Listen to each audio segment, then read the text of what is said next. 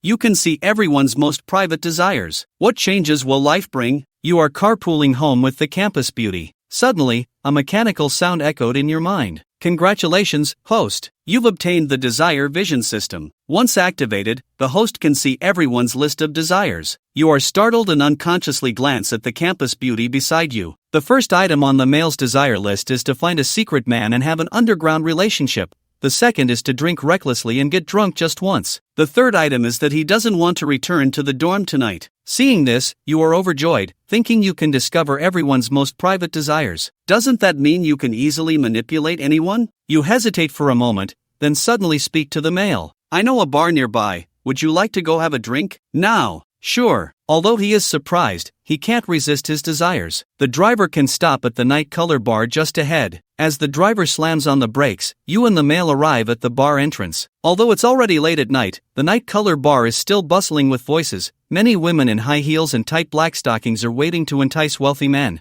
Meanwhile, many men are casting wandering glances, hoping to get drunk with some beautiful woman and take her home tonight. You sit at the bar, chatting and drinking. Your gaze wanders around the bar, and you clearly see everyone's desires. Sitting in a red booth is a wild girl with a rating of 6. Holding a glass in one hand, she dances wildly to the rhythm. Her desire list's first item is that her boyfriend cheated on her, and she's feeling down. She must find a man to take revenge. A girl in a white backless dress, her looks can be rated around 7. Beside her, a man in a suit leans in, whispering something in her ear. The first item on the woman's desire list is, welcome to the family of AIDS. The man's desire list in the suit is to drink. He wants to down this drink, take you, and later, he will want your kidney. With thousands of faces and countless differences, you watch all this with a smile on your lips. What are you looking at? Lan Fonger finishes her drink and looks at you thoughtfully. Nothing much, just that I haven't been to a bar in a long time and feel a bit out of place. Why don't you want to go back to the dorm? What? I said,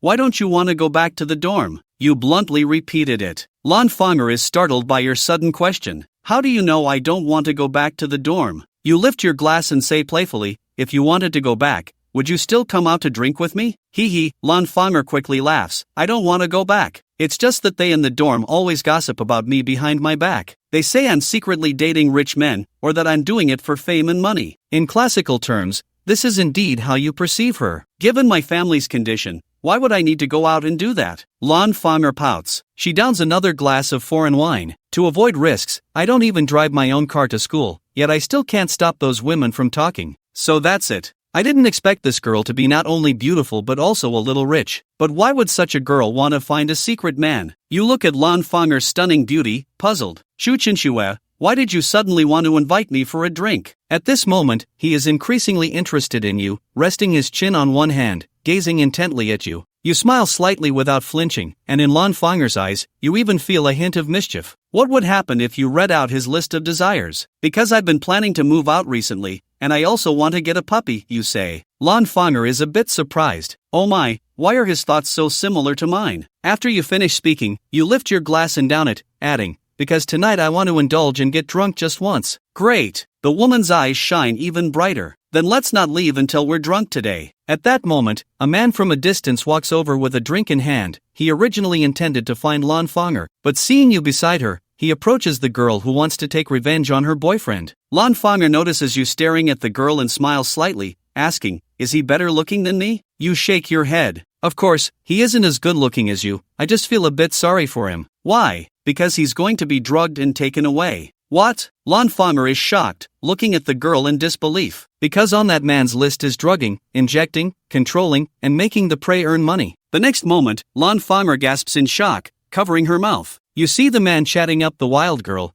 then quietly dropping something powdery into her drink. Nini, how did you know? The male is suddenly a bit anxious. Because I saw it beforehand, you definitely wouldn't mention the desire list. What should we do? Should we go? The male immediately stands up, but you grab his hands. Don't move, it won't help if you go. Those people over there are his accomplices, and we don't need to investigate further because that girl's boyfriend has already arrived. The male looks up and sees a worried boy at the bar entrance, scanning for his girlfriend. Oh my, how does he know all this? The male looks at you in shock. You were thinking of having a drink, but it seems a fight is about to break out in the bar. You pull the male to leave. At the bar entrance late at night, you and the male stand by the street waiting for a ride, with the music from the bar booming behind you. Screams erupt from the bar, the music abruptly stops, followed by the sound of shattering bottles. Indeed, a fight has broken out. At this moment, the male looks at you incredulously. How do you know everything that's about to happen? You hail a taxi and turn back to him with a smile, saying that the most important foundation of acting is character observation. I rely on details. Observing and paying attention to them allows me to gauge a person's thoughts through their behavior, gestures, and expressions. You sit in the taxi, driving away,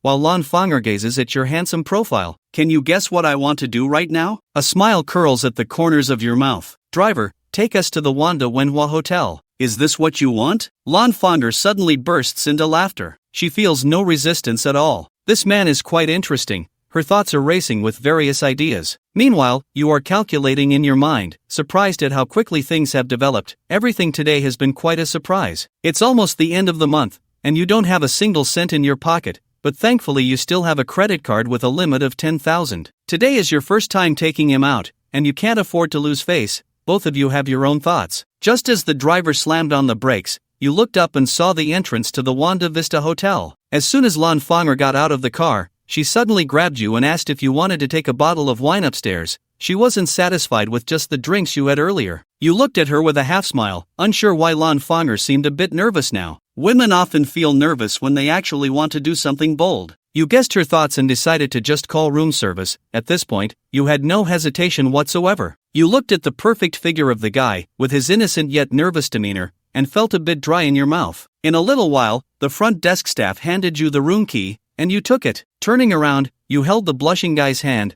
feeling a sense of control over your life. As the elevator arrived, two influencer-like beauties walked towards you, purely from a man's aesthetic perspective. Their looks were generally around a score of 7. At that moment, you could see their thoughts clearly. What a perspective, that no. 8 is short and small. With a bit of belly fat, these wealthy old men have such strange tastes. Luckily, they didn't choose me. Otherwise, serving that greasy fat guy for a night would be disgusting. It's just 3,000 yuan, and I'm not lacking that. As the two girls brushed past you, feeling disheartened, you thought about the 8,000 words for 10,000 yuan in 24 hours. A custom order for 30,000 yuan, delivered nationwide. You had only heard of it before and had never seen it in person. You wondered in your heart how you could hear the subtext of their inner desires while looking at their wish lists, but you couldn't read the potential thoughts of others, and along the way, Gu Qingfan looked at you with newfound respect. She is a beauty herself, and her family is very wealthy, having encountered numerous rich young masters. Your attitude towards her surprised him, making the guy incredibly curious. After entering the room,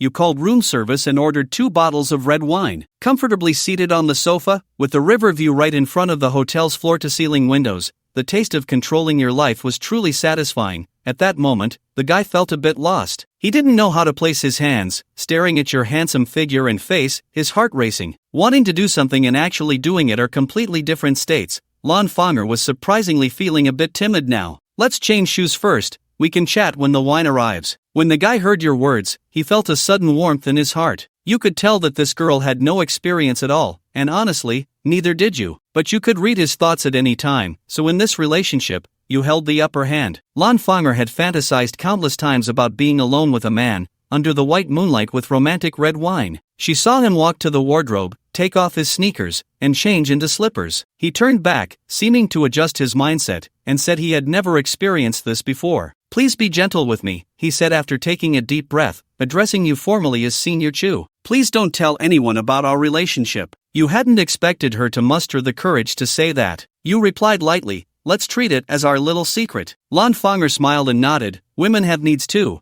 and sometimes their needs are just as great as men's. They are just good at hiding them, while you happen to be good at uncovering them. What surprised her the most was, the guy had actually never experienced that before. All those rumors about her were utterly unfounded. Thinking of this, you couldn't help but feel a hint of curiosity about the guy, who was clearly very nervous. Thus, the first item on his wish list was simply to drink. The more he drank, the better, to let go of all his defenses and reservations. Because of this, you couldn't learn about his other thoughts just yet. At that moment, the doorbell rang, and the server outside brought in 2 bottles of red wine and some glasses. You and the guy sat in front of the floor-to-ceiling windows, enjoying the city night view outside. Perhaps it was in this intimate atmosphere. Perhaps it was the wine, but slowly, she began to relax a lot. During your conversation, she was often amused by you, and as her mood eased, under the system's influence, almost every word she spoke was said to resonate deeply with the guy. This feeling was something he had never experienced in over 20 years. Before long, one bottle of wine was already finished, and his slightly tipsy gaze was fixed on you, seemingly filled with a mix of ache and helplessness inside. If it weren't for the thing he was about to face, he would love to openly date you like this. How lovely it would be to hold hands openly and flaunt your affection. But unfortunately, why are you drinking so fast? You set down your glass and noticed that the guy's expression seemed a bit off. In the next moment, the guy had closed his eyes and leaned in closer to you. The next morning, when Chu-Chen woke up, it was already around 1 p.m. Sunlight streamed in from outside, and the white, rumpled sheets revealed all the stories that had unfolded here last night. Chu-Chen rubbed his head and sat up, looking around. He saw no hint of the poetic South. It had been late last night, and both of them had been exploring each other in an exciting yet tense manner. They had been at it until morning when suddenly his phone rang. Chu-Chen, time to get up. I have a casting interview in Yanqing today, so I need to catch a flight. Chu-Chen smiled slightly and quickly replied, wishing a safe journey, and after sending the message, Chu-Chen briefly recalled the wonderful moments of last night, then finally sat up in bed. He had personally confirmed that Lan Fonger was indeed a first-timer. There was no doubt about it during their encounter. Chu-Chen always felt that while he had been acting in a certain way, she was extremely proactive, so proactive that it caught him off guard. Perhaps it was due to the oppressive environment of wealthy young ladies. Chu-Chen didn't dwell on it too much. Since he had gained this ability, it would be a waste to only use it to speculate on women's inner worlds. Moreover, his wallet was empty after adding 2 more bottles of wine last night. In total, he would have to pay an extra 6,000 or 7,000 at checkout, so he needed to find a way to earn some money. He had to try everything he had previously thought of in the life ahead. Chu-Chen would also try things he had never considered before, but all of this required significant financial support, and what they said online was true. Only money can bring happiness, just like the 2 escort girls he saw in the hotel corridor last night. If they were on the street, men would only see them as goddesses to admire from afar, not to be touched. But for the wealthy who frequent high-end hotels, they are merely playthings that can be summoned and dismissed at will. The world is inherently unfair. Had he not spent so much money last night, he wouldn't even have had the chance to experience true high society here. Although this is just a phenomenon at the very bottom of high society, it is not something a 22-year-old poor student like him can easily digest. The rotten luxury that evokes envy was a realm Chu-Chen had never had the chance to experience. After a moment, he took out his phone and texted Luyu, "Where are you? I'm in Sanya filming with the crew. What's up?" The phone on the other end was filled with noise, and Luyu's voice came in low. "At the casino, just at the casino." "What drama are you talking about?" Chu-Chen scolded. Luyu was Chu-Chen's classmate, but this guy often ran around under the guise of an internship during his junior year, frequently borrowing money from dorm mates to gamble. He still owed Chu-Chen 2,000 yuan. In his desire to make money, Chu-Chen immediately thought of Luyu. "Bro, what are you planning this time?" "I'm just planning to do a little gambling this time. I need to borrow some money from you." "Enough chit-chat, where are you in Sanya? I want to test my luck too." Chu-Chen directly interrupted the latter half of Luyu's sentence. Luyu was clearly taken aback. Wasn't Chu-Chen usually opposed to gambling? Why was he suddenly interested in joining? This guy has gone crazy. After hanging up, Chu-Chen immediately stepped out. Luyu was always spouting nonsense. He had previously claimed he was in Sanya, but upon hearing that Chu-Chen was actually coming, he quickly changed his story, saying he was actually in the Magic City and hadn't gone that far. 2 hours later, Chu-Chen met Luyu outside a rundown restaurant in the Suwei district. Luyu was wearing a hoodie, looking haggard, and his eyes were bloodshot. "Bro, are you really going to do this?" Chu-Chen sat across from Luyu and ordered a bowl of noodles, sizing up his classmate whom he hadn't seen in a while. The wish list: 1. Borrow 500,000 cash to pay off debts. 2. Advise Chu-Chen not to run away, or he would end up like himself, burdened with debt and with nowhere to go. 3. Go all in tonight and try to turn things around in one night, never to gamble again after this. Seeing Luyu now, after years of being dorm mates, he looked like neither a man nor a ghost. He felt a bit of sadness in his heart, especially when he saw Luyu, in such a situation, still advising him not to gamble. It touched Chu-Chen somewhat. "What happened to you?" Luyu sighed and smiled bitterly. "It's all because of gambling, bro. Maybe my reputation is already tarnished among our classmates. I know my words carry no weight." His words were no longer credible, but the reason he asked you to meet today was that he still had a shred of conscience. Luyu took a deep breath and raised his head, urging, "Don't gamble. You have no idea how disgusting those people are. You've seen where I ended up. I don't want that to happen to you." Hearing this, Chu-Chen realized that this brother truly cared about him. While making money was the top priority at the moment, he still understood the principle that 9 out of 10 gamblers cheat. Not to mention that he could see others' wish lists. Even if he could read their minds, who could guarantee that no one would cheat at the last moment? So Chen continued, I want to ask you, what do wealthy people usually do after gambling? The goal is very clear. To make money you have to target the rich, especially those who love to gamble. Gambling is a mindset. A historical figure once said that a man may not gamble with money, but he must have the spirit of gambling. Success or failure in business is fundamental. The means of pursuing women is also fundamental. Whether to enter an industry is fundamental. Only men with a gambling spirit are worth mingling with. Tonight, Chen plans to use this chance to bet on his own future. For him, the odds of winning in this game are almost 100%. Generally, whether one wins or loses money, they all end up at the club to indulge. Chen replied, whether winning or losing, they go there. The winners celebrate, and the losers try to shake off their bad luck. Leaning back in his chair, Chen noted that wealthy people play quite lavishly. Liu continued, they'll need to settle their bets. I'm well aware of the ins and outs in there. In the entire underground scene of the Magic City, there's no place I, Liu, don't know about. You've definitely come to the right person, bro. I don't gamble. I don't want to end up like you, neither human nor ghost. So tell me, what do you plan to do to make money? I'm dying to know. As Chen pondered, he stood up to leave, followed by the chattering Liu. How much money do you have on you now? Why do you ask? Liu's expression changed to one of caution at the mention of money. How can you make money without capital? Chen almost slapped him on the forehead. This money is what I scraped together to pay back. I need to pay at least 10,000 tonight, or they'll chop off my left hand. Liu was cursing in his heart. Lend me 100,000 before midnight. If I can't make 100,000, I'll break my hand. Because their relationship was good enough, Chen didn't hold back. Before long, he followed Liu to the entrance of a luxurious restaurant, the Jin Huami Du. Chen felt he had definitely come to the right person in Liu, if it weren't for him. Chen never expected that such an upscale restaurant would have a hidden private casino. Bro, let me tell you, everyone in there is either wealthy or well-connected. Anyone who is anyone must not be offended, Liu whispered next to Chen. I've been around for years, and I've only been to this place once. The stakes here are high. The minimum bet here is at least 10,000. Chen smiled slightly. You really are a gambler. You said you wouldn't bet, so just relax. For some reason, Liu felt a bit uneasy looking at Chen's confident demeanor. He didn't know why, but since it had come to this, he steeled himself. Anyway, I have bad luck today. Seeing Chen so full of confidence, he must have some way to make money. I might as well follow him and see. Maybe he can help me turn things around. The two of them stood in front of the luxurious Jin Huami Du restaurant until around 8 p.m. Liu kept talking to Chen about the rules of the clubs. By the time they reached the 8th and 9th floors, luxury cars were lined up in front,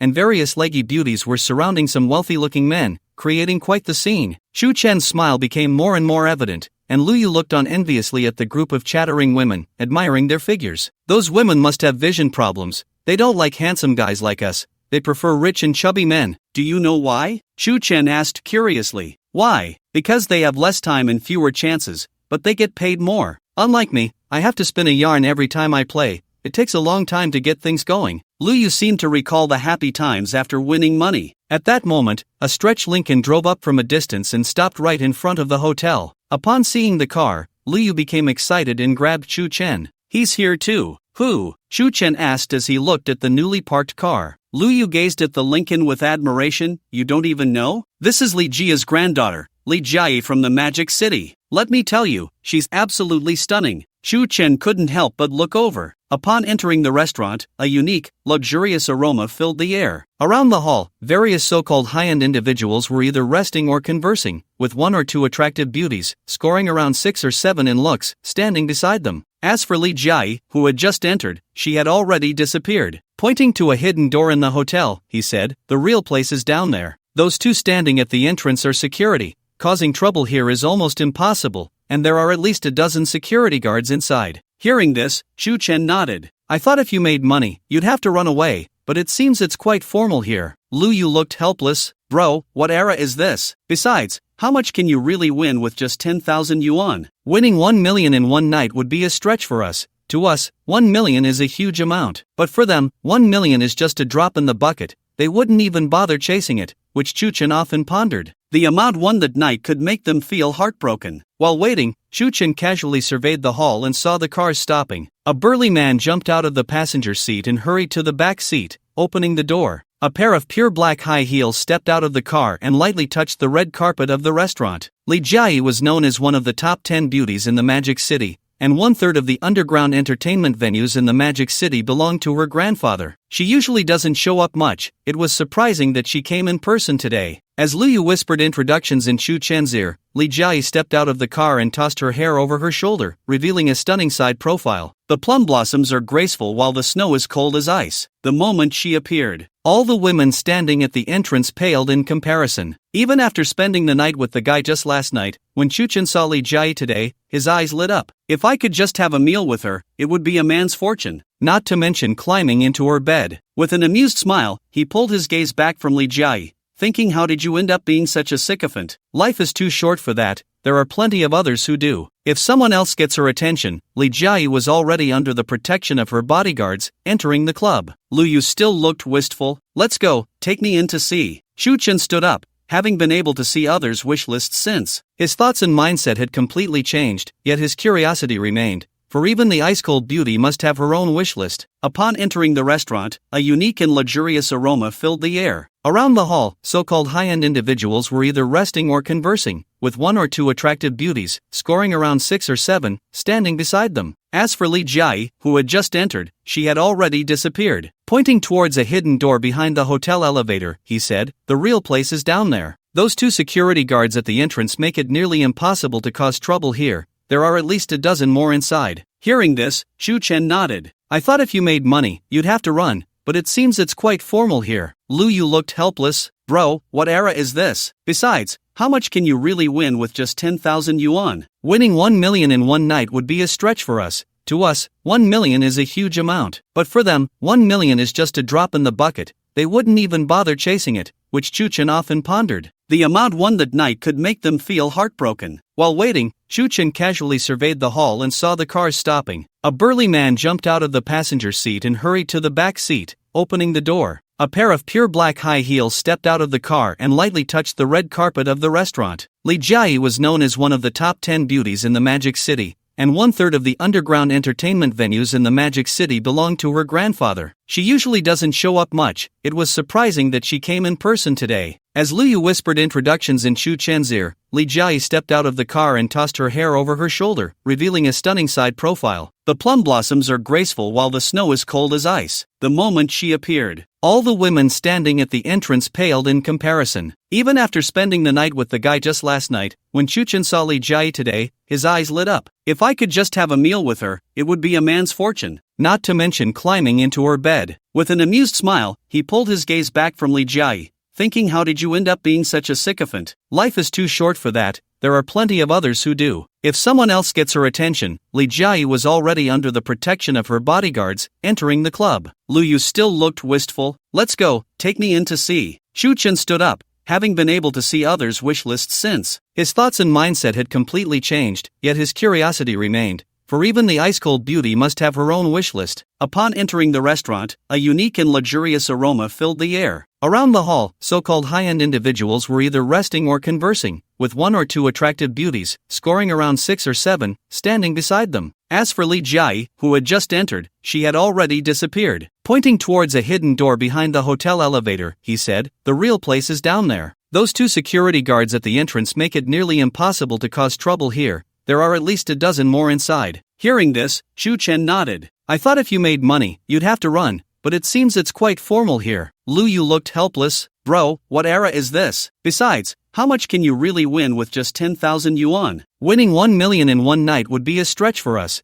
To us, 1 million is a huge amount. But for them, 1 million is just a drop in the bucket. They wouldn't even bother chasing it, which Chu Chen often pondered. The amount won that night could make them feel heartbroken. While waiting, Chu Chen casually surveyed the hall and saw the cars stopping. A burly man jumped out of the passenger seat and hurried to the back seat, opening the door. A pair of pure black high heels stepped out of the car and lightly touched the red carpet of the restaurant. Li Jiayi was known as one of the top 10 beauties in the Magic City, and 1/3 of the underground entertainment venues in the Magic City belonged to her grandfather. She usually doesn't show up much. It was surprising that she came in person today. As Liu whispered introductions in Chu Chen's ear, Li Jiayi stepped out of the car and tossed her hair over her shoulder, revealing a stunning side profile. The plum blossoms are graceful while the snow is cold as ice. The moment she appeared, all the women standing at the entrance paled in comparison. Even after spending the night with the guy just last night, when Chu Chen saw Li Jiayi today, his eyes lit up. If I could just have a meal with her, it would be a man's fortune. Not to mention climbing into her bed. With an amused smile, he pulled his gaze back from Li Jiayi, thinking, how did you end up being such a sycophant? Life is too short for that. There are plenty of others who do. If someone else gets her attention, Li Jiayi was already under the protection of her bodyguards, entering the club. Lu Yu still looked wistful. Let's go, take me in to see. Chu Chen stood up, having been able to see others' wish lists since. His thoughts and mindset had completely changed, yet his curiosity remained. For even the ice-cold beauty must have her own wish list. Upon entering the restaurant, a unique and luxurious aroma filled the air. Around the hall, so-called high-end individuals were either resting or conversing, with one or two attractive beauties, scoring around 6 or 7, standing beside them. As for Li Jiayi, who had just entered, she had already disappeared. Pointing towards a hidden door behind the hotel elevator, he said, the real place is down there. Those 2 security guards at the entrance make it nearly impossible to cause trouble here. There are at least a dozen more inside. Hearing this, Chu Chen nodded. I thought if you made money, you'd have to run, but it seems it's quite formal here. Lu Yu looked helpless. Bro, what era is this? Besides, how much can you really win with just 10,000 yuan? Winning 1 million in one night would be a stretch for us. To us, 1 million is a huge amount. But for them, 1 million is just a drop in the bucket. They wouldn't even bother chasing it, which Chu Chen often pondered. The amount won that night could make them feel heartbroken. While waiting, Chu Chen casually surveyed the hall and saw the cars stopping. A burly man jumped out of the passenger seat and hurried to the back seat, opening the door. A pair of pure black high heels stepped out of the car and lightly touched the red carpet of the restaurant. Li Jiayi was known as one of the top 10 beauties in the Magic City, and 1/3 of the underground entertainment venues in the Magic City belonged to her grandfather. She usually doesn't show up much. It was surprising that she came in person today. As Liu Yu whispered introductions in Chu Chen's ear, Li Jiayi stepped out of the car and tossed her hair over her shoulder, revealing a stunning side profile. The plum blossoms are graceful while the snow is cold as ice. The moment she appeared, all the women standing at the entrance paled in comparison. Even after spending the night with the guy just last night, when Chu Chen saw Li Jiayi today, his eyes lit up. If I could just have a meal with her, it would be a man's fortune. Not to mention climbing into her bed. With an amused smile, he pulled his gaze back from Li Jiayi, thinking, how did you end up being such a sycophant? Life is too short for that. There are plenty of others who do. If someone else gets her attention, Li Jiayi was already under the protection of her bodyguards, entering the club. Lu Yu still looked wistful. Let's go, take me in to see. Chu Chen stood up, having been able to see others' wish lists since. His thoughts and mindset had completely changed, yet his curiosity remained. For even the ice-cold beauty must have her own wish list. Upon entering the restaurant, a unique and luxurious aroma filled the air. Around the hall, so-called high-end individuals were either resting or conversing, with one or two attractive beauties, scoring around 6 or 7, standing beside them. As for Li Jiayi, who had just entered, she had already disappeared. Pointing towards a hidden door behind the hotel elevator, he said, the real place is down there. Those 2 security guards at the entrance make it nearly impossible to cause trouble here. There are at least a dozen more inside. Hearing this, Chu Chen nodded. I thought if you made money, you'd have to run, but it seems it's quite formal here. Lu Yu looked helpless. Bro, what era is this? Besides, how much can you really win with just 10,000 yuan? Winning 1 million in one night would be a stretch for us. To us, 1 million is a huge amount. But for them, 1 million is just a drop in the bucket. They wouldn't even bother chasing it, which Chu Chen often pondered. The amount won that night could make them feel heartbroken. While waiting, Chu Chen casually surveyed the hall and saw the cars stopping. A burly man jumped out of the passenger seat and hurried to the back seat, opening the door. A pair of pure black high heels stepped out of the car and lightly touched the red carpet of the restaurant. Li Jiayi was known as one of the top 10 beauties in the Magic City, and 1/3 of the underground entertainment venues in the Magic City belonged to her grandfather. She usually doesn't show up much. It was surprising that she came in person today. As Liu Yu whispered introductions in Chu Chen's ear, Li Jiayi stepped out of the car and tossed her hair over her shoulder, revealing a stunning side profile. The plum blossoms are graceful while the snow is cold as ice. The moment she appeared, All the women standing at the entrance paled in comparison. Even after spending the night with the guy just last night, when Chen saw Li Jia today, his eyes lit up. If I could just have a meal with her, it would be a man's fortune. Not to mention climbing into her bed. With an amused smile, he pulled his gaze back from Li Jia,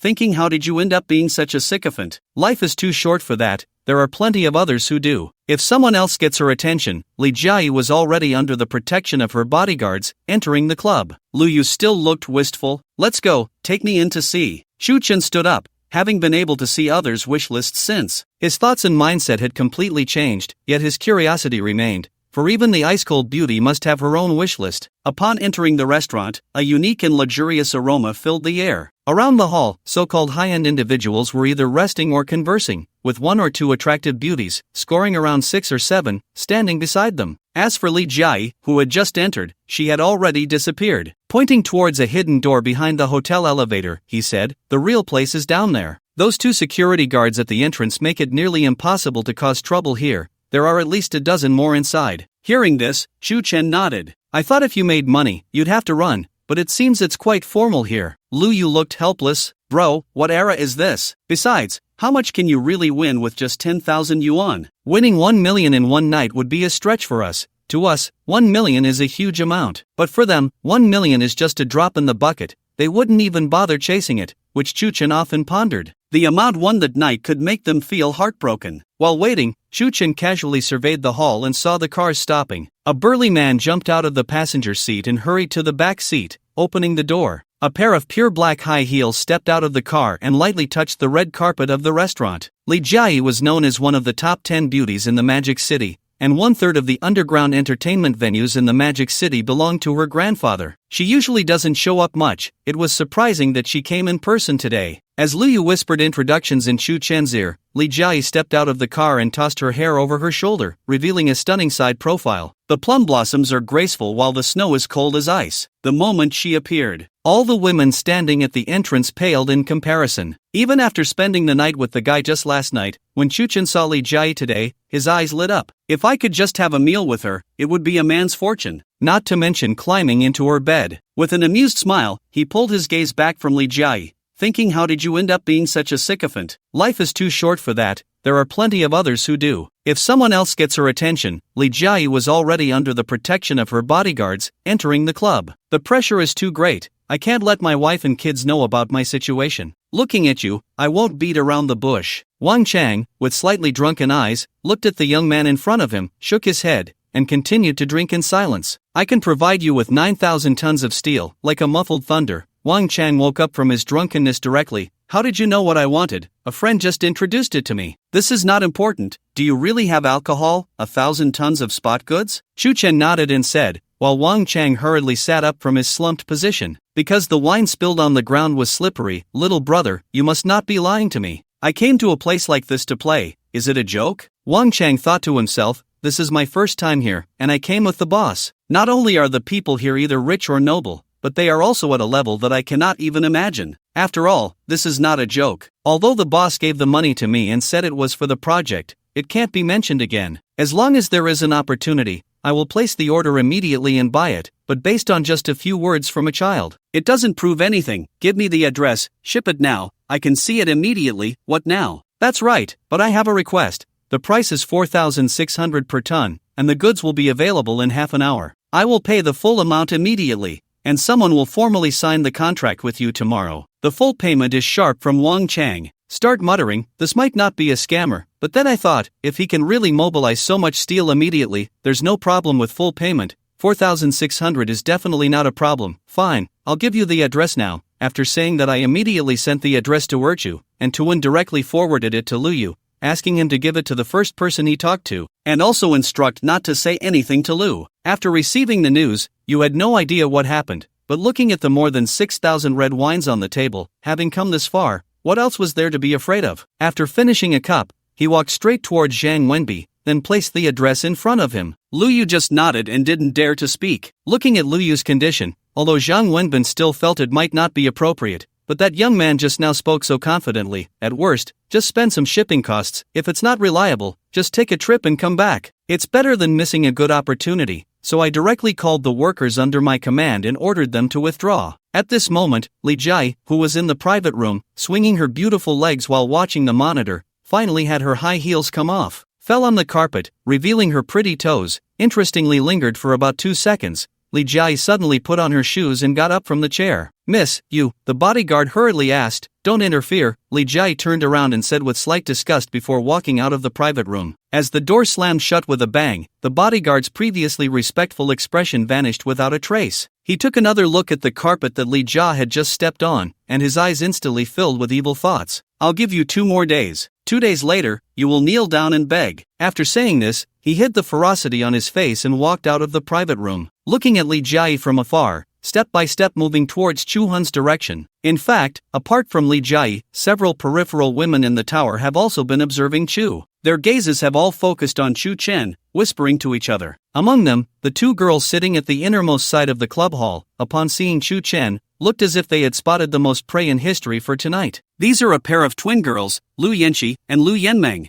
Unlike other women dressed provocatively, these twins are dressed very tastefully. While other women come here hoping to attract customers, the 2 of them look more like wealthy young ladies out to have some fun. The 2 don't seem very old, probably just over 20 years old. The sisters look very similar, both having youthful and cute doll-like faces, but their figures are indeed quite good. The so-called baby face type. The older sister, Lu Yanqi, is wearing a plain white t-shirt, wearing skinny jeans and high heels. My sister Lu Yanmeng is the same. They can be considered the top courtesans in the entire underground casino. Although Jean is far from being as stunning as Li Jai, her independent beauty is not inferior to any other woman. If Li Jai's looks can be rated as 9 points, then the looks of these twin sisters are definitely between 7, 5 and 8 points. Many wealthy bosses have fantasized about what it would be like to be with these 2 sisters, but these people also know. Some women can spend money, but some women may not be able to even after spending money. Moreover, the regular customers at the club all know that the 2 sisters are different from those ordinary escort girls around them. Their trick is to not let you sleep with them, yet they can still make those big spenders who want money willingly spend on them. Being women as well, this is the difference in means. Looking at the eyes of the 2 sisters now, it is obvious that they have developed a strong interest in Chu Chen. "This younger brother of mine looks quite good. Did you hear that? Just going back and forth like this, wanting to make so much money. Although I don't believe he can do it, looking at him,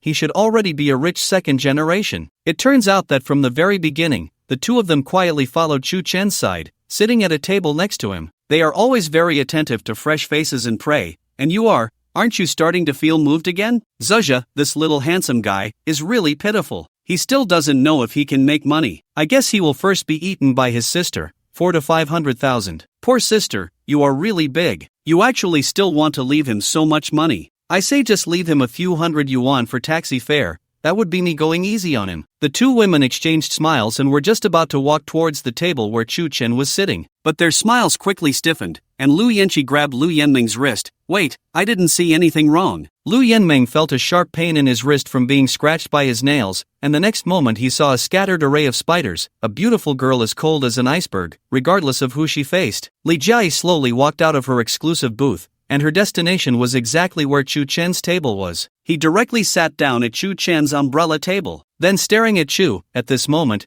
Chu Chen also felt that someone was secretly observing him. Intuitively turning his head, he saw Li Jai sitting at his desk, but he did not avoid it. Continue to sit there, looking at the middle-aged man in front of you. The 2 of them look at each other in silence. The middle-aged man is extremely media in his heart right now. If it's true, this little brother almost saved his own life. If it was fake, I really wouldn't know how to go on the road ahead. Half an hour passed quickly. Sister Li Jai, what is going on? Lu Yanming's eyes were full of shock. It had been 2 years, a full 2 years, and he had never walked into the casino hall like this before. Could it be that Lu Yanqi's steps have already stopped? Just as the 2 sisters were in shock, a middle-aged man's voice came from over there. "Little brother, please intervene in the blink of an eye." 10 million, this amount is still very easy to calculate for money-sensitive escort girls. A bicycle doesn't turn into a motorcycle, but rather into a damn aircraft carrier. At this moment, Lu Yanqi and Lu Yanmeng gritted their teeth. The business they completed in half an hour earned nearly 10 million. Even in the stock market, which is known for creating miracles, it is unlikely to happen even in the futures market. In this world, there are only 2 places where this situation is likely to occur. One is the lottery redemption center, and the other is the casino. If such a big fish gets away, Sisters cannot be reconciled no matter what. Sister, you're overthinking it. Who is Li Jia? How could he possibly be interested in that guy? So as long as he isn't her man, it doesn't matter. Lu Yanmeng gritted her teeth, ran her fingers through her elegant hair,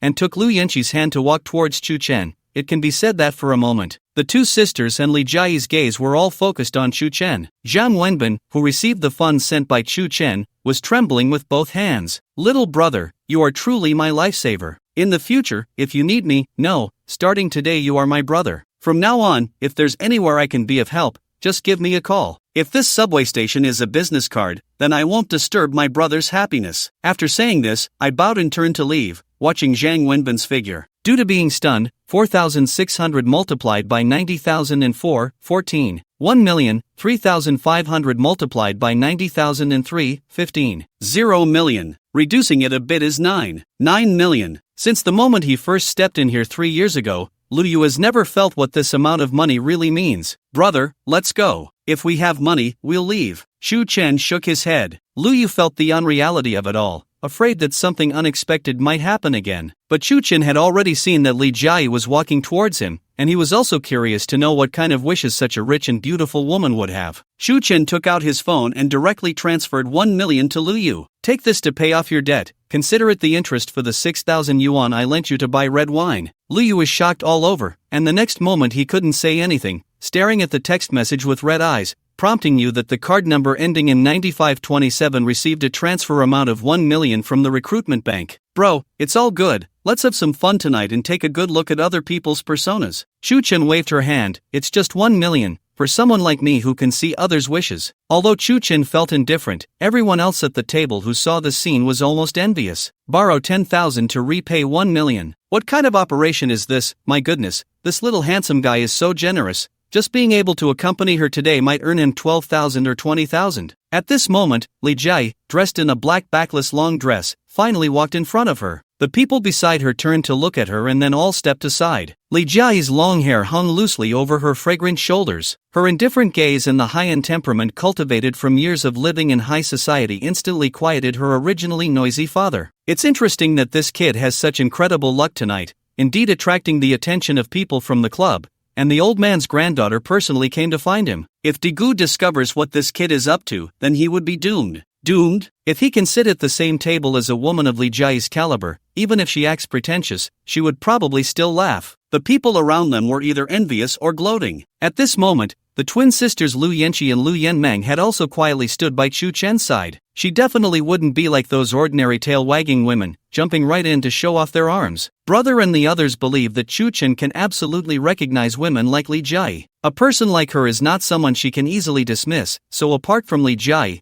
they are not inferior to any woman present. The battlefield of love is like a battlefield, and it may even be more complicated than a battlefield because here, no one gets killed or fights. It's all about the mutual speculation between hearts. Money is merely a tool for people to compete with. Chu Chen looked at Li Jia sitting across from her and couldn't help but smile. If it were yesterday at this time, she wouldn't have reacted to such a woman. Any improper thoughts? Because the gap between the two is really too big, but now, everything is different, namely Jia wish list. Also solve the biggest crisis currently facing the club. Explore the secret of this kid in front of us, expand to view more. Without hesitation, Chu Chen unfolded all of Li Jia's wish list while waiting for her to speak first. It was quite different from others. In this short period, Chu Chen had browsed through many people's wish lists. The simplest, like the campus goddess such as the male counterpart, by the last time he was with him, his list had as many as 50 or 60 items. His old classmates and good brother Lu Yu had over 30 items on their lists. Basically, all the men had around 30 items, while women generally had about 1,610 items. This reflects the difference between men and women, as women always want more than men. However, in front of him, Li Jia currently had only 4 items on her wish list, with one being to solve the biggest crisis currently facing the club. 2. Explore this kid's secret in front of you. 3. If you have to get married, then before getting married, go on a trip with any man and give away your first time. Then, after getting married, make it public, letting that man who wants to burn fat, the whole family be shrouded in endless humiliation. After doing all this, ended in the vast sea. Looking at all this, Chu Chen once again raised his head to look at Li Jia, that incredibly beautiful yet exceptionally cold face, feeling incredulous in his heart. This woman, no wonder the list of wishes is so short. It turns out she wants to commit suicide. After browsing through Li Jia's light wishes, Chen felt as if he had directly penetrated her inner world. Many people are unhappy because they are poor, many people are unhappy because they don't look good, but unexpectedly, even the rich and good-looking Li Jia is not happy. Perhaps because he temporarily has no feelings for Li Jia, Chen surprisingly had a sense that the world is indeed very fair. Brother feels something is about to happen. He heard Lu Yu's voice in his ear. Chen looked at Li Jia, recklessly sizing him up. Strangely, ever since Li Jia sat at this table, the other guests fell silent.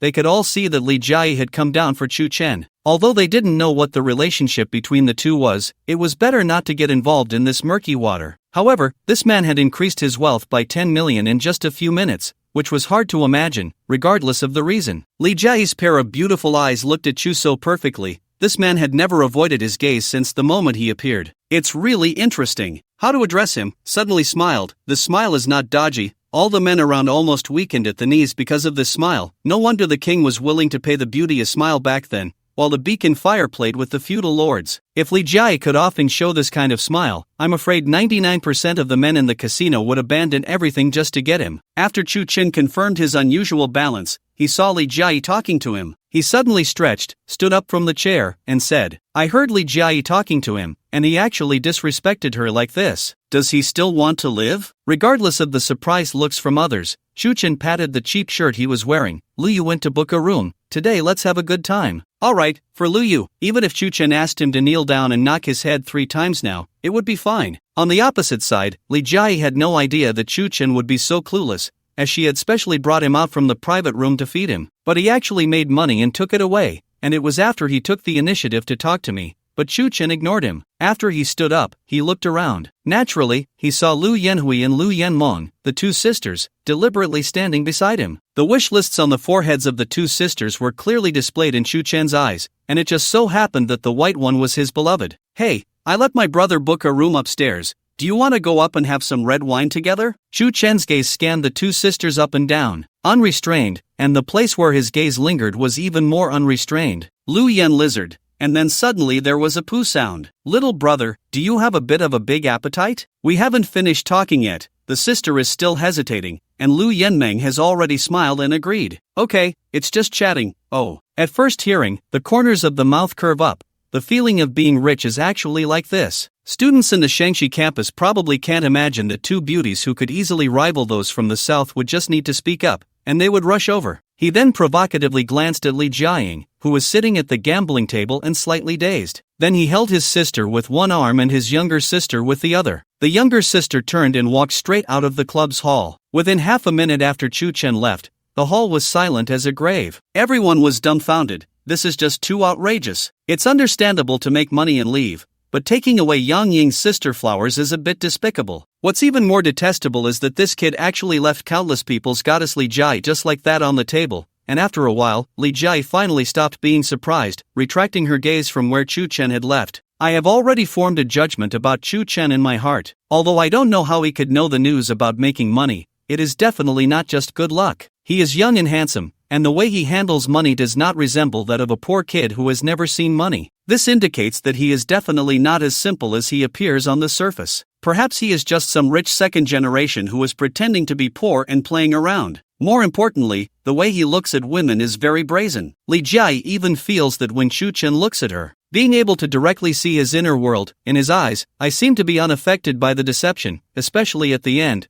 When he was embracing the twin sisters, it was clear that he was a scumbag to the extreme. In the midst of silence, Li Jia's smile grew more and more intense, and within that smile, there was surprisingly a sense of vengeful satisfaction, a wealthy capriciousness. There are family forces behind him, and he is a complete scumbag. If I marry that man and he finds out that my first time was given to such a disgusting person, he would be furious, right? Of course, if it can provoke the entanglements and confrontations between their families behind them, wouldn't that be even more enjoyable? Li Jia's fingers, which were slowly tapping on the gambling table, suddenly stopped. It was him. I just don't believe that with my looks and figure. If I give it to you for free, you wouldn't want it. Chen walked out with the sisters, also with a face full of excitement. He currently has over 1 million in his card, and he also took a high-interest loan of 500,000, yet he still has quite a few property cards left here. I live next door to you, so just let me know if you need anything. Liu handed Chu Chen a pure black VIP room card, and then, with an outsider who appeared out of nowhere, directly got on the elevator. Let's do it. Chu Chen looked at Liu's anxious appearance and couldn't help but think,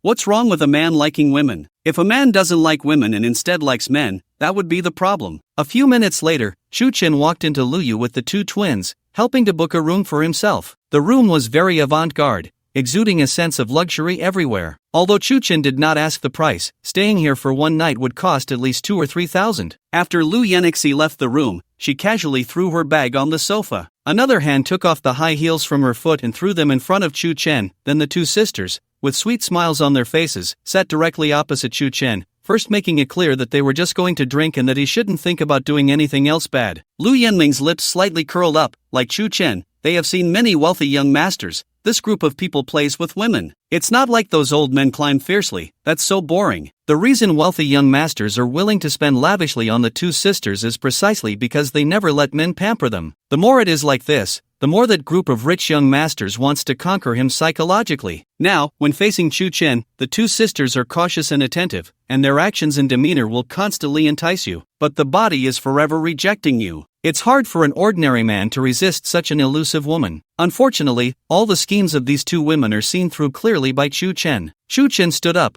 took a bottle of red wine from the refrigerator, poured it into the decanter, and gently swirled it. He had specifically studied the etiquette and methods of drinking red wine before. Anyone who has studied acting in a professional school would do this. As a preparatory actor, there would be quite a number of roles he might play in the future, and in order to have a chance to film historical dramas one day, Chu Chen did this during his first year of university. Once spent a semester practicing dance and learning to ride horses. Later, because his image was good and he looked quite like a wealthy second generation, he was always favored, and was specifically taught wine dining etiquette. There are also a series of things that are irrelevant, which leads to the fact that although Chu Chen has never experienced a wealthy life, this does not prevent him from playing the role of a rich person. Moreover, he currently has more than 9 million in his account, which is many times more than the average rich second generation. In the campus of the Shanghai Theater Academy, there are also quite a few students who drive luxury cars to school. The so-called rich second generation only appears to be very wealthy on the surface. Unfortunately, the money is all paid by them. The car can be given to you, but the amount of money you receive each month is just this much. Once you spend it all, don't think about finding a rich second generation. This will lead to a situation where a rich second generation drives a Maserati sports car. Perhaps the money on him is not enough to fuel the car once. In this awkward situation, Chu Chen, while sobering up, smiled at the two young girls. His gaze at the sister flowers has now returned to clarity, reflecting everything that happened earlier in the club. It's just that it's all performed for Li Jiai to see, named Mu Yanshi, a wish for a light-hearted younger brother, to be able to see his sister marry the person she loves, and to have a house by the sea. With enough money, he spends an ordinary life in a flower shop. Unfolding more about Chu Chen's general overview, seeing dozens of lists below, most of the content is unimportant. I want to buy some shoes or a bag of a certain brand, something that catches my eye with joy, a wish list, and I also hope to meet a man who is not after my beauty, but truly loves my soul to marry. 2. Help my sister miss the medical expenses he needs to see a doctor. 3. Fiercely cut down the ambitions in front of him. Seeing that he looks very wealthy, expand to browse more. AS sister's wish list. Feels pretty good, at least this woman doesn't look like a bad woman, or some casual woman. But the third item on the sisters list made Chu Chen feel helpless. Do I really look that much like a brainless silly woman? The handsome guy still wants to give me a hard time. However, the second item on the sisters list piqued Chu Chen's interest. He quickly understood that it should be his sister Liu Yanshi who had gotten some not-so-good illness, so the two sisters came to this place to make money. But what Chu Chen knows is that he currently has no interest in these two twins. What he is interested in is Li Jiai, who is downstairs, engaged in a fierce ideological struggle. What needs to be done now is to chat with these two sisters, drink some wine, and quietly wait for Li Jiai to come find her. What Chu Chenwei doesn't know is when Li Jiai will come to knock on her door. 2 hours later, inside the hotel basement private room, the bodyguard stood at the door, hands placed in front of him, quietly watching Li Jiai. And the originally frosty Li Jiai seems to have a bit of intersection. It's been 2 hours, it's time to find an opportunity to approach her. Li Jiai bit her lower lip and waited for another 10 minutes. Just find an opportunity to sneak up. It's been 2 hours, no matter how capable she is, it should be over. Li Jiai bit her lower lip, and after waiting for another 10 minutes, she found an opportunity to sneak up. Li Jiayi was already prepared. At worst, when entering the room, she would see 2 women and 1 man lying on the bed. Anyway, she had already made up her mind, so it didn't matter. She glanced at the bodyguard standing at the door with her peripheral vision. At the same time, she took off her high-heeled shoes and changed into a pair of pure white cotton slippers that she usually wore to relax. To make up for earlier, I might have left the engagement ring on that table, so I need to go look for it. When the 10 minutes were up, Li Jiayi suddenly stood up, pretending that she really lost the ring. "Miss, it's better for you to stay here. I'll go help you find it." The bodyguard named Li Guei immediately glanced at the surveillance footage, then turned and walked towards that table. Li Jiayi gently held the hem of her black backless long dress in her hand, revealing her beautiful, fair, and slender figure. With no trace of excess flesh on her long legs, she had just secretly asked about the hotel upstairs. Chen was in room 2119, watching as Li Guei walked towards the table. Li Jiayi quietly walked out of the private room and left through the back door. At the same time, in room 2119, the figures of the 2 sisters had long since disappeared. An hour ago, that bottle of red wine was already finished. Chen left contact information because he had to wait for Li Jiayi's marriage alliance, and later, the 2 sisters were inexplicably involved. This man is different from all the other men who wanted to do something to them, because ever since he entered the room, he has been polite, drinking and chatting with the 2 of them. It seems like he is completely a different person from the one who was reckless in the club before,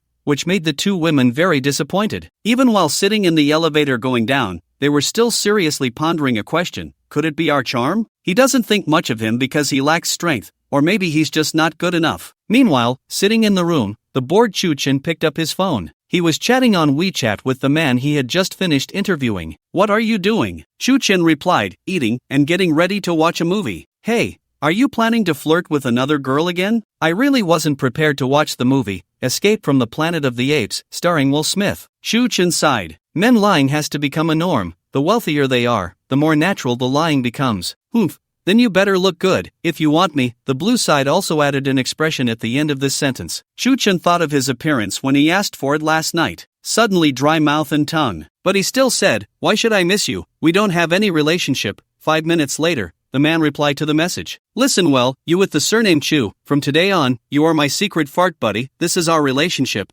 And Chen couldn't help but laugh when he saw this sentence. This idiot girl, saying this about herself, really helped him fulfill one of the wishes on his wish list, that one about a fart friend. He shook his head lightly. Just as I was about to reply, a clear sound suddenly rang in my mind, and in the next moment, Chen was stunned because he clearly heard a strange voice that he had never heard before in his mind, saying that the host helped Nan Fa fulfill a total of 3 wishes. The list rewards 6,000 points, which can be used for a lottery. Each lottery draw requires 1,000 points. 3 wishes for men's hairstyles have been completed, which are: I don't want to go home tonight, earned 1,000. 2 points, want to get drunk tonight and let loose, earned 1,000. 3 points, hope to find a man who can keep secrets strictly and become stable friends with benefits, earned 40,000 points. Chen was confused for a long time, and finally reacted. No wonder he could suddenly see others' wish lists. It turned out to be because of the system reason, and not only can one see other people's wish lists, but if these wish lists are fulfilled or if one participates in fulfilling them, one can also gain other benefits. Seeing other people's wishes is just the beginning. Help others complete their wish lists, earn system points, and participate in a lottery. This is the full functionality of the system, right? I always felt like something was missing before. Chen slightly complained in her heart. Each lottery draw costs 1,000 points, which means I can draw at least 6 times now. He immediately communicated with the system, saying that everyone could draw lots, and whatever was drawn out. A moment later, Chen took a deep breath. I see. He may win prizes that include villas, yachts, firearms, and even various kinds of plans. In short, everything should be available. Moreover, this lottery thing is all about luck. As long as he has enough points, he can keep drawing lots. Of course, there may also be times when he ends up not winning anything. It's a bit interesting. Just as Chen was about to try a lottery, a sudden sound of footsteps came from the hallway, and the next moment, the door of room 2119 was knocked on. Chen had no choice but to temporarily put away the idea of an immediate lottery, and then walked to the door. As soon as he opened the door, he saw countless people pursuing but unable to attain the beautiful woman Li Jiayi, and indeed, he had delivered himself to her doorstep. Now standing in front of her with a proud posture, Li Jiayi was slightly out of breath.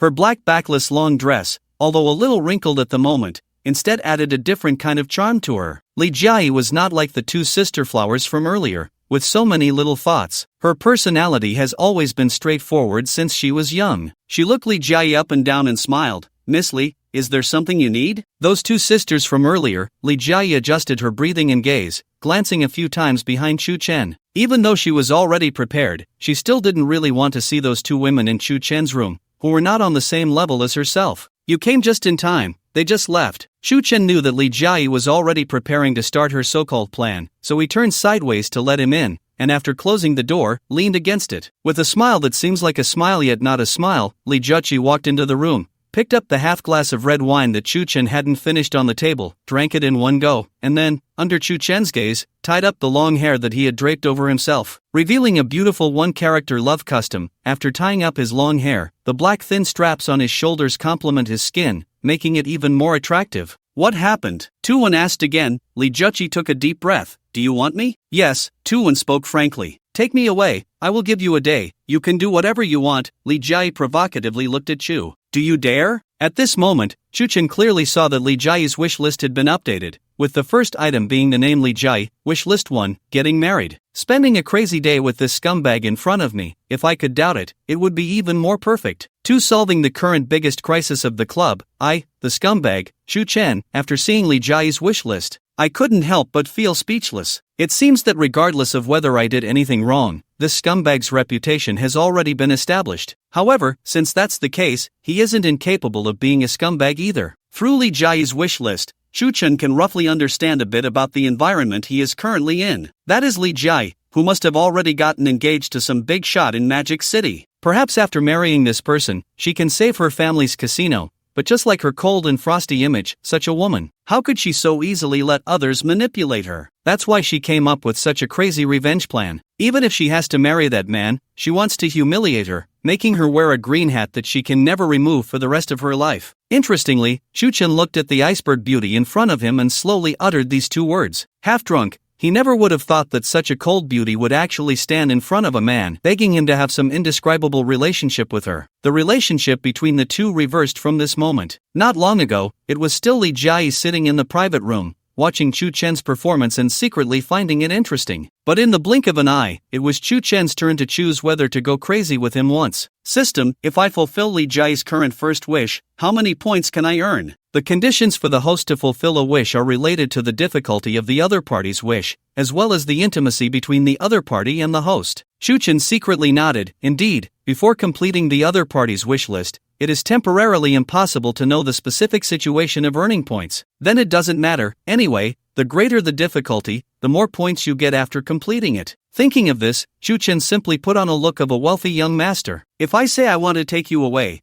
does it also mean that in this situation, we need to run away? Li Jiayi took a deep breath, her beautiful and charming collarbone slightly showing, wanting to go to a place where no one can find us. Then I am you. But he tucked the hair beside his cheek behind his ear. 24 hours later, find someone to send me back. Chu Chen's gaze looked up from below, slowly moving up from his ankle, seeing the black skirt tightly clenched in his hand. Change your clothes, this outfit might not be very convenient for you. Good. Li Jiayi stared at Chu, her eyes showing no sign of retreat. Many times, the relationship between men and women is just a game, especially in their relationship. When it is first established, this game becomes even more important. Whoever loses may continue to lose in the future. Losing is absolutely intolerable for Li Jiayi. Therefore, in front of Chu Chen, Li Jiayi directly took off the black backless long dress. The material of the dress is a bit like quicksand, so it is very friendly to the public, and the shoulder straps slide off the shoulders. The skirt fell directly on Li Jiayi's foot without any hindrance. Although she looked very casual on the surface, Chu Chen could still see the slight goosebumps on her skin. Why pretend to be so indifferent? Chu Chen frowned slightly. You still have to get it in the end, so why choose not to look at it now? Li Jiayi is not backing down either. Right now she only has her underwear. Chu Chen also doesn't know how to describe the current scene. However, it cannot be denied that it feels quite good. The hotel wardrobe has white cotton pajamas, which are similar to a dress, but at least they won't be so eye-catching. After Li Jiayi got changed, she looked up and asked Chu, they must have started looking for me by now. What are your plans? Chu Chen was leaning against the sofa.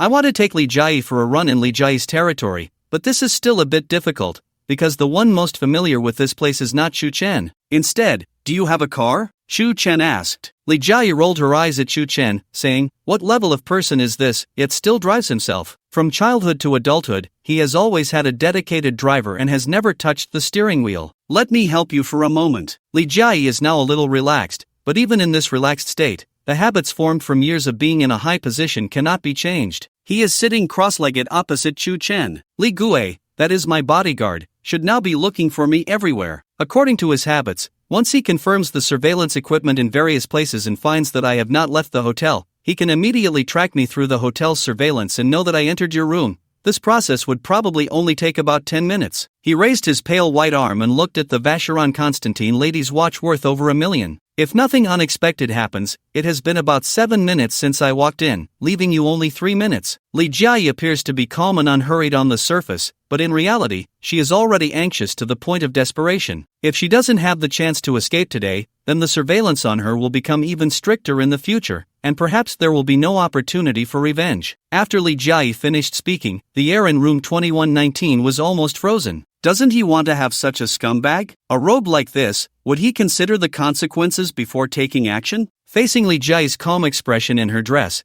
Chu Chen was actually communicating with the system in his heart. The system was starting to reward him. Draw 6 times in a row. Ding congratulates the host on obtaining the thief record. Ding thank you for your patronage. Ding thank you for your patronage. Chu Chen gritted his teeth in his heart. The system is really a scam. Draw 3 times for a prize. Not even a single fart twice. Ding congratulations host on obtaining the martial arts mastery skill. Ding congratulations host on obtaining a Bugatti Veyron. It has now been placed in the garage closest to the host, and congratulations to the host for obtaining the body transformation key. The car key has been stored in the host's system space, and you can use it at any time. After the system said all this, it fell into silence, and Chu Chen finally breathed a sigh of relief. Fortunately, this lottery system is not as bad as he imagined. In the next moment, he felt a clear buzzing sound in his head, and then, a vast amount of skill information surged into him in an instant, whether it was fighting or how to operate vehicles. Clear as day. Let's go out for a breeze. Chu Chen stood up from the sofa and reached out his right hand towards Li Jiayi. At the same time, Lu Yu next door was lying on a luxurious big bed, and everything today felt as beautiful as a dream to him. The life of the rich is truly wonderful. The woman he just found was fully cooperating with him, showing no impatience at all during the process. Why is this? Because Lu Yu is handsome. It's not because he currently has enough money in his pocket, but because looking at the hundreds of thousands left in his account after paying off the usury, he is filled with countless thoughts. In the end, he grits his teeth and decides that this money cannot be kept, even though it was given to me by my brother. But that was still his win. But this is hundreds of thousands. He tossed and turned in bed, and finally jumped up suddenly, took his bank card, and walked out of the room. Just as I came out of the room, I happened to see Chu Chen walking out of the room. I was just about to look for you, bro. How about that pair of sisters? Isn't it exciting? Because of the kind of smile that only men understand on their faces. But the next moment, his smile froze on his face, as he thought that the one who would walk out from behind Chu Chen would be Lu Yenmeng, one of the two. In fact, even if both of them were to exit the scene at the same time, Lu Yu wouldn't be surprised. He had just experienced the allure of money. However, now he seemed to be shocked as if someone had grabbed him by the neck. Gu and I, because of Chu Chen, who came out from behind, was wearing a white cotton nightgown. Li Jiayi, wearing flip-flops, smiled slightly at Lu Yu and said to Chu Wei, "Your friend seems a bit surprised." Chu Wei had a helpless expression, but there was no time to explain the attitude now. "You go back to your room and rest. If someone asks me, just say you don't know." Lu Yu looked confused. He still found it hard to believe everything he saw. Li Jiayi, that is Li Jiayi, one of the top 10 beauties of the Magic City, who owns 1/3 of the underground entertainment venues in the Magic City. Describing her with a net worth of over 100 million is an insult to her. She actually walked out of her buddy's room in her pajamas. After suddenly slapping himself, he muttered to himself, "It must be that my posture when I got up just now was wrong." Chu Chen looked at him, both amused and exasperated. "Remember not to tell others that you have seen me." After saying that, he directly held Li Jiayi's hand and did not take the elevator. Instead, she took the emergency fire escape stairs until the figures of Li Jiayi and Chu Chen disappeared from Lu Yu's sight. After a long time, she finally blinked her eyes. A soldier's absence of 3 days should be viewed with new eyes. The ancients never abandoned me either. My brother Chu not only managed to get in touch with sister Lu Jia, who no one could handle, but even a beauty of Li Jiayi's level took the initiative to sneak into her room. Whether they did something or not, they must have done something. Otherwise, why would she be wearing pajamas? Due to hurriedly pushing open the temperature-controlled room 2119, he indeed saw the black backless long dress on the floor. Oh my god, He was stunned, tightly clutching his heart. The goddess of countless people is just at the entrance of the underground club hall, where the guests inside are still noisily enjoying themselves. However, they are still continuously telling the new guests about the story of a young man who, holding a glass of red wine, made 10 million in just half an hour and then left unscathed. The guests did not notice that now, in the club, all the security personnel were tense. A man in a black suit ran towards Li Gui. All the surveillance had been checked. The young lady had not left the hotel. He should still be in the hotel. Li Gui squinted his eyes. Chen Yingtao was still in the hotel. He thought he could escape the wedding like this, which made the walkie-talkie in Li Gui's hand ring. The hotel's surveillance has been retrieved. The lady just took room 2119. It has been about 3 minutes now. Take people upstairs, split into 2 groups. A group took the elevator down with her, and Li Gui let out a sigh of relief, thinking of that person who was as cold as ice. At the same time, a woman who was high and mighty. Afterwards, she forcibly suppressed the greed in her heart. Wait for me to go up personally, Gino Amidu. The sound of tense footsteps echoed in the hotel corridor. Li Jia leaned against Chu Chen, feeling very complicated. She didn't know whether to regret it or find it exciting. Downstairs, the hurried footsteps of many people going up the stairs could be heard. Without thinking much, Li Jia knew that it must be the security personnel sent by Li Gui. There was no escaping this. He sighed. Sorry, it seems you didn't have the chance to get me, right, Puansur? Listening to the footsteps of the other party, I don't feel that way. After finishing speaking,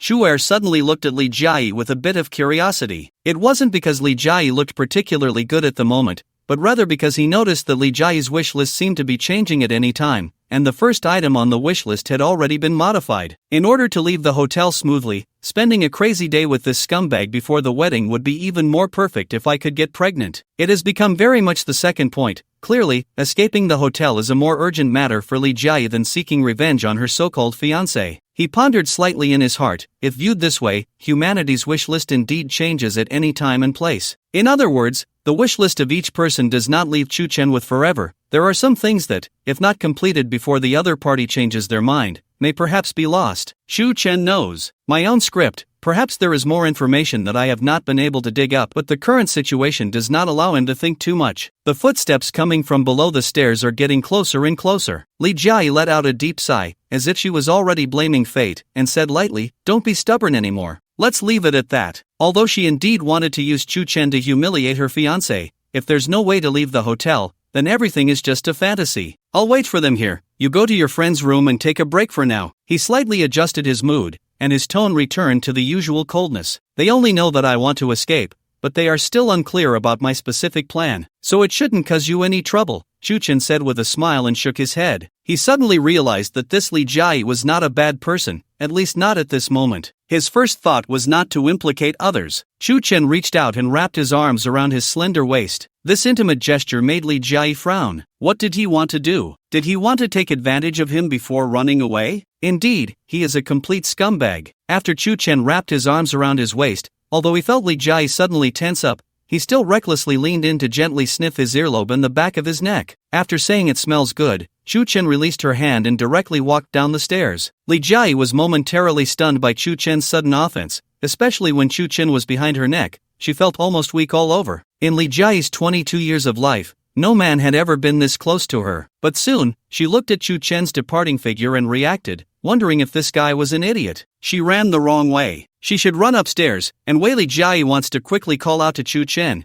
but suddenly realizes that he seems to not even know his name. An idiot without brains, the young master, Li Jia, immediately followed in anger. About 10 seconds later, at a position very close to the bottom of the stairs, a painful muffled groan suddenly sounded, and then it seemed that someone fell straight down from the gap in the stairwell. Li Jia felt a chill in her heart. She was very clear about the level of expertise of the security personnel in the underground club. The least skilled among them were all retired special forces. These people usually don't take action, but once they do, there is no light or heavy consequence. When this club first opened, there were quite a few people wanting to cause trouble here. In the end, Li Jia witnessed how this group of security personnel beat someone into an unrecognizable state and sent them to the hospital. The lights in the corridor are sound activated. Li Jia pulled down through the gap between the stairs and could see that on the lower floors, some floors were lit with dim emergency lights, while others were completely dark, with muffled sounds accompanying the flickering of the emergency lights. From time to time, a scream would come, a scene that could only appear in movies. Made Li Jia even start to worry a bit about Chu Chen's ending. Get lost, I don't even know her name, Why should I worry about her danger? Li Jiayi looked down while holding onto the handrail. While finding a reasonable explanation for myself in my heart, I was just kind. I just didn't want an innocent person to lose their life because of me. But as I turned a corner of the staircase, Li Jiayi suddenly trembled all over. In the next moment, her hands were already covering her mouth because she saw two familiar men in black suits lying haphazardly at the corner, not Chen. It is the club security, they have all been mixed up by others. Li Jiayi's beautiful eyes were filled with shock, and the muffled groans from below the stairs suddenly stopped at the same time. A lazy yet familiar voice came up from below, with a hint of echo. Miss Li, if you are done being shocked, we should go. Hearing this, Li Jiayi's mind immediately conjured up the image of Chen, who looked like a scumbag but was handsome. After they met in the stairwell of the hotel on the first floor, they both saw Chen holding a security device in his hand and waving to him with the walkie-talkie on him. A noisy sound came from the walkie-talkie, and Li Jiayi could vaguely hear the panicked conversation inside. They are in the stairwell, they have already gone downstairs, and the other side is very capable of fighting. Everyone immediately rushed to the underground parking lot. Our 7 brothers have already been taken down by them, and you, Li Jiayi, are looking at Chen's face. He is starting to feel incredibly curious in his heart. What exactly is the identity of this man I found myself? Who is he? The underground parking lot of the Jinhua Mido Hotel is filled with all kinds of luxury cars. With a loud bang, a huge echo reverberated throughout the entire parking lot as Chen pulled Li Jiayi's hand and suddenly pushed open the door from the stairwell on the -1 floor. Coming out to do what? I said I don't have the car keys, unless you can not only fight but also steal cars. Li Jiayi was pulled by Chen. Although she constantly complains verbally, deep down she feels very stimulated. He has lived in a very cultured family since childhood, with rules for eating and rules for sleeping. It can be said that for more than 20 years, Li Jiayi's daily life has been almost the same, getting up and eating, learning the piano, learning to gamble, learning dance, learning etiquette, everything and everything. It is all to shape her into someone else's perfect victim. After today, tomorrow will still be the same content, so it has also fostered in him a yearning to break the rules and live. And the stimulation before him is the scene he has longed for countless times in his dreams, being held by a strange man, walking in an underground parking lot. If he can escape, this man will do more things beyond his imagination. Just thinking about this, Li Jiayi's heart was pounding, and hidden in his pajamas was a pinhole camera. Among all the plans today, this camera was the most important thing. He wants to film everything that happens next, no matter how this man will torment himself and insult himself in the next 24 hours, he will record it all, and only in this way. When her so-called fiancé saw this video on their wedding night, that green hat was big enough, shocking enough, and satisfying enough. As for herself, it didn't matter. Anyway, after doing all this, she will be wearing a white gauzy dress symbolizing purity, on a sailboat floating deep in the ocean, ending her life. If she dies, Grandpa should forgive her for her willfulness. As for Li Jiayi's inner thoughts, Chen still does not know. After arriving at the underground parking lot, she has been searching for a play in the underground parking lot, promising herself a Wuling Bugatti, but there are simply too many vehicles here. After a moment, at the deepest part of the parking lot, suddenly there came a pleasant sound of a car unlocking. Li Jia heard the sound and saw a vehicle parked next to a Fong Land Cruiser and a car with a white waterproof protective cover. The car body is not large. The protective cover also looks a bit dirty. So you have a car. Li Jiayi crossed his arms, but it's a bit dirty. However, it's fine, since we're on the run, having a car is good enough. Chen didn't say anything. He put away the car keys and grabbed the protective cover with one hand. With a sudden pull downwards, a brand new silver-gray Bugatti Veyron sports car appeared in front of the two people, its streamlined lines, and the powerful performance that could be felt just by the sensation. Bugatti Veyron originates from Italy, produced in France, and belongs to the world-class sports car under Germany's Volkswagen. Chen takes 2 steps forward, gently opened the passenger door, pretending to be a gentleman accompanying a pianist, just a vehicle for transportation, embarrassed to see Chen's appearance. Li Jiayi is now so angry that she wishes she could directly bite off her ear. This guy indeed has a background. As one of the top elite in Magic City, Li Jiayi is naturally aware of Weilong Automotive, a world-class sports car manufacturer. The cheapest one costs 25 million yuan, and the high-performance version is priced above 35 million. If this is just a means of transportation, then this step is too big. It's obvious that this scumbag is showing off, but Li Jiayi has to admit that he has the capital to show off. The two quickly got into the car. It's strange that although Chen could drive before, when faced with a model he had never touched, there should be some adjustment process. However, after getting in the car, he felt incredibly familiar, as if he had been driving this car for 3 to 5 years. This should be the driving skill given to him by the system's lottery, and it works pretty well. Thinking this, Chen adjusted the rearview mirror. He didn't go to see Li Jiayi at all, because he knew that this woman was probably feeling excited right now. At this moment, about a dozen or 20 security personnel had rushed to the underground parking lot, and they were all searching around and shouting something. Li Jiayi's exclusive bodyguard, Li Guo, was among them, his sharp eyes searching everywhere, while also wanting to launch a verbal assault to break through Li Jiayi's defenses. "Miss, you don't need to hide. No matter what, you can't leave." After saying this, I saw myself. The underground parking lot is still silent, he spoke again. The old man has already been exposed. If the Chen family finds out that just a few days before your wedding, you actually eloped with another man, you should also know what kind of consequences it will bring to him. By the way, the old man said. Li Guo paused for a moment and said, he said no matter what, the marriage between you and the Chen family is already a done deal. Even if you die, he will send your body to the Chen family. After this sentence was spoken, the originally noisy security guards all fell silent. They are forced by life to rely on the wealthy, originally thinking they had seen enough of those dirty dogs, but this sentence still left these security guards feeling disheartened. Is there really only in thee, and no? Even if thee dies, they will still send her to thee. So ruthless, in a piece of silence, in the corner of the parking lot, suddenly a dazzling light shone, the engine roared, seemingly expressing its anger at Li Guo's last sentence. At that moment, Li Guo suddenly turned towards the source of the engine sound, and then he saw a silver-gray Bugatti Veyron, a miracle forever. Feeling as if it was about to crush his body in an instant, he wanted to dodge. But there was no response. Time only allowed him to raise his arm just in time for the harsh sound of the forklift. The elegant body of the vehicle stopped just half a meter in front of him. The cold sweat on his forehead had already started to slide down. He strained to look into the dazzling headlights toward the inside of the car. Through his blurred vision, he vaguely saw a handsome man sitting inside the car, a hint of a playful smile on his lips, as he pulled Li Jiayi, who was in the passenger seat, into his embrace, seemingly saying something to himself. Through the man's lips, Li Guo clearly saw him saying, "If you have the guts, don't hide." Then the roar of the engine thundered again,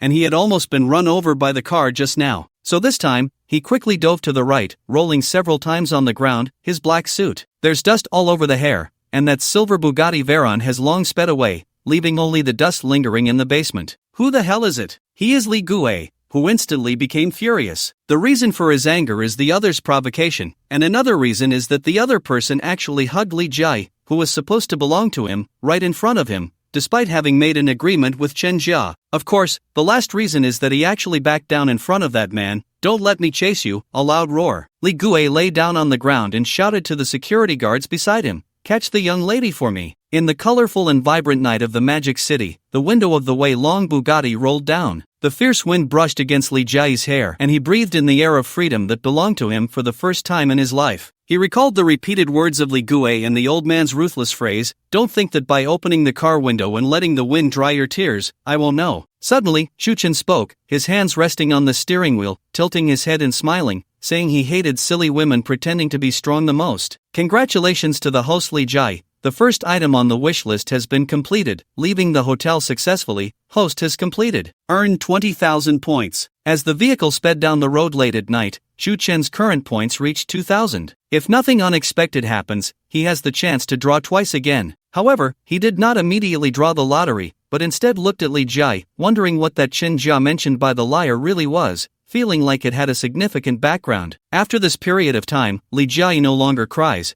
but her eyes are still slightly swollen. Li Jiayi knows her grandfather's character better than anyone else. The old man is ruthless, everything is easy to talk about if you follow him, but those who go against him will not have a good outcome. At least that's how Li Jiayi has perceived it for over 20 years. He closed the car window, and the inside of the car immediately returned to silence. What is the Chen family? Li Jiayi gently repeated it. With a slight, if you are really a rich second generation, you must have heard of the Chen family, right? Sorry, even if I am the rich second generation you think I am, why can't I be from another place? Chen is not wrong. He also got into the Shanghai Theater Academy when he was 18, which is why he came to the Magic City. Moreover, he was just a poor student before, so it's normal that he hasn't heard of any wealthy families. The Chen family is a colossal figure among the wealthy families in the Magic City, with their presence in politics, business, and finance. And my fiancé is the next successor of the Chen family. Li Jiayi tried her best to describe, with a calm demeanor, that so-called fiancé whom she had only met once,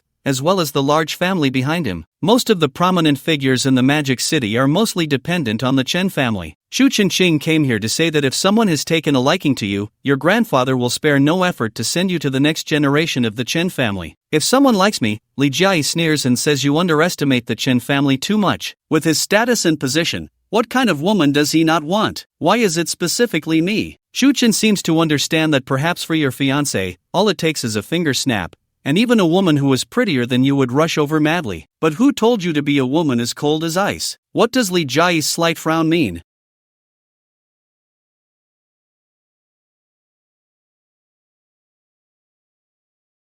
Shu Chen said while driving, just imagine, why would the heir of the Chen family choose to marry you instead of someone else? Is it because you're the most beautiful among the hundreds of millions in the Magic City? Li Jiai still didn't understand. Shu Chen sighed, women, oh women, when it comes to being smart, they are smarter than anyone, but when it comes to being foolish, no one in the world is more foolish than women. Because you are not only beautiful, but you are also as cold as ice. A woman like you can most easily stimulate a man's desire to conquer. The more you resist, the more he wants you to submit. You can't imagine the thrill of it. Li Jiai's beautiful eyes flickered slightly. Is it just because of my personality? Shu Chen turned his head to look her up and down, clicked his tongue, and denied, of course, there's also your captivating beauty. Li Jiai immediately tightened the collar of her pajamas, falling silent. At that moment, Shu Chen's phone in his pocket suddenly rang. Hello? Shu, what are you doing right now? It was Nan Fonger's crisp and pleasant voice on the other end. Her voice was loud, and the car was quiet, so the person in the passenger seat could definitely hear her clearly. I'm. Shu Chen glanced at Li Jiai, who had a blank expression. So he said, I'm in my room reading, how about you? I've passed the audition for the role, huh? Are you happy? Happy. Shu Chen smiled and said, I'm happy for you. Of course, it was much easier for a campus beauty from the drama department to audition for roles than for someone like Shu Chen,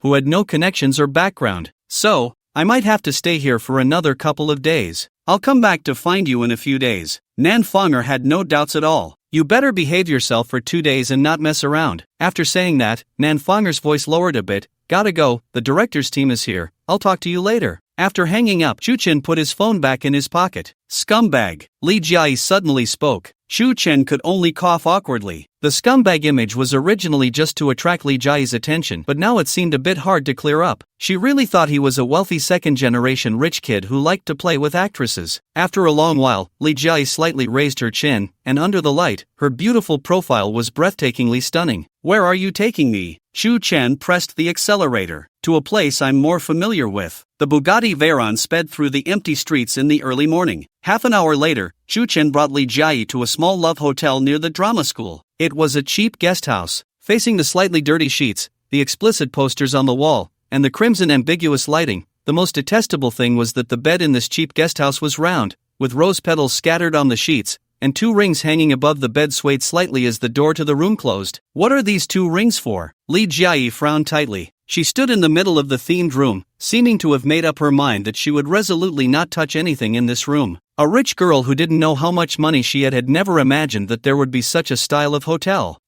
Shu Chen was also sweating slightly. No wonder the guesthouse owner said there was only 1 room left, and his expression was a bit lewd when he said it. It turned out this was actually a cheap love hotel. These are special rings for disabled people. Shu Chen forced himself to make up an excuse. Some people find it inconvenient to get up, so these rings help them get up. Li Jiai said oh, and although she still frowned, her tone softened a bit. This design is quite humane. In a private old residential area near the center of the Magic City, remnants of the old British and French concessions remained in the form of old Western-style houses. The wealthy people in the Magic City love to buy houses here to showcase their unique taste. Of course, part of the reason is that they have envied the big shots who can live here since childhood. So when they become successful, they develop a special attachment to this place, willing to spend lavishly just to reside here. At this moment, a pure black luxury car drove closer and entered the garden of a sizable old villa. Several burly men in black suits got out of the car one after another. Leading them was Li Gue, whose face was filled with anxiety. After getting out of the car, he tried to calm his emotions and knocked on the door. When the door opened, an old servant's head peeked out. The old master is waiting for you. The old servant had a dull expression, but a menacing scar ran across his face. Li Gue bowed respectfully to the servant.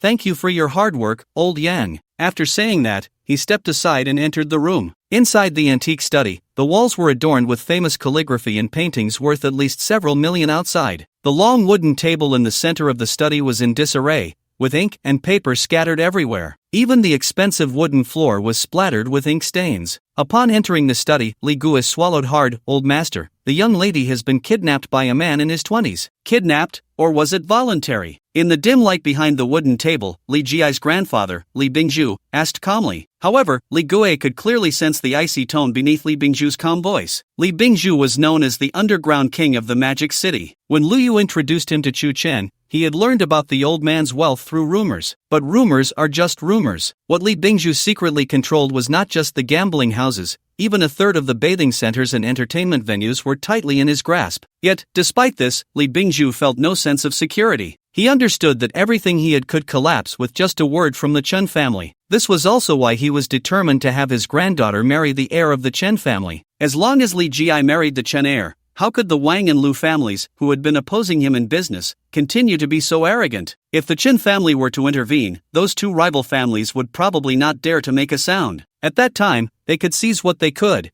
and for what they couldn't, they would buy it with money. Whether it was gambling houses or entertainment venues, all the profitable places had to bear the Li surname. Especially in 2 days, everyone would come to congratulate the Li family. At such a critical moment, Li Jia actually ran away, which made Li Bingzhu furious. The young lady was kidnapped. Facing the old man's sharp gaze, Li Guo braced himself and said. After a moment of silence, Li Bingzhu nodded. "I said Jia is stubborn, but she has always been sensible." The muscles on his face twitched slightly as he continued. "So who do you think the man who kidnapped Jia could be?" "Old master, do we even need to ask?" "It must be the Wang and Lu families realizing the crisis, because once the young lady marries into the Chen family, they will have no way out." Although cold sweat dripped from Li Guo's forehead, he continued to fabricate. "So I believe there is no one else besides these two families." "Old Yang said you saw the man who kidnapped Jia with your own eyes?" "Yes, he first earned 10 million at the club using some means to attract the young lady's attention, and when he kidnapped her, he was driving a Bugatti Veyron. A person like that must be worth a lot." Li Guo quickly added, "But old master, rest assured, I will use all my connections to find out who is behind him." "Good. Old master, you should rest early. I will take my leave now." Li Guo was about to slowly retreat when he heard the old man say, "Wait. If it turns out that the Wang family and the Lu family are behind this, don't act rashly. Inform me at any time." Li Guo nodded, "Understood. Also, the matter of the young lady being missing must not be known to the Chen family, otherwise, rest assured, old man, the news will not leak out at all." After leaving the villa, Li Guo let out a deep breath. The old man looked like he was on the verge of death, yet he still exerted immense pressure on others. He walked to a secluded corner, confirming that no one was around. He took out his phone from his pocket. After a long while, Li Guo's suppressed voice came from deep within the villa's garden. "There was an accident, but I will handle it. As we agreed, when the time comes, that woman Li Jia and all of the Li family's businesses will be under my control. No need, everything will proceed as planned." About a minute later, Li Guo walked out of the corner and said to the 3 men in black suits in front of him, "Help me make contact, no matter the cost. Check the surveillance at every intersection. I want to know the young lady's exact location within an hour." "Yes." The 3 men slightly bowed and turned to leave. At 4 in the morning, countless people who had worked all day were already sound asleep. However, some people were reveling at this hour. This was not a privilege exclusive to the wealthy elite. A significant number of students with nowhere to vent their energy were also partaking. The cheap goose houses were their paradise of joy. For just 100 yuan, the poor could enjoy a whole night of fun in such places. In the room, Chu Chen's clothes were placed under Li Jia, allowing her, who was a germaphobe, to sit on the chair in the room. Opposite her sat Chu Chen on the bed. Due to poor sound insulation, the noises from the neighboring rooms were very clear. "Are you sure you want to be here, with me?" Li Jia struggled to maintain her proud and cold expression, but her words came out stammering. Although she had prepared herself, being in such a dirty and chaotic environment instinctively made her resist. That Li Guo. Chu Chen, however, was not thinking about that. Throughout the journey, he had been hesitating over one thing. During the brief moment of eye contact with Li Guo in the hotel underground parking lot, he had quickly glanced at Li Guo's wish list. "How long has that bodyguard named Li Guo been by your side?" Chu Chen suddenly asked. "Li Guo? He has been with the Li family for over 10 years. Li Jia was taken aback. "Why?" Although the surrounding environment was not suitable for chatting, since Chu Chen was curious about Li Guo,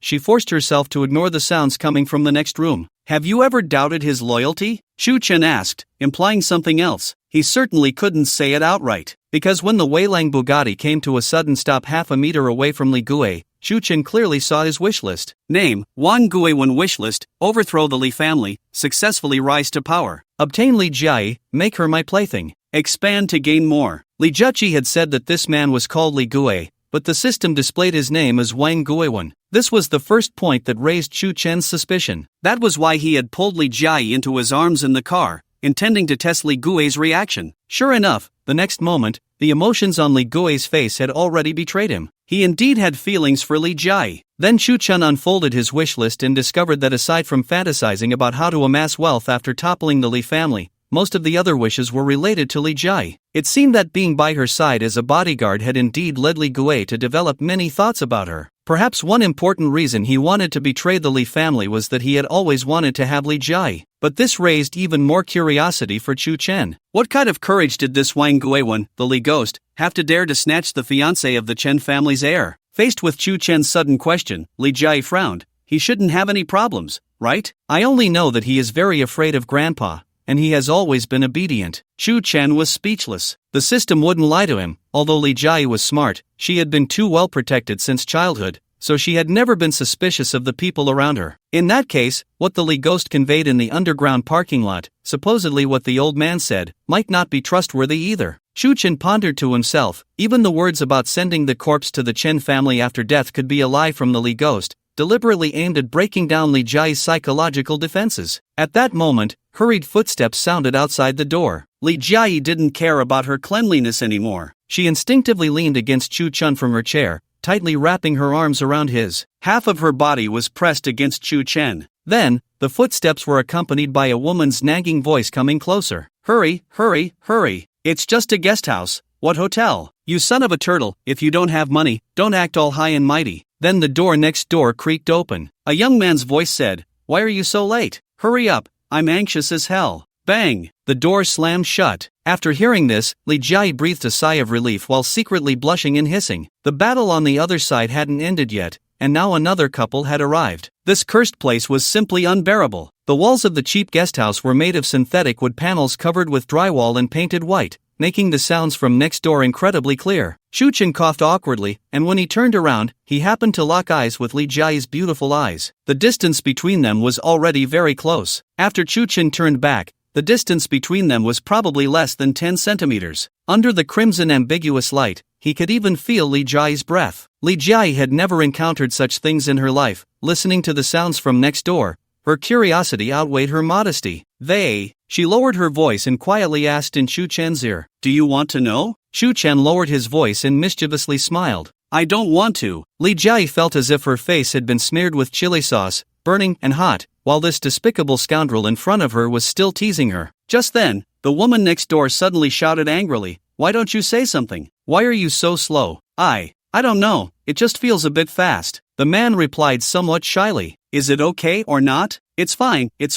How could it not be okay tonight? From the sound, it seemed the two had started again. Li Jiai had never imagined that one day she would hear such a conversation in this environment. She held back the urge to sneak a glance at Shu Chen. It was better not to look. As soon as she did, she found that Shu Chen's gaze was also on her. Li Jiai suddenly pulled away from Shu Chen, feeling a bit flustered. What are you looking at? What does it matter to you what I'm looking at? Shu Chen looked at Li Jiai with interest. Weren't you very proactive back at the hotel? Why is it that now, in my territory, you seem a bit restrained? Li Jiai was momentarily at a loss for words. No matter what, I am a person of status. How could I be with you in a place like this? And her tone softened slightly. And your car was too eye-catching on the way here. The Li family could easily find out where we are with just a little bit of their connections, so it's not possible yet. Miss Li, you're overthinking it. Although you're very beautiful, sooner or later, you'll be mine, and I won't be too anxious. Shu Chen shook his head, signaling her to relax a bit. The reason for coming here is just a simple stop. Let your little followers mistakenly think you're here. Shu Chen continued,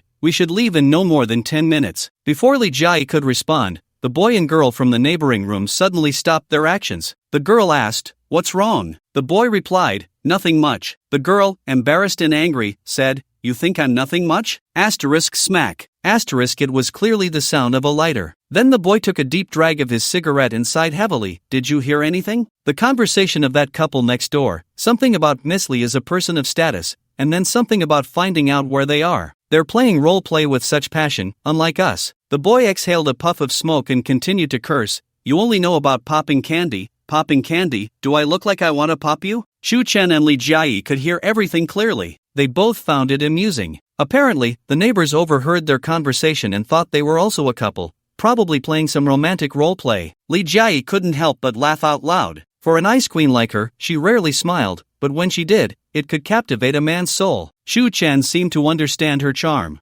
That's right, you look quite good when you smile. You should smile more. Stop flattering me, I'm not your woman yet. After realizing her loss of composure, Li Jiayi put on a serious face again. After standing up, Chen knocked on the wall and said, Bro, cheer up your girlfriend. Popping candy is pretty good, keep it up, we're leaving first. The boy next door also knocked on the wall and said, Big brother, what other roles do you have to play? Help me think of one too. Li Jiayi laughed. Just continue with what we were acting out. It's a plot about a rich girl being taken away by a scumbag. After they finished speaking, they exchanged smiles. Chen opened the window of the room, and outside was the air conditioner hanging on the wall. Are you saying? Li Jiayi glanced at the alley behind the second-floor window of the guesthouse. Chen made a gesture for silence, then climbed out of the window, stepping onto the air conditioner and jumping down, landing steadily on the ground. Come down, I'll catch you. Li Jiayi had no choice but to imitate Chen and jump down. She had some dance background, so with this little distance and with Chen there to catch her, it was basically no difficulty. The guest house was just a trap.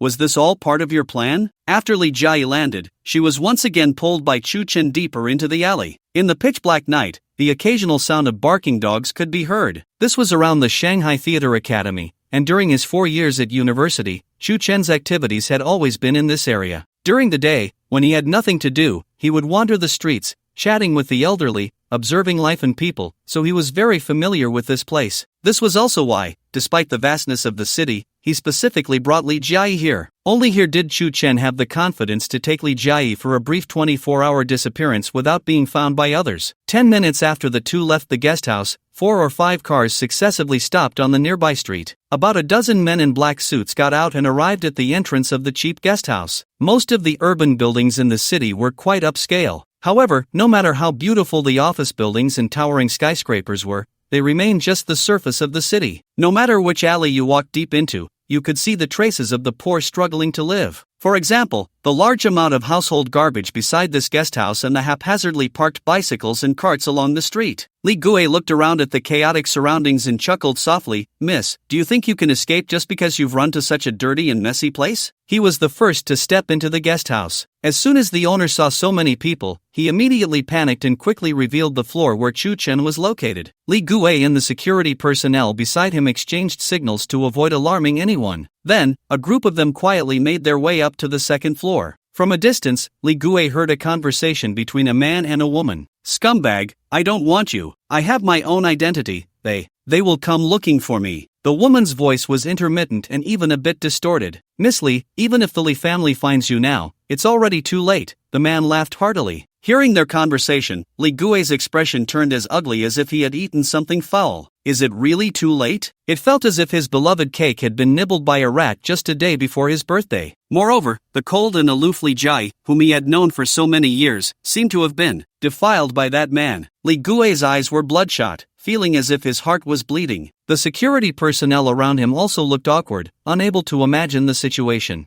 Get out here! Unable to bear it any longer, Li Gue kicked open the door to the room. A scream came from inside. Under the beam of the security personnel's flashlights, there were many crumpled white tissues scattered on the floor, along with a bag of popping candy wrappers. The man on the bed, startled, had forgotten to speak in Mandarin and was now speaking fluent Sichuan dialect. Faced with the furious Li Gue, he pulled up the blanket to cover himself and his girlfriend. What are you doing? What do you want? As the door was kicked open, Li Gue was filled with rage. If he had a gun in his hand right now, he would definitely shoot the man who dared to toy with Li Jiayi. But the next moment, everyone was stunned, because inside the room, there was no Li Jiayi or Chen, just a young couple. The man was so thin that his ribs were visible. His eyes were filled with shock, anger, and fear, and he was still covered with a blanket. What are you doing? What do you want? As the security personnel's flashlight shone on the face of the woman beside him, For some reason, everyone breathed a sigh of relief. It was a misunderstanding. Fortunately, it was a misunderstanding. Even the security personnel beside Li Guei couldn't imagine what it would be like if they had kicked open the door and found that the woman inside was indeed Li Jia, because they simply couldn't picture it. Damn it! Li Guei kicked the trash can at the door, realizing he had been played by that man he had met in the Weilang Bugatti. What was that conversation just now? Who taught you that? Li Guei stood in front of the poor Sichuan boy, trying hard to control his emotions as he asked, "What conversation? How would I know?" The Sichuan boy was terrified. The more fiercely Guei became, the more timid he was, struggling to squeeze out a few words. In the end, it was the Sichuan girl beside him who briefly explained the situation, and when it came to the role-playing part,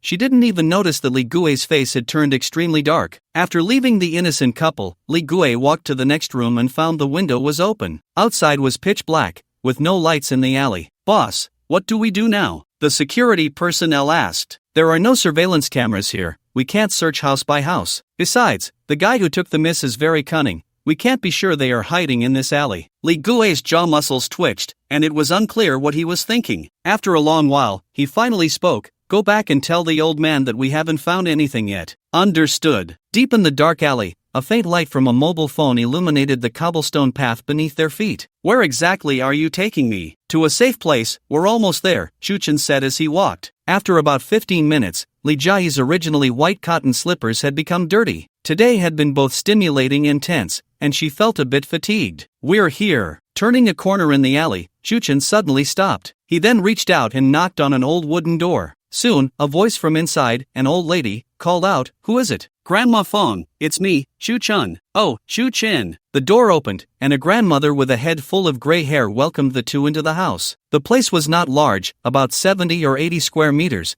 and had a small courtyard at the entrance. "Sorry to disturb your sleep, Grandma Fong." After entering, Chen supported Grandma Fong's arm and helped her sit down in a chair. "Nonsense, I'm old and can't sleep. It's almost 5 o'clock. It's time to go out and buy vegetables." Grandma Fong looked at Chen with a kind expression. Li Jia stood beside Chen, feeling a bit at a loss. This scumbag actually brought her to such a place? Although the house was small, it was very clean. On the wooden table in the main room lay a portrait of an elderly man, with offerings of snacks and fruits placed in front of it, in memory of Grandma Fong's deceased husband. "You two sit down first." Grandma Fong glanced at Li Jia a few times, then smiled even more happily. "I'm going to the morning market to buy some vegetables. Let's have a good chat when I get back." Perhaps it was because she saw Chen. The old lady cheerfully picked up a bamboo basket hanging by the door. She insisted that Chen not accompany her, laughing as she closed the door, leaving the room for Chen and Li Jia. At this moment, the sky was beginning to lighten. The air was filled with a damp yet fragrant earthy scent. Occasionally, birds chirped from the roof. This environment made Li Jia, who had been tense all night, relax instantly. She sat on the only bed in the room, contemplating Chen's figure. This man was becoming increasingly incomprehensible to her. He had been so arrogant at the casino, and in the hotel room, his gaze had been so brazen. Moreover, so many security personnel had been taken down by him in just one encounter. He even drove a sports car worth at least 25 million,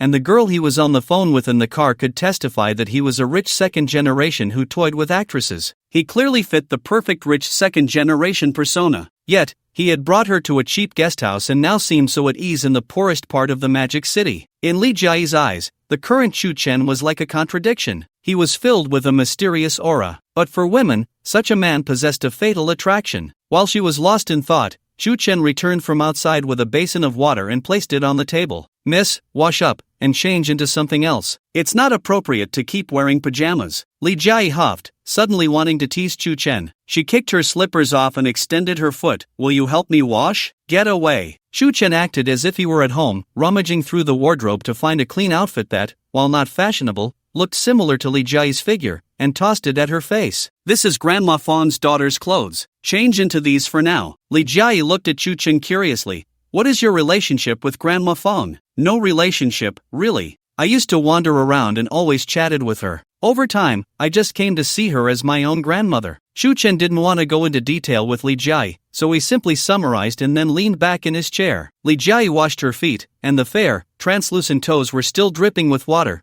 the droplets falling onto the tiles and quickly soaking in, disappearing without a trace. If another man were to see this scene, he would probably feel a pang of longing to possess these exquisite feet. But Chen was not in that mood. After all, the room was small, and there was an old man's portrait on the table, making this environment far from suitable for any intimate activities, unlike the cheap guesthouse before. Now, he finally had a bit of leisure time to arrange his own fate. Before obtaining the system, he was just an ordinary salted fish in the acting department of the Shanghai Theatre Academy. After graduation, his fate would surely be dictated by various so-called directors. If he could set aside his dignity, perhaps he could run around among wealthy women, becoming their source of joy, at most selling his body to earn some money, and then continue to pursue his dream of becoming an actor. Many seniors from the acting department had taken this path, hadn't they? He was tired of being poor. Chen was tired of being poor. This was also why, after discovering the system, he immediately thought of going to the casino to make money. He didn't want to continue living in poverty. He wanted to become strong, to take control of his own destiny, no longer drifting with the tide. But right now, just the Li family could force him to run around, not to mention the Chen family from the Magic City that even the Li family feared. I want to become stronger. It was still far from enough. Perhaps one day, when a big family like the Chen family hears the name Chen, they will tremble. What kind of feeling would that be? While Chen was lost in thought, Li Jia had changed her clothes. After a moment of silence, Chen suddenly spoke up. Miss Li, is your Li family about to go under? Li Jia hugged her knees and looked at Chen. Yes, so marrying me off to the heir of the Chen family is my grandfather's only way out. What if you didn't have to marry the Chen family? Chen suddenly looked up, revealing a smile, just like the first ray of morning sunlight climbing over the rooftop and shining on his handsome face. Seeing this, Li Jia's heart stirred suddenly. But then, thinking of the consequences of Chen's proposal made her feel as if she had fallen into a cold, dark cellar. Who do you think you are? Li Jia suddenly sat up from the bed. She was already starting to feel angry and annoyed. We only had a one-night stand. You would get me, and I would get what I want. After that, I have my own path to walk, which has nothing to do with you. Li Jia's anger stemmed from her own weakness. Indeed, in the eyes of others, she was an unattainable ice mountain beauty. With a smile, countless young masters would be willing to risk everything for her. But when it came to the Chen family, she had no thoughts of resistance. Facing the calm and still smiling Chen, Li Jia suddenly seemed to understand something. She covered her mouth. You wouldn't have already fallen for me, would you? Chen slowly shook his head. Miss Li, I hope you understand. I haven't been with you, so there's no question of how much I like you. Li Jia also realized that her words seemed to have been misunderstood by Chen. Liking someone and wanting to be with someone were not the same concept. Scumbag, she retorted angrily. Chen ignored Li Jia's emotions. Perhaps it was the morning light that had just shone on his face, or perhaps it was a man's innate desire to conquer. He suddenly made a decision. That is, Li Jia was just his first step. Next, he would take one step at a time, aiming for the very top of the Magic City. Because right now, he was all alone, with no power, no strength, and no financial resources. He couldn't just gamble when he ran out of money in the future. Originally, Chen only wanted to simply fulfill Li Jia's wish to be with a man. After sleeping together, gaining points, whether she lives or dies in the future has nothing to do with Chen. But now, his thoughts have changed. A family like the Li family, which runs a casino and entertainment center,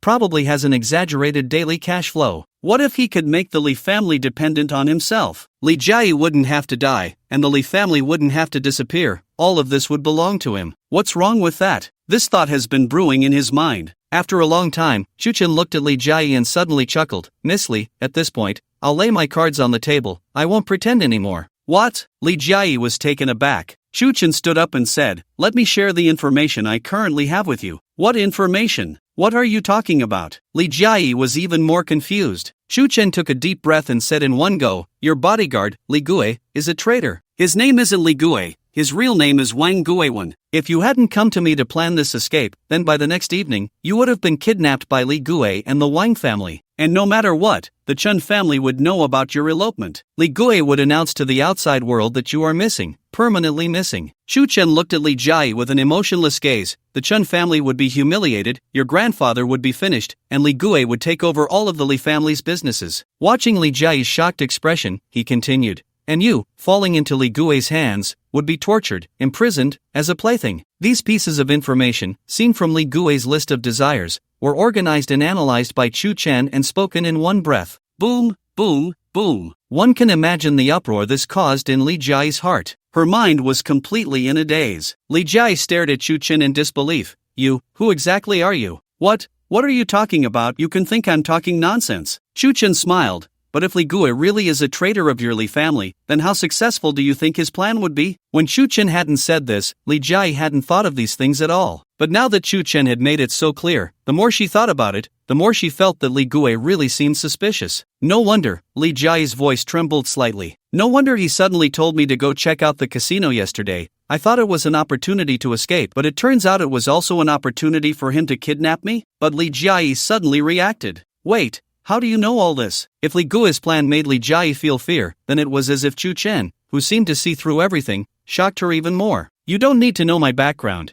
You just need to know that I have ways to obtain this information. Of course, Chu Chen couldn't tell Li Jia the reason he knew these things. To make Li Jia believe him even more, Chu Chen continued. Do you think I just happened to go to the casino you were at to win money, and then deliberately attract your attention? After saying this, Li Jia was already 80% convinced of Chu Chen's words. She had always thought that Chu Chen was just a well-off young man she randomly picked, but she didn't expect that he was actually coming for her. Then why are you telling me all this? What's your reason for doing this? Li Jia still wouldn't give up. 2 points. Chu Chen raised a finger. Since he was going to pretend, he would pretend to the end. First, you don't need to guess about my identity, you can't even imagine it. Li Jia must have thought that Chu Chen was not simple, so he had to continue to feign mystery here. Second, you just need to know that we have a common enemy. After Chu Chen finished speaking, he left some time for Li Jia. He knew that he had said everything he needed to say, and now it was up to Li Jia to make her choice. After a long while, Li Jia looked at Chu Chen, and she now completely believed that Li Gui was the traitor, because Chu Chen had no reason to deceive her. Without her saying anything,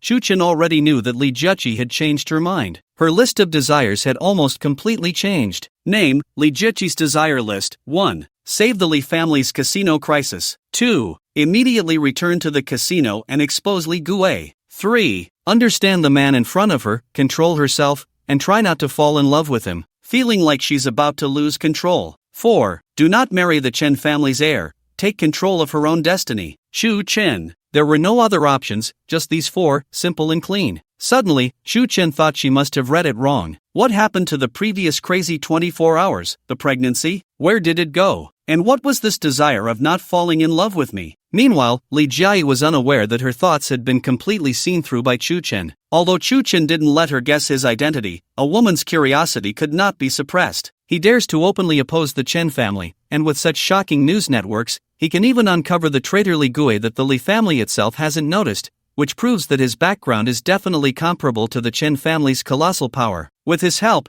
I might really not have to marry that man. The more Li Jia thought about it, the more she felt it should be this way. When she looked up again, Chu Chen noticed a different kind of vibrant aura about her. If given the choice, who would choose to perish together? Now, besides her original icy beauty, Li Jia also exuded another kind of aura. There was a term for it, but Chu Chen couldn't quite recall it at the moment. Yes, to live towards death. To live towards death, to reflect upon oneself. As for the rewards after helping her fulfill her wishes, Chu Chen was not in a hurry, because besides Li Jia, there were many others who could help him quickly accumulate points. No matter what, Chu Chen would not suffer any loss. After a moment, Li Jia suddenly seemed to remember something and asked with a hint of guilt, "So, do you still want to have me now?" Chu Chen was speechless. He hadn't expected that he had actually changed this woman's list of desires. But compared to the crazy 24 hours with her now, why not wait until later to indulge whenever he wanted? There would be plenty of time in the future. Of course, although Chu Chen didn't feel that way in his heart, his body was very honest. Li Jia had no idea that Chu Chen would actually express his thoughts so straightforwardly. Then, with her heart pounding, Li Jia bit her lower lip. Kneeling on the bed, her originally fair cheeks suddenly turned crimson. This expression on the face of an ice-cold beauty was indeed captivating. "Come here." The 3 words she spoke were like a mosquito's whisper. Chu Chen walked to the edge of the bed. After all, the two had agreed that as long as Chu Chen helped her escape,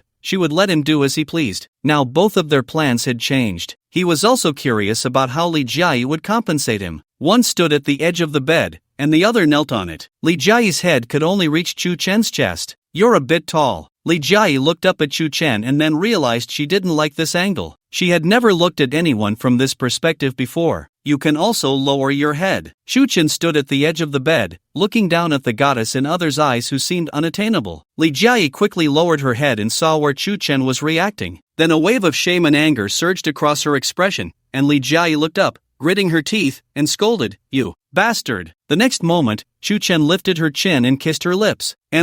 Li Jiayi struggled for a moment, her hands originally slapping Chu Chen, but gradually, her arms lost their strength. It was unclear how long it had been when Chu Chen finally released his hands from cupping Li Jiayi's cheeks. Looking at her panting and blushing, he suddenly felt a different kind of pleasure. What men liked most was nothing more than this seemingly unattainable cold goddess in front of others, but in front of him, she was a gentle woman who could be taken at will. You bastard. Li Jiayi wiped her mouth with her sleeve. But it was undeniable that during the time she had just spent with Chu Chen, her whole body had gone soft, trembling slightly as if electrified. Chu Chen had only seen such an exquisite woman's physique online or in Japanese romance movies before. Her body could not be touched by a man with feelings, because once touched, she would uncontrollably go soft and tremble. It was what they called a supersensitive physique, something like spasms. Chu Chen forcibly suppressed the desire in his heart. He knew that no matter how much he wanted, he couldn't do it here. At that moment, the door to the yard creaked open. Chu Chen, you little brat, you haven't come to see your grandma in almost half a month, have you? She nagged as she walked into the kitchen.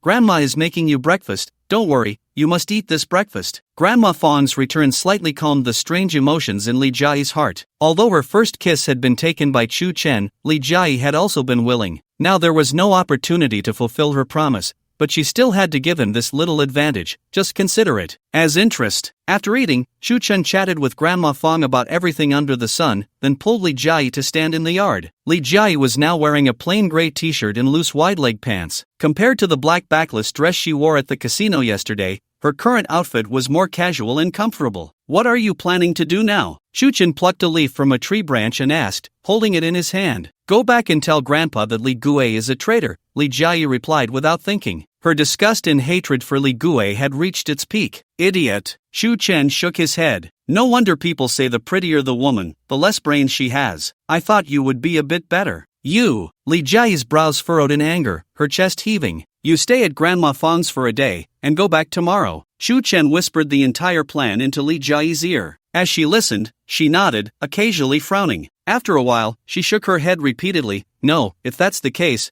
you might fall into a dangerous situation. Are you worried about me? Chu Chen tossed the leaf away, hands in his pockets, smiling as he countered. Me? Worry about you? Li Jiayi immediately denied it. But in her heart, she vaguely realized that this man in front of her had gradually stepped into her inner world. Moreover, the plan he had just mentioned seemed too dangerous, but it appeared that it could only be done this way. Under normal circumstances, at this time tomorrow, the Li family should be hosting guests from all directions, announcing the verbal engagement between Li Jiayi and the next heir of the Chen family. Chu Chen's plan was for Li Jiayi to return before the banquet, to ensure the banquet went smoothly, but after the dinner started, she would jump out in public and say that Li Guei had kidnapped her. But I have no evidence, Li Jiayi said, puzzled. You are the evidence, Chu Chen smiled. The words of the young lady of the Li family, aren't they evidence? And then? Li Jiayi nodded, thinking it was indeed the case. To outsiders, no one would have a reason to doubt her. Then in front of everyone, you will reveal Li Guei's real name and expose him. Chu Chen said with a mischievous smile, I dare bet that when you reveal his real name, Li Guei will definitely be unable to help but expose his identity. As an insider for the Wang family, once your grandfather becomes suspicious, it won't be difficult at all for him to investigate. In this way, Li Guei will be seen as a traitor of the Li family, and he will be utterly disgraced, while your grandfather will naturally punish him. Li Jiayi frowned and said, but so what? I will still be forced to marry into the Chen family by my grandfather. Chu Chen shook his head and replied, once Li Guei is done for, the internal troubles of the Li family will be resolved, and then you can announce the second shocking news. What? You will publicly break off the engagement. What? When Li Jiayi first said what, her voice was still normal, but when Chu Chen revealed that she would publicly break off the engagement, her tone immediately rose.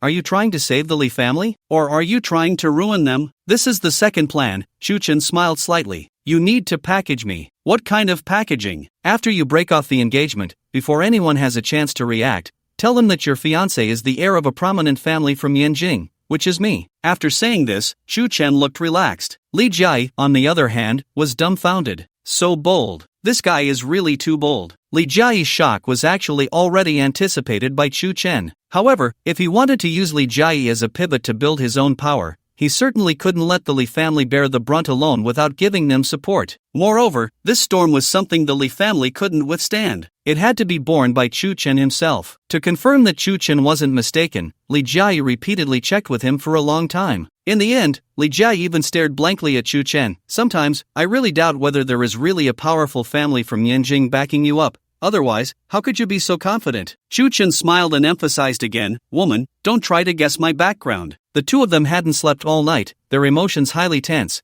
and once the plan was confirmed, they both felt a bit drowsy. So, Chu Chen casually lay down on Grandma Fong's bed as if he were at home and closed his eyes to sleep. Li Jiayi also wanted to rest on the bed for a while. However, seeing Chu Chen like that, she gritted her teeth and sat in the chair, pondering what to do next. Not long after, she finally leaned back against the chair and fell asleep. In a daze, Li Jiayi seemed to feel someone gently pick her up and lay her on the bed, covering her with a blanket. But she was just too tired. When Li Jiayi finally woke up, the sky was already dimming. The sun, which had been in the east, had long since moved to the west, casting layers of clouds that looked as if stained with blood. Girl, you're awake? Grandma Fong, who was knitting with her glasses on, smiled kindly when she saw her awake. Where is he? Li Jiayi hurriedly asked. You mean Chu Chen? He left a long time ago. Grandma Fong pushed a glass of water on the table towards Li Jiayi and said, You, girl, are really lucky. A young man like Chu Chen is hard to find even with a lantern now. Listening to Grandma Fong's words, Li Jiayi recalled that figure and, for some reason, a wave of sweetness surged in her heart. They had only been together for less than 24 hours,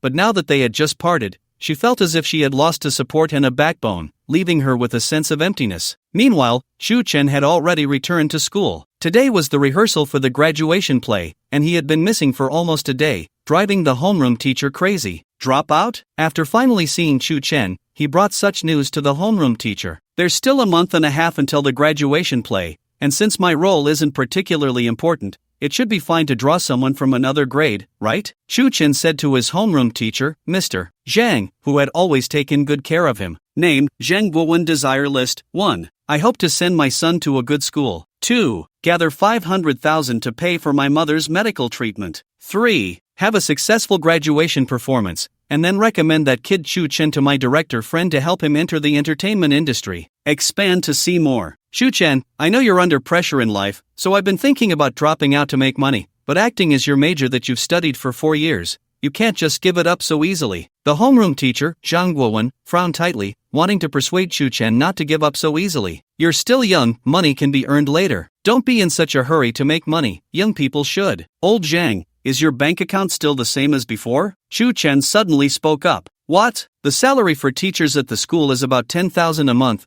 Your wife works as a saleswoman in a mall, earning around 8,000 a month. You live in the suburbs renting a place for 3,000 a month, plus utilities, round-trip train fare, and expenses for the child. Not much left, right? Chu Chen said flatly. In this world, he remembered everyone who had ever been good to him. 3 months ago, old Zhang had transferred him 500 yuan as a loan for living expenses, saying it was a loan, but in reality, he didn't want to see the kid under such financial pressure. Chu Chen hadn't had the ability before, but now, everything was different. You brat, why are you saying this? Old Zhang, as a middle-aged man, felt a bit of heartache. Who isn't struggling to live in this world? Chu Chen operated his phone a few times. Old Zhang, help me handle the dropout process at school, and don't let the next generation suffer. My mother's illness shouldn't be delayed any longer. After saying that, he turned and left. Old Zhang, thank you for the 4 years of university. Ding! Old Zhang's phone vibrated slightly. A text message, Dear Mr. Zhang, your Bank of Communication savings card ending in 8934 has received 300,000, 00 yuan, current balance,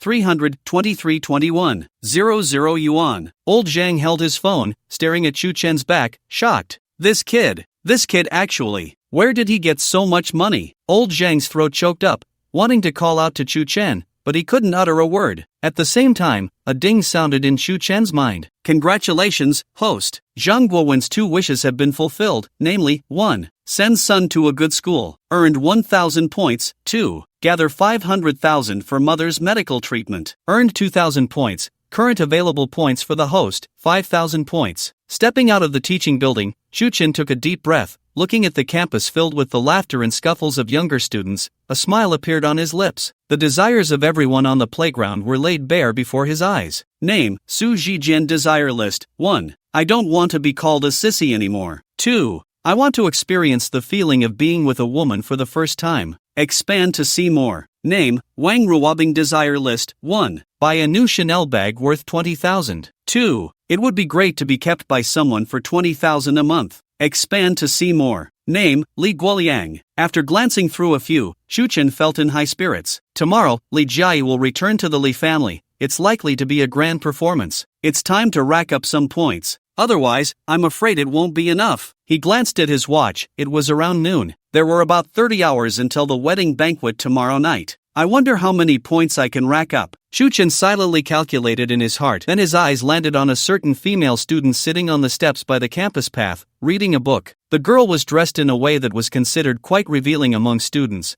and her looks were probably only around a 6 out of 10. She didn't seem like the pure and innocent type. Even if she were offered to him on a platter, Chen wouldn't touch her. However, this did not affect his score boosting, so without hesitation, Chen chose her first. Name, Wang Ruobing. Wishlist. 1. Buy a new Chanel bag worth 20,000. 2. It would be great to be supported by someone for 20,000 a month. Expand to view more. Chen walked over, paused nearby for a moment, and then asked, Junior? Broadcasting major? Wang Ruobing suddenly looked up and saw Chen standing next to her. Oh, senior? Yes, I'm in the broadcasting department. Although Wang Ruobing had never spoken to Chen, during her 2 years at school, she had seen him perform in the Black Box Theater, so she recognized him at a glance. So it's like this. Chen was not polite and directly sat down beside her. The drama school had been his home for 4 years, and here, Chen felt as comfortable as if he were at home. Did you see that guy with glasses? I saw him. Wang Ruobing nodded in confusion. Not far away, a boy holding a milk tea, wearing jeans, looked a bit silly. Name, Su Jijian. Wishlist. 1. Don't want to be called effeminate anymore. 2. Want to experience what it feels like to be with a woman for the first time. Expand to view more. It's like this. Chen smiled and withdrew his finger from Su Jijian. He's been staring at you for a long time, wanting to be friends with you, but he's a bit shy, so he asked me to help him talk to you. Ha! Wang Ruobing was clearly surprised. No way, he looks like he likes men. Indeed. Chen clicked his tongue, but it only looks that way. He leaned closer to Wang Ruobing's ear and whispered, he's usually very low-key. So he wants to support you. Chen got straight to the point. Wang Ruobing's expression suddenly changed. She pretended to be angry and stood up. Senior, I hope you can watch your words. Wang Ruobing was scared. She was afraid that Chen was just playing a prank, and if she agreed, wouldn't the whole school know she was a woman who could accept being supported? Chen had long anticipated Wang Ruobing's possible reaction, so he calmly took out his phone. He's very sincere, the money can be transferred at any time. Seeing that Chen didn't seem to be joking, Wang Ruobing glanced back at Su Jijian, who was looking down at his phone in the distance, and bit her lip. A moment later, Chen left Wang Ruobing and walked over to Su Jijian. Hi, Chen, senior? Su Jijian recognized Chen. I haven't had time to help you with your assignments lately, man. I haven't even finished my own graduation project. Chen smiled. Cut it out. There's a broadcasting junior who wants to meet you. Me? Su Jijian looked incredulous. Look, she's over there watching you. Chen gestured for Su Jijian to look at Wang Ruobing. About 2 hours later, sitting in his Bugatti Veyron, Chen received a system notification. Congratulations, host, Wang Ruobing has fulfilled her wish, earning points, 1,000. Congratulations, host, Su Jijian has fulfilled his wish, earning points, 3,000. For almost no reason at all. Chen believed that soon, Wang Ruobing's wish to buy a 20,000 yuan Chanel bag would also be fulfilled. Where to now? Pondering in his heart, Chen pressed the accelerator. With the roar of the engine, the silver-gray Bugatti Veyron instantly accelerated, attracting the attention and admiration of countless people along the way. Helping others is helping oneself. Sitting in the car, Chen held the steering wheel. The system's altruistic mindset is still commendable. Chen stared out the car window when suddenly he slammed on the brakes. He stopped in front of a beautiful woman dressed in a black lace top, with black fishnet stockings and leather boots. In terms of looks, she could easily score between 6, 5 and 7. In a crowd, she would definitely stand out. More importantly, she had a nice appearance and a great figure. Name, Lu Yushi. Desire list. 1. Want to buy all the spring and summer clothes from Zara. 2. Find someone richer and break up with that little rich second-generation boyfriend who is almost drained by me. There were more to unfold. The reason Chen stopped in front of her was that after he opened Lu Yushi's desire list, he found that this woman had over 100 desires. Compared to the desire list of Nan Fonger, it was nearly 40 more, and the difficulty was not high. The car window rolled down, revealing Chu Chen's handsome profile as he smiled at Lu Yushi. "Beautiful lady, where do you want to go? I'll give you a ride." In fact, Lu Yushi had heard the melodious sound of a top sports car long before, and with the owner, Chu Chen, being so handsome, she lost all restraint and even blurted out a cheesy line. "I want to go to your heart." Chu Chen smiled and patted the car door. "Get in." After she got in the car, she waved her hand in front of her, letting out a suggestive sigh. "So hot." Before Chu Chen could respond,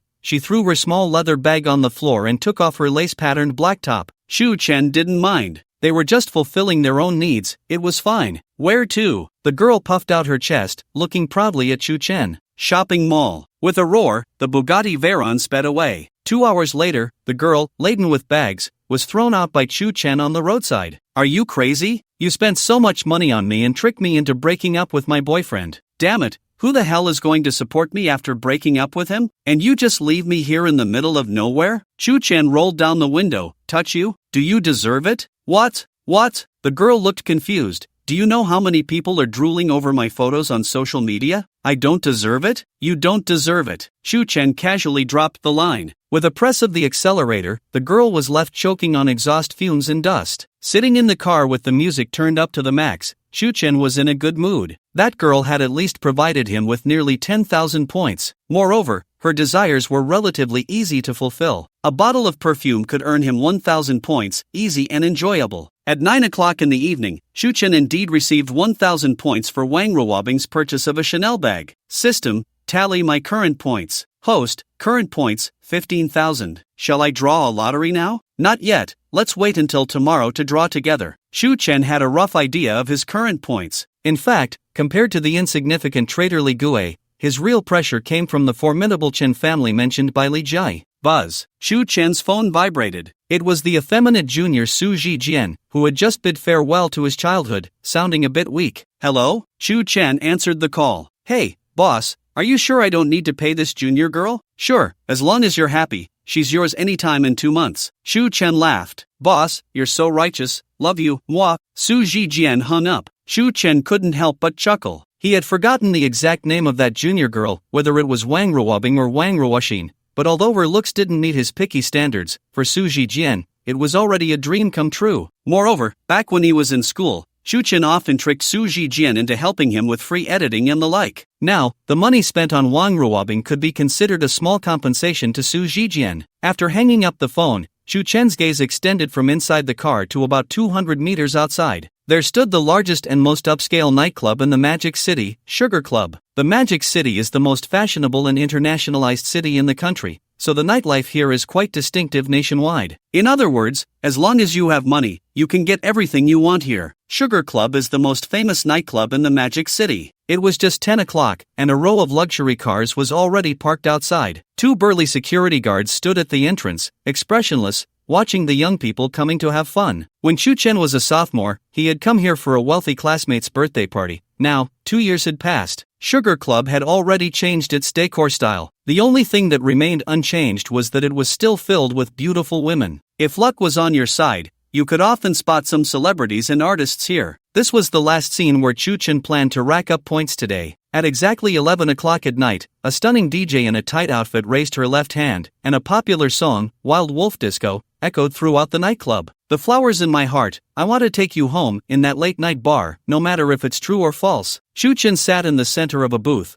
surrounded by 4 or 5 beautiful women. They swayed indulgently to the rhythm of the music. These women had approached Chu Chen on their own initiative because the minimum spending for the booth he was in was 12,000 for the night. The table was filled with drinks and fruit platters gifted by the manager. Since one person couldn't eat or drink at all, it was better to have more people for the lively atmosphere. There were many such women in the nightclub. Once they entered, they would pay attention to wealthy and handsome men like Chu Chen. If they could flirt successfully, that would be great, but if not, free drinks were also quite nice. Surrounded by the women, Chu Chen leaned back on the sofa, his gaze fixed on a woman at the opposite booth since half an hour ago, his brow slightly furrowed. This woman wore heavy makeup, and at first glance, she seemed to have a 6 out of 10 appearance. However, upon closer inspection, it became clear that while other women wore makeup to enhance their beauty, she was using it to cover her true looks. Having often needed to wear makeup for performances in the past, Chu Chen had developed a unique theory on how to analyze a woman's natural appearance through her makeup. Above 8 points, she definitely won't be lower than 8. Without a second thought, Chu Chen made that judgment. The woman appeared to be around 23 years old, dressed in a red, fitted dress with a back zipper. The dress looked very beautiful, though it had the drawback of being somewhat inconvenient due to the zipper being at the back. But that didn't detract from the beauty of the red dress on her. She had long, fair legs that were very alluring. Even without looking at her face, just considering her figure and legs,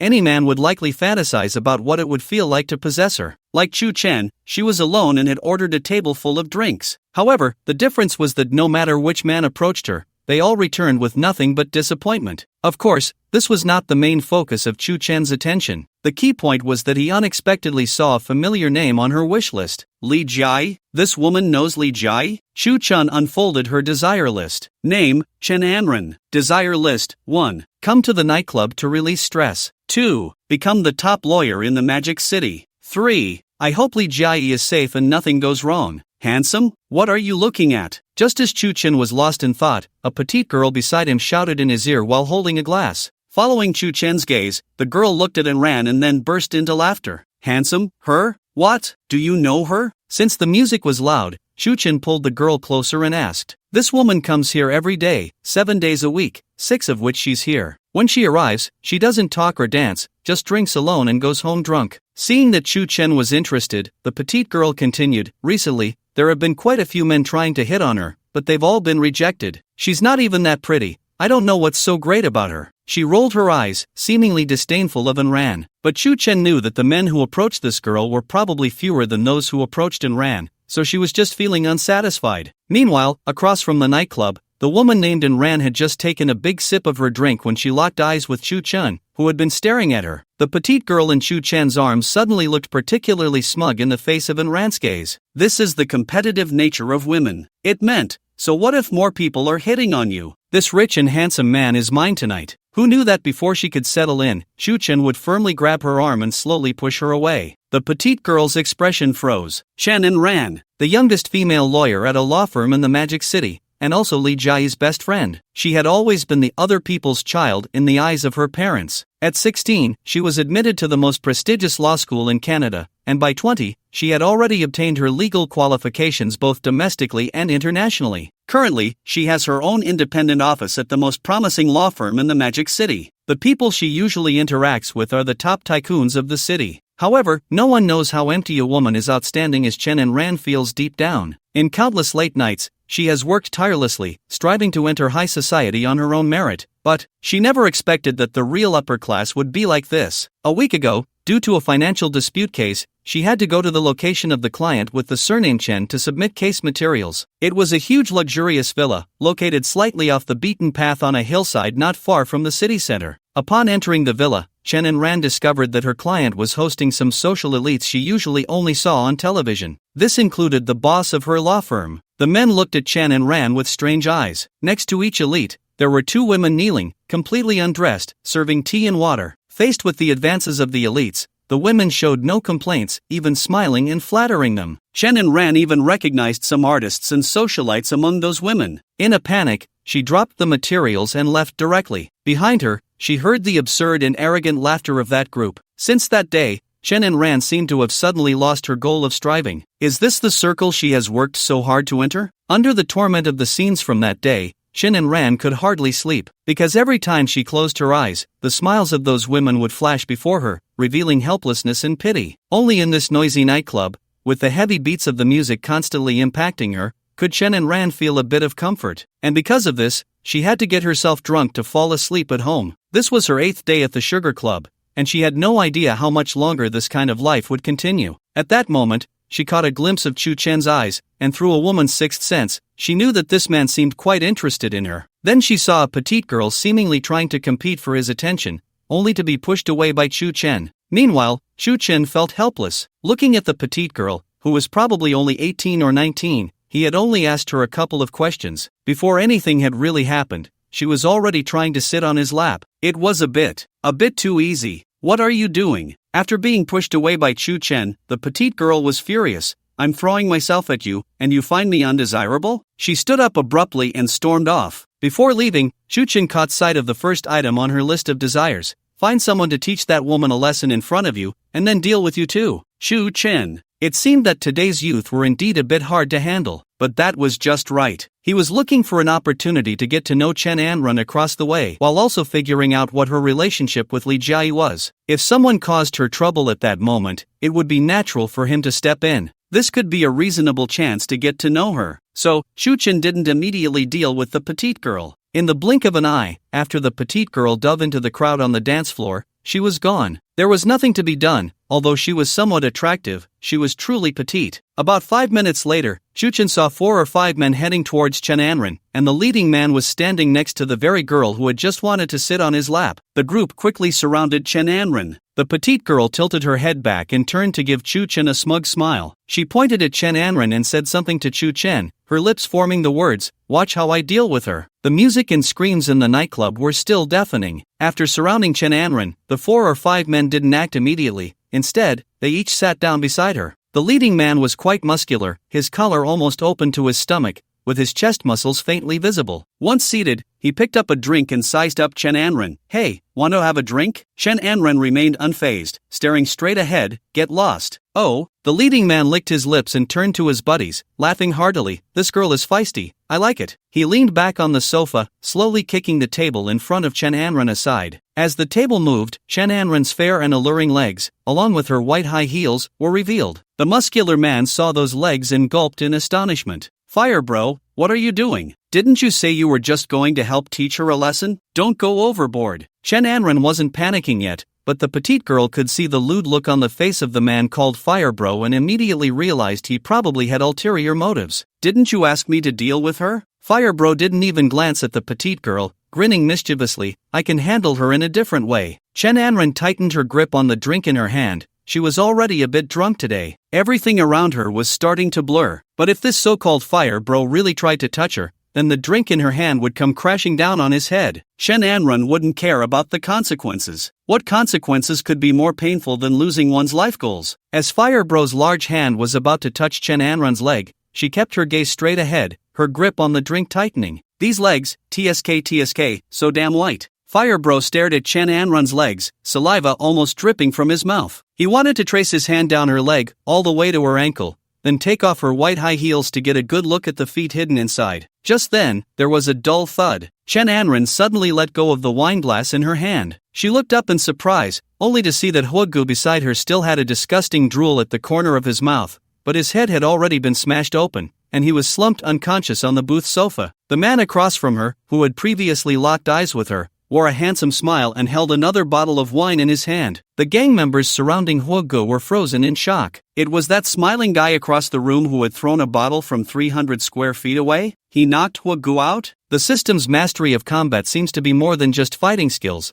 This throwing effect looks pretty good too. Before Chu Chen threw the bottle, he was actually a bit nervous. What if he missed and hit Chen Anren instead? That would be too embarrassing. But seeing the dirty hands of the burly man across from him about to reach for Chen Anren, Chu Chen didn't think twice and stood up with the wine bottle in hand. Ever since he gained the skill of combat mastery, he felt a significant boost in strength, reaction, and agility. Holding the bottle in his hand made him feel more secure. He was 100% sure he would hit the target and wouldn't hit the wrong person. That was his confidence. Sure enough, the man across was hit by the bottle and fell over. Chu Chen smiled and waved at Chen Anren, signaling her to come over. Another man beside Chen Anren finally reacted. He hurriedly stood up from the sofa, wanting to grab her. But Chu Chen acted again. So now there was one more person lying next to Huogu. The bar was already noisy, and with Chu Chen's skillful throw, when the bottle hit the man's head, it didn't shatter like the fake glass in movies. Those were made of sugar. They wouldn't hurt anyone. Chu Chen had experienced that in props class. A real wine glass would not only cause a person's head to bleed but also wouldn't break easily.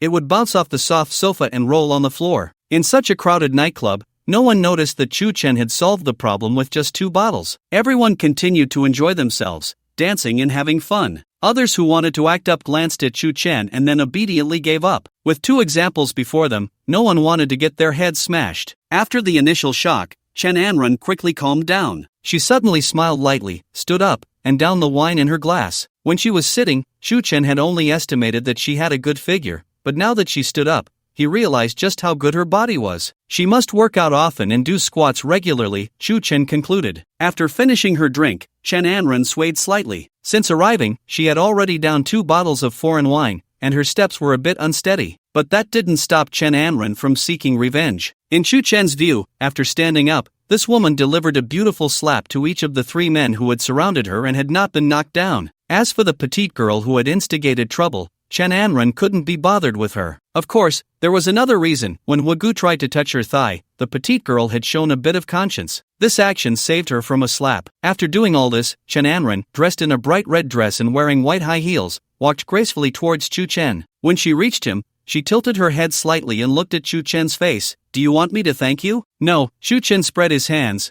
"I invite you for a drink. Do you want to refuse?" Chen Anren carefully examined Chen's eyes, seemingly not seeing the desire to devour her like other men in his gaze. "All right, I'm a bit drunk already." Chen Anren felt a surge of impulse in her heart as she giggled. That's how beautiful women are. Used to being pursued by men, when they encounter a challenging opponent like Chen, they tend to become more proactive. If you're drunk, then be drunk. How can you sleep if you're not? Chen raised his glass, wanting to clink it with hers. It was unclear whether it was because his words resonated with Chen Anren, or simply because he looked pleasing to her, or perhaps due to her own deep sense of emptiness, but under the dim light, Chen Anren suddenly wanted to let loose. Instead of picking up her glass from the table, she leaned slightly against Chen's chest, her beautiful fingers wrapped around the hand holding the glass. In Chen's gaze, the crystal-clear glass gently touched Chen Anren's lips and her white teeth, and then the liquor slowly flowed into her mouth. Perhaps Chen Anren was truly drunk. With a clang, the glass smashed onto the table, quickly drowned out by the music in the nightclub.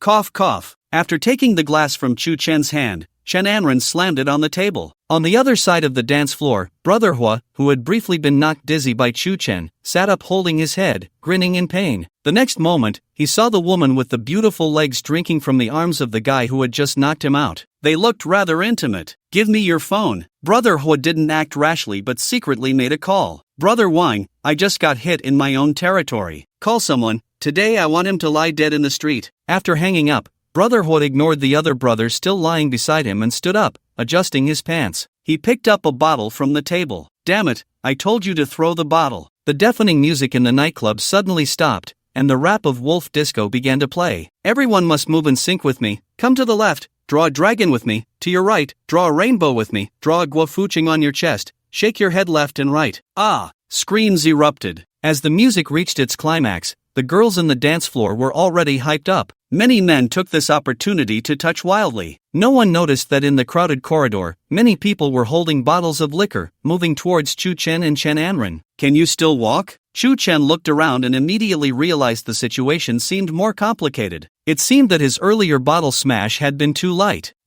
Chen Anren smiled happily. When she smiled, her white teeth showed, and despite her heavy makeup, it was clear that when this woman smiled, her eyes curved like crescent moons. The light in her eyes was beautiful. "Come on, take me away, okay? Wherever you say to go, I'll go." "Silly woman, you've had too much to drink." Chen sighed, wrapping one arm around her tight and slender waist. Amidst the envious gazes of many men, he led her towards the nightclub's exit. "Damn it, a girl with such a perfect figure, and this guy gets to pick her up. I've been here for 3 days, and she hasn't been drunk once. Liay, give it a rest. No girl is a fool these days. If you can pick her up, it means she let you." Another man, biting into a piece of cantaloupe from the fruit platter, cursed, "The girls who come to nightclubs are all sharp. Last time I picked up a fat girl who was completely wasted, and when I put her on the bed, she was as soft as a damn persimmon. But while I was taking a shower, not only did she disappear, but my wallet and pants were also stolen." As the two were talking, suddenly there was a sharp scream. Chen, with one arm around Chen Anren, smashed the bottle in his hand onto the table, shattering it. Only the sharp glass pressed against the chin of a burly man, who kept moving forward. Panic and terror filled his eyes. "Little brother, no, brother, please don't do anything reckless.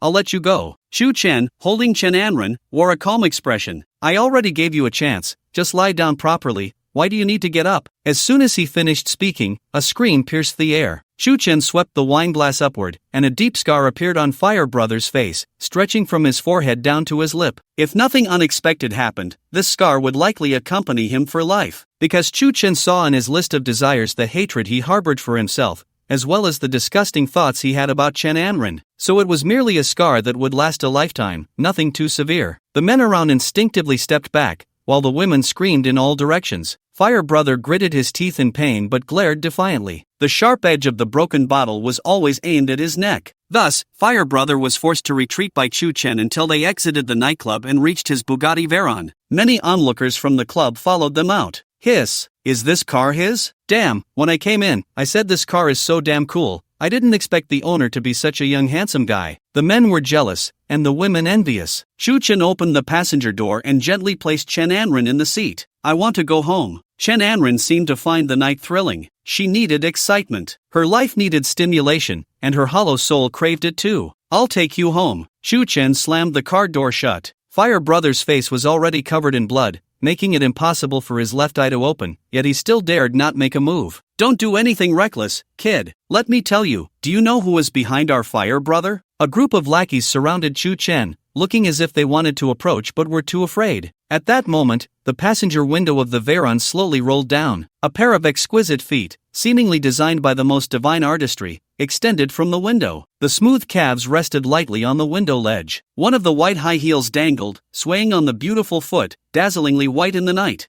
I want to take you home, in that late-night bar, regardless of whether it's true or false. The soft hum of Chen Anren's voice came from inside the car. With her heavily made-up face, she was unafraid of anyone recognizing her as the unattainable future lawyer, touted as the most promising in the Magic City. Right now, she was just a slightly tipsy woman with an empty soul. Damn, really tempting. Among the crowd, a man finally couldn't hold back, gazing at the swaying high heels outside the window, letting out a heartfelt sigh. While pressing the wine bottle against Fire Brother's neck, Chen quickly scanned his list of desires. Moments later, he suddenly looked up at the sign of the Sugar Club. Interesting, so this place actually belongs to the Wang family. It seemed to be the Wang family that wanted to collude with Li Guo to kidnap Li Jai. Chen sneered. It appeared that the Wang family had a connection with him after all. Just casually dealing with a lackey in the nightclub led him to encounter a dog of the Wang family. He almost yanked Fire Brother by the collar and dragged him near the driver's seat of the Veyron. You're finished. Fire Brother's face was covered in blood. You have no idea who you've offended. Then you should tell your backer, the Wang family. Chen pulled him closer and whispered in his ear, I am someone the Wang family cannot afford to offend. After saying that, Chen released his grip. Fire Brother fell to the ground, utterly shocked. How does he know who is behind me, the Wang family of the Magic City? And he said he is someone the Wang family cannot afford to offend? The next moment, the door of the Veyron closed. Chen pressed the accelerator, charging into the dispersing crowd without a moment's pause. Big brother,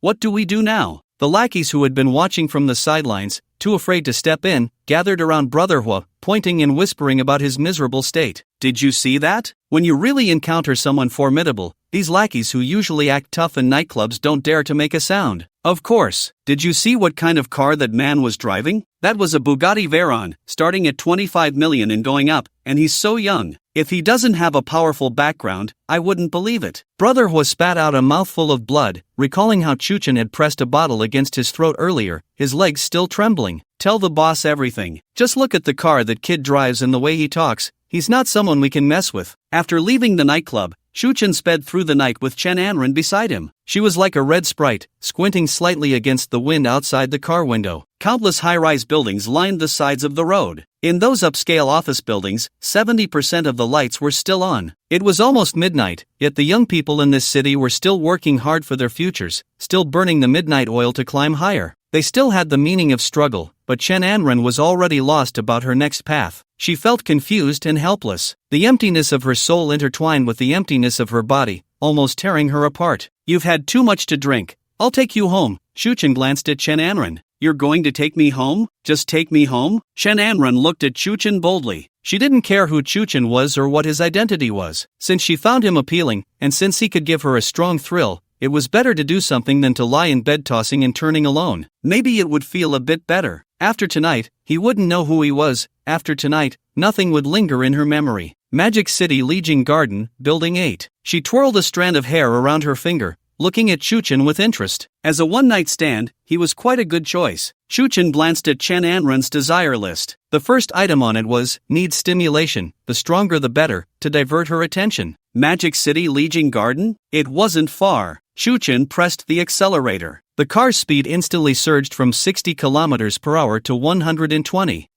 Chen Anren was caught off guard and felt the push of acceleration as the world's top supercar sped up. The night wind tousled her hair. Yet, she felt a sense of exhilaration inside. Faster. Chen Anren tightly closed her eyes. Although she felt scared as the speed kept increasing, she was enjoying it. 15 minutes later, Chen helped Chen Anren push open the door to her apartment. The greenery around was quite nice, and the environment was good. Most of the units in the community were small. The rent was at least around 10,000 yuan a month. For the old Chen, a rent of 10,000 a month was almost unimaginable. Once inside, Chen Anren kicked off her high heels, her bare feet touching the carpet. The keys in her hand were tossed onto the desk not far from the door. The lights were off. This apartment was about 70 to 80 square meters. Directly ahead was a floor-to-ceiling window. The room was decorated in a minimalist style, with a large bed in the center. In front of the bed was a piano. Besides that, there was no other large furniture. The moonlight outside illuminated the room and cast a glow on Chen Anren's perfect figure. The interplay of shadows,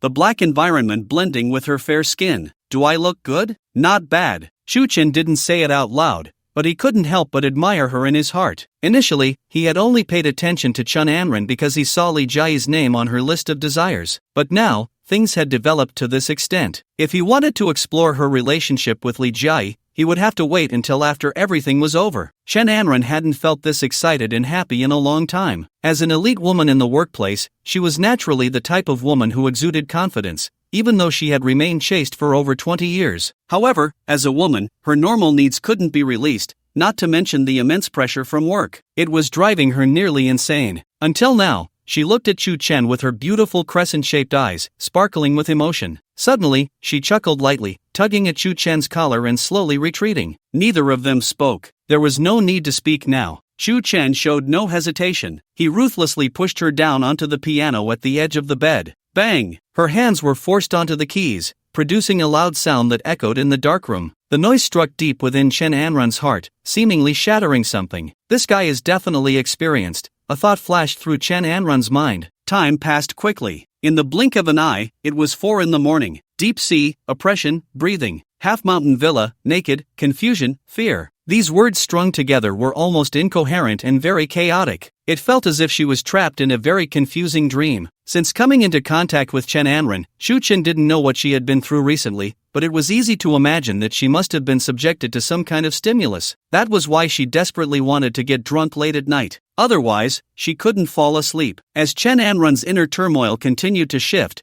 Chen finally thought of a possibility. This woman must be suffering from severe depression. Chen's gaze swept over the piano, recalling the wild scene he and Chen Anren had just shared on it, and suddenly he stood up. Just now, I drew the piano mastery card. Now I can give it a try. He gently sat on the edge of the bed, his hands once again touching the piano keys. Chen already knew how to play the piano, though he only considered himself at an intermediate level. However, ever since he gained piano mastery, when his hands touched the keys again, he felt a wonderful illusion. The keys seemed to speak and express themselves in his hands. Gently, Chen began to play a piece he didn't even know the name of. As the notes flowed through his heart, he started to play slowly without any hesitation. In her dreams, Chen Anren was sinking into an endless dark sea. She wanted to struggle desperately, to breathe, but there was no way to do so. It felt as if her body in the dream weighed 1,000 pounds. At the same time, in her ears, there were the arrogant laughter of the socialites she had seen at the half-mountain villa, along with their lewd whispers as they clinked glasses. These sounds made it hard for her to breathe. Just then, a melody seemed to rise from the depths of the pitch-black sea, lifting her heavy body and pushing her upward. The emptiness and oppression in Chen Anren's heart transformed into an incredible lightness the moment she heard the piano music. The next morning, at 8 o'clock sharp, it was drizzling outside. Chen Anren turned over comfortably with a slight smile on her lips. A few seconds later, she suddenly sat up in bed. Last night, images flashed through her mind like electricity, recalling the nightclub, meeting Chen, bringing him home, and the scenes on the piano. Where is he? Chen Anren hurriedly covered herself with the blanket, glancing around. He's already gone? When did this happen? How could I have slept so soundly and not known anything at all? As soon as Chen Anren thought of last night's events, her face flushed with embarrassment. Regret? Not at all. In fact, she even felt a bit reluctant. After all, last night she had truly become a woman, and in a certain sense, even if it was just a one-night stand, Chen was still her first man. Strange. Chen Anren lay back down on the bed. Last night, I seemed to hear the sound of a piano, and it was that piano piece that made me sleep so soundly. For Chen Anren, sleep had become the thing she feared facing the most. In recent days, she had never slept as comfortably as she did last night. She suddenly sat up in bed, carefully recalling the details in her mind, then gently pressed a few disconnected notes on the piano keys. She realized that perhaps the piano piece she heard in her dream could alleviate the torment of her sleeplessness. However, no matter how hard Chen Anren tried to remember, she couldn't reproduce even a tenth of that piece. That bastard. After a while, Chen Anren's hands fell heavily on the piano keys. She recalled Chu Chen's handsome face, filled with resentment and anger. How could he just leave without a word? Does he really think of me as that kind of casual woman? Just as Chen Anren felt both shy and resentful, her phone, which she had placed beside her pillow, buzzed to life. Chen Anren picked up the phone, her body stiffening. Li Jai? Hey, Jai, are you okay? I've been so worried ever since I found out you were kidnapped. Chen Anren immediately asked as she answered the call. I'm fine, no one kidnapped me. I escaped on my own. It was Li Jai's voice on the other end. Anren, can you come pick me up? Why me? Because right now, the only person I trust the most, my best friend, is you. Li Jai said. Silly, stop saying that. Where are you? Chen Anren didn't hesitate at all. I'll send you my location. I don't know the exact place, but it's probably in some alley near the Shanghai Theater Academy. Wait for me. After hanging up, Chen Anren immediately pulled out a semi-professional suit from her wardrobe. This was the outfit she often wore when she wasn't in court. It was casual yet had a goddess-like vibe. After getting dressed, she picked up her car keys from the table. While grabbing the keys, she accidentally caught sight of the red dress that the man had helped her take off last night, lying discarded on the floor. A quick image flashed through her mind. In the night, her fair feet tiptoed on that dress, and then, ugh! She shook her head violently and rushed out of the apartment. About an hour later, at a convenience store next to Huashan Road in the Magic City, Li Jai was waiting by the roadside in a gray shirt and loose wide-leg pants. Soon, a white BMW X6 pulled up in front of her. The window rolled down, and who else could it be but Chen Anren? Get in and talk. After Li Jai got in the car, she said, let's go to the Mingdu Hotel in the Magic City. I've booked a room. As Chen Anren drove, she asked, what exactly happened? Li Jai recalled everything that had happened after meeting Chu Chen and found it all too bizarre. Even though she had initially wanted to use Chu Chen to achieve her own goals, that man had made every move in a way that left Li Jai bewildered. At the same time, he had a certain inexplicable charm. In the car, Li Jai briefly explained the events to Chen Anren. Chen Anren's eyes widened. Crazy, Li Jai, you are really crazy. How could you have such a wild plan? You actually want to take revenge on the Chen family this way? And not just think about it, but you actually went through with it? No, Li Jai hurriedly said, nothing happened between me and that man. What's the name of the man you ran away with? What's his background? Chen Anren asked. His name is Chu Chen, and I don't know much else, but I feel he's definitely not an ordinary person. Li Jai shook her head. There's always an inexplicable confidence in his eyes. He's bold but also very cautious. How should I put it? Li Jai frowned slightly. Mysterious and contradictory. I guess that's it. Mysterious and contradictory? Chen Anren repeated, unable to imagine what kind of man Li Jai had encountered. However, the fact that Li Jai, one of the top 10 beauties in the Magic City, regarded him differently indicated that this man named Chu Chen must have some skills. So what's your next plan? Since she couldn't think of anything, Chen Anren decided to get straight to the point.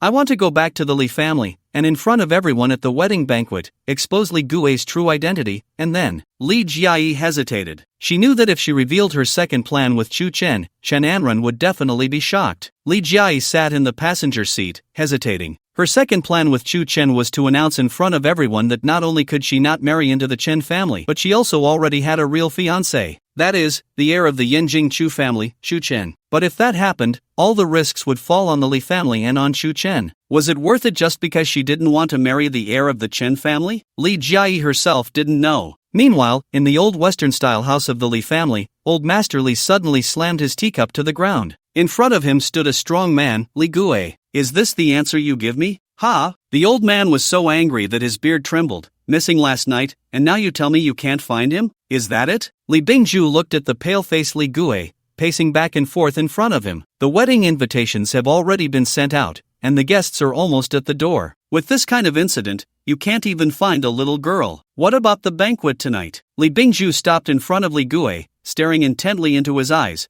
What am I supposed to tell others? That my Li family's girl ran away from the wedding? That she was kidnapped? The more he spoke, the angrier he became, and he picked up a teacup from the wooden table, using all his strength to smash it on the floor, shouting angrily, "Does my Li family have no face anymore? Old master, calm down. There's still time. I've already had people use all their connections to search," Li Gue said quietly after a moment of silence. However, a hint of resentment flashed in his eyes. Li Bingzhu gasped for breath. "Does the Chen family know about the young lady's disappearance?" Li Gue replied, "Old master, rest assured, the news has definitely not leaked a bit. They absolutely have no idea." The old man felt a little relieved. Just then, the gold-plated old-fashioned telephone on his wooden table suddenly rang with a dingling sound. "Hello." Li Bingzhu was startled. Only a few people knew the number of this landline. At such a time, could it be that the Chen family already knew about Li Jiayi's runaway marriage? Who knew that when he picked up the phone, Li Jiayi's voice came through. "Grandpa, I'm at the Magic City Mingzhu Hotel. Jiai?" Upon hearing this, Li Bingzhu slammed his fist heavily on the wooden table, breaking the skin on his aged left hand. Around 5:40 p.m.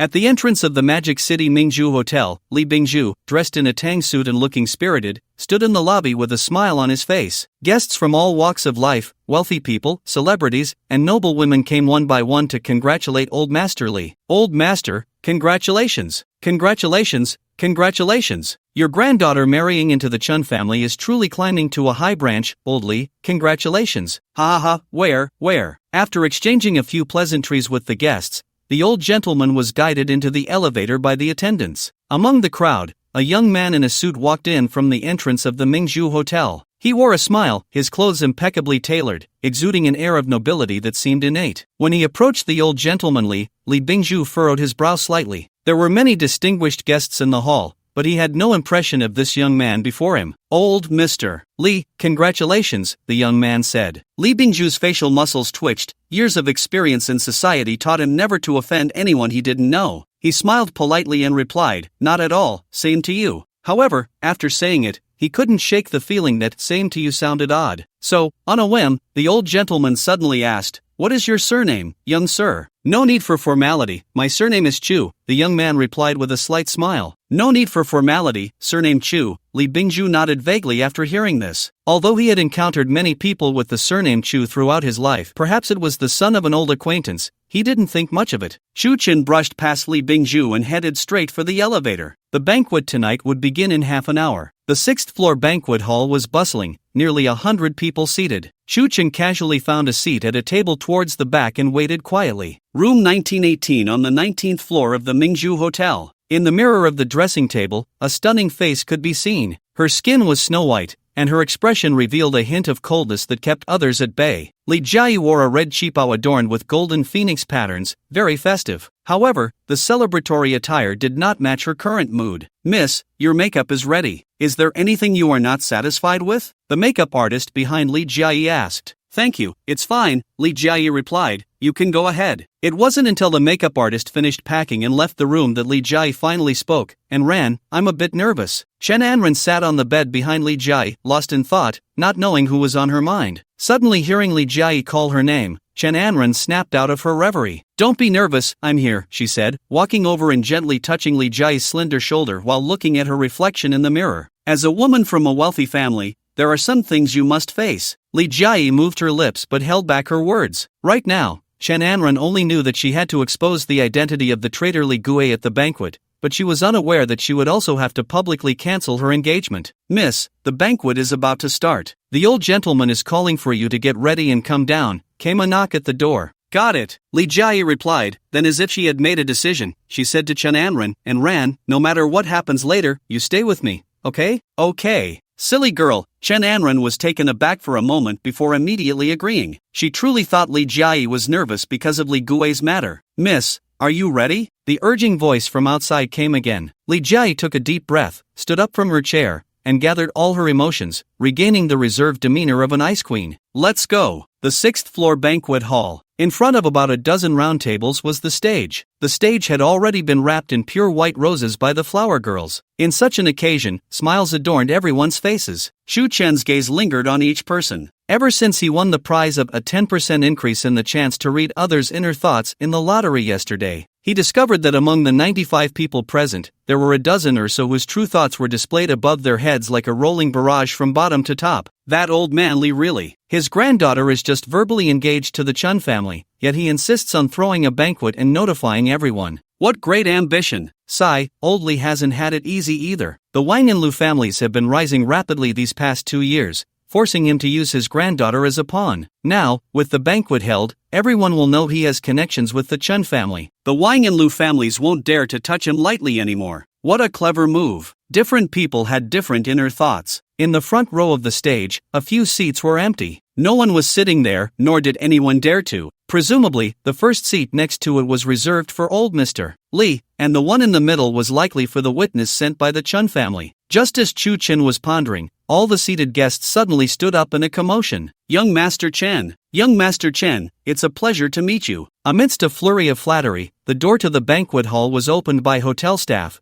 and 3 people walked out under the spotlight. Chen Wen-yang. It's actually Chen Wen-yang, the brother of Chen Wen-hai, the heir of the Chen family. Oh my, I thought the Chen family would just send someone casually to witness, but they actually sent Chen Wen-yang. It seems his brother Chen Wen-hai still cares a lot about the Lee family. This further proves that old Mr. Lee made the right move. Li Jiayi's cold beauty really has left a lasting impression on Chen Wen-hai. Whispers spread through the crowd. On the red carpet, old Mr. Lee beamed as he invited Chen Wen-yang to take his seat. Chen Wen-yang looked to be around 24 or 25, full of energy, dressed in a high-end tailored suit that exuded the charm of a young master. However, there was one slight drawback. Chen Wen-yang's appearance leaned a bit towards the effeminate, with high cheekbones that suggested he might be difficult to get along with. Chu Chen sat in the last row with his legs crossed, his gaze fixed on Chen Wen-yang's face. Name, Chen Wen-yang. Desire list. 1. Become the rightful heir of the Chen family. 2. See how stunning the future sister-in-law his brother Chen Wen-hai speaks of really is. Expand to view more. Seeing Chen Wen-yang's desire list, Chu Chen's smile deepened. He thought to himself, so, Chen Wen-yang? Looking at the first item on your desire list,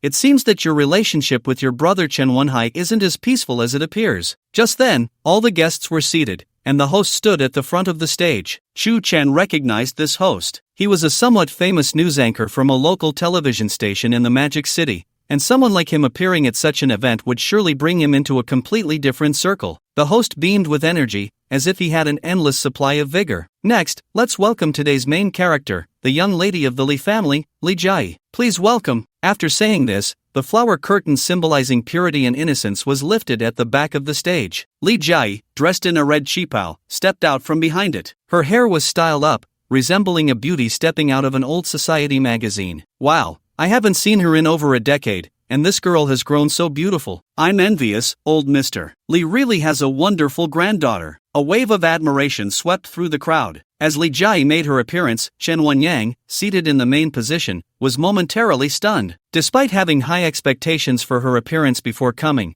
he was genuinely shocked by her beauty at first sight. So beautiful. Chen Wen-yang thought to himself. Especially the faint coldness and distant attitude emanating from Li Jiayi seemed to conquer him at first glance. Since Chen Wen-yang became aware of his surroundings, he has never been short of women by his side, but no one has ever ignited such a strong desire for conquest in him. Although Chen Wen-yang still wore a smile on his face, his fists slowly clenched. This was his brother's woman, the one that the whole family had high hopes for, the woman that Chen Wen-hai had set his sights on. Even if Chen Wen-yang wanted her, how could it be possible? As jealousy slowly crept up in his heart, he struggled to divert his gaze from Li Jiayi, until he saw Chen Anren beside her. This is. Chen Wen-yang's pupils constricted. Wasn't this the female lawyer he had encountered about a week ago at the hillside villa, the one he had been thinking about for a long time? A week ago, Chen Wen-yang had hosted some influential figures and important guests at the hillside villa. Coincidentally, he ran into Chen Anren, who had come to deliver a lawyer's contract. Since that meeting, he had been unable to forget her. He never expected that today, at the Lee family's banquet, he would not only see Li Jiayi but also Chen Anren. He was unaware of the trouble that the reception at the hillside villa had caused Chen Anren. Sitting in the audience, Chen Wen-yang sighed, thinking that this trip to the Li family was indeed worthwhile. After Li Jiayi made her entrance, the elderly, Li Bingzhu, also came up to the stage at the host's invitation. Once on stage, Li Bingzhu picked up the microphone and was about to express his gratitude to the guests for attending today's event. However, Li Jiayi took the microphone from the host first. It was evident that before making this decision, she scanned the banquet hall with her eyes, as if searching for someone. The bright lights on stage made it difficult to spot Chu Chun in the audience at first glance. He wondered if he had really come as promised. The host still believed that today was truly a joyful banquet. Since the female lead of the banquet wanted to speak, of course, they could not undermine her. Moreover, she was to become a member of the Chen family in the near future. Oh, it seems that Miss Li still has something to say. Let's welcome her. Li Jiayi stood on stage, looking lively. She held the microphone tightly, her fair hand slightly pale at the knuckles from the pressure. Jiayi, go for it. Behind her, Chen Anren had not yet seen Chen Wenyang. She was cheering her on, encouraging her. The previously noisy audience gradually quieted down. Everyone was looking forward to what Li Jiayi, the female lead of the banquet, would say. A sharp noise came from the microphone as Li Jiayi adjusted it. She glanced at her frowning grandfather. Welcome to all the distinguished guests from Magic City who have come to attend today's banquet. After Li Jiayi spoke, she realized that some things, when truly faced together, could be so simple. She took a deep breath. Before announcing my marriage news,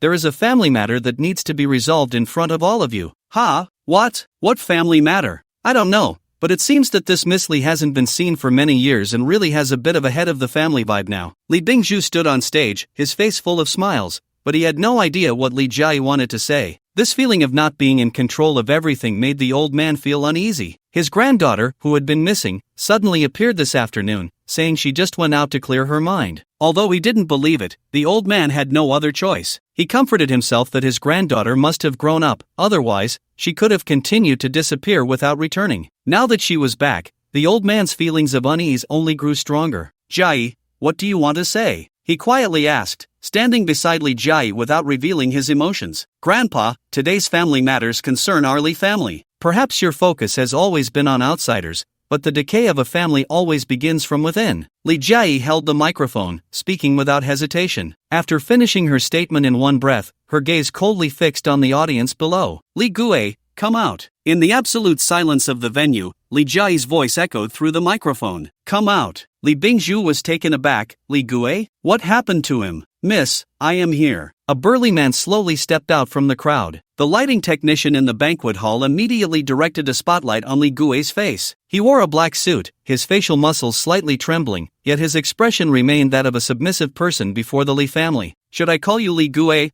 or should I call you Wang? Gui, what? When Li Jiayi pronounced the last three words, she articulated each one clearly. Li Gui abruptly raised his head. A fleeting look of surprise and fear crossed his eyes, but soon he adjusted that surprise into confusion. Miss, you said, Wang Guiwan? Who is that? Li Gui looked around at the guests and socialites in bewilderment. The people around him began to whisper and point. What does this mean? What does the young lady of the Li family want to do? Before Li Gui could defend himself, Li Jiayi turned to look at her grandfather, the only pillar of the Li family at present. You may not know, but 10 hours before everyone arrived for the wedding banquet, I was hiding in an unknown alley, escaping a kidnapping. And the mastermind behind that kidnapping is our Li family's trusted aide, Li Gui. Li Jiayi's words were clear and unmistakable, reaching the ears of everyone present. Some who were aware of the Li family's situation and their opposing relationships with the Wang and Lu families began to piece things together. They looked at Li Gui in shock. For over a decade, all matters, whether business or trivial, had been entrusted to Li Gui by the Li family. Many guests thought they were familiar with Li Gui due to their business dealings with the Li family. However, they never expected Li Gui to be such a person. What? Even more shocked was the elderly Mr.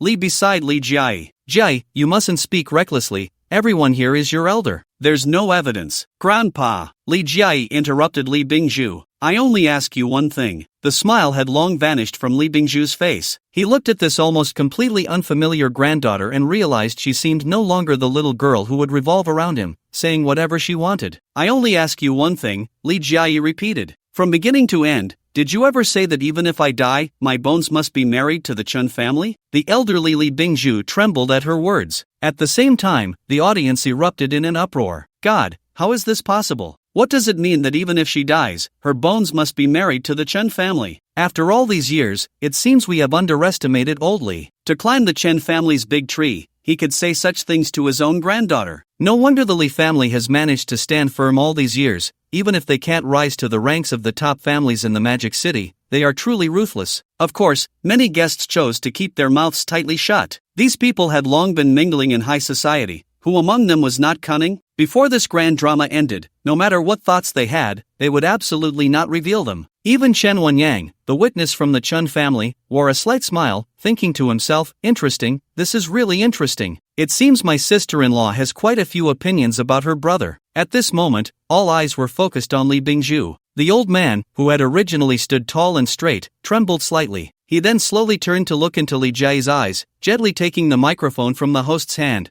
and with a slightly aged voice, he asked, even if you die, you want your remains sent to the Chen family? Who said that? Li Jiayi quietly gazed at her somewhat aged grandfather. Although she felt like crying, she knew she couldn't at this moment. For over 20 years, every scene of their time together replayed in her mind, one after another. No matter what the answer was, she knew she couldn't cry. The old man shook his head slowly as he spoke, a hint of fatigue in his eyes. Jai, my good granddaughter, are you questioning your grandfather now? Li Jiayi remained silent, fearing that if she spoke, she would feel the sting in her nose. To shed tears in front of Li Guo? Or in front of the Chen family? No, absolutely not. The old man slowly turned around. Li Guo, so this is something you said on my behalf? Under the spotlight, shadows loomed over Li Guo's profile, making him appear somewhat silent. Li Guo? I'm asking you. As Li Bingzhu faced Li Guo, the old man's authority began to emanate. Old man, I have never said that. I don't know where the young lady heard it. Li Guo did not look up, his fists tightening in his sleeves, and Li Guo's gaze was fixed on the floor, his fists creaking with tension. For over a decade, I, Li Guo, have worked diligently for the Li family, enduring hardships without complaint. Everyone present today can testify to that. At this point, he suddenly raised his head, his eyes bloodshot except for the pupils. But the young lady's one-sided words could ruin everything I've done for the Li family. Old man, do you not fear that questioning me in front of so many people will chill the hearts of the other Li family members? Li Guo nearly shouted the last two sentences. Those who had just thought Li Guo might truly be a traitor to the Li family suddenly found themselves at a loss. The old man had not expected that the usually submissive Li Guo would confront him like this. On one side, it would chill his granddaughter's heart. On the other, it would chill the hearts of the other Li family members. How to choose? Li Guo,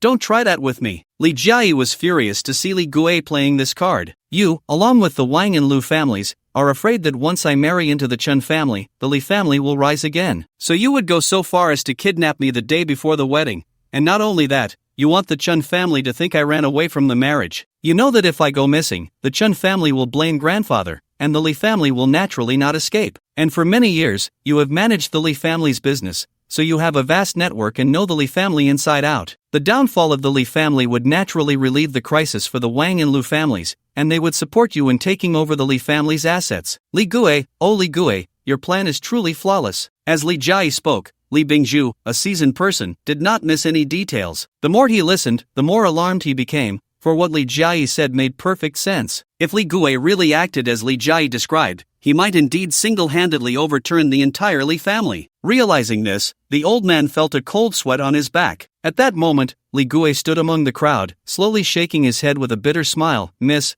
I watched you grow up, and you have indeed learned the ruthless means of the wealthy to achieve your goals. You concoct this story without any evidence, thinking you can just brazenly accuse me? To avoid marrying into the Chen family, you have truly gone to great lengths, even deceiving your beloved grandfather, and you would not hesitate to break the most capable arm of the Li family, which is me, Li Guo. This is your unkindness. The old man cares for you and loves you so much, yet you actually fabricated the nonsense that he would rather let you die than send your corpse to the Chen family. This is your unfilial conduct. The Chen family is so sincere about this marriage that they even sent Mr. Chen Wenyang, the younger brother of the Chen family's eldest son, to personally attend the wedding banquet, yet you actually directed this scene yourself to call off the wedding. This is your betrayal as a fiancé. Li Guo took a deep breath, his eyes scanning the surroundings, his voice calm yet despondent. Facing a woman like you, who is unfaithful, unkind, and unfilial, I, Li Guo, have nothing to say. As his words fell, the guests were left dumbfounded. It has been said since ancient times that the waters of the wealthy are deep, but this layer of skin has never been peeled away. Today's wedding banquet truly opened people's eyes. Regardless of what thoughts Li Jiayi or Li Guo held, just based on the dialogue between the two,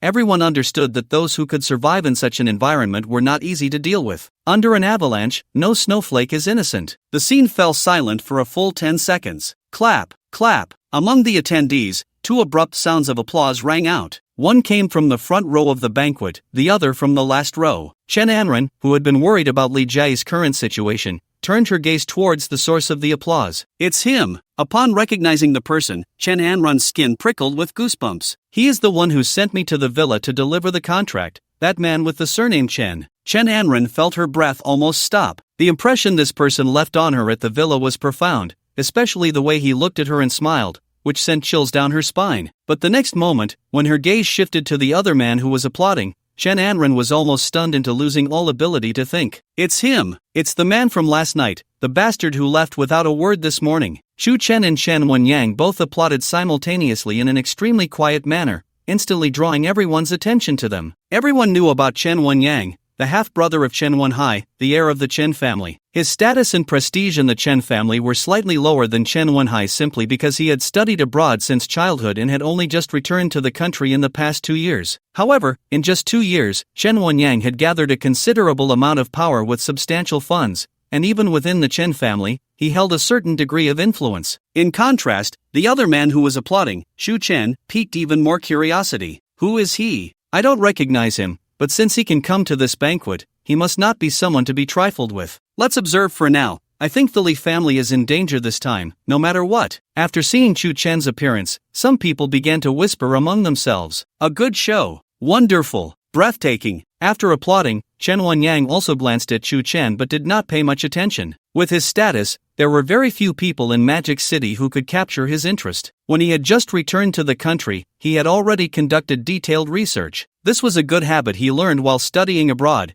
He never fought battles he was not confident in. Through thorough research and extensive analysis, even 2 years ago while still abroad, he had already clearly understood the power dynamics and economic situations of the prominent figures in Magic City. Moreover, he had a habit. Basically, anyone who had dealings with Chen Wenyang had some leverage in his hands. Whether through money or seduction, as long as the leverage is not in his hands, he will never fully trust that person. In other words, everyone he trusts has many pieces of leverage. Keeping these pieces of leverage in hand may serve as constraints or threats, but in any case, they are of immense value. After returning to the country, he never relaxed for a moment. Even the emerging forces in the Magic City were all drawn to him one by one. For instance, the time Chen Anrun encountered Chen Wenyang at the hillside villa. That day, everyone at the banquet had their indescribable videos recorded by him using a pinhole camera. Most of them were simply unaware. If one day Chen Wenyang needed to use these people, those recorded videos would become his weapon, his support. Of course, it must be said that this is also the true foundation and strength of Chen Wenyang. However, the person in front of him named Shu Chen was unfamiliar. Chen Wenyang had never seen or heard of him, so he instinctively thought he was just some minor character. I can say I came to the right banquet today. After applauding, Chen Wenyang stood up and directly sat on the table. He pointed at Li Jiayi and said, "This woman is the one my Chen family has set its sights on. Whether it's disloyalty, unfiliality, or lack of benevolence, after she gets married, she will be a member of my Chen family. Her husband is my brother, the first heir of the Chen family." In other words, Chen Wenyang casually picked up a few dried fruits from the table, tossed them into his mouth, and chewed while saying, "Are you insulting the future mistress of my Chen family?" The entire room fell silent. Chen Wenyang had made himself clear. Whether what Li Gui said was true or what Li Jiayi said was true, this marriage was set in stone. The title of mistress of the Chen family was far more shocking than that of the young lady of the Li family. Shu Chen sat in the last row, his head slightly tilted, watching Chen Wenyang's performance with great interest. No wonder he's the first person from the Chen family I've seen to win Li Jiayi's favor. He really knows how to show off. He had originally intended to stand up, but since Chen Wenyang had jumped in first, Shu Chen didn't mind letting him have his fun. He wanted to see what tricks he could come up with. Chen Wenyang's words had reached this point, and from the corner of his eye, he glanced at the still cold Li Jiayi on the stage, thinking that he needed to put in more effort. With that thought, the bright smile on Chen Wenyang's face suddenly turned sinister. "You, a dog of the Li family, a steward, a bodyguard, dare to insult the young lady of the Li family in front of so many people? This kind of scene I, Chen, cannot bear to watch." Chen Wenyang rolled his eyes at Li Bingzhu, the old master of the Li family. He was quite handsome, but there was always a hint of discomfort in that handsomeness. "Old Master Li, it seems your Li family needs to clean up its house." Li Bingzhu had imagined the entire process of the banquet in his mind. However, he had never imagined that things would develop to this extent. Chen Wenyang's meaning was already very clear. He wanted this annoying Li Gui to get lost quickly, the banquet should proceed as it should, and Li Jiayi was to be secured by his Chen family. I refuse to accept this, Li Gui suddenly shouted, interrupting the old master Li's thoughts. Old master, yes, I, Li Gui, am lowly and insignificant. A word from the big shots can make me roll out the door, but justice lies in the hearts of the people. After today, even if the Li family climbs to great heights, what will others say? To curry favor with the Chen family and be a dog of the Chen family, you would let someone who has followed you for over a decade suffer injustice? Li family, do you not care about your face? I, Li Gui, was born a member of the Li family and will die a ghost of the Li family. Even if I die today, I will not take this black pot. Li Gui was very clear in his heart. His previous plan had completely fallen apart. Looking at Chen Wenyang's attitude, even if he was truly innocent, there probably wouldn't be a good outcome. According to Li Gui's original plan, Li Jia should now be tied up in a secret basement, her eyes filled with fear as she awaited his return to toy with her. But he never expected that a plan he didn't have time to implement would somehow be known to Li Jia. Fortunately, she didn't have any concrete evidence. Anyway, the waters were already murky enough. It might be better to stir them up a bit more. Perhaps he still had a glimmer of hope. Many people are like this. When faced with a desperate situation, they always cling to some hope. With this thought, Li Gui, continuing from his earlier words of loyalty, suddenly grabbed a sharp dining knife from the neighboring table and pressed it against his throat.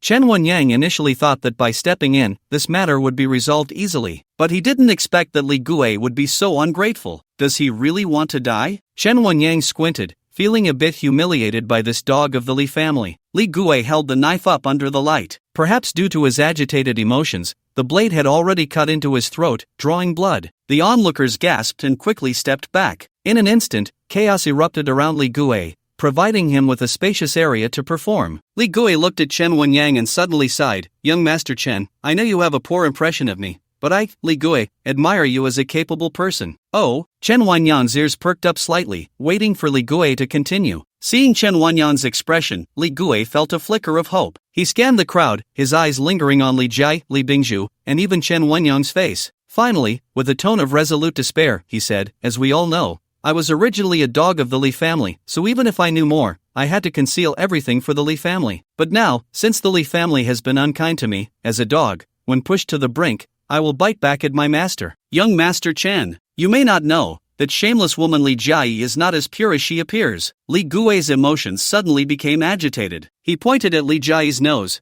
I didn't kidnap her. She ran away with a man on her own. They were at a cheap inn, He suddenly pointed at Li Jia in the center of the stage. You tell me, to escape from marriage, did you sleep with that man? You tell me. What? A loud uproar erupted among the guests. Any previous disloyalty, unfiliality, or unkindness of the Li family was trivial. Those were their family matters. But the information Li Gui just revealed was truly deadly. Because as long as Li Jia was not pure, this would concern the Chen family. For the Chen family, the most deeply rooted and highest-ranking family in the Magic City, if the main heir were to marry an impure woman, the shame of it would be unbearable once known. After all, a woman who had gone missing with another man for so long, who would believe that nothing had happened? Chen Wenyang was shocked to hear this. For some reason, a feeling of jealousy suddenly surged within him. If what this lackey said was true, then this seemingly pure beauty had actually been with another man before joining the Chen family? Which man dared to snatch food from the tiger's mouth? At this point, he also understood the seriousness of the issue. This matter was no longer just about the Li family's face, it was also about the Chen family's reputation. Do you know what you're saying? Under the lights, Chen Wenyang's expression looked a bit frighteningly dark. He turned his back to Old Master Li and quietly questioned Li Gui, who was under the spotlight. Old Master Li Bingzhu was filled with fear and disbelief as he turned to look at his granddaughter. Jia, you haven't. Behind Li Jia was a white peony, symbolizing purity and nobility, and her stunning face faced her grandfather as she slowly shook her head. The old man looked at his granddaughter's increasingly emaciated face over the past few months. Suddenly, it seemed as if his conscience had awakened, and his heart ached. Really nothing? Silly granddaughter, you don't believe Grandpa,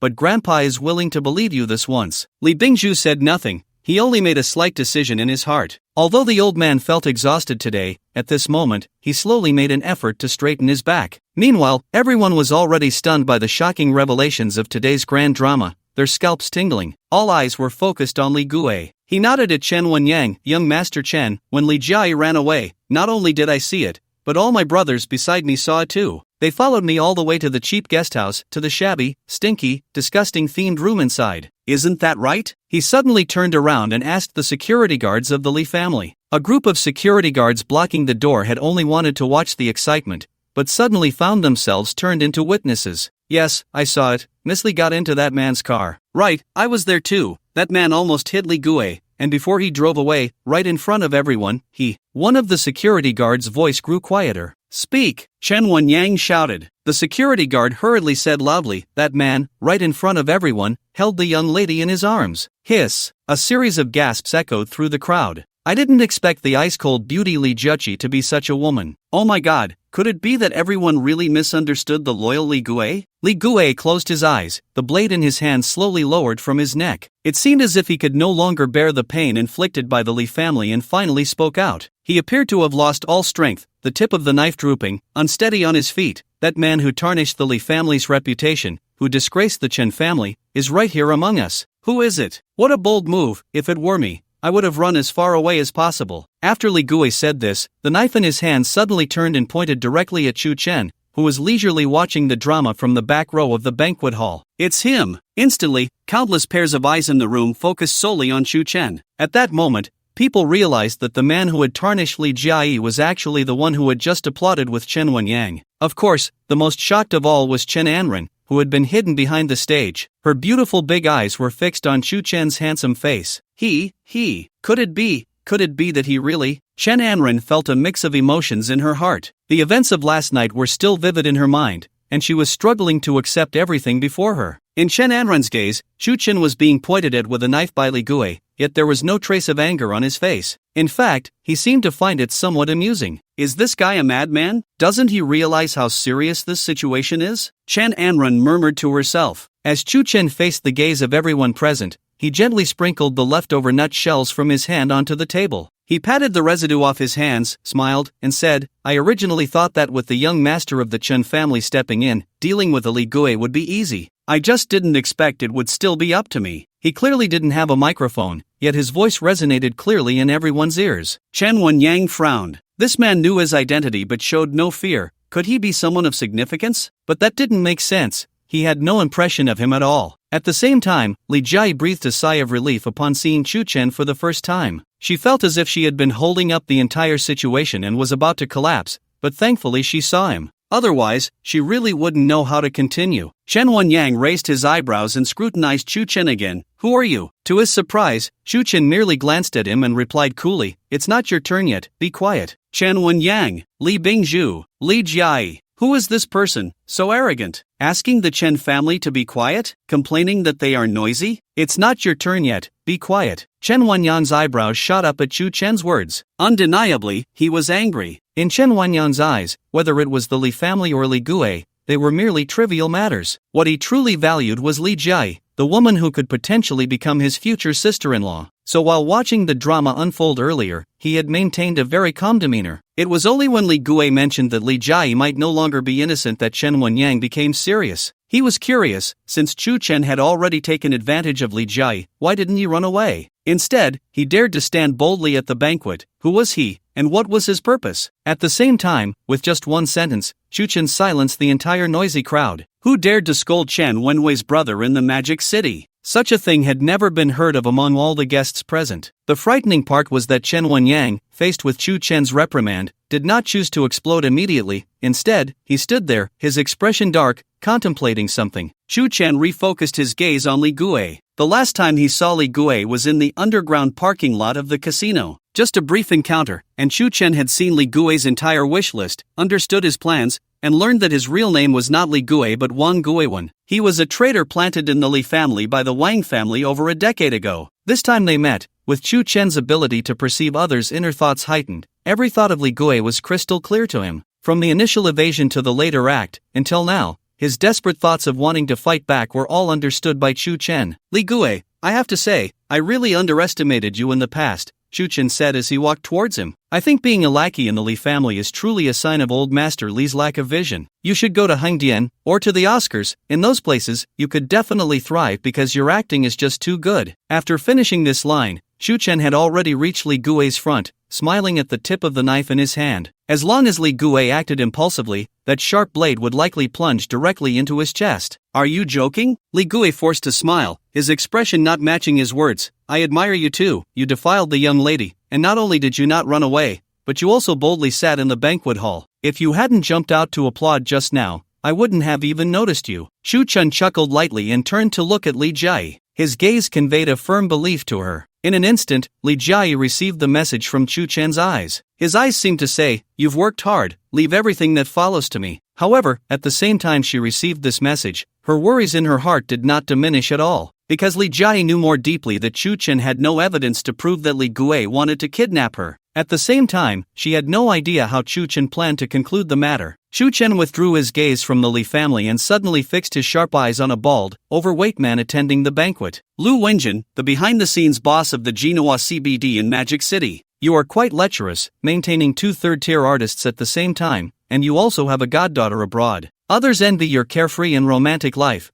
but no one knows that the high-interest loans and bank debts behind you are suffocating you." After these words, the bald man, who had been watching the show at the round table, instantly changed his expression. The wealthy woman sitting next to him narrowed her eyes. Regarding the issues of loans and bank interest, Shu Chen was spot on. She had long heard about her husband's maintenance of artists, but had never confronted him about it. However, she knew nothing about the so-called goddaughter abroad. "You're talking nonsense." The bald man suddenly stood up, but his wealthy wife shouted sharply, "Sit down." Hearing this, the man immediately slumped his head and sat back down. Faced with this scene, Shu Chen did not stop. He casually picked another middle-aged beauty, around 40, who was very well maintained. "Xiang Wenya, a famous socialite in Magic City," he said. "How have you been lately? Are you eyeing some man from the Second Construction Bureau again, thinking of mingling with him to siphon off some funds from the next project?" The middle-aged beauty's expression remained unchanged, but the jade ring on her finger tightened more and more. "Huang Zhangnan, perhaps you don't know me, but I know you very well." Shu Chen's gaze then landed on a young man. "You have long-term inappropriate relationships with the three women here who can be called aunties. Do I need to point out all your private affairs one by one?" The young man's expression changed in panic,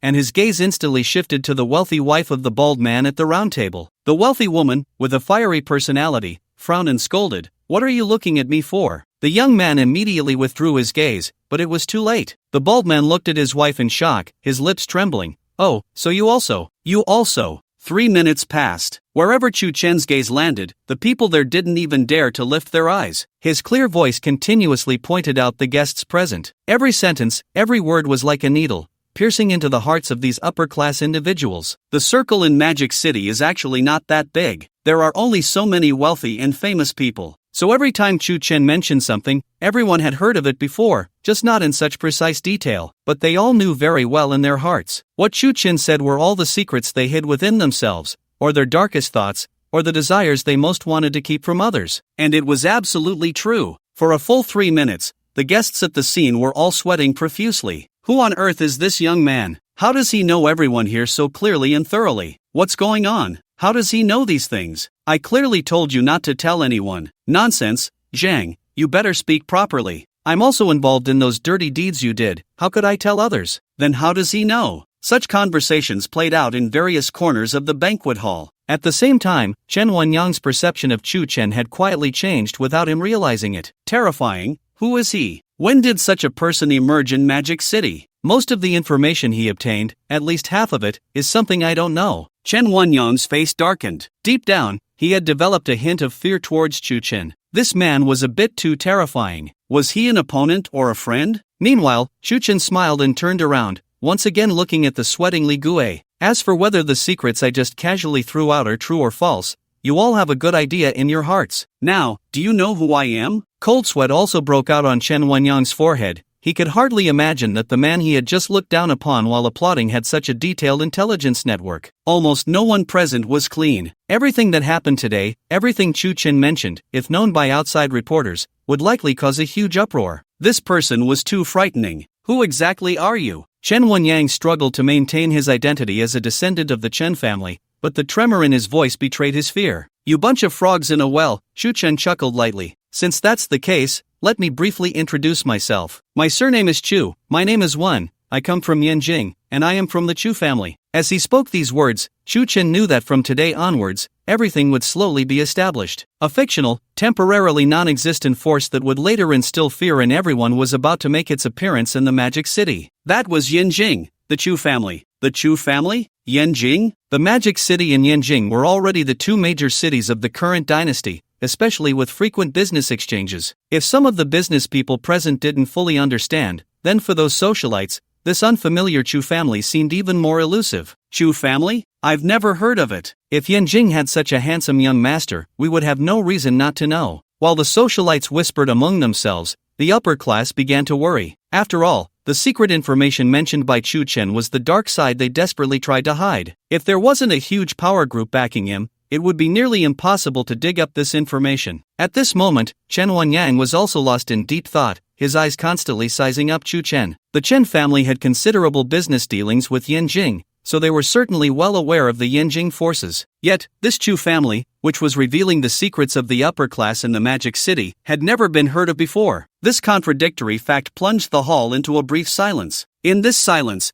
a terrifying speculation began to take root. Could it be that the Chu family was a secret force in Yanjing that was not limited to the world? The wealthy businessmen we see in this world might not actually be the real rich. Just like the Chasefield family controls the Federal Reserve and the political finance of multiple countries, but the family strictly requires its members to keep secrets for centuries. No one is allowed to publicly reveal their identity. Members are not allowed to engage in entertainment or other high-exposure industries. There are many other harsh requirements. And there is the little-known Illuminati, whose influence reaches unimaginable levels. Could this Chu Chen, if he truly is as they speculated, then this Chu family is definitely a force they wouldn't dare to provoke combined. At this moment, Chu Chen looked at the swirling thoughts above everyone's heads. He knew the plan had succeeded, except for Chen Wanyang in front of him, because he was equally confident in his own information network. If there truly existed some kind of generational secret force in Yanjing, he should have heard something, even if it was just a rumor. Chu Chen also saw through Chen Wanyang's current thoughts and decided to add another piece of shocking information. He stared directly at Chen Wanyang and said, "Last year, you invested in Yanjing and lost hundreds of millions. I must remind you of one thing. Yanjing is not something you can casually meddle in." Originally still doubting him, Chen Wanyang took an involuntary step back upon hearing the news. Last year, he privately raised a project, intending to use the influence gained from its success to elevate his status within the family and deal a blow to his brother Chen Wenhai. However, the project encountered setbacks and was shelved before it even progressed a quarter of the way. This led to him losing billions in funds. But the Chen family, in order to protect their reputation from further damage, mobilized various resources to suppress the matter. Yet this Chu Chen before him seemed to know about it? Everyone looked at him, and the silent Chen Wenyang appeared to tacitly acknowledge the situation. This reaction only reinforced the belief among those present that the Chu family was not to be trifled with. Once everyone was more certain of his identity, Chu Chen turned his gaze toward Li Guo. He approached step by step, seemingly strolling casually, yet Li Guo felt an overwhelming sense of pressure. From the moment Chu Chen appeared, Li Jia's eyes had never left his face. The confidence and fearlessness displayed on her face added even more allure to her already stunning beauty. While everyone's attention was drawn to the stage, no one noticed what was happening behind Li Jia. At that moment, Chen Anren's fluctuating chest revealed that her excitement was not due to Chu Chen's appearance. It was because the flamboyant man from the nightclub, the one who played the piano and allowed her to sleep soundly for the first time in years, the passionate and enigmatic man, was actually the one who had eloped with Li Jia, Chu Chen. Li Guo. A sharp reprimand interrupted Chen Anren's thoughts. No, it's Wang Guo. Chu Chen was now just a few steps away from Li Guo. More than a decade ago, you were not valued in the Wang family, so you took the initiative to come to the Li family as an undercover agent. As you gradually gained the old man's trust, you thought the time had come. Unfortunately, you are insatiable, wanting to swallow the Li family whole and then use that power to retaliate against the Wang family. Chu Chen pointed at the group of bodyguards and security standing at the door. You developed your own power within the Li family,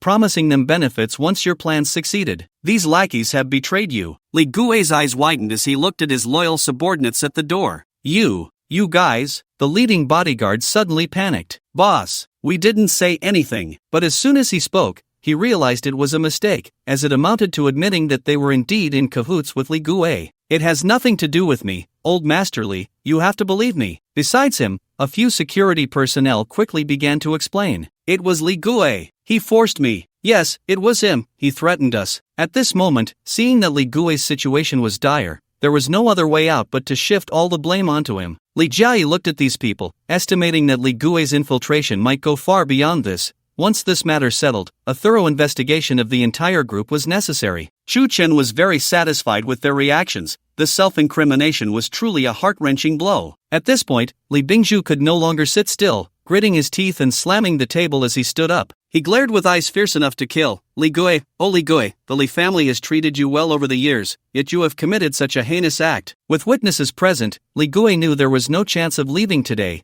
but he still wanted to make one last stand. Old master, if I wanted to act, I would have done so long ago. Why choose now? Just because of a few words from this unknown kid? Suddenly, he pointed a knife at Chen. Because you're not stupid, Chen said as he raised a hand, slowly pressing the knife down. If the Chen and Li families were to unite through marriage, all your plans would fall apart. That's why you resorted to such a desperate measure, kidnapping Li Jiayi to prevent the marriage. In this way, the Chen family would inevitably pressure old Master Li, taking advantage of the internal and external troubles. This is your best opportunity to swallow the Li family whole. Chen took his time, methodically unraveling all of Li Gui's lies, one by one. Sweat had already dripped down to the tip of Li Gui's nose, and his mental state was on the verge of collapse. If this had happened in the Li family mansion, he could have resorted to some desperate measures. But now, it was in front of all the high society of the Magic City. He knew there was no way out. In a panic, searching for a last straw to cling to, he suddenly raised his eyes to meet Chen's gaze. It was him. This kid had ruined me. Even if I die,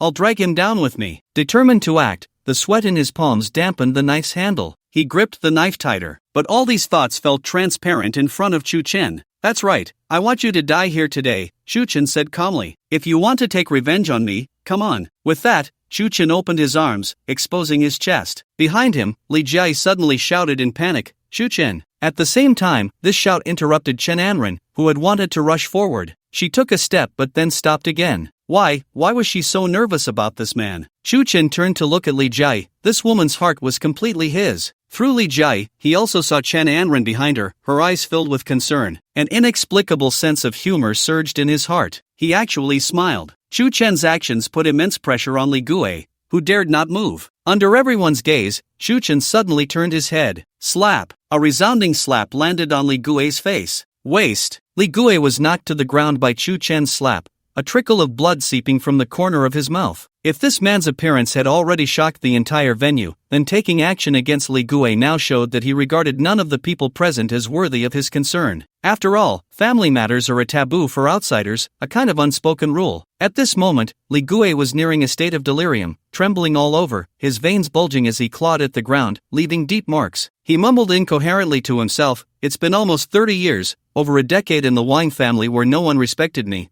Over a decade in the Li family working like a dog. Why, after finally having a chance to turn things around, am I losing? Why?" Chen looked down at Li Gui with disdain. "You originally had a 60% chance of completing your plan, but now it's 0. Chen kicked the knife that had fallen at his feet towards Li Gui. "Look at the old man Li behind me. Believe me, you won't walk out of this door today, and even if you do, it will be a fate worse than death." Li Gui saw the terrifying gaze of Li Bingzhu. He had not only witnessed the cruel methods of these wealthy families but had also used them on countless others. He knew that if he were to die here today, it would be the greatest mercy for him. The knife lay right next to Li Gui. "It's you! If it weren't for your appearance, everything would have gone according to my plan. I admit that my life has been lost to you." Li Gui picked up the knife from the ground and slowly placed it against his neck. Chen, I remember your name. When you come to the underworld, I will settle this score with you." He swung the knife across his neck, blood gushing out. In an instant, he lost all strength, convulsing on the ground a few times before falling still. Li Gui's suicide shocked everyone present. The socialites screamed, covering their eyes. Those in the front row turned their heads but still sneaked glances. People in the back stood up,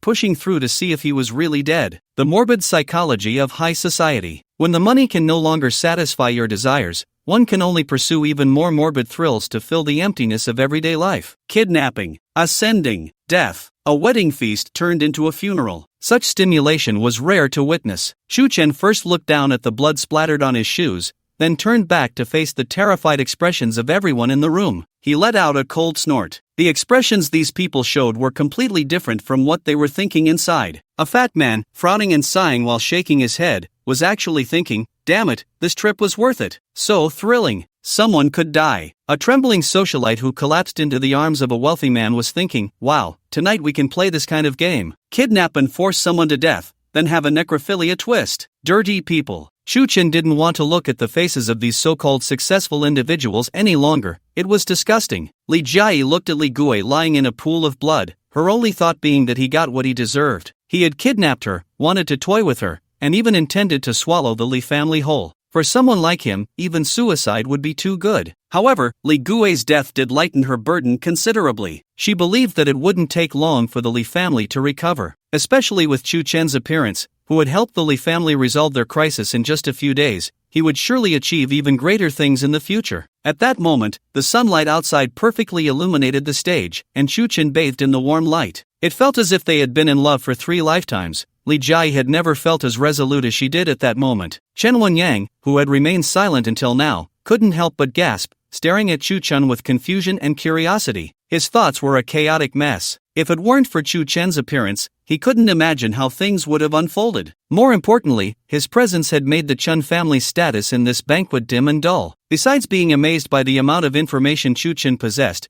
what terrified him even more was that after just a few words, Chu Chen could make Li Gui commit suicide. Such psychological manipulation was unheard of. He then looked at Old Master Li, unsure how he would wrap up the current situation. This incident came suddenly, and I apologize to everyone present for the shock, Li Bingzhu said, looking at the murmuring crowd. As the host of the banquet, he needed to resolve the situation quickly. Here, I express my apologies to you all. After saying this, he bowed to everyone. The previously noisy hall fell silent. It is unfortunate for our family. I failed to see through the wolf in sheep's clothing that is Li Gui, and I have embarrassed you all. I hope this matter ends here, and that it will not be mentioned again. I thank you all in advance. After saying this, he clasped his fists in salute to everyone present. Although the internal troubles had been resolved, dealing with the impending external threats would not be easy. If the banquet continued, the Li family's reputation would be utterly ruined. But if he stopped it here, the Chen family would surely pressure him, and the Wang and Lu families, who had been watching closely, would definitely take advantage of the situation. So he continued, now that it has come to this, I have no face to continue the banquet.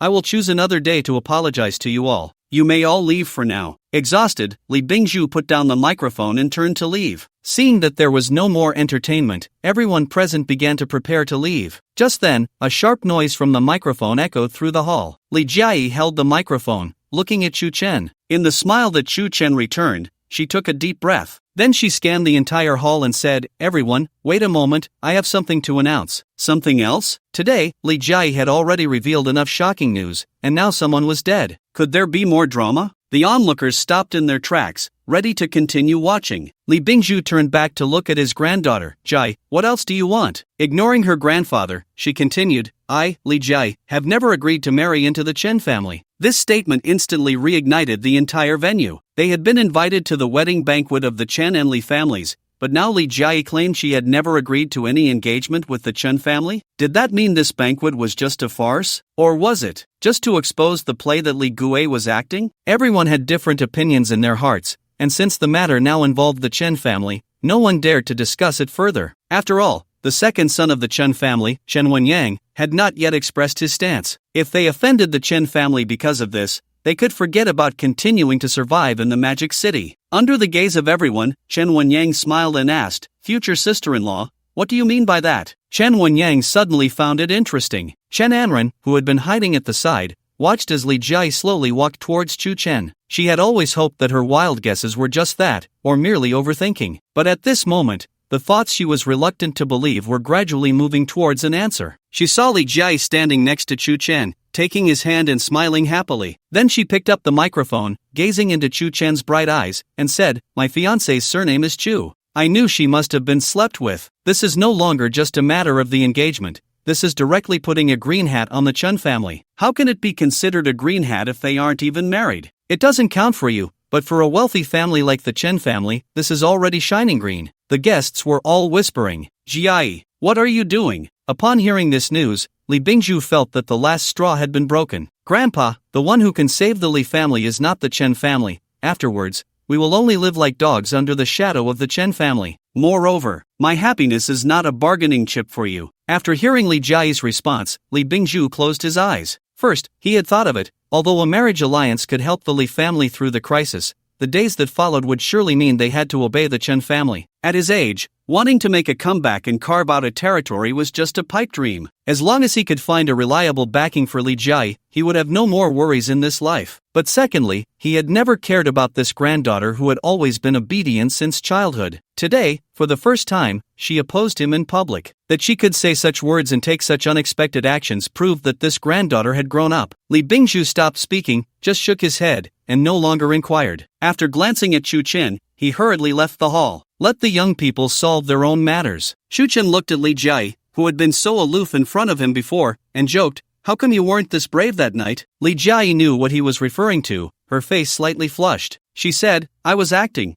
can't you tell? Didn't you ask me to package you?" Shu Chen looked at the wish list on Li Jia's head. Name, Li Jia wish list. 1. Clean up all the group's industries and find out all of Li Gui's accomplices. 2. Since it's already been said, Shu Chen is my man. So, this woman had already fallen. All the guests looked at the lovey-dovey couple but had other thoughts. Li Jia's announcement undoubtedly pushed the Li family into an abyss. The Chen family in the Magic City and the Chu family in Yanjing would inevitably become adversaries because of this. The Chen family's foundation goes without saying, no one in the Magic City could surpass them, possessing an insurmountable social status and a strong economic base. The Chu family in Yanjing, although only heard of through Chu Chen, based on everything witnessed today, was at least as strong, if not stronger, than the Chen family. If this major power struggle erupted, it would definitely be an unparalleled spectacle. Once war broke out, various forces would continuously infiltrate. In this way, the cause of it all, the Li family, would become famous in both Yanjing and the Magic City. The only one who wouldn't lose should be Li Bingzhu. Relying on the Chu family to escape the predicament,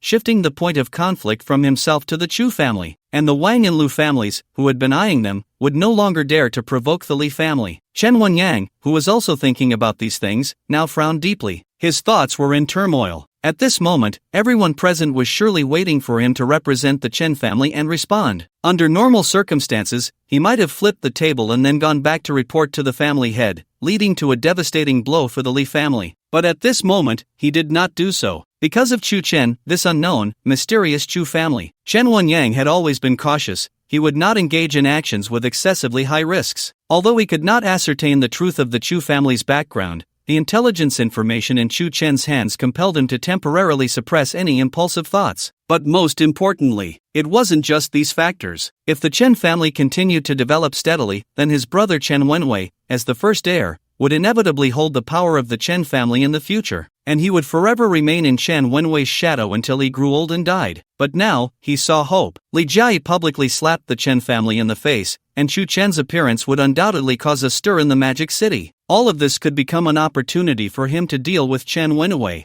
Afterward, he would have to privately establish good contact with this Chu Chen. As for now, he could not provoke the Chu family. He only needed to represent the Chen family and make a statement. Resolving his thoughts, Chen Wenyang collected himself and prepared to act. Li Jia, please give my brother a reasonable explanation. Publicly breaking off the engagement? Do you really think our Chen family is easy to bully? He feigned anger, erupting in the middle of the gathering. But he remained clever, wanting to remind Shu Chen with every word. She is my brother's fiancée. It has nothing to do with me. I should fight for the Chen family's face. However, this scene still left many prominent figures present in a panic. The second son of the Chen family had finally lost his temper. How would it end? No one could guess. Given the Chen family's influence, another bloody incident was not out of the question. Thus, the crowd continued to eat their melon seeds in anxiety. What's wrong with publicly breaking off an engagement? Shu Chen glanced disdainfully at Chen Wenyang and continued, "You've bullied us enough. Don't you think we are easy to bully?" By observing Chen Wenyang's inner turmoil, Shu Chen had already realized that his fury was feigned. Not only that, but he was also intensely interested in himself and was overjoyed by Li Jia's public breakup. Then, Chen Wenyang raised his hand and pointed at Shu Chen, saying, "Just wait, the Chen family will surely make the Li family disappear from the Magic City." After saying this, Chen Wenyang left the banquet hall under the gaze of the crowd. At the moment he stepped out, a faint smile appeared at the corner of his mouth. From beginning to end, he had not said a harsh word to this culprit Shu Chen, nor expressed any of his own attitudes.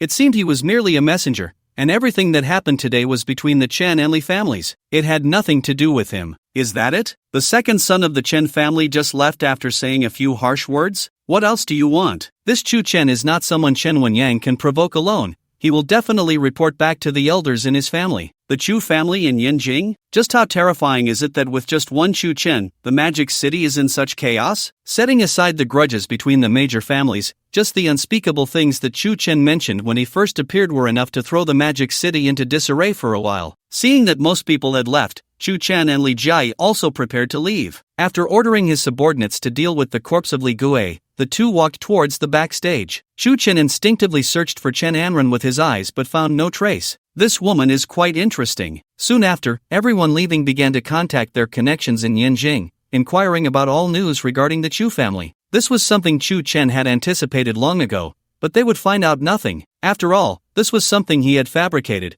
but the less information these people could uncover, the more they would fear his background, because only with sufficient strength would one be exceptionally mysterious. And Chu Chen intended to take advantage of the time when everyone dared not act rashly to establish his own power. His true goal was to build a Chu family that was truly powerful enough that no one would dare to bully them. The events at the Li family's banquet had already become the hottest topic in the Magic City today. Various rumors followed one after another, becoming a hot topic of discussion among the general public during their tea breaks and meals. No one knew exactly what had happened, only two things were clear. First, the eldest daughter of the Li family publicly called off her engagement, bringing shame to the Chen family. Second, a young man named Chu Chen from Yanjing was the mastermind behind it all. Especially the Wang and Lu families, who had always been at odds with the Li family, immediately convened an emergency meeting upon receiving the news. The head of the Wang family, Wang Shuangjiang, had been in business since childhood, experiencing the ups and downs of various eras. After taking over, he spent 15 years building the Wang family into a significant force in the Magic City. At this moment, he looked troubled as he addressed the heads of each family enterprise. You all have heard, the one who died at the Li family's banquet was our Wang Guiwen, whom we had placed in the Li family. Although he has betrayed us, he was still one of ours. Seeing the indifference on everyone's faces, Wang Shuangjiang had expected this. Such a dog would not be missed. However, as the head of the family, he felt it necessary to mention it. He continued, of course, the main topic of this meeting is about a young man who suddenly appeared at the banquet, Chu Chen. Upon hearing this, the senior members of the Wang family became interested, though they exchanged glances of uncertainty. In fact, the entire Magic City was well aware that the Wang and Lu families had planned to unite against the Li family, but due to the marriage alliance between the Chen and Li families, they had to revise their plans. However, Li Jia's call-off brought a new opportunity. They had thought the Li family would surely be destroyed within months, but unexpectedly, a new player had emerged. Just how deep were the connections of the Chu family from Yanjing? Head of the family, we have already contacted our connections in Yanjing, but there is no news about the Chu family. Regardless of whether it is true or not, I think we should take this opportunity to collaborate with the Chen family. This banquet has caused the Chen family to lose face. Collaborate? Do you think the Chen family lacks our resources? I think reconciling with the Li family at this moment is a good choice. In the conference room, everyone spoke up, filled with apprehension about this newcomer who had stirred the Magic City. Wang Shuangjiang, with a furrowed brow, did not hear any useful plans. At that moment, at the end of the round table in the conference room, a young man adjusted his glasses and stood up. Head of the family, I have an immature idea. We could hire an assassin. Are you crazy? We don't even know the forces behind Chu Chen. If something goes wrong, wouldn't that be digging our own grave? Wang Shuangjiang, instead of looking troubled, slammed the table and shouted, "Everyone shut up." Seeing the head of the family angry, everyone fell silent. Wang Cheng, continue. The young man revealed a sly smile. Although it's risky, it would maximize the interests of the Wang family. As the head of the family said, the Li family now has a chance to breathe, and they will inevitably target our Wang family's enterprises. Rather than being cautious and intimidated by a name we've never heard of, why not cut off this support directly? After hearing this, the others found some merit in his argument. Wang Cheng received the expected response and continued, if Chu Chen is assassinated in the Magic City, everyone will think it was the Chen family's doing. At that time, the Chen and Chu families will be at odds, diverting all attention, and we can take the opportunity to swallow the Li family. An even better outcome would be if the Chen family were to fall. It would also be our chance to divide the Chen family. A few brief words made Wang Shuangjiang regard this young man with newfound respect. Although Wang Cheng could only be considered a distant nephew and was responsible for some unimportant enterprises within the group, this time, Wang Shuangjiang was deeply impressed by the young man's cunning at such a young age. First, this plan would place the Wang family in an almost invulnerable position. Secondly, there was a great possibility of replacing the Li family and becoming the #1 family in the Magic City. After contemplating, Wang Shuangjiang stood up and said to Wang Cheng, I'll leave this matter to you. In front of many elders, Wang Chang nodded, a smug expression on his face that was quite irritating. Brother, aren't we going to target the Li family first? In Chen Wenhai's office, the excited Chen Wenyang provoked his brother. It's obvious that the Li family doesn't take you seriously at all. Chen Wenhai was well aware of Chen Wenyang's instigations. His little tricks were hardly worth fearing. He propped his feet up on the desk, lit a cigarette, and smoked slowly. The Li family cannot rise in a short time. Let them be eliminated in the Magic City. It's as easy as squashing an ant. But this Chu family, I've never heard of them. As the heir of the family, he had certainly been involved in many business dealings with Yanjing. He had contacts with most major forces, but he had never heard of anyone with the surname Chu. During a previous family meeting, the elders had suggested investigating the Chu family first. If that didn't work, they would start from the shadows. Wenyang, use all your resources to find out about the Chu family. Brother, what about that little bitch Li Jai? She was just a plaything. One day she will be beneath me. I'll do as you say, brother. After saying this, Chen Wenyang left the office with a satisfied expression. He aimed to provoke Chen Wenhai and the entire Chen family, shifting their focus onto this Chu Chen. Then, by using Chu Chen, he could undermine his brother's reputation within the family. With him as an insider, Chen Wenhai would inevitably lose trust within the family. However, in Chen Wenhai's eyes, this was merely a childish trick. He knew very well that his younger brother had long coveted his position. He didn't care at all about Li Jiai's broken engagement. If he could use this opportunity to expose Chen Wenyang's rebellious attitude within the family, then his position would no longer be threatened. The two brothers each harbored their own schemes. Aside from the Wang and Chen families, all the forces in the Magic City were secretly investigating Chu Chen's background. Yet, whether they looked into the white or black markets,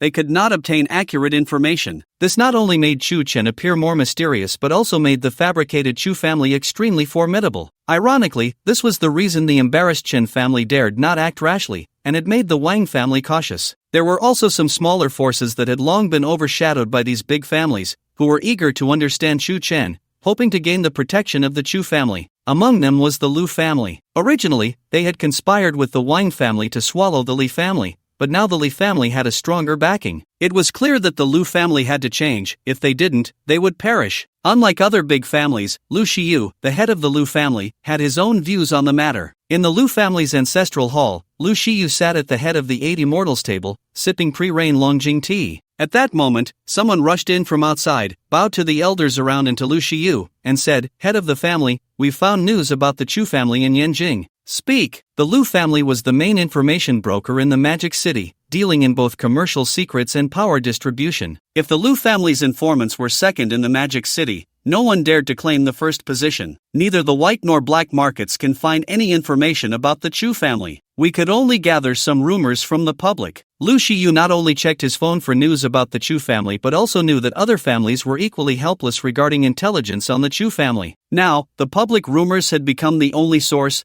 and perhaps they were the truth? What are you waiting for? Speak. Lu Shiyu was even a bit impatient, his eyes shining. It is said that the Yanjing Chu family rose during the Dark Dynasty, with nearly 10 ancient generals and 3 or 4 high-ranking officials. With each change of dynasty, the Chu family decided to hide in the bustling city. They then began to engage in commerce, slowly developing until 1/5 of Yanjing's industries belonged to the Chu family, but their family rules prohibit exposure, so almost no one from the Chu family can be seen in public. It was also from that time that I hadn't heard anything about the Chu family. The rise during the Dark Dynasty? It has a history of hundreds of years. If what I've heard is true, then the foundation of the Chu family is beyond their imagination. Even the Chen family, the first family in the Magic City, can only look up in awe. 1/5 of the industries in Yanjing? How terrifying is that? Coupled with these years of concealment, the power of the Chu family must be soaring rapidly. As for the current extent, Lu Shiyu found it hard to imagine. Head of the family, this is just one version, the other is closer to reality. It is said that the reason the Chu family has a layer of mystery is due to a direct connection with the second in command of the current dynasty, not just in Yanjing, but across the country with assets in various industries. After listening to the report, Lu Shiyu felt a mix of emotions. Regardless of whether this information is true or false, as long as it exists, it proves that such a family indeed existed in Yanjing. If Chu Chen truly represents Yanjing to reshuffle the deck in the Magic City, then none of these major families will escape unscathed. With this thought, Lu Shiyu's desire to survive was expanding infinitely. The urgent task was how to resolve the issue of the Wang family joining forces against the Li family. Now that he had the Chu family as a backing, whether it was Li Jia or Li Bingzhu, they would first deal with the Lu and Wang families. He absolutely would not allow the Lu family to face such a predicament, sinking into a quagmire. No matter the cost, he must stabilize Chu Chen. Immediately find out how to contact Chu Chen. It must be quick. Remember, this concerns the survival of the Lu family. Seeing Lu Shiyu's anxious expression, those around him realized the severity of the situation. Understood. Head of the family, please rest assured. The enigmatic background of the Chu family was like a vast net covering the entire Magic City. Aside from these major families, all the smaller forces were watching. Most of them chose a more cautious approach. They would wait until the Chu family demonstrated their strength before making a decision. Rather than feeling self-satisfied with their caution, it was more accurate to say that their strength was simply not on the table. While everyone speculated about the Chu family in Yanjing, the one most troubled was actually Li Bingzhu. He was sitting in the grand hall of the Li family, deep in thought. His granddaughter Li Jia had openly called off her engagement to the Chen family. The emerging Chu Chen had driven Li Gui to death. There were countless minions of Li Gui within the group waiting to be eliminated. After all, he was getting old and couldn't untangle the myriad threads. With a squint, he saw Li Jia elegantly entering the courtyard, her arm linked with Chu Chen's. She no longer had the icy demeanor of the past but radiated a sense of happiness like a little woman. "Grandpa, don't blame me, this may not be a bad thing." Li Bingzhu looked up at Li Jia and then continued to rest his eyes. He said lightly, "Not necessarily. We both know the power and means of the Chen family. With such an incident, the Chen family will surely take action. Do you think our Li family can remain unscathed?" Truly an old hand, he had not been unaware of Chu Chen. However, now that he was practically a half-son-in-law, he had to subtly gauge his attitude. How could Chu Chen not pick up on this? He smiled and replied, "Old Masterly, as the saying goes, there are heavens beyond the heavens and people beyond people.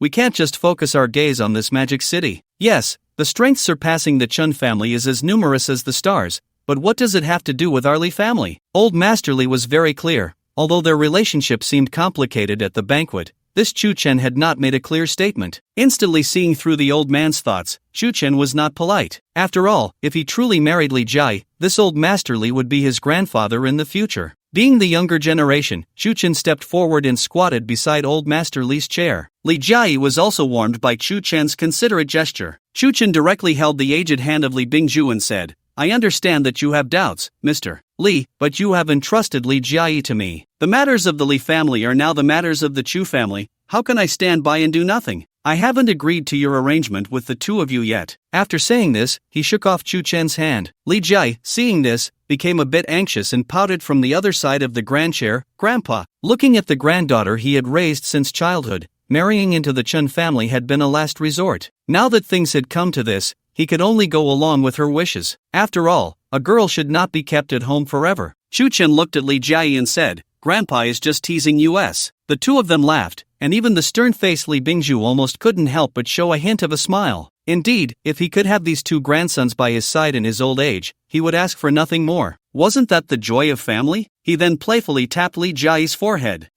How could you be so smitten by such a young man?" Li Jia touched her forehead and laughed happily. Li Bingzhu felt that happiness was nothing more than this, but then turned serious and looked at Chu Chen. "Now that things have started to escalate, we will inevitably face retaliation from the Chen family. But you, the Chu family, are far away in Yanjing. It seems to have nothing to do with you. Grandpa, do you still see me as an outsider?" Since Li Jia announced her engagement, it means the Chu and Li families are on the same front. In other words, if we cannot help the Li family rise, then the Chu family will also lose face. This statement made Li Bingzhu realize that Chu Chen was not simple. If he had said, "If we cannot protect the Li family," it might still be within the realm of what Li Bingzhu could imagine. But the word rise was so casually mentioned by Chu Chen. It was evident how powerful the Chu family had become. Li Bingzhu looked closely at Chu Chen and suddenly changed the subject, asking a shocking question. "If you are determined to marry Jai, then tell me now what background your Chu family has." Hearing this question, Chu Chen was not surprised. He had already thought about how to respond. "Mr. Li, Jai and I are already engaged. One day you will know everything. Why rush it now?" Li Bingzhu thought to himself, this kid, could it be that he has some secret mission he cannot reveal? He was unsure of the outcome, but the Chu family was their last glimmer of hope. Since there was no turning back, they could only walk this path to the end. With this thought, Li Bingzhu sighed deeply. His attitude then changed. "Chu Chen, you and Jai sit down." Upon hearing this, the two sat opposite Li Bingzhu. "Now, I might as well be straightforward with you. The Li family cannot be destroyed on my watch. Now that we have a feud with the Chen family, Whether we can survive this crisis depends on you. Li Bingzhu's words surprised even Li Jiayi. Grandpa, nothing will happen. Li Bingzhu waved his hand and continued. I am getting old and I know Jiayi, you are actually very capable. I previously treated you like a little girl and never let you take charge. It seems you have grown up now. From here on, you two can venture forth. The survival of the Li family now rested entirely on Shu Chen. Everything was within Shu Chen's plan. Rest assured, Mr. Li, as long as I, Shu Chen, am here, no one else will dare to have any designs on the Li family, except, just say it, we are all family now. You must completely delegate authority to me, otherwise, I will be constrained. Li Bingzhu had actually thought this way for a long time. What good would it do not to delegate? He nodded. I said I would let you two venture forth, so I am completely entrusting it to you. After saying this, he stood up from the grand chair, preparing to go inside. Before leaving, he added, when you have time, come and visit this old man more often. Li Jiayi felt a bit melancholic upon hearing this. When she was little, she had always followed her grandfather. At that time, he didn't seem old. If it weren't for the words he just spoke, she wouldn't have noticed that the once spirited head of the Li family had truly become a little old man. Noticing Li Jiayi's thoughts, Shu Chen gently wrapped his arm around her shoulder. What should I call you now? Jiayi? Miss? Or wife? Go away, go away. The brief sadness was interrupted by Chu Chen's joke. This man beside her always managed to surprise her. Just as Chu Chen was about to kiss her pretty face, the phone suddenly rang. They both looked at the phone. It was an unfamiliar number from the Magic City. Hello? Is this Mr. Shu? Who are you? Hello, let me introduce myself briefly. My name is Lu Shiyu, and I am the head of the Lu family. I apologize for calling you. I have some matters I would like to discuss. On the other end, Lu Shiyu was extremely humble and sincere, but Chu Chen found him incredibly verbose. Taking this opportunity, he switched to speakerphone and replied, less nonsense, get to the point. This made the other end fall silent for a few seconds, and Li Jiayi covered her mouth, laughing. Alright, I apologize for the call. I wanted to befriend Mr. Chu. At this moment, Li Jiayi looked at Chu Chen and mouthed the words, be friends? Looking at Li Jiayi's white and alluring lips, he couldn't help but lean in and kiss her directly. Mr. Chu, actually, the Lu family was also forced by the Wang family to act against us. It was truly out of necessity. Now that Mr. Chu is engaged to the eldest granddaughter of the Li family, we hope. Li Jiayi was fully engaged, wrapping her arms around Chu Chen's neck and kissing him passionately. We hope Mr. Chu can help mediate the relationship between the Lu family and the Li family. Chu Chen pulled back his lips and hurriedly said, you continue, but was pulled back by Li Jiayi, their lips meeting again, warm and sweet. Although the Lu family on the other end found the unusual sound somewhat strange, they decided to press on with the main topic. The Lu family is willing to deposit 20 million into Mr. Chu's account every year as a token of goodwill. After hearing this, Chu Chen gently pushed away the tightly hugging Li Jiayi. 20 million? You. Before he could finish, Li Jiayi directly straddled his lap, using her lips to silence him. Lu Shiyu, sensing that there was no response from Chu Chen, suddenly felt anxious. Did he say something wrong? He hurriedly explained, I know 20 million is nothing to the Chu family. How about this? 50 million? I hope Mr. Chu can accept it. After all, our Lu family is not a major force. That. How about this? Lu Shiyu made up his mind, gritting his teeth as he said, Mr. Chu has matters in the Magic City that require the Lu family's assistance. Just ask, and we will do our utmost. But, hiss, sizzle. Lu Shiyu began to feel a bit flustered, regretting his cooperation with the Wang family. Faced with Chu Chen's cold response, he didn't know what to do. At this moment, it was certain that Li Bingzhu or Li Jiayi was also listening on the other end. He only guessed half right. As for the specific scene on the other end of the call, he would never understand it until the day he died. There was no other way. For the future of the Lu family, he had to get this cold Chu Chen to give a response. At this moment, Chu Chen kept his mouth open, completely filled. Mr. Chu, I am showing my utmost sincerity. The Lu family is willing to bear all the losses of the Li family during this time, just to reconcile with the Li family. In fact, Lu Shiyu had no other options left. In his imagination, Li Bingzhu, this old fox, must also be listening to their conversation and strategizing behind the scenes. Only by offering something that would satisfy this old man could they succeed. After waiting for more than 10 seconds, they heard Chu Chen say, then it's settled, I'll hang up first. Beep beep beep, hung up, it really is that old fox Li Bingzhu. After another 10 minutes of lingering, the two finally parted, satisfied. At this moment, Li Jiayi's face was flushed, breathless, leaning against Chu Chen's embrace. Chu Chen held her,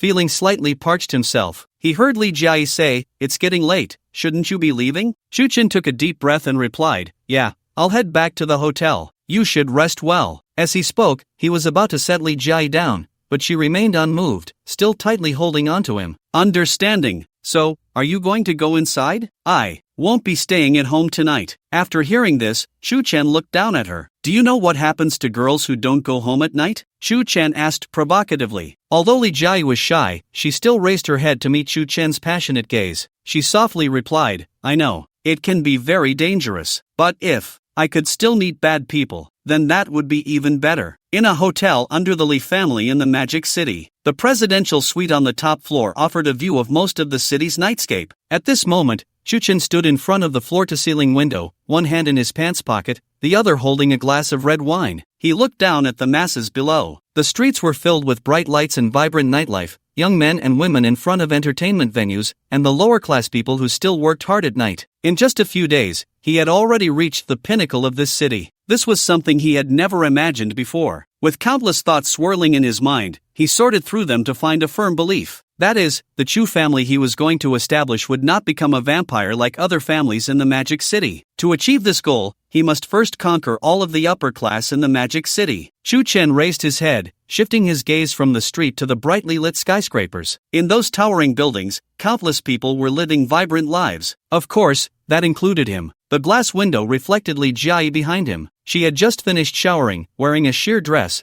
walking gracefully towards him. "What are you thinking about?" Li Jiai wrapped her arms around Shu Chen's waist from behind. From being defined as a scumbag at first to now willingly giving him her first time. None of this was in her life plan, but it was undeniable that she felt a happiness and sense of security she hadn't experienced in many years. "I was thinking about the day you become the first lady of the Magic City." Li Jiai paused for a moment upon hearing this, then smiled and said, "First Lady? That title is a bit special. Have you really thought it through?" Shu Chen turned around, embracing Li Jiai, their eyes meeting in a smile. "I decided the moment I announced you as my fiancé." Shu Chen gently kissed Li Jiai's forehead, holding her close. In the city center of the Magic City, at the top floor of a skyscraper, two young people were about to change the city, united as one. In the Magic City Legion Garden, Chen Anren tossed and turned, sitting up. Disturbed, she was sleepless again, and it was worse than before. If it weren't for that piano, perhaps it wouldn't be so bad. But for some reason, it was like a mental opiate. Once experienced, it was hard to escape. Anxious, Chen Anren opened a bottle of red wine and took a big gulp straight from the bottle. She hoped to use alcohol to help her sleep. The bright moonlight shone through the window onto the piano at the head of the bed. Shu Chen's image imprinted in her mind. Chen Anren, in a daze, walked towards the piano, her mind filled with the melody from that night. Thinking of this, she couldn't help but smile. That piece of music made her forget her depression, forget everything. She was immersed in extreme relaxation, but it lasted only a few seconds before disappearing without a trace. Li Jiai's determined gaze appeared before her. "I, Li Jiai, never promised to marry into the Chen family. My fiancé's surname is Chu." These few words echoed continuously in her mind. Like a sharp sword, they pierced her heart. As Li Jiai's best friend, she was genuinely happy to learn that her friend had found her destined lover. She just didn't expect that the man was also the one she had once thought was her own destiny, so she could only quietly leave the wedding banquet. She wanted to forget Chu Chen and bless Li Jiai, but alas, time and her soul always worked against her. The more she tried to forget, the clearer it became. The more she wanted to bless, the more it hurt. She had no way out, simply because her feelings were uncontrollable. After taking a few more sips of red wine,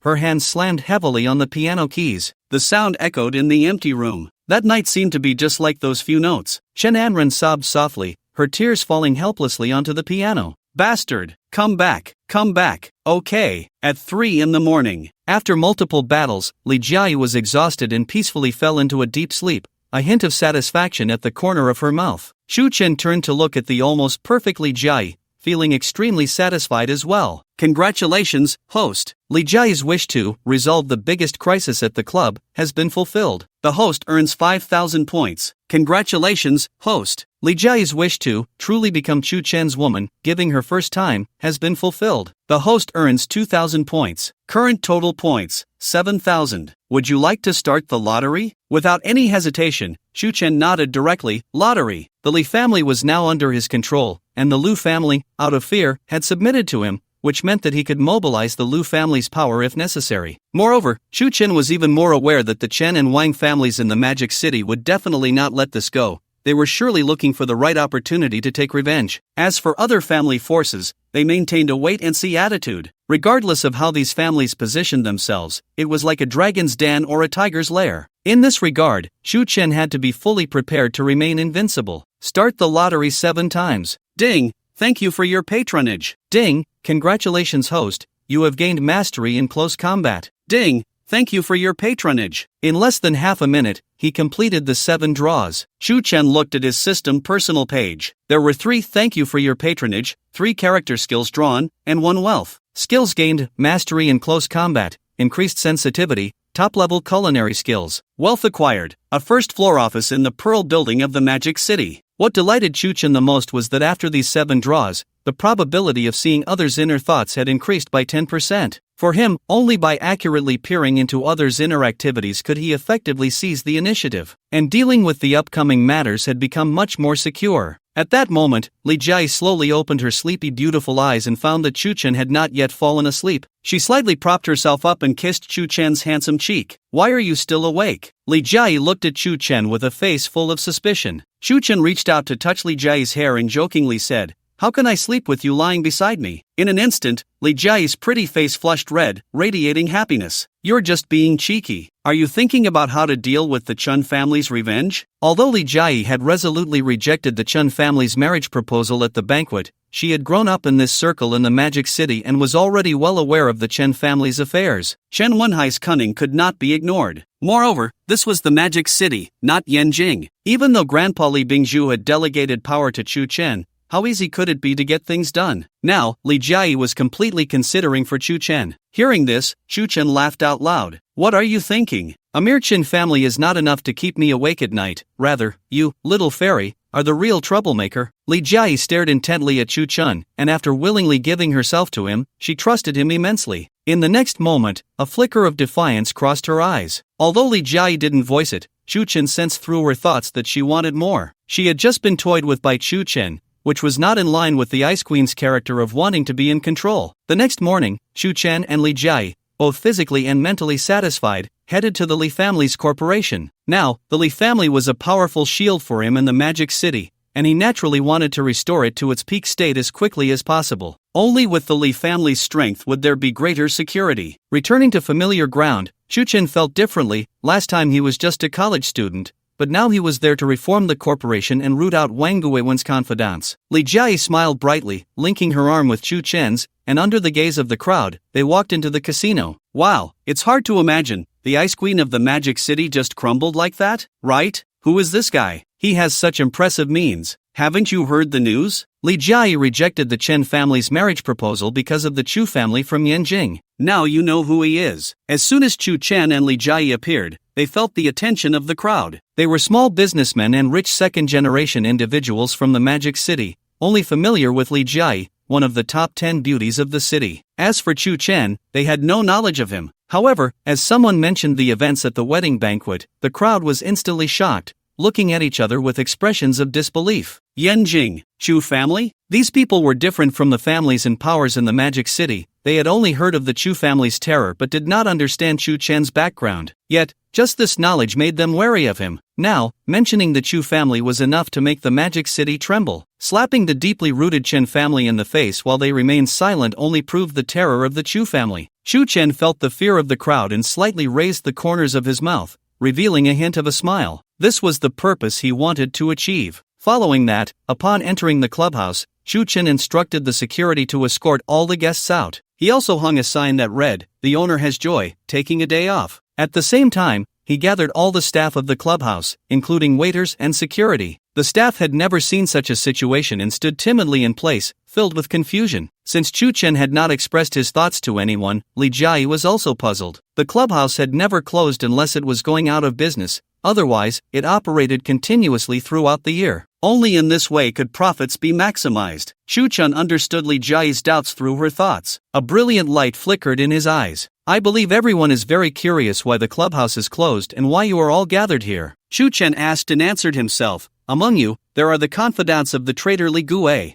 If they are not eliminated, they will pose a significant hidden danger in the future. Upon hearing this, Li Jia finally understood Chu Chen's purpose. Wang Guiwen had infiltrated the Li family for over a decade, helping manage various businesses during that time, undoubtedly expanding many connections. Now that Wang Guiwen's actions had been exposed, he chose to commit suicide. However, the confidants he left in the Li family's casino still posed a considerable threat. The staff were all astonished. Each person wore a tense expression, fearing they would become innocent victims, so they all chose to remain silent. Seeing the crowd fall into silence and panic, Chu Chen's expression remained calm. He had long anticipated that the people Wang Guiwen had planted in the Li family would not surface so easily. They might even harbor a sense of luck, thinking they wouldn't be found out. Next, Chu Chen casually directed his gaze toward one of the female staff members. The female employee appeared to be quite young and not bad-looking. According to Chu Chen's standards, she could score around a 7. As Chu Chen's gaze fell upon her, a series of inner thoughts instantly unfolded before him. Wang Guiwen has already committed suicide, and now no one knows about our close relationship. They definitely won't trace it back to me. Once this matter passes, the Li family's casino won't be able to stay open. I need to quickly take the money given by Li Gui and leave the magic city. The woman named Zhang Qian, under Chu Chen's unwavering stare, suddenly became flustered. She buried her head deeply, not daring to meet Chu Chen's eyes. What is he looking at? Has he discovered my relationship with Li Gui? The atmosphere was incredibly silent. Chu Chen took a gentle step forward, his eyes shining with a fierce light. Since you are unwilling to admit it yourselves, let me find you out. Zhang Qian. Instantly, being called out by Chu Chen, Zhang Qian couldn't help but shiver. Her whole body trembled involuntarily. She was fully aware of all of Li Gui's plans, yet she had never reported anything to the Li family, even fantasizing about becoming the new mistress after Li Gui took over the Li family. Therefore, her faults were not much different from Li Gui's, which made her very clear that she absolutely could not admit it. You're talking nonsense. My relationship with Li Gui is purely professional, there is nothing else, and I have never wronged the Li family. Miss, you have to stand up for me. I really haven't colluded with Li Gui. In a moment of desperation, Zhang Qian shed 2 lines of hot tears, sincerely expressing her loyalty to the Li family. Moreover, she knew that deceiving Chu Chen in front of her was an incredibly difficult task. Thus, Zhang Qian placed all her hopes on Li Jia, hoping she could step in to resolve the matter. However, what she did not expect was that given the current relationship between Chu Chen and Li Jia, she would not make any attempts to intervene. Is it really just a professional relationship? Or should I say you've lost your memory? Spending years with Li Gui in romantic settings, do you dare to say this is just work? Zhang Qian, as Li Gui's secret lover, you not only received money but also knew all of Li Gui's plans, yet you never reported anything to the Li family. Instead, you let it happen. Now your overseas assets have reached tens of millions, right? It's a pity that Li Gui has you working in the casino for him, otherwise, you would have escaped abroad long ago. In an instant, Zhang Qian felt as if she had been struck hard, collapsing to the ground in panic, her face turning pale. Her mind was filled with disbelief. Indeed, she thought that only she and Li Gui knew these things, but how on earth did Chu Chen figure it out? A single move to kill the chicken to scare the monkey completely shattered the inner defenses of Wang Guiwen's agents in the club. Others, knowing they couldn't escape, voluntarily admitted their identities. After this investigation, Li Jia was astonished to discover that nearly 1/3 of the people in the Li family's enterprises belonged to Wang Guiwen. This was a significant blow to the Li family. Fortunately, they discovered Li Gui's true identity in time, allowing them to minimize their losses. Otherwise, the consequences would have been unimaginable. All the personnel identified by Chu Chen were handed over to Li Jia for handling. After all, they belonged to the Li family regardless. Chu Chen also found it inappropriate to intervene directly. The club was able to be reorganized, and Lu Shiyu also honored the agreement, compensating the Li family for all their losses. Under the severe damage, the Li family, through Chu Chen's thorough cleansing, returned to its peak state. This brought great comfort to Old Master Li, who gradually felt he had made the right choice. Not only that, but Old Master Li also affirmed Chu Chen's abilities. It should be noted that the Li family's situation had persisted for a long time, and as the head of the family, he had exhausted all efforts to turn the situation around. However, there was no improvement at all. In a state of helplessness, the Old Master Li decided to seek a marriage alliance with the Chen family to achieve the goal of stable development for the Li family. But within just 2 days, Chu Chen had eliminated the traitor Li Gui, cleared out the dissenters in the club, and balanced the losses the Li family had suffered recently. To be fair, Li Bingzhu admitted he was no match for Chu Chen. Thus, he completely entrusted the power of the Li family to Li Jia and Chu Chen, placing his hopes on the two of them. The businesses under the Li family group were back on track. During this time, Liai dared not slack off, pouring all her energy into the business. As for Chu Chen, he acted as a hands-off manager, wandering around the club every day. Occasionally, he would sit for a while at the nearby Qingli Cafe. One day, while Chu Chen was savoring coffee and contemplating the next plan, a pair of strangers, intentionally or not, caught his attention. Chu Chen couldn't help but smile slightly, casually glancing at the top of the stranger's head. Name, Quan Wenchuan. Wish list, kill the man in front of me and receive a reward of 5 million. Wash my hands of this life and live like an ordinary person. Marry Zhang Lily. Expand to browse more. The first thing Chu Chen saw was the assassin Quan Wenchuan's wish list. Following that, he also caught a glimpse of Quan Wenchuan's inner thoughts. Why has he been staring at me? Could it be that I've been discovered? If that's the case, it would be quite difficult to act. Quan Wenchuan murmured in his heart, a feeling he had never experienced before. For some reason, he felt this strange sensation when facing Chu Chen. Gradually, his emotions began to change, and he even felt a hint of unease. At that moment, Chu Chen stood up and walked over to Quan Wenchuan, looking at him with a teasing expression. Quan Wenchuan, right? Mind if we chat for a bit? In an instant, Quan Wenchuan felt as if struck by lightning, falling into endless shock. How did he know his name? Moreover, judging by Chu Chen's demeanor, he seemed to be very aware of his identity. A sense of wariness arose within him. Seeing that Quan Wenchuan was still in shock and hadn't reacted, Chu Chen continued, "No need to be alarmed. I just want to give you a piece of advice. Don't overreach. 5 million is quite a sum, but the risks are certainly present. If anything happens to you, who will take care of Zhang Lily for the rest of her life?" Already immersed in shock, Quan Wenchuan suddenly looked up, panic-stricken, staring at Chu Chen. 5 million. Zhang Lily. Who exactly is he? How does he know so much about my affairs? It should be known that those in the assassin profession must have strong psychological resilience. Quan Wenchuan was a top-tier figure in the industry. Yet now, the target was right in front of him. He only needed to pull the trigger to complete the task. But he did not do so. To be precise, he had developed a deep fear of Chu Chen. After all, the target dared to appear before him, clearly unafraid of any of his actions. What do you want? Quan Wenchuan clenched his fists tightly, cautiously staring at Chu Chen. He seemed to have forgotten their identities. A killer actually feared his target. If this got out, it would surely be a laughingstock. The industry would look down on him for it. Chu Chen stared into Quan Wenchuan's eyes and said, "What I want depends on you. If you wish to escalate things to an uncontrollable level,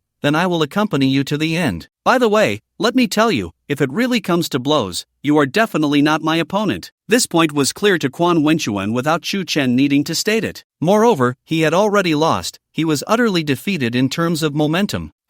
Confusion was evident in Quan Wenchuan's eyes as he prepared to say something but hesitated. Even if he didn't speak, Chu Chen understood his thoughts. Deeply frightened, Quan Wenchuan had thoughts of retreating, but due to his pride, he found it impossible to leave. In the next moment, Chu Chen's lips curled up as he disdainfully said, "If you want to retreat, you must seize the opportunity, otherwise, once the chance is lost, it may not be so easy for you to leave again." These words stirred a storm within Quan Wenchuan, leaving him hesitant. After pondering for a moment, he finally made his decision, to distance himself from the terrifying Chu Chen. Without saying a word, he stood up and walked away. However, just as Quan Wenchuan took a step, he heard Chu Chen's voice beside him. "Go back and tell Wang Shuangjiang that if he wants to talk, he should come to this cafe tonight. After that, it will be too late. As for what happens if he doesn't come, he can consider that for himself. Who exactly is this person? How does he know who the employer is?" Quan Wenchuan couldn't help but shiver, then quickened his pace to leave this place that filled him with dread. Watching the disappearing figure, Chu Chen blinked, a look of anticipation appearing in his eyes. Chu Chen had learned about Wang Shuangjiang's character and temperament. As soon as he heard those words, he would undoubtedly fly into a rage. Coupled with the instigation from others in the family, his anger would surely be uncontrollable. At that time, he would definitely bring people to the Qingli Cafe. Once Wang Shuangjiang arrived, a good show would begin. Instead of pondering plans, it was better to play along.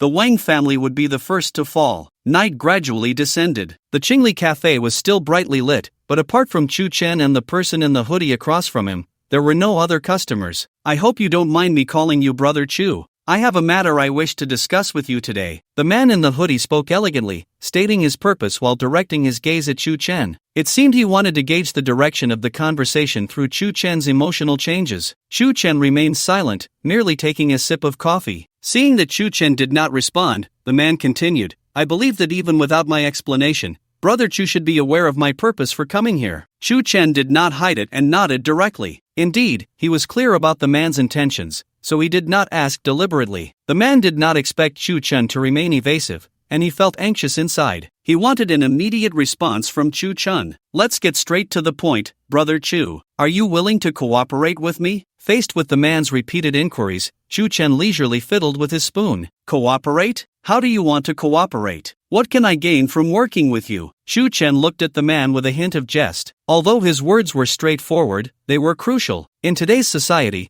interests reign supreme, and everyone hopes to maximize their benefits. Chu Chen was no exception. Moreover, before establishing a true Chu family, he needed to maximize his gains in everything he did. Upon hearing Chu Chen's words, the man's brows slightly furrowed, and he fell into deep thought. For about a minute, he weighed his own interests. "Brother Chu, as long as you help me gain control of the family, I can guarantee that the Li family will not face any retaliation or scrutiny from other families in the future, and your account will receive an annual deposit of 100 million. This amount is a bit low, but it's my small gesture. If you have any needs in the future, feel free to mention them." The man understood the relationship between Chu Chen and the Li family very well, and according to the information he had, Chu Chen had already taken control of the Li family's power, so he promised that the Li family could develop steadily in the future without being affected by others. Additionally, he aimed to use money to increase the chances of successful cooperation. However, the man thought to himself that with Chu Chen's background, this 100 million was hardly worth mentioning. Therefore, he deliberately made an empty promise to Chu Chen, hoping to cooperate with him and obtain everything he desired. Just as the man was speaking, Chu Chen's perception compelled him to look outside the cafe. In the night, several figures surged forward. Seeing their aggressive approach, he couldn't help but grin. Wang Shuangjiang, the main character of the night, had finally arrived. The good show began to develop towards its exciting part. Faced with Chu Chen's sudden move, the man's face revealed a look of suspicion, staring intently at Chu Chen. Clang! Shadows surged into the Qingli Cafe under the night sky. The bright lights clearly illuminated everyone's appearance. Leading them was none other than Wang Shuangjiang, the head of the Wang family, accompanied by several elite members of the Wang family. "Sir, hello. May I ask?" "Shut up. It's none of your business." One of the young men suddenly exploded in anger, pointing at the bartender. Wang Shuangjiang spotted Chu Chen at a glance and walked over to his position. To prevent the bartender from escaping the cafe, he left that young man guarding the door. The rest followed closely behind. The man in the hoodie sitting opposite Chu Chen hurriedly lowered his head upon seeing Wang Shuangjiang. "Chu Chen, you're not simple. Just arriving in the Magic City has stirred up such a huge storm." As he approached Chu Chen,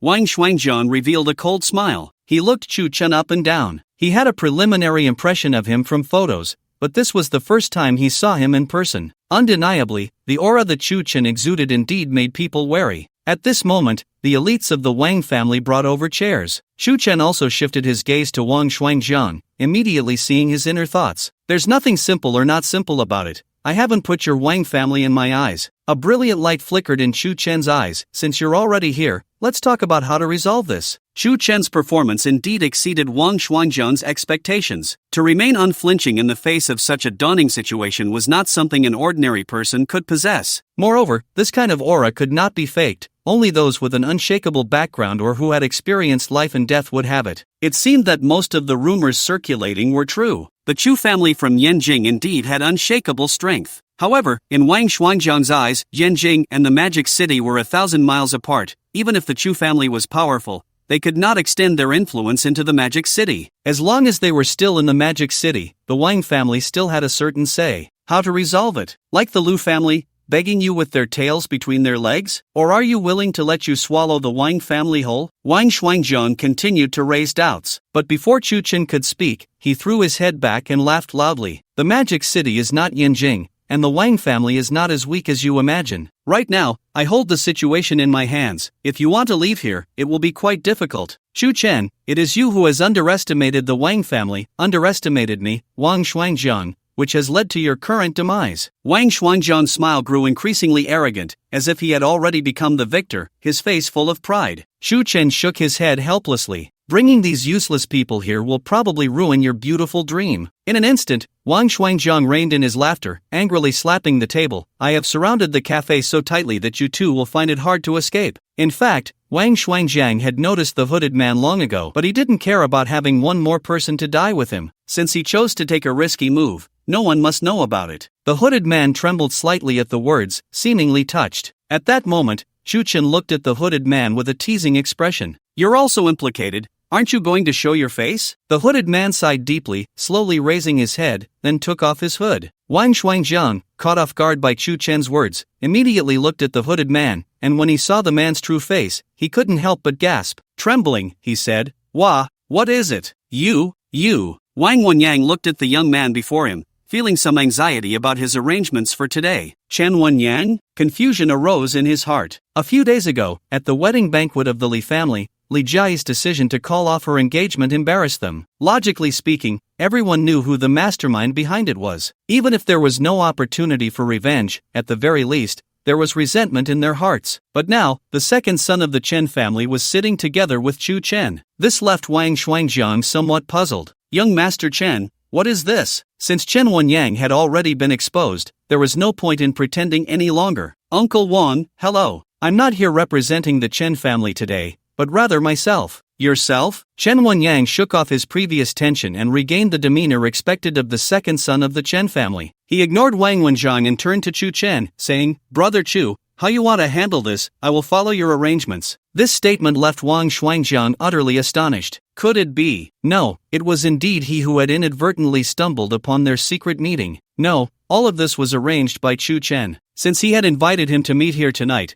unless Chen just happened to, impossible. Such private secret contacts could never be coincidental. This meant that his plans might have already been seen through by him. Chen then said to Chen Wenyang, "I will tentatively accept your proposal. But if the Wang family finds out about this..." Upon hearing this, Chen Wenyang was overjoyed, as if it were not Wang Shuangjiang trembling beside him, but rather Chen Wenhai. This decades-long frustration desperately needed a breakthrough for release. "Brother Chu, it seems you are not the one here for this banquet of intrigue today." He then looked at Wang Shuangjiang. "I'll call you Uncle Wang one last time. After all, you are an elder, but we both know that in the Magic City, one is not in control of their own fate." Wang Shuangjiang looked at the two in terror, his body instinctively pressing tighter against the back of the chair. In a trembling voice, he said, What do you want to do?" Chen Wenyang sighed lightly and clapped his hands heavily. In an instant, more than a dozen strong men rushed in from the back of the cafe. In the blink of an eye, all of Wang Shuangjiang's men were subdued. Only Wang Shuangjiang remained, pinned to his chair and unable to move. Don't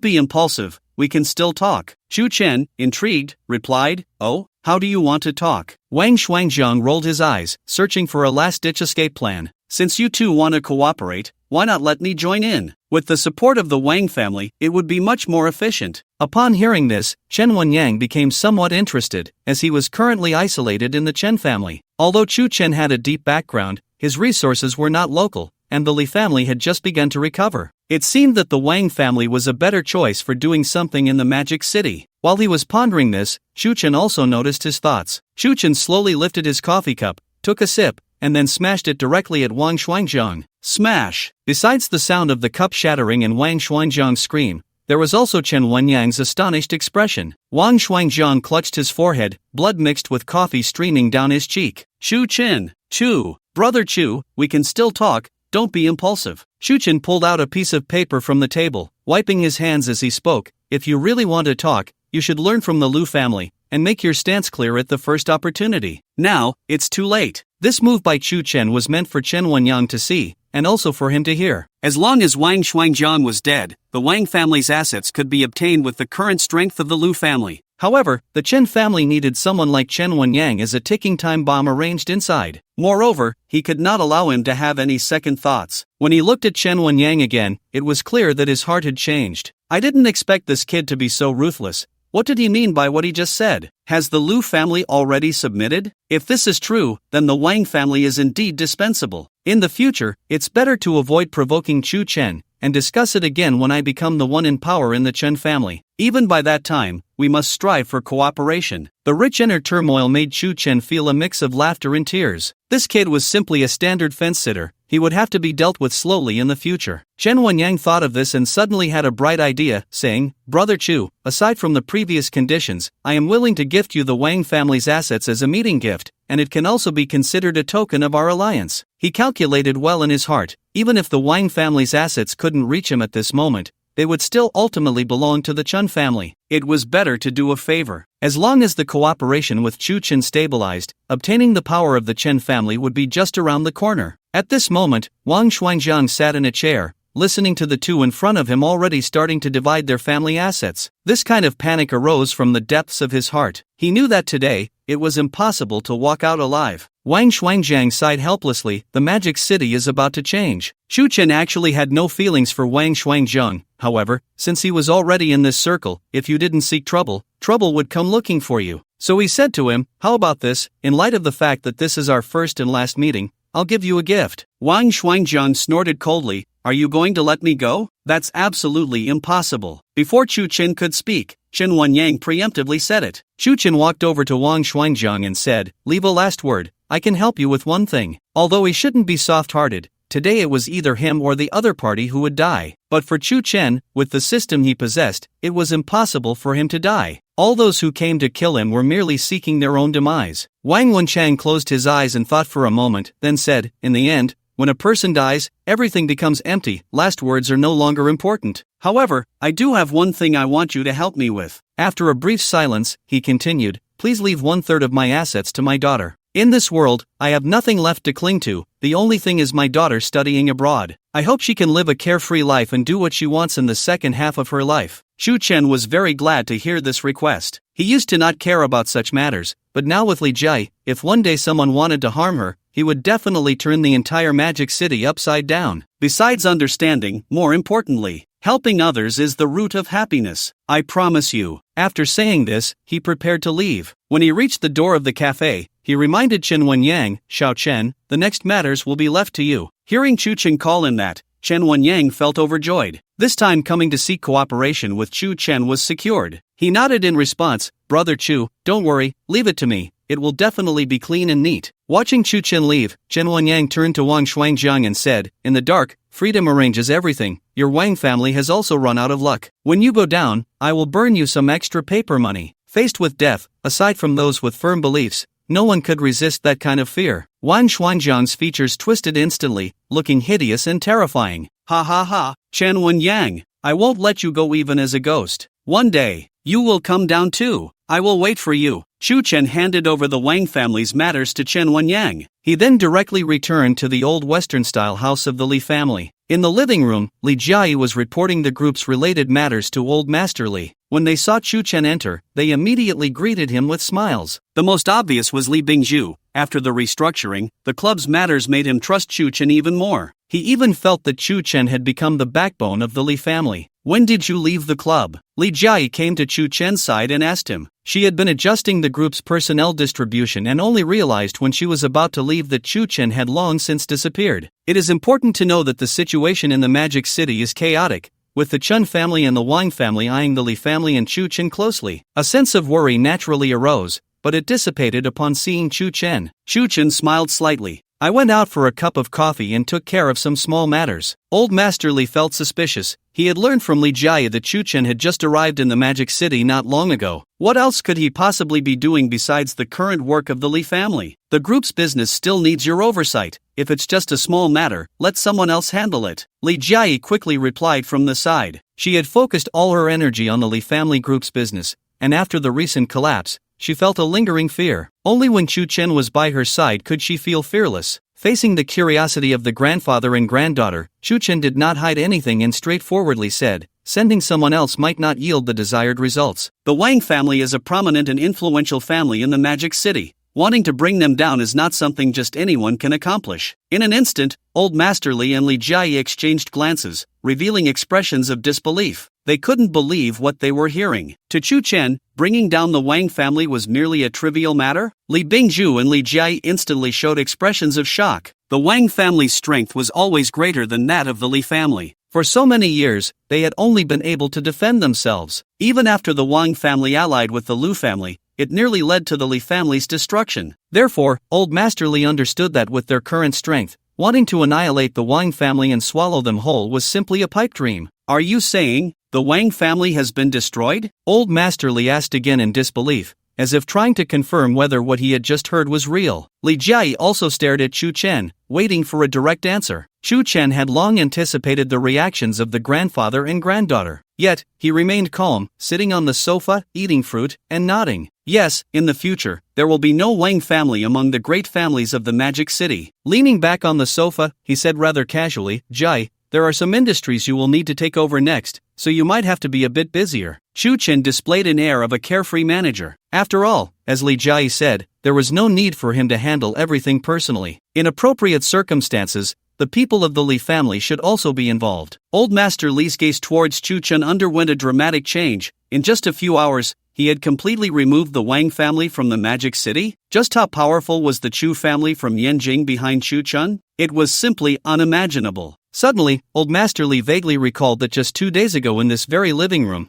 Chen had mentioned that the Wang family was the target for the Li family to absorb next. At that time, he thought Chen was just joking, but now he was completely convinced. Old Master Li couldn't help but feel a sense of admiration. His granddaughter Li Jai had made the right choice. It was precisely because of this choice that the Li family not only regained its former peak but also had the Wang family, which had always suppressed them, removed from the Magic City, while the Lu family chose to befriend the Li family. Even after swallowing part of the Wang family's assets, the Li family's strength would surely soar, becoming the top family in the Magic City. This was something Li Bingju had long dreamed of achieving, and now it had been accomplished by Chen. Li Bingju felt grateful towards Chen and increasingly liked this grandson-in-law. Old Master Li blinked and tentatively asked, how did you do it? Although the destruction of the Wang family made him incredibly excited, his confusion only deepened. Did Chen use the power of the Chu family from Yanjing to make the Wang family disappear in just a few hours? At this moment, Chen looked at the skeptical expressions on Old Master Li and Li Jai's faces, and through their thoughts, he understood their doubts and speculations, unable to help but smile. I won't hide it from you how it's done, I can't tell you for now, but when the time is right, you will naturally know everything. Chen had considered everything thoroughly. Until he achieved his goal, he absolutely could not let anyone understand his relationship with Chen Wenyang. The so-called cooperation was merely a traitor he had placed within the Chen family, holding core power. He believed that in the near future, he would have a series of confrontations with the Chen family, at which point Chen Wenyang would play a crucial role. If he were to tell Li Jai and Old Master Li now, they would undoubtedly change their attitude towards Chen Wenyang. If this subtle change were to be discovered by the Chen family, it would lead to failure. It could very likely result in an irreversible outcome for the future. Having swallowed the Wang family, the Li family's strength will grow rapidly. I hope Old Master Li can step in and advise the Li family not to become arrogant. Because the real crisis is approaching, the Li family must maintain a calm mind to remain invincible. Although Chen had taken over the power of the Li family,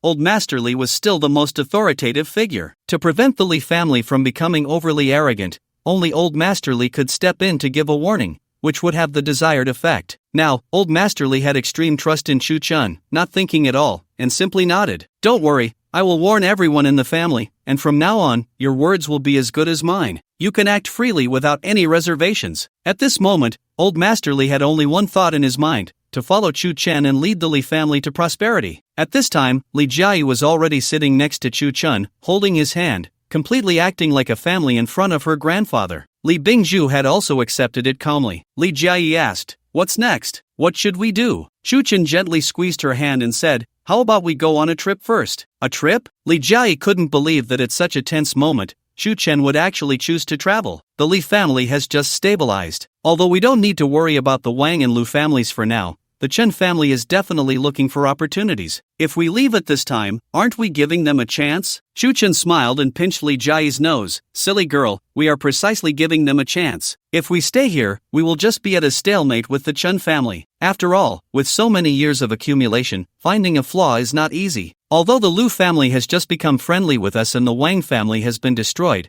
there are still various other small forces watching. If we stay in the Magic City now, we won't be able to tell who is a true ally and who is a real enemy. So, why not leave? The Chen family is the most anxious right now. So, let's go have some fun and make them think they can take action. This way, we can both lure them into making a move and catch them off guard. We can also see who else besides the Chen family is involved. Chen finished explaining his plan in one breath, leaving the grandfather and granddaughter stunned. It had to be said that this was a clever move, but the risks would also be greater. Not to mention that if the Chen family took this opportunity to strike, they would not give the Li family a chance to breathe. Even if they were wary of Chen, They would use this opportunity to win over other families in the Magic City. Then they would jointly deal with the Li family and Chu Chen. After considering these points, Li Bingzhu was the first to ask, "Aren't you afraid something unexpected might happen?" "I'm really afraid nothing unexpected will happen," Chu Chen replied jokingly. "As long as they make any move, we can find an opportunity from it." Li Jiayi frowned and asked, "Then, should we prepare a lot before we leave?" Chu Chen smiled at the beauty beside him and gently said,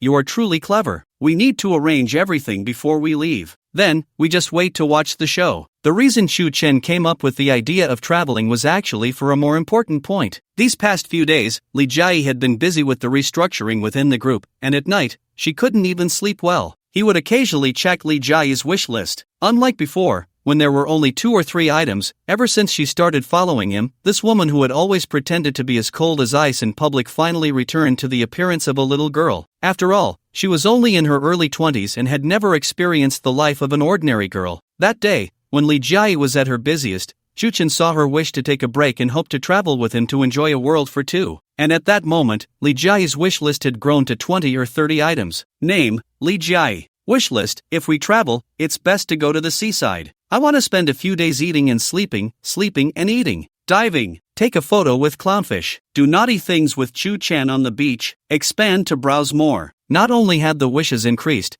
but their order was also constantly changing. Li Jiayi had truly transformed back into a little girl. They say love can make people young, and that is absolutely true. Li Jiayi's mind had already begun to think about what to eat and what to play. Only by having true strength can one allow the beloved girl to live the life she desires. In this regard, Wang Shuangjiang had done enough to resemble a man. One thing Chu Chen had never mentioned was that during this trip, he intended to meet Wang Shuangjiang's daughter. Although the matters regarding the remaining assets were handled by Chen Wenyang, and Wang Shuangjiang was not the one he killed, he still felt it necessary because this was also a ticking time bomb. When Chen Wenyang obtained the Chen family's power, Wang Shuangjiang's daughter would be the one to detonate that bomb. The three of them hurriedly chatted for a few moments before returning to their respective rooms to sleep. During this time, Chu Chen had been staying in the presidential suite of a hotel under the Li family, and Li Jiayi had been by his side the whole time. Chu Chen felt it was time to have his own place. Previously, he had won a floor of office space in a lottery and initially thought of setting up an office there. But then he reconsidered, it was unnecessary. First, the Li family was still the main focus, and their place was sufficient. Second, it was only one floor, which he didn't care for at all. When the Chu family was established, it would be a time when the entire city of Mo would bow down. The next morning, Li Jiayi left the room early as usual to attend to the group's affairs. As for him, he needed to arrange everything for after their trip.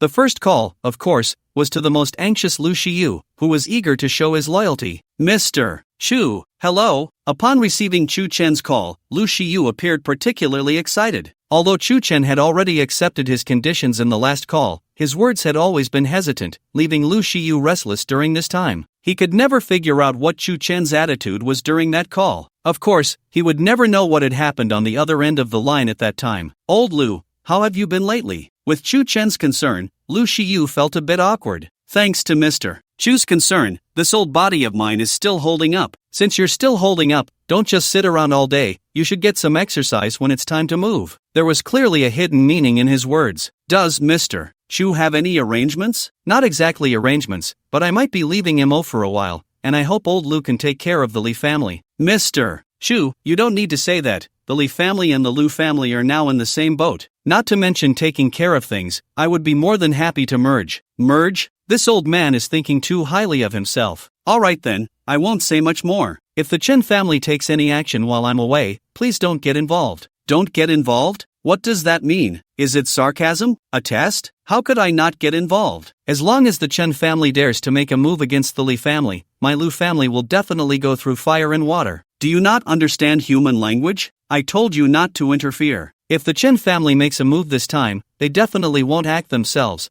They will surely test the waters first. Just record which forces besides the Chen family are affiliated with them." "Alright, Mr. Chu, don't worry, I will make sure to do it." Then I'll hang up." "Okay, hey, Mr. Chu, that money has already been transferred to your account." "Got it." Beep beep beep. After hanging up the phone, Lu Shiyu began to ponder. This Chu Chen has stirred up such a big mess in the Magic City, and now, when all the forces are gearing up, he actually wants to leave? And he wants me to record the affiliated forces of the Chen family? What exactly is he up to? Could it be? Yes, the Chu family from Yanjing has always been low-key, and now Chu Chen is causing a ruckus in the Magic City for the Li family's eldest daughter. He must report back and then have our Lu family record all the families related to the Chen family. So, the Yanjing Chu family will definitely carry out a real reshuffle in the Magic City. It's finally time to take action. Thinking of this, Lu Shiyu let out a long breath. Indeed, he expressed his sincerity at the fastest speed and saved the Lu family. He felt proud that he had once again helped the Lu family establish a foothold in the Magic City. At this moment, Lu Shiyu was immensely proud. This time, he did not choose the wrong side. After explaining everything to the Lu family, Shu Chen did not inform Chen Wenyang about this matter. He wanted to know whether the remote control for this time bomb was truly in his hands. Leaving the hotel, Shu Chen arranged to meet the top designer in the Magic City. On the 66th floor of the Pearl Building, an entire floor of nearly 2,000 square meters, a young woman, dressed elegantly and exuding an artistic vibe, frowned at this moment. As the #1 designer in the Magic City, she had never taken on such a project. Mr. Shu, do you really want to convert the entire floor into residential space? That's right. At this moment, Shu Chen stood in the middle of the floor, surrounded by floor-to-ceiling windows, with all but the load-bearing columns having been opened up. This was the wealth he had won in the last lottery. Although it was nearly 2,000 square meters of office space, Shu Chen now wanted to use this place as his residence. He glanced at the designer, who wore a worried expression. Name, Chui Hua. Wish list, I must get this project. If I can earn this money, I can build a Hope primary school in my village. I need to bring my 2 younger sisters to the big city for school. Their household registration must be resolved. Expand to view more. After reading this, Shu Chen felt a bit moved. This woman had become the top designer in the Magic City at such a young age. It was clear that she had worked her way up from the countryside to achieve her current status. She even remembered to help her hometown. Such women are truly rare. But this name, surely, the place is right here. The design concept is simplicity, nothing too complicated, but everything that should be there must be included. Chui Tsuhua, English name Shirley, was known by no one for her Chinese name except for the street office and neighborhood committee. Shirley wore colorful canvas shoes, a long white dress that only revealed her ankles, and a strapless top wrapped around her upper body, draped with a colorful shawl. Her long hair casually fell behind her. Although she wore only light makeup, her natural beauty was still evident. She knew this was a big project, and she wouldn't have to go through the company, meaning no commission would be taken. Converting 2,000 square meters of office space into residential space was no small challenge. She walked up to Chu Chen and said, "But this fee is not small, not to mention that you want me to oversee it from start to finish. Just the design alone will take a long time." As Chu Chen walked towards the floor-to-ceiling window, he replied, "I believe in your abilities, and just so happens I need to step out for a bit. I'll leave this entirely in your hands for now." Shirley knew she had caught a big fish this time. It must be said that her looks were indeed quite good. Being able to become the top designer in the Magic City was not unrelated to this. Although she didn't know much about the wealthy man in front of her, after mingling in the upper echelons of society for so long, she understood how to seize opportunities and cater to clients. So she walked to the window and asked, "Such a big house. I wonder how many people are in Mr. Shu's family? I need to design the bedroom." "Just me. One, a diamond bachelor?" Shu Chen wasn't lying. Li Jiai hadn't married him yet, so she couldn't be counted as part of the family. Although it was certain that Li Jiai would move in with him eventually.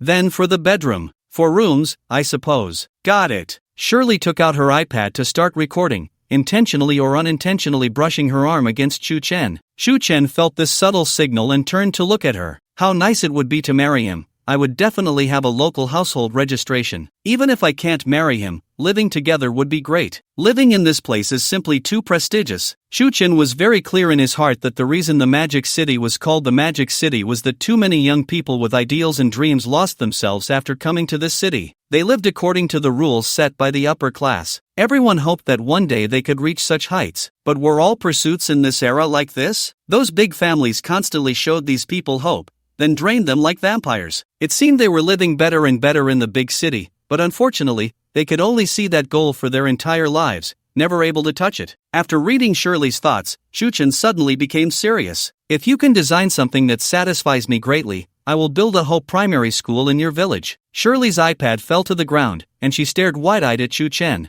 You, how could? She was momentarily stunned and couldn't find her voice. Shu Chen turned his back and continued, "Not only will I build it, but it will also be named after you. Shirley's shock was momentarily overwhelming, but she suddenly lost the confidence of being the top designer in the Magic City. How could this person know her background? Seeing her frozen like a sculpture, Chen found it somewhat amusing and picked up the iPad from the ground, handing it back to her. Don't let the environment around you change who you are, and don't live by others' rules. Shirley had not yet recovered from her earlier shock when she was deeply moved by these two sentences. Yes, since graduating from Magic City University, she had only wanted to find a good job to earn money to support her two younger sisters' education. Now, after constantly interacting with the upper class, she understood that a woman's greatest asset was not talent, but her body. All of this had been changed by the environment. All of this was their rules. Who exactly was this Mr. Chu? Shirley's curiosity about him intensified, and she found herself staring intently at Chen. I advise you not to be curious about me. Have you heard that curiosity killed the cat? Could it be? Could he know what I am thinking? After sorting out her emotions, she finally spoke up. Mr. Chu, although I don't know how you know my background, I am very grateful to you. It's just a Hope Primary School, nothing much. Chen replied. No, it's not that. Chen looked at Shirley's chaotic inner thoughts and pretended to ask, oh, what is it then? In the Magic City, you are the first person to say such things for my benefit. Chen smiled but did not respond further. Instead, he patted her head like an older brother. Shirley hadn't felt this kind of caring from someone in a long time. After pondering for a long time, as if making an important decision, she asked, then can I call you brother? Chen knew in his heart that in the Magic City, girls like her, who maintained their kind nature, were almost extinct. Everyone lived for money and face. Although she had changed quite a bit, for Chen, who could see others' thoughts and wishes, this girl was pure and clean. So he jokingly replied, sure, from now on you can be my little sister, Tuetsuihua. Oh my. Since you're my sister, you can't have any thoughts of wanting to sleep with me. Oh my. How does he know everything? When Chen returned to the club from the office, it was already evening. After reviewing the accounts for the day, Jiai arranged the work for the coming week. Besides Li Bingju maintaining the overall situation, she also selected two capable subordinates to ensure that there wouldn't be any major surprises in the next few days. One was the club manager, Li Changming, who, by seniority, should be Li Jiai's uncle, having worked diligently for the Li family for over a decade. Li Bingju had not treated him poorly. In addition to a high annual salary, he also had shares. Unlike Li Gue, he had watched Li Jiai grow up, and his feelings for the Li family were much stronger than those of later outsiders. After some recent restructuring, Li Changming had uncovered many of the Li family's debt accounts and bad debts, all hidden by Li Gue. At this time, the Li family was in need of talent, and Li Jiai unhesitatingly promoted Li Changming to vice president, giving him full responsibility during her absence. Chen's appearance initially made the Li family's confidants uncomfortable. An outsider, though he was the fiancé of the eldest daughter of the Li family, had gained significant power in just a few days, making everyone wonder if he would be the next Li Gue. But in just a few days, Chen used his strength to bring the Li family back to its peak, earning everyone's immense admiration for this future boss. When Chen appeared in the office, Li Jiai was busy. The others greeted him respectfully, bowing and saying, hello, President Chu. Upon hearing this, Chen felt it was inappropriate and replied, no need to call me president.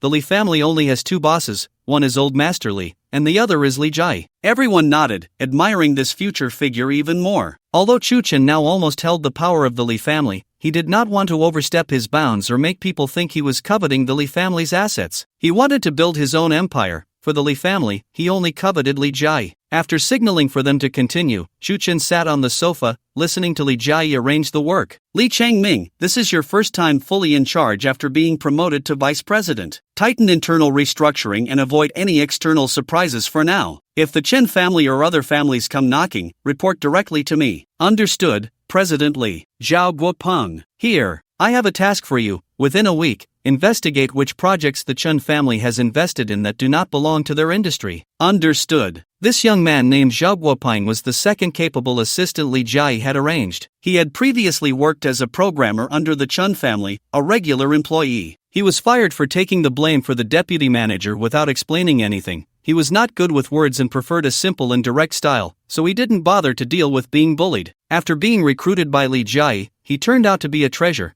and he happened to like Li Jiai's decisive style. In just 2 years, he had built the network security of all the Li family's industries into the best in the Magic City. Coupled with his impressive hacking skills, he rose through the ranks and became an important source of information for the Li family. After the arrangements were finished, he signaled to dismiss the meeting. Not even a minute later, after everyone had left, Li Jiayi instantly transformed back into the appearance of a little girl. Bouncing directly into Chu Chen's arms, she said, "Where have you been? It's already dark when you came back." Chu Chen felt the delightful pressure of Li Jiayi sitting on him and teased, "Don't you only need me at night? You're getting more and more improper," Li Jiayi replied. Chu Chen smiled and pinched Li Jiayi's bottom, asking, "Did you spread the news about our trip?" "Of course, I made sure to handle it as soon as you told me." Chu Chen had asked Li Jiayi to inform all the high-ranking officials in the Magic City about their upcoming trip. Although Li Jiayi didn't understand why, she knew she had to listen to her husband. "By the way, speaking of this, there's a dinner party tonight, and you must come."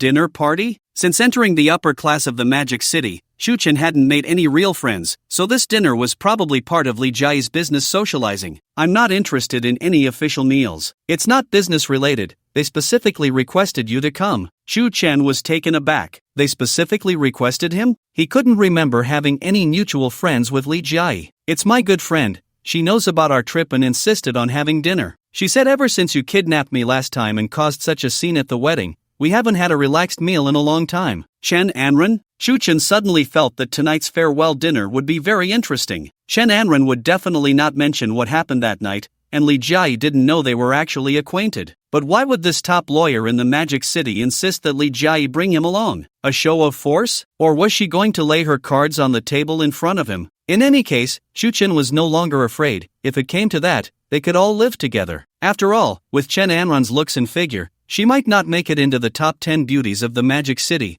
but she would at least be in the top 11 or 12. So Chu Chen replied, "Since she's your friend, and it's my first time meeting her, shouldn't I buy a gift?" Li Jiayi's eyes lit up at this. "Not bad. You know to perform well in front of my friend, that's commendable." Chu Chen chuckled, "How can it be called performing? What if your friend is even prettier than you? Then Li Jiayi pretended to be jealous, wrapping her arms around Chu Chen's neck and quickly giving him a kiss. She knew he was teasing her, so she said without reservation, "I belong to you. Whether you belong to me is not important. If you like her, it's up to your ability." Hearing this, Chu Chen realized that Li Jiayi was not a foolish girl. Her strategy of feigned indifference was a killer move against many men. "Then let's go buy a gift that can win your friend's heart." After laughing, the two of them cuddled for a while before heading to the mall owned by the Li family to pick out a gift. Chu Chen had some indescribable feelings about Chen Anren. This girl had too many repressed emotions. If she didn't find a good way to release them, she might go crazy one day. But as a lawyer, his strong rational thinking ability could forcibly suppress his negative emotions. This contradiction could make a person strong but could also destroy them in an instant. Rather than saying Chu Chen liked her a bit, it was more accurate to say he felt a bit sorry for her. Plus, since she was Li Jiayi's close friend, if he had the chance to help cure Chen Anren's depression,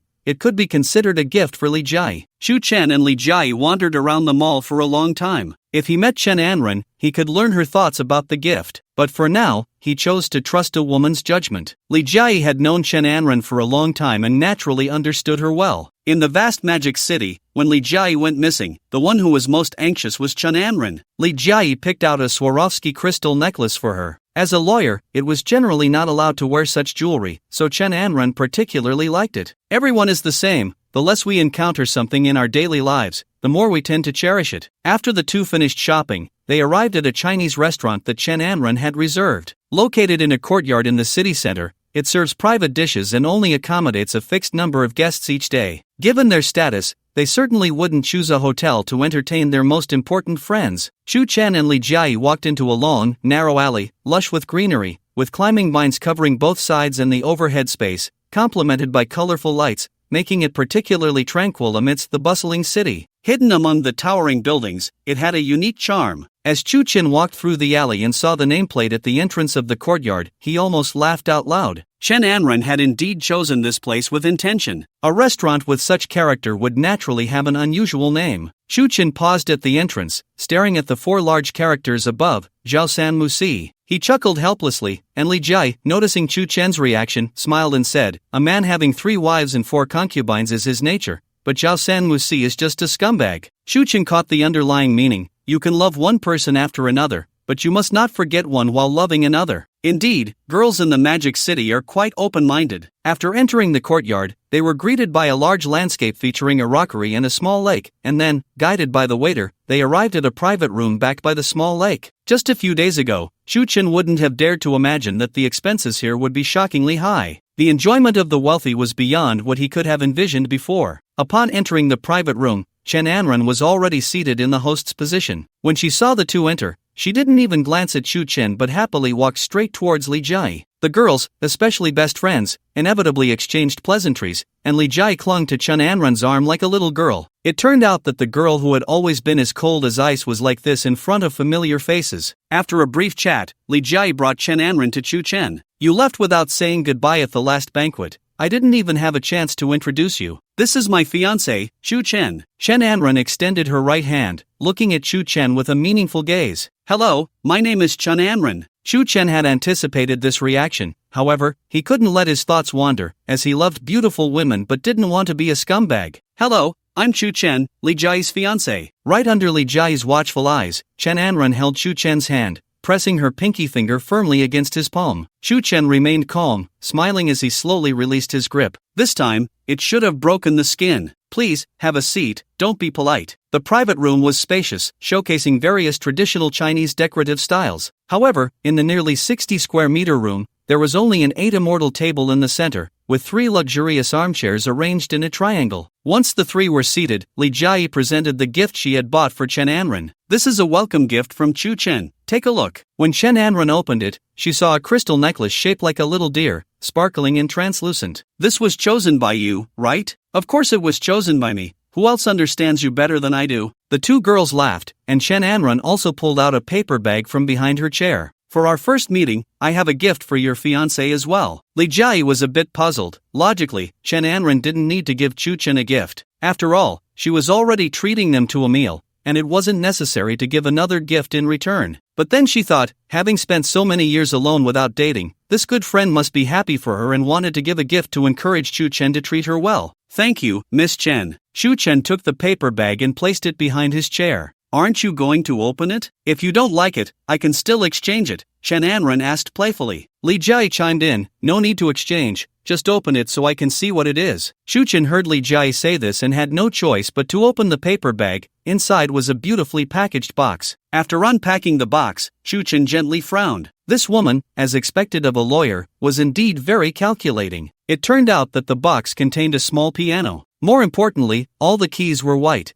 and there was a miniature bottle of red wine placed on the piano. "Very exquisite. I really like it." But Chen put the gift back in the box and continued, "What does this piano signify?" Knowing full well what she was doing, Chen wanted to test Chen Anren to see if she dared to speak. Chen Anren did not expect that Chen would dare to ask her so directly in front of his fiancé. This man always managed to surprise her. "Since you want to play, I'll play along with you." Chen noticed the inner workings of Chen Anren's mind and found it increasingly interesting. The black and white keys on the piano are like life. When playing, there must be both white and black. This piano has no black keys, which symbolizes the mutual trust between you two, without any shadows. The red wine on the piano adds a touch of romance to a transparent relationship. After listening seriously, Li Jai sighed, "Anren, you are really thoughtful, thank you." Of course, Chen would not believe her nonsense. He had not forgotten what happened that night. So he said, "Thank you, Miss Chen, for your kind intentions. I will certainly take it as a motto for life and keep it in mind." Chen Anren smiled faintly and continued, "Since we all know each other now,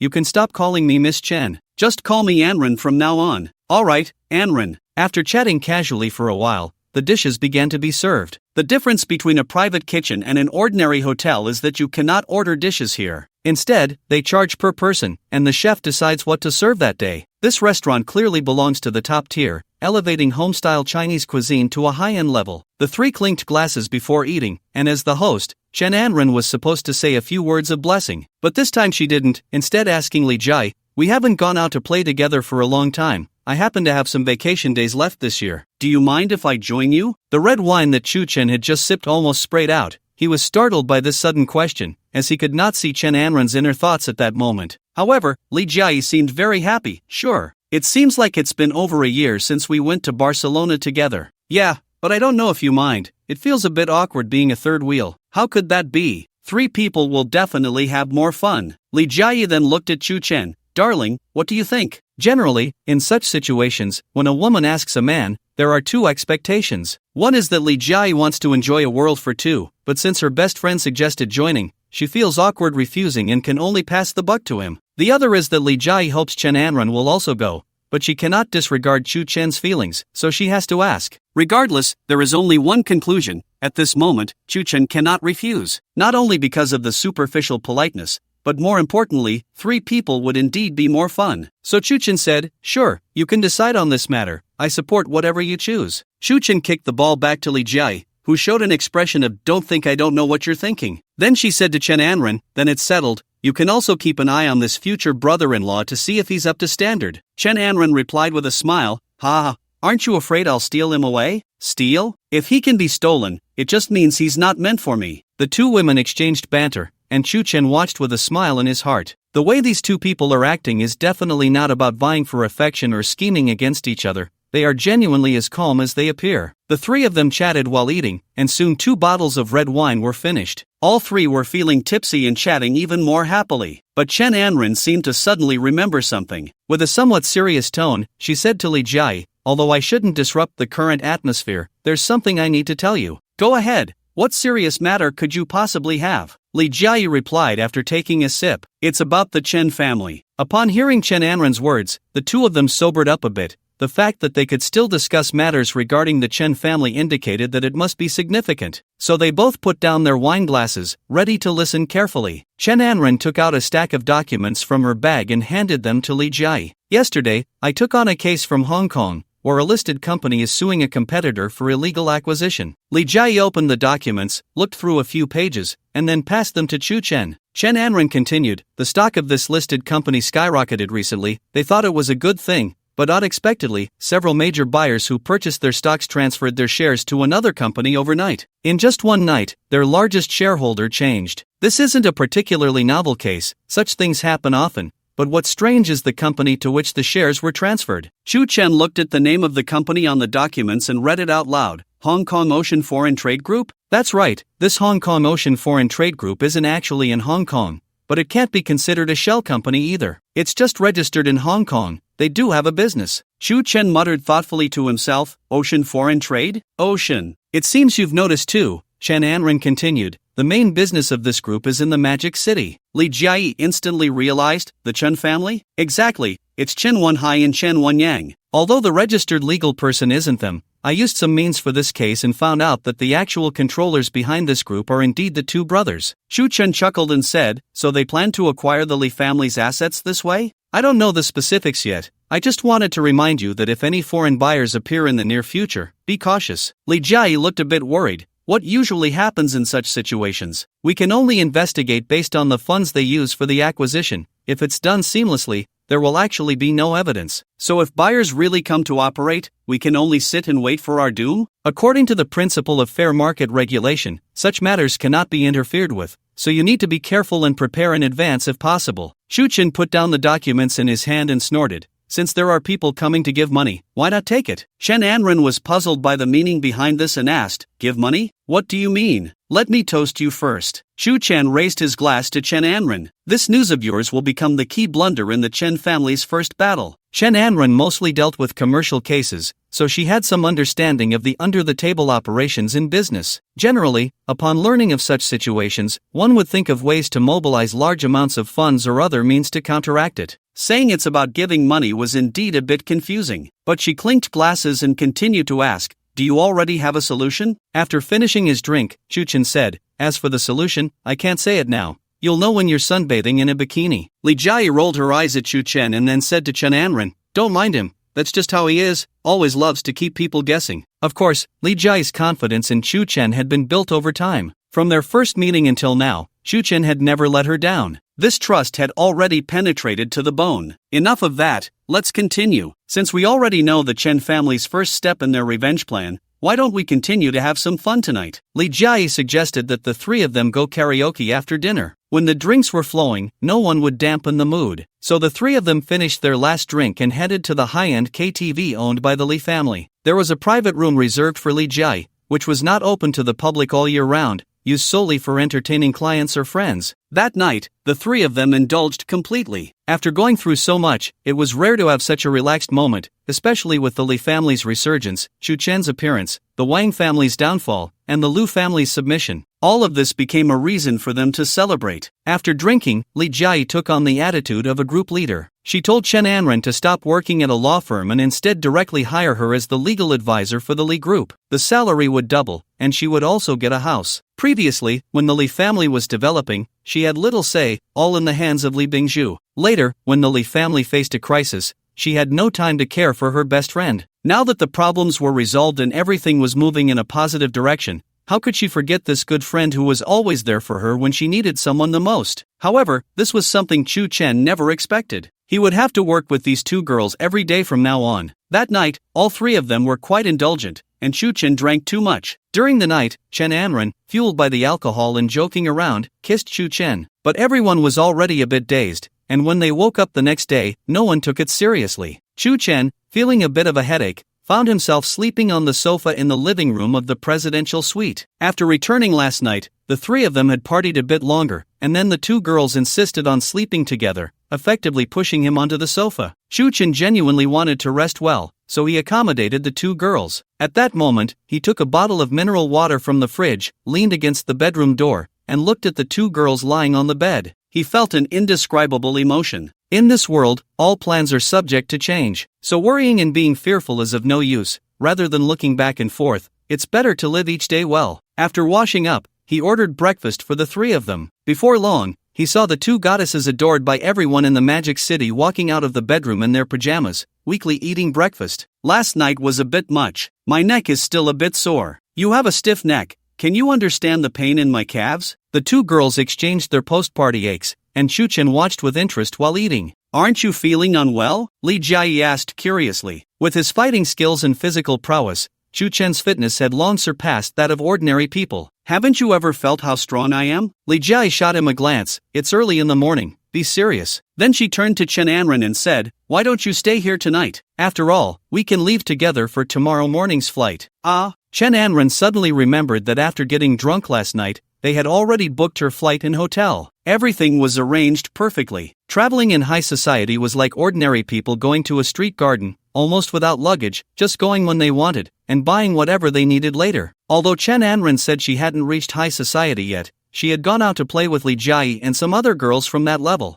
This kind of life was what she aspired to. Staying here won't disturb you too? Oh, we won't just have this one night. As for you, I booked a Seaview villa. Should I find a few handsome guys to serve you? Chen Anren weakly punched Li Jiayi. Just enjoy yourself. Amid Li Jiayi's laughter, Chen Anren glanced at Chu Chen. When will this guy dare to talk to me about that night? Chen Anren pondered to herself. However, this thought was completely visible to Chu Chen, who was not in a hurry. He decided to wait until the trip was over to discuss the matter. Remembering the important task, Chu Chen made a phone call. Beep beep beep. Zhao Guopeng, have you found anything? Yes, I found her. National University of New Zealand, 3rd year, Philosophy Department, named Wang Zining. Do you have a photo? I'll send it to your phone shortly. Okay, and one more thing. Check the information that can't be seen on the surface about the Hong Kong Marine Foreign Trade Group. Got it. After hanging up the phone decisively, he turned to Li Jiayi. Are we about to start fighting back? She asked. Fighting back? Not at all. Then what are you doing? If we can have someone else pay for our fun,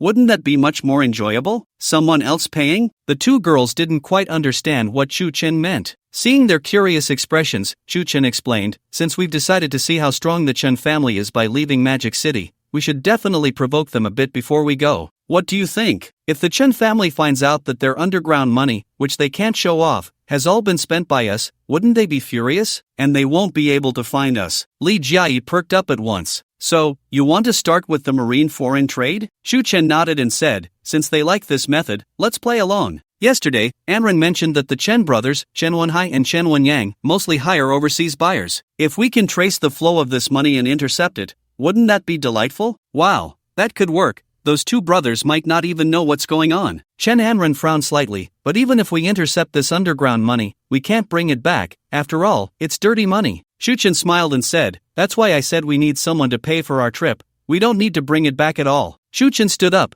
pretending to be serious, cleared his throat, and said, Li Jiayi, Chen Anren, received the decree. Li Jia found it amusing but still played along with her man. She bent slightly and said, "Your servant is here." Chen Anren still didn't understand what was going on, and then Li Jia nudged her, prompting her to hurriedly say, "Your servant is also here." After saying that, she felt something was off. How could she be a servant? But no one paid attention to this matter. Only those who cared would feel it was strange. Shu Chen stood with his hands behind his back, exuding an imperial demeanor. "I will take you two on a tour soon, and along the way, there will be tributes from foreign lands. No matter how much there is, your only task is to spend all the money." Li Jia was overjoyed. She had a rough idea of the amount involved. Hiring overseas buyers, this fund would be at least tens of millions, if not over 100 million. If Chu Chen really arranged for them to spend it all, it would be a daily worry. Although they were also from a prominent family in Magic City, that mostly referred to their industries, who would casually take out tens of millions or even 100 million? Moreover, the richer people were, the stingier they tended to be. That was a rule. Most importantly, spending money was something women had no resistance to. Li Jia excitedly bent again, "Your servant accepts the decree, long live the emperor." After saying that, she jumped up, hugged Chu Chen, and kissed him. "Is this true? Are we really going to spend it all?" Of course, not a single cent left. In stark contrast to Li Jia's excitement was Chen Anren.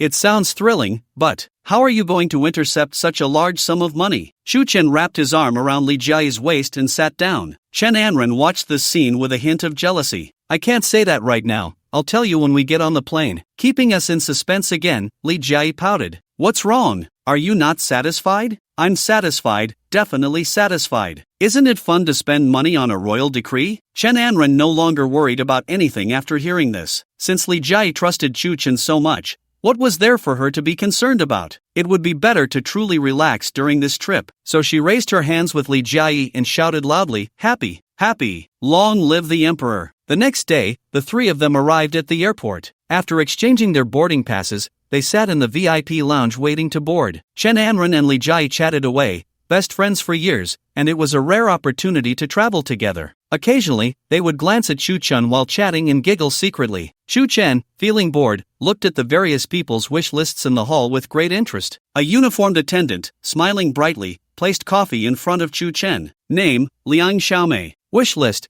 "One day, I will catch a golden son-in-law here. That old store manager eats my tofu every day. One day he will pay the price. This handsome guy in front of me actually has 2 female companions, and he's not even as good-looking as me. When can I sit here and be served by others?" Expand to view more. "Sir, do you need anything else?" "No, thank you." The attendant nodded and turned to leave. The third wish instantly changed. "Indeed, my identity has limited my potential. I need to change jobs as soon as possible." Amidst the dazzling array of wishes, suddenly someone caught Chu Chen's attention. That person was sitting at a round table in the corner of the VIP lounge, casually flipping through a magazine, looking relaxed and content. Although dressed quite formally, it was obvious that he still had a youthful look. Name, Wang Zifen. Wish list, "I must persuade my sister to come back and reorganize the Wang family. The Chen family's grudge cannot be shared under the same sky." Expand to view more. So he is the young master of the Wang family? After Wang Wenjiang's death, the Li family, in collaboration with the Lu family, began a large-scale acquisition and siege, and apart from a few wholly owned enterprises left for his daughter, the Wang family had fallen from the top tier of families in the Magic City to the bottom. Chu Chen had not heard of Wang Zifen before. If he was Wang Xining's brother, was he here in New Zealand to bring his sister back? Could it be that after learning of Wang Xuanjiang's death,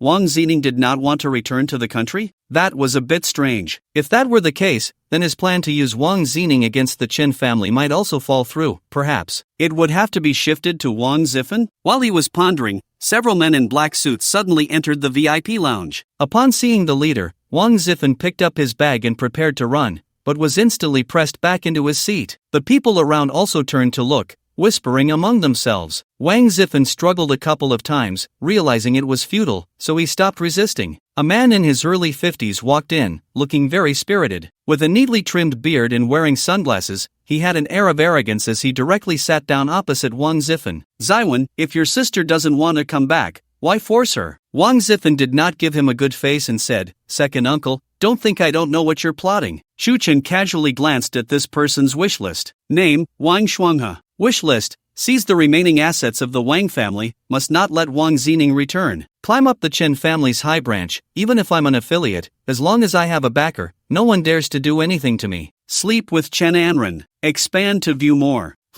This third wish. Chu Chen raised an eyebrow and continued to watch them. Since my brother is already dead, the urgent matter is to save the Wang family. Bringing your sister back is of no use. Wang Zifen snorted coldly and said, my dad's will states you are the second in line, so you don't want my sister to come back. Wang Shuangha smiled and said, Zifen, you are still young, the business world is treacherous, and I stand up now to take on the burden, also to protect you and your sister. Bullshit. It's all your fault for acting so well, and my dad for being blind back then. Wang Shuangha took off his sunglasses and continued, you've really misunderstood me. Although we don't have any real blood relation, have I ever treated you poorly since we were kids? Wang Zifen, being young, found himself at a loss for words after a few of Wang Shuangha's remarks, only able to feel anxious. Well, that was all an act. If that's the case, why did you confine my mom? As soon as these words were spoken, Wang Shuangha's expression changed instantly. In the VIP room, besides Chu Chen and the others, there were also some upper-class individuals from Magic City. Although they didn't know each other, they all moved in the same circles. At this moment, whispers began to circulate among them. If they heard these words and spread them, it was not the outcome Wang Shuangha wanted. Your mother is unwell. I'm just following the doctor's advice to keep her from going out. At this point, Wang Shuangha no longer wanted to waste time, so he stood up and ordered his men to take Wang Zifen away. Let me go. Wang Zifen was being escorted out of the VIP room. You think you can just leave without paying? Wang Shuangha paused, turned around, and scanned the VIP room, his gaze landing on Chu Chen, but it quickly shifted to Chen Anren beside him. Lawyer Chen, long time no see. Wang Shuangha approached with a smile and noticed Li Jiayi was also there. The young lady from the Li family was indeed present.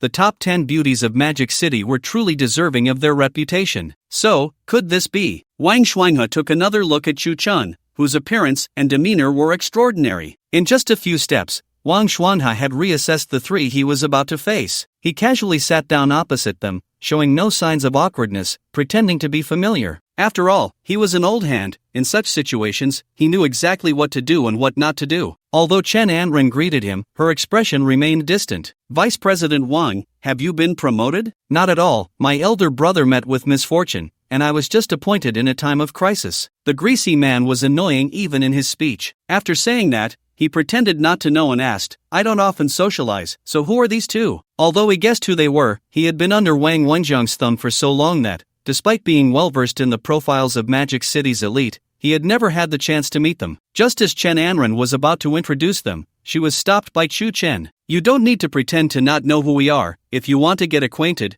just be straightforward. Although Wang Shuangha felt displeased, he maintained his composure on the surface. After all, he had heard many rumors about Chu Chen, but he didn't quite believe in someone so highly praised. Speaking so directly, you must be Mr. Chu, who has recently made a name for himself in Magic City. Chu Chen replied with a smile, please settle the bill before you leave. Wang Shuangha was taken aback to find that Chu Chen had ignored him, and a surge of anger welled up inside him. However, his primary task was to take Wang Zifen back, so he suppressed his anger to avoid further trouble. After calling over a waiter and paying for the coffee Wang Zifen ordered, he stood up to leave. That's not the bill I'm referring to. Wang Shuangha turned around, puzzled, and looked at Wang Zifen's table. There shouldn't be any other charges, right? Chu Chen stood up and looked directly at Wang Shuangha, saying, this is a public place. You brought a group of people in here, making a loud ruckus and disturbing others. Shouldn't you pay for the mental distress caused? Wang Shuangha was taken aback, his eyes wide open, looking at Chu Chen in exasperation. Although Wang Shuangha had many bodyguards with him, he dared not act recklessly in such a setting. After all, in the grand scheme of things in Magic City, he was indeed just a small player. At this moment, everyone was frozen in place, and no one spoke. The atmosphere became somewhat awkward, and the onlookers were surprised by Chu Chen's appearance. Is this Chu Chen? I always thought he was a middle-aged man from the gossip I hear every day. I didn't expect him to be so young. The Wang family has been down lately. There are rumors that it has something to do with him. It's impossible that it doesn't. The Wang and Lu families have been teaming up against the Li family for years, and now with the Chu family as their backing, everyone knows what's really going on. So is it also Chu Chen's doing now? While everyone was speculating, Chu Chen stepped forward and whispered a few words to Wang Wenha. The remaining assets of the Wang family are for Wang Zining. I advise you not to have any thoughts about it. Otherwise, you won't even know how you disappeared in Modu. Wang Shuangha's heart jolted. How could this person know so much? Could it be that the rumors about him knowing all the secrets of Modu's high society are not false? His eyes revealed an incredulous expression, but he had always hidden himself well, only stepping out to take over the family business after Wang Shuangjiang passed away. Over the years, he had earned enough trust from Wang Shuangjiang by being diligent and selfless, just waiting for this day. Shu Chen continued to speak in his ear, and one more thing, it's best not to have any designs on Chen Anren in the future. Wang Shuanghe's eyes widened slightly. Why? You can try. There seemed to be something hidden in Chu Chen's gaze. Seeing that look, Wang Shuanghe was momentarily stunned, and then his heart began to race violently. For some reason, he had a vague premonition. Don't try. Whoever tries will be doomed. With Wang Shuanghe's status, let alone the top 10 beauties of Modu, even some socialites in high society would look down on him, so he was determined to climb to that position. Chen Anren had helped the Wang family with a few lawsuits. In Wang Shuanghe's eyes, since those big beauties looked down on him, this little lawyer should be easy to handle. But unexpectedly, Chen Anren turned out to be a tough nut to crack. Although she had no background, she was incredibly strong-willed. Wang Shuanghe had no reason to fear a woman without a background. Instead, Chen Anren's repeated rejections attracted him, igniting a strong desire to conquer. But he didn't expect that Chu Chen not only had Li Jiayi but also Chen Anren. Wang Shuanghe looked at Chu Chen's back, where Chen Anren was sitting closely with Li Jiayi,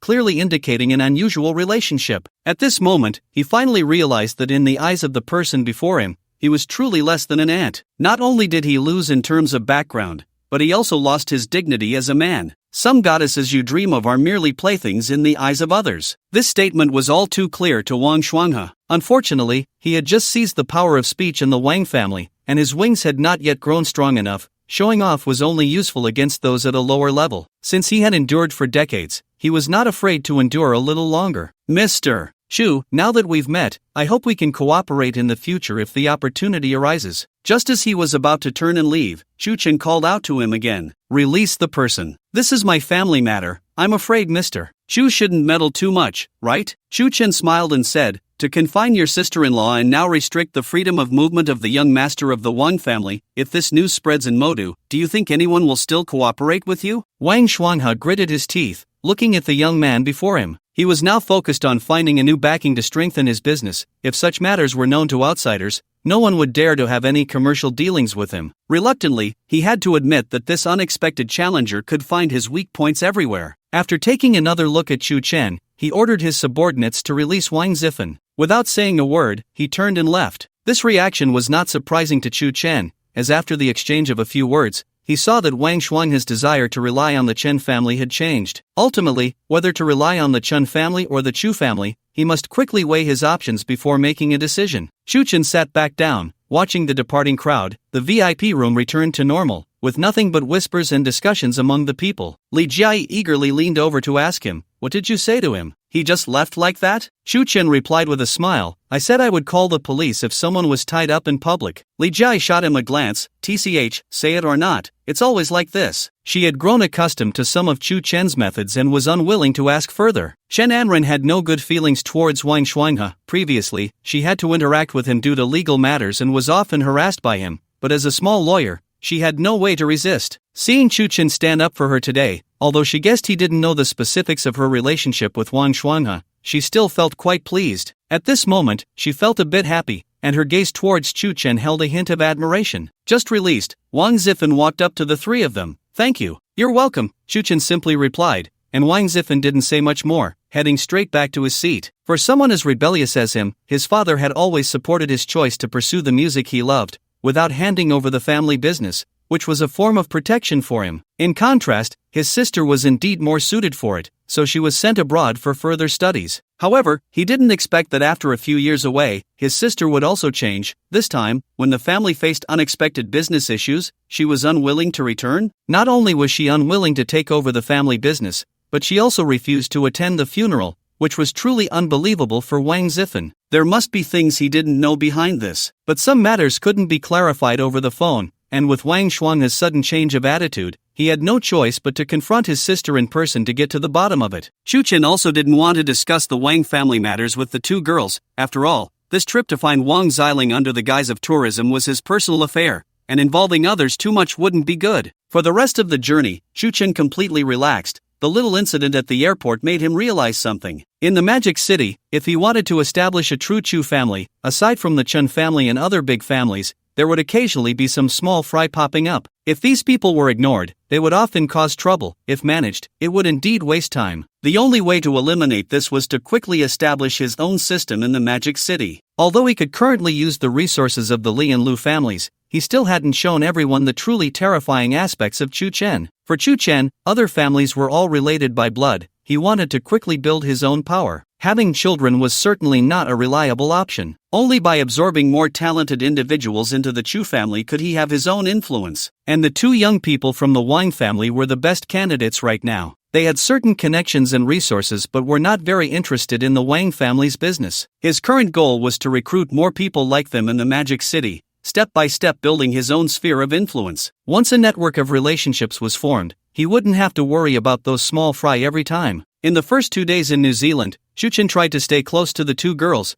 Aside from sleeping in the same room with Li Jia at night, the three of them were practically inseparable during the day. They indulged in eating, drinking, and having fun, and Chu Chen fulfilled a large part of Li Jia's wish list. Because of the return to a childlike state, most of it was quite easy to accomplish, which also earned Chu Chen quite a few points. On the morning of the third day, he received a call from Zhao Guoping. "I've got it. Using the transmission loophole, I've intercepted their transfer information on the dark web. How much is the funding?" This batch totals 240 million, distributed across 13 accounts. How much can we intercept? Still uncertain, as it involves dark web trading permissions. I need to find a few friends to help. How long will it take? About 20 hours. Okay, I'll wait for your news. After hanging up, Chu Chen still had a lot of trust in Zhao Guoping's abilities. He could have continued to grind for points and see if he could draw some computer hacking skills, but he felt it wasn't necessary for now. Just like his new goal, building a family wasn't just about being strong himself. Some things had to be entrusted to others,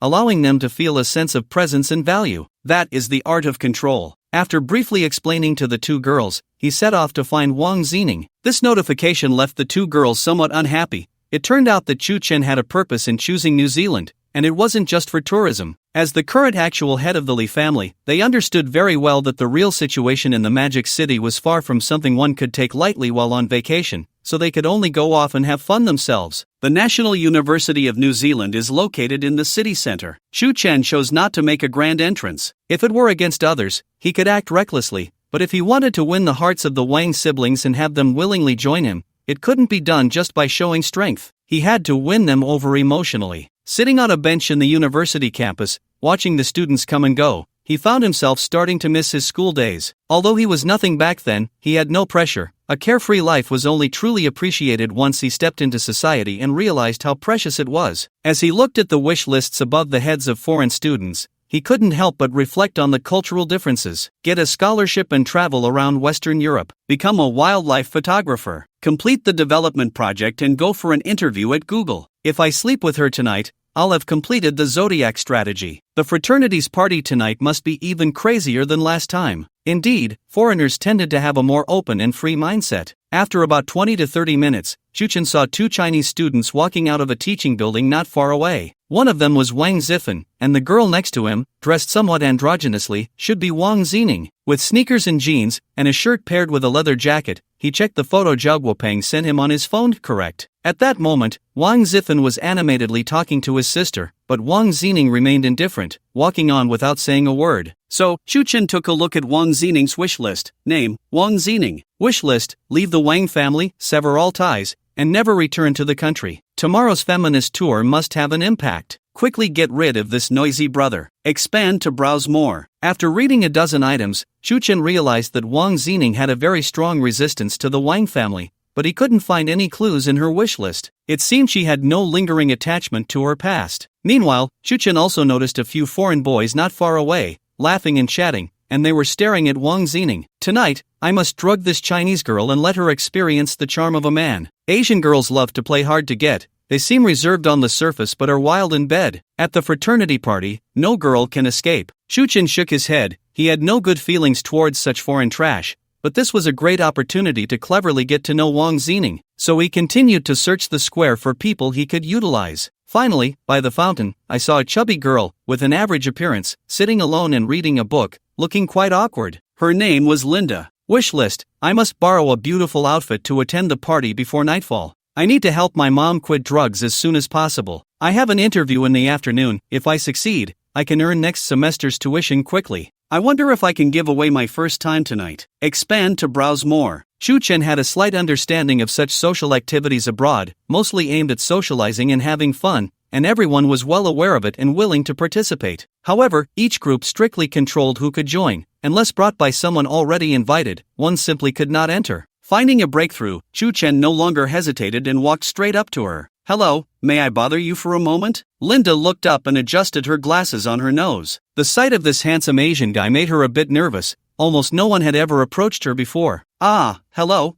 is there something you need?" Chen smiled and said, "Well, tonight I'm going to a fraternity party, but my date can only arrive later and wants me to prepare an outfit for her. You know how men's aesthetics are." Linda nodded, indicating her understanding. "Plus, her figure is about the same as yours, so I'd like to ask you to help pick out a few outfits and try them on." This handsome guy thought her figure was similar to his date's? Linda felt a bit excited upon hearing this. It turned out she wasn't completely unappealing, just hadn't met the right person yet. "But I have to work this afternoon." "Of course, I won't waste your time. I'll pay you an hourly wage. How does $200 an hour sound?" Linda's eyes widened at this. She made barely a few dollars an hour working at McDonald's, and this man was offering $200? After re-evaluating Chen, she noticed he was indeed dressed in high-end brands. It was said that Asians were rich and foolish, and it seemed to be true. But she still pretended to hesitate and nodded. "Okay, but it has to be quick. I have some things to do." "No problem." Chen smiled and gestured for her to follow him, and Linda followed without hesitation. Chen sometimes enjoyed this Western style of communication. As long as you had money, you could reasonably buy someone else's time, simple and straightforward, each getting what they needed. Unlike many women back home, who thought their beauty entitled them to act high and mighty, always assuming they were expensive, when in reality, they were just forcing a facade. Chen took Linda to a high-end designer store, and seeing her excitement while trying on clothes, he knew that a girl like her might never be able to afford such an outfit in her lifetime. After selecting a few sets, Chen pretended to receive a phone call, showing a troubled expression. He then shook his head and said to Linda, "She suddenly has something to do tonight and can't make it.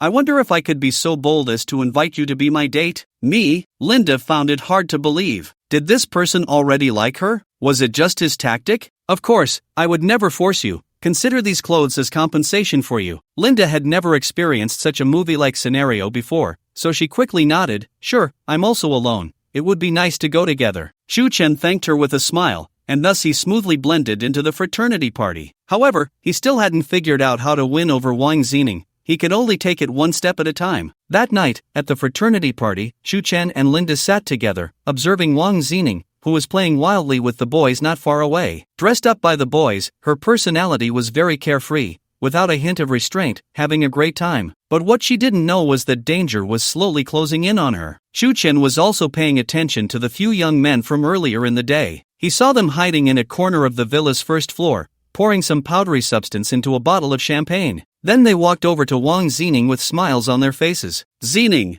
your favorite French champagne. Well, at least you guys are thoughtful." Wang Zining smiled as she took the bottle and filled her glass. Just as she was about to drink it all in one go, a hand grabbed her arm. Chen took the glass from her hand and said to the group of foreigners, "Such despicable tactics can only be pulled off by trash like you." The boys suddenly looked tense, but since this was their territory, they showed no fear. "Who are you? What do you want?" Wang Zining also shook off Chen's hand, looking at him in confusion. "I don't think I know you." "I don't know you either," Chen replied coldly, then raised his glass and continued, "I just can't stand people who drug others." "Drug?" Wang Zining looked at the group in surprise. One of them, looking flustered, explained, "Zining, don't listen to him. We would never do such a thing." "Yeah, we're friends." Chen looked disdainfully at one of them. "Friends? Why don't you try it?" With that, he wrapped his arm around the man's neck and forced the champagne down his throat. "Here to cause trouble." The people around them rushed forward, but with various close combat skills, Chen didn't take them seriously at all. In just a moment, he had thrown all the attackers into the swimming pool. Wang Zining was about to say something when she saw the man who had been forced to drink the champagne was already disoriented, his eyes glazed, his body flushed, and he began to babble incoherently. Seeing this, some people present started to panic. They really had drugged him. Wang Zining, witnessing this, picked up the untouched bottle of champagne from the ground and poured it all into the pool, then gave them the middle finger. She then pulled Chen away,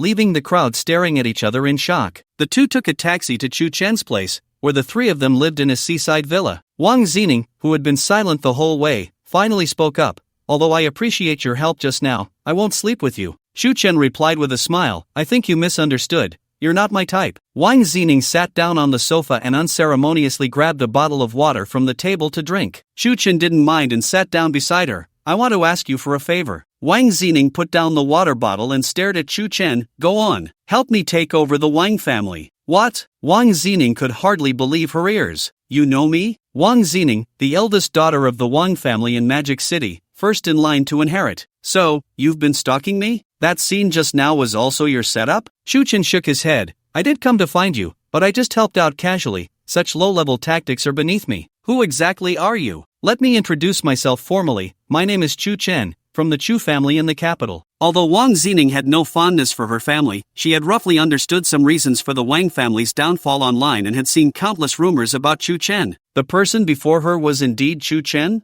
I've heard of you. Whatever you want to do has nothing to do with me. I will never go back. Chu Chen didn't immediately respond but asked her, I'm curious, why do you harbor such hatred for the Wang family that you wouldn't even attend your biological father's funeral? This question indeed puzzled Chu Chen. After all, Wang Shuangjiang, in his final moments, wanted to leave the remaining family assets to his daughter. Such an unequal father-daughter relationship was rather strange. Father? He doesn't deserve it. Chu Chen began to take an interest in the story behind this, so he took 2 cans of beer from the fridge and handed one to Wang Zining. Seeing that she didn't reach out to take it, he said, Don't worry, there's no drug. Wang Zining wasn't afraid of anything else. It was just that Chu Chen had suddenly come to find her and asked her to help swallow the Wang family. Although her accumulated hatred was nearing its peak, for so many years, escaping was the only way she could think of. Plus, Chu Chen didn't seem like a bad person, so after taking a big gulp of beer, she began to speak. He raised me to be his successor just so that Ziffen could pursue a career in music? He never considered my feelings at all. Chu Chen frowned. Just because he doesn't understand you? Wang Zining scoffed, Of course not. Born into the Wang family, my fate has never been in my own hands. I've accepted that. Then why? Do you know? I've compromised on the trajectory of my life, but he even wouldn't let my love go. I once deeply loved someone, but just because he didn't agree, he went to such lengths to tear us apart that it led to his family's ruin, and in the end, he even ended up in prison. So I want revenge. Doesn't he want Ziffen to be free? Doesn't he want me to take over? Fine, I'll agree to him, but as long as I go abroad to study, don't think about bringing me back. That day has finally come. The Wang family has no heir and is about to be taken over by an outsider. He will never rest in peace. After hearing this, Chu Chen felt a chill run down his back. This woman was too cunning. She could endure all this just for revenge? Thinking back to Wang Shuangjiang, he probably died without knowing the truth. If he were to find out that his beloved daughter had been plotting the downfall of the Wang family all along, he would probably rise from his grave. Chu Chen thought, if such a woman is not handled well, she could be a terrifying existence, but if she could be used for his purposes, with such cunning and endurance, she would definitely be a great asset. So he began to attack her heart. Don't you want to see the person you love again? Wang Zining fell silent, and after a long while, she spoke. It's because of me that their whole family suffered misfortune. How can I face him? What if I can help you? Help you win him back? Even if I can't help you win him back, I can help eliminate his resentment towards you. Wang Zining looked at Chu Chen in confusion. You don't believe me? Wang Zining snorted coldly and said, Do you know why my father opposes this? Do you know why I won't sleep with you? Chu Chen shook his head. Because I don't like men. Chu Chen was somewhat surprised. It turned out that Wang Zining was actually. No wonder Wang Shuangjiang opposed it so strongly. The most important thing for a family business is bloodline. Even in a wealthy family, a female head would either marry someone from a more powerful family or find someone to marry into the family, ensuring that the children carry her surname. But in Wang Zining's case, it was no wonder Wang Shuangjiang acted so decisively. Such a nearly pathological personality could only be intrigued by even more pathological methods. He finally understood what Wang Zining wanted the most, so he continued, I can not only help the person you love eliminate their resentment towards you, but I can also make your revenge more satisfying. Don't you want to hear more? This statement immediately piqued Wang Zining's interest. But I have a condition. If after hearing it you think it's feasible, you must come back to Magic City with me. Wang Zining thought carefully for a moment. Originally, she had gone abroad for revenge and to escape. If Chu Chen could really make the woman she loved forgive her and also make her revenge more satisfying, what would be wrong with going back? But he was also very clear in his heart that Chu Chen's intention in bringing her back to the country was not merely to help swallow the Wang family. Given the current state of the Wang family, her presence was unnecessary. With a little maneuvering, they could make the Wang family completely disappear from the Magic City. So he nodded and replied to Chu Chen, "Sure, as long as what you say can satisfy me." Chu Chen sat down again and said, "What is the name of the woman you love the most?" "Fong Qian." "Who do you think she hates the most right now?" "It should be me." Wang Zining hesitated before speaking the answer. "No, it's the Wang family, not you." "The Wang family?" "That's right. It wasn't you who brought her family to ruin. To her, you should also be a victim." Wang Zining nodded. Indeed, although she felt very guilty about what happened in their love, Fong Qian had told her before going to prison that it wasn't her fault. "So, your apology and your repentance are useless because the source of her hatred has never been you." At this moment, Wang Zining's hands trembled slightly. She seemed to sense something. Chu Chen put down the beer in his hand and stood up. "Return to the Magic City, take over the Wang family, and when she gets out of prison, hand the entire Wang family over to her, let her destroy it with her own hands. Only then can it be called revenge, only then will there be absolute pleasure." Wang Zining's breath began to quicken as she crushed the beer can in her hand, her eyes filled with excitement. "That's right, let her destroy it with her own hands. Nothing is more exhilarating than this. I want to watch her destroy it step by step, ruin it bit by bit." Chu Chen looked at Wang Zining, who was reacting somewhat sickly, and knew his plan had succeeded. He didn't continue speaking. Wang Zining had already fallen into her own imagination. About a few minutes later, the door was pushed open, and Li Jiayi and Chen Anren rushed in, still wearing bikinis but looking flustered. "The Chen family has made a move." Upon seeing Chu Chen sitting there, they blurted out, and only then did they notice Wang Zining sitting on the sofa. "Who is this?" "Wang Shuangjiang's daughter, Wang Zining." They were not surprised by this answer. After all, they had sensed it when they encountered Wang Zifen at the airport. Although Chu Chen hadn't explicitly told them, neither of these two women was easy to deal with. Even if they couldn't guess what Chu Chen was planning, they could figure out about 70 to 80% of it. Coming to see Wang Shuangjiang's daughter must be part of Chu Chen's plan, and now looking at Wang Zining's state, they hadn't even greeted them upon entering, completely immersed in her own world. So they didn't ask any further questions. Li Jiayi came to Chu Chen's side and said, "I didn't expect the Chen family to not directly attack us." Chu Chen was a bit curious. "Oh, what is it?" Li Jiayi continued, "It's the Lu family. The Chen family has cut off all their supply channels." Upon hearing this, Chu Chen understood what the Chen family was up to. The Lu family primarily operated about 30% of the dining brands in the Magic City, and they were in the mid to high-end tier, with high requirements for ingredients and materials. Cutting off these supply channels was equivalent to directly strangling the Lu family's lifeline. Chen Anren also approached and asked, "But what is the purpose of dealing with the Lu family?" "Very simple, to kill the chicken to scare the monkey." Chu Chen knew very well that the Chen family wouldn't dare to act against him lightly before they had a good understanding of the Jingcheng Chu family. But the Lu family was different. Chu Chen continued, "The Lu family is the first major family to publicly ally with us. The Chen family wants to take this opportunity to strike at the Lu family to warn other families. First, to let them know what the outcome of cooperating with us is, and second, if I, Chu Chen, cannot protect the Lu family, I can destroy the Chu family's prestige in the Magic City." Li Jiayi sat on the armrest, leaning against Chu Chen. "I didn't expect Chen Wenhai to have this move." Chu Chen shook his head. "I don't think this is Chen Wenhai's idea. From what I know of him, he hasn't reached this level yet. There must be someone behind him." "Someone behind him?" "Yes, if Chen Wenhai could think of this, he should have started his revenge the day you called off the wedding. But it took so long, and only now, while we are away, has he begun to act. He must have consulted some expert. Who could it be?" Li Jiayi and Chen Anren searched their minds for anyone within the Chen family who could be called a strategist. Chu Chen stretched lazily, resting his head on the sofa. "No need to think too much. We should return to the country as soon as possible. Since they have already started, we need a suitable opponent." After saying this, he looked at Wang Zining and said, "You can go back now." Wang Zining pulled herself out of her thoughts and noticed Chen Anren and Li Jiayi beside Chu Chen. "Don't you want to hear my decision? I've already got the answer from your reaction." "Then tell me your true intention." Chu Chen continued lazily, "I'll tell you when we say goodbye in the Magic City." Wang Zining stopped asking and stood up to walk to the door, turning back to add, "Both of your girlfriends are very pretty." Chu Chen found it somewhat amusing. She couldn't possibly have feelings for Li Jiayi or Chen Anren, could she? The reactions of the two women to this statement were completely different. Li Jiayi punched Chu Chen lightly. "Why didn't you keep her here for the night? Don't you like this style?" Chu Chen laughed and replied, "Keeping her here would mean I'm not the one sleeping with her, but rather she with you." "Ha, she is a lesbian?" Chu Chen nodded, and Li Jiayi burst into laughter. "I think she's great. Be careful, I might really get bent by her." While the two chatted, Chen Anren's expression was somewhat off. Your two girlfriends. Upon hearing Wang Xining's words, a ripple stirred in her heart. It was clear that Chu Chen and Li Jiayi didn't care and treated it as a joke. But she cared. Even though she had been traveling these days, her depression hadn't improved. In fact, it had worsened. She still suffered from insomnia every night. Initially, only Chu Chen's piano piece could help her sleep. But now, with her best friend lying in the same bed just a wall away, she felt even more restless. On the first night she arrived, she had even pressed herself against the wall,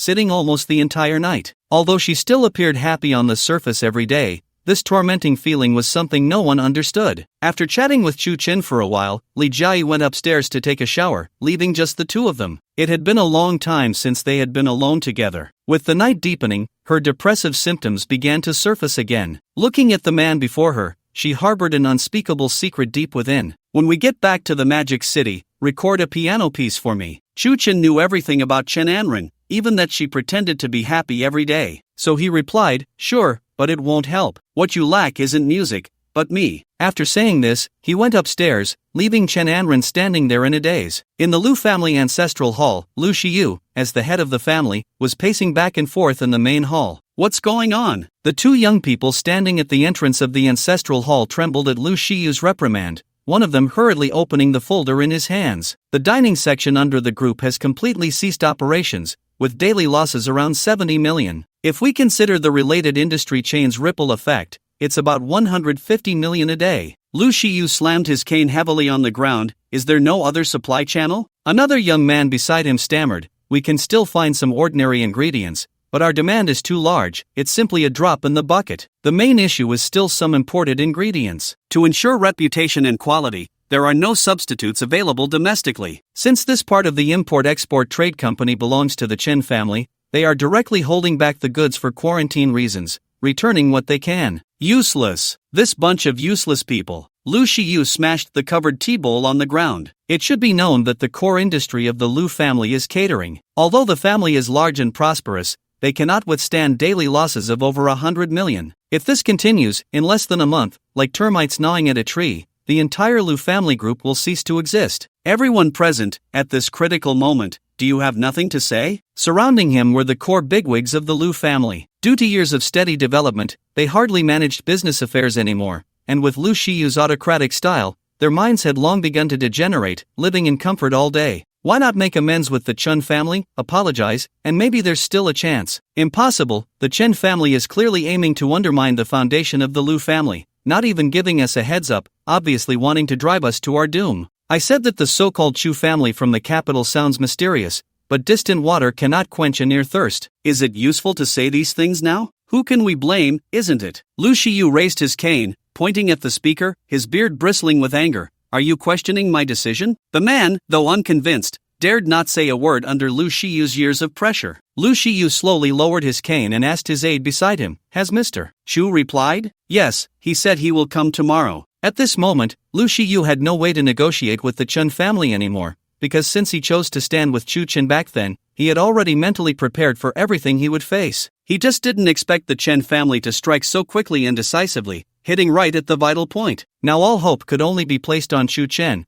hoping he hadn't made the wrong bet this time. Meanwhile, in the luxurious villa where Chen Anren once visited, Chen Wenhai watched the guests playing cards in the center of the hall, each surrounded by naked women. There were entertainers and famous socialites from the Magic City. Those who won money rewarded the women beside them with chips, while also getting hands-on, stuffing chips into certain places. And those who lost money would push the heads of the women beside them down to vent their dissatisfaction. This is what is called the upper class. This was the core area for Chen Wenhai. He had turned it into his private club, a place for those who usually cannot show their faces in public to indulge and enjoy. Of course, this also allowed him to grasp the secrets and leverage of these people, firmly controlling them in his hands. Director Zhang, how much did you lose today? Chen Wenhai himself was not fond of this, he preferred control. The rotund director Zhang grabbed a woman's hair and yanked it, shivering all over, while the woman had a strange liquid in her mouth, which he covered with his hand, forcing her to swallow it. What a terrible day today. Chen Wenhai continued with a smile, no worries, let loose today, all losses count on me, and we'll split the winnings. You said it, so I won't be polite. Come on, Director Zhou, let's continue. In front of the man called Director Zhou were piles of chips, having won handsomely. Old Zhang, you're lucky today, young Chen is treating you. Chen Wenhai laughed and replied, Director Zhou, you say that,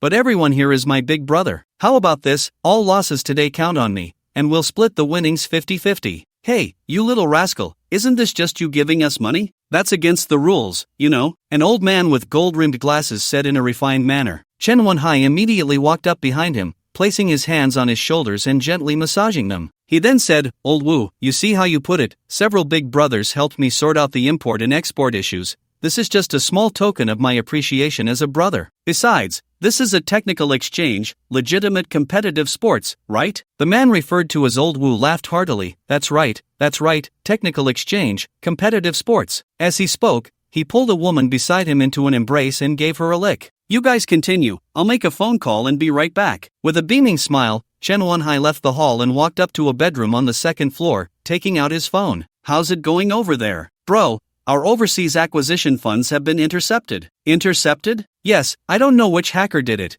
Over 200 million, all transferred to another secret account on the dark web." Although this amount wasn't much for them, the mysterious disappearance still infuriated him. "Can it be traced?" "Hard to say, I'm looking for someone to handle this. Whoever can intercept this money definitely knows we're behind it. Daring to provoke us like this, they must be tired of living. Bro, leave this to me, but Chu Chen is coming back to Moda soon. He shouldn't sit idly by regarding the Liu family. I want him to act. Let's see what he can do to save the Liu family. All the key players are in my hands. Even if he has extraordinary abilities, he'll have to bow to me." "You want to ruin his reputation?" "Exactly, that old fossil from the Liu family, always shifting with the wind. This time, I'm going to take him down." Although the Chu family in the capital hasn't been fully investigated yet, if any other families in Modu dare to side with Chu Chen, this will be their fate. "Understood. I'll continue to investigate." After hanging up, Chen Wenhai revealed a smug smile. Publicly snatching his fiancée and humiliating the Chen family, this score was now starting to be settled. Chen Wenhai opened the bedroom door and looked down from the second-floor railing at the powerful figures in Modu who were going wild, sneering as he said, "Chu family in the capital? Don't forget this is Modu. If it's a dragon, you must coil it. If it's a tiger, you must lie low. Chu Chen, oh Chu Chen, wouldn't it be better for you to just be a rich second generation?" At Modu Airport, Chu Chen decided to first check on the Liu family, so he arranged work for Li Jiayi and Chen Anren. He instructed Li Jiayi to return to the group first and start investigating all industries related to the Chen family. If there were any, she should immediately seek new avenues to prevent future problems. As for Chen Anren, since she had almost sued several major families in Modu, he asked her to find some loopholes in the previous lawsuits against the Chen family. Additionally, Xiao Guopeng had called in the early morning, reporting that over 200 million had been intercepted, but there was currently no way to withdraw it from the dark web, as it could easily lead back to its source. So, Chu Chen instructed him to leave the money there and not let anyone touch it. Although it wasn't much, it could still serve as part of the emergency funds overseas. The person sent by the Li family to pick them up was Li Changming, the vice president who had managed the group efficiently after their departure. Li Jiayi and Chen Anren got into a Mercedes business vehicle, while Chu Chen had Li Changming drive a fully equipped cruiser straight to the Liu family. The reason he brought Li Changming was solely to show the Liu family who was truly in control of the Li family now and what the current situation was, giving them peace of mind. For the Li family, everyone had long regarded Chu Chen as the absolute leader, but even so, Chu Chen still sought Li Jiayi's consent. Although it was merely a matter of face, Li Jiayi understood that this was for the sake of their subordinates. She still appreciated Chu Chen's goodwill. The two drove straight to the Liu family ancestral hall, and on the way, Chu Chen asked Li Changming about any major news in Modu during this time. After reporting one by one, Li Changming found that aside from the Chen family taking action against the Liu family, everything else was calm. His appearance, combined with the Wang family's decline, made everyone in the Magic City feel uneasy, only wanting to watch the drama unfold, fearing they would be dragged into it and fall into the abyss like the Wang family. Thus, compared to before he arrived, the Magic City was unusually calm. The car stopped at the entrance of the ancestral hall, and Chu Chen did not notify the Liu family in advance. The Liu family was indeed different from other families. As a product of the clan and kinship system, their stronghold was in Liu family village on the outskirts of the Magic City. Unlike the oppressive concrete jungle, this place was picturesque, but it was evident that many of the features were man-made rather than naturally formed. Each household in Liu family village lived in luxurious Chinese-style villas, showcasing the benefits of kinship, allowing those with blood ties to gain advantages, thus further solidifying their cohesion. Liu family ancestral hall. Chu Chen looked at the somewhat worn plaque, which seemed out of place with the surrounding environment, it must have been there for quite some time. He walked in with Li Changming, noting that one difference between the village and the high-rise buildings was the almost complete absence of security. After all, a family lived together, and if anyone dared to act against them, it would truly be a one-way trip. At that moment, Lu Shiyu was still discussing strategies with the elders of the family. These days were critical for the family's survival, and they had not had a moment's rest. Hearing footsteps from outside, everyone turned to look at the door. A graceful young man, not very old, walked in, and everyone frowned. No one recognized Chu Chen, but a few of those behind Li Changming had seen him before. Since Li Changming became the vice president and took over the Li family group, they had some business dealings with the Lu family. Mr. Li, you didn't give a heads up before coming, one elder remarked. Old Lu, Li Changming greeted but said no more. First, it was his nature. He was a practical person and usually remained silent unless necessary for socializing. Second, since Chu Chen was present, he had no need to speak. The crowd found Li Changming's reaction somewhat strange and were even more curious about the young man in front of him. Under everyone's gaze, Chu Chen walked straight up to Lu Shiyu. Has the Lu family run out of money to pay me? Lu Shiyu was taken aback. Among all the people present, only he had spoken with Chu Chen over the phone. Although he didn't know the situation at that time and Chu Chen had said little, he remembered that voice very clearly. Ah, Mr. Chu has arrived. Please take a seat. This is Chu Chen, the one who turned the magic city upside down, from the Beijing Chu family? Some people around had already stood up, nodding to Chu Chen. A few younger ones, however, were skeptical. Could Chu Chen really be that capable? Since he had just gotten off the plane and was still dressed in casual clothes, he looked like a college student who hadn't graduated yet. No wonder the Lu family members of similar age looked down on him. Lu Shiyu quickly gestured for Chu Chen to sit at the round table, while he took a seat beside him. Quick, serve tea. Mr. Li, please take a seat too. Li Changming waved his hand, saying, no need. After saying that, he stood behind Chu Chen, shocking everyone. The vice president of the Li family actually stood behind him like a bodyguard? After all, Li Changming was considered a prominent figure in the Magic City, yet he acted like a subordinate? He didn't even say another word. Seeing this, Lu Shiyu felt somewhat reassured. At least it proved that his choice should not be too far off. I didn't expect Mr. Chu to be so talented and so young. Old Lu, I see you're not in a hurry at all. Still having time to flatter? Let's get to the point. In front of the clan members, Chu Chen was not the least bit polite, speaking frankly to the head of this top family in the Magic City. Some younger people in the back were so angry they were about to slam the table, but they were immediately restrained by those beside them. There's no way around it.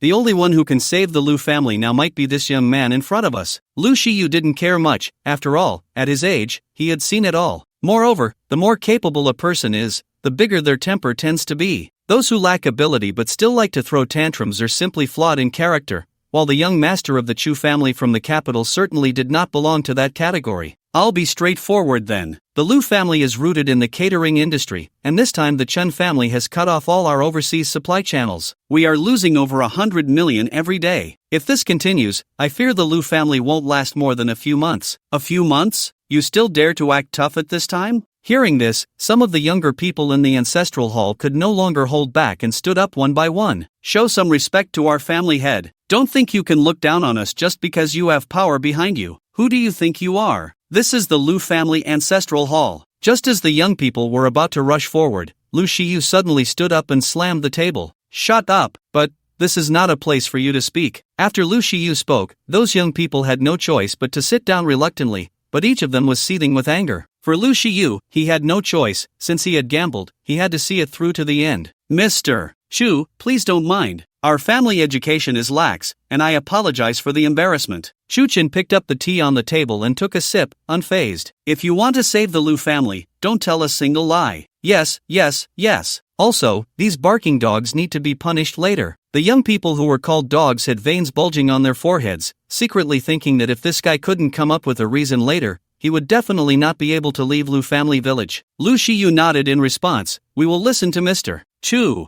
I wonder what strategy you have to save my Lu family. Chu Chen continued with the previous question. How many days can you hold on? Lu Shiyu sighed and said, considering the chain reaction, not more than 20 days. Chu Chen nodded. 20 days? Your Lu family still has some foundation. As one of the prominent families in the Magic City, to be called some by Chu Chen? Of course, in the eyes of the Chu family, we can only be considered a small player. I wonder if Mr. Chu can leverage the Chu family's connections. This kind of small matter is not a problem. The reason Lu Shiyu made this request was that most of those who had them cornered were people in power, all over 40 years old. Even if Chu Chen was capable, it would still be somewhat difficult for someone his age to get to know those people. Moreover, with the Chen family pulling the strings behind the scenes, those connections were firmly in their hands. Although the Lu family knew some people, they had all become minor players in this matter. Not to mention the need to navigate relationships, without leveraging the power of the Chu family in the capital. It was hard to imagine that he alone could save the entire Lu family. After hearing Chu Chen's response, everyone was somewhat shocked. In the eyes of the older generation, having heard of the Chu family's invisible power, they preferred to believe it existed rather than not. But in the eyes of the younger generation, this Chu Chen was just showing off from start to finish. Then may I ask what high opinion Mr. Chu has? Give me a list of the personnel responsible for your supply department this time. Upon hearing this, Lu Shiyu immediately ordered someone to write out the list. They had long memorized the names of these people. But unfortunately, no matter what methods they used,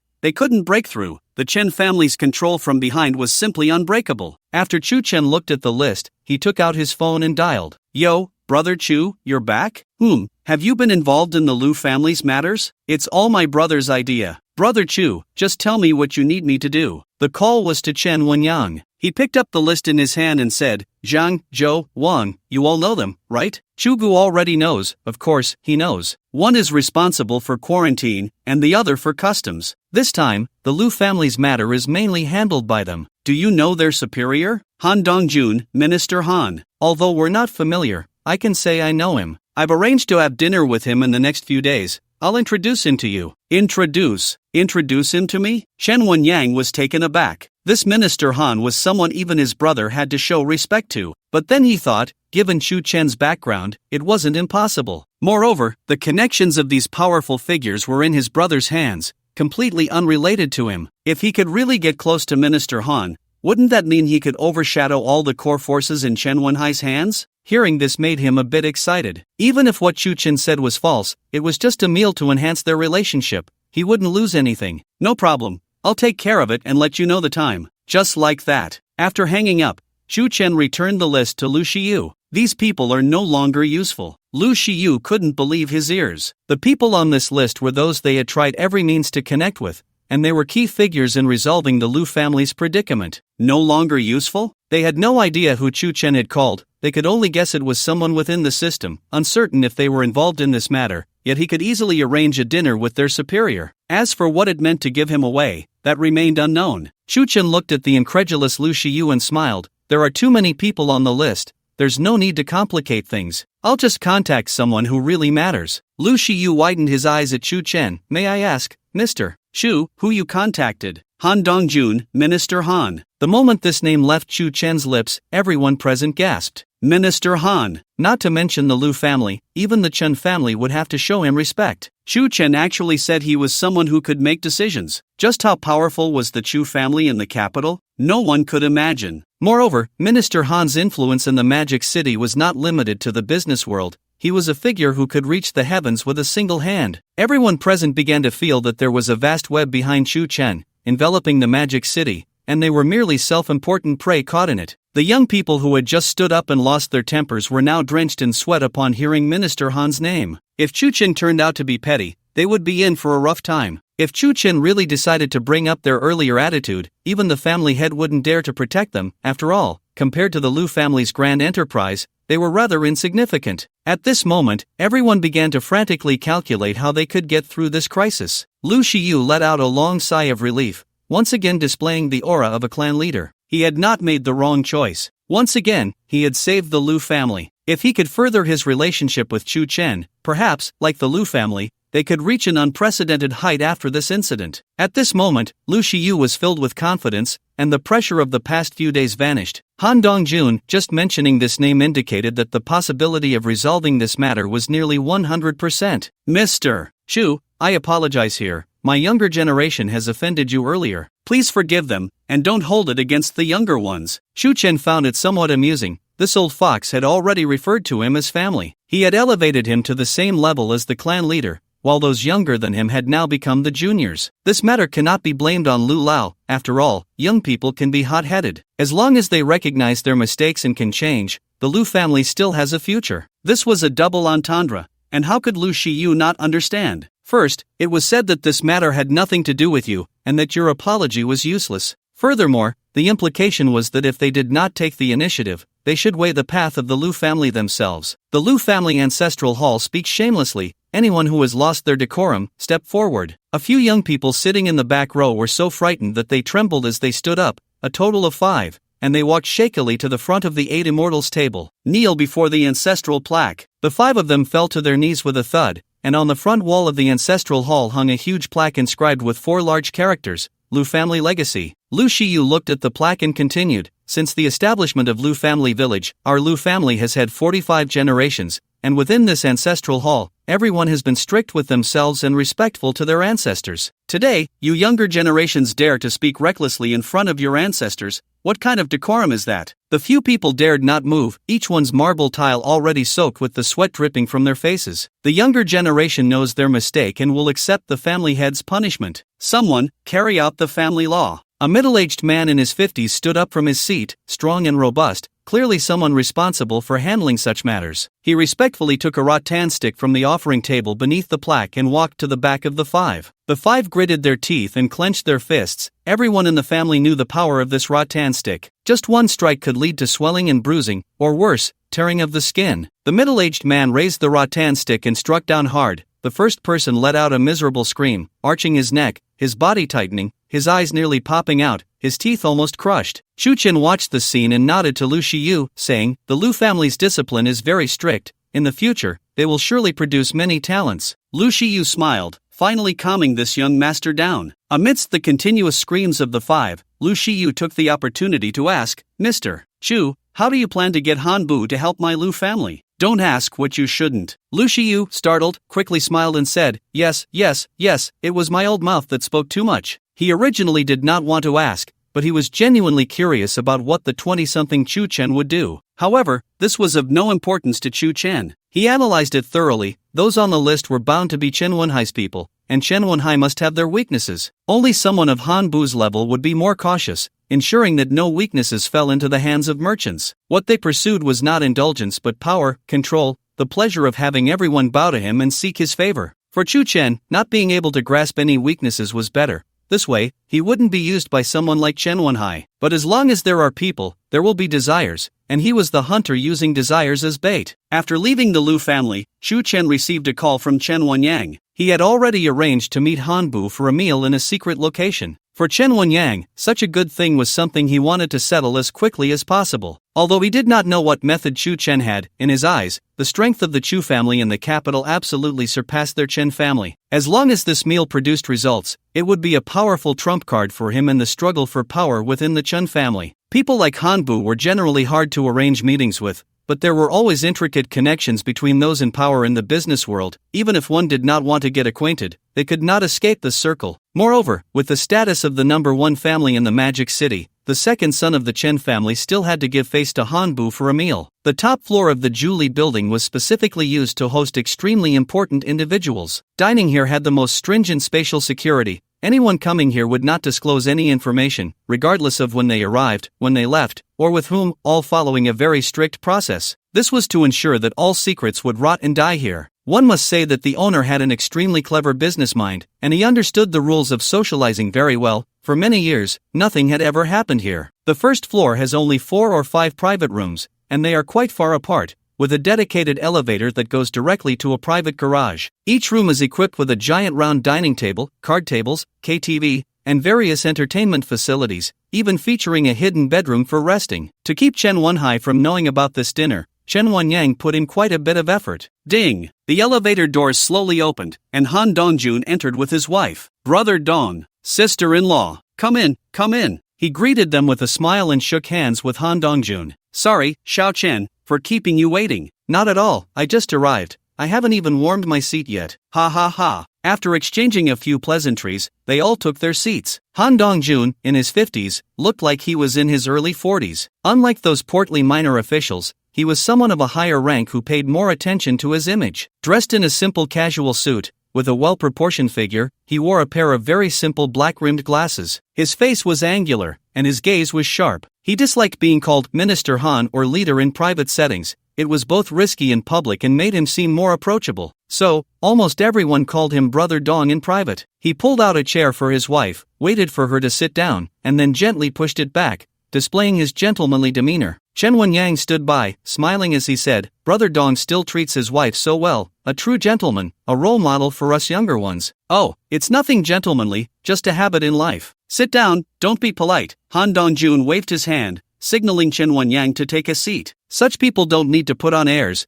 their presence is evident in every gesture. Chen Wenyang nodded and sat down, not daring to lean back in his chair like Han Dongjun, only occupying a third of the seat. "Sister-in-law, today is just a casual meal. It's been a long time since I've seen my brother, let's chat." "Don't worry, I won't drink. It's fine, you're too kind. I owe you for helping my son with his studies abroad. I haven't thanked you yet." "What are you saying? I just helped connect with the school. Your son is doing well and is ambitious. Seeing my nephew work so hard makes me happy." Han Dongjuan's wife, Sun Fengyi, wore a low-cut evening dress and held a small Hermes handbag. In her 30s, with wavy long hair and a delicate face, her makeup was a bit heavy. She spoke softly, elegantly, with an extraordinary demeanor, recognized in their circle as a virtuous partner, envied by many. As the wife of a top power figure in the city, she was originally a student of Han Dongjun at an official school. With his title as a professor, Han Dongjun often taught advanced ideological education classes, and that's where they met. There was nearly a 20-year age gap between them,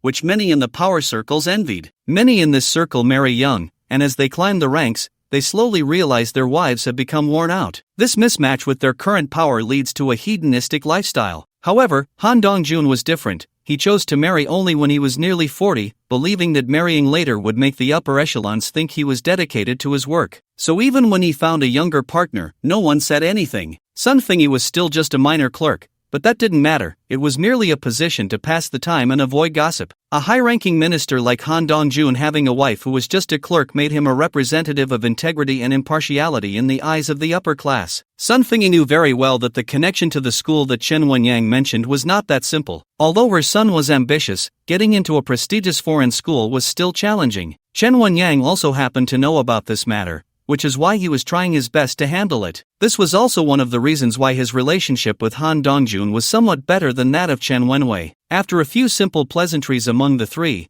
they began to eat, while at that moment, Shu Chen was secretly observing their every move from the hidden bedroom. Name, Han Dongjun. Wish list, obtain the development rights for the new port from the capital, settle in the Magic City, and enhance political achievements. Get promoted 2 more levels before retirement, preferably to a national level in the capital. Utilize available resources to build connections, preparing for retirement. Expand to view more. After all, a person in their 50s is not far from retirement. Although there are still a few years left, being prepared has always been the norm for people like them. Name, Sun Fengyi. Wish list, buy more real estate in the hometown. Being only in her 30s, it would be great if she could find another partner before his retirement. Let Sun Changwei get promoted as soon as possible. Expand to view more. As expected, Shu Chen was not surprised to see that these two were merely a couple on the surface. The age difference combined with their special identities must hold many secrets. However, over the years, some wishes can no longer take precedence. The longer the secret is hidden, the deeper it becomes, and the more explosive it can be. After carefully reviewing dozens of wishes from the two, Shu Chen smiled. The truth that Sun Fengyi concealed was completely different from the gentle demeanor she presented. Finally, having unraveled the underlying tensions between the two, he realized that if this matter were to be revealed, not only could Han Dongjun be asked to help save the Lu family, but it would also not be impossible for him to abandon his official position. Shu Chen once again sorted through the timeline, then took out his phone and sent a message to Chen Wenyang, before lying back on the bed, no longer paying attention to them. Shu Chen understood that wanting to completely destroy the large Chen family was unrealistic. At least, it seemed very difficult at this stage. However, as long as he supported Chen Wenyang in gaining power, it would be equivalent to him indirectly controlling the Chen family. Although Chen Wenyang's character made him an unstable factor, someone who could definitely betray others, Shu Chen was not afraid, as he had already hidden a ticking time bomb. Just when he thought Chen Wenyang could take down Han Wenchun, his phone vibrated. In the dark, Shu Chen looked at the message on his phone and muttered, "What a waste, how can he be so stupid?" The message read, "Brother Chu, this is too exaggerated, I can't say it. If he turns against me, there will be no way out." After a few moments of disdain in his heart, Shu Chen ignored it. At this point, if he couldn't take the resources offered to him, he could only keep them for himself. So he stretched, got out of bed, and pushed the door open. The three at the table turned to look this way in unison. Aside from the embarrassed Chen Wenyang, Han Dongjun looked at Chu Chun in astonishment and then fiercely asked Chen Wenyang, "What does this mean?" It should be known that in such places, it is impossible for anyone to disturb them during a meal. The dishes are served all at once, and unless the bell is rung, the waitstaff will not enter. Han Dongjun was not new to dining in such places. If someone suddenly walked out from a hidden bedroom, he would certainly think it was a setup by Chen Wenyang. He first recalled that he hadn't said anything inappropriate since entering, and then saw Chen Wenyang's reaction, which clearly indicated that he knew someone was hidden in the bedroom. Chen Wenyang felt uneasy, his already pale face now dripping with cold sweat. "Donggu, don't mind this. This is my friend." Friend? Han Dongjun was naturally wary of such an entrance. It was precisely because of his caution that he had come this far. Wiping his mouth, he snorted coldly, stood up, and prepared to leave, with Sun Fingyi following suit. "Donggu, let me explain." Chen Wenyang hurriedly followed, wanting to salvage the situation, but he didn't know how to start. He thought to himself that even if he didn't dare to speak up, Chu Chen probably wouldn't come out directly. This change was too sudden, leaving him unprepared, and he could only say some apologetic pleasantries, which only made things worse. Chu Chen ignored them and sat down at the table. Han Dongjun felt like he had been played. If Chen Wenyang really intended to introduce a friend to him, why would he first arrange for him to hide in the bedroom? "Xiao Chen, oh no, President Chen, I really enjoyed this meal today, but let's keep our contact to a minimum in the future." With that, he pressed the elevator button. At that moment, Chen Wenyang was as anxious as an ant on a hot pan, yet he was at a loss. Both sides were people he dared not provoke. Just as Han Dongjun was about to step into the elevator, Chu Chen spoke up, "Donggu, don't you want to know why your son doesn't look like you?" Han Dongjun froze in place, his expression changing. Meanwhile, Sun Fingyi felt a tremor in her heart, her face shifting through various emotions. Han Dongjun slowly turned around, re-evaluating the young man sitting at the table. This person was barely in his 20s, looking like a recent college graduate, yet there was no sign of nervousness in his demeanor, nor did he exhibit the subservient behavior others showed when they met him. As Chu Chen reviewed his wish list, he found this person to be quite impressive. Although he was in a position of power, he was strict with himself, showing no signs of wrongdoing, and instead, many items on his wish list were about doing some good deeds. He simply liked power, enjoyed the state it brought him, and besides, if power could provide him with the life he wanted, why would he need to accept dirty money and live in constant fear? He was smart, knowing that only by ensuring the stability of his power could he obtain everything he desired. Those who sought personal gain were, in his eyes, fools who threw away the watermelon to pick up sesame seeds. The biggest loophole Chu Chen saw was related to his son. Han Dongjun had a deeply buried wish: "I hope my son is my biological child." It was this wish, combined with the information he obtained from Sun Fingyi, that allowed Chu Chen to understand the secret completely. It turned out that Han Dongjun had another reason for remaining unmarried for so long. When he was still a small county official, he had once encountered a disaster during a mudslide in a small village, where he led the charge in rescue efforts. Although he saved many villagers, he was trapped under the rubble of a house. He nearly didn't survive, lying in the hospital for 3 months, and when he was discharged, the doctor clearly told him that it would be very difficult for him to have children in the future. This became a source of anxiety for him, and he didn't dare to marry for a long time, focusing entirely on his career. After this incident, he was highly regarded by his superiors and rose steadily in his career until he met Sun Fingyi when he was nearly 40. Sun Fingyi told him she didn't mind, and after all these years, how would they know without trying? Unexpectedly, that attempt actually yielded results. His career was steadily rising, his relationships and reputation were excellent, and with a wife and child, he thought his life was complete. However, as the child grew older, he noticed that the boy bore no resemblance to him at all, and coupled with the doctor's earlier statement about his infertility, it became a source of anxiety. Although he later had a paternity test that proved the child was indeed his, he still felt that something was off. As the family remained relatively harmonious, this thought was suppressed, but every time he looked at his son, he felt something was amiss. This secret he had never shared with anyone was suddenly brought up by a young man, leaving him very surprised. At that moment, Sun Fingyi suddenly appeared anxious but maintained her poised demeanor. "Darling, don't pay attention to him. Chen Wenyang has had ill intentions since the beginning of today, let's go." With that, she took Han Dongjun's arm to leave, but unexpectedly, Han Dongjun did not move. Sun Fingyi realized that something was off, but she couldn't show too much anxiety, lest she reveal her hand. "Husband?" Han Dongjun ignored her and continued to stare at Chu Chen, slowly speaking, "What exactly do you want to say?" Chu Chen picked up the chopsticks on the table, took a bite of food, and then said, "Your son is not your biological child. If you want to know more, come sit over here and we can talk while we eat." The revelation that the child was not his biological son shocked Han Dongjun greatly. he had always suspected, but no one had ever dared to say it to his face with such certainty. Chen Wenyang, standing nearby, felt a jolt in his heart. This was a mess, and he had no idea how to resolve it. Just as Sun Fingyi was about to say something else, Han Dongjun pushed her hand aside and walked straight back. He left Sun Fingyi staring in disbelief. Han Dongjun sat back down, his eyes vacant. The doubts he had harbored for so long, could this person really provide him with answers? For someone in his position, the pursuit of fame and fortune had dwindled, only this thorn remained lodged in his heart. If it were revealed after his death that his son was not his own, it would be a permanent stain on the Han family, and the glorious status he held would crumble in an instant. At his age, nothing was more precious than the continuation of his lineage and the family's reputation. Chen Wenyang, at this moment, also didn't know what to do. The conversation had reached this point, and he could only ignore Sun Fingyi and sit back down with Chu Chen and Han Dongjun. Sun Fingyi still didn't believe that Chu Chen knew everything. She had hidden it well, and even if Han Dongjun died, she had no intention of revealing the matter, treating him as if he were the Han family's son. If she left now, it would seem guilty.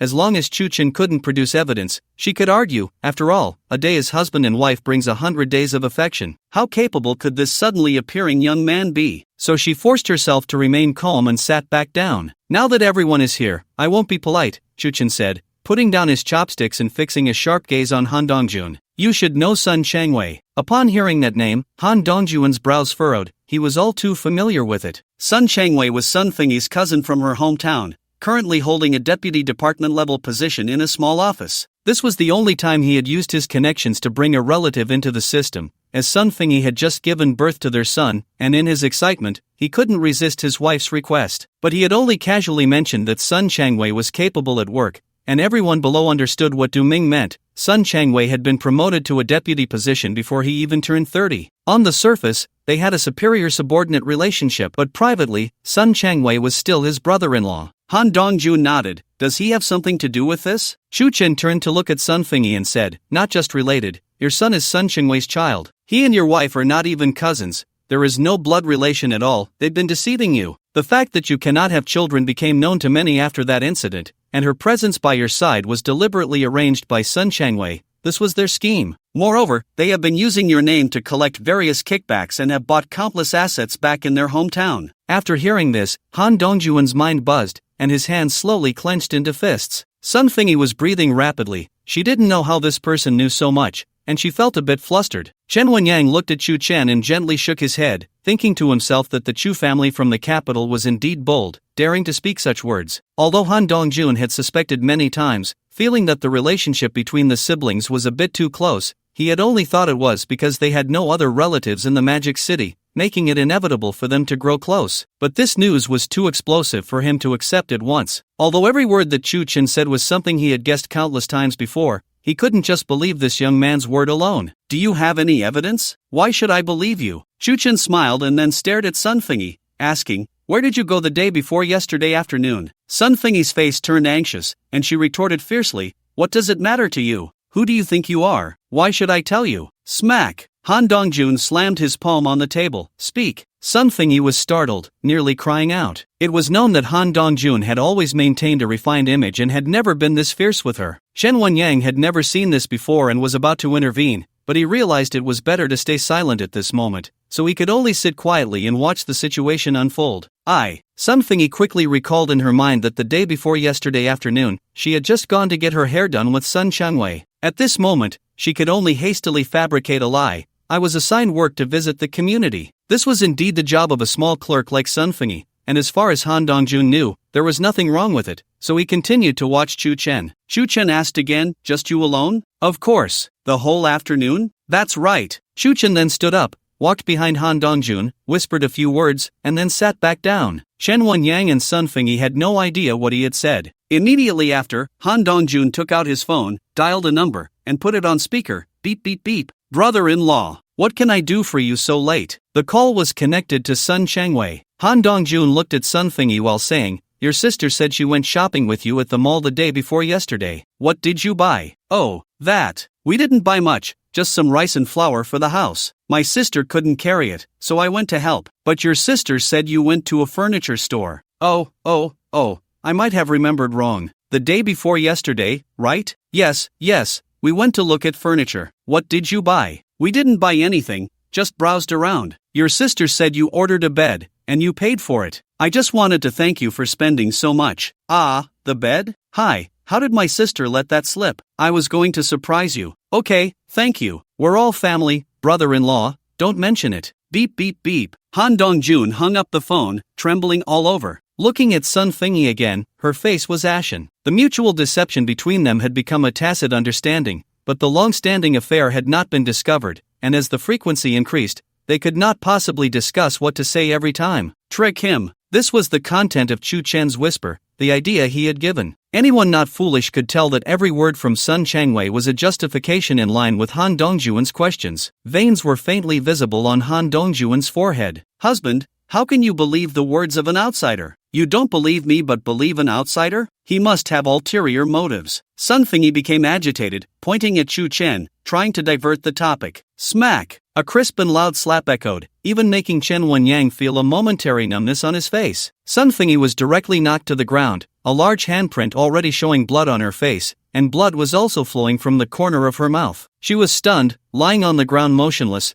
Although she hadn't fainted, she didn't dare to get up, only curling up there. Han Dongjuan's state, along with this slap, was something Chen Wenyang had never seen before, and even Sun Fingyi, after so many years of marriage, had never witnessed. No matter how reckless she had been when her subordinates made a big mistake, Han Dongjun would only say a few harsh words at most. This slap today could almost be considered the first time he had ever hit someone. Han Dongjuan's hand was also bright red, slightly trembling at this moment. He no longer paid attention to Sun Fingyi, but turned to look at Chu Chen. Who exactly are you? How do you know so much? Chu Chen smiled and replied, Me? Have you heard of the Chu family in the capital? You are Chu Chen? Although Han Dongjun was in the circle of power, he was certainly well aware of the various forces and major events in the Magic City, especially the collusion between officials and bandits. Moreover, Chu Chen's reputation in the Magic City had been rising rapidly during this time. As for the Chu family in the capital, he hadn't yet mingled in that circle, so he didn't know much. However, judging by the scene just now, where even the second son of the Chen family dared not say a word, it was clear that the Chu family was at least as strong as the Chen family, if not stronger. Chu Chen nodded and continued, As for them accepting benefits in your name and buying various assets back home,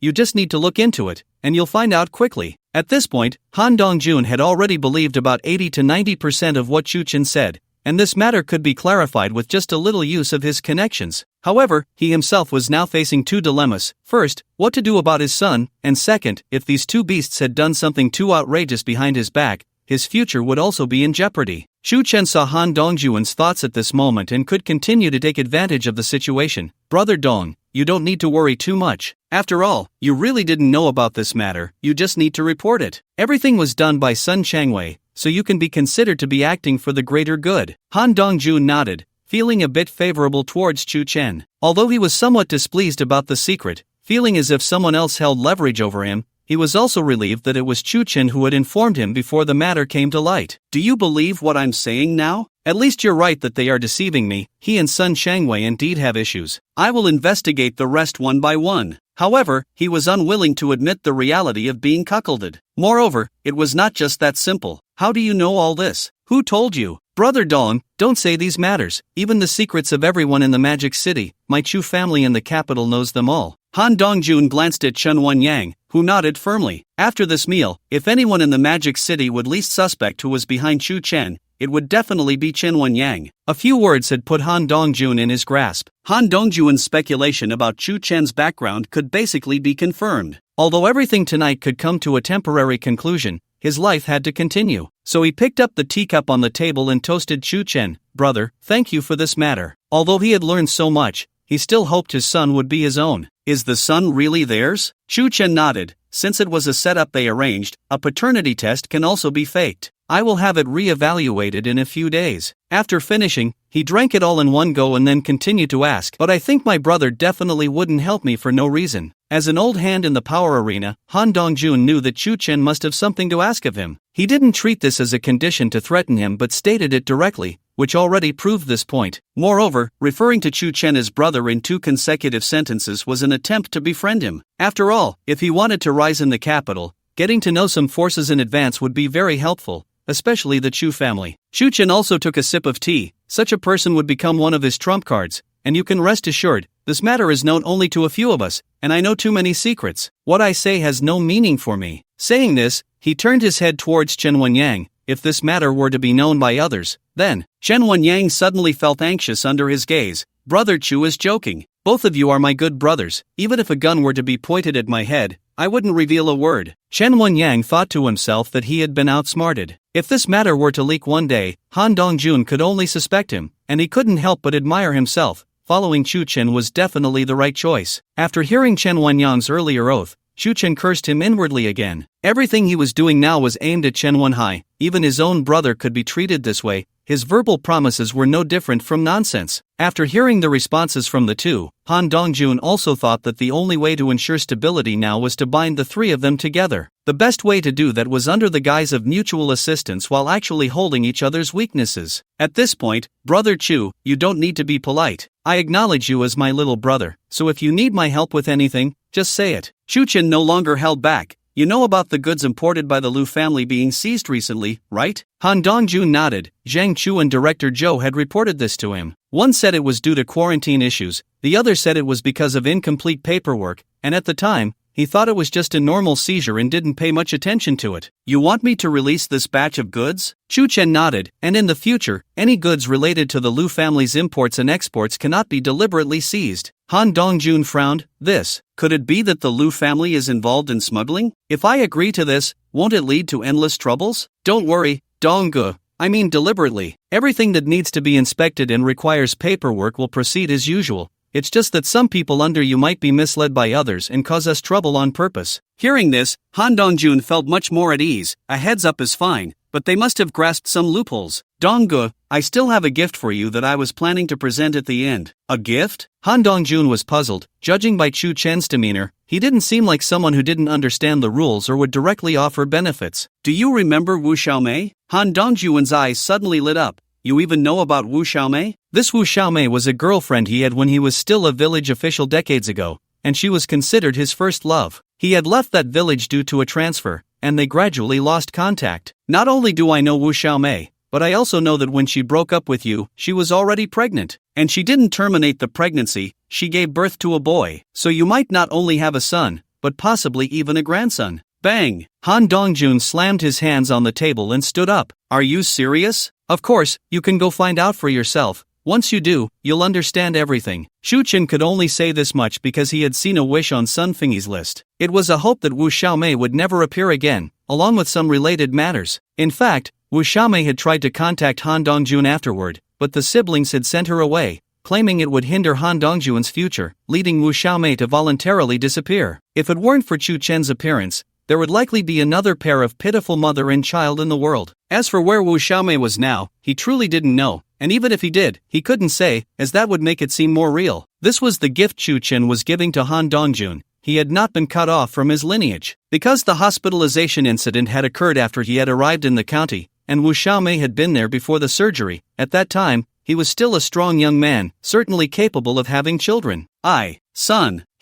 Xiaomei. With a racing heart and trembling hands, Han Dongjun couldn't even utter a complete sentence at that moment. His eyes widened, and then he slumped back into the chair. You, sure, it's my son? Chu Chen nodded. You can go for a paternity test. If it's fake, you're willing to do it, and if it's real, what are you afraid of? Han Dongjun had been an official for decades, and at this moment, it was the most shocking instant of his life. He had no regrets towards his ancestors and had ensured the Han family would not die out. This was the last and most important thing in his life. Moreover, Chu Chen's tone was extremely relaxed, as if such matters were not worth doubting at all, and with the strength of the Chu family in the capital, knowing about this should not be difficult. So he cleared his throat and said to Chu Chen, Brother Chu, if what you say is true, then from now on, I, old Han, will consider you a true brother. If there's anything, just let me know. Upon hearing this, Chen Wenyang was completely dumbfounded. No one in the entire Magic City would believe that Han Dongjun would say such a thing. More importantly, this was supposed to be his network. In the parking garage beneath the Julie building, the three of them parted ways after saying their goodbyes. Such private gatherings were always come and go. Han Dongjun tossed Sun Fengyi, who had been thoroughly beaten, into the back seat. At this moment, he was not angry. Having met Chu Chen and exposed the pair of scoundrels hiding around him was already a gain. Not to mention the feeling of completeness when he found out he actually had a son.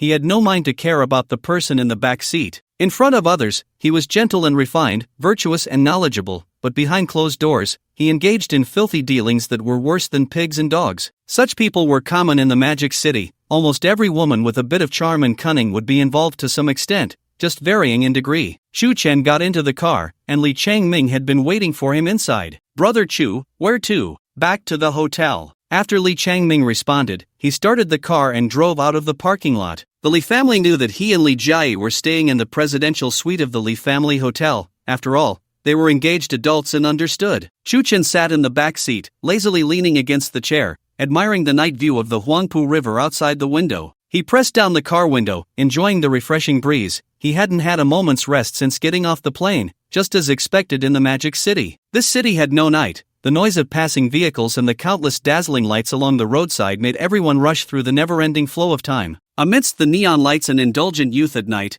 there were also sleepless adults. Besides the opulent upper class lost in pleasure, there were hard-working lower-class citizens. Only when gazing up at the deep sky could one feel a hint of tranquility in the city's night. "Brother Chu, there's a car following us." Li Changming glanced at the rearview mirror. "Oh?" Chen straightened up and slightly tilted his head. Due to the night lights, he couldn't see what kind of car it was, only knowing it was an SUV by the height of its lights. "I noticed something was off earlier. We took a detour on the overpass, and that car has been following us the whole time." Li Changming was the only one in the Li family who had retired from the military. He had once been a half-special forces soldier, familiar with reconnaissance and counter-reconnaissance. After returning to the Li family, he worked diligently and was upright, which was why Li Jia valued him. Coupled with this experience, he had developed a taciturn personality. At this moment, Chen was a bit curious. He had just returned to the Magic City and was already being followed? Who could it be? The only ones interested in his movements in the Magic City were Chen Wenwei and Wang Shuanghe. The Lu family wouldn't dare use such distasteful methods at a time of life and death. "Pull over to the side." "Okay." Li Changming parked the car by the riverside road. There were still many people by the river, some tourists enjoying the night view and young couples in love. Li Changming looked at the car following them in the rearview mirror, and it had also stopped behind them. "Interesting,"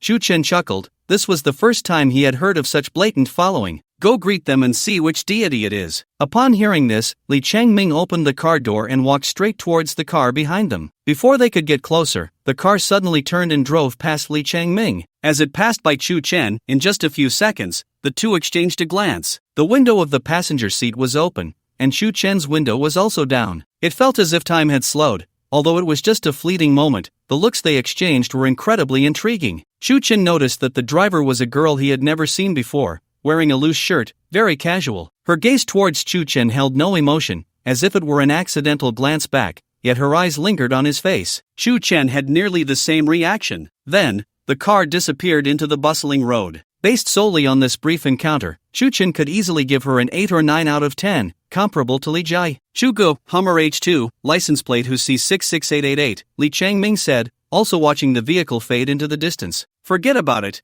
I'm a bit tired today." Li Changming nodded and continued driving towards the hotel after getting in the car. It wasn't that Chen didn't want to know who she was, it was just that the moment had been too brief, and her wish list had flashed by almost instantaneously. But he didn't mind. Tracking her in this way, she would eventually appear again. Back in the room, Li Jia was not there. She must have gone to deal with the matters of the Li family that had not yet been resolved. Chen took a shower, changed into his pajamas, poured himself a glass of red wine, and sat in a chair by the floor-to-ceiling window, gazing at the night view of the Magic City when his phone chimed. "I'll finish the withdrawal procedures in a few days and then come back." The message was from Wang Zining, and it seemed she couldn't resist the allure of Chen's plan. After all, this feeling was too addictive, having the person she loved most destroy the thing she hated most, which was her own family. This contradictory pleasure made it hard for her to extricate herself. Is there really anyone in this world who doesn't love money? Of course, there are. Money brings the pleasure of possession and enjoyment, but once something transcends that pleasure,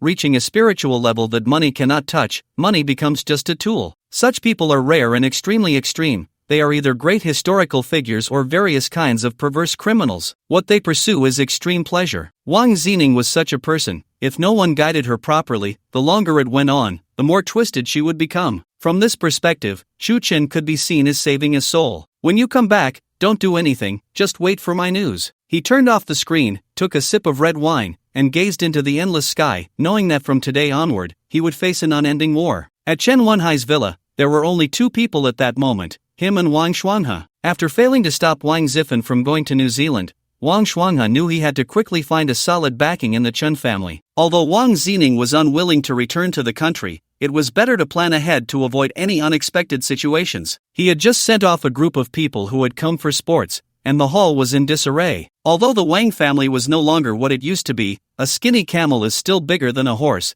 The remaining assets could still stand on equal footing with some mid-tier families in the Magic City. Wang Shuanghe was nearly 20 years older than Chen Wenhai, but in this situation, he could only plead, "Boss Chen, I'll be following you from now on." The stubble on Wang Shuanghe's face was contorted into a smile. Chen Wenhai looked at the mess on the floor with great satisfaction. This was his latest achievement, another batch of connections and leverage. He firmly believed that the Chen family under his control would become the sole ruler of the Magic City. He didn't like balance. Balance meant the possibility of being swallowed at any moment. It also meant countless people would have to be dealt with every day. Only by dominating a territory could he prove that the entire Chen family could only reach heights they had never dreamed of with his leadership. "What do you have to follow me?" In his eyes, the remaining assets of the Wang family were hardly enough to even fill a gap between teeth. If they were willing to see him, it was only because he was a decent lackey. Wang Shuanghe naturally knew his own position and heir of the second-hand Wang family, with the uncertain factor of Wang Zining. So, without some leverage, he wouldn't have come to find Chen Wenhai. He took out his phone and opened a video. "Boss Chen, of course, I have something good to show you." Chen Wenhai took the phone, initially frowning, unable to discern anything on the first viewing. He rewound, paused, and zoomed in. Suddenly, his eyes widened, a wicked smile appearing on his face, excitement bubbling within him. "Old Wang, why didn't you bring out such a good thing earlier?" Seeing Chen Wenhai's reaction, a heavy stone in Wang Shuanghe's heart finally fell. He was indeed very interested. Moreover, the fact that he called him Old Wang indicated that their relationship had already improved significantly. "Mr. Chen, I only dared to bring it out at this critical moment," Wang Shuanghe replied. Chen Wenhai watched the video a few more times, confirming its authenticity, then pointed at Wang Shuanghe. "You brat, you really know how to use good steel on the blade. Actually, I didn't mean to give it to you just now. I hadn't seen that Chu Chen kid before, so I wasn't sure. I only encountered him when I went to the airport to intercept Wang Zifen." Chen Wenhai uploaded the video to his own phone before handing it back. "So, this video is only known to you and me?" Wang Shuanghe nodded vigorously. "Absolutely no third person. You want me to help you take over the remaining assets of the Wang family?" Seeing that Chen Wenhai was straightforward, he sat up straight. "That's right, mainly because time is of the essence. The old folks in the family are all waiting for Wang Zining to return. Although she said on the phone that she would never come back, I think we need to speed things up since Wang Zifen is going to persuade his sister." Chen Wenhai frowned. "Wang Zifen is looking for his sister? Did you run into Chu Chen at the airport?" "Yes, and Chu Chen even helped Wang Zifen out of a predicament, so I think this matter is not simple. Chu Chen might also be looking for Wang Zining. What does he want with Wang Zining?"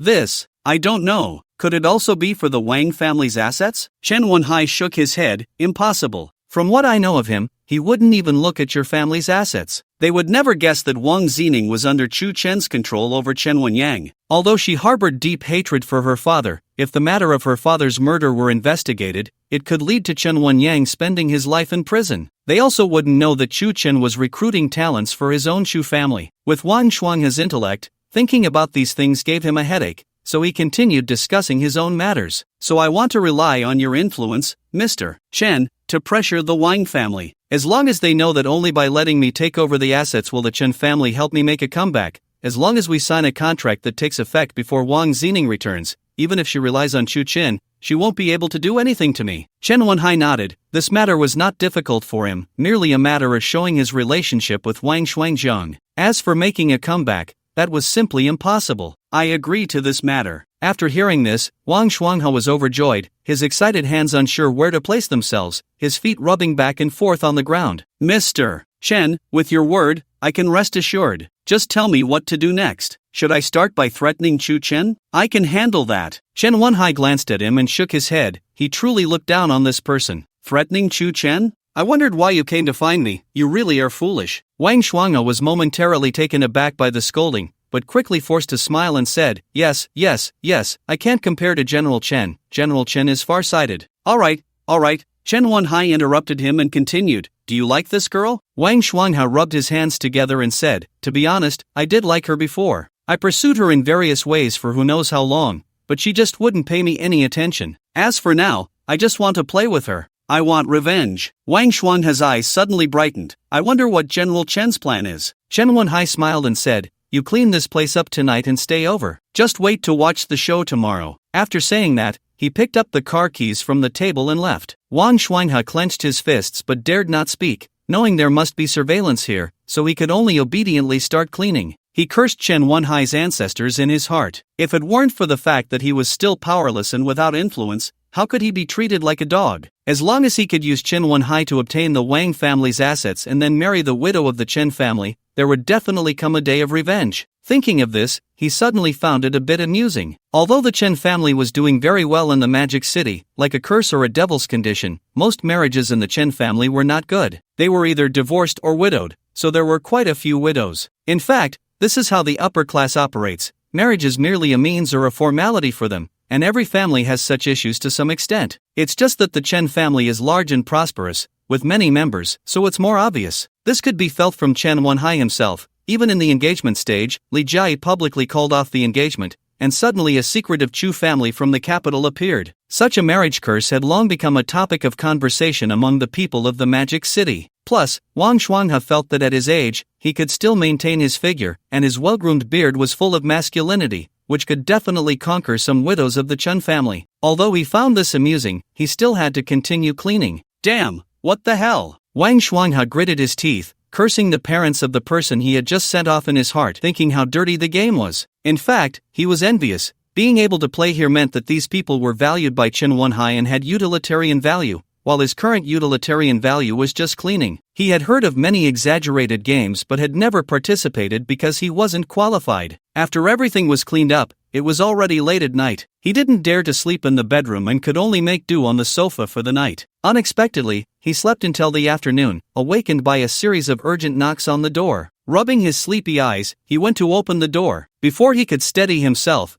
he was slapped by someone in front of him. Wang Shuanghe was stunned, looking at the person in shock and fear. You actually monitored me? Her breath was uneven. She had driven here in a rush. Although he had been looked down upon before and had seen the so-called life of the upper class, as a lawyer, he had never been threatened. This was the first time someone dared to threaten him. Delete the video, immediately. Oh, such a temper. Why do I love it so much? Wang Shuanghe forced a smile at Chen Anren. Teased again, Chen Anren raised her hands, but before she could bring them down, someone behind her grabbed her. If you're here to hear conditions, you can't be so impulsive. Chen Anren turned around, and it was Chen Wenhai, whom she had seen when he came to deliver documents. She would never forget that scene. Chen Wenhai pushed her into the room, and she fell right into Wang Shuanghe's arms. Wang Shuanghe held her and even sniffed the scent of her hair. Shameless! Chen Anren pushed him hard, but Wang Shuanghe didn't resist, causing Chen Anren to lose her balance and fall to the ground. Wearing professional attire, one of her high heels broke. Sitting on the ground, Chen Anren revealed her long,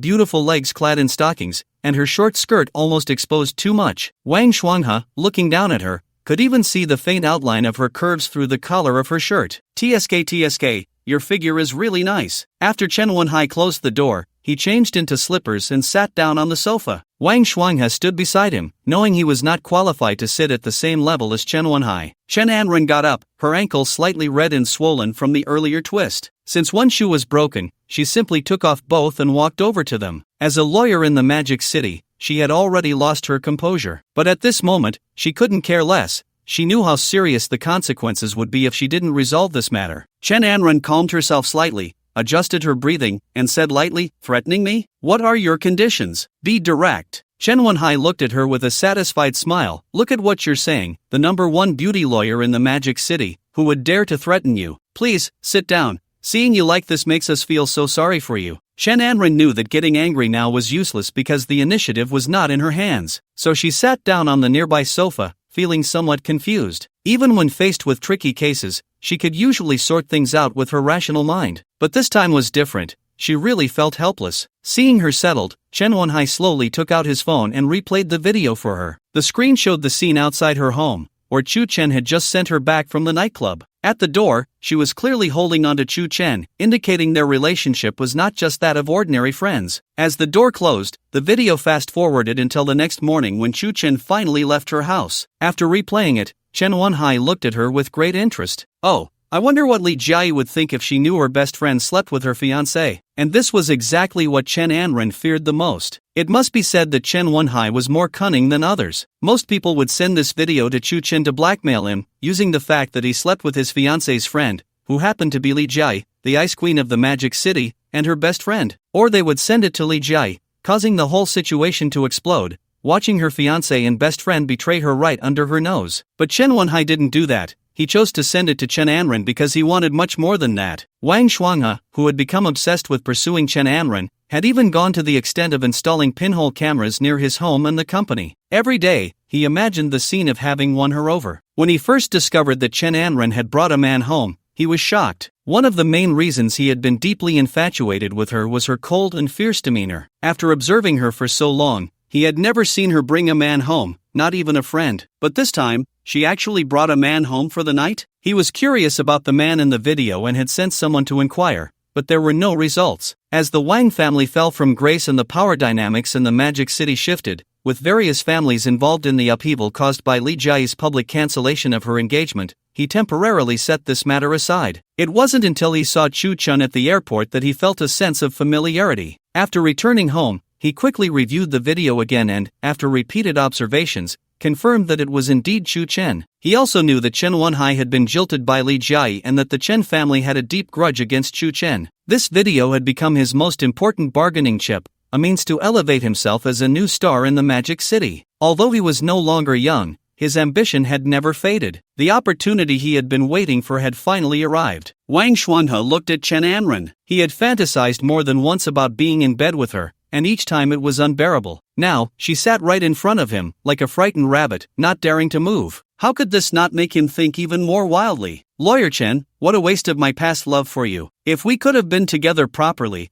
how could we have ended up like this? Wang Shuanghe revealed a malicious smile. Chen Anren raised her head, looking at the two disgusting men in front of her. What do you want from me? At that moment, her eyes were vacant. Long-term depression, combined with this incident, had pushed her mental state to the brink. This matter was even more important to her than her career and life in the Magic City. She was not a local. She had worked hard to make a living in this city, where profit is the only motive and indulgence is rampant. It was incredibly difficult to find a true friend like Li Jiayi, who cared for her without regard for status. Sometimes she felt that Li Jiayi was her only spiritual support, and then the appearance of Chu Chen opened a window to her long-closed heart. She never intended to deceive Li Jiayi and had thought about telling her one day that she had met a man who understood her, but unexpectedly, their second meeting was at Li Jiayi's engagement party. This forced her to bury this secret deep in her heart. Moreover, she knew that in Li Jiayi's heart, she was equally important, and she did not want to hurt her. The surveillance video had a timestamp, and that day was long before Li Jiayi first introduced her to Chu Chen. If Li Jiayi saw the video, it would mean she knew that she and Chu Chen had been deceiving her, fooling her for a long time like a naive child. This video was enough to destroy the relationship between the three of them and to ruin the Li family,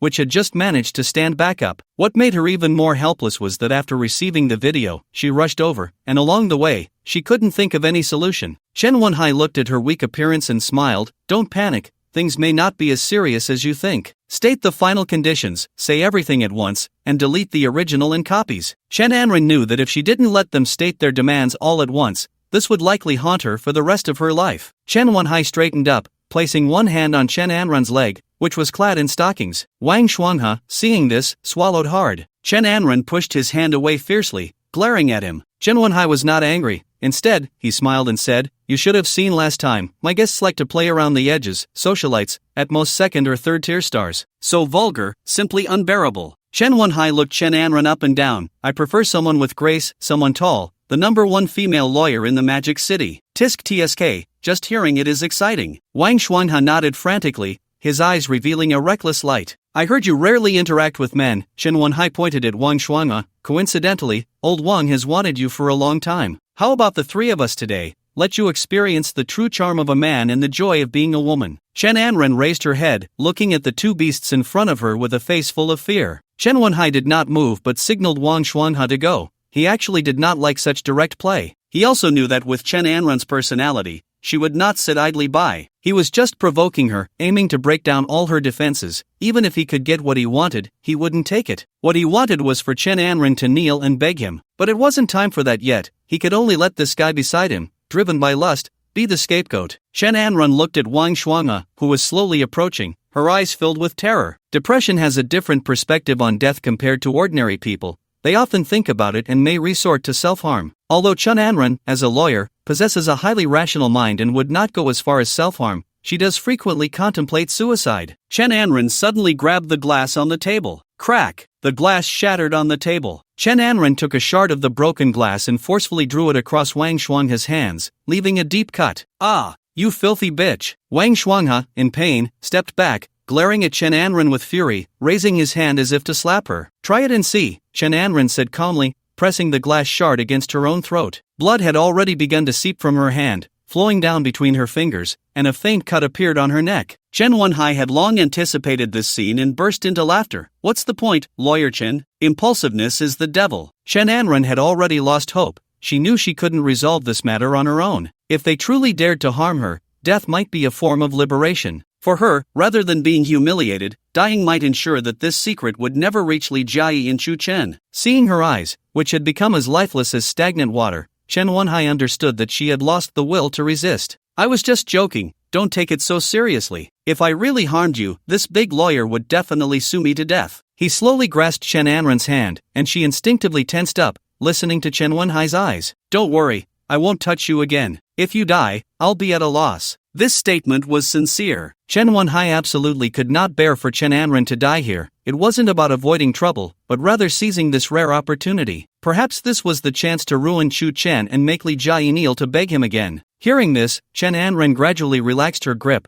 knowing how serious it was for a businessman to utter the word loss. Chen Wenhai took the glass from her hand and signaled Wang Shuanghe to step back. He then pulled out a disposable towel from under the table, a staple in his villa for hygiene due to sports needs. He slowly took Chen Anrun's hand, which was now bleeding profusely, and after confirming that no glass shards remained in her flesh, he wrapped her hand with the towel. What a pity, such soft hands should be the nemesis of evil. Lawyer Chen, you must cherish yourself in the future. Upon hearing this, Chen Anrun withdrew her hand and began to bandage it herself. Seeing her take action, Chen Wenhai leaned back on the sofa, sniffing the blood on his hands without wiping it off. Actually, the conditions are quite simple, you don't need to give up anything. Chen Anrun looked up at him. I want Chu Chen to leave the Magic City. I need to know everything he does, every decision he makes. The day he leaves, I will delete all the videos. And I will help you establish your own legal firm in the Magic City. With the Chen family's influence, the top female lawyer will become the top lawyer. Chen Wenhai knew that merely using the videos to threaten her was not enough.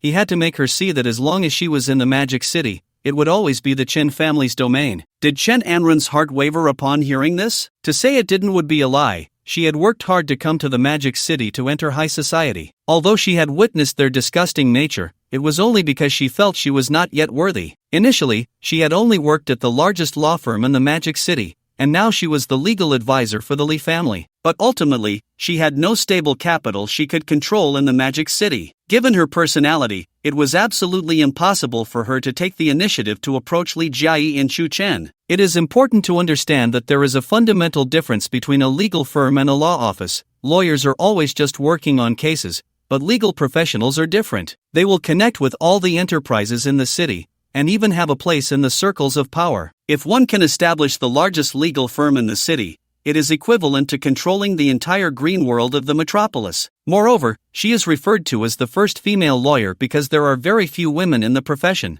If counted all together, her ranking in the city can barely be considered within the top 50. She has been navigating this city for a long time and knows that the last time she was here, it was because she had not yet reached a sufficiently high status. Upholding justice sometimes requires power. For instance, this time she was threatened. Could she sue the two of them? Of course, but the result would be that the incident would be exposed, and everyone would know the content of the video. The blow that Li Jiayi and Chu Chen would suffer would be even greater than if it were sent directly to them. News like Li family calls off engagement, who knew the fiancé was already cheating with the best friend, would be explosive, and the Li family would be shamed, while no one knows how badly their three-way relationship would deteriorate. But with power, she could employ many means to handle the situation. This is the tragedy and helplessness of justice. Everyone wants to uphold justice, but not everyone can bear the consequences that come with it. Chen Anrun has no way out now. She can only accept this condition. If Chu Chen leaves the metropolis, at least he and Li Jiayi will still be good friends. She slowly stood up and coldly said to Chen Wenhai,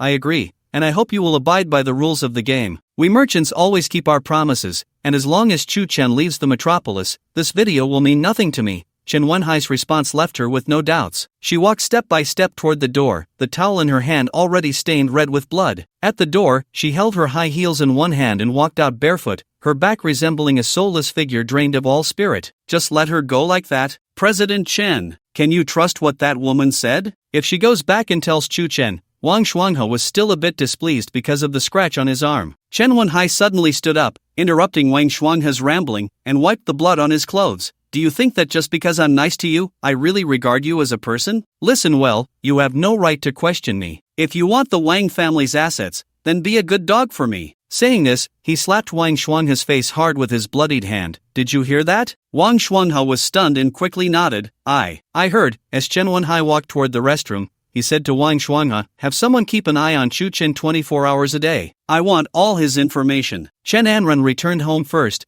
She needed to clean her hands and change into a fresh set of clothes. As she stepped out of the elevator, she instinctively looked back and indeed saw a tiny pinhole camera in the angle of the video. Chen Anren showed no expression and did not react. She simply opened her front door and walked in with a blank face. Want to watch? Then let them watch to their heart's content. Moreover, she was very clear in her mind that there were definitely more than just this one camera. Once inside, she first disinfected her hands with alcohol, bandaged them, changed out of her blood-stained clothes, and then sat on the piano bench, gently pressing a key. The monotonous and dull piano sound lingered in the room. She was almost forgetting the melody of that piece. Now she could only feel numbness. As for the road ahead, she did not know whether it was right or wrong. Perhaps there was no right or wrong. As long as one keeps going, a result will emerge, simply a life chosen by oneself, with no right or wrong to speak of. Ding-dling! The urgent ringing of the phone pulled her back from her thoughts. Hey, Jai. I went out to take care of something. I'll be back soon. Okay, see you in a bit. After hanging up the phone, she closed her eyes. As long as it didn't hurt Li Jai, Chu Chen would just be a passerby in her life. Gathering her emotions, Chen Anren returned to her usual capable self. In Li Jai's office, the atmosphere was unusually tense. Li Jai leaned against her desk, her hands clasped in front of her chest, looking out the window, the sunlight perfectly illuminating her delicate face,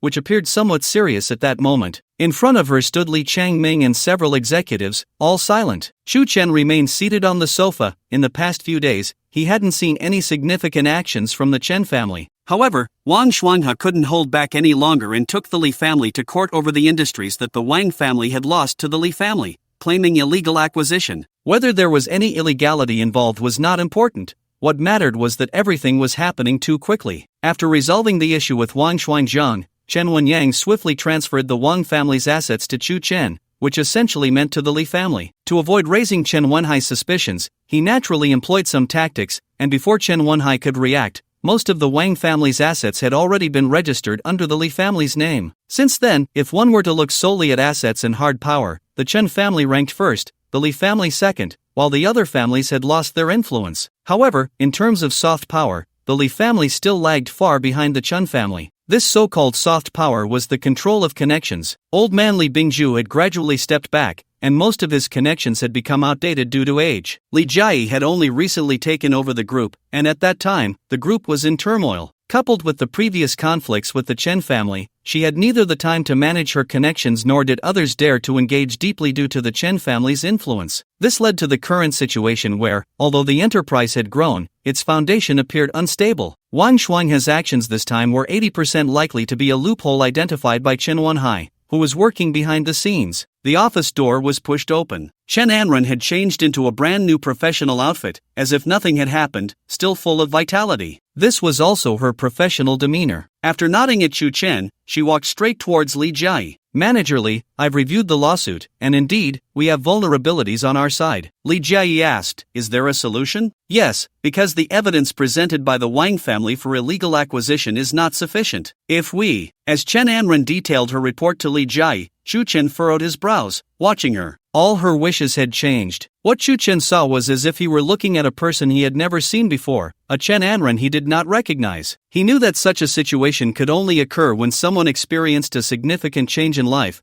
just like the former Li Jai who, after being conquered by her, returned to a girl-like demeanor. But even so, many of Li Jiayi's wishes had not disappeared, they had merely been pushed to the back. Chen Anren was different. After Chu Chen read through Chen Anren's wish list from start to finish, not only had all her previous wishes vanished, but the new contents led him to guess about 80 to 90% of what she had encountered. She had been threatened by Chen Wenhai and Wang Shuanghe. There was also a strange video that had caused her to lose her rationality. Moreover, among her wishes was one involving him and Li Jiayi, a rather unfavorable wish. After Chen Anren finished reporting to Li Jiayi finally nodded with reassurance. Let's adjourn. Everyone needs to stay alert during this time. The Chen family group is likely to keep causing trouble for my mother. Understood, Manager Li. Li Jiayi waved her hand, signaling them to leave first. Just as they were about to exit, Chu Chen called out to Chen Anren, Lawyer Chen, please wait a moment. After hearing this, Chen Anren waited for everyone else to leave before closing the door and turning to face Chu Chen.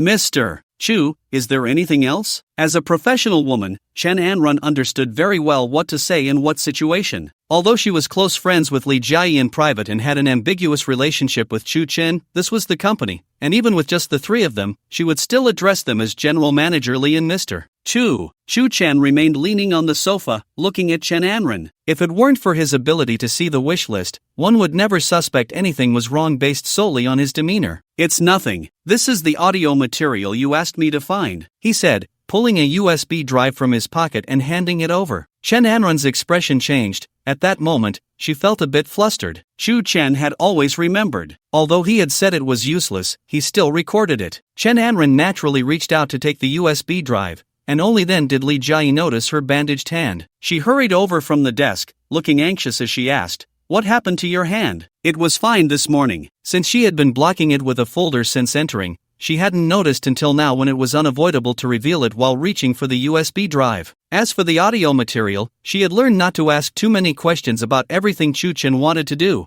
If he wanted to say something, he would naturally tell her. It's nothing. I accidentally broke a cup earlier, just a few small cuts. Did you disinfect it? Do you need to go to the hospital? Chen Anren smiled and shook her head. I'm not that fragile. I can bandage it myself. It's just a small injury. Li Jiayi gently touched Chen Anren's hand. You really should find a boyfriend. You need someone to take care of you, at least someone who can show you some concern. The awkward expression on Chen Anren's face lasted less than a second before it vanished, and she smiled as she replied, having you is enough for me. The subtle atmosphere among the three made her a bit uncomfortable. Although their previous trip had been constantly stimulating her, she had originally wanted to use this opportunity to forget about Chu Chen. But unexpectedly, she found herself sinking deeper, and she didn't know how this relationship would end. From a certain perspective, although Chen Wenhai was threatening her, he also gave her an opportunity. An opportunity to end the relationship among the three of them. Chu Chen noticed that not only had Chen Anren's wish list completely changed, but the order was also constantly shifting. He knew how chaotic Chen Anren's heart was at this moment, so much so that she didn't even know what she was doing. So, Chu Chen stood up and said, finding a boyfriend isn't important. What's important is to find someone you truly like. Chen Anren's body involuntarily trembled, and her wish list rolled over again. This sentence confirmed for Chu Chen that Chen Anren had been controlled by Chen Wenhai. Moreover, it was something she couldn't resolve on her own. Chen Anren had hardly ever been in a relationship. She didn't believe that Chu Chen didn't know that she liked him, but she also felt that in Chu Chen's eyes, they might just be a fleeting romance, and the facts indeed supported that. With severe depression compounded by Chen Wenhai's threats, Chen Anren didn't dare to look at Chu Chen for too long. She feared that one glance would plunge her into an irretrievable abyss. As for my own matters, I'll leave it to fate. If there's nothing else, I'll take my leave. The case of illegal acquisition needs to be handled quickly, or it will affect the group's reputation. Li Jiayi nodded, watching Chen Anren leave the office. Did you notice anything strange about her today? Hearing Li Jiayi's question, Chu Chen shook his head. What's strange about her? Li Jiayi frowned. I don't know. I just feel something is off. Truly, they had been close friends for many years. If it weren't for Chu Chen being able to see the wish list, he wouldn't have noticed any flaws based solely on Chen Anren's performance. If you find it strange, you should just ask her directly. Li Jiayi nodded. I'll have a good chat with her after work today. Chu Chen picked up the coat from the sofa and walked towards the door, just in time. I need to go find someone. You two can have dinner tonight. After hearing the sound of the door closing, Li Jiayi sighed. Is the Magic City really a place where devils dwell? Ever since returning from their trip, everyone had returned to their busy work routines, and she and Chu Chen hadn't even shared a meal together. This city hardly allows you to rest, Many striving individuals think that once they have money, they will enjoy life, but what they don't realize is that the wealthier people become, the less time they have. It's a contradiction, and it's a city that makes people willing to hand their souls over to the devil. The person Chen was going to find was, of course, Chen Wenhai. His least favorite feeling was being threatened, even if this time it wasn't a direct threat. Chen Anran's wish didn't reveal the specific content of the video, but it was presumed to be related to the three of them. The fact that Chen Wenhai didn't use the video to directly threaten him or Li Jiai was enough to prove that his cunning had reached a deep level. Therefore, he had to take the initiative to meet Chen Wenhai, simply because the people around him must not lose their sense of security. After this incident, what he needed to do was not only to establish his own Shu family but also to let everyone know that not only was he not to be trifled with, but that the people around him were also off limits. Chen drove a sports car out of the parking lot. For him, the sports car wasn't about impressing others but simply about enjoying that feeling of acceleration. The sun was just right, not too hot, and Chen retracted the convertible roof, driving down the road in the open-top sports car, naturally attracting everyone's attention. He wore sunglasses, enjoying the sensation of the wind blowing past. But there was always someone who had to ruin this hard-earned leisure. He was being followed again. Chen shook his head. This person was really persistent, following him almost every day, 24 hours a day. Moreover, as soon as Chen got a little closer, they would drive off directly. He didn't care. If they wanted to follow, let them. But today was a bit different. He noticed that he was being followed by more than just that one car. In addition to the Hummer, there was also a Hyundai. It was clear they weren't from the same group. Chen planned to deal with these tailgaters before finding Chen Wenhai, so he suddenly accelerated. Although he was in the city, there happened to be no heavy traffic at the moment, and he chose some small roads. With his driving skills, the Hyundai quickly disappeared from the rearview mirror, but the Hummer was still closely behind, showing it had some skills. As he drove into an old neighborhood, he suddenly slammed on the brakes and parked by the roadside, walking into an alley. The Hummer also stopped not far away. The people in the car had mostly just been following him these days and had never gotten out. This time was different, as Chen had come to a place he would never normally visit,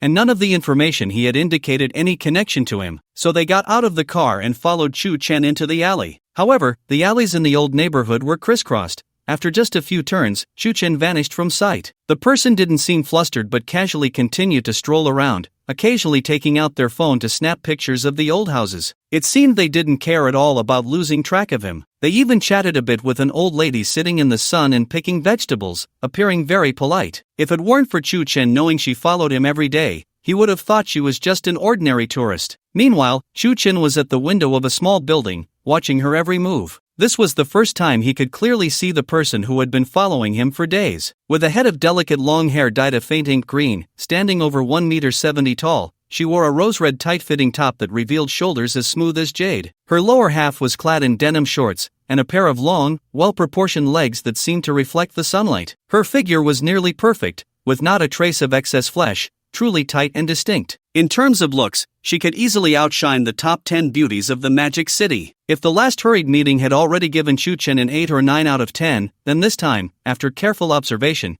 she was the first woman he felt deserved a perfect 10. And upon seeing her wish list, Chen began to find it interesting, even a bit exciting. Was it a coincidence? Or was this the reason he had received the system? Or was everything arranged by the system? He could not know, but after seeing the wish list, he realized that the so-called Chen family was merely a stepping stone. Name: Chu Mingting wish list. Investigate the imposter from our Jingcheng Chu family. Investigate the secret supporters of the Zhao family in the Magic City. Win the vote for the current representative next month. Meet a man who can mentally whip me. Browse more. Chu Mingting, the 35th descendant of the Jingcheng Chu family. She comes from the true Jingcheng Chu family, a descendant of the Ming dynasty Prince Chu Zhaowang Zhuzhen, originally surnamed Zhu, but for the safety of the family after the Qingdogs entered the pass, they all changed their surname to Chu, thus hiding within Jingcheng. With the development over hundreds of years, they have now become a secret of power that can reach the heavens. It turns out, the Jingcheng Chu family really exists. The rumors previously investigated by the Lu family had a source. Chen looked at Chu Mingting from the window on the second floor,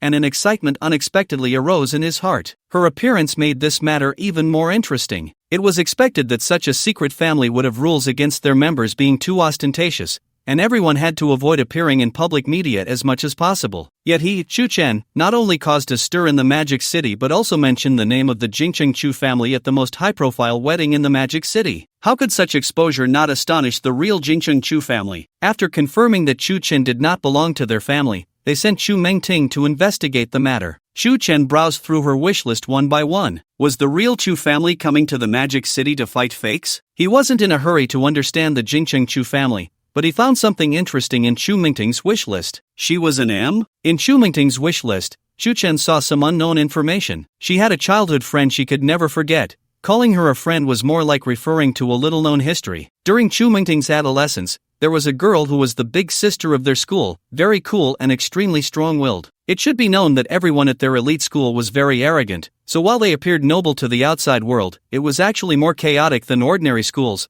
with fights being a common occurrence, as the school dared not intervene due to the strong backgrounds. This girl was named Chu Meichi. Although she was also from their family, after decades of lineage, she could only be considered a distant relative. Although they were the same age, in terms of generation, she had to be regarded as her little aunt. Chu Meichi was always at the forefront during fights, and in high school, she was undoubtedly the queen bee, the number one figure in the school. Chu Mengting, on the other hand, was the only school beauty, as she was simply too beautiful, growing up under the spotlight and the pursuit of countless admirers. To say she was the only one is because other beauties, when alongside her, didn't even qualify for ranking. With her looks, not only boys but even girls couldn't help but be drawn to her. Although there weren't many lesbians in the school at that time, there were always a few. Chu Meichi is a bit special because Chu Mengting once felt restless for her. Perhaps it was due to being in her teenage years, or maybe it was because of her overly strong personality, or perhaps the immense pressure of the impending college entrance examination. Chu Mengting had never dated a boy, yet she almost sparked something with her little aunt. Due to family reasons, Chu Meichi often helped her deal with those who harassed her at school,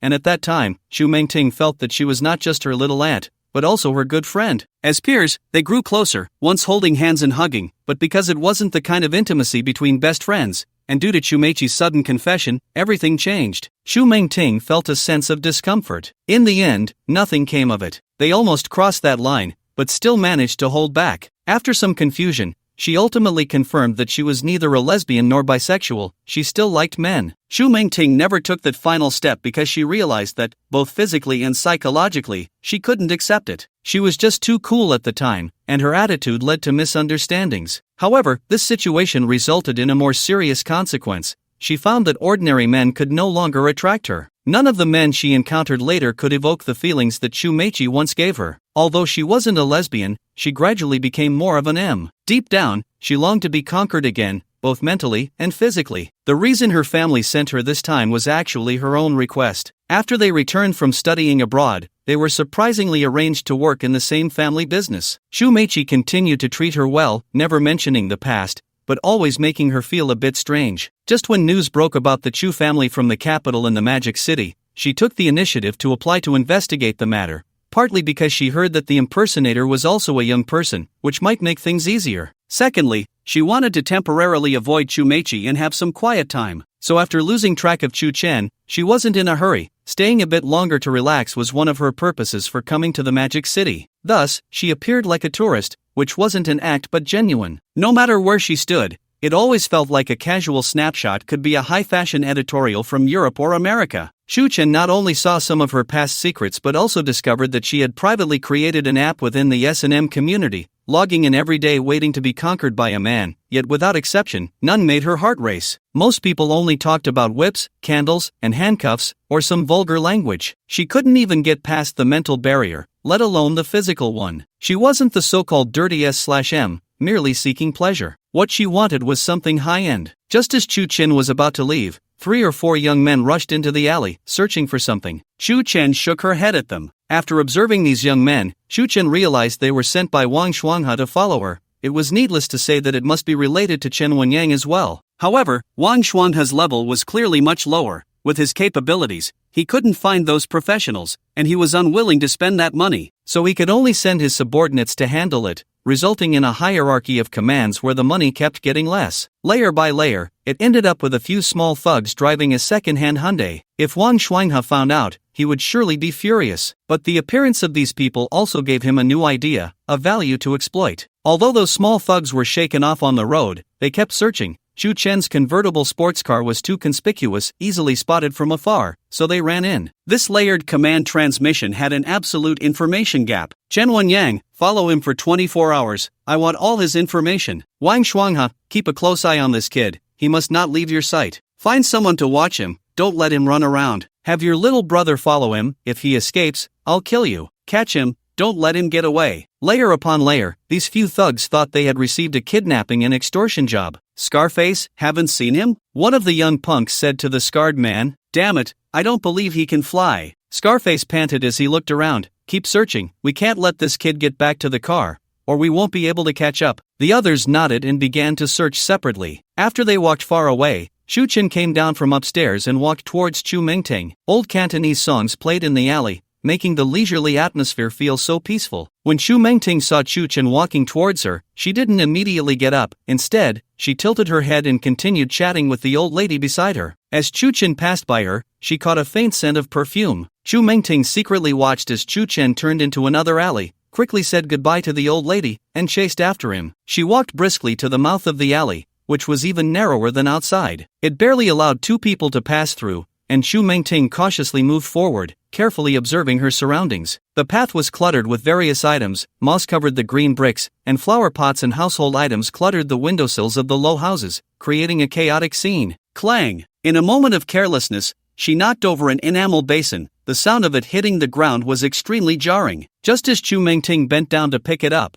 she heard a shout from the alley ahead. Don't run, boss, he's right here. Immediately after, Chu Chen's figure rushed in, running at full speed. Chu Mingting looked around. The alley was too narrow to hide, and she could only watch as Chu Chen charged towards her. In an instant, Chu Chen pulled her into the gap between two houses, which was even narrower than outside. He covered her mouth with one hand and glared at her with his eyes. At that moment, she realized they were face to face, squeezed in the middle. Their bodies were almost completely pressed together, and Chu Chen's breath was constantly brushing against her face. Chu Mingting looked up at Chu Chen, unsure where to place her hands, so she pressed them against the wall behind her. Her heart suddenly began to race wildly. In just a few seconds, several young people rushed past them, running frantically. The vintage Cantonese song playing in the background made the scene feel like something out of a movie. As the footsteps gradually faded, Chu Mingting's rapid breathing guided the rise and fall of her chest. The last time she had been this close to someone was back in her youth with Chu Meichi. Chu Chen noticed Chu Mingting's reaction and then removed his hand.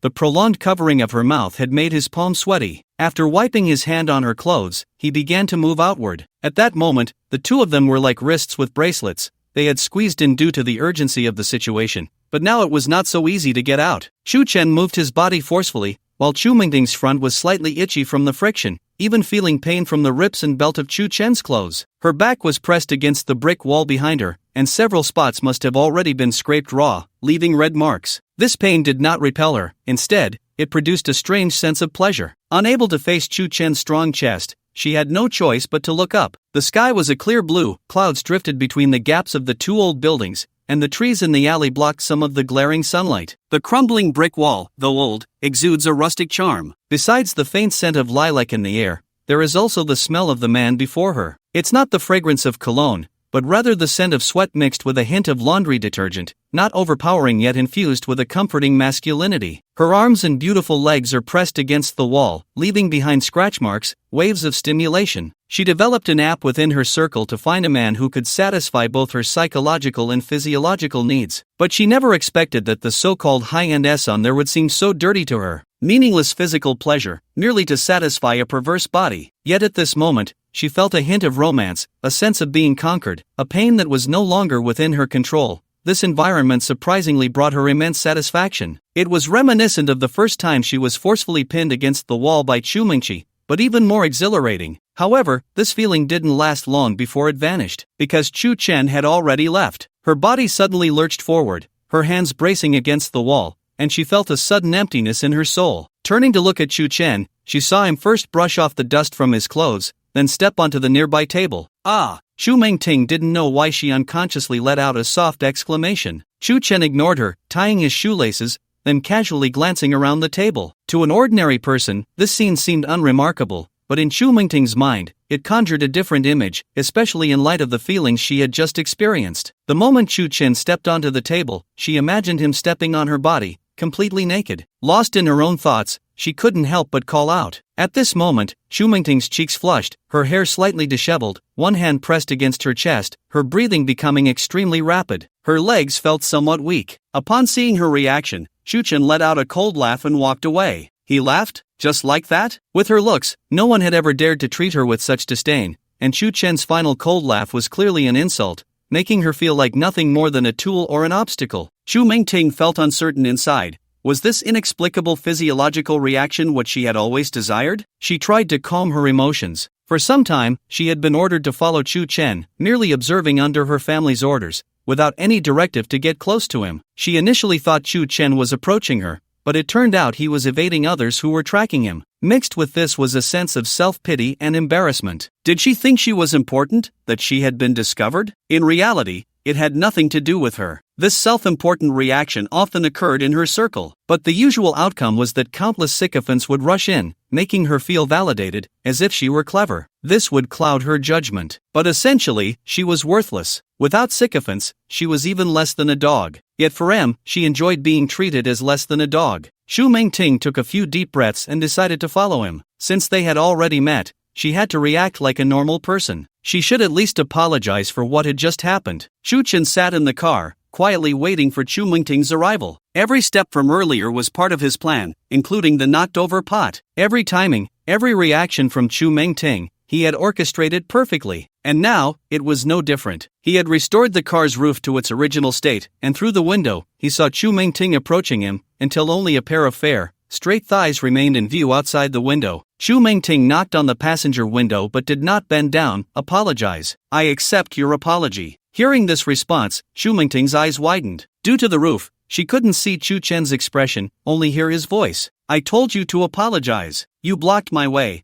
Why should I apologize? Chu Mingting was a bit angry and had no choice but to bend down. She wanted to see what this shameless Chu Chen looked like at that moment. Because the sports car had a low chassis, she had to bend down to an angle even lower than 90 degrees, showcasing her flexibility. But her current posture did not resemble someone trying to reason. It looked more like a servant deeply bowing to a master. She initially wanted to argue a bit, but it was the first time she saw Chu Chen's profile up close. Usually, she only followed him from a distance, and the suddenness of the incident, combined with the adrenaline rush, had prevented her from observing carefully. Now, it seemed that Chu Chen was undeniably handsome, unlike the self-proclaimed handsome rich second-generation men in the capital, who were all effeminate. Even the slightly better ones would turn into sycophants in front of her, a stunning beauty. But Chu Chen was different. His very masculine aura and his cold attitude towards her did not seem feigned at all. After a long silence, it was Chu Chen who asked first, "Why are you following me?" She was not surprised by this. They had crossed paths a few days ago in the car, and she was following orders from her family, not afraid of being discovered, just instructed to avoid contact with Chu Chen. However, this incident had forced them into communication, and such a secretive interaction. Chu Mingting directly countered, "Then why don't you tell me who you really are?" Chu Chen smiled and opened the fully automatic car door. Chu Mingting took a step back and stood up. "If you want to know,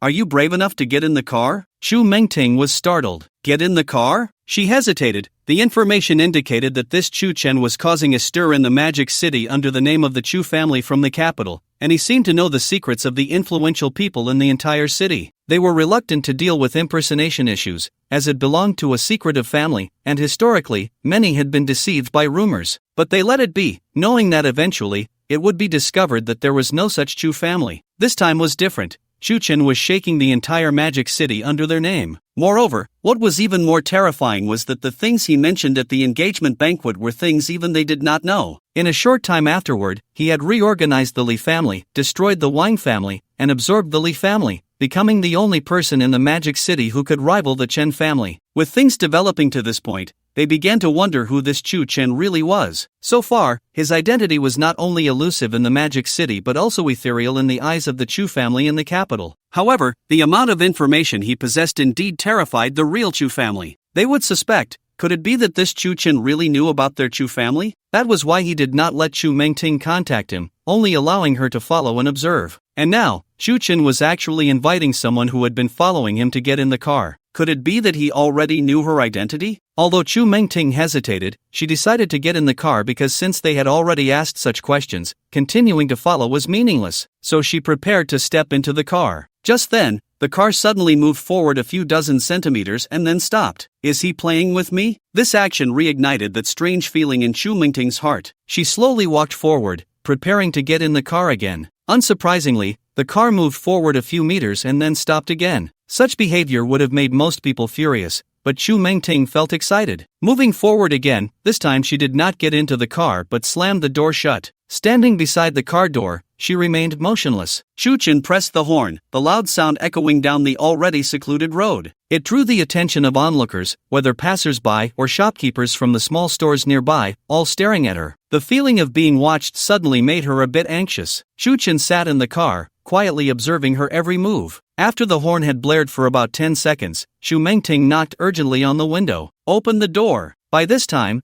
passers-by had begun to point at her. Chu Chen opened the car door again, this time not playing with her, waiting for Chu Mingting to settle in before closing the door. Only then did Chu Chen notice the various degrees of abrasions on the back of her thighs and arms. He pulled out a few wet wipes from the middle compartment of the car and handed them to her. If you get scars, take a picture and send it to me, and I'll compensate you. Chu Mingting felt a flutter in her heart. Was this a badge of honor after the wounds? Standing at over 1.7 meters tall, with a perfect body proportion, sitting in the passenger seat made her long legs seem a bit cramped. She had developed well during her teenage years, her legs straight and even. Since her family did not allow her to appear in the media, and her potential craved to be seen, she had once worked as a leg model for a while. This secretive exposure brought her a hint of pleasure. Many people who enjoy S*M have different preferences, liking to take photos after inflicting pain or keeping tissues or sheets stained with M's blood. Was Chu Chen an S? The thought deepened her curiosity about him. If it were true, he would be the first S she encountered who did not disgust her. After saying this, Chu Chen stepped on the gas, relishing the sensation of acceleration. He did not speak during the drive but occasionally continued to look at Chu Mingting's wish list. As the saying goes,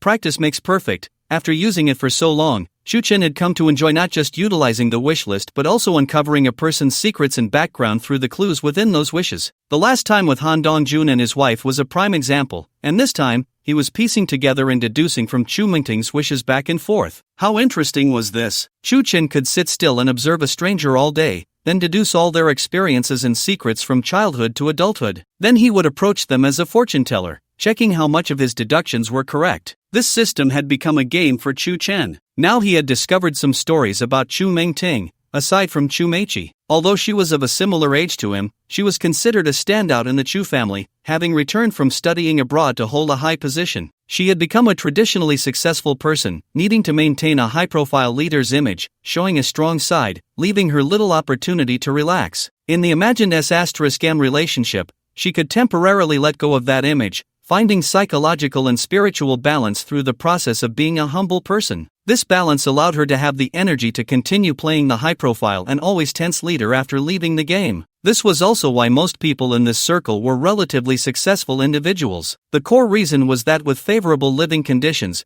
without the pursuit of mere survival, they experienced spiritual emptiness, leading them to seek out this alternative, intense stimulation to fill themselves. Chu Mingting was somewhat pitiful. Due to her appearance, not many dared to approach her, and she also had some mental cleanliness issues. This led to her not being able to find a satisfactory and stable partner since discovering her potential. Once such a person encounters someone who elicits a reaction from them, they are likely to devote everything to becoming a slave, right? But her contradiction lies here as well. Having not had the opportunity to release for a long time, her guard is very high. Thus, she won't take the initiative to ask, or rather, to beg for the beginning of a relationship. To put it simply, she hasn't learned how to let go of her pride. And all of this is what Chu Chen needs to express, subtly guiding Chu Mingting in every detail, because he also wants to know what kind of reaction the Chu family would have upon learning of his existence. And Chu Mingting just happens to be the entry point. If he truly annihilated the Chen family in the name of the Chu family from the capital, becoming the foremost family in the Magic City, then the Chu family would definitely not sit idly by. This time, sending Chu Mingting is a sign that they have already begun to prepare in advance. The two remained silent along the way. Since Chu Chen chose not to seek out Chen Wenhai first, he relaxed. He knew what was about to happen between the two of them, a performance. A true contest of acting was about to begin. Chu Chen headed towards the Huangpu River, both of them in silence, and at that moment, Chu Mingting took out her phone to report the changes happening here back to the Chu family in the capital. Meanwhile, near the second ring road in the capital, a gentle ray of sunlight spilled into a deep alley. A delicate courtyard house, with a deep red gate and shiny door handles. In front of the door stood 2 stone lions, imposing and vivid. The courtyard was spacious, with a pond and rockery in the center, surrounded by crabapple trees and pomegranate bonsais on either side, along with a large jar of goldfish, symbolizing good fortune. Covering nearly 600 square meters, the entire yard was filled with old items, showing little sign of modernity. At this moment, by the fish tank, an old man dressed in a sleeveless vest and loose pants was feeding the fish when his phone suddenly rang. He put down the fish food, adjusted his reading glasses hanging around his neck, and read the message on his phone. Then, adjusting his glasses, he turned to the 3 people behind him and said, "That girl has met with him." A middle-aged man nearby, who was teasing a bird, though slightly balding, still looked spirited and was also wearing a vest, but had a loose shirt over it, with the buttons undone. Upon hearing this, he replied nonchalantly, "So what if she meets him? It's just right to clarify his background." At this moment, a plump old man lying on a rocking chair by the rockery, holding a fan, closed his eyes and lazily said, "I think we still shouldn't let her reveal her identity, let's observe a bit longer." After saying this, he waved the fan across his face, shooing away some small flying insects. Besides the 3 older men, there was also a young woman sitting at a stone table, peeling an apple while smiling and saying, "You 3 don't need to worry, Ting definitely knows what to do." As she spoke, she handed a piece of the peeled apple to the plump old man in the rocking chair. Anyone witnessing this scene would think it was just 3 old men and their granddaughter enjoying a leisurely chat in the garden. Their casual attire and demeanor were no different from old men playing chess on the street. Just then, an old man came in carrying a chessboard, walking while cursing, "Old son, you wait for me. Are you eating my car? Tonight, I'll steal your gas tank." A voice came from behind, "Shu Laer, you old scoundrel. Regretting 1 or 2 moves is fine, but regretting 3 moves and only playing 2, you can't handle it. Who can't handle it?" The man called Shu Laer picked up a stone from the ground and threw it outside. He quickly came in and shut the door, which was hit by several stones with a clatter. The young woman at the stone table smiled and said, "Second master, don't argue with old son, you'll just get yourself worked up." Just now, old second Shu was still cursing,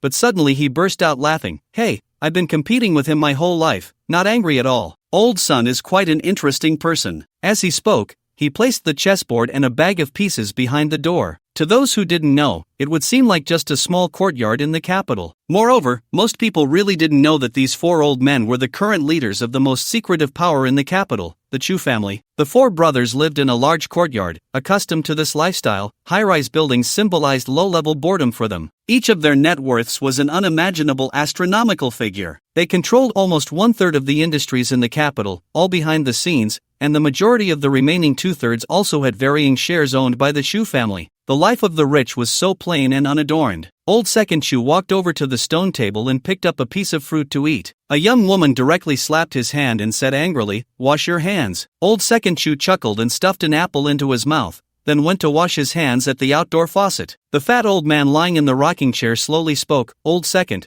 that Chu-Chen from the Magic City is meeting with Ting now." This fat old man was the eldest among the 4. After washing his hands and wiping his face, he took a towel hanging on a rope and, while drying his face and neck, said, "Brother, I was just thinking about it while playing chess." At this moment, old third, standing by the fish tank, carefully placed the fish worms stuck to his hands back into the basin before walking over. "What are you thinking about, second brother? Thinking about how to steal old son's gas tank, huh? Go to hell." He threw the towel over, and old third caught it with a grin, wiping his hands in the process. Old second sat back down at the stone table, continuing to eat fruit. Smack, smack. "I was just wondering, do you think it's possible that Chu-Chen is really one of us from the Chu family?" The 4th brother, who was teasing a bird, also walked over with the birdcage. "Impossible, it's been hundreds of years. As long as it's from our branch, every generation has records." "That's not what I mean," old second wiggled his fingers and continued. "I mean, since he also has the surname Chu and knows about our Chu family in the capital, could it be a love child of that person?" "Don't mention it." The eldest in the rocking chair suddenly slammed the armrest with a fan. Seeing the eldest getting angry, old second pouted and continued, all right, big brother, I won't mention it. What I mean is, if this person is fake, then there are too many coincidences." The young woman peeling fruit frowned and asked, "So what does second master mean?" He revealed a strangely meaningful smile. "I mean, let Ting do a DNA test on him. If he really has no blood relation to us, then it doesn't matter. But what if he really is that?" The young woman quickly nudged his arm, giving him a look to check on the eldest, and he immediately changed his words. What if he's a distant relative from our ancestors? It would be a good thing to let him return to the family, wouldn't it? Hey, that sounds interesting. I didn't expect you to actually have a brain. this chess game wasn't played in vain. Old Third joked again. Old Fourth hung the bird on the rope. He was the youngest among them, just over 50, while Old Third was already 61. I think we can give it a try, it won't take much time anyway. After saying that, he looked at the eldest. What do you say, big brother? The fat old man placed the fan over his face, looking like he was about to fall asleep, then said lightly, alright, then Old Third, you message Ting Ting, tell her not to reveal her identity yet, find a way to test the DNA with our family, and then we'll talk. Old Third nodded, took out his old mobile phone, and with reading glasses on, began to reply word by word. Then he said while turning back, by the way, bro, Meichi said she wants to hold a product launch and make it a big deal. Why? Do you need to ask me about this? She wants to use the bird's nest. The fat old man shifted his body, preparing to sleep. Just let her use it after that international exhibition is over. Don't bother me with these small matters in the future.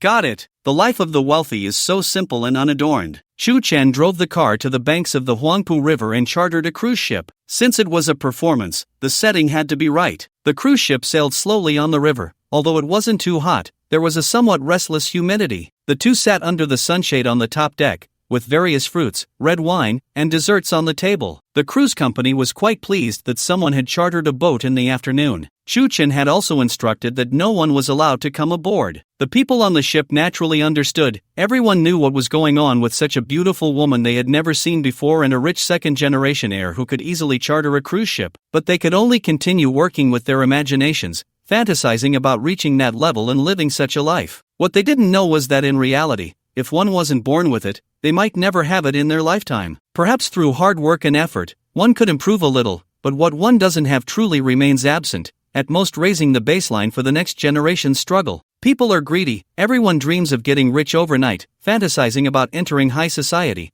but it's basically just dreaming. This is society, this is the rule of the world. Chu Chen certainly understood this rule. It was only because he had the system that he could break it. I think I don't need to introduce myself, Chu Chen said, stretching his arms over the back of the chair, placing his feet on the table, looking at Chu Mengting across from him. Who in Magic City doesn't know you? The Chu family from the capital, Chu Chen. Chu Mengting said this without a hint of mockery, but very seriously. Since you know, then it's your turn. After receiving the message from Third Master, Chu Mengting had already thought of a set of words on her way here. My name is Mengting Wei. Why are you following me? I want to invest in Magic City, but it's troublesome to communicate with those already established big families, so I thought to find someone younger who has just emerged to collaborate with. Chu Chen found it amusing. Thankfully, he knew everything, otherwise, this woman could lie without batting an eye. You want to collaborate but are stalking me? Of course, I have to observe whether you are a qualified business partner. And the result of your observation? It's a bit worse than I imagined. Chu Chen saw her inner thoughts at that moment.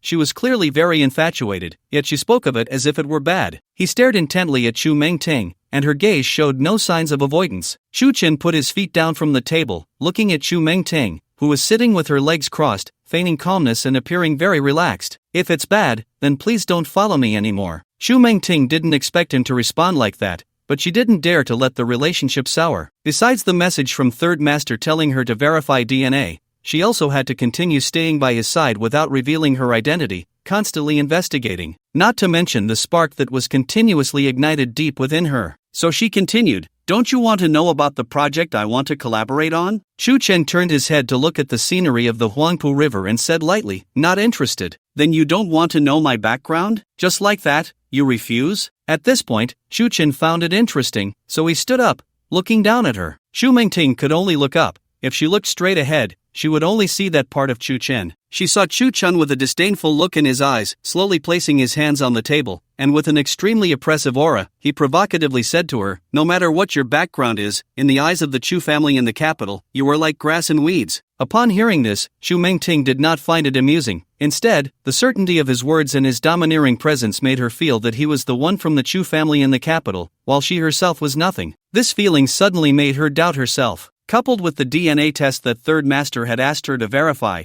could it be, he really was someone she didn't know? But that was impossible. There were hardly any men in their generation, yet this situation was not a concern for the century-old Chu family. There had been several instances in their family history where there were no male heirs, which in ancient times could have led to the extinction of the clan. Fortunately, during the mid-Qing period, a wise patriarch emerged, ensuring that as long as the surname and genes were preserved, both men and women could inherit. This meant that if this generation consisted entirely of girls, it wouldn't matter, all descendants would still carry the surname Chu, and men could only marry into the family, thus solving a significant problem. Moreover, this indirectly led to the women of the Chu family being particularly strong, as men were no longer seen as the sole symbol of carrying on the family line. Rather, it was their ability to bear children that became the essence of inheritance. This breaking of some traditional practices was also a reason why the Chu family could continue to thrive for 100 years. It elevated the status of all the women in the Chu family, as exemplified by the granddaughter who dared to directly hit second master's hand in the Chu family courtyard. This feeling was both familial joy and a testament to the status of women in the Chu family. In the current generation of Chu Mengting, there were very few males, just a handful, but fortunately, their family did not have the rule of male superiority over females, and everyone in the generation competed fairly. So now she was beginning to doubt whether her grandfathers had really discovered some clues, and whether this Chu Chen could indeed be a descendant of their Chu family. But regardless of the outcome, she could not fall out with Chu Chen now. How powerful the Chu family in the capital is has nothing to do with me, but since you don't want to cooperate, I won't force it. Chu Chen slowly straightened up, looking at the beautiful woman in front of him. Was he moved? Indeed, if he said he wasn't, that would be a lie. But he was no longer the college student he once was. Many things needed to be weighed. Let's not mention cooperation for now, we can start by being friends. Chu Mengting smiled. Alright, today is our first meeting. Although it was a bit unpleasant, we can slowly get to know each other in the future. Sure, let's be friends. Chu Chen looked at the scenery around them. They had already left the bustling city and the ship had stopped,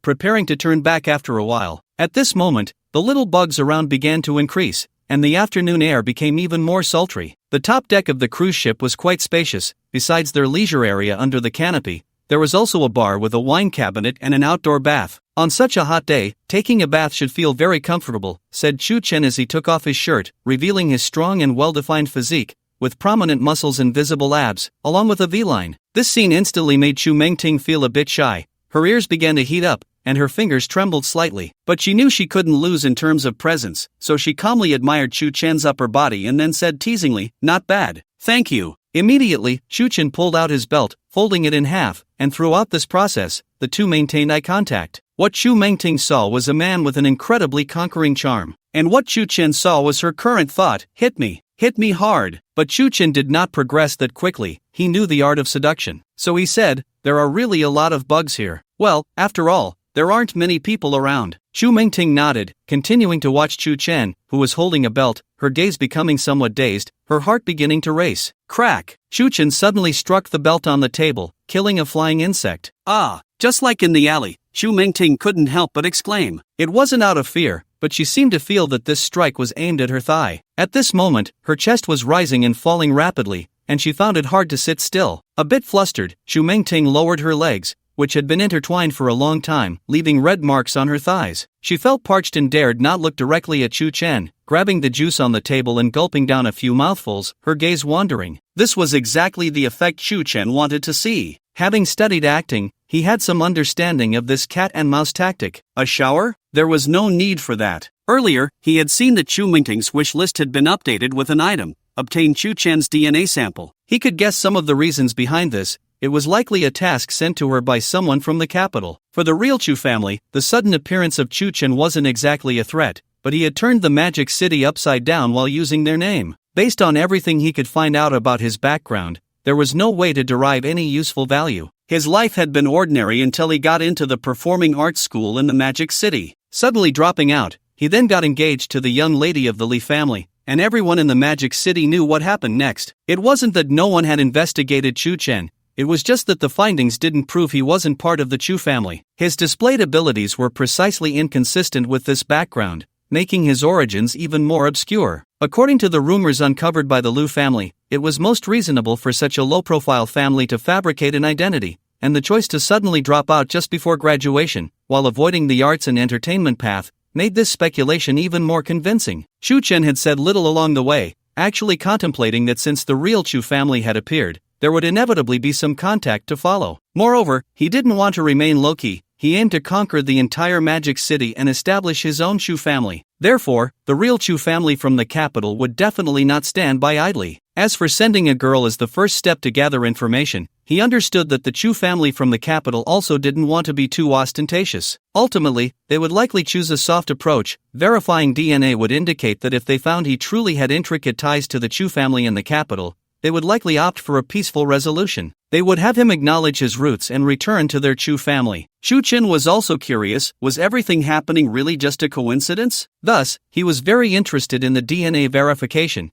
and as for what would happen next, he would take it one step at a time. So he didn't go take a shower but instead had the captain turn the boat back, because he wanted to see how Chu Mengting would obtain his DNA. If he kept his distance, what would this seemingly aloof yet passionate girl do? He sat back down, watching the somewhat flustered Chu Mengting. She continued to drink her juice while fanning her face with her hand. Sweat beads had formed on her neck and chest, and after a long silence, Chu Mengting finally couldn't hold back. If she didn't obtain the DNA today, it would be hard to have such a chance to be alone again. So she turned to break the silence. Mr. Chu, how about we chat? What do you want to talk about? Let's talk about your Chu family from the capital? Chu Mengting asked this to find out whether Chu Chen truly knew something or was just a complete fraud. What's there to talk about? You want to collaborate with me, haven't you investigated me? Indeed, I have investigated, but I couldn't find anything about the so-called Chu family from the capital. Chu Chen smiled. Between the two of them, from the moment they met until now, they had been acting, and neither had spoken a single true word. It was quite interesting. I said I made it up, do you believe me? Sure enough, Chu Mengting had never really thought he knew the truth. It was all just coincidence. But the only thing that didn't make sense was how he knew the secrets of so many people in the Magic City. I believe you. Shu Chen smiled again, as if to say,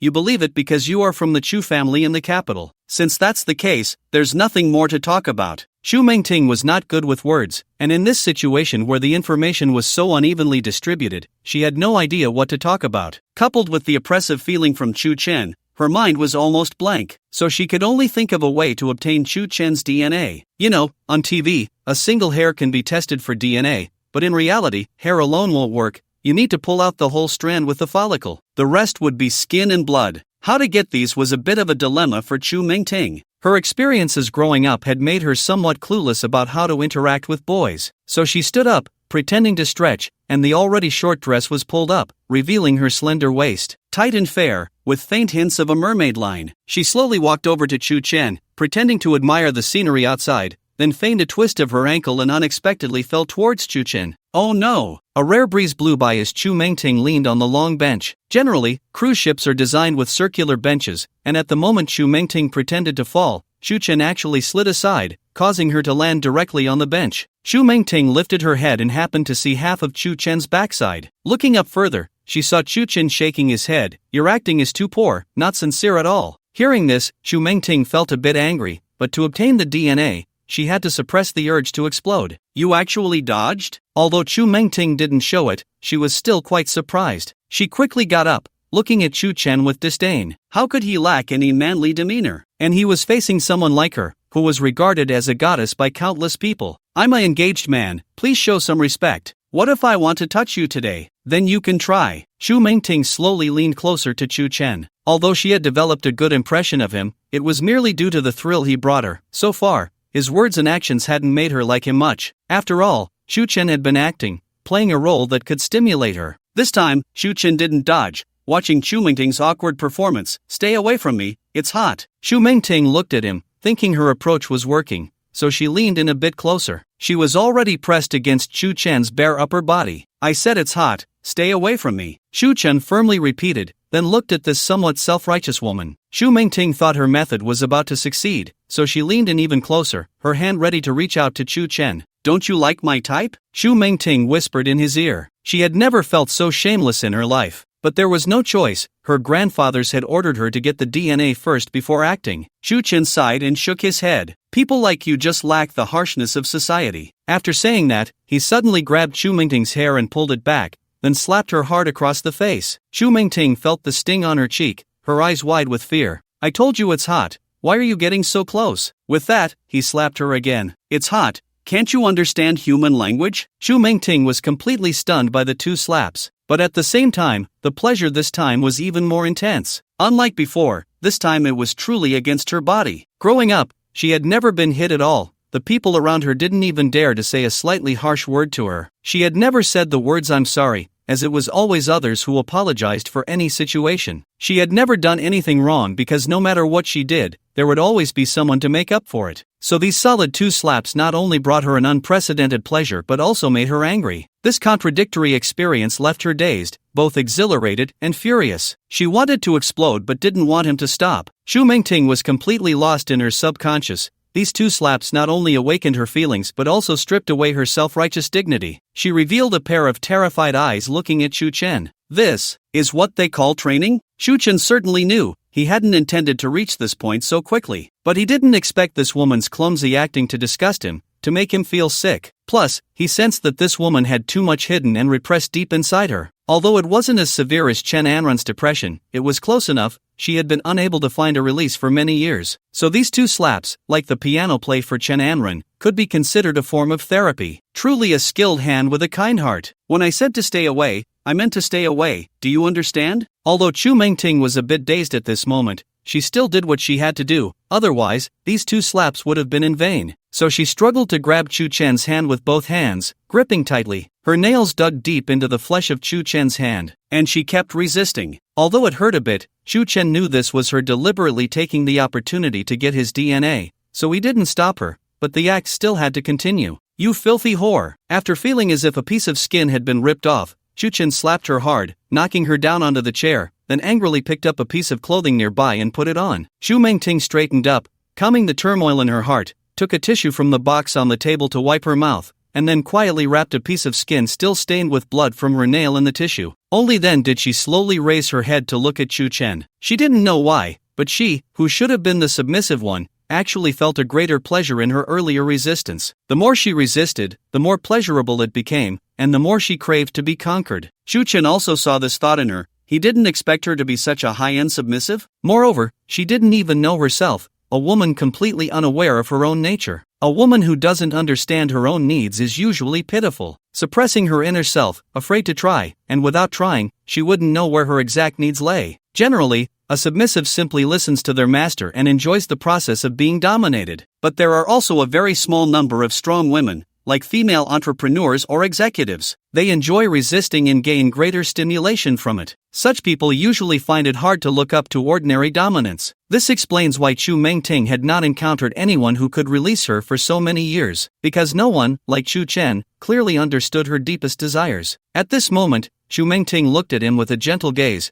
her eyes revealing no anger, no pleasure. Instead, there was an incredulity. She didn't know why. From the very first moment she met Xu Chen, every action of his made her heart race, satisfying those little secrets hidden deep within her. Wave after wave, never ceasing. Could it be fate? Had she finally met someone who matched her? A woman who could score a perfect 10 in anyone's eyes, with an extraordinary figure and beauty. And yet, she had been slapped twice by Xu Chen on this cruise, and it was only their first day meeting. This would drive any man crazy upon hearing it. They wouldn't even have time to lick their wounds, and yet someone dared to hit her? Do you want to sit behind the bicycle and laugh? Or sit in a BMW and cry? Or perhaps endure a couple of slaps on a cruise ship? Xu Chen felt it was enough. Today could end here. Xu Mingting had also obtained the DNA sample she wanted. If he continued, this woman would probably cling to her stubbornly tonight. But for now, he couldn't sleep with her, because for the unknown Xu family in the capital, he needed someone so unsuspecting by his side. This way, he could slowly learn more about the news and true strength from her regarding the capital. After all, the downfall of the Chen family was only a matter of time. He didn't know how the Chu family would treat him when that day came, but Xu Mingting would likely be able to help him a lot by then. On the way back, the two fell silent again, and even as they disembarked, Xu Chen didn't say another word to Xu Mingting. No farewells, no comfort. For the first time, Xu Mingting felt the sting of being neglected. She watched Xu Chen's back as he walked towards the dock, lost in thought. After seeing him drive away in his sports car, she didn't get off the boat, reminiscing about everything that had happened today. Everything seemed so incredible, making her wonder, was it fate that he had actively requested to come to the Magic City to investigate him? As the lights began to glow, the sun had not yet completely set. Xu Chen was indeed a bit surprised by the appearance of the Chu family from the capital today, but it also made him feel the urgency to handle the various forces in the Magic City. One day, he would have to face them officially, though he didn't know what the outcome would be. But before that, he had to reach a sufficient height and possess enough strength to resist. The Chu family from the capital had not made any major moves yet, which was the best opportunity for him. By the time they discovered something, he would already have absolute strength, and it wouldn't be so easy to restrain him then. With this thought, he called Chen Wenyang. Brother Chu, the Lu family's matter will be settled in 2 days. This kid was becoming more and more attentive. Call me immediately once it's done. No problem, Brother Chu. Do you have any other instructions? Has your brother been up to anything lately? It's the same as every day. Oh, by the way, he seems to be going to the Wang family tomorrow. Wang family? Yes, he has been particularly close to Wang Shuanghe these days, but I haven't found out what exactly they are up to. Chen Anrun's list showed the dealings between Wang Shuanghe and Chen Wenwei, so it wasn't hard to guess that the interests were mutual. Since they had started to take action, he could also reveal his hidden cards. From now on, report all your brother's movements to me at any time. At any time? I want you to speed up the pace of seizing the Chen family's power. Thank you, Brother Chu. From now on, I will report to you at all times. One could hear the excitement in Chen Wenyang's voice. After hanging up, Chu Chen drove with one hand and rested the other on the window. Tomorrow at the Wang family, it was likely to be another bloody storm. In the Lijiang Garden of the Punan district in the Magic City, this was a wealthy area of the Magic City. Besides the 7 or 8 high-rise buildings seen upon entering the community, if one continued towards the artificial lake at the back of the community, that was where the real wealthy people lived. At this moment, more than a dozen black luxury cars drove into Lijiang Garden, the least of which was an A8L. Although the residents here were already wealthy, there were still distinctions among the rich. Such a scene was not something they often encountered. Whose wedding is it? So many luxury cars, but I haven't heard of any family holding a celebration. It must be something big happening in the villa area at the back. Haven't you heard? The biggest news these days is the Wang family. It's a mess over the inheritance dispute. I also heard that the lady of the house has been placed under house arrest. You can't just say that. Be careful or I'll invite you for tea. It's true. My mom used to play cards with her, but recently she said she's not feeling well and hasn't been going out. For things like this, we can just eat some melon seeds and gossip a bit, but it's better not to get too involved. Amidst the chatter of the residents in the community, a dozen luxury cars drove straight to the villa area behind the artificial lake. A row of cars parked neatly in front of a villa.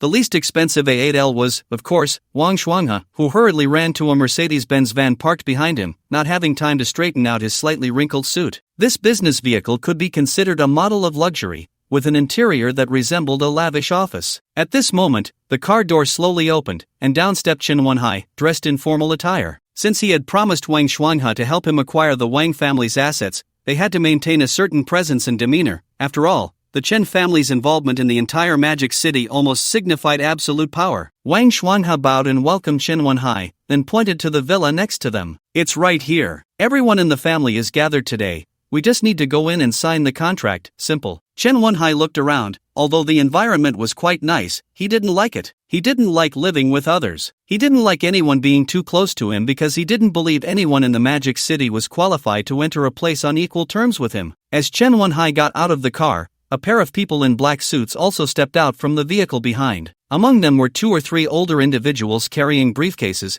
These were the lawyers and notary public that Chen Wenhai had invited. There were too many details in the inheritance dispute, although there were others in the Wang family opposing it. As long as Wang Zining didn't return, following the proper procedures meant no one could do anything. However, Wang Shuanghe was indeed in a weak position within the Wang family. A few elders said it wouldn't work. Even though Wang Shuanghe was the second heir, they all knew he had no blood relation to them. It was just that he was too good at ingratiating himself with Wang Shuanghe, which led to Wang Shuanghe being blinded and establishing such a will. And once Wang Shuangjiang died, this person couldn't wait to reveal his wolfish ambition, a state that many of the older generation found unacceptable. It is true that Chen Wenhai called Wang Shuanghe foolish. If he could continue to act well, pretending to seek Wang Zining's return to take over, it wouldn't be too late to expose himself at the moment the family assets were officially transferred. But Wang Shuanghe really couldn't hold back. First, Wang Shuangjiang's death was an unexpected shock, and he never thought happiness would come so quickly. Unable to contain his inner excitement, he started to show off prematurely,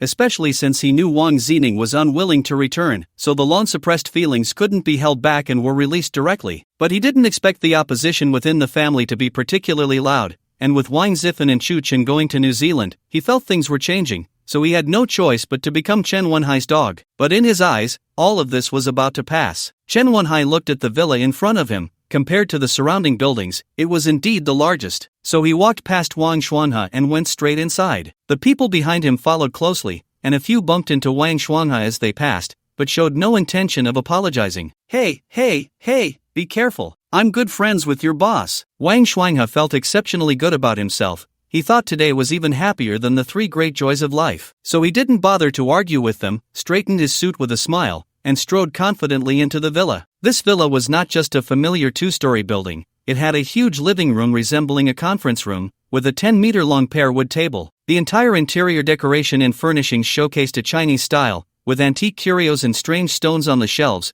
all of which were Wang Shuangjiang's hobbies during his lifetime. At this moment, the 7 or 8 people sitting in the Grandmaster chairs on either side were the oldest generation of the Wang family. Although they all had shares, the management rights had long been handed over to Wang Shuangjiang. It was said that Wang Shuangjiang was ruthless. When Chu Chen first appeared, he had already wanted to kill him. This ultimately led to the family's downfall, but prior to that, due to Wang Shuangjiang's methods, the entire Wang family had been thriving. Therefore, most of these old-timers still wanted to hand over the remaining assets to Wang Zining. Today, they were called together by Wang Shuanghe for a family meeting, intending to confront him. Regardless of whether Wang Zining wanted it or not, he did not have the bloodline of the Wang family. At this moment, everyone watched as Chen Wenhai stormed in, followed by a group of people. He strode directly into the hall, causing everyone to shift nervously in their seats, anxiously observing the unfolding situation. Why is Chen Wenhai here? The second master, Wang Tianming, was the first to speak. Wang Tianfeng, sitting in the main seat to the side, frowned. It seems that Wang Shuangjiang has found a backer. This guy actually defected to the Chen family for the family assets? Although our Wang family cooperates with the Lu family, we will never be the Chen family's dogs. Is there any other way to stop this today? Otherwise, we might not be able to hold them back. I think it's quite good to rely on the Chen family.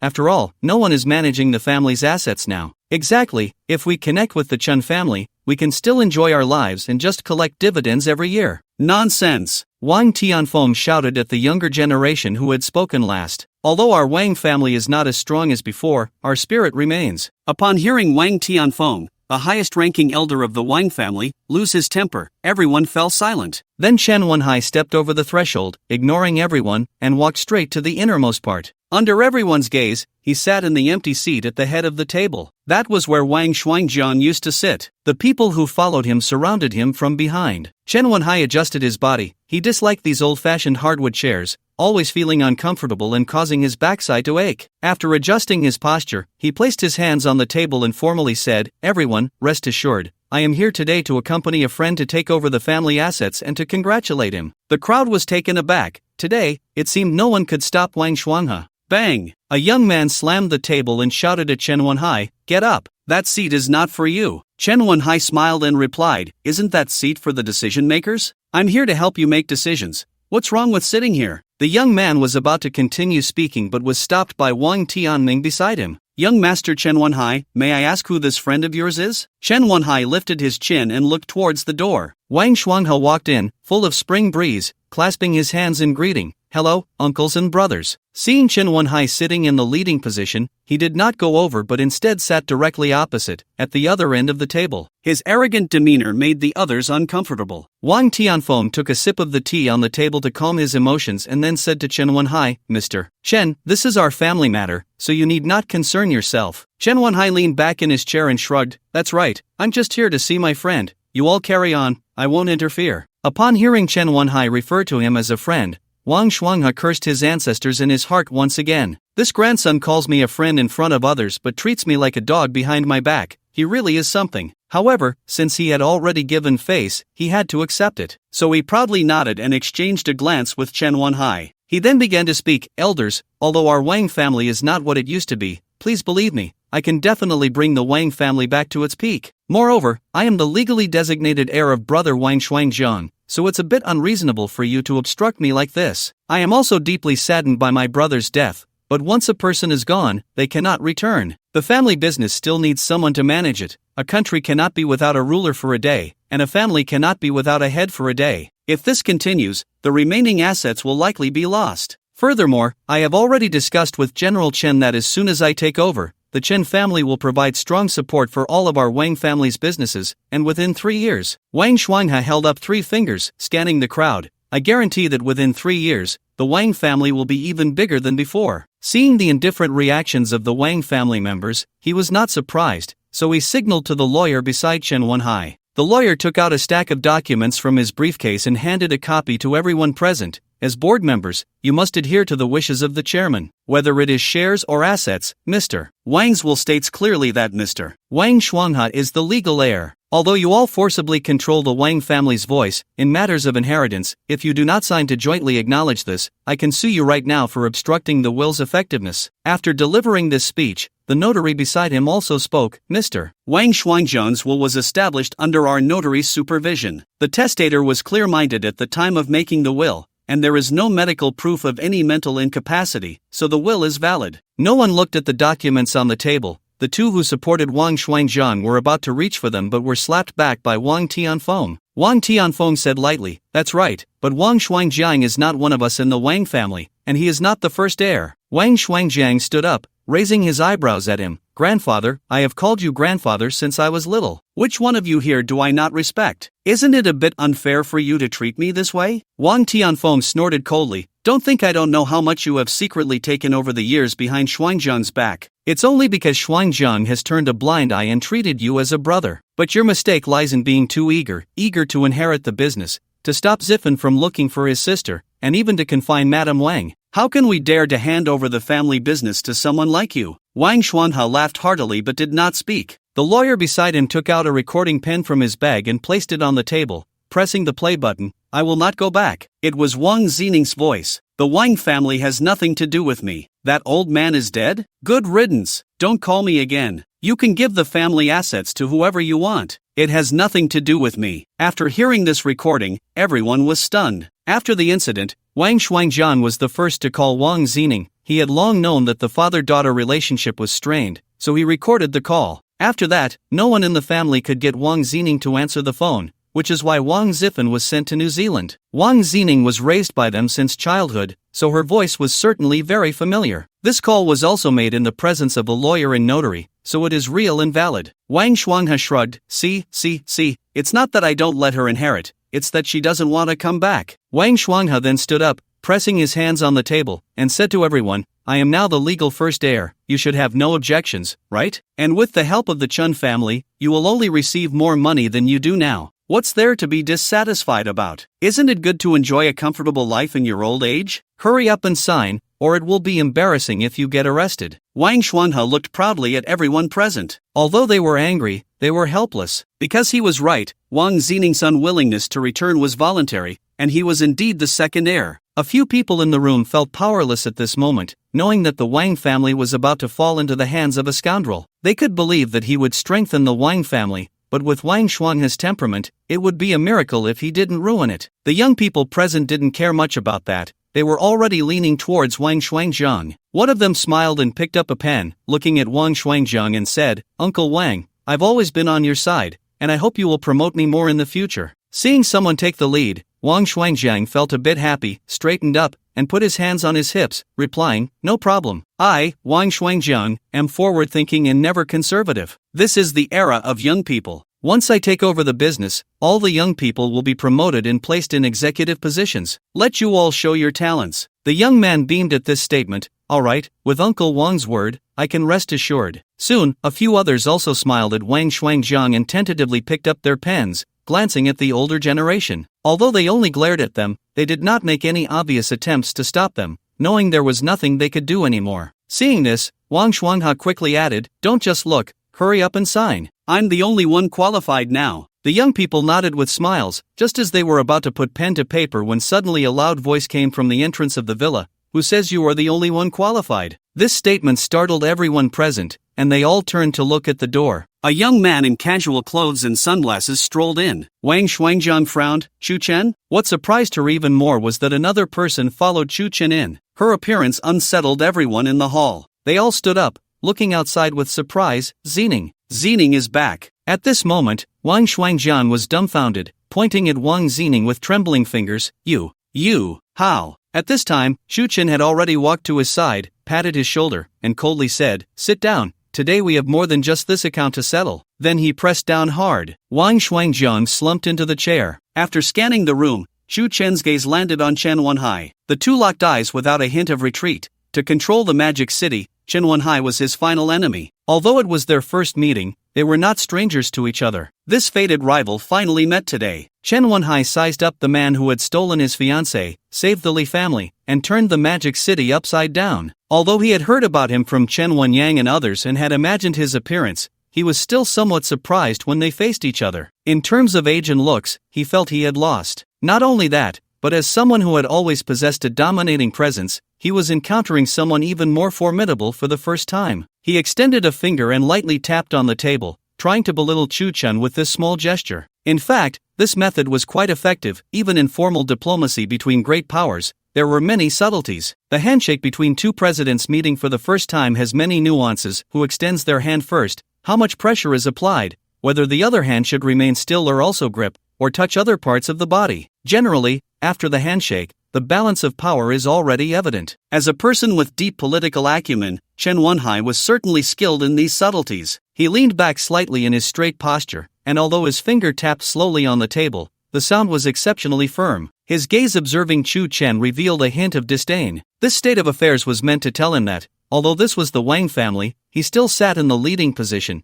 and Chu Chen had no qualifications. Just like in the Magic City, no matter how Chu Chen wanted to develop, he would always be the one standing at the top, always pressing down on him. Seeing Chen Wenhai's expression, Chu Chen smiled faintly. He didn't need to engage in excessive communication with him because, after learning about the Chu family in the capital, the Chen family was merely a stumbling block in his eyes. Now was just the beginning of preparing to kick it away. He had initially wanted to play with them a bit longer, but now it was unnecessary. He then cupped his fists to the other elders of the Wang family. Junior Chu Chen pays respects to all the elders. Although he looked down on the Wang family, unlike Chen Wenhai, he understood etiquette, and his personal cultivation far exceeded those born with a golden key. Moreover, he intended to keep the extremely talented Wang Zining for his own use, so he still had to give the necessary respect. Upon hearing Chu Chen's name, the Wang family elders were first taken aback, and after returning the greeting, they all unconsciously looked towards Chen Wenhai. Everyone knew that after Li Jiayi's engagement banquet, these two had become the biggest rivals in the Magic City. The Chu family in the capital and the Chen family in the Magic City were a sweet and juicy fruit for the common people, but for these families involved in their own interests, it was not that simple. "Mr. Chu, hello. May I ask what brings you here this time?" They were not unfamiliar with Chu Chen's name. "It's nothing major, just accompanying my little sister to retrieve what rightfully belongs to her." As soon as he finished speaking, Wang Zining sat down beside him but didn't glance at anyone present. She had no feelings left for this family,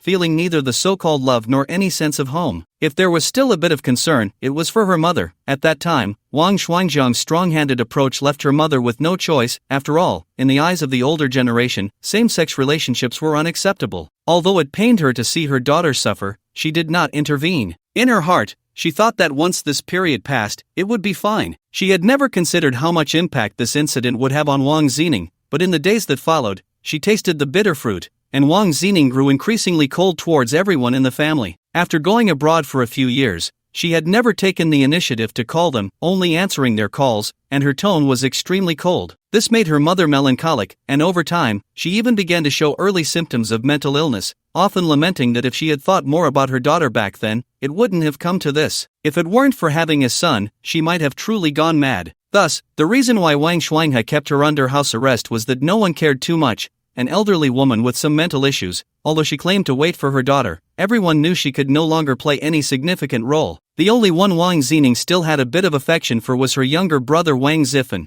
As long as they didn't talk about family matters, their sibling communication was still fine. But this time, he actually went to New Zealand to persuade her, which made her extremely displeased. Wang Tianfeng and Wang Tianming saw that although Zining was indifferent, at least she had returned. "Zining, it's good that you're back. Everything will be fine," Wang Tianfeng said with a slightly choked voice. After all, they all knew what had happened to Wang Zining back then. Wang Tianming also comforted her with emotion. "Zining, the family was too extreme back then, and we owe you an apology, but now that it concerns the survival of the family, we hope you can put aside past grievances." The other elders also nodded in agreement. Although Wang Zining hated them, it was still better than letting an outsider's bloodline take advantage, and Wang Shuangjiang's character was truly not commendable. Even if Wang Zining wanted to take revenge on them after gaining power, they could only endure it, as no one had spoken up for her back then. Listening to everyone's recounting, Wang Zining showed no expression on her face, remaining unfazed. They simply cannot understand what it means to have a heart like dead ashes. Forgetting past grievances? If you don't know someone else's experiences, then don't advise others to be magnanimous. A philosopher, Master Gua, once said, if someone advises you to be magnanimous without understanding the situation, you should keep your distance, because when lightning strikes them, it will affect you too. Wang Zining stared ahead and said coldly, "Can we sign now?" Of course. Everyone was a bit excited upon hearing this. The Wang family was saved. Hurry and bring out the contract. Wang Tianfeng instructed a young man to fetch the contract from the study. Wang Shuanghe, witnessing this scene, widened his eyes. The property he was about to grasp was slipping away just like that? If Wang Zining took over, he would likely be kicked out of the family, with no chance to stand his ground. We can't sign. She said she didn't want to inherit. There's a recording as proof. He shouted in exasperation. I'm sitting right here, the recording is no longer evidence. Even if she said it before, as the party involved, she can change her mind as long as the contract hasn't been signed, Xu Chen calmly replied to Wang Shuanghe. Wang Shuanghe knew all too well that he might be losing his last chance, and then he suddenly looked at Chen Wenhai, seeking help. Chen Wenhai didn't want to help, but this matter was, after all, about the law. If he had known earlier that Wang Zining was coming back, he could have engaged in some underhanded dealings, but now, he could only ask the lawyers and notaries beside him. Both shook their heads. According to the rules of the will, they could do nothing. But Chen Wenhai didn't want to lose, especially since he felt utterly powerless when he first met Xu Chen, unable to even satisfy a small fry like Wang Shuanghe. Chen Wenhai's social principle was that he could satisfy you tenfold, but when he needed you, you only needed to satisfy him onefold. But refusal would lead to double repayment, and the consequences would be dire. Now, for the first time, he felt the taste of being unable to satisfy someone, which was a feeling he found hard to control, especially for someone who wanted to dominate the Magic City. This feeling was unfamiliar to Chen Wenhai because he knew everyone had desires. As long as he understood a person and satisfied them, he could control them. There are two ways to destroy a person. One is to brutally ruin their life or even their life itself. The second is to satisfy all their desires and then control them. Chen Wenhai was very skilled at the second method and knew it often brought more pleasure than the first, while also benefiting himself. But facing Xu Chen, he always felt a sense of misunderstanding, unable to grasp what he truly wanted. Or perhaps what he wanted was the downfall of the Chen family, which he could not provide. Yet he still wanted to try, to see if he could control Xu Chen. It was also clear that at this moment, Wang Zining was listening to Xu Chen's words. She straightened up a bit and said to Xu Chen, Mr. Xu, it's our first meeting. Shouldn't we greet each other? Xu Chen, however, did not look at her but instead focused on the flustered and angry Wang Shuangjiang. His mind was a chaotic mess, thoughts racing from how to seize the Wang family's assets to everything that had happened years ago. Amidst the confusion, Xu Chen frowned, catching a glimpse of an astonishing and unknown past. Coupled with Wang Shuangjiang's current emotions, he quietly said to Wang Zining, Wang Shuangjiang might change his mind soon, be prepared. Wang Zining nodded, still looking ahead. Meanwhile, Chen Wenhai was being ignored, his hands slightly clenched into fists, feeling equally displeased. He had heard how powerful Xu Chen was before, but he didn't expect him to disregard the eldest son of the Chen family. He was completely overlooked, like air. I didn't expect Mr. Xu to be so rude. Is the Chu family from the capital always so uncultured? Xu Chen had indeed heard him but had deliberately chosen to ignore him. At this moment, he turned to Chen Wenhai and said, First, this is the Wang family. As soon as I entered, I greeted the elders of the Wang family. Second, I don't know you, and no one introduced you, so why should I pay attention to you? If you want to get to know me, you can be more proactive. Besides, I really don't want to know you. Sitting in someone else's host's position, the one with the worst manners here is you, and you have a group of little brothers behind you. Do you think you're acting in a gangster movie? Chen Wenhai exploded at these words. When had he ever heard such things? The cold response, the mocking tone, showed that he was not taken seriously at all. But he had never been someone who could be controlled by emotions. Otherwise, he wouldn't have reached his current position. He still suppressed the anger in his heart and continued, Mr. Xu, you are indeed sharp-tongued. No wonder you can make Li Jiayi so infatuated that she disregards the safety of the Li family to find you. All the changes in the Magic City began with this incident, and this was the first time the two protagonists of the initial event discussed it face to face. Xu Chen frowned slightly and thoughtfully replied, By the way, speaking of this matter, I suppose not many people know that you can't get it up, right? As soon as this sentence came out, everyone in the room was shocked, their jaws dropping to the ground and rolling twice. Chen Wenhai is impotent? No wonder Li Jiayi doesn't want him. Is he simply unable to perform, or is he completely useless? If it's the latter, wouldn't that mean the Chen family's assets have nothing to do with him in the future? The crowd began to whisper among themselves at such juicy gossip. The middle-aged Chen Wenhai actually is a softie? Seeing everyone whispering and discussing, Chen Wenhai's furious heart was now boiling like a raging flame. He could no longer hold back. He slammed the table. You're talking nonsense. Who said I can't get it up? It's simply ridiculous. Shu Chen felt nothing and continued to smile, saying, denying is normal. After all, this is a man's dignity. If it were me, I would have gone mentally deranged by now. Chen Wenhai continued, somewhat agitated, you're making baseless claims. I can sue you for defamation. My lawyer is right here. The lawyer beside him nodded and formally said to Chu Chen, Mr. Chu, your remarks just now constitute defamation. I can sue you. Chu Chen replied with a smile, go ahead, but will you need evidence to verify it publicly? This statement made everyone present laugh out loud. Although it wouldn't require public verification, at the very least, it would need to be proven in court. If not, his identity would have to verify this matter, which was already quite ridiculous. But if it were true, it would become a laughingstock in the upper class of the Magic City, and it could directly jeopardize his position in the Chen family. Then Shu Chen said something that heated up the situation. Which secret of the upper class in the Magic City does the Chu family in the capital not know? If you hadn't disgusted me so much, I wouldn't even bother to mention this trivial matter. He had almost revealed all the secrets of the upper class in the Magic City at the engagement banquet, and this information was shocking to everyone. So when Shu Chen said this, no one dared to question him. This is what happens when you have the power of speech. Even a fart is considered a truth that everyone deeply inhales and must digest thoroughly. Afterward, they might burp and praise how fragrant your fart is. But is Chen Wenhai really impotent? Of course not. Shu Chen had seen his weakness on his wish list. Although he wasn't impotent, he did suffer from premature ejaculation. Every time he surrendered within a few seconds, which is why Shu Chen chose this method to provoke him. After all, he was very sensitive about this matter and had sought many doctors both domestically and abroad, but it was of no use. He had even tried praying and making offerings, yet there was still no improvement. Although it does not affect fertility, as a man, such matters are indeed difficult to speak of, especially when brought up in public. If it were someone else, he would have dealt with them on the spot. But when Shu Chen said this, everyone believed him without a doubt. He had begun to leverage the influence created by his abilities. Now, as long as Shu Chen said anything, even if he exaggerated, there would be people who believed it. What was white could be turned into black, and this was the effect of the established impression that he knew everyone's secrets in the Magic City. This is also why he built a villa in the mountains, to provide pleasure for those in power. He was almost just relying on his words or actions. Thus, he enjoyed watching, filling his own inadequacies by watching others' live broadcasts. He liked to use props and toys to play,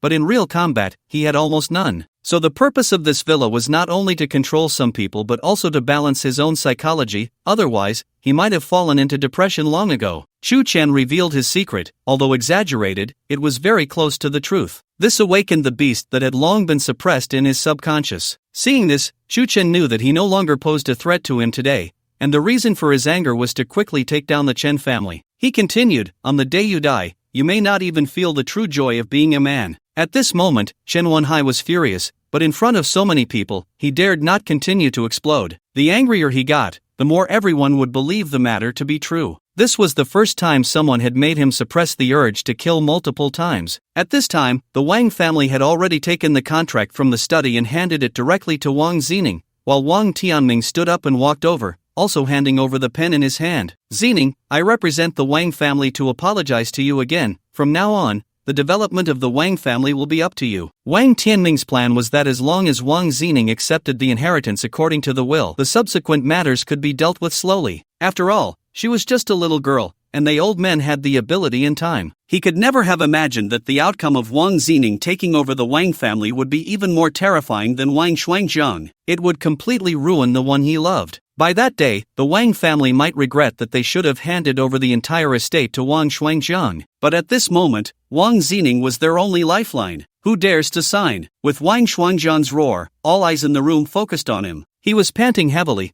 glaring at the pen in Wang Zining's hand, as if the moment that pen touched the paper, his life would come to an end. And in fact, it was true. Wang Zining looked up coldly at Wang Shuangjiang, her expression unchanged, but her eyes revealed a hint of pity. This person before her was too pitiful. She prepared to put pen to paper. Just then, Wang Xuanjiang suddenly lunged at the table to snatch the pen from Wang Xining's hand. Chu Chen stood between them, and with his current reflexes and fighting skills, it was very easy to stop Wang Xuanjiang. He stood up, grasped Wang Xuanjiang's fingers, and bent them backward. Wang Xuanjiang cried out in pain, "Ah, I can't sign. The Wang family is mine. Everything should belong to me." His fingers bent down towards the back of his hand, almost breaking. This kind of pain would sap all strength from a person, a standard grappling technique. The one applying force did not need to exert much effort to subdue the enemy. Chu Chen looked at Wang Xuanjiang's face, twisted in pain, and asked, "The matter with Fong Chen back then, you were behind it, right?" Fong Chen was the woman Wang Xining loved most, who had been framed by her father and ended up in prison, causing her family to be destroyed. Upon hearing this name, Wang Xining paused her actions and slowly looked up at Wang Xuanjiang. "So what if I did? How many scapegoats did I take for Wang Xuanjiang? How many unspeakable things did I do? In the end, I still lost to this little girl." Wang Xuanjiang, in a fit of rage, was on the verge of losing his sanity. For as long as Wang Xining signed her name, he would lose his only chance to turn things around. Ally with Chen Wenhai? From what he knew of Chen Wenhai, once he was no longer associated with the Wang family, he would become a person of no value, perhaps even less than a dog. So he had to seize power. But after their earlier conversation, it was clear that Chen Wenhai had already been suppressed by Chu Chen, leaving no room for action at this moment. No amount of planning had accounted for Wang Xining showing up at such a critical time. If she had been even a few minutes late, everything could have been different. Deep in despair, he began to lose control. The Fong family's business was destroyed by me, and I faked an accident to kill her parents. Even she was framed by me. So what? It was all for the Wang family. For that girl. Upon hearing this, Wang Xining finally realized that her father was the mastermind behind the events of that year,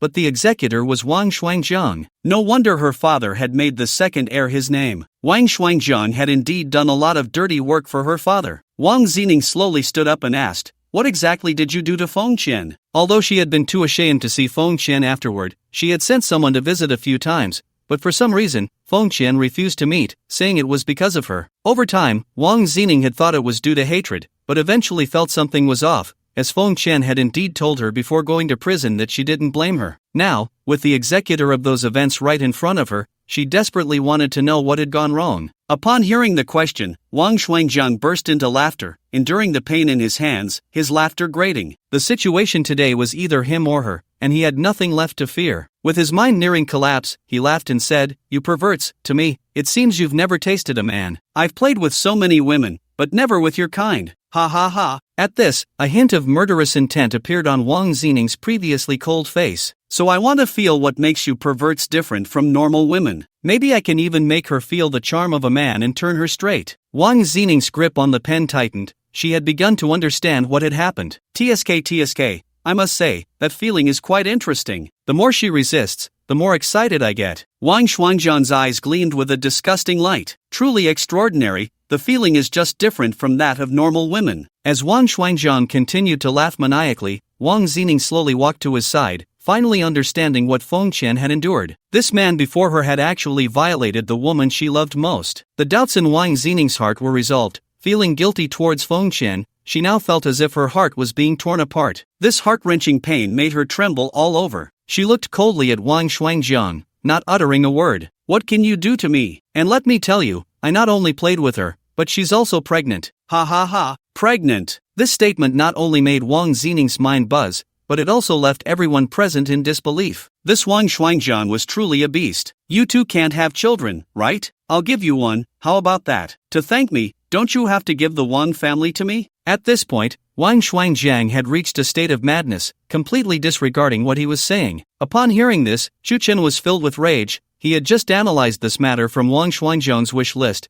but it was only a simple outline, never expecting him to be so twisted. He gripped tightly and directly broke 3 of Wang Xuanjiang's fingers. The hall erupted with screams like that of a slaughtered pig, continuous and unending, as his feet kicked wildly, veins on his face bursting with blood. The pain of severed fingers is something that ordinary people cannot even begin to imagine. Seeing this, Wang Xining felt a part of her anger dissipate, but it was still far from enough to alleviate the years of repression she had endured. Chu Chen understood this, so he turned to Wang Xining and said, "Some things lose their power if you wait too long. Since you're back, do whatever you want, I'll handle the consequences." Upon hearing this, Wang Xining's eyes regained their spark, shining with a feral intensity. Then, in front of everyone, she pulled her forearm back and suddenly thrust it forward. The crowd was left in shock. She had publicly castrated Wang Shuanghe. Since you can't control it, it's useless to keep it, Wang Zining said calmly. The onlookers saw a pool of bright red beneath Wang Shuanghe, and the sound of his screams was even more horrific than before. Her hands gripped like eagle claws, the bones and veins visible. Her hands hovered above his groin, not daring to touch, only exerting force in the air,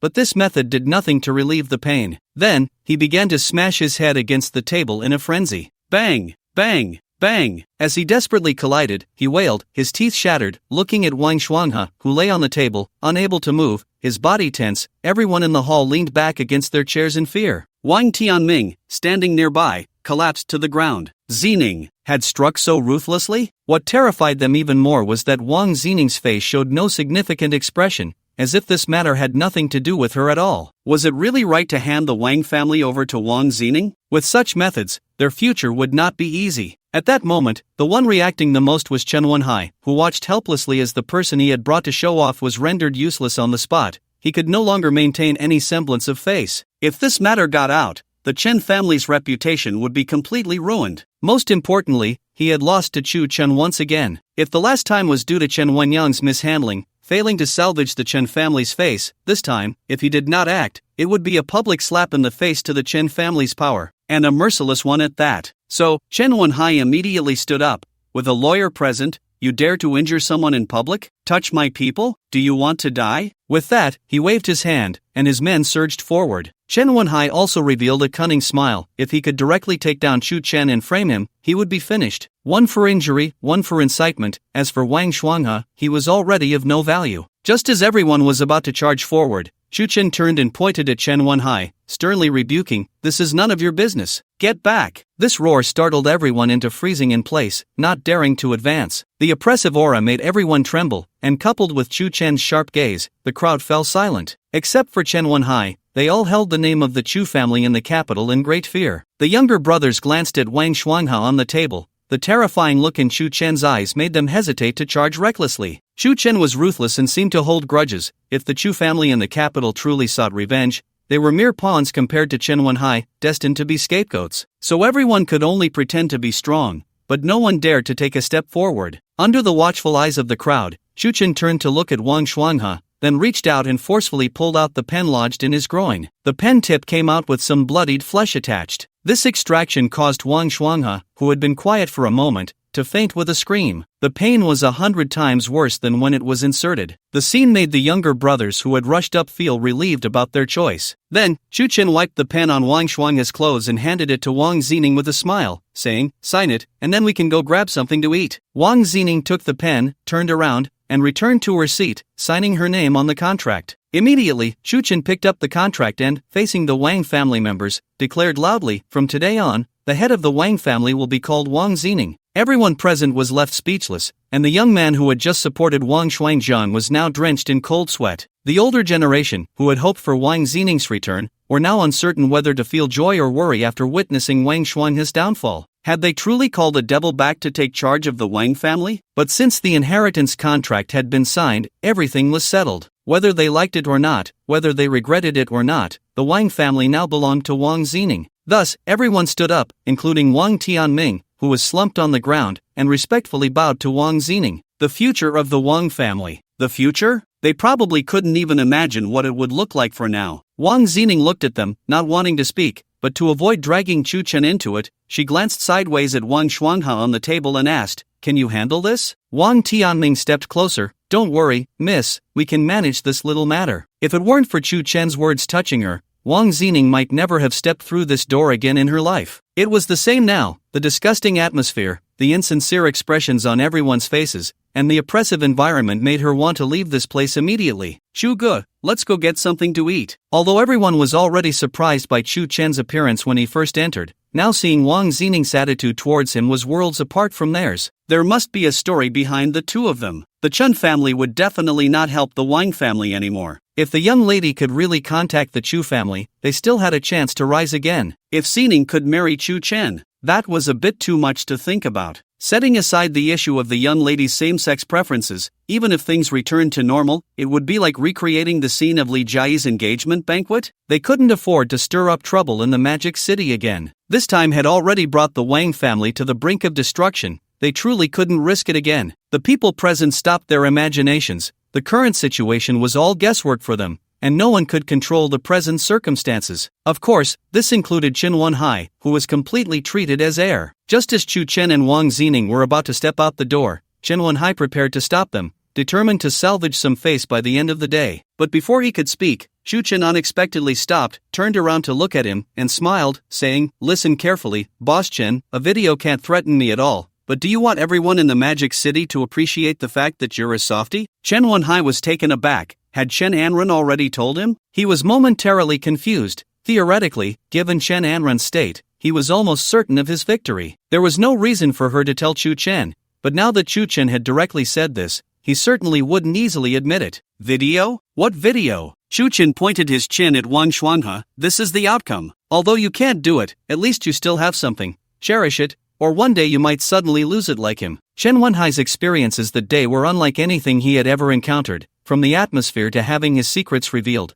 to feeling that his once proud control over people had slipped away. If Chen Wenhai had previously held reservations about Chu Chen, thinking he was either relying on the Chu family from the capital or just a typical rich kid showing off, this sudden encounter caught him off guard. Although his inner pain had been exposed, it also forced him to truly confront this opponent. At that moment, he felt no anger, but rather began to think seriously about how to deal with such a rival. Mr. Chu is joking. My Chen family would never resort to such despicable means. Since the Chu family in the capital wants to develop in the Magic City, rather than both sides suffering losses, why not join hands and cooperate? Chu Chen found it somewhat amusing. If it were an ordinary person, they would surely be deceived by Chen Wenhai's sincere act at this moment. Moreover, he became interested in the proposed cooperation, not because he believed it could actually happen, but because he wanted to see what it looked like when a person's thoughts floated above their head and their words were completely contrary. Oh, the Chen family wants to cooperate now? Chen Wenhai revealed an official-like smile. If the Chu family behind this kid can be utilized, they could dominate the Magic City. More friends mean more paths, more enemies mean more walls. So, how do you want to cooperate? If he can't be utilized, he must be driven out in the shortest time possible, or there will be endless troubles. We can start with a small project, so everyone can get to know each other. Chu Chen suddenly found it amusing and continued to ask,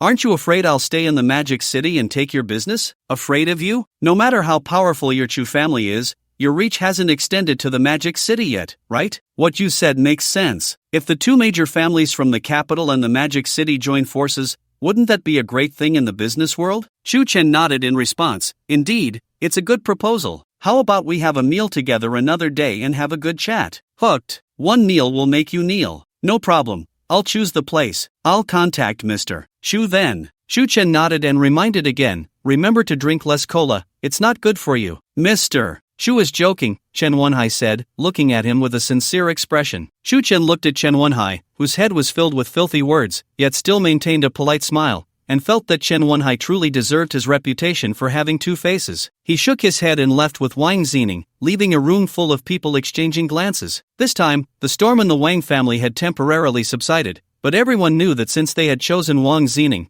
and she clearly had an unusual relationship with Chu Chen, they had no choice but to stand on the opposite side of the Chen family. Wang Tianfeng cupped his fists towards Chen Wenhai and said, "Mr. Chen, the Wang family has other matters to attend to today, so we won't see you off." Seeing this, Chen Wenhai felt there was no need to stay any longer, so he directly stood up and walked towards the door. "Wait!" Second Master Wang Tianming shouted. Among the current members of the Wang family, he had the biggest temper. Today, Wang Shuanghe had come to pressure them, relying on the Chen family's influence. If it weren't for Wang Zining's timely arrival, the consequences would have been unimaginable. Moreover, he understood that they would inevitably sever ties with the Chen family at this moment, so he spoke without courtesy, "Since Mr. Chen is here to help a friend today." Pointing at Wang Shuanghe on the table, "If you leave, please take your friend with you." If Chen Wenhai's attitude towards Chu Chen was due to the background of the Chu family in the capital, he felt no need to be polite towards the Wang family. Over the years in the Magic City, no family dared to confront the Chen family directly. Not even a harsh word could be uttered, yet at this moment, Wang Tianming dared to adopt this attitude towards him. Your Wang family is merely surviving by a thread. Don't think that by aligning with Chu Chen, you can turn things around. Making you disappear in the Magic City is as easy for the Chen family as crushing an ant. Wang Tianming smiled and said, although the Wang family is not as strong as the Chen family in terms of ups and downs, we've been in the Magic City for nearly 100 years. This statement was not a joke. Most of the major families in the Magic City had been built over generations. Although there had been periods of decline, a starving camel is still bigger than a horse. As long as resources and connections remain, they can still rise again. It was precisely this Chen family that had only been in the Magic City for a couple of decades, seizing the opportunities of the previous generation and skyrocketing to become the largest family in the Magic City in such a short time. In the past 20 years, many young groups and individuals have emerged in the country. It must be said that although some things, if you are not born into them, you will likely never have in your lifetime. However, if one can seize the opportunities of the times, while it may not lead to the pinnacle, changing one's fate is still possible. For example, in the live streaming industry, in the real estate sector decades ago, in the recent esports scene, and in the upcoming 5G era. Just remember, while doing things can involve risks, one must never take reckless chances. Everyone has the opportunity to change their fate. The fate of the Chen family is now in the hands of Chen Wenhai, and the Wang family is very clear about this. Their fate may not necessarily be in Wang Xining's hands, but it is certainly closely related to Chu Chen. Thus, Chen Wenhai continued, in terms of seniority, every prominent family in the Magic City has been around longer than the Chen family, so the Chen family has always been respected. Don't think that just because a Chu Chen suddenly appears, you have found an opportunity. That would be a grave mistake. Is that so? Wang Tianming chuckled. It seems like the situation just now. Chen Wenhai saw no need to engage with them further, as these people were no longer in his social circle. Saying another word would be a waste of time. He then led everyone away from the Wang family, not forgetting to remind them as they left,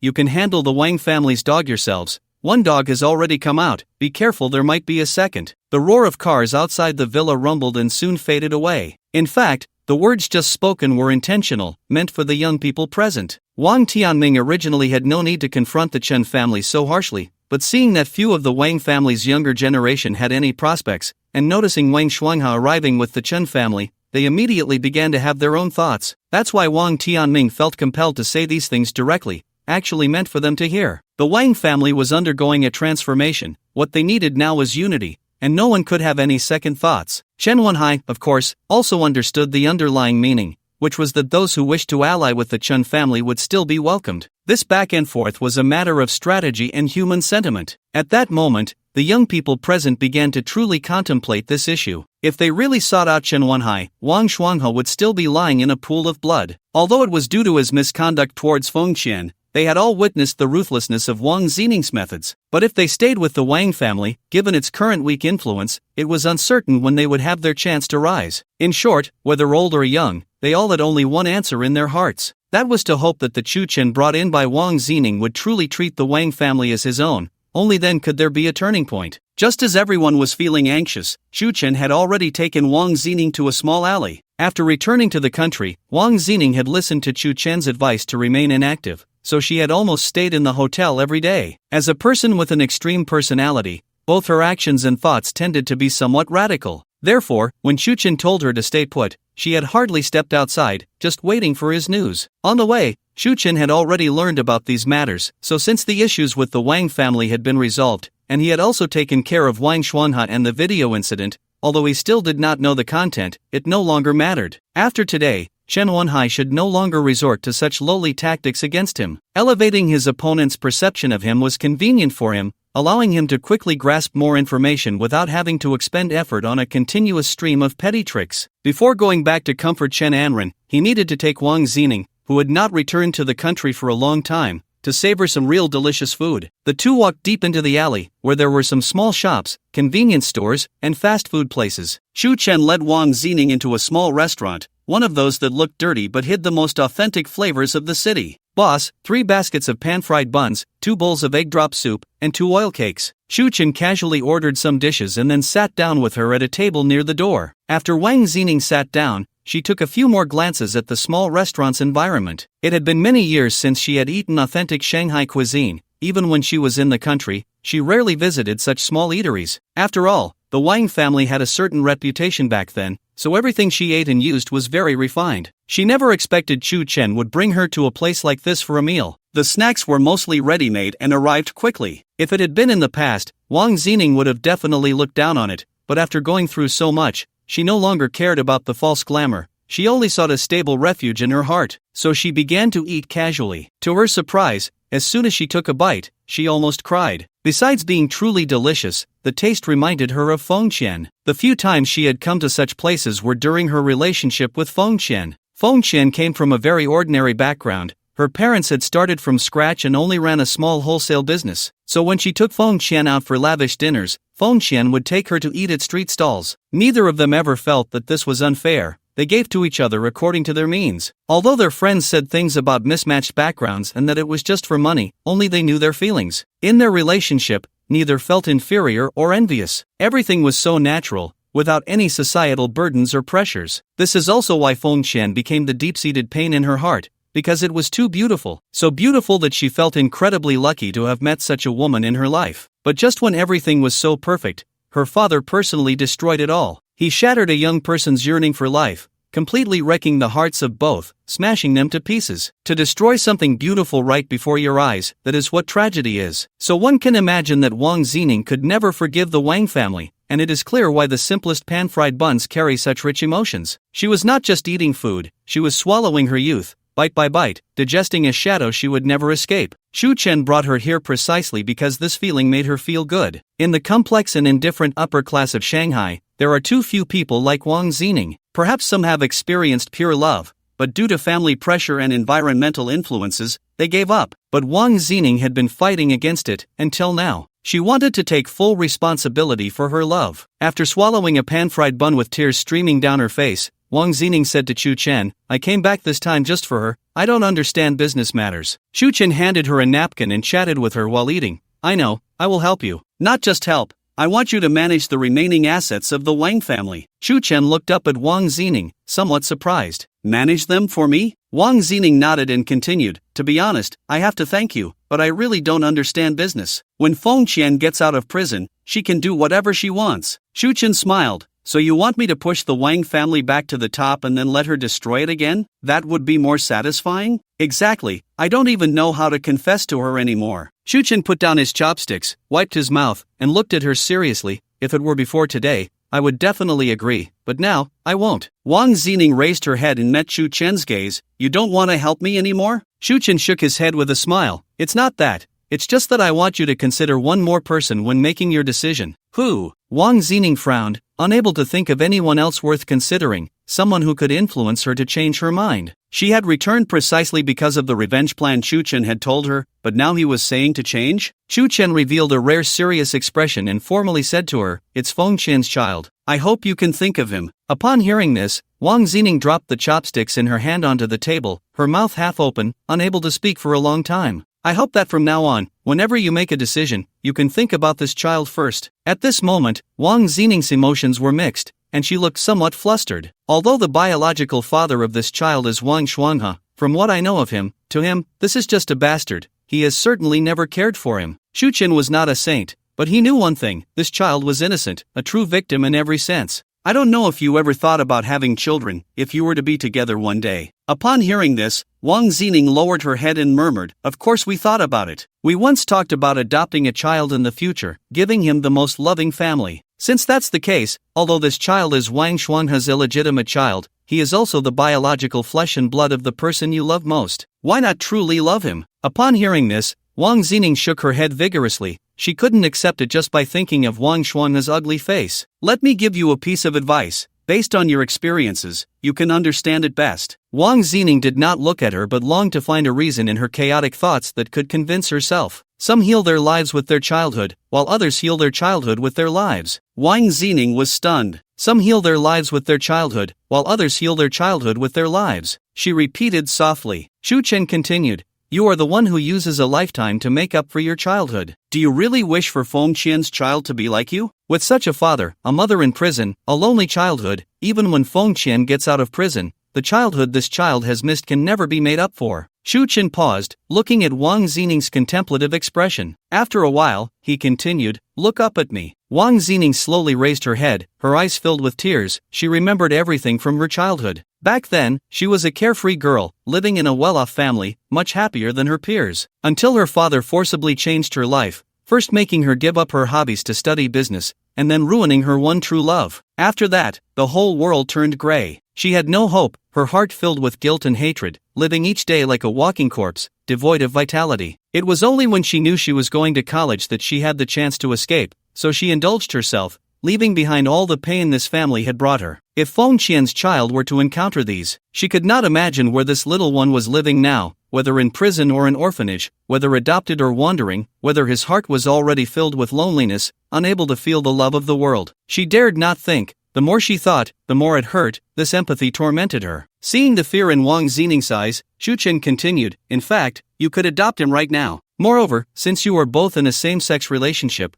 this child will eventually ask about his father, and it is up to you to decide how you want him to understand. You can tell him however you wish. This lie is a kind one, and it can heal him for a lifetime." And have you never thought about why Fong Qian didn't choose to abort this child? Upon hearing this question, Wang Xining shook her head in confusion. She really hadn't thought about it. Chen smiled and continued, "I think for Fong Qian, she still loves you, so who the biological father is may not matter. What matters is that both of you are this child's mothers." Suddenly, Wang Xining's mind buzzed. "I am also her mother." For same-sex love, this is a question that must eventually be faced. They do not shy away from it, and precisely because of this, they will give their children more love than heterosexual families. Chen said no more. He believed he had said enough. If Wang Xining could truly understand this, then everything would be resolved, and the Wang family's business would not need to be destroyed. She would want to leave something for this child. In the future, step by step, she would purify the internal personnel of the Wang family, allowing this child to grow up and take over the Wang family, nurturing him to become an excellent and kind person. Wang Xining would surely think of these things. He did not need to say more. The two continued to eat in silence. 10 minutes later, they settled the bill, walked out of the alley,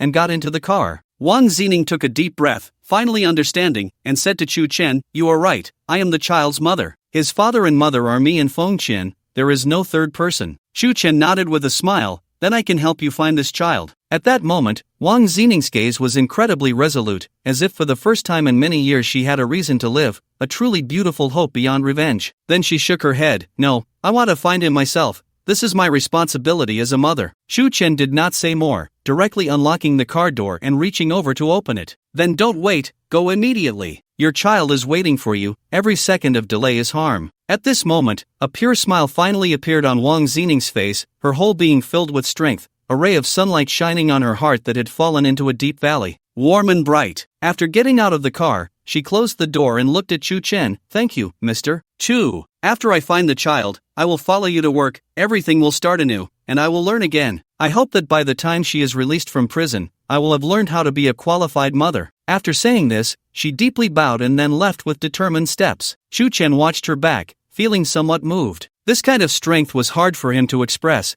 It was the best interpretation of love and the greatest kind of maternal love. He never expected to encounter such a story in the cutthroat, profit-driven Shanghai. Perhaps this is what true life is. He gently wiped away a tear from the corner of his eye and smiled as he drove into the sunlight. His life still had many stories to be written by himself. After the incident with the Wang family, Chen officially took over the Wang family's business and guided Wang Xining from a negative extreme to a positive one. Such an extreme person, if not guided, could truly face a dark future. With the Li and Lu families involved, he could now engage in a game of strategy with the Chen family. But he felt something was still missing, a true Chu family that belonged to him, which now needed to be synchronized. Although there were many family resources available, only by establishing his own power could he contend with the real Chu family in the capital. From the information analyzed from Chu Mengting, it was clear that the Chu family in the capital was indeed a secret force, and the power they wielded was likely terrifying. Moreover, they had already taken notice of him, so he had to prepare as soon as possible. The preliminary investigation by the Chu family in the capital provided him with the best preparation time,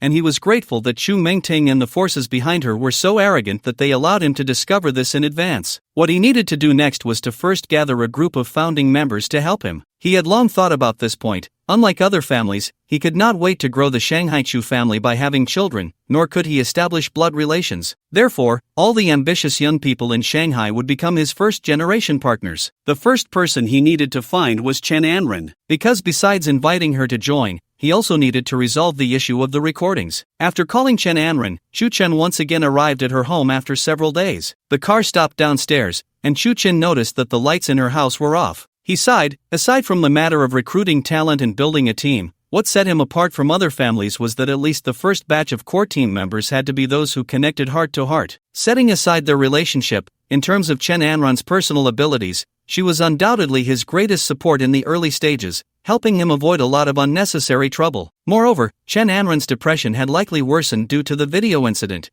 which was why she didn't dare turn on the lights at home. With this thought, he got out of the car and prepared to go upstairs. Just like Wang Zining, as long as you trust me, I, Shu Chen, will treat you 100 times better. Shu Chen arrived at Chen Anran's door and heard complete silence inside, not a sound at all, so he gently knocked on the door. After a long while, Chen Anran finally opened the door. What Shu Chen saw was still a vibrant professional woman. However, Chen Anran's gaze was the same as during the day, which was abnormal. If she could pretend to be fine in public, then maintaining that facade in private with him clearly indicated a change in her mental state. Mr. Shu, please come in. Such an official address was too obvious. Shu Chen walked in, and only a dim bedside lamp was lit. Would you like something to drink? Chen Anran, wearing loose pajamas, walked toward the fridge while asking. No alcohol, anything else is fine. Chen Anran didn't ask further and directly took out a bottle of freshly squeezed juice from the fridge. She dared not look at Shu Chen too much, since she had already decided to protect Li Jai. She couldn't afford any more hesitation. She feared that a single glance could shake her already determined resolve. But just as she closed the fridge door and turned around, she saw Shu Chen already sitting at the piano. This scene was so familiar. It felt as if it was that very night, the night that had allowed her to sleep well for the first time in many years. She stood there, frozen, her heart a mix of emotions, but she couldn't show it, so she steeled herself deep down, absolutely refusing to waver. Then she walked over. As she placed the drink on the piano, she asked, "Did you come to see me this late for something?" Shu Chen smiled and said, "Go to bed, sleep." Ha! Chen Anran didn't expect him to be so direct. It wasn't that she didn't want to have something happen between them again, but the current state of their relationship left her feeling chaotic. At this stage, she really couldn't afford to cling to him, otherwise, all three of them would fall into an irretrievable abyss. You go to bed and sleep. No matter what I say, you mustn't speak, just listen quietly. After Shu Chen said this calmly, he took a sip of the juice. Chen Anran was momentarily stunned, first thinking she was overreacting, then unsure of what Shu Chen intended, wondering what kind of game he was playing. Just as she was about to ask, Shu Chen frowned, staring at her, signaling her to just do as he said. So she stopped asking and let things unfold naturally. Then she walked straight to the bedside, slowly lay down, covered herself with the blanket, and stared at the ceiling. In the quiet room, the music played by Shu Chen once again filled the air. This time it was simple yet rich, soft as winter sunlight, bright and warm. It was as cold as steel balls scattering on ice, each note distinct and penetrating. Shu Chen's fingertips flowed over the piano,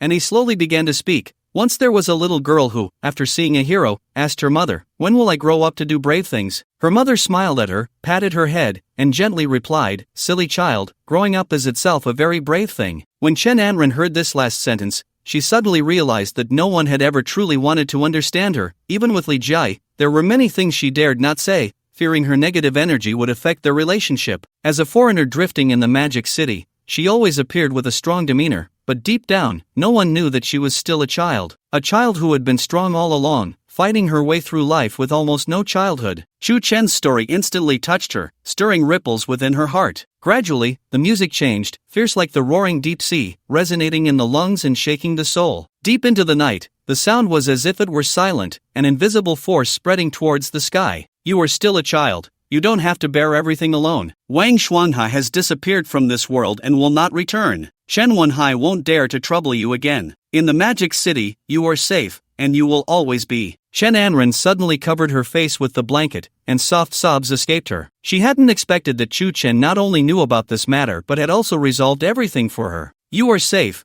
and you will always be. This sentence truly touched the depths of Chen Anran's heart. She had never felt such a sense of security before. The tears could no longer be held back, and she buried her head in the blanket, her cries growing louder. All the pain and repression in her heart were released, the muffled sounds becoming the most liberating vent. In the face of sudden changes, when she wanted to independently bear it all, someone had already solved everything. In this city, there truly are people who care about me. This is real. The music outside the blanket changed its rhythm once more, flowing gracefully, evoking deep emotions. The sound of the piano seemed to narrate all the most peaceful times, the brightest hardships, and the initial appearances flowed through her mind. Sleep peacefully, I will accompany you as you grow up. Slowly, Chen Anran turned her body, which had been twitching from crying, quieted down. To the sound of Shu Chen's piano, she fell asleep peacefully. This time was different from the last, not only because of the enchanting music but also because of the person playing it. Chen was right, what she needed was not music, but a person. This time, she slept more soundly and securely, and for some reason, she felt that she would be able to sleep well in the future too. The music gradually stopped, and Chen walked to the window, looking at Chen Anren, whose face still bore traces of tears, yet her lips revealed a faint smile. He knew that each person around him was a vibrant soul, and he could do much more. He could help many kind people. With greater ability comes greater responsibility. After covering her with the blanket, he turned off the bedside lamp and left. At this moment, what Chen Anren needed was a good sleep, because the road ahead still required her to walk alongside herself. This night quickly passed. Besides Chen Anren, he also needed to speak to Li Jia, not out of worry, but because he knew that whatever he did, Li Jia would support him. Besides informing her, he also needed to bring in two people, Li Changming and Zhao Guopang. These two had long been on his list, and since the industry he wanted to lead required their assistance, he had to recruit them. Zhao Guopang was relatively easy to deal with, but Li Changming was still a member of the Li family and a vice president,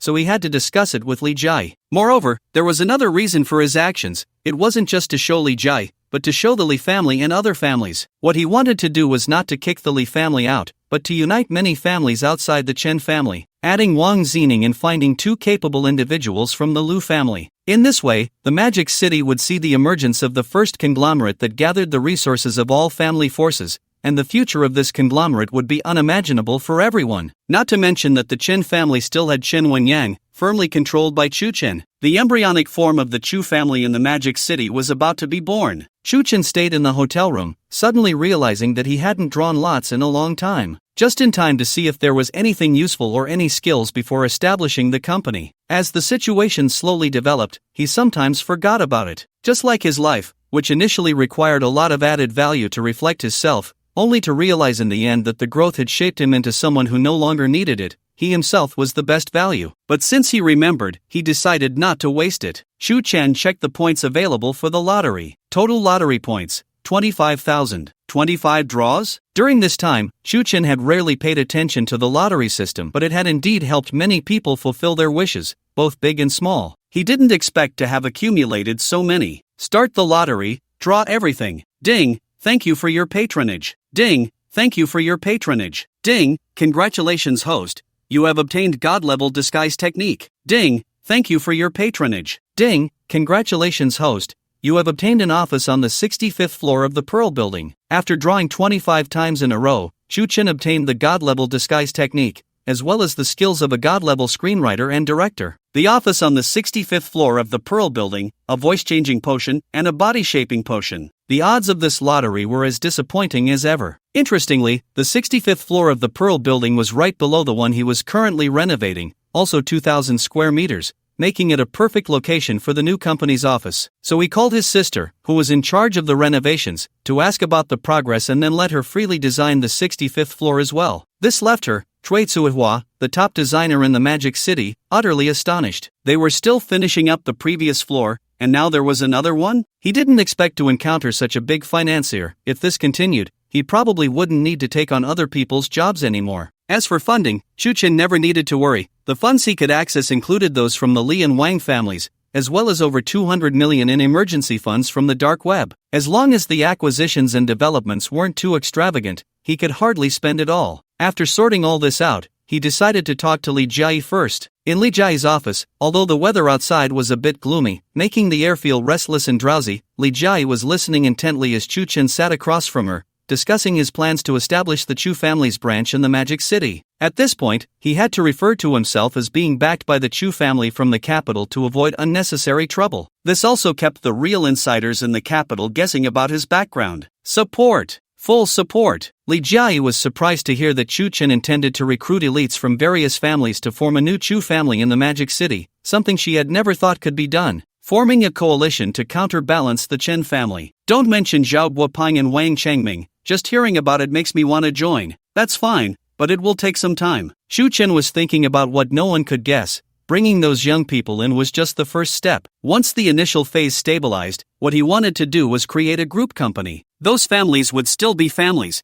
but their industries would merge under this group company. In this situation, all the profit chains and resource allocations could achieve optimal results. No one would be unwilling. Moreover, by that time, Chu Chen's influence in the Magic City would not allow anyone to dare refuse him, so he still needed Li Jiayi to hold down the fort for the Li family, ensuring that this matter wouldn't be noticed too early by others. Li Jiayi was not surprised by Chu Chen's response. I know you have your plans, and you are the one who saved the Li family. In the future, the Li family can take the surname Chu. Chu Chen smiled and shook his head. He wasn't about to do something that would sever a family's lineage. Times had changed. It was no longer an era where only blood ties could create cohesion. Moreover, this would lead to more trouble. The previously Gui, Wang Shuanghe, and Chen Wenyang were all living examples. Once a family was formed, some would feel a sense of imbalance. Chu Chen was determined to eliminate this hidden danger at the very beginning. Family is a lineage, a culture. We can do many things, but we must not allow the culture to break. Cultural break? Although Li Jiayi had heard this term before, she had never thought it could apply to a family. That's right. The most important aspects of a family are its teachings and rules,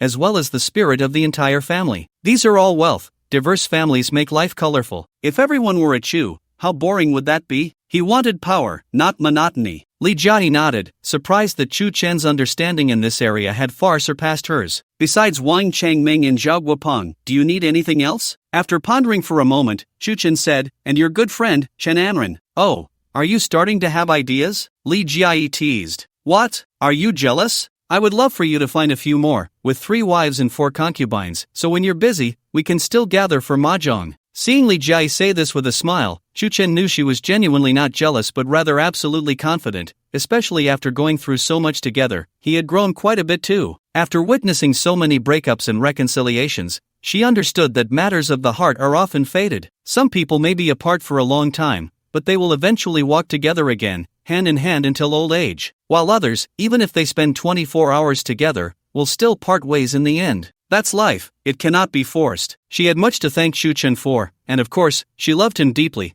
but if she were to forcibly bind him to her side, that was not her style. Even if one day Chu Chen decided to leave, she would still bless him. After all, the darkest days so far had been spent with this person, wasn't that enough? Chu Chen smiled and did not respond further. Since ancient times, this world has been contending for 2 things, and it is because these 2 things have developed to this day that, despite changes with the progress of civilization, their essence has never changed. One is the resources needed to survive on this planet. The other is the right to choose a mate for reproduction. Now, even in the 21st century, the age of the internet, no matter how high-tech things become, they still revolve around these 2 aspects. Only those at the top of the pyramid have the right to choose. He then made a call to the Lu family in front of Li Jiayi, asking them to select the most promising young people from among their families to join this new corporate group. Lu Shiyu thanked him 1,000 times for resolving the import-export issues. The Lu family not only restored their previous operations, but after Han Dongjun made a call, the efficiency of all approvals related to the Lu family's industries had significantly improved. This left Lu Shiyu once again astonished that a single call from Chu Chen could resolve issues that nearly led to the Lu family's downfall. The Magic City was about to have the influence of the capital's Chu family, and having someone from the Lu family join in was like having a big tree to provide shade. After taking care of these matters, Chu Chen's plans to start a company stirred the entire Magic City. Everyone believed that since Chu Chen's sudden appearance, the capital's Chu family had been investigating the situation in the Magic City. Chu Chen was the vanguard, their representative. This mysterious hidden force from the capital was truly about to invade the Magic City. What contributed to this feeling, besides the news, was the recruitment announcement that had been circulated. The content was simply astonishing. On that morning, nearly everyone in the Magic City received this message. Chu Chen utilized all resources, from the giant screens of city skyscrapers to the headlines of major websites, social media shares, and even the nearly obsolete text messages. In just one morning, it could be said that 99% of the people had learned of this news. Former friends, rivals, enemies, lovers, family, all at this moment shout for you. Those who once looked down on you, who tried to stop you, are now shaken by you. They put down all the negative energy from reality, here only to eternally remain in this moment for your name. All of this, simply because you are worth it. Because you have been preparing your whole life to welcome this moment. Everyone has a moment in their life that belongs to you. And now, we will accompany you to accelerate the arrival of this moment. Chu Tiangu Group in the Magic City is hiring for all positions. Regardless of gender, education, qualifications, or any other factors, the interview decides everything. As long as you pass, all guarantees will be provided, and you can set your own salary, no bargaining. A car after 1 year, a house after 2 years, and every year after 3 years, one wish fulfilled. In just half a day, this information bombarded the entire Magic City. The content of this recruitment notice was truly inspiring. Who wouldn't want a moment in their life that attracts everyone's attention? Passionate and motivational. Most importantly, the benefits were indeed exaggerated. People from all walks of life were discussing this topic that day. Only looking at the interview? Set your own salary? No bargaining? Is this Chu Tiangu group crazy? What kind of wealth dares to play like this? Can't you see the key point? The interview is at the Li family's Grand Hotel. Li family? So, is this the company that the legendary Chu Chun from the Chu family in the capital is going to open? I want to go. I heard that Chu Chen's background is incredibly strong. Not just the background, the once shaky Li family has returned to the ranks of the great families in the Magic City in no time under his hands. I heard he also solved the Lu family's issues recently. Where did you get this news? It's just a rumor. I also heard that Chu Chen is a city cultivator. Get lost, stop making trouble. Of course, aside from those who were shocked, many others thought this was just a gimmick. No matter how powerful Chu Chen was, if he ran a company like this, wouldn't he be doomed? There were those eager to try, and those waiting to see the joke. This recruitment almost became a national topic of discussion. After the news fermented for a day, the next day's interview at the Li family's hotel was nearly filled to capacity. People stretched all the way down the street from the entrance. An interview for a company with tens of thousands of people was probably unheard of. The Li family had long been well prepared, but the scene was indeed more exaggerated than Chu Chen had anticipated. Men, women, young, and old from all walks of life showed up. There were company elites, small shop owners, students, and idle members of society. Even beggars and farmers came to test the waters. What if they got lucky? What if they needed someone good at farming? Or someone who could beg? Not only that, but Chu Chen also had Li Jai call various small and medium-sized families, saying that if anyone in their family was interested, they could come participate. Those small family heads who received the call were all ecstatic. They had always been the ones looking up, and historically, they had been very exclusive, at most having some business dealings. Who could really let people from other families infiltrate their own industries? Stealing trade secrets? Such things were far too common in the Magic City. They never expected that Li Jai would personally call to invite them. First, it was a significant show of face. If the Chen family is considered the first in the Magic City, the Li family would not accept being second, and likely other families would agree. Thus, they all sent their outstanding young members to give it a try. In short, this interview was like a mixed bag. Media reporters were capturing the spectacular scene with their cameras, but no one could interview the internal staff, because it was simply impossible to squeeze in. Chu Chen had all available personnel from the Li family come out, and he also brought in many people from the Wang and Lu families to help. But even so, it was somewhat stretched. The first floor of the hotel was divided into several channels to first categorize the interviewees by industry: real estate, finance, the internet, technology, administration, film and television, and so on. There was even one unemployed person. The related industries shared a single elevator, each elevator going directly to a specific floor. This meant that today at the Li family hotel, interviews for one industry were held on each floor. Chu Chen also communicated the recruitment requirements to his subordinates. They would first interview the most basic relevant practitioners for preliminary screening, dividing the applicants into 4 tiers, while also filtering out some troublemakers. The 4th tier would be directly hired, selecting positions such as security and cleaning, while the first 3 tiers would be handled by more professional industry elites for interviews,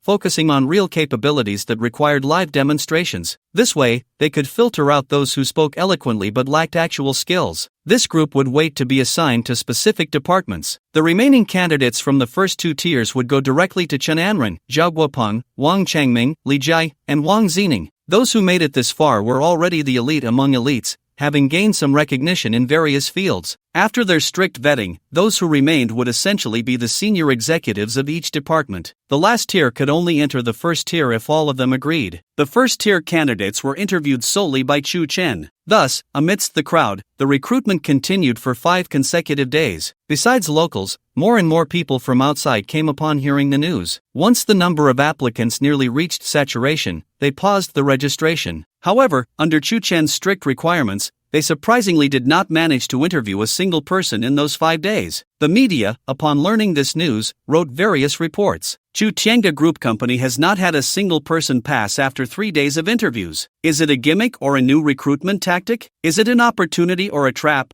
with insider information only allowing 3 rounds? After reigniting the topic, on the last day of interviews, the first person to pass all 3 rounds finally appeared. Upon hearing this news, the entire building was almost in an uproar. Everyone was curious about who this person was. The media eagerly awaited. He was merely the first to pass the 3rd round, but whether he could pass the final interview remained uncertain. If he did pass, what position would he be assigned? Chen had spent 5 days in the office, but he hadn't been idle. After all, wasting time was a shameful thing for him. During these days, he integrated the new skills he had learned and even discovered some enjoyment. He found the combat skills he had previously acquired to be decent, but the knowledge of disguise and film was particularly fascinating. Over these days, he continuously played various professions and characters, starting from changes in appearance to later mimicking behaviors and mannerisms, with every word and action becoming closer to the characters he portrayed. A few times, he even mingled with the applicants, going unnoticed until the 3rd round. Even Li Jai had no suspicions, which reassured him.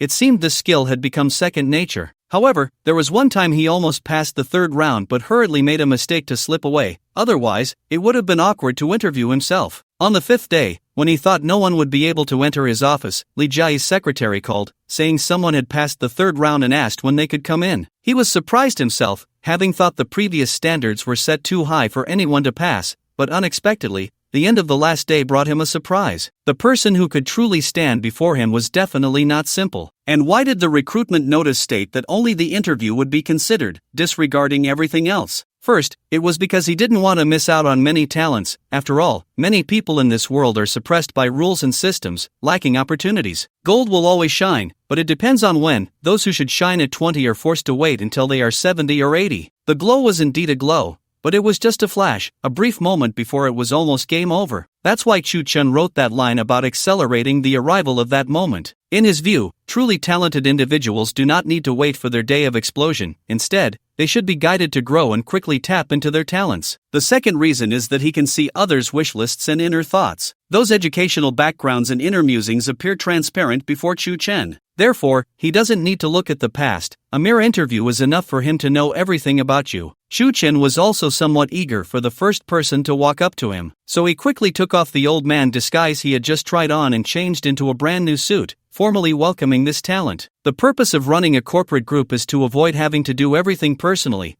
If there really is someone with exceptional abilities, it would be a great help to him. Sitting at the boss's desk, leaning against the floor-to-ceiling window, he quietly watched the door, waiting for this person to appear. A few minutes later, the door was opened by the secretary. Immediately, the crisp sound of high heels echoed. A woman? Chen curiously continued to watch as a woman dressed in a white professional outfit walked in. She was tall, with long legs, as white as jade, wearing a white blazer, a knee-length white skirt, and a pair of high-end white high heels. After thanking the secretary, she closed the door and turned to stand at the entrance, looking at Chen. Chen took a moment to assess the pure white girl standing before him, almost laughing out loud in his heart. The girl formally placed her hands in front of her abdomen, slightly bowed, and then said seriously, "Hello, Mr. Chu, I am here for the final round of the interview." Her gaze towards Chen showed no sign of retreat, but rather a certain aggressiveness. "I hold dual master's degrees from Cambridge and Harvard, in art theory and economic management. After graduation, I mainly engaged in environmental protection. I am 172 meters tall and weigh 98 pounds. After saying these 2 sentences, a charming smile appeared on her face. "My name is Meng Tingwei." Chen certainly knew her name,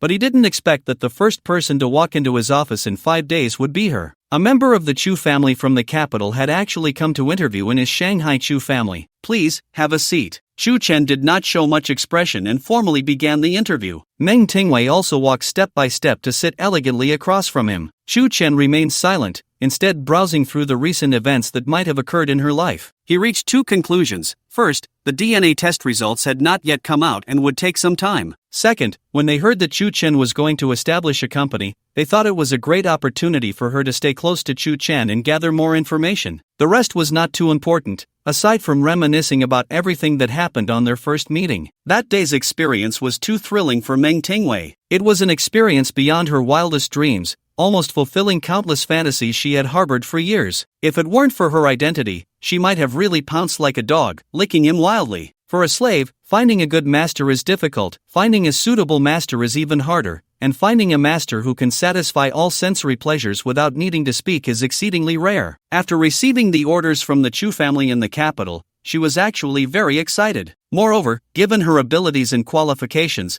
passing these interviews was not difficult at all. As a secretive family of power in the capital, nurturing each descendant is a top priority. Years of experience have taught them that inheriting wealth is not as valuable as inheriting people. People are the foundation of everything. Thus, their family has dedicated funds for further education and bonuses. They even advocate for a lifetime of learning without engaging in business, which would become a source of pride for the family. There are too many people in business, and as society develops, the number of restless individuals will only increase. Therefore, they do not lack business talent. Rather, those who can calm down and study enjoy a high status within the entire family. This shows that the cultural heritage of 100 years has its profound truth. After learning this news, Shu Chen began the formal interview. Miss Meng, why do you want to join our Chu Tiangu group? Shu Chen deliberately emphasized the Chu in his tone, wanting to see her reaction. Chu Mengting showed no signs of faltering and continued, I believe that as the hottest newcomer in the Magic City, President Chu possesses absolute strength and capability. From this recruitment fair, he also seems to be a broad-minded person. Choosing a good company is not as important as choosing a good boss. This way,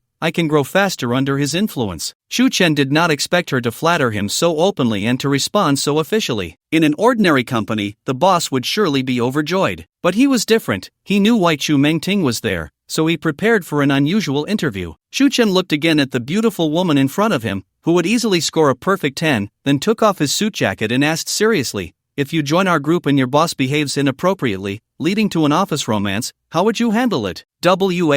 What? After a serious and rigorous interview process, Chu Mengting was momentarily thrown off by this question. Her heart began to accelerate slowly. An office romance? Is he hinting at something? Unexpectedly, Shu Chen turned out to be a lecher. He had been making advances towards her last time. Now that he was on his own turf, he was even bolder. I would report it to a higher management level and wait for it to be handled. Shu Chen loosened his tie with his hand, twisted his neck, and continued to ask with a slight frown, what if there is no higher authority? What if it's the top boss? Shu Chen knew what persona he had in front of her, so he couldn't let that persona collapse. Seeing this action, Chu Mengting felt her long-awaited heartbeat quicken. For some reason, Shu Chen always equated to excitement in her mind. And it was every time, every minute, even every second. It seemed she was not there for an interview to collect information for Chu Tiangu Group, but rather for this final stage of the interview. Then I would choose to leave. Such a boss probably doesn't have much capability. Shu Chen had already loosened half of his tie and continued to unbutton 2 of his shirt buttons, revealing his strong chest. Seeing this scene, Chu Mengting felt warmth spreading through her body, and her hands unconsciously twisted together. Although her gaze remained calm,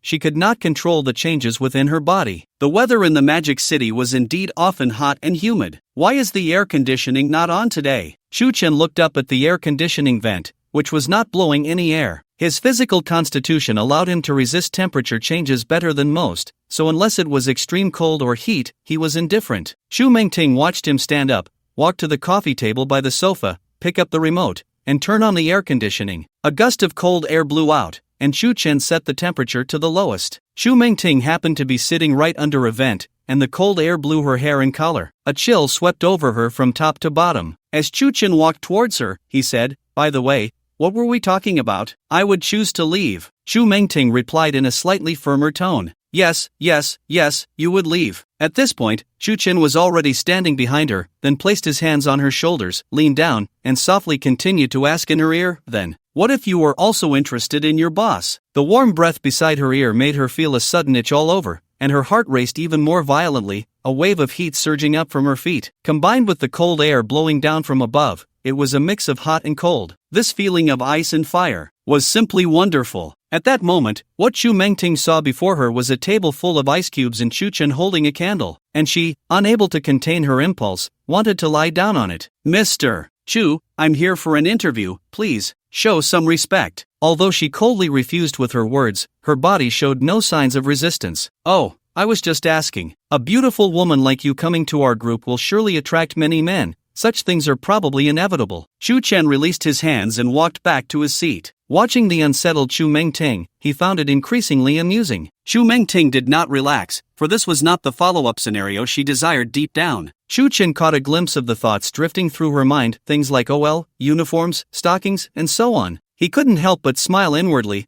This little vixen was truly easily ignited. So, following Chu Mengting's train of thought, he leaned back in his chair and slowly extended his foot from under the table. So, Miss Meng, What are your requirements regarding salary and position? Ah, she exclaimed softly, her voice momentarily quick and somewhat excited. Shu Chen's foot had already brushed against her calf. At this moment, Shu Mingting's expression was flustered, completely losing the composure she had when she first entered. For so many years, that confident and domineering state upon entering a room was what she had always maintained. No matter how impressive the young masters in the capital were, they never dared to meet her gaze, but unexpectedly, since meeting Chu Chen, all her pretenses had crumbled. At this moment, as she felt the friction on her calf, she let out heavy breaths, responding to the question, as for salary, I don't have too many requirements, but I hope to learn some new things in the position. Hearing Chu Mingting unconsciously emit some sounds of enjoyment, just as her eyes felt like they were about to close tightly, Shu Chen suddenly withdrew his leg and sat up straight. This sudden withdrawal left Chu Mingting feeling unbearably itchy. Just as she was about to reach a certain point, it vanished in an instant. The pain of losing that high energy so suddenly made her feel extremely uncomfortable. What was even more frustrating was that Chu Chen in front of her quickly buttoned his shirt, tied his tie, and put on his suit jacket. Sitting upright and serious across from her, his hands clasped on the table,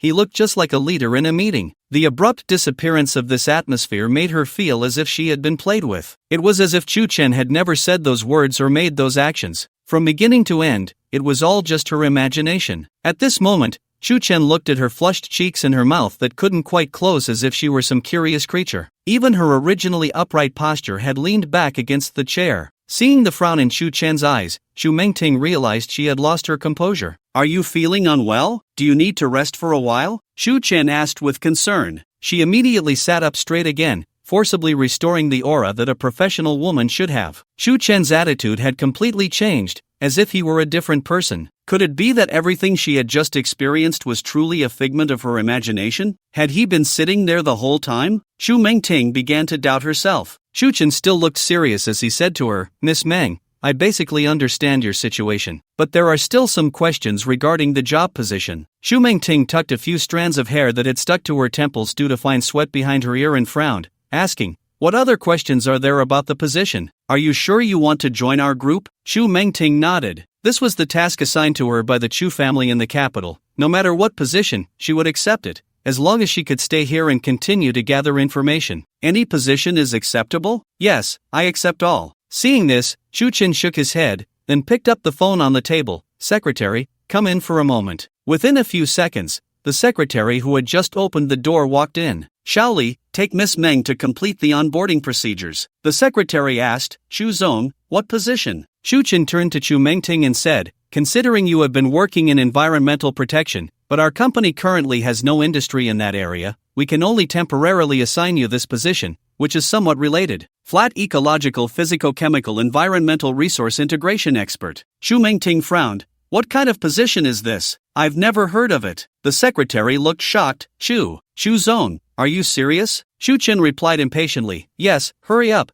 I have things to do. After saying that, he turned to look out the window, ignoring them. The secretary, still in disbelief, then sized up Chu Mingting before leading her out of the office. The secretary shook her head all the way. This is the treatment after passing the fourth round? Chu Mingting grew more curious and finally couldn't help but ask, so what exactly is this flat environmental integration expert position? You really don't know? Chu Mingting shook her head. The secretary sighed, it's a cleaner. A cleaner? Chu Mingting's mind raced with 1,000 wild horses. Although she cursed Chu Chen 1,000 times in her heart, she had to accept this reality, because the order from the Chu family in the capital was for her to stay. Even if it was just a janitor, at least it was within the Chu Tiange group. Comforting herself like this, Chu Mingting completed the onboarding procedures and went back to wait for news about starting work. Since the office had not yet been renovated, Li Jiai had freed up a floor in the Li family building for Chu Chen to use first. All new employees would officially start work 2 days later. After the job fair ended,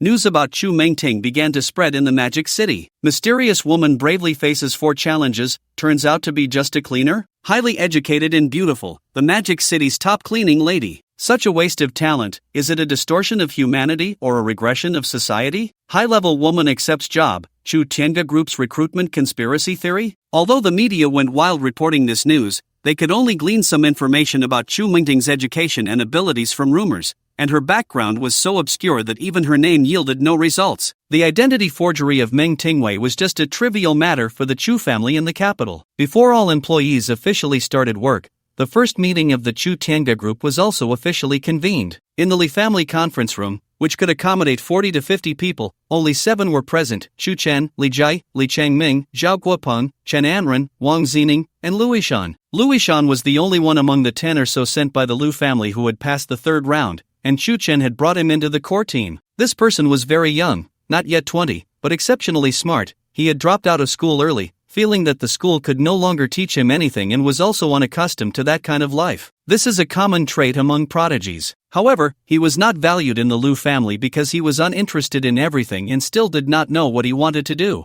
A lack of direction is also a common arrogance among prodigies. Unlike other smart kids who had various honors, competitions, and accolades, he was not interested in any of that, yet no one dared to question his abilities, because in private settings, he had outperformed countless champions. People from the Lu family also avoided him due to his excessive arrogance. Until the last time Chu Chen showcased his skills in their Lu family, he suddenly felt that helping others solve problems was a great profession. The scenes from that day in the Lu family ancestral hall stirred something in his heart. As the Lu family found themselves at a loss, suddenly, Chu Chen emerged and resolved the issue with just a phone call in a matter of days. He even had those of his generation face family discipline, which was simply dazzling. At that moment, Chu Chen had already become an idol in Louis Shan's heart. So, to put it simply, this time he wanted to follow Chu Chen to find direction, and after the job fair ended, Chu Chen had a private conversation with him. He discovered that this kid was incredibly smart and very innocent. He didn't have the flaws typical of children from big families. Instead, he was broad-minded and had lofty aspirations, never thinking that what he did was for business or money. He believed in doing something that could change society and the world. He candidly expressed his thoughts, and generally, such people would be seen as overly arrogant. But Chu Chen was different. He recognized that Louis Shan's wishes and ideas were genuine, not pretentious. So, Chu Chen said something that made Louis Shan once again fully convinced of him. If you don't go wild before 30, you won't amount to anything in this life.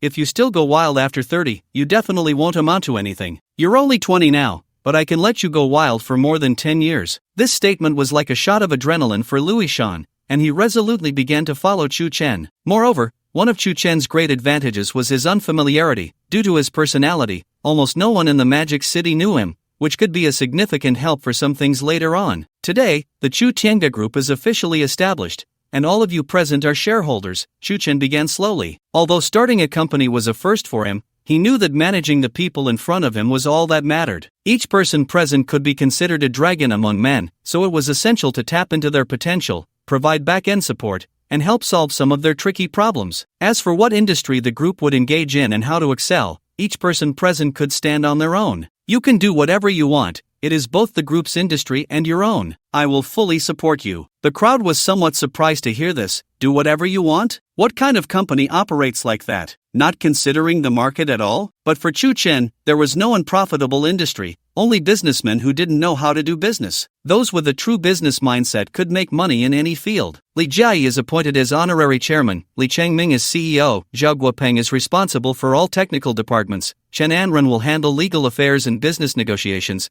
and Wang Zining is in charge of human resources as the group's HR. The distribution of personnel had significant meaning. Although Li Jia was only the honorary chairman, it was a trust given to her by Chu Chen, and her ability should not be wasted. She could make decisions on many not-so-critical choices. Li Changming's abilities and character were beyond doubt, and he had long collaborated with Li Jia, having a great rapport, making him absolutely suitable as CEO. This way, he could decide on many minor matters, only reporting major issues to Li Jia, which wouldn't delay her management of the Li family's business. As for Zhao Guopeng, there was no need to elaborate. Although he was just in the internal technical department, he was actually responsible for many secret tasks assigned to him by Chu Chen. Chen Anren was chosen as HR because her depression made extensive communication beneficial for her condition, allowing her to truly open up her social circle. Wang Zining, as human resources, was Chu Chen's way of helping her quickly build her network, especially since she had spent a long time abroad and knew very few people in the Magic City. Coupled with the current state of the Wang family, she needed to have more available talents to gradually change the stagnant situation of the Wang family. After Chu Chen's arrangements, Li Jia frowned and asked, "If all this work is given to us, what will you do?" Chu Chen smiled and replied, "I'm just here to enjoy life. You all are so impressive.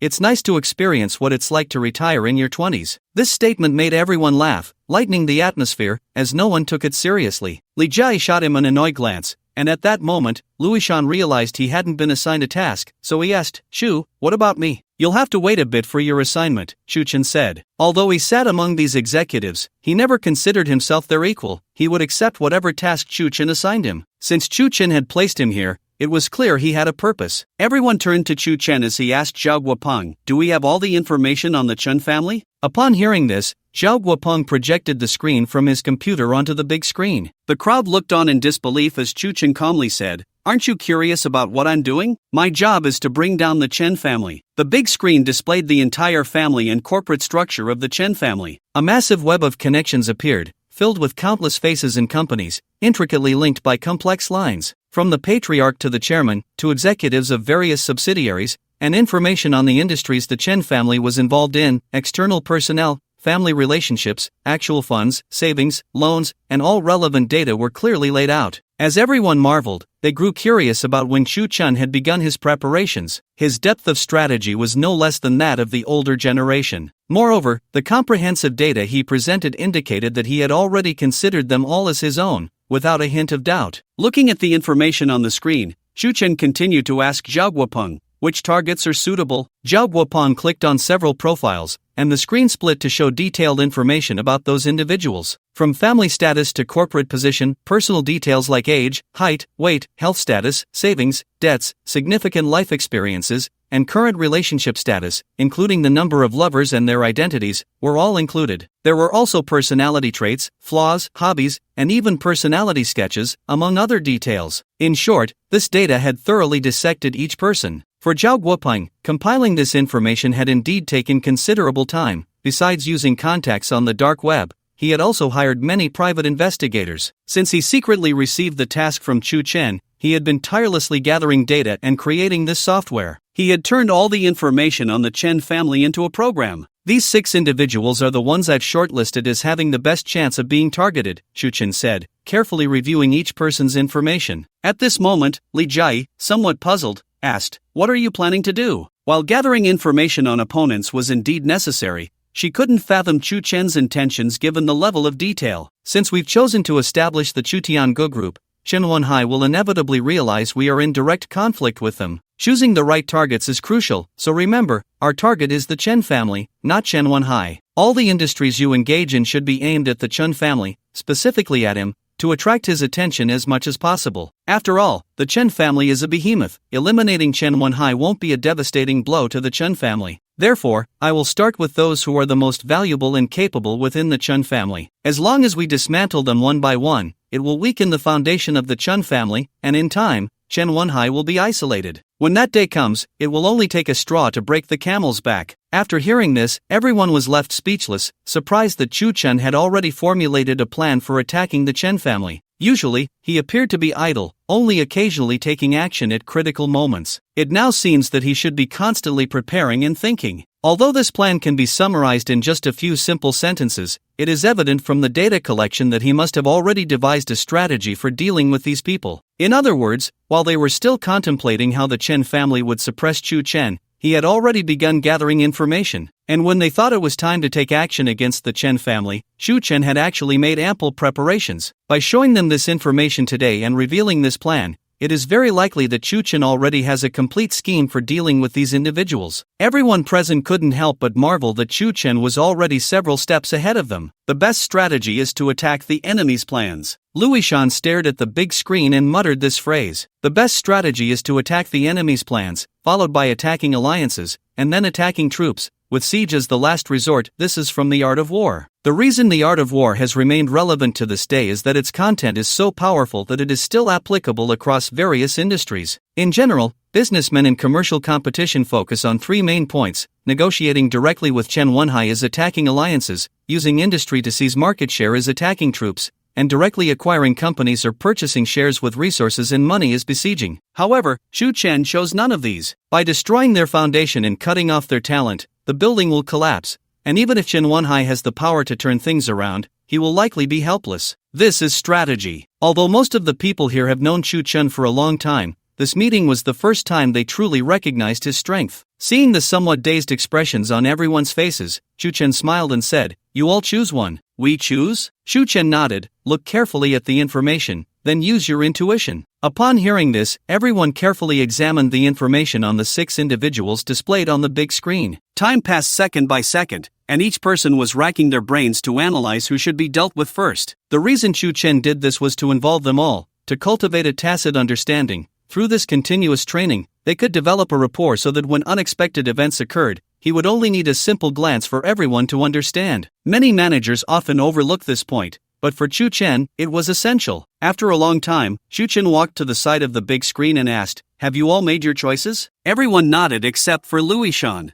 "I will count down from 3, and you all point to him." Seeing that everyone was ready, Chen began the countdown. 3, 2, 1. 5 people pointed at the screen, and except for Louis-chan, who did not raise his hand, the rest all pointed to the same person. Chen, seeing this, nodded with satisfaction. "Not bad, I didn't misjudge you." The reason Louis-chan didn't point was simple. He felt that these people were too weak. Any of them could be the first target. In fact, Chen thought the same, but for the others, there must be a sequence. He didn't need to discourage the rest. Teaching according to their abilities is what makes a qualified leader. The person that everyone pointed to simultaneously was the CEO of the Chen family group, Chen Baixiang. The information on the big screen was very clear. Chen Baixiang, born on March 23, 1975, is Chen Wenhai's second uncle, divorced once, with 3 children. Although his status is prominent, his financial situation is not very good. Due to his gambling habits, he actually has little personal wealth, but his personal capabilities are undeniable, with impressive skills in both management and decision-making. Because of this, his gambling nature has been overlooked by the Chen family. As long as he does not use the group's public funds, his personal financial situation is generally not questioned. Moreover, with the Chen family's background, even though he is in debt,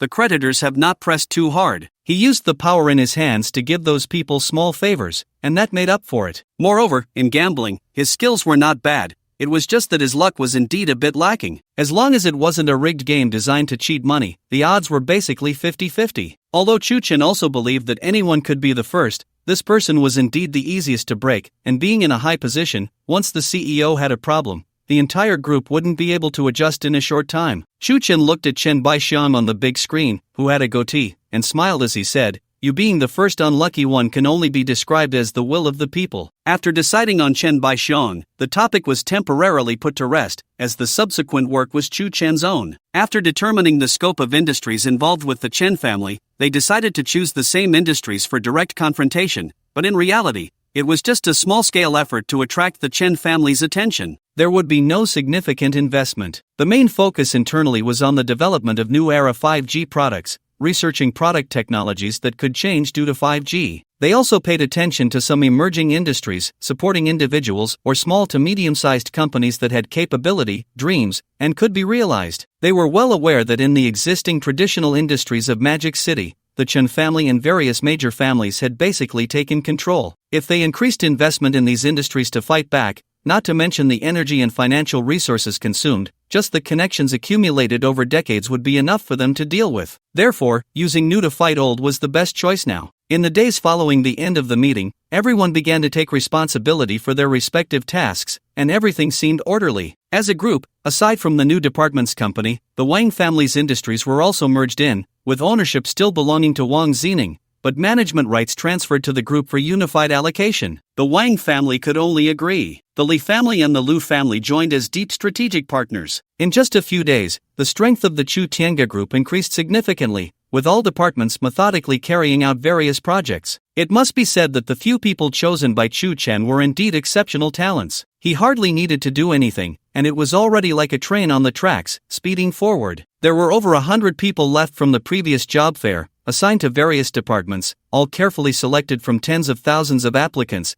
and they were all outstanding. The talent strength within the group was evident. And of course, Chen was not idle, he had his own work to do. After that day's meeting, Chen assigned Louis-chan to manage the cleaning department. This decision surprised many, but it was not unexpected for Louis-chan, as Chen had already told him all the plans. After completing his daily work arrangements, Louis-chan disappeared, often unseen. Of course, managing the cleaning department was indeed considered a semi-idle position. Then there was Chu Mengting, a stunning beauty who was indeed very eye-catching in the office area. But everyone knew that a woman who had passed 4 hurdles was not so simple. Everyone understood that this woman was not to be trifled with. President Chu must have his own plans. Although Chu Mengting felt unhappy, she was still diligent and willing to work hard, and since this job was also new to her, her temperament was fully displayed. Every day sweeping the floor, wiping the tables, organizing various tools, and handling logistics made her enjoy it, the only downside being that she hardly saw Chen. This left her feeling empty inside. After a few steady days, she finally awaited her opportunity. Tomorrow was Saturday, a day off, so Chen called Xu Mengting to clean his entire office. With no one in the office, Xu Mengting cleaned while observing her surroundings. She was greatly disappointed by the drawers and cabinets, thinking, this boss has it too easy. In the vast office, there wasn't even a single piece of paper, nor was there a computer on the desk. She couldn't find a place to sneak a peek at any documents. This extremely minimalist environment made her start to doubt whether Chen really had some kind of background. Before long, Chen entered while on the phone. You know, things have just gotten on track these past few days,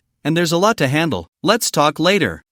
Goodbye. It was Chen Wenhai calling to congratulate him. Since the last dinner appointment before the Wang family's departure, Chen Wenyang had occasionally called, but Chen had declined every time. The less contact with Chen Wenhai meant more mystery. Moreover, his plan targeting the management of the Chen family had already begun, and every step had to be flawless. After hanging up, he ignored Xu Mengting and walked straight into the office's suite, a bedroom designated for rest. Xu Mengting was quite disciplined. She accepted her situation. When Chen entered, she respectfully bowed and greeted him, but all she received in return was Chen not even glancing her way. Feeling somewhat displeased, she angrily tidied up while eavesdropping on the sounds from the bedroom. After about 10 minutes, the bedroom door opened, and Xu Mengting stared, frozen in place. A middle-aged man in his 30s or 40s walked out. He wore an ostentatious white casual suit with a flashy pattern, a gaudy pink shirt, and a pair of white pointed leather shoes that seemed lethal. He appeared quite capable, with slick back hair shining with grease. As he walked out, one hand was still touching the ring on the other hand. Although his face didn't look too old, he was slightly overweight and bore a hint of weariness. His entire demeanor resembled that of a greasy middle-aged gambling god. But he was truly ugly. Xu Mengting didn't expect there was actually someone hiding in the bedroom, someone she had never seen before. She thought perhaps it was one of Chen's partners who was too tired and had fallen asleep inside. After nodding a greeting, she continued with her work, but after a long while, Chen still hadn't come out. The greasy middle-aged man was actually Chen, who had used disguise techniques, now sitting on the office sofa, eyeing Xu Mengting with a lecherous gaze. It had to be said that even in a plain cleaner's uniform, she couldn't hide her outstanding appearance. At over 1.7 meters tall, with a perfect face, anyone who saw such a cleaner would truly want to become the rag in her hands. After staring for a while, Chen walked over and slapped Xu Mengting's backside hard. You! Xu Mengting was taken aback, leaning against the desk. It's me. Chen stopped pretending, as the time was right. The young, magnetic voice finally came from the greasy middle-aged man, a voice Xu Mengting was all too familiar with. President Chu? She asked uncertainly, carefully examining Chen's face, which looked real from every angle. Chen nodded and said, "Come with me to watch a game tonight." Xu Mengting still couldn't believe it, but that voice was etched deep in her mind. Why are you dressed like this? It's fun. Do you like role-playing? I have many more uniforms inside. Do you want to try some? Xu Mengting shook her head. To be honest, she was looking forward to it. Uniforms, role-playing, cosplay were all very exciting ways to enhance the mood. But no matter how enticing, none of it involved disguise, and facing such an ugly, greasy middle-aged man was something she found hard to accept. You want me to accompany you to watch a game? You've performed well this week. After the game tonight, you can get a promotion next week. Xu Mengting didn't care much about the promotion, but being invited to watch a game out of the blue was indeed surprising. Could it be that Chen really liked this sort of thing? Enjoyed role-playing? Was he planning to make a move on her today? She could never guess that Chen knew she was from the Chu family in the capital, so in her eyes, from the very first meeting, Chen was just an indecent, lewd man with strange movements and inappropriate thoughts. It was just that he was quite to her taste. Xu Mengting hesitated for a moment. Staying in the cleaning department was definitely not a solution. She couldn't gather more information about Chen, so it was better to take this opportunity tonight to improve their relationship. Who knows, maybe, when a woman doesn't like you, even a casual touch will make her feel disgusted, thinking you're a pervert. But when she is truly infatuated with you, your lewdness becomes a form of acknowledgement of her charm. Thinking of this, Xu Mengting felt a little excited. After so many years, she finally encountered a man who could make her feel thrilled, and after all, she was still a novice, her heart racing exaggeratedly. Countless images flashed through her mind, all exaggerated and embarrassing scenes. After being a cold and proud woman for over 20 years, ever since meeting Chu Chen, her mind would occasionally start to fantasize, which was something she found quite surprising. But when she looked up at the man she longed for, all her enthusiasm vanished, and she even felt that the images in her mind were somewhat disrespectful to her body. Because it was really too ugly. If she hadn't known this was Chu Chen, she probably wouldn't want to look at him even once in her life. After thinking for a while, she nodded in agreement. Seeing her consent, Chu Chen glanced at his watch. It's still early. I'll take you to buy a dress first,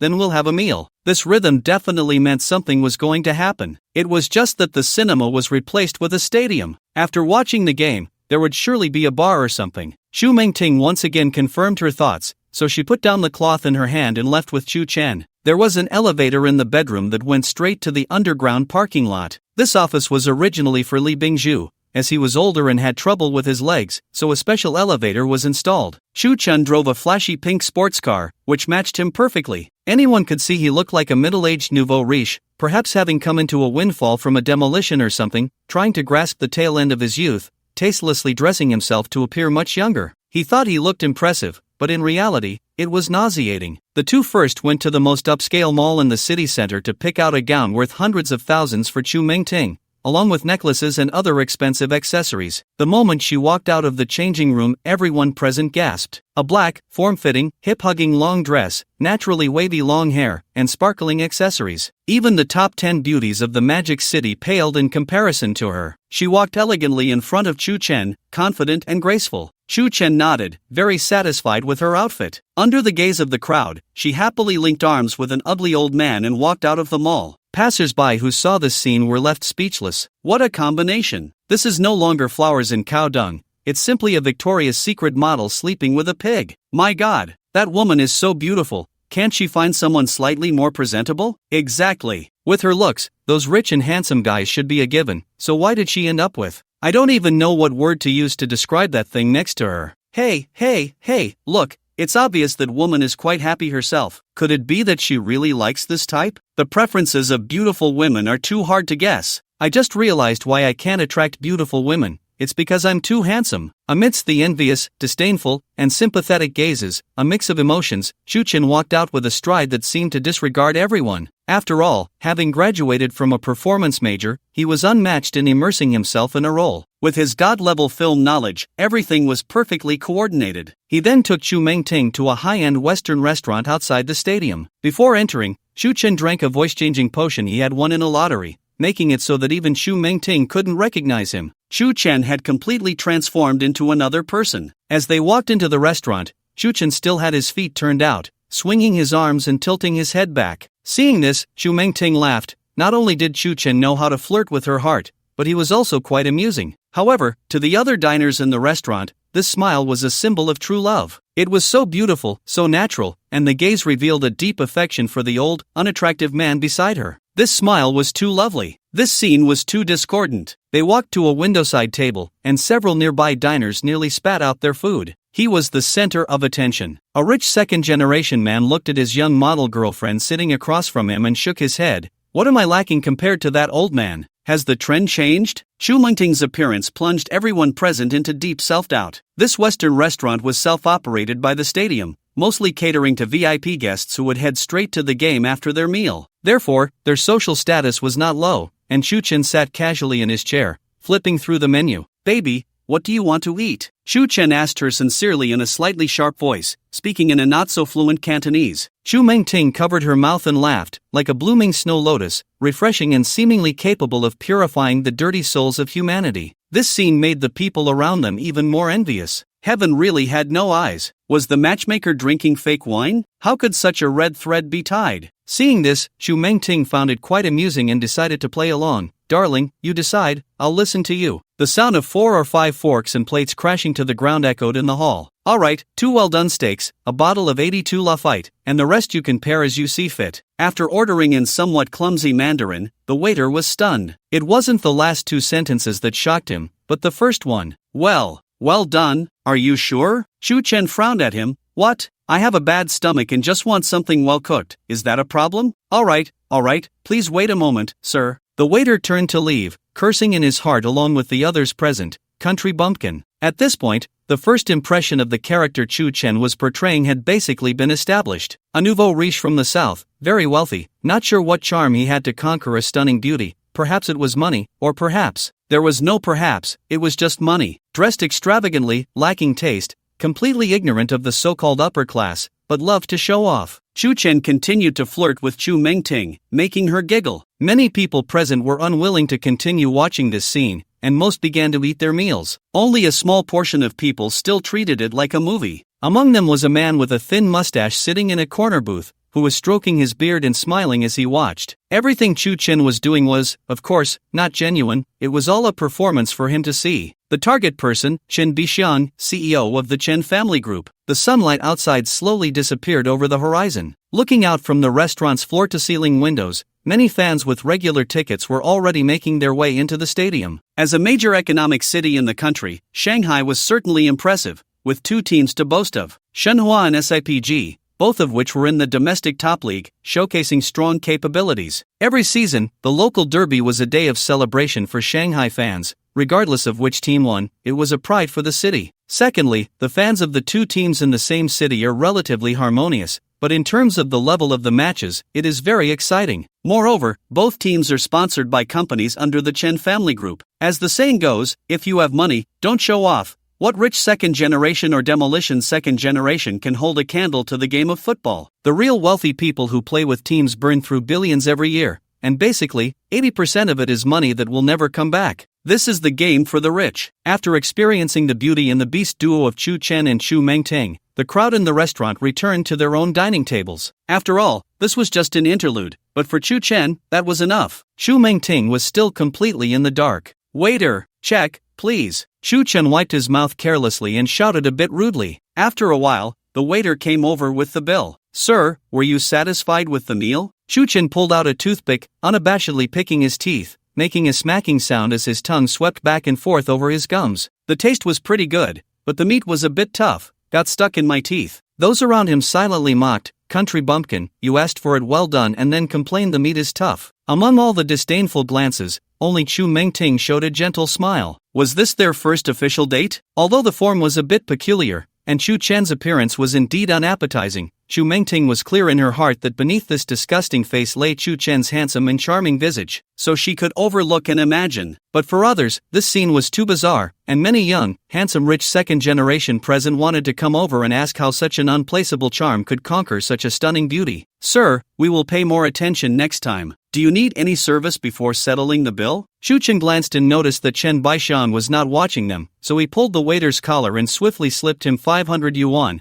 whispering a few words in his ear. The waiter, upon hearing this, was taken aback and stood up straight, shouting, "Gambling? Sir, that's illegal. We don't have that here." This statement attracted the attention of the surrounding guests, including Chen Baixiang. Amidst the pointing and dissatisfaction of those around, Chu Chen showed a hint of embarrassment, then nervously clasped his hands together and nodded to the people around, indicating he was sorry for the disturbance. He then frowned at the waiter, speaking sternly yet quietly, "If you don't have it, then don't shout so loudly." Although his face showed displeasure, his fingers under the table gave the waiter a thumbs up. He then settled the bill and left the restaurant with Chu Mengting. The waiter respectfully saw them out, happily pocketing the 500 yuan tip. The other diners shook their heads. This couple would surely become the gossip of the next few days. Middle-aged greasy nouveau riche versus angelic, stunning goddess. Many watched their departing figures, shaking their heads and making sking sounds. They couldn't help but imagine some scenes in bed, which were simply too gruesome to bear, truly heartbreaking for listeners and tear-inducing for onlookers. Only one person was an exception, and that was Chen Baixiang. Gambling is illegal in the country,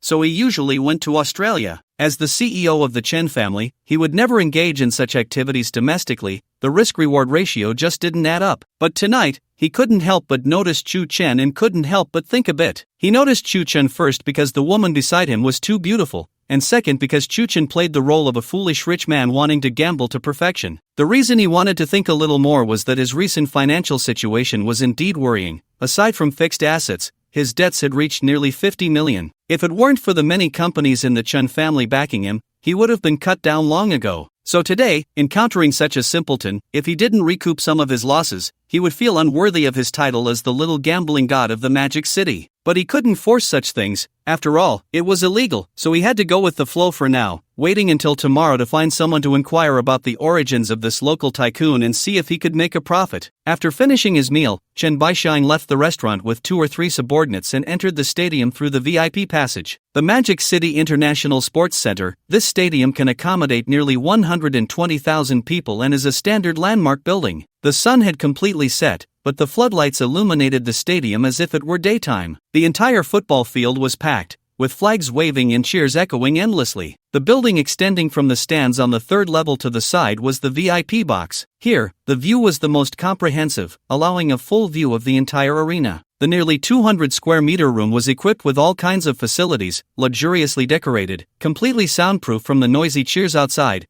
and several large glass panels transformed this place into a realm for the wealthy. If the ordinary spectators in the stands were there to watch the game, most of the people here were there to socialize. The floor was covered with a red carpet, and besides telescopes, there was a large screen broadcasting live, transmitting the dynamics of the field in real time. The long table was laden with desserts, fruits, and drinks, along with waitresses dressed as cheerleaders. At this moment, there were about a dozen people already seated in the VIP room, almost everyone accompanied by beautiful partners. When Chen Baishang walked in, he received nods and gestures from everyone. These 2 teams in the stadium belonged to the Chen family, so his appearance was naturally like that of a host. Chen Baishang genuinely enjoyed watching the game, and today's local derby was also a social event that many wanted to get to know him at. Everyone knew he would definitely show up. Therefore, almost everyone in the VIP room was waving or coming over to shake hands with him, except for 2 people sitting in the front row, who had ignored him since he entered, happily chatting with each other. Chen Baishang found it a bit strange, but the backs of those 2 seemed somewhat familiar. After greeting people in the crowd, Chen Baishang let everyone relax a bit and then walked towards the front row. In fact, there were hardly any real spectators here. Most people were chatting and getting to know each other while holding red wine or beer, or discussing some collaborative matters. In this way, the 2 sitting in the front row appeared somewhat out of place. Chen Baishang approached and sat down next to them, separated by a small aisle, and glanced over. Wasn't this the Beauty and the Beast from the restaurant? Chen Baishang found it a bit interesting, so while waiting for the game to start, he observed these 2. Chu Mengting covered her mouth, laughing charmingly, and patted Chu Chen's shoulder, saying, not counting, let's do it again. Chu Chen crossed his legs and smiled. You owe me $100 now? Chu Mengting nodded. I won't go back on my word. Continue. Chu Chen turned to look at the lively scene of the audience in the stadium, then pointed at a flag-waving fan and said to Chu Mengting, $200, that guy's flagpole can only wave 10 more times at most before it breaks. Chu Mengting looked at a chubby guy not far from them in the stands, who was currently wearing a headband, his face painted in camouflage, shirtless, waving a huge flag of the Magic City Shanghai Port team. Chu Mengting saw no problem at all. Okay, 200, it won't break. The 2 sat up straight, leaning slightly forward, fully focused on that chubby guy. 1, 2, 3. Just as they counted to the 8th, the fat man's flagpole suddenly snapped into 2 pieces, flinging outwards, the flag landing on several people's heads, and the pole hitting someone nearby. In an instant, everyone surged to attack, pointing and cursing at the fat man, while he kept nodding and apologizing. Nice! Chu Chen slapped his thigh and reached out his hand to Chu Mengting. Quick, 300. Chu Mengting's eyes widened in disbelief as she looked at Chu Chen. How did you know it would break? Chu Chen replied with a smile. The flagpole is made of bamboo. His grip was wrong, and the flag's proportions were off, so all the stress points were exactly at the weakest spot. It was only a matter of time before it broke. Then how did you know it would be after 10 counts? I didn't know, just a gamble. Chu Mengting clicked her tongue in admiration, looking at Chu Chen with a hint of respect. Meanwhile, Chen Baishang, who was watching from the side, suddenly became interested. This person didn't seem as foolish and wealthy as he appeared. Not only could he analyze, but he also dared to gamble on luck. Chen Baishang stroked his little mustache, continuing to watch with great interest. I'll take a turn. Chu Mengting excitedly began observing the field. Although the team members had already started entering the field, the 2 of them seemed more interested in this. Chu Mengting was eagerly watching when she saw someone in the field stand up and shout at a vendor selling water in the aisle. I bet that person can't catch the water thrown at him. $200. After glancing, Chu Chen placed a hand on the backrest behind Chu Mengting. Okay, I'm in. The vendor pulled out a bottle of mineral water from the box and threw it towards a row of fans in the middle. The bottle traced a beautiful arc and directly hit a person behind. That person stood up and began to argue with him. No way. Is this real? you're not bad either, how did you know? Shu Chen laughed and casually wrapped his arm around Chu Mingting. When he stood up, he was swaying back and forth. He was clearly drunk because I act like that when I'm drunk. Chu Mingting also laughed happily. You won, but this round counts as 200, so you still owe me 100. Chen Baixiang was now completely drawn in by the two, and their betting antics piqued his interest. Can I tell you now that I really don't like watching football? Is it too late? Chu Mingting suddenly asked. Late, definitely late, it ruins the atmosphere. I just don't get why a bunch of people are fighting over a ball. I've never understood that since I was little. Shu Chen smiled. It's okay, not understanding is fine, we can just keep playing. At this point, the players on the field had finished their introductions, and both sides were ready to flip a coin to start the game. But the two seemed completely uninterested. Chu Mingting then spotted a cheerleader in a super short skirt walking towards the substitutes bench. She pointed, see that cheerleader beauty? Shu Chen squinted at the field. Which one? The one with the perky but walking towards the substitutes. Oh, I see. Let's guess how many players will be staring at her. There were 9 players sitting on the substitutes bench, all looking quite serious. After studying for a while, Shu Chen said, their team is about to attack, I guess 3. Chu Mingting smiled, I guess at least 6. Shu Chen looked astonished, 6? Yeah, I know men better than you do. Just as they were chatting, a voice suddenly came from the side. 5, I guess 5. Shu Chen and Chu Mingting turned their heads simultaneously to see a smiling Chen Baixiang looking at them. Can I join your game? Shu Chen hadn't spoken yet, but it was Chu Mingting who spoke first. Alright, how about 200? What should I call you? Hearing the beautiful woman's inquiry, Chen Baixiang's mood brightened, and he sat up straight, raising his glass of red wine. My surname is Chen, no need for formality. After saying that, he pointed at the bench, definitely 5, at least 5. Shu Chen shrugged and accepted. Okay, let's see who understands men better. He hadn't expected Chu Mingting to respond to Chen Baixiang's question first and even start a bet. It seemed this woman was already having a good time today. With her social skills and easygoing nature, she should be able to help him a bit. At that moment, the cheerleader had already walked to the edge of the bench. 1. Chu Mingting pointed, and the first player on the bench, unsurprisingly, was staring intently at the beautiful woman's legs as she walked away. 2. Shu Chen counted again. Just as the third player was watching, Chen Baixiang stood up excitedly, his face full of excitement. 3, 4. Shu Chen slapped the armrest of his seat hard. Damn, I lost. Immediately, Chen Baixiang moved closer to the glass, his excitement hard to contain. 5. 5. Although they hadn't finished counting, they had already reached the number Chen Baixiang had guessed. He turned to look at Chu Chen and Chu Mingting with some excitement. At this moment, Chu Mingting was nervously biting her small hand. One more. She stared intently at the last few players, not taking her eyes off them until the cheerleader walked past the bench without looking back. Chu Chen shook his head in disappointment, reaching into his suit pocket to get money. Seeing this, Chen Baixiang clenched his fist. Yay, I won. Then he looked at Chu Mingting and said with a smile, sorry, beautiful, you lost 200. Wait. Chu Mingting pointed at the court, and the despair that had been on her face turned into a smile. Chen Baixiang turned around and saw that the last player on the bench had actually gotten up from his seat, pretending to look at the game and doing warm-up exercises, but his eyes were fixed on the beautiful woman's legs and backside. 6. Ha ha ha. 6. Chu Mingting danced with excitement. The one who understands men the best is still me. She smiled at the 2 men in front of her. Pay up, pay up. Chen Baixiang first pounded the glass in frustration, then walked over while taking out money and said, I demand fairness. I want to win my money back. Let's bet again. In an instant, in less than a second, a smile flashed across Chu Chen's face, and he felt secretly pleased. What was meant to come would always come. Chu Mingting took the 200 and smiled back. Alright. Chu Chen felt the same, willing to accept the loss. In fact, a few $100 really wasn't much for them, but the feeling was absolutely extraordinary. Earning 10,000 and winning 10,000 in a bet felt completely different. The difference between the two was the belief in one's own fate. To put it simply, earning 10,000 is something I worked hard for, and I feel justified. Winning 10,000 is believing in my fate, believing in the results from the heavens. Although there would be some skills and knowledge involved, betting is mostly about destiny. This is the psychology of a gambler, an exhilarating hormone that, once it takes hold, is hard to shake off. Chen Baixiang stood next to Chu Chen and said directly, which team will commit the first foul next? I don't understand football, you guys play. Chu Mingting pouted, then happily tucked away the few hundred she had won. Hearing this, Chen Baixiang sat directly next to Chu Chen, Shanghai port. Chu Chen glanced at him, then frowned and asked, how much are we betting? Chen Baixiang knew this kid was interested, so he took out his wallet and said casually, 10,000. Chu Chen also looked at the cash he had brought. Alright, let's bet 10,000.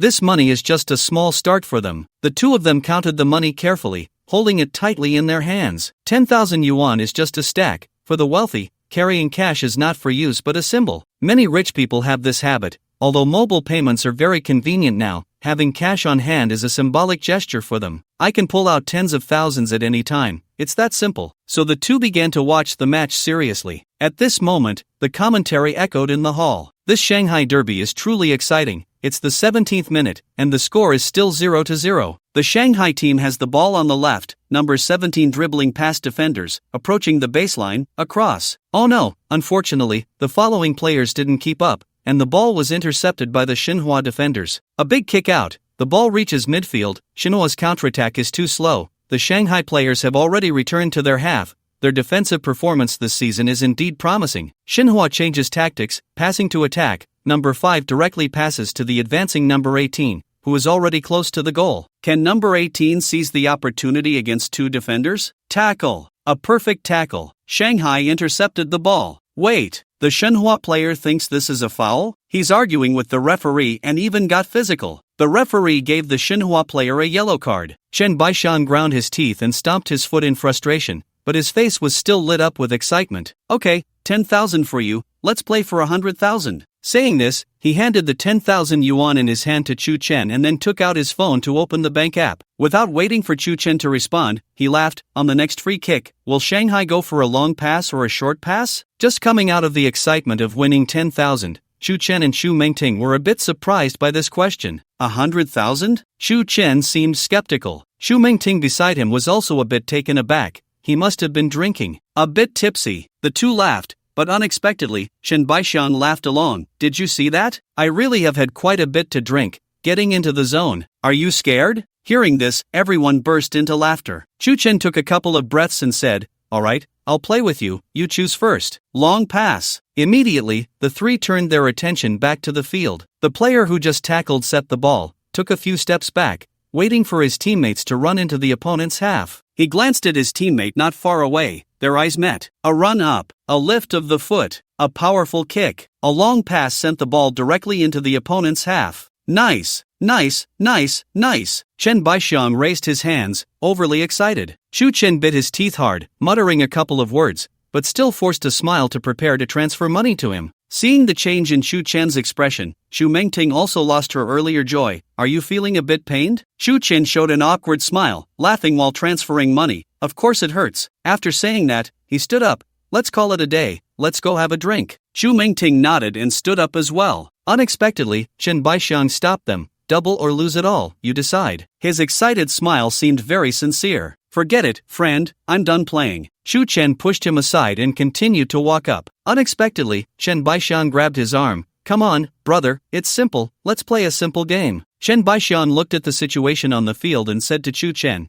Shanghai is about to take a corner kick. If they score, you win. How about that? Simple, right? Corners are always aimed at the goal. The odds are pretty good. Chu Chen still hesitated after hearing this. Where else would a corner kick go if not towards the goal? But he indeed felt a bit reluctant to play. Unexpectedly, Chen Baishan looked at him with genuine sincerity and great happiness. I really want to play, come on. To be honest, I have a good impression of you. This time you definitely won't lose. At that moment, Chen Baishan was genuinely interested in Chu Chen, and more importantly, his gambling addiction had kicked in. For a gambler who owed tens of millions, whether he won or lost didn't matter, the thrill was what counted. This time, he actually wanted to lose, just so that Chu Chen could accompany him for a few more rounds. Hearing these words, Chu Chen was already a bit swayed, but Xu Mengting beside him seemed a bit impatient. Looking at Chen Baishan's eyes, Chu Chen smiled and asked, how much this time? Seeing the opportunity, Chen Baishan said, let's be friends, 500,000. The two locked eyes, neither willing to back down. Although they both wore smiles, the flames of battle in their hearts had already been slowly ignited. Chu Chen bit his back teeth and then agreed.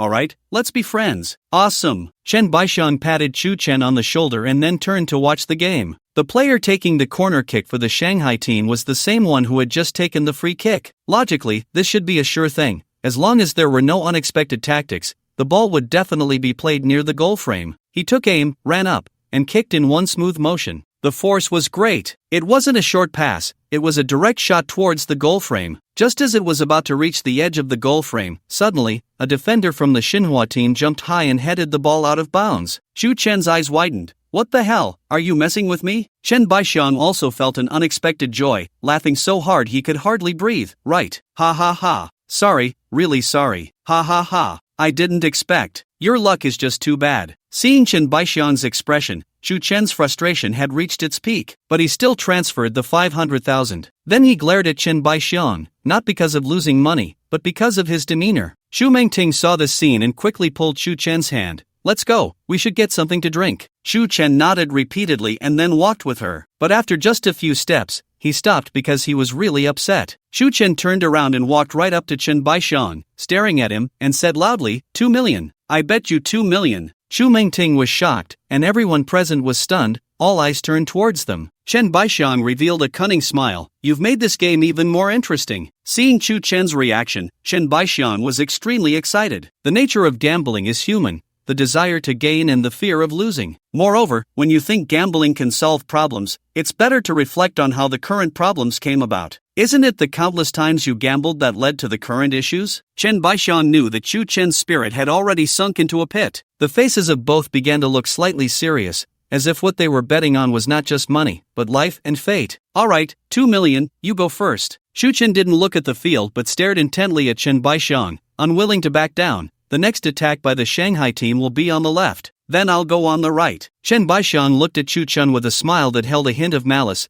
then slowly turned his head to watch the field. The coach of the Shanghai team had just called a timeout, assigned tasks, and then substituted players to initiate an attack. The goalkeeper made a long pass to the midfield, and after a scramble, the ball was intercepted by Xinhua, who then began a counterattack. A direct pass was made behind the Shanghai team, but unexpectedly, it was too strong and was directly caught by the goalkeeper. The goalkeeper then kicked the ball out again, and it landed steadily at the feet of the right wing forward. Chen Baixiang's eyes sparkled as he slowly turned his head to look at Xu Chen. At this moment, Xu Chen's eyes were unfocused, his expression dazed, clearly feeling that luck was not on his side today. Xu Mengting, seeing this, hurriedly came up to support him. Let's go, stop playing. Xu Mengting knew how terrifying the addiction to gambling could be. The Chu family in the capital had strictly prohibited any involvement in gambling activities. Although she also knew that over 2 million wasn't much for Xu Chen, once gambling started, one would always think about winning it back, turning the tide, and ultimately falling into the abyss. Xu Chen forced a smile on his face. It's fine, don't be nervous. At that moment, Chen Baixiang had already collected the money and was sitting in a chair, slowly savoring his red wine. Can you hold it together? Let's go have a drink, play something else. Maybe today is just not your lucky day.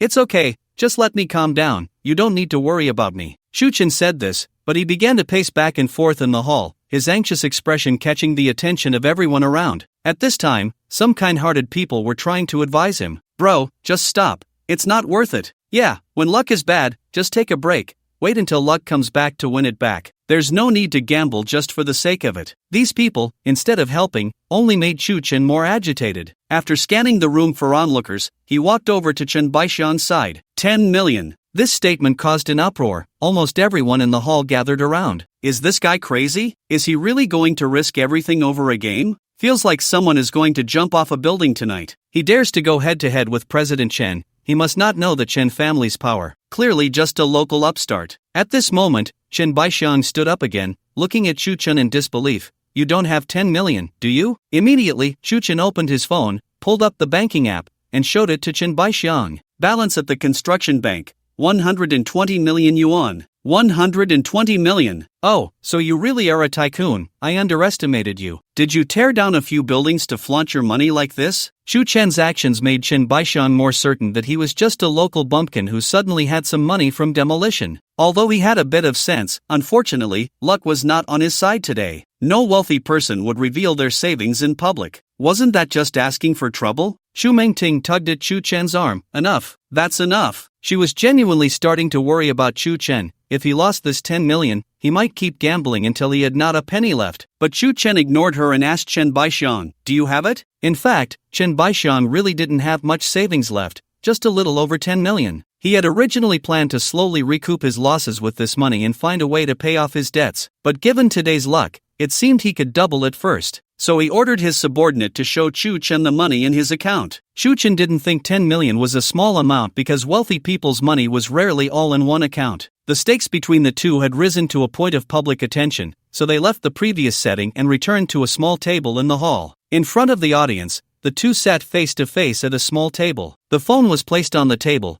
The screen paused at the payment confirmation stage. Password verification and everything else had been completed. The winner just needed to press confirm to receive the 10 million transfer. This time, what do you want to play? Chu Chen picked up a deck of cards from the table and placed it in front of them. One card each, whoever has the bigger card wins. Comparing sizes? A 10 million bet on a card? Wasn't this purely a matter of luck? Absolutely reckless. This kind of life and death gamble was simply too thrilling. If I had that much capital, I would want to take a shot too. The people around began to chatter, each thinking that Chu Chen had gone mad, but they also knew that for gamblers, it was either losing everything or winning big. Those who could truly know when to stop simply did not exist. Chen Baixian was the same. Although he was now gambling his entire fortune, today he was favored by Lady Luck, and the brother across from him was indeed having a bad day. He had learned a trick back in Australia: just follow whoever was winning at the table, no need to think too much. It seemed that today, he was the luckiest one in the room. Without a second thought, he flipped over a card. Damn it! A 5 of clubs appeared before everyone. In terms of size, his chances of winning were already less than 30%. Upon seeing this, Chu Chen burst into laughter. Looks like your luck has run out. Even the people around them sighed, knowing that Chen Baixian was about to take a big hit. Many knew his financial situation. 1 million was not a small amount for him right now. However, few knew that in terms of personal cash assets, this was all he had left. Xu Mengting, standing beside him, once again reminded Chu Chen, no matter win or lose, let's leave after this round. Chu Chen's face lit up with a smile, saying, lose? That's impossible. After saying that, he carefully drew a card from the deck without looking. Instead, he confidently held the card above his head and slammed it down on the table. How can I lose? With a roar, a 3 of diamonds landed heavily in the center of the table. Everyone was dumbfounded. Chu Chen couldn't believe his eyes. What was going on? He stared blankly at the 3 on the table, collapsing into his chair. At that moment, Xu Mengting also closed her eyes in despair. After the initial surprise, Chen Baixian began to laugh maniacally, accepting the congratulations from those around him while gently pressing the transfer button. He said nothing, only looked at Chu Chen with mockery, the smile at the corner of his mouth never fading. One card had won him 10 million. This was not what thrilled gamblers the most. The real thrill was winning with just a 5. What incredible luck and fate! It was enough to prove that today, heaven was on his side. Looking at Chu Chen, he seemed like a soul stripped of life, his eyes devoid of color, his body feeling as if it lacked the strength to support him. Immediately, Xu Mengting hurriedly helped him up and grabbed the phone from the table. Let's go! Don't say anything! At this point, the attention of the onlookers had shifted to Xu Mengting, such a stunning woman caring for a little old man as if it were true love. If this greasy middle-aged man lost all his money today, they might have a chance. With this thought, many stepped forward, eager to try their luck. But just as they were about to reach out or speak, they were frightened back by Xu Mengting's glare. Except in front of Chu Chen, she remained the queen high above. Chu Chen gently pushed away Xu Mengting's hand and stood up. I'm fine. After saying that, he walked toward the door. Each step felt incredibly heavy, and to everyone watching, he looked like a defeated dog, fleeing in disgrace. Just as he reached the door and grasped the doorknob, Chen Baixian, lost in excitement behind him, mocked, sorry, my friend,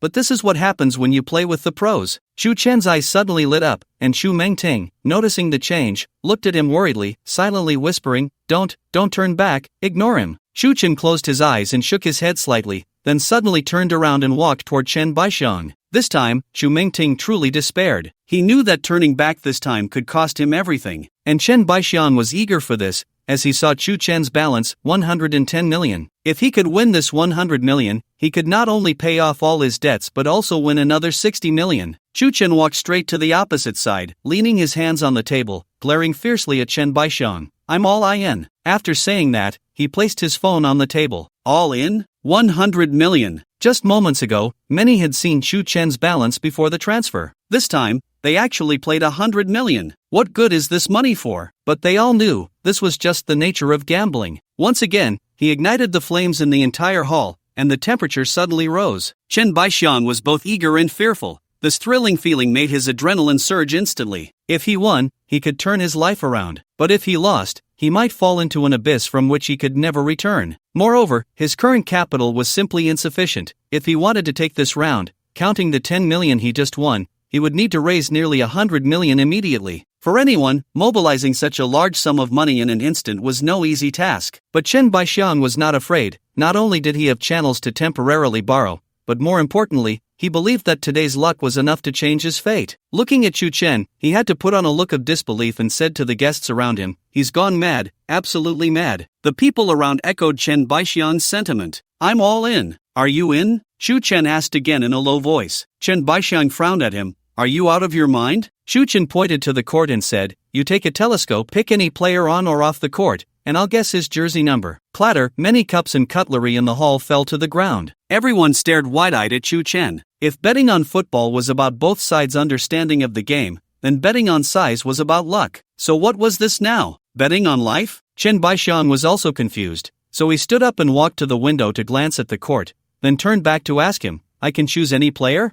What are your odds?" Including substitutes, there are nearly 40 people. A 1 in 40 chance to bet 100 million? 2.5%? Even in Australia, if the statistical probability of winning was below 70%, it was not worth playing. 50% could already be called gambling. Below 30 was reckless. Around 10 was simply irrationally throwing money away. Now with only a 2.5% chance, what on earth did he want to do? The people in the hall began to shake their heads in disbelief, and some even wanted to come up and advise him. But after all, this was Chen Baixiang's territory, and it was not appropriate to block someone's path to wealth. So they could only feel regret in their hearts, watching a billionaire about to fall again. Chu Chen replied lightly, "That's right, for you, victory is assured. I bet 110 million. Too crazy." Chen Baixiang's eyes sparkled, but he still felt something was off, so he turned away. "I don't like playing like this." Chu Chen quickly added, "I can take a step back. You choose the player. She'll guess the number." After saying this, he pointed to Chu Mengting behind him. "Me?" Chu Mengting pointed at herself, her eyes wide with disbelief. She had never done anything so thrilling. Hearing this, Chen Baixiang turned back to look at the two of them. By this point, he couldn't think of any possible loopholes. He would choose a player randomly, and then let this beauty guess. How would she guess? With no reason or basis, purely relying on a woman's sixth sense. It was simply a fantasy. Thinking of this, the smile on his face couldn't stop. "You really are crazy, but who wouldn't want free money?" After saying this, he immediately took out his phone and walked to a corner. Chen Baixiang decided to gamble on this round. He had no reason to lose. First, he had the finance department transfer over more than 50 million in available public funds immediately. Although there were no proper procedures, after all, he was Chen Baixiang, the CEO of the Chen family group, and under pressure and temptation, the money was all in within 10 minutes. Then he found a loan shark, and with the backing of the Chen family, he secured another 40 million, plus the previous winnings, just enough to make it 110 million. The money was gathered, but he could no longer afford to lose. Not to mention the public funds that would be needed the next day. Just the ability to instantly borrow over 40 million in high-interest loans is probably not something to be trifled with. Chen Baixiang placed his phone on the table as well, and the two entered their passwords again, reaching the final step of confirming. At this moment, his mood had surpassed any previous experience of going to ouching. His eyes gleamed with an incredibly cunning light as he looked at Chu Chen. "This game, I'm playing with you." He then had his subordinate hand him a pair of binoculars and walked to the window. Turning back to glance at Chu Chen and Chu Mengting, he began to look out at the court with a confident smile. Behind him, Chu Mengting walked up to Chu Chen. "What exactly do you want to do?" "I can't do this. 100 million. You can't make me do this. Making money isn't easy. Please be a bit more rational." As she said this, Chu Mengting's fondness for Chu Chen had diminished somewhat. After all, being a gambler is not a good habit. Hearing these words, Chen Baixiang smiled slightly. "That tone is just like my wife's." Seeing that Chu Chen did not respond, Chu Mengting grew increasingly angry. Thinking that it was fine, this Chu Chen clearly wasn't worth the Chu family's investigation, and it wouldn't be long before he would ruin himself. With that thought, she turned to leave. Just then, Chen Baixiang's bodyguard stepped forward to block the doorway, obstructing her path, and was about to grab Chu Mengting. At that moment,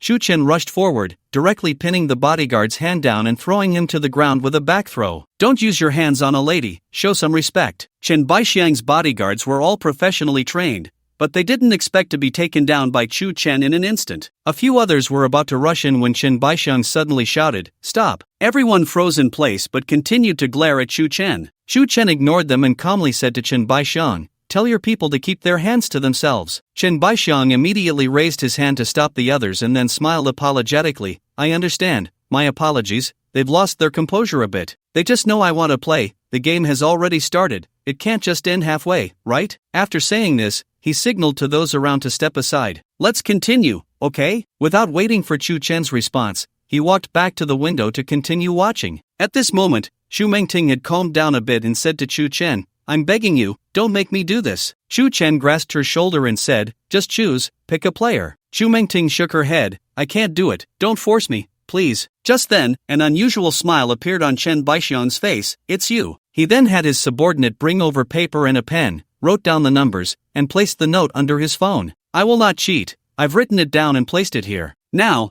please start your performance. Xu Mengting shook her head while looking at Chu Chen, her eyes already glistening with tears. Although she had experienced a lot growing up, she had never been trusted like this before. Moreover, 100 million is not a small amount even for wealthy people, let alone that this money was not for investment but merely for gambling. Choose, pick whoever you want, I believe in you. Xu Chen gave Chu Mengting a bit of courage with his determined gaze. Chen Baixiang walked up to them and provocatively said to Chu Mengting, this isn't your fault, it's him, he's gone mad. But the game has started, you can't stop now. Looking into Chu Chen's eyes, Xu Mengting took a deep breath. At this point, there was no turning back. Even if she chose to give up, Chen Baixiang probably wouldn't let them leave easily. Seeing Chu Chen nod at her, although she couldn't say she was in despair, it felt like the last straw had been placed on her shoulders. With that thought, she took the binoculars from Chen Baixiang's hand and walked toward the window. Chen Baixiang stood beside her, beaming with excitement, as all eyes in the venue were focused on her. Chu Chen sat down, quietly watching her silhouette. Xu Mengting took a deep breath again,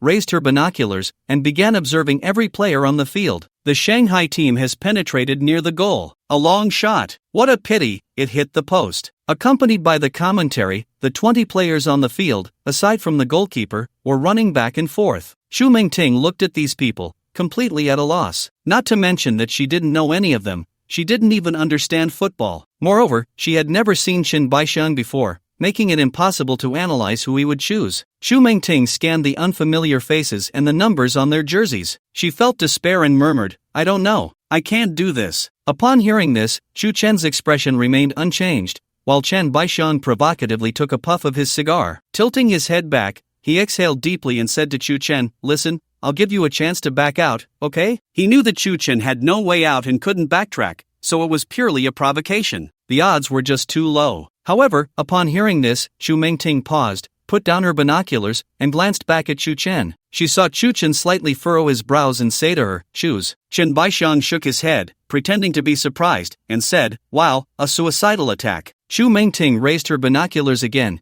scanning the faces and numbers of everyone on the field. I choose. She continued to look around, wanting to find something, but not knowing what it was. I choose. Suddenly, the image in the binoculars swept over a player warming up outside the Xinhua team's bench. Xu Mengting quickly looked back. Suddenly, her eyes lit up, and she confirmed several times in disbelief. She kept looking again and again. The number 32 player was warming up at the sidelines, as if about to enter the game, and was facing their VIP room perfectly. Xu Mengting was sure she wasn't mistaken. That number 32 player was someone she knew very well. Although their time together was short, they saw each other every day. Standing at the sidelines was actually Luishan, her direct superior, the head of the cleaning department at the Chu Tiange group. At that moment, Xu Mengting finally understood everything. The corners of her mouth slightly lifted, but she still restrained her inner excitement. I guess. Number 32? Having chosen the number, everyone in the room eagerly looked at Chen Baixiang. A number worth 110 million. Chen Baixiang's face first twitched, then he revealed a strange smile. No. Just as everyone was ready to congratulate Mr. Chen on winning 100 million, Chen Baixiang suddenly slammed his cigarette onto the ground, his smile instantly freezing, and he shouted with all his might, no, impossible, absolutely impossible. At that moment, Chu Chen moved his phone aside, took out a piece of paper, opened it, and showed it to everyone. It clearly displayed the large number written on it, 32. At that moment, everyone in the VIP room seemed to witness a miracle. How could this be? The focus in the venue shifted from the guests on Chen Baixiang's side. There were even more cheers and gasps of amazement, because it was just too thrilling. After his roar, Chen Baixiang had entered a state of near madness. He looked at Xu Mengting in disbelief.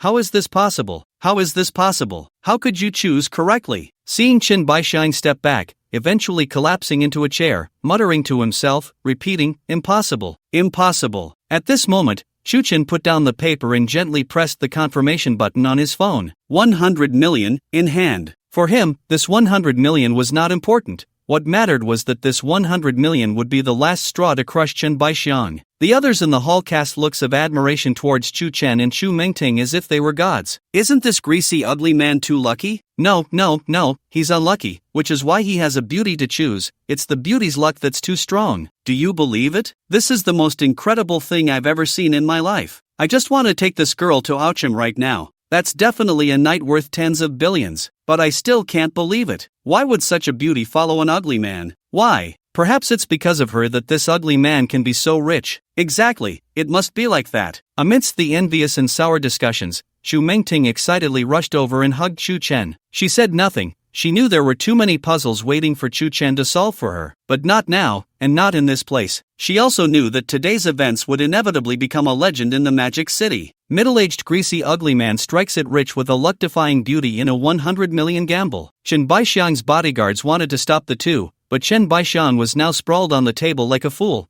And since this was a fair gamble, so many prominent people were watching. Moreover, they had just witnessed Chu Chen's skills. If a fight broke out, they had no confidence in stopping him. So after glancing at the situation around them, they could only retreat reluctantly to the sides. Until the two walked out of the hall, Chen Baixiang did not say another word. So thrilling. So much fun. Chu Mingting's half-body was sticking out of the sunroof, stretching her hands to feel the essence of the Magic City's night. The wind whistled past her ears. She had never felt such a refreshing sensation. The thrill of the reversal, the satisfaction of a fatal blow after being kept in the dark. The streetlights flashed rapidly before her eyes, and the night scenery by the roadside appeared exceptionally beautiful. She suddenly felt that this trip to the Magic City seemed destined. After releasing the pent-up energy in her heart for a while, she sat back in the car. Looking at Chu Chen, who had already removed his makeup and revealed his handsome face, her eyes were filled with overflowing admiration. Tell me quickly, how did you do it? You really scared me just now. Chu Chen smiled and took out his phone. I need to make a call first. After dialing the number, he pressed the speakerphone button. Mr. Chu, is everything settled? Yes, you can come back now. Chu Chen did not hang up the phone, and Luishan's voice continued from the other end. You can leave now, coach, our debts are settled. After hearing this, Chu Chen hung up the phone and said to Chu Mingting, you performed well. How did you do it? Don't keep me in suspense. The excitement on Chu Mingting's face was hard to express. She was eager to hear the answer. Chen Baixiang, CEO of the Chen Group, with a debt of 50 million, a seasoned gambler. He bets on everything, from cash to everything else. Chu Mingting's eyes sparkled as she continued to ask, so how did you know which player he would choose? Chu Chen smiled and turned on the car's music, a relatively quiet song, wanting to help Chu Mingting calm down. After a while, he slowly spoke. We told him, we've been telling him all day. From the moment he left the hotel, we've been leading him by the nose. We planned his subconscious, all he saw all day was number 32. From the style of the vase, the flat advertisements in the elevator, the numbers shouted by the arguing couple in the lobby, even the style of the brooch on the waiter's chest, all were 32. Chu Mingting listened, entranced. What kind of divine operation was this? But what surprised her was far from over. Not only that, but we have also set up the route from the hotel to the stadium. He just needs to look out the window to see these cues. From the signboards to the license plates, and then to the mascots holding advertising boards. Although he hasn't really seen them, they have already entered his mind, making it impossible to avoid. I even saw Luishan. I found an advertising vehicle and projected Luishan's face onto it, stopping right at the intersection where he was waiting for the red light. And that's not all. There were several people with the same hairstyle and appearance as Luishan who unintentionally appeared beside him throughout the day. Did you not notice the music playing in the VIP box just now? Chu Mingting nodded and replied, it's Lu Wanjuan's Scattered and No Love. Exactly, this song has the sounds of 3 and 2 appearing 67 times, like Scattered, Umbrella, and Love, 2, Ear, and so on. Even if he might not be listening, the background music is on a continuous loop. So when he picks up the binoculars to look at the field, seeing a familiar face with the number 32, a voice inside him will prompt him to choose, just choose 32, and he will only think it's his own intuition, so he will obediently select it. Immediately, Chu Chen glanced at her and smiled, saying, and you being kept in the dark makes it even more convincing. All your reactions are genuine, beyond doubt. Upon hearing this, Chu Mingting looked at Chu Chen as if her worldview had been completely altered. Then, what if he doesn't choose number 32? Chu Chen curled his lips and continued, that's right, even with all the work we've done, the probability of his choice is still only about 60%. If he doesn't choose, I will keep raising the stakes until he picks correctly. Hearing this, Xu Mengting could no longer remain calm. Her obsession with Chu Chen had reached a near manic level. That's amazing. It turned out that Louis Shan had been disappearing every day to prepare for this, from the hotel to the stadium, from every waiter to the team's coach. Under Chu Chen's arrangement, he was strategizing one by one. Until this day, all the preparations would explode in an instant. The reason Chu Chen chose this method to deal with the Chen family, aside from diverting their attention and not drawing suspicion, was that he discovered the fun in it. The entire process felt like his own work, from every detail to every character, and this process brought him immense satisfaction. Meanwhile, new expectations began to arise in Xu Mengting's heart. With such an exciting day, would something happen at night as well? Chu Chen drove to a high-end residential area. This was where Xu Mengting lived in the Magic City. Although the Chu family in the capital was wealthy, they did not provide her with overly extravagant conditions to match her identity. In the Magic City, it was just a rented apartment, relatively upscale, and that Hummer was borrowed from a local friend. At this moment, the two sat in the car. Chu Chen said nothing, and Xu Mengting showed no intention of getting out. She sat in the passenger seat, her eyes fixed ahead, and under the quiet streetlights of the community, not a single pedestrian was visible. After experiencing everything today, she did not want it to end this way at all. She even had a new thought in her mind. If it turned out that Chu Chen was unrelated to their family, could she really bring him back? Although his identity was fake, the surname was indeed the same. If a few grandfathers were to take him as an adopted son, wouldn't that be a wonderful thing? From what Chu Chen had shown during this time, even if he was using the name of the Chu family in the capital, he was indeed a capable person, not someone who came out to deceive under a banner. Thinking of this, she felt a bit excited about the results of the DNA test coming out tomorrow. But she was also afraid in her heart. If it really turned out that Chu Chen was indeed a member of their family, and the bloodline was quite close, then her attachment to Chu Chen would become a mess. Thinking of this, she dared not continue to ponder further. But tonight, all the results were still unknown. If something really happened, even if it was confirmed the next day, she would be innocent due to ignorance. More importantly, encountering someone she felt had a high compatibility with her was too difficult. Moreover, she didn't want to pry into Chu Chen's true thoughts. So far, apart from what she perceived as unintentional flirtation, Chu Chen had not shown any signs of liking her. Therefore, this night could not just pass like that, because by tomorrow, everything would change. Thank you for acknowledging me as your pawn today, Xu Mengting said straightforwardly. You're welcome. Today is just a formal interview. There will be many more opportunities for you to showcase your abilities in the future. There will be more? Of course. Don't you want to collaborate with me? Working at my group is just to assess my true capabilities, right? Chu Chen did not expose her but instead offered her a way out. Xu Mengting had indeed prepared some lines during the last interview, but she didn't expect that Chu Chen would show no interest at all, not asking a single question throughout the interview,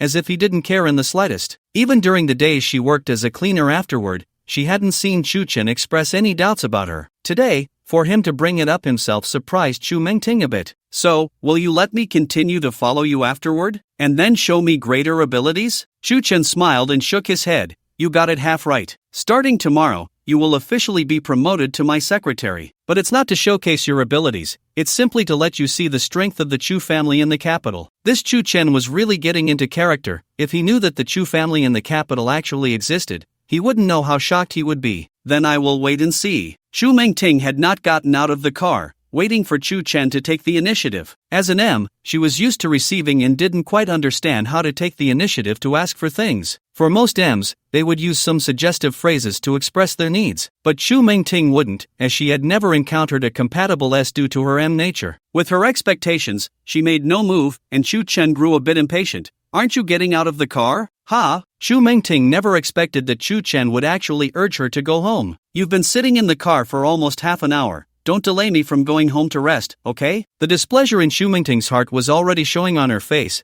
but she felt helpless. After all, she wasn't the type of socialite who knew how to seduce men. Accustomed to being passive, she felt powerless at this moment. She could only open the car door, stomp her foot in anger, and walk away. After closing the car door, she thought that she couldn't blame Chu Chen. After all, it was her own lack of knowledge in this area. So she turned around to prepare to say goodbye to Chu Chen. Although this time she couldn't get what she wanted, it also confirmed that Chu Chen was indeed a gentleman. But just as she turned around, a loud roar echoed through the community. Chu Chen actually drove away directly, leaving only the heat of exhaust fumes swirling at her feet. She stomped her foot in anger, secretly vowing, Chu Chen, one day you will come to beg me. Her implication, of course, referred to the Chu family in the capital. When her grandfathers told her the outcome of Chu Chen's situation, he would surely be terrified. But even though she was unwilling 1,000 times, she could only sulkily return home alone. This night was destined to be a sleepless one. The next day, the Magic City indeed broke big news, but it wasn't about Chen Baixiang losing money, it was about him jumping to his death. CEO of the Chen Group mysteriously falls from a building, investigation underway. Insider news reveals Chen Baixiang committed suicide to escape debt due to poor cash flow. Yesterday, a mysterious southern tycoon met with the Chen Group CEO at the stadium. The people in the VIP room were all part of the upper social circle, and of course, they knew what to say and what not to say. They certainly didn't want to spread rumors about someone jumping off a building due to gambling losses. If the Chen family found out, they could forget about surviving in the Magic City. After all, the paparazzi had their own channels, and they discovered that Chen Baixiang had met with a southern nouveau riche in the VIP room of the stadium the day before his fall. But even though the paparazzi were well informed, this southern tycoon was a stranger in the Magic City, and no one knew his background. Further investigation would yield nothing. More importantly, this person didn't even exist in the world, making it impossible to trace. As for why Chen Baixiang jumped, it was partly due to debts that had accumulated to nearly 150 million. He wanted to repay them but would inevitably resort to illegal means, leading to a bad end. The Chen family was currently striving to regain control of the Magic City, and upon learning that someone within had misused public funds, they would undoubtedly investigate thoroughly. Moreover, those loan sharks were ruthless. The 40 million he couldn't repay now would become astronomical when interest compounded. He knew he had no way out. But what truly pushed him to the psychological brink was Chu Chen's relentless manipulation throughout the day. When Chen Baixiang returned home, he was aware that he had likely been set up, but with his intelligence, he couldn't figure out where the problem lay. He only knew that the middle-aged man had been continuously playing on his gambling addiction from the start,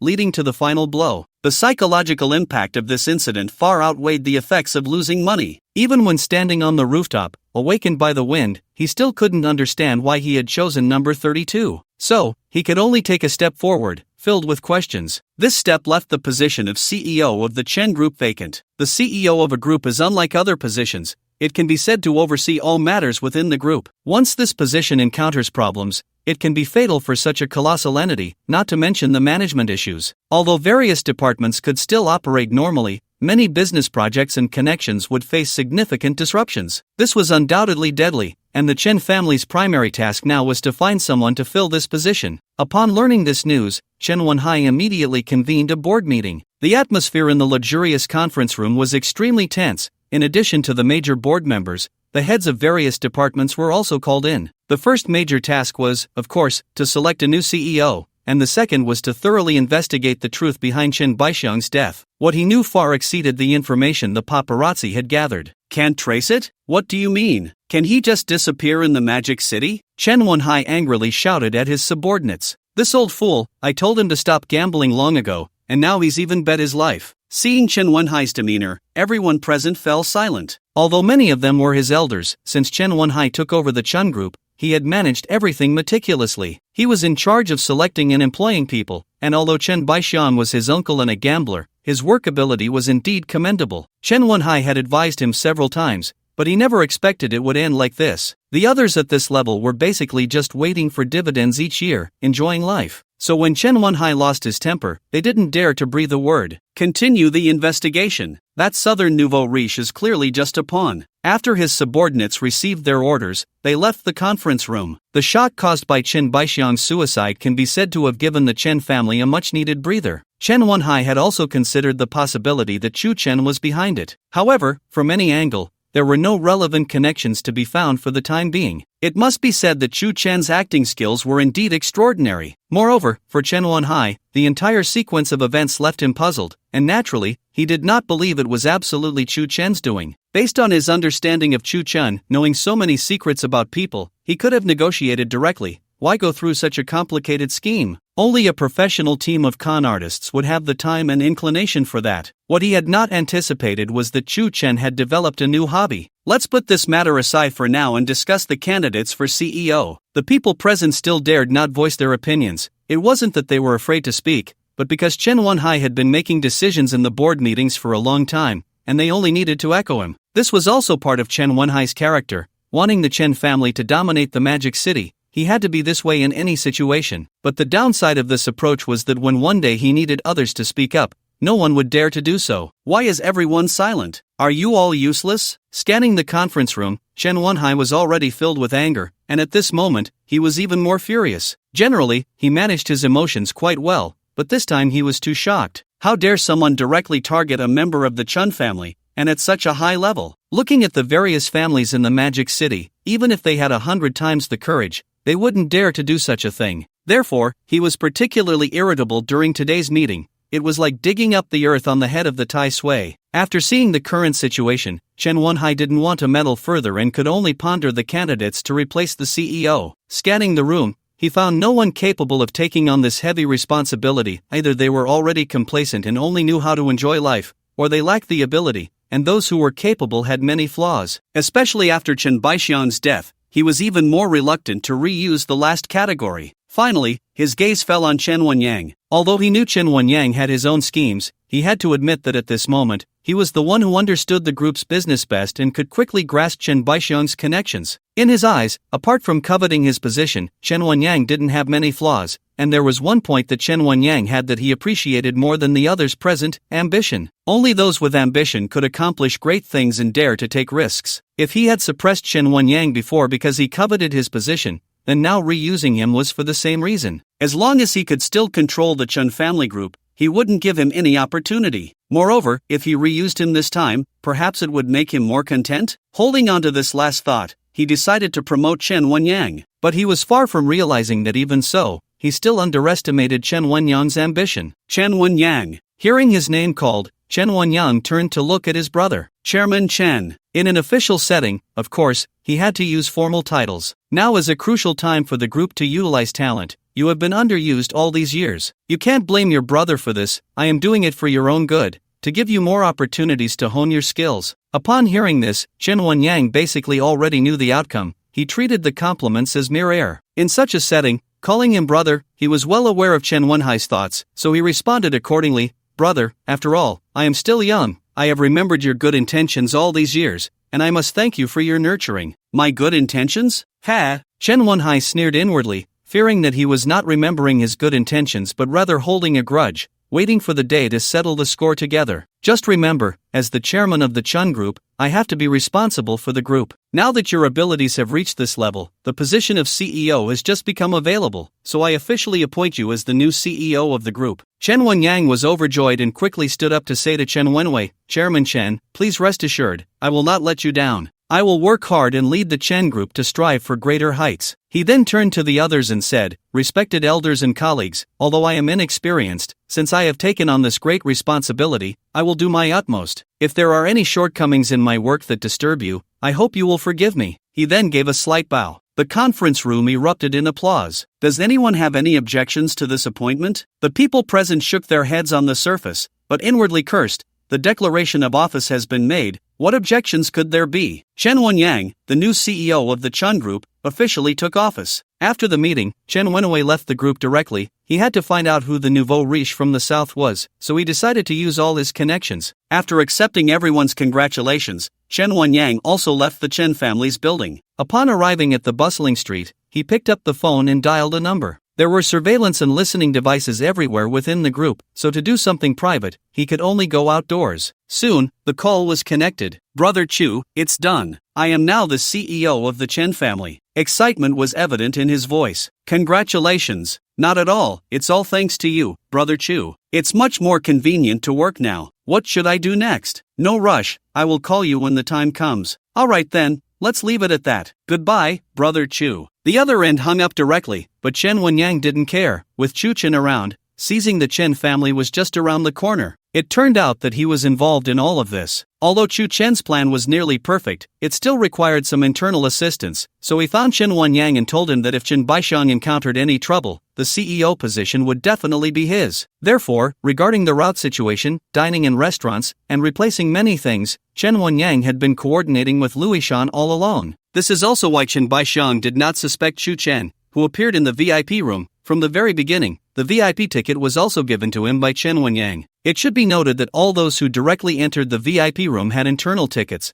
which were only given as gifts, not for sale. Therefore, Chu Chen's appearance in the VIP room would initially lead Chen Baisheng to think he was a connection or guest of someone from the Chen family. Any doubts about identity had been dispelled from the start. All of this was firmly under Chu Chen's control. He would never engage in a battle without certainty. Moreover, he had already determined that there were many ways to deal with the Chen family. Directly annihilating them was the most difficult and time-consuming. Controlling the Chen family actually meant pushing Chen Wenyang into Chen Wenwei's position. He only needed to control Chen Wenyang. So ultimately, the only person he had to deal with was Chen Wenwei. But why target key figures under the Chen family? The reason was simple. Even if Chen Wenyang rose to power, the Chen family could not possibly be the number one family in the Magic City. Therefore, weakening the Chen family's strength was imperative, and with someone as scheming as Chen Wenyang, if no measures were taken against the Chen family in advance, this young man who loved to stir up trouble would likely not sit still. The Chu Tiangu Group had just opened not long ago, but with the support of various elites, all its businesses were progressing rapidly. Just as Chu Chen had arranged, they would engage in all the businesses the Chen family was involved in, but only in a small way to attract attention. For example, next to every large supermarket of the Chen family, Chu Chen opened a small chain convenience store. Near the Chen family's residential complex, there is bound to be Chu Chen's fashionable apartment. In short, the shadow of the Chu Tiangu Group looms over all of the Chen family's properties. Although it seems harmless, there is always a sense that something is amiss, like a ghost entwining itself around all of the Chen family's projects. This matter remains a mystery to Chen Wenhai. The only thing he can think of is that the Chu family in the capital is far removed from the emperor's reach, and in the Magic City, they can only engage in minor skirmishes. It is impossible to stir up waves without going through the Chen family. Therefore, he takes this matter seriously, for based on the incident with Chen Anren, it is nearly ineffective to rely on petty tricks to drive Chu Chen out of the Magic City. Only by forcefully suppressing what he intends to do can Chu Chen understand that it is impossible to establish a foothold in the Magic City without involving the Chen family. Ironically, this is precisely falling into Chu Chen's trap. Something must be done to catch Chen Wenhai's attention. Meanwhile, what he truly intends to do can be well hidden. As time passes, although the 65th floor of Mingzhu building has not been fully renovated, it is already suitable for office use, and Chu Chen has prioritized setting up a research lab there. Zhao Guopeng is primarily responsible for this place. Aside from the basic systems needed for the initial development of ordinary industries, his most important task is to design products related to 5G. This will also become Chu Chen's trump card. In the office, Xu Mengting, acting as the secretary, sits listlessly on the sofa. It's not that she is lazy. Her diligence during her previous cleaning job shows that she takes any work very seriously. But now, with this boss, she really doesn't know what there is to assist with. There isn't even a piece of paper in the office, and she doesn't need to handle any internal group work. It's practically a living example of a hands-off manager. Most of Chu Chen's time is spent sitting there in thought, occasionally disguising himself in various forms to tease her. At first, it didn't seem like much, but over time, it became unbearable. So, on the third day after the Qin Baishang incident, Xu Mengting decided to have a serious talk with her boss. At that moment, Chu Chen had just removed his makeup, walking out with a towel, wiping his face. Xu Mengting formally sat across from his desk, and upon hearing the sound, he turned to glance at her. It was a glance that nearly made her blush. Chu Chen was bare-chested, revealing a standard muscular physique, with clear lines and defined veins. He was only wearing a pair of loose three-quarter sports pants on the lower half. This scene made Xu Mengting, who initially wanted to be serious, lose her composure, quickly averting her gaze. Seeing this, Xu Chen directly sat down in the chair and asked her, looking somewhat serious, "Is there something you need?" Xu Mengting gathered her thoughts. Every time she saw Chu Chen, she would have a physiological reaction. Who would believe such a thing if she said it out loud? But at this moment, she still wanted to formally discuss work-related issues. "Mr. Chu, although I'm no longer a cleaner and have indeed been promoted, I feel it would be better to return to the cleaning department." "You feel like you have nothing to do?" Xu Mengting nodded, saying, "I don't think wasting time is the mindset of an entrepreneur, especially wasting other people's time. I'm busy every day. It's you who sits here doing nothing, truly wasting time." Upon hearing this, "What does that mean? Is it my fault?" "Mr. Xu, I won't pry into what you're busy with, but as your secretary, if you don't assign me any work every day and just have me sit here watching you disguise yourself and zone out, isn't that wasting my time?" Xu Chen placed the towel on the desk and seriously responded to her question. "The job of a secretary is to cooperate with the boss, assisting me in completing the work I need to do. As for you, sitting here every day without any hint of awareness, I have no awareness?" Xu Mengting was stunned. Isn't this the villain crying out first? Although she had never been a secretary, she knew a bit about the scope of a secretary's work. After spending a few days in the office,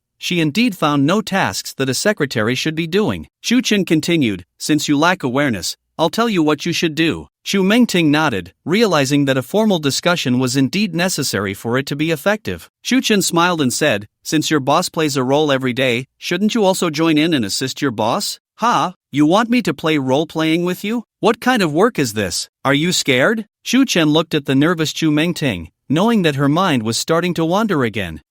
What am I scared of? But I need to know if this is a formal task assigned by President Xu." Shu Chen smiled and replied, "What if it isn't?" Then, Xu Mengting was momentarily at a loss for words. In her eyes, this Chu Chen had never been a serious person, and Chu Chen knew that to maintain a complete persona on her side was essential to truly deceive the people from the Chu family in the capital. "It's not work. You know who Chen Baixiang is, right?" Xu Mengting nodded. "Of course, you told me last time." Xu Chen stood up and put on a t-shirt from the sofa. He had actually been researching something these past few days, not just for fun. If changing his appearance could easily alter his looks, could he really disguise himself as another person? For example, directly transforming into Chen Wenhai and then operating within the Chen family group would seem less complicated. However, the experiments over the past few days made him realize that this was a long-term and difficult task. He could achieve over 90% similarity in appearance, but voice, body type, temperament, manner of speaking, tone, and even some habitual small gestures all required long-term detailed observation, along with time-consuming training and imitation to truly match. Although he couldn't achieve it yet,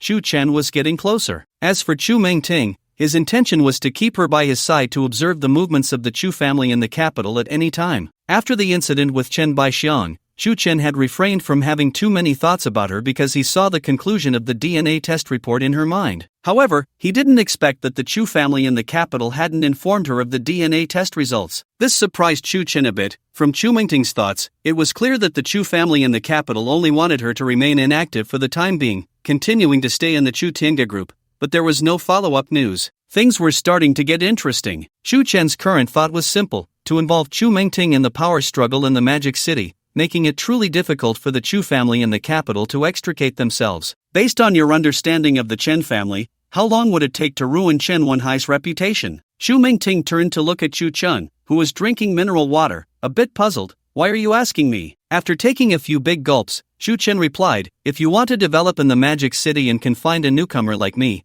you must have done quite a bit of work on the Chen family beforehand." There was no need for Xu Mengting to pretend. After all, everyone in the Magic City knew that the Chen family was in direct conflict with the Chu Tiange group. Since the engagement banquet began, Chen Wenhai and Xu Chen were bound to fight to the death. How could Xu Mengting not understand? After pondering for a moment, she began, "Chen Wenhai is a person with deep schemes. It's not that simple to ruin his reputation. Moreover, he has deep roots. If you can't strike a fatal blow, he will inevitably rise again." Xu Chen nodded appreciatively. He hadn't expected that this Xu Mengting was not just a pretty face but could actually hit the nail on the head. Indeed, if Chen Wenhai couldn't be dealt a fatal blow, with his connections and the strength of the Chen family, he would do desperate things if pushed to the brink. Xu Chen was not afraid himself, but now, for a greater goal, and with more and more people involved, just like Chen Anren, if his own strength was not great enough to instill fear in everyone, it would be difficult for the ordinary people around him to protect themselves. Only by gradually dismantling the Chen family, making Chen Wenhai feel a deep-seated fear whenever he wanted to do something outrageous, could he truly be conquered. The reason for choosing this approach was also due to the sudden emergence of the Chu family in the capital. It was not only to make Chen Wenhai feel this way but also to let the people behind Xu Mengting see it. "You're right, and your performance last time was indeed impressive." As he spoke, Xu Chen walked up to her, standing very close, just like last time on the cruise ship when they were separated by a table. Xu Mengting's face was level with his waist. "Now I officially inform you, from this moment on, you are my person." This height made Xu Mengting's cheeks flush, not knowing when Xu Chen would be willing to extinguish this flammable nature of hers with a single spark or let her erupt like a volcano. Xu Chen naturally had his own plans. Xu Mengting looked up at Xu Chen. "What do you mean by your person?" Sensing her change, Xu Chen no longer overstepped and turned back to sit in his chair. "The matters of the Chu Tiange group basically do not require my attention. I just need to solve the problems they cannot. So since you know I am dealing with the Chen family, you are now a member of my small team. Our next task is to continuously dismantle the senior management of the Chen family until Chen Wenhai becomes a lone commander." Xu Mengting was taken aback. As a representative of the Chu family in the capital, she was only there to investigate Xu Chen. Her elders had also emphasized that she should not get involved in the affairs of the Magic City, as it was a rule of their century-old secret family. But now it seemed that after being forced to help him deal with Chen Baixiang last time, neither the media nor the Chen family knew who was truly responsible for Chen Baixiang's death. As one of the informed parties, she now seemed to be forcibly pulled into the group. However, considering the family rules and her elders' warnings, she did not want to get involved. What if I refuse? She looked at Chu Chen seriously, while Chu Chen already knew her answer. He replied calmly, right now, the only people who know the truth of this matter are those in the team and you. To ensure absolute safety, if you participate, I will have to kill to silence. Looking at Chu Chen's expressionless declaration, Xu Mengting did not feel he was trying to scare her, because judging from his methods against Chen Baixiang, although he did not act personally, he must have known that the consequence of such actions would drive him to suicide, indicating that Chu Chen was not a good person. Moreover, Xu Mengting was also thinking that although her elders had asked her not to get involved in the disputes of the Magic City and only to investigate Chu Chen, the situation had already reached this point. Furthermore, the family's concern was merely about the exposure of the secret family. If she continued to appear as Meng Tingwei and did not engage in any high-profile activities, it should not be a problem, right? Just assisting Chu Chen. After thinking for a long time, she chose to compromise. I can join your team, but I have one request. What? All plans must be fully disclosed to me in advance.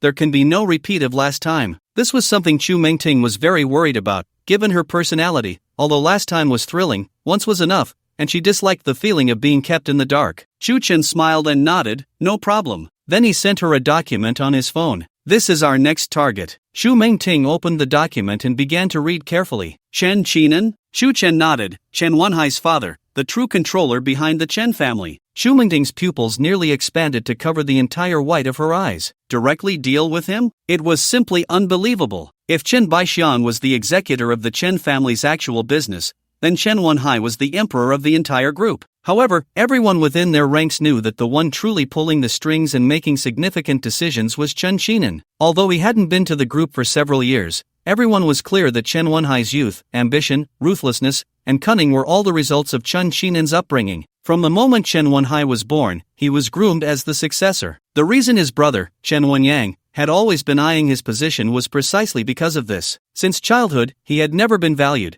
No matter how well he performed, it was of no use, because in Chen Qinan's eyes, there was only one successor, Chen Wenhai. This also led to their brotherly relationship being maintained only on the surface. The true teachings Chen Wenhai received were not even half of what his father had, which shows just how terrifying Chen Qinan truly was. He could manage the Chen family at such a young age and command respect because of the presence of this father behind him. If his villa in the mountains was the source of his connections and resources, the events that occurred there were enough to leave one speechless. Then Chen Qinan's methods were even more inhumane. In comparison, it was like a small witch meeting a great witch. Could it be? Xu Mengting had always felt that dealing with Chen Baixiang was already an exaggerated matter. Even if they were to dismantle the Chen family, they should start with some lower-level key figures, such as those in the Human Resources Department or the Business Department. But unexpectedly, Xu Chen was the first to eliminate the CEO, cutting off his path downward. Next, he was going to deal with Chen Qinan, severing his support from behind. Looking at it this way, Xu Chen's analysis and decision-making were simply striking at the vital point, each move hitting a critical area. Although it saved a lot of time and trouble, it indeed increased the difficulty. Just like Chen Baixiang's death, although Xu Mengting, as a witness, only participated in the actions that night, according to the truth described by Chu Chen later, he and Luishan had already done a lot of work and planning beforehand. Isn't it too difficult? Xu Mengting asked precisely because she knew Chen Baixiang's plan. Now, dealing with Chen Qinan, the two were not even on the same level. Without a flawless plan, it was simply a pipe dream. Moreover, according to the information, Chen Qinan had almost no weaknesses,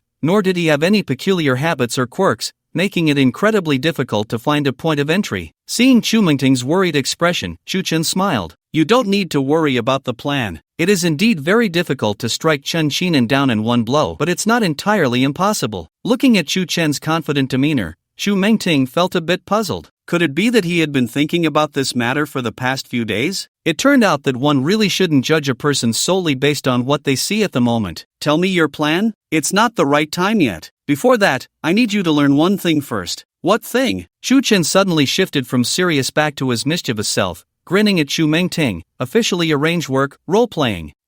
They were back to this topic again. Although the Chen family can't find someone like me, a southern tycoon, in the surveillance footage, you are your true self. It won't be long before they start investigating you. So in every subsequent action against the Chen family, you must learn to disguise yourself. Xu Mengting furrowed her brows, suddenly feeling something was off. If that's the case, why didn't you let me disguise myself last time? Finally, she discovered the key point. To be honest, at first, I couldn't find a suitable candidate, and it was only when I saw you that I made the decision. Xu Mengting was not very satisfied with this answer. Such a big matter, and you say you didn't think of a candidate in advance? Who would believe that? Moreover, since she was to continue participating later, how could they not allow her to disguise herself? Fine, even if it's true, with your silver tongue, you could definitely trick me into disguising myself, and we wouldn't be in such a mess now. Xu Chen replied with a smile, I already made you suspicious by disguising myself. If I forced you to change your appearance, do you think you would still feel like you were in the dark? It was indeed the case. At that time, although Xu Mengting was a bit tipsy, Xu Chen had not been without doubts.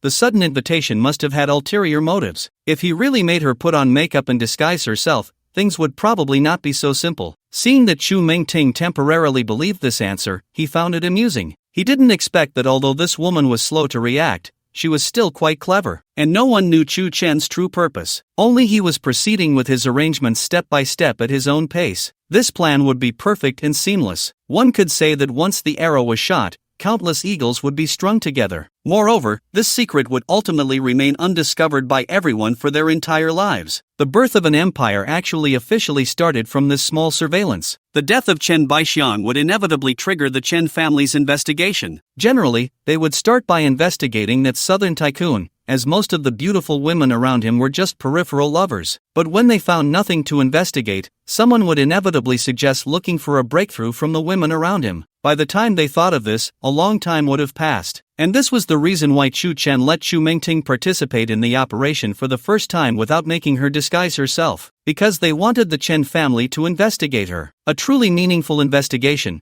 Although she had forged a perfect identity, this time it was different. Because Xu Chen knew her true background and had learned some information about the forces behind her from his mind. When the Chen family investigated this so-called Meng Tingwei, he would timely throw out some clues to guide them. The result of the Chen family's investigation would be, the one who killed Chen Baixiang was the real Chu family from the capital. Xu Chen's plan was simply terrifying. First, it would solidify his identity as the Chu family from the capital. Second, the Chen family would believe that the Chu family from the capital really intended to shake things up in the Magic City. Third, Chen Baixiang's death would make them feel the truly terrifying power of the Chu family from the capital. Fourth, Xu Chen was their surface spokesperson. While no one knew how many more members of the Chu family were hidden in the Magic City, just relying on the footage from the surveillance, Xu Chen could achieve such a shocking goal. Moreover, the truly terrifying part was, in the end, no one would know how all of this actually started. No one in the world would know about Xu Chen's astonishing plan. But dealing with Chen Qinan was not something that could be accomplished overnight. From Chen Qinan's information, it was clear that moving against him would not be easy.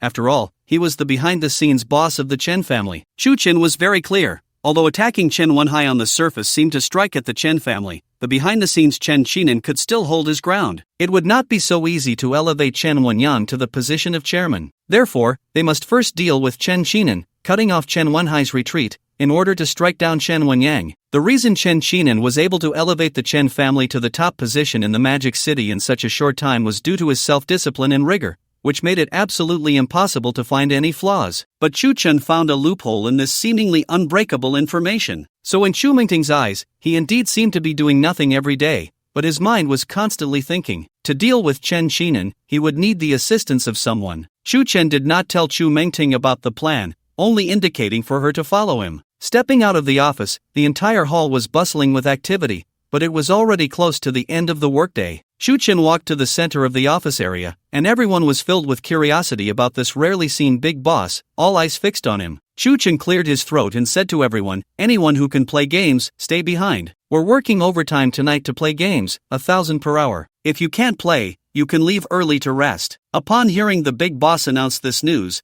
everyone was utterly stunned. 1,000 for an hour of gaming? Instantly, the entire office erupted in chatter, whispers filling the air. What does this mean? Playing games with the boss? Is this considered leave or overtime? Most of the recruits at Chu Tiange Group were young people, and almost none of them didn't play games. This generation grew up with computer games. Claiming they couldn't play would be deceiving their parents and teachers. Moreover, 1,000 for just 1 hour meant that even those who really couldn't play would quietly stay behind hoping to earn some overtime pay. Seeing everyone a bit excited, Chen decided not to wait any longer. Everyone relax, he raised his hand and gestured, download the game, the private server version of City Lord Legend. City Lord Legend was an old game, nearly 20 years old, with many imitations at the time, although not exactly the same. The core gameplay was quite similar. In an instant, everyone in the office hall sat back down in their chairs. The sound of keyboards clattering echoed in the room. They skillfully searched for and downloaded the game. These young people loved playing on computers and had grown up in the same era, regardless of their other skills. When it came to gaming, each one was incredibly adept. Among them were a few middle-aged employees, seemingly over 40, but not many. Their gaming awareness surely couldn't match that of the younger crowd, but they were all old players who had played City Lord Legend over a decade ago. Chen also found a vacant computer to download the game after work. The internet speed at Tianga Group was super fast, and since it was an old game from years ago, it took less than a minute to download everything. Everyone register, enter the 4th district that opened yesterday at 3 o'clock, using Magic Capital King as the prefix, Chen shouted to the hall. He had just finished registering, character name, Magic Capital King Chu. Xu Mengting moved a chair over to sit beside him, initially thinking it was something significant and wanting to show off. But she never expected it would be about playing games, and not even the popular games of today. Instead, it was an old game from 20 years ago, and they were playing on a private server. Xu Mengting was completely bewildered. She had no understanding of games since childhood. Now, she could only watch quietly. However, this game had been so popular back in the day, and many people around her were still playing it, so she knew a bit about it. When it was released at the beginning of the new century, it had directly ignited the entire Huaxia. It wasn't until a few years later, when the game engine was updated, that its popularity gradually waned. But there had always been a loyal fanbase, which is why even today there were various high imitations like One Hit 999, If You're a Brother, Come Chop Me. This was a game for young people? Xu Mengting began to doubt Chen's age. Could it be that this face was a disguise, and the last greasy middle-aged man was his true self? Thinking of this, Xu Mengting quickly shook her head, dispelling this terrifying thought. She certainly didn't want to play a romantic game with an old man covered in wrinkles and sagging skin. Moreover, as far as she knew, those who still played this game and loved private servers were mostly greasy middle-aged men in their 30s and 40s, many of whom were wealthy bosses. Having been unable to afford to play when they were young, they now wanted to reclaim their lost youth with the money they earned. She looked at Chen's back, growing more curious, her expression revealing a peculiar look. Really, in his early 20s? Everyone log in, stay in the novice village and don't move. Wait for me to recharge and build a guild. After finishing speaking, Chen took out his phone and started to recharge his game account, directly adding 1 million first. Then he created a guild and invited all employees to join. Using the guild function, he bought VIP levels for all members. With VIP status, they could directly claim corresponding equipment sets and other items, such as experience potions. The VIP levels were extremely exaggerated, reaching up to level 15. Chen didn't buy them such high levels right away because it wasn't necessary. It had to be done step by step. After distributing the VIP status to the entire guild, Chen's guild in the game had already become the largest in the server, crushing the original top guild Dewei Tianlong. The cost was, Chen had gradually recharged over 8 million into this comfortable game. He sold VIP 15 to all employees, with a bonus of 100,000 each. Chen ensured they all received the best VIP reward weapons and armor, so they could tackle top dungeons to fight bosses and loot the best rings, shoes, belts, amulets, and so on. Normally, this much wasn't needed, but Chen had clashed with the leader of the Dewei Tianlong guild, and both kept throwing money at each other. The atmosphere in the hall began to heat up, filled with shouts of chop, chop, chop, and it dropped. In an instant, the youth of these young men returned. Chen had no particular demands of them, just one: don't use foul language in the game. They could taunt their opponents, but no swearing. This group was also incredibly skilled, typing at lightning speed. It was clear they were all seasoned players. Chen also had Xu Mengting order takeout for everyone. It seemed the night would go on late. There were no casual players left on the server. Other small guild players had been killed off and had quit the game, leaving only Chen's King of Magic City Guild and the Dewei Tianlong Guild. This private server opened siege wars every 3 days, which were ultimate battles at certain stages. Successfully capturing a city would grant the title of Legendary City Lord and exclusive luxurious equipment. Siege wars could also be initiated early for a fee, but if opened early, they might not be able to defeat the ultimate boss defending the city. In fact, the ultimate boss wasn't that important. In a pay-to-win private server game, the main focus was on other players. If you didn't defeat the other siege players first, you wouldn't see the final boss. Let's eat first. We'll start the siege in half an hour, Chen shouted. Half an hour later, everyone had read names. The siege war began. The King of Magic City Guild and the Dewey Tianlong Guild engaged in a life-and-death battle in the main city square, with fierce fighting, both sides constantly dying, respawning, and rejoining. Chop, chop, chop. His weapon dropped. Give it to me, I just lost my gear. Hurry, go! The hall erupted in noise. These young people were incredibly excited during the decisive battle. The two major guilds in the game had been entangled for over half an hour without a clear winner. However, Shu Chen's King of Magic City Guild maintained an advantage because it had more core members. Suddenly, Shu Chen shouted in the public chat, I'm done, I have urgent business. Brothers, let's disperse, gear is free, log off and quit the game. Take off your gear, exit the game. Shu Chen shouted again in the office. His dozens of employees were momentarily stunned, not knowing why, but they all complied. The main city square was instantly filled with a massive amount of shining top-tier game equipment, covering the ground. Now it was the turn of the Dewey Tianlong Guild members in the game to be stunned. They were all completely bewildered. They were in the middle of a decisive battle, and now it was over? This sudden loss of opponents made the game feel utterly dull. Friend, what are you doing? Don't leave, don't. We haven't settled this yet. I've already recharged 10 million, you must have spent a few million too, right? Finally, you have a rival, and you're not going to play anymore? Shu Chen received 3 private messages in the game, all from the same person. Looking at this person's game ID, Shu Chen smiled faintly. He went by Jinshan Fahai in the game, a member of the Dai Tianlong Guild, but in reality, he was a disheveled, greasy middle-aged man, incredibly wealthy. Of course, his true identity had long been part of Shu Chen's plan. He was Chen Chinan's younger brother, Chen Shenla. Although they were biological brothers,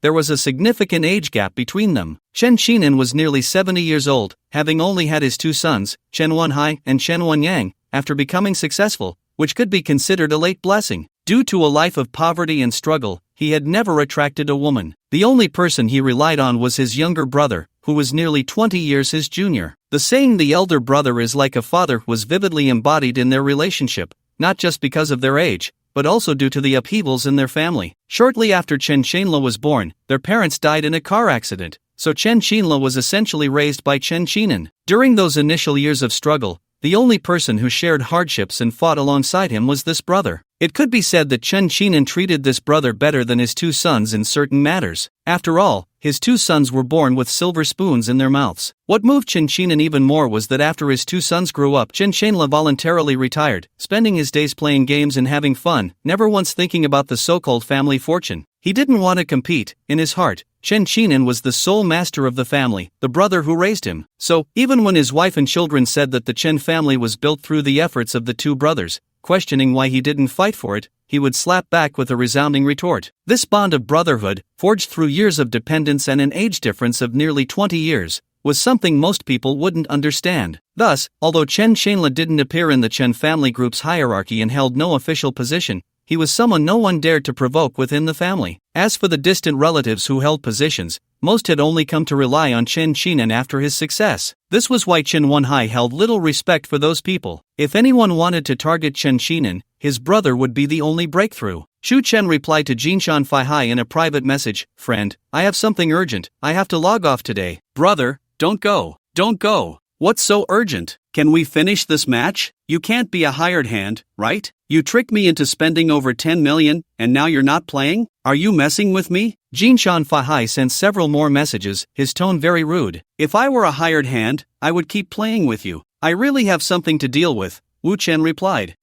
Right. Jinshan Fahai realized. He had been so angry that he thought Shu Chen was a hired hand. But upon reflection, it was impossible. Hired hands wouldn't be so aggressive. Wanting to dominate the server in just a few hours would drive away the wealthy players who enjoyed the game. Jinshan Fahai had encountered hired hands before. He knew they would string him along, playing with him for many days, which would ultimately cost him a lot of money but also provide enjoyment. However, the King of Magic City had no intention of letting him enjoy himself. Currently, there was a disparity in numbers between the 2 major guilds in the game. Dai Tianlong had nearly 300 members, while the King of Magic City had just over 100. Yet, Dai Tianlong couldn't defeat the King of Magic City due to the vast difference in core players. Dai Tianlong had only about 20 core players, while the rest were casual players who couldn't guarantee their online time. This server had opened just yesterday, and in the past 2 days, Dai Tianlong had added quite a few casual players to the guild, but many of them only played for a day and then disappeared. So, in reality, during the decisive battle, Both sides had roughly the same number of members online, each with just over 100. The King of Magic City not only has many core players,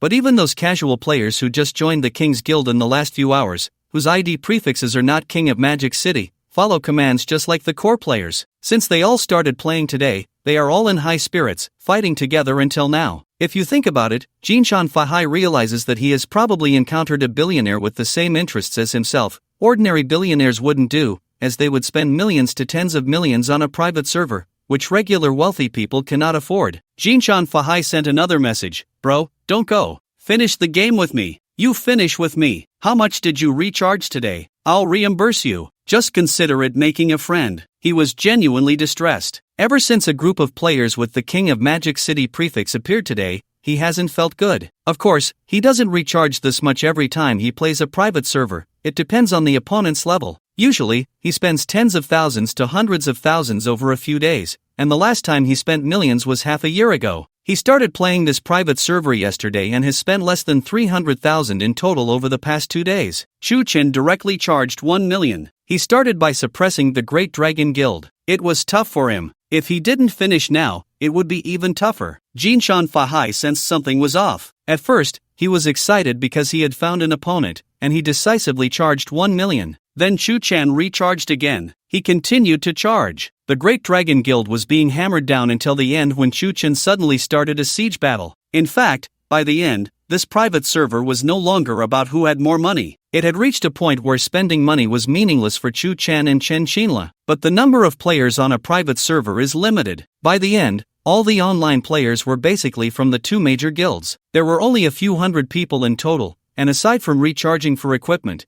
the top dungeons would also drop top-tier gear. Both sides had nearly the best of the best equipment. So at this point, recharging money no longer held much significance. What ultimately decided the outcome was the number of core members and whether the players could follow commands as a whole. Jinshan Fahai knew he might lose today's siege battle, but it wasn't completely hopeless for a comeback. He wanted to win. Winning would feel great, but Chu Chen made him win by suddenly deciding to stop playing. All the core players of the guild stripped off their gear. This feeling, if it weren't for privately messaging Magic City King Chu, he might have smashed his computer. Bro, what's the rush? It's not like we're short on a couple of hours, right? If you're not playing, how am I supposed to play? Who am I going to play with? We've probably recharged around 20 million, right? Is it fun not to settle a win or loss? Aren't we just making it cheap for the private server owner? A man lives for his pride. Bro, come on, let's keep going. Even if I lose today, I'm still a man. Anyway, you can't leave. You could feel Jinshan Fahai's urgency from the text. He kept sending several messages. Meanwhile, while Jinshan Fahai was talking to Chu Chen, the members of the Great Dragon Guild didn't go to kill the members of the King of Magic City. They all stopped, standing still,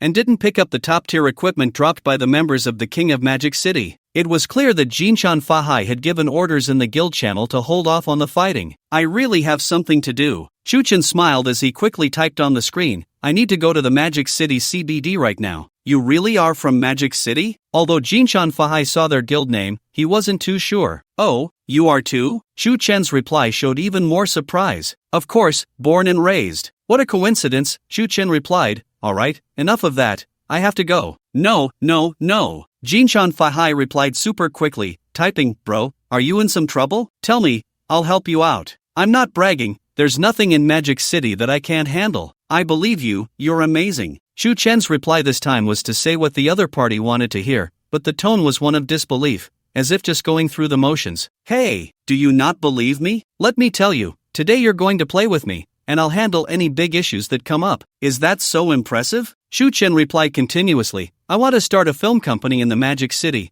and I've invested in a big movie. The director is a very talented newcomer, but I didn't expect him to be so stubborn. He insists that all the actors must be those he has already decided on, and I can't get several of them, so I have to deal with it. Actors? Are they stars? Male or female? The most troublesome is the female lead. That's easy, just tell me who it is? Oh, with that tone, is she really that impressive? Chu Chen seemed to not believe it at all. You don't believe me? I'm not bragging. Even if it's Tian Xinshin, I can get her over with just one call. Chu Chen's fingers paused for a moment over the keyboard, and he smiled at the screen again. This was the sentence he had been waiting for. In this era, female stars, except for a very few who have worked their way up, have become important shareholders in film companies, or they come from significant backgrounds before entering the industry, while most others don't count for much in front of real big shots. Even the contestants you see on various talent shows mostly have some connections, otherwise, there's hardly any chance to stand out now. However, popular stars are not easily moved. They are the cash cows of the company. The entertainment industry is very deep, some large talent agencies and film companies have very strong networks,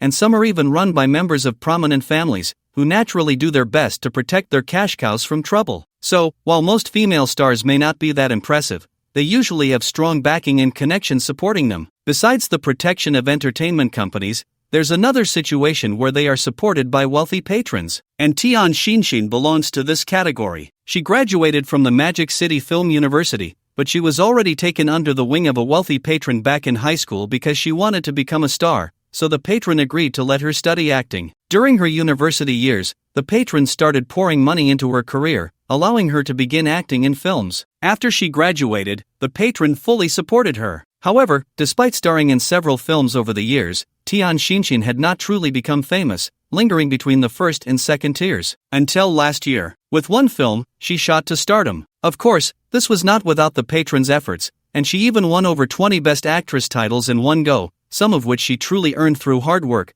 but others were the result of her patron's maneuvering. Golden Mountain Lassie Chen Shenla is her patron. Chen Shenla has been supporting Tian Xinshin for over a decade, and she has grown from a young girl to nearly middle age. Therefore, their relationship is very good, even better than with his legal wife. There are indeed many women around wealthy men, but wealthy men are not easily divorced because the cost of divorce is very high, which is not worth it for them. In such families, both parties are usually well aware of the situation. What they want is a woman to have affairs outside, while their wives only want children, money, and a stable life, so it's just a matter of mutual benefit. Harmony brings wealth. However, over the past decade, it's impossible to say that there is no love or genuine feelings between Chen Shenla and Tian Xinshin. Accompanying a girl from her youth to nearly 30, it's impossible not to develop feelings during such day and night companionship. From his willingness to give up the fight for family inheritance and control for his brother, one can tell he is a person who values emotions and loyalty. So it is with a woman who has accompanied him for over a decade,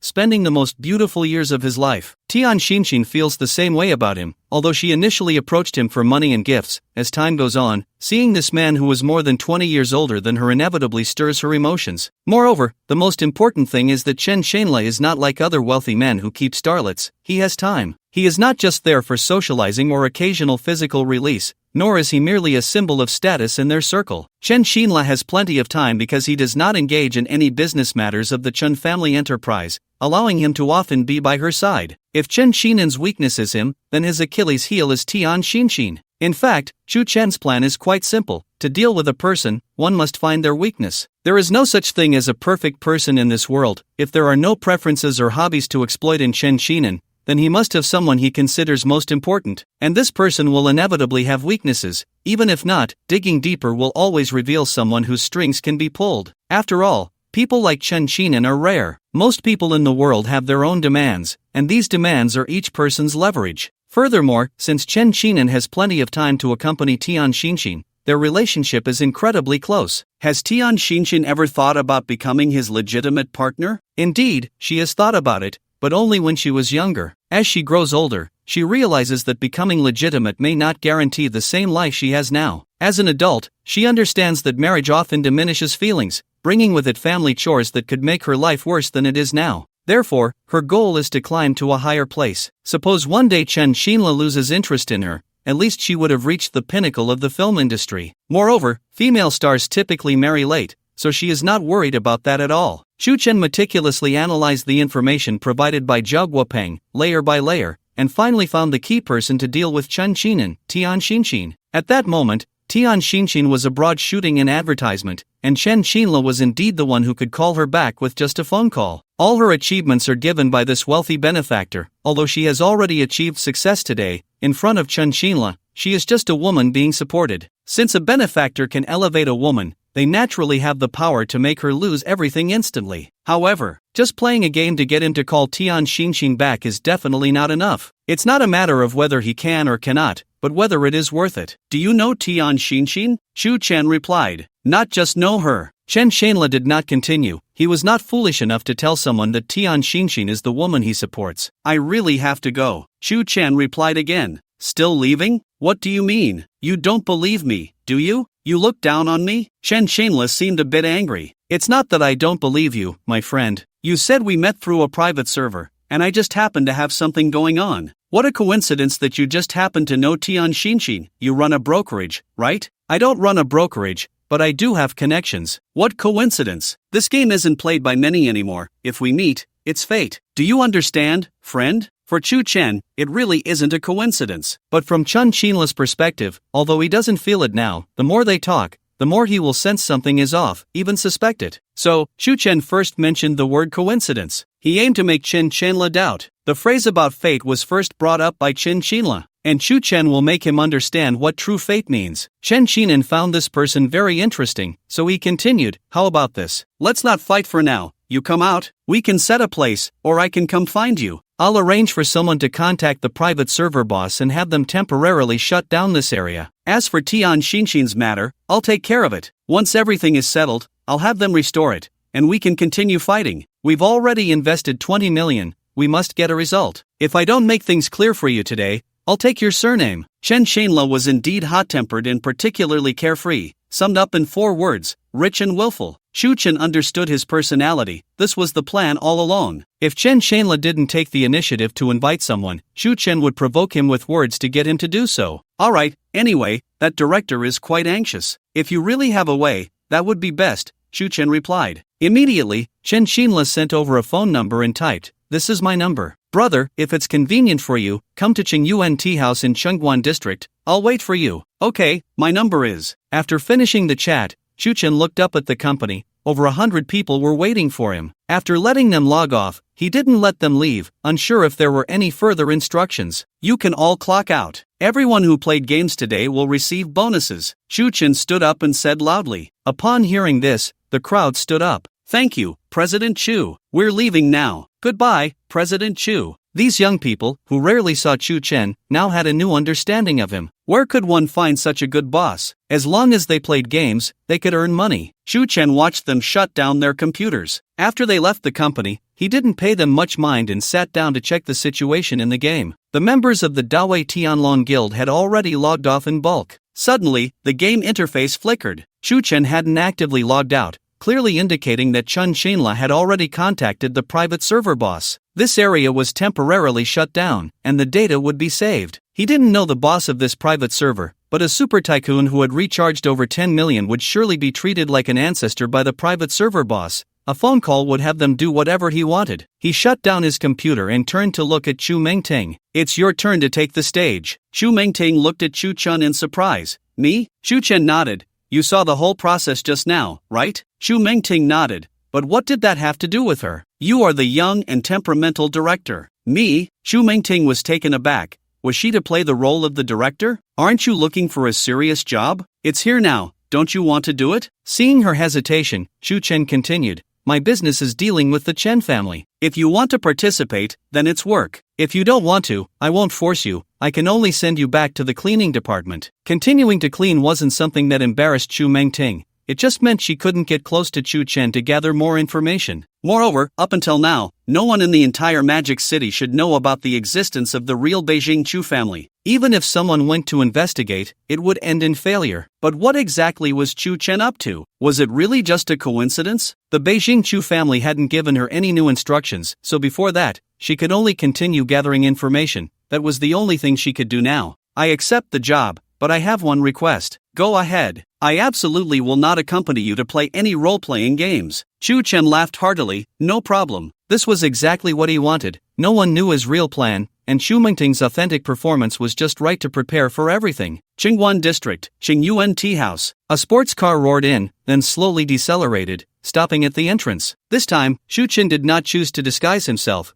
because he knew that soon Chen Wenhai would start investigating Chu Mengting, which would lead to her being found at the Chu Tiange group. In that case, disguising himself would be meaningless. Moreover, this time he intended to reveal his identity. After getting out of the car with Chu Mengting, he looked up at the antique sign of the tea house by the street. Qingyuan Tea House, this is the place. Tea houses are generally considered high-end social venues. There are more tea houses in the south, while they are relatively fewer in the north. In Magic City, Xingyuan Tea House is one of the top ones, with a pot of tea costing 888 yuan, which is still the cheapest. Some expensive ones can cost tens of thousands. Magic City belongs to the East China region, and almost all bosses, when hosting guests who enjoy drinking tea and discussing business, would bring them here. The two of them walked towards the entrance of the tea house. As soon as they entered the first-floor lobby, a well-dressed girl with a 7-point appearance approached them, wearing a professional smile. She nodded to the two and then asked, "Do you have a reservation, sir?" Her voice was very gentle. Although there were seats in the first-floor lobby, they were mostly used for resting and waiting for guests. Serious discussions would definitely take place in private rooms. A friend arrived first. In the Westlake Scenic Area, Chen casually said while looking around. Westlake Scenic Area was the name of the private room. "Is it Mr. Chen?" "Yes, please, follow me." On the way here, Chen had a brief conversation with Chen Shenla, who had called him to inform him about the private room. The receptionist led Chen to the second floor. The place was decorated in an antique style, and it also had a private nature. In front of the Westlake Scenic Area room, two burly bodyguards stood. When the receptionist brought Chen over, they turned their heads and looked over with sharp eyes. "This is it." The receptionist walked to the door, pushed it open, and then gestured for Chen to enter. Since he was brought by the receptionist,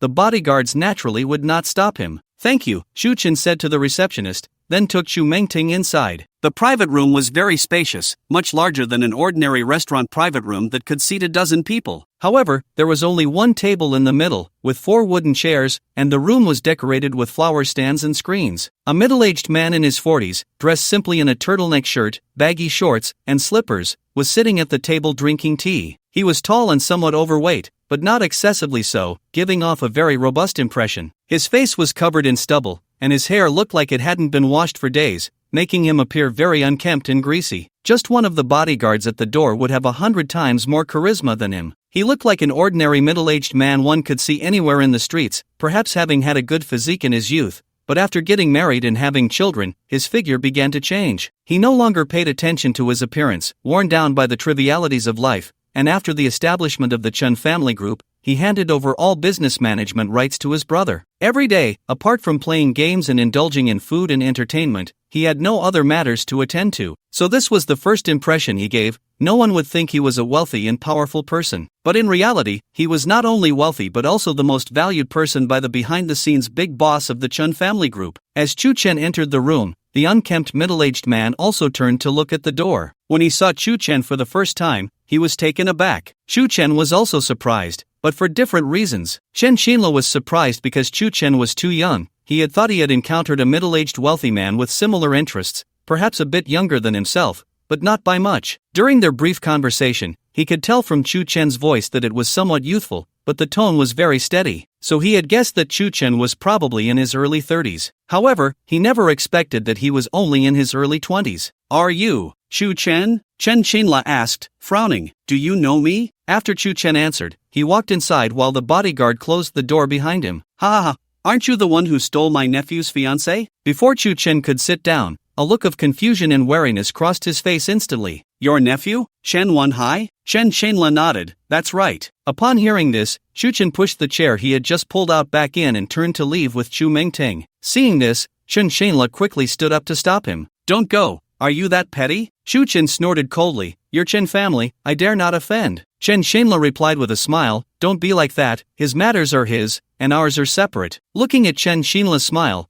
Chen put on an expression of "I'll tentatively believe you." So, he and Chu Mengting sat back down at Chen Shenla's invitation. Chen Shenla showed no interest in the affairs of the business world in the Magic City, and he had heard about his nephew Chen Wenhai's broken engagement, but he had only searched for news online and seen some photos and articles about Chen. To him, this was merely gossip and entertainment. He thought it was quite normal and amusing for young people to experience such things. Moreover, he had handed over all power to Chen Xinan, and it seemed that all matters of the Chen family group had nothing to do with him anymore. He had lost all interest in the family distribution in the Magic City, corporate rivalries, and the intrigues of the business world. Unlike Chen Xinan, who had worked hard in his youth for his brother, once everything was successful, he had fulfilled his brother's wishes. He then retired to enjoy his life. Furthermore, he found Chen Wenhai somewhat annoying. The young man was arrogant and scheming, looking down on others. In his view, Chen Xinan's early retirement from the forefront was not just about age, there must have been something Chen Wenhai had said behind the scenes. Therefore, in his character, he saw the young man's broken engagement as just a trivial matter,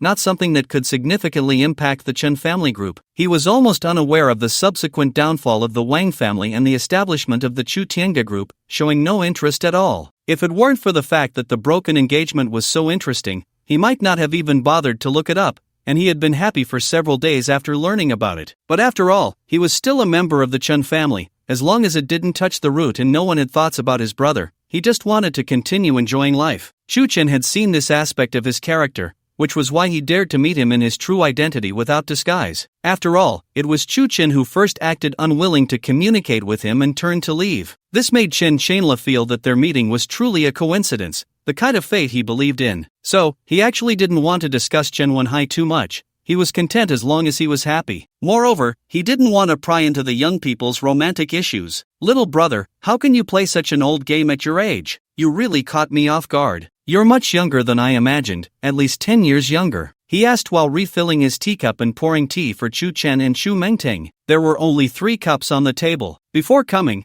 Chu Chen had already told him he would come with the director. "Just playing around, a lot has happened recently, the pressure is too great, so I wanted to find a fun game to play. The last time I played that game was in the 4th grade, Chu Chen said with a smile. "Oh, venting pressure, huh?" Chen Shinla chuckled inside. "You rich young people really know how to splurge, even better than I do." He knew Chu Chen was from the Chu family in the capital. The label of a rich second generation fit him perfectly. "It's alright," Chu Chen replied with a smile. "Let's drink tea first." Chen Xinan gestured and then raised his teacup to signal the 2. After the 3 of them took a sip of tea, Chen Xinan finally had the time to look at the beautiful woman beside Chu Chen. "This must be the young and talented director you mentioned, right?" Chu Mengting shook her head and said, "Humph, no talent at all, he's just talking nonsense." Chen Shanla was taken aback for a moment, then smiled and said, "Indeed, those in the arts have quite the personality." He certainly didn't believe what Chu Mengting said. How could a director chosen by someone who could spend 10 million in a game be just a pretty face? What he didn't expect was that this director was not only a woman but also extremely beautiful. She was at least as stunning as his Tian Xinshin, if not more. However, it wasn't appropriate to pursue this woman on their first meeting. The allure of games for men is often on par with that of women. Sometimes, games are even more important and provide greater satisfaction. Moreover, judging by the relationship between the 2, it was very likely similar to his relationship with Tian Xinshin, suggesting that she was being supported. As the saying goes, a gentleman does not take away what others enjoy, so Chen Xinan decided not to think further in that direction. He merely felt that times had changed. In the past, it was about supporting female actors, but now it seemed to be about supporting female directors? Indeed, he realized that not being involved in society had made him out of touch with the times. Up until now, he had never doubted that Chu Chen was the one who approached him. They had met through gaming, specifically on a private server. A private server couldn't last long. Once a big player took over, the popularity would quickly fade. Therefore, Chen Shanla would always switch servers, and since he didn't play every day, based on his frequency of switching and his level of confidentiality regarding his personal information, he didn't think anyone could approach him in that way. He hadn't suspected anything in that direction at all. Although he knew there was some conflict between Chu Chen and Chen Wenhai, he was certain that Chu Chen had no idea who he was before meeting him, and she didn't believe he had any capabilities. She just wanted to handle her own matters quickly. If it weren't for his persistent private messages, they wouldn't have met at all. In fact, even the meeting was something he had suggested. Moreover, there was one crucial point. He wasn't involved in any of the Chen family's business affairs, so he held no utilitarian value for Chu Chen. That was why her genuine reaction upon learning that Chen Wenhai was his nephew was so convincing, leaving him with no doubts. He continued, "So, tell me about your movie. Why can't you find good actors? You can spend 10 million in a game without batting an eye, but you can't secure a female lead?" Chu Chen sighed and said, "There's nothing I can do. The film and television industry is tough these days. It's not just a business. There are many issues, you should understand." Chen Shanla nodded. He certainly understood. After over a decade of promoting Tian Xinshin, he was more aware of the depths of this industry than many insiders. "Is it commercial competition, or what? I can't even get in touch with anyone. I've reached out to many people, but for some reason, it always gets cut off halfway." Chen Shinla understood that many in the film industry would become envious when they saw someone else becoming popular, leading to deceit and intrigue. Especially with someone like Tian Xinshin, who had suddenly exploded in popularity, he had solved quite a few troubles for her behind the scenes. Scandals, rumors of being supported, and dark pasts. Although all of it was true, he had spent a lot of money hiring public relations teams and media to clean up her image. Of course, many people were envious and tried to sabotage her, blocking numerous endorsements and other business opportunities. "You have it tough too," Shinla said with a smile. "Don't worry. Although we just met, Shinla, stand by my word. I will help you find a female lead. I have some connections in the entertainment industry, just tell me who you want." As he spoke, Shinla took out his phone, looking as if he would call someone directly as long as Chen could name a name. "That definitely depends on the director," Shinla said, glancing at Xu Mengting. It felt like a sin to not look at such a beautiful woman. Today, Xu Mengting dressed up in a very artistic manner, exuding an air of being untouched by the mundane world, which of course was closely related to Chen's guidance in the car. After all, it was top-notch film technology. Xu Mengting tapped her finger on the table and said lightly, "This script of mine is an art film. Without acting skills, it won't work, and without fame, it definitely won't work." "Art film?" Chen Qinan frowned, looking at Chen. "Little brother, are you really willing to invest in an art film? Are you just going to throw money at it?" Chen Qinan was well aware of this industry. Commercial films could make money, but their reputation was generally mediocre, and if not done well, they could be a pit, potentially ruining the actors' reputations. Most art films were made by young people who fancied themselves as dreamers, thinking they were remarkable, or by true masters of art films, but such people were rare, often losing money while gaining notoriety. The only way for art films to succeed was to win awards and then sell the rights abroad to make money, and the chances of success were very low. After hearing this, Chen exchanged a glance with Xu Mengting and said seriously, "Film is an art that cannot be measured by money. What we want to make is a film that can change this society and this world. Just like many Korean films, which can provoke social responses and change laws after being released. Let the people of the world know where the problems lie, to resonate with and alert the public." Listening to Chen's righteous words, Chen Qinan was stunned. He had been in this circle for a long time because of Tian Xinxin. Such words did not sound like something a rational businessman would say. Most of the time, they were uttered by young directors with dreams but no clear understanding of their own worth. Coupled with the way Chen had just looked at Xu Mengting and the glance he had given him, he understood that their relationship was definitely similar to his with Tian Xinxin. It was a form of support. Chen Qinan showed a look of realization, and then he heard Xu Mengting say again, "That's right, if there are only acting skills,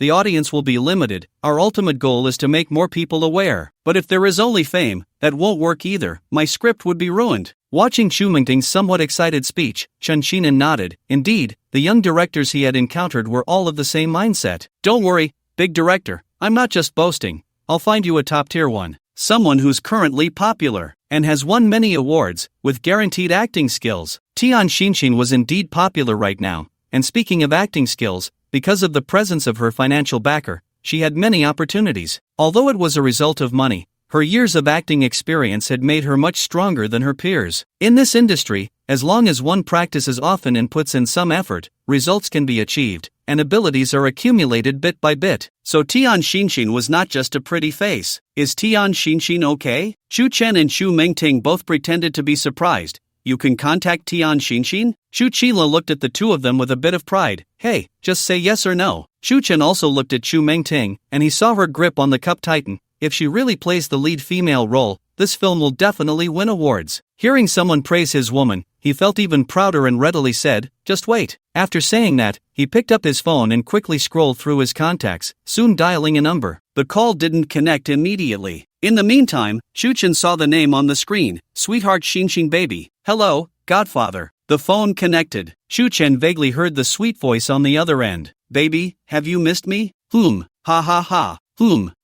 Okay, stop complaining. You've only been popular for a few days. Just do what the director tells you. It's just an advertisement, you'll be fine." Xu Chen picked up the teacup and took a sip, silently listening to Chen Xinla's conversation with Tian Xinxin. Although he didn't know exactly what Tian Xinxin was saying to Chen Xinla, he could sense that she was definitely being coy. If there were other people present, like Tian Xinxin's fans, and they knew that the greasy, disheveled middle-aged man in front of Xu Chen was on the phone with her, they would probably collapse in disbelief. Some extreme fans might even jump off a building. Crazy fans can do anything, because these two were just too mismatched. Tian Xinxin was a natural beauty who could score a 9 out of 10 by Xu Chen's strict standards. With her fair skin, stunning looks, and long legs, she had a great image and excellent temperament, capable of playing both the wealthy lady and the youthful girl. She fit 99.9% of men's fantasies about their dream partner. Yet, Tian Xinxin had been with her wealthy benefactor, Chen Xinla, for 10 years, and he was just so ordinary, greasy, and lewd. A man's looks aren't everything. Chen Xinla's features were decent, although he was fat. That wasn't the main issue. It was mainly his demeanor and temperament. One was in the sky, the other on the ground. If they stood together, it couldn't even be described as a Beauty and the Beast scenario. It was more like a beauty next to a pile of stinky dog poop. It really wasn't an exaggeration. The first impression Chen Xinla gave was even worse than that of a slightly normal person. But feelings are feelings. They can be actively created. Xu Chen knew that Chen Xinla was doing this on purpose. Even without considering money, Xu Chen believed that it wasn't that Chen Xinla was unworthy of Tian Xinxin,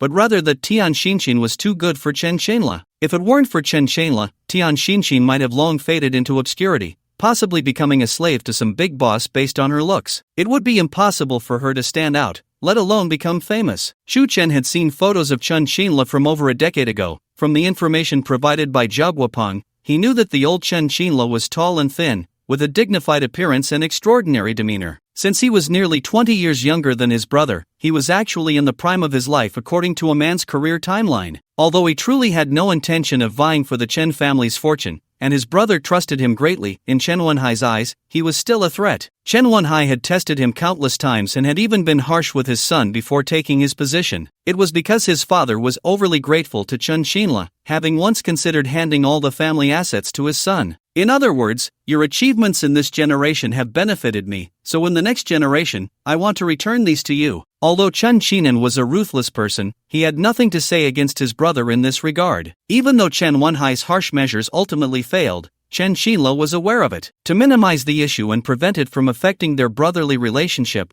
he chose not to tell his brother. So, Chen Qinan sent his son abroad for studies and allowed him to develop directly overseas. Over the years, he had actively donned a protective guise, disguising himself. He began to binge eat, started keeping women, squandered extravagantly, spent money on stars, played games, and became rough. Everything he did was a facade, meant to protect himself from disaster and to prevent Chen Wenhai from becoming suspicious. These years could be summed up in one word: endure. Because of this, he had always held a grudge against Chen Wenhai, wanting to teach him a lesson. But there was nothing he could do. First, because Chen Wenhai was indeed ruthless and would dare to act against anyone. Second, he was after all Chen Xinan's son, and he didn't want to escalate matters. So this time, with Li Jia's cancellation of the engagement, it was all orchestrated by Xu Chen in front of him. He couldn't express how happy he was after seeing the news. Facing the person who helped him teach Chen Wenhai a lesson, he certainly wanted to express his gratitude. Moreover, it was just about contacting an actor, which wouldn't affect the Chen family group at all, so why not? If after this Xu Chen can still continue to deal with Chen Wenhai, he would be happily eating melon seeds. Ha ha ha. I don't know what Tian Xinxin said again. Chen Xinla laughed a few times and then said, alright, my dear, it's like this. There's something, you take a leave and hurry back to the Magic City. I'll talk to the director. Right, it's urgent, I've got you a movie, lead female role, and it's an art film, the kind that can earn you recognition in the industry. Chen Xinla dared to boast without even knowing the content of the script. What's there to fear about breaching the contract? I'll just pay them.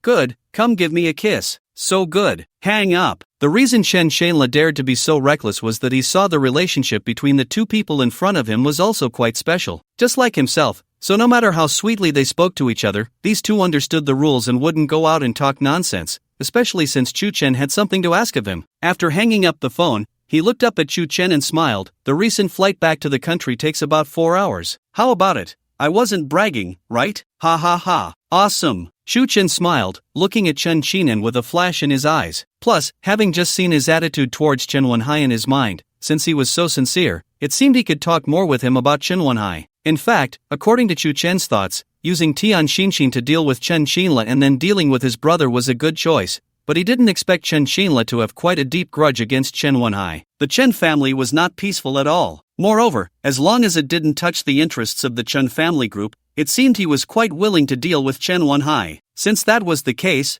couldn't they talk more? There's something I don't know if I should say? Xu Chen asked Chen Qinan, looking a bit troubled. I've helped you so much, and you still feel like a stranger? Right. I really appreciate you for this. Xu Chen took a sip of tea, as if still hesitating. You're worried about Chen Wenhai, right? Chen Qinan seemed to see through his thoughts. Shu Chen nodded. Uncle Chen, let me be straightforward, our acquaintance is indeed fate, but after all, my matter with Chen Wenhai has caused quite a stir in the Magic City, and I suspect that he is the one causing trouble, and basically, he has been obstructing everything I do during this time. If he finds out you helped me. Chen Xinla waved his hand, speaking in a very casual tone as if he were an experienced person who hasn't been young. It's just that you didn't marry him, love definitely comes first. Young people's matters in love, breaking up and getting back together is very normal, it will be fine over time. Chen Xinla was very open-minded about this matter. He had no idea how much shock this incident had already caused in the Magic City. If it weren't for Chen Xinla's personality, Shu Chen wouldn't dare to take such a risky move. I am Chen Wenhai's second uncle, his dear second uncle. Even if he knows,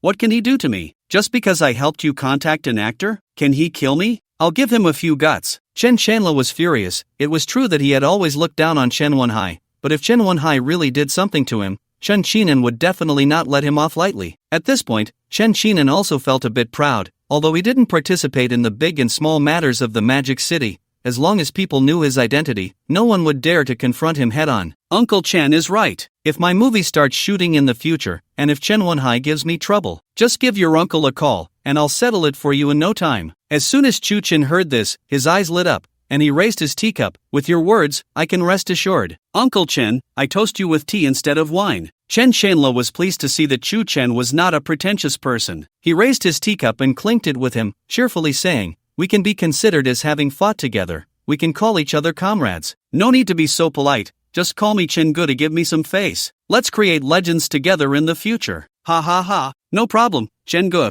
I'll recognize you as my big brother today. After saying that, the two of them downed their drinks in one go. Meanwhile, Xu Mengting, who had been playing the role of a cool and aloof artistic director, was deeply shaken inside. It turned out that from the very beginning, Xu Chen played games for this moment. Coupled with the last encounter with Chen Baixiang, Xu Chen's status in her heart was rising higher and higher. She truly hoped that in the end, he would not be an enemy of the Chu family in the capital. If he could really be brought into the Chu family, it would be a tremendous boost. Thinking of this, she felt it was time to share her thoughts with the elders at home. Otherwise, just providing information without revealing Chu Chen's true strength could lead to the elders making decisions that might harm him, which would be a great loss. Although Chen Shanla had many women and several female stars he had supported, his favorite was still the earliest one, Tian Xinxin. Merely chatting during games was not enough for him to go through the trouble of calling Tian Xinxin back from abroad. However, upon learning that the one he was gaming with was Chu Chen, Chen Xinla's attitude completely changed regarding their relationship and status. Earlier, he had mentioned on the phone that he would cover the breach of contract compensation. This meant that calling Tian Xinxin back was not just a simple phone call to help Chu Chen out,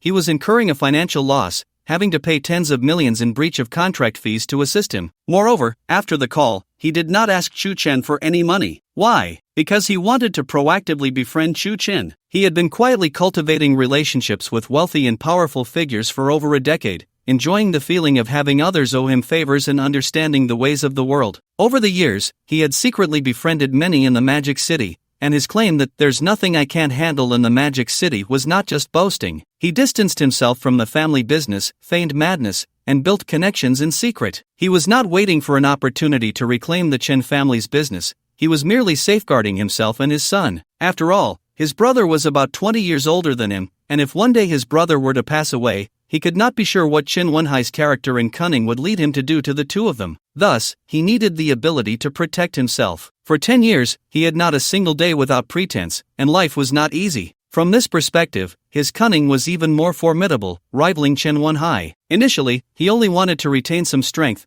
but now that he had met Chu Chen, the young man who dared to confront Chen Wenhai head-on, it seemed to awaken his deep-seated desire for lost power. But it was just a fleeting thought, as Chen Qinan was still around, and almost all of the Chen family's assets were built by the two of them. He would not hesitate to hand everything over to his brother, but if one day Chen Qinan were to pass away, he would not be polite if Chen Wenhai dared to do anything. Therefore, he felt that Chu Chen, who dared to snatch Chen Wenhai's fiancée at the wedding banquet, was someone worth befriending. As for the Chu family in the capital, he had never even heard of them. After sensing Chen Shanla's inner thoughts, Chu Chen felt it was time. He sighed deeply and looked at him with profound eyes. Chen Gu, since you are so sincere to me, I will let you understand that befriending me is the best decision of your life. Just as you said, we are truly fated. Chen Shanla sensed something was off with Chu Chen. His speech was strange, and his tone and gaze seemed to hint at something. "Brother, you said we are fated? What exactly is?" He wasn't very sure, even though he was the one who first mentioned fate, but Chu-Chen had repeated it many times himself. Seeing that Chu-Chen didn't respond and just picked up his phone to quickly type with one hand, "Look at the message." As Chu-Chen pressed send, he said to Chen Xinla. Chen Xinla picked up his phone and saw a string of phone numbers had been sent. "Remember this number, catch him. He will tell you the whole truth about your son's car accident 10 years ago." Chu-Chen smiled slightly. Upon hearing this, Chen Xinla suddenly stood up. Chen Xinla looked at Chu-Chen in shock. Within the Chen family, only a few who understood the company's high-level situation knew about this, and the news had been completely sealed afterward. The outside world could only hear fragmented bits and pieces, but they couldn't know the truth. They only knew there had been an accidental car accident that nearly cost Chen Xinan's son his life. Regarding Chu-Chen, he knew there might be a powerful force behind him, and he had heard that he was well informed about the secrets of the high-level officials in the Magic City, but he didn't think Chu-Chen knew everything, especially about this family matter, which was deeply hidden. Even back then, no matter how he investigated, he could only roughly guess that it was Chen Wenhai's doing, but he had no solid evidence. But now Chu-Chen had directly given him a phone number, and told him that as long as he could catch the owner of the phone number, he would know the truth about his car accident from years ago. Chen Xinla could no longer remain calm. That car accident from years ago was the most nerve-wracking thing for him. "You said, we really are fated." Facing Chen Xinla's glaring gaze, Chu-Chen once again mentioned fate. Chen Xinla's eyes flickered. He thought about it, didn't speak, and slowly sat down. It was only at this moment that he finally understood what Chu-Chen meant by repeatedly saying they were fated. The reason they could meet this time was that they had played the same private server game together, which was fate. It wasn't that Chu-Chen discovered he was actually Chen Wenhai's second uncle. Rather, it was that Chu-Chen just happened to know about the matters of the Chen family and could even help him. That was what fate meant. Chen Xinla recalled Chu-Chen's reaction when he first entered. He realized he had misunderstood. It wasn't because he learned he was Chen Wenhai's second uncle that Chu-Chen reacted that way. If it were just that, there would be no need to leave directly. Instead, Chu-Chen not only knew about him but also knew about his situation. He must have thought that this family was very calculating, and this time he might even think that Chen Xinla had ambushed him in the game. Unexpectedly, Chu-Chen's plan had reached the point where the other party thought he had intentionally sought him out. It was completely upside down. Lost in thought, he turned his gaze back to the phone screen. "That phone number. Actually, I didn't want to get involved in your Chen family's matters." Chu-Chen naturally picked up his teacup but didn't drink, continuing, "Even if I know something about your Chen family's matters, it's not good for me to interfere, especially with the conflict with Chen Wenhai. But, Brother Chen, today you made me feel that heaven is unfair to you. Such a good person like you lost your parents at birth, relying on your brother, struggling together, and in the end, you still have to live in fear, with your own son almost getting hit by a car," Chu-Chen said, shaking his head and sighing, as if he truly felt it was unfair for him. He took a sip of tea, put down the teacup, and continued, "Today, we met by chance, and you are willing to help me with such a big favor. I, Chu-Chen, always repay a drop of kindness with a fountain of gratitude." This news was originally something Chu-Chen planned to use at a critical moment, but now it became a return favor that Chen Xinla actively helped obtain. Just because Chu-Chen wouldn't owe anyone a favor, he wanted Chen Xinla to owe him a favor. Chen Xinla picked up on what Chu-Chen had just said. This person who held the secrets of the high-level officials in the Magic City was indeed not to be underestimated. He could even point out that he had lost his parents at birth, which was over 40 years ago. He glanced at the phone number in the text message again, then looked up at Chu-Chen and asked, "Whose number is this? You could just have someone check it, right? With your skills, Brother Chen, it shouldn't take more than a few minutes to trace a number." Chu-Chen didn't directly give him the answer. Chen Xinla fell silent for a moment, tapped the screen, and forwarded the message to his most trusted confidant. He was about to make a call. "By the way," Chu-Chen spoke up at that moment, "this person has changed his name and has 2 different ID cards, different ID numbers, and he has long since abandoned his original identity information. So you'd better have your people check his household registration and get a photo of him as he is currently registered. Although many years have passed, you should still be able to recognize him." Chu-Chen paused and continued, "Just a reminder, before you find him, don't let anyone call this number. The people who know this number can be counted on one hand. If you startle him, he might run away, even flee the country overnight." Chen Xinla held his phone, listening to everything Chu-Chen said without saying a word, and finally dialed the number. The call connected immediately. "I just sent you a number. Have someone check the information of the owner right away, all the details, keep it confidential, and it would be best to get me his photo first. The other information can wait." After finishing, Chen Xinla hung up the phone and stared intently at Chu Chen. On his expressionless face, a bright smile suddenly appeared, and he casually said, "Little brother, you're impressive. No wonder you could win the heart of the Ice Queen Li Jia from the Li family." And still, he glanced at Chu Mengting, whose name was well known in the Magic City, and now the young director sitting next to him was not inferior in appearance to Li Jia. The implication was clear: if you could handle Li Jia, this girl sticking around must mean you have some skills. Not bad, Chu Chen smiled slightly. Be honest with me, how do you know about our Chen family's matters? You seem to know quite a bit, Chen Xinla asked again. He was particularly good at creating a relaxed atmosphere, achieving it with just an expression or a smile. Brother Chen, you know, the Chu family in the capital has information about the Magic City that you don't know. But there's nothing I don't know, Chu Chen said somewhat mysteriously. But because of the previous hints, Chen Xinla suddenly understood that the Chu family in the capital was indeed a super powerful force. There were some secrets, and certain things couldn't be said carelessly. Moreover, he knew that Chu Chen's appearance in the Magic City must have prompted many families to start investigating his background,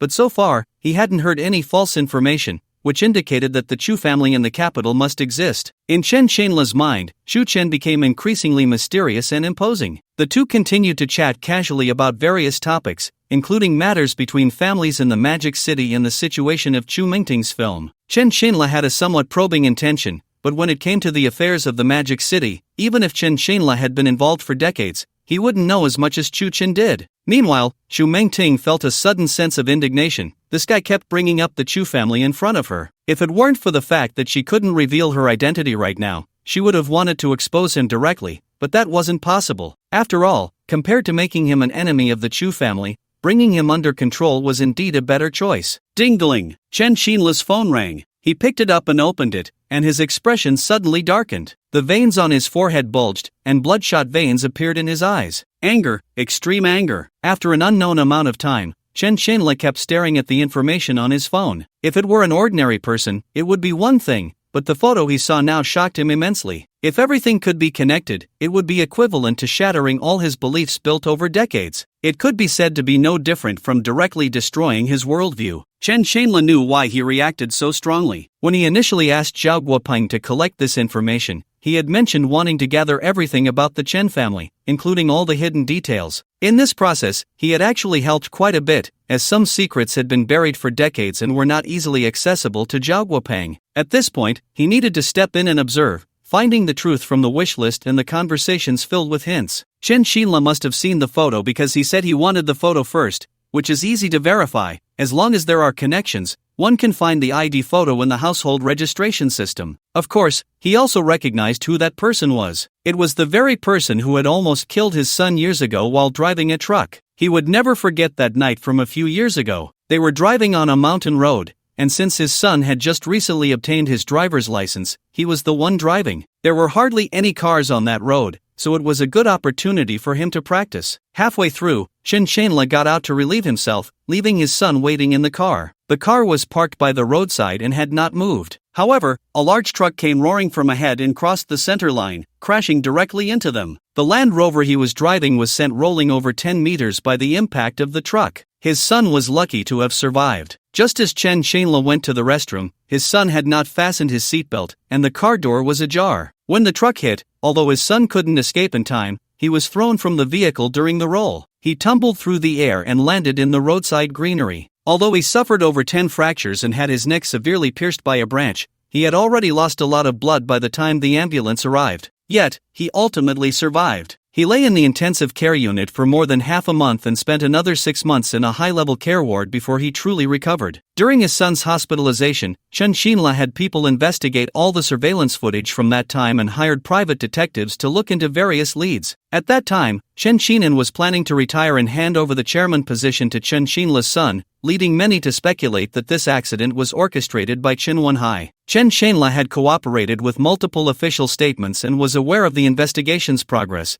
with his trusted aides regularly reporting to him, so he knew that no one was obstructing the investigation. No one dared to hinder it, as anyone who did would be the prime suspect. However, they still could not determine who was responsible. The truck driver fled the scene after the accident. Although the vehicle was found that night, it was a stolen vehicle reported missing 3 days prior. The original owner had been interrogated overnight but was ultimately cleared of suspicion and released, because it truly wasn't him. The actual driver of the truck that caused the accident could not be identified. The only lead the authorities had on the truck driver was the footage captured by traffic cameras along the route before the accident. The footage showed the driver's clothing and appearance through the windshield: a male, wearing a down jacket, a brown duckbill cap, and a black mask. Although his face was captured, the surveillance footage was relatively blurry, and only his eyes were visible, making it impossible to identify him. Chen Shanla believed that the mastermind behind it had over a 90% chance of being Chen Wenhai. Although there was no evidence, he firmly believed this. Given the circumstances at the time and the changes within the Chen family, all signs pointed to Chen Wenhai, yet there was not a shred of evidence proving he was responsible. At that time, the driver was clearly guilty of intentional murder, having crossed the center line to deliberately crash into the parked Land Rover. Moreover, Chen Shanla had no deep-seated hatred with anyone,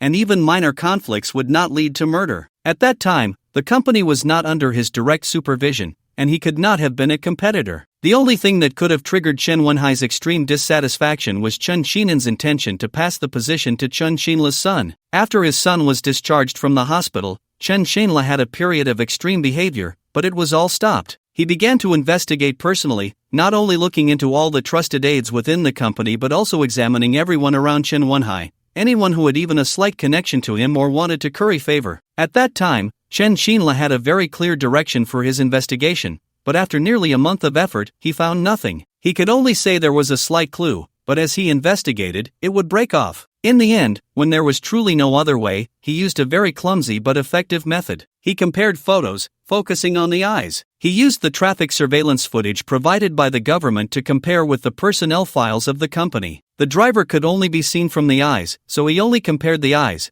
As long as there was even a slight resemblance, they were listed as suspects. The key comparisons were made with those who had undergone personnel changes or left the company a few months after the accident. He found one such person. This person was Wang Shengli, who served as the deputy supervisor of the security department of the Chen family group at the time of the accident. 5 days after the accident, Wang Shengli was suddenly transferred from the headquarters to a subordinate manufacturing plant to serve as the security manager. This was considered a punishment. More than half a month after the accident, he suddenly resigned, claiming he could not bear the injustice of being transferred away from the headquarters when he believed he had done nothing wrong. This timing coincided perfectly with when Chen Shinla's son woke up from the intensive care unit. It could also be a coincidence. What truly made Chen Shinla believe Wang Shengli was the murderer was that he disappeared after resigning. It was as if he had suddenly evaporated, gone in an instant. His wife and child had no idea where he went. Wang Shengli was not the only person to resign after the accident,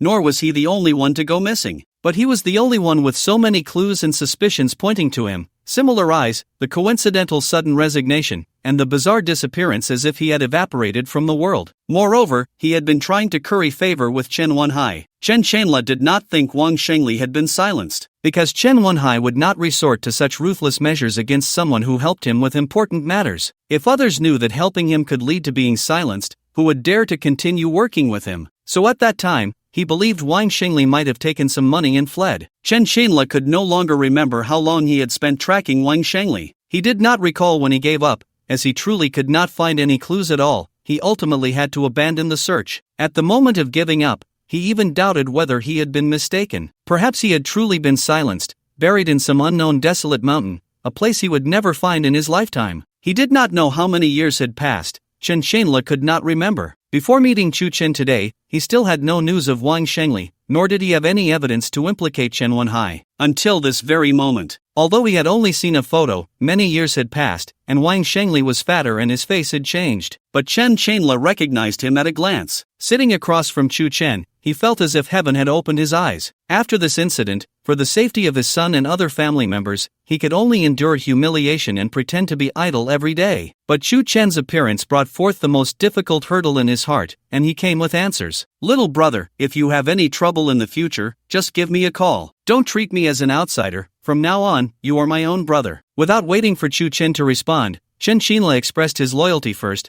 then suddenly stood up. I'll go solve this matter first. I'll be in touch. Saying this, Chen Shanla hurriedly picked up his phone and walked out. Just a few meters from leaving the room, he looked at the photo on his phone twice. Chu Chen found it interesting, not because his behavior was strange, but because when he learned the truth from Wang Xingli, he would probably not be able to accept it for a while. Chen Xinla left, but Chu Chen and Chu Mengting did not rush to leave. "What's next?" Chu Mengting asked. "You go prepare for the filming. Since you are the director, the show must go on," Chu Chen replied. Chu Mengting's eyes widened. "Are we really going to make a movie?" Chu Chen smiled and answered, "Of course, not only are we going to shoot, but we also need to invite the best screenwriter to write the script for you." Mengting took off the hat she had been wearing, which she had put on to pretend to be a director. Now that Chen Shanla had left, she didn't want to keep pretending. Relaxing a bit, she slowly said to Chu Chen, "But I really don't know how to make a movie." Chu Chen raised his teacup and clinked it with hers, smiling as he said, "Have you ever heard a saying in the film industry?" Chu Mengting shook her head. She hadn't heard a single word about the film industry. "If you know how to shoot, you can be a cinematographer. If you can act, you can be an actor. If you understand lighting, you can be a lighting technician. But if you don't know anything, then you can only be a director." After hearing this, Chu Mengting couldn't help but smile helplessly. "So I will equip you with the most professional team.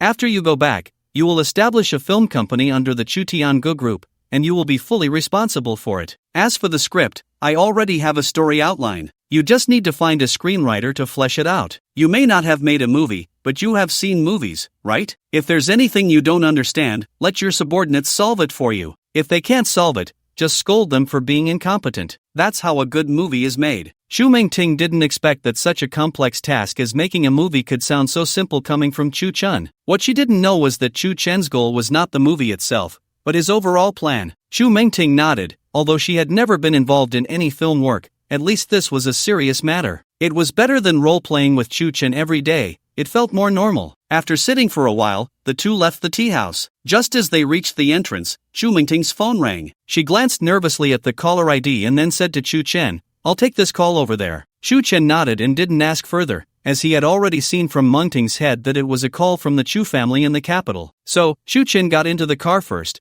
watching Chu Mengting talking on the phone through the glass. Finally, news had come. The DNA test results. Chu Mengting held the phone with one hand while the other rested on her chest, a self-protective posture. Chu Chen's DNA matches with the Chu family by less than 10%? They share the same ancestor, but it's been dozens of generations? Indeed, there was a defector among the ancestors, but that was 100 years ago. It is very likely that he is a descendant. Chu Chen watched the thoughts swirling above Chu Mengting's head, somewhat entranced. Was DNA really that mysterious? Did he actually have a connection to the Chu family in the capital? He was very clear about his own background, an ordinary family, an ordinary identity, and no one had mentioned this since his grandfather's generation. If he really was a descendant of the Chu family in the capital, then this matter would become interesting. The most interesting part was that the people in the capital would think this was a story about bloodlines, but for Chu Chen, it didn't matter. Whether they shared the same ancestor or bloodline, it had nothing to do with him. He was just an ordinary person, born into an ordinary family. It was only because of the system that he seemed different. Regarding his ancestors, after 100 years, it didn't explain anything, and it was impossible for him to acknowledge the Chu family in the capital just because of a mere 10% DNA match. He had no feelings for it, nor any obligation. It is still unknown what the Chu family in the capital is thinking. If they really want to bring him into their fold, it could be a point to leverage. He noticed that Chu Mengting was now caught in extreme conflict. On one hand, she had become highly dependent on him. On the other hand, the Chu family in the capital had informed her of Chu Chen's background but had not disclosed the specific outcome of their discussions, indicating that further deliberation was needed. The only task left for Chu Mengting was to determine whether Chu Chen knew about the Chu family in the capital. If he didn't know and was operating under their name in the Magic City, it could be considered a coincidence, and they could let it go. However, if he did know and continued to act this way, the reasons behind it would likely be more complicated. Watching Chu Mengting grow increasingly anxious, Chu Chen began to contemplate how he could use this to his advantage. It was already late at night when they left the tea house, suggesting that the person behind Chu Mengting had taken a long time to discuss and confirm this information. Seeing her pacing outside the car, Chu Chen recalled that since she had already appeared before the Chen family, the truth about the Chu family in the capital was getting closer to being revealed. It was time to share some information with her. After a while, Chu Mengting got into the car without saying a word, but Chu Chen could see her thoughts shifting rapidly. Although many generations had passed, if she truly wanted to have something with Chu Chen, it was not impossible. They were no longer considered close relatives. Yet, this news still left her momentarily unable to accept it. Just earlier, the Chu family in the capital had said they needed further discussions. First, to determine Chu Chen's intentions, and second, to investigate the family tree, utilizing all their resources to thoroughly uncover Chu Chen's background. It was already late at night. Although the Magic City was still brightly lit, it was noticeably quieter than during the day. The car was also much quieter, and the two of them did not speak along the way. When they arrived downstairs at Chu Mingting's home, Chu Chen finally asked her, "Aren't you curious about the purpose of your work? Isn't it to deal with the Chen family? What's so formidable about the Chen family? They aren't worth my effort." Chu Mingting frowned. "Then what are we doing? How much do you know about the Chen family?" "I know the basics. Right now, Chen Wenhai is in full control." "What about Chen Wenyang? He just became CEO and is eyeing the family business, but he doesn't seem to have much capability." Chu Chen smiled. "What if I told you he is my man?" "Your man?" Chu Mingting turned to look at him. "So, you plan to help him take over the Chen family?" "That's partly true, but not entirely." "What do you mean?" "It's not about helping him. It's for my own sake." Chu Mingting began to feel that something was off. Initially, she had come to investigate whether Chu Chen truly knew about the Chu family in the capital. Their analysis concluded that he did not know, as they had remained largely unknown in the capital for hundreds of years, with only a few obscure stories circulating in the streets. The outcome was merely a coincidence, which was why they sent Chu Mingting to clarify the situation. They had already investigated Chu Chen's background and found no issues, nor any evidence linking him to the Chu family in the capital. Chu Chen had simply made a casual remark based on some secrets he had picked up from the upper echelons of the Magic City. They were able to analyze this due to two reasons. First, the family had a think tank dedicated to strategizing for the family, known as the Chu Family Think Tank. Thanks to the existence of this think tank, they had survived through the long course of history,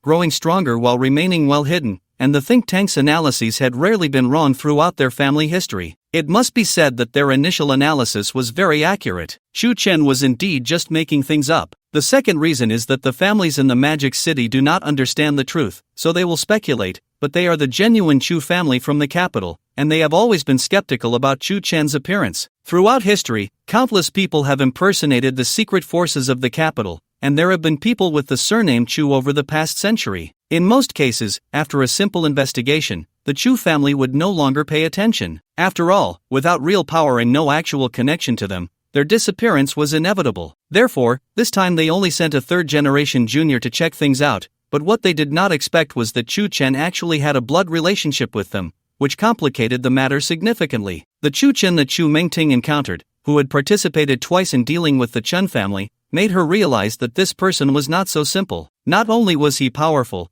but he was also exceptionally smart. If that were the case, he had no need to pretend to be from the capital's Chu family. He could easily carve out a place for himself. Yet, in every situation, he repeatedly emphasized his origins from the capital. Did he really know something about the capital's Chu family? So she began to probe subtly, asking, with the background of the prestigious Chu family from the capital, "What else do you want to do?" Chu Chen looked at the quiet little road ahead. The greenery of this community was indeed very pleasant, refreshing. Before I came, the major families in the Magic City were scheming against each other, their powers scattered, presenting a situation of many strong factions. In fact, I had already contacted Chen Wenyang on behalf of the Chu family from the capital. Everything I do is a performance for the other families in the Magic City to see. You should know that the Wang family, Lu family, and Li family are now all under my control. What I am currently staging is to continue bringing the Chen family under my wing. Chu Chen's hands returned to the steering wheel, like a helmsman. Once this act is over, the other families in the Magic City will no longer fight each other every day, and my goal is to integrate resources and gather strength. Hearing this, Chu Mingting felt she was slowly getting closer to the truth of the matter, so she tried to extract more from Chu Chen, starting to flatter him. Is President Chu aiming for a grand unification of the Magic City? Chu Chen did not smile but replied,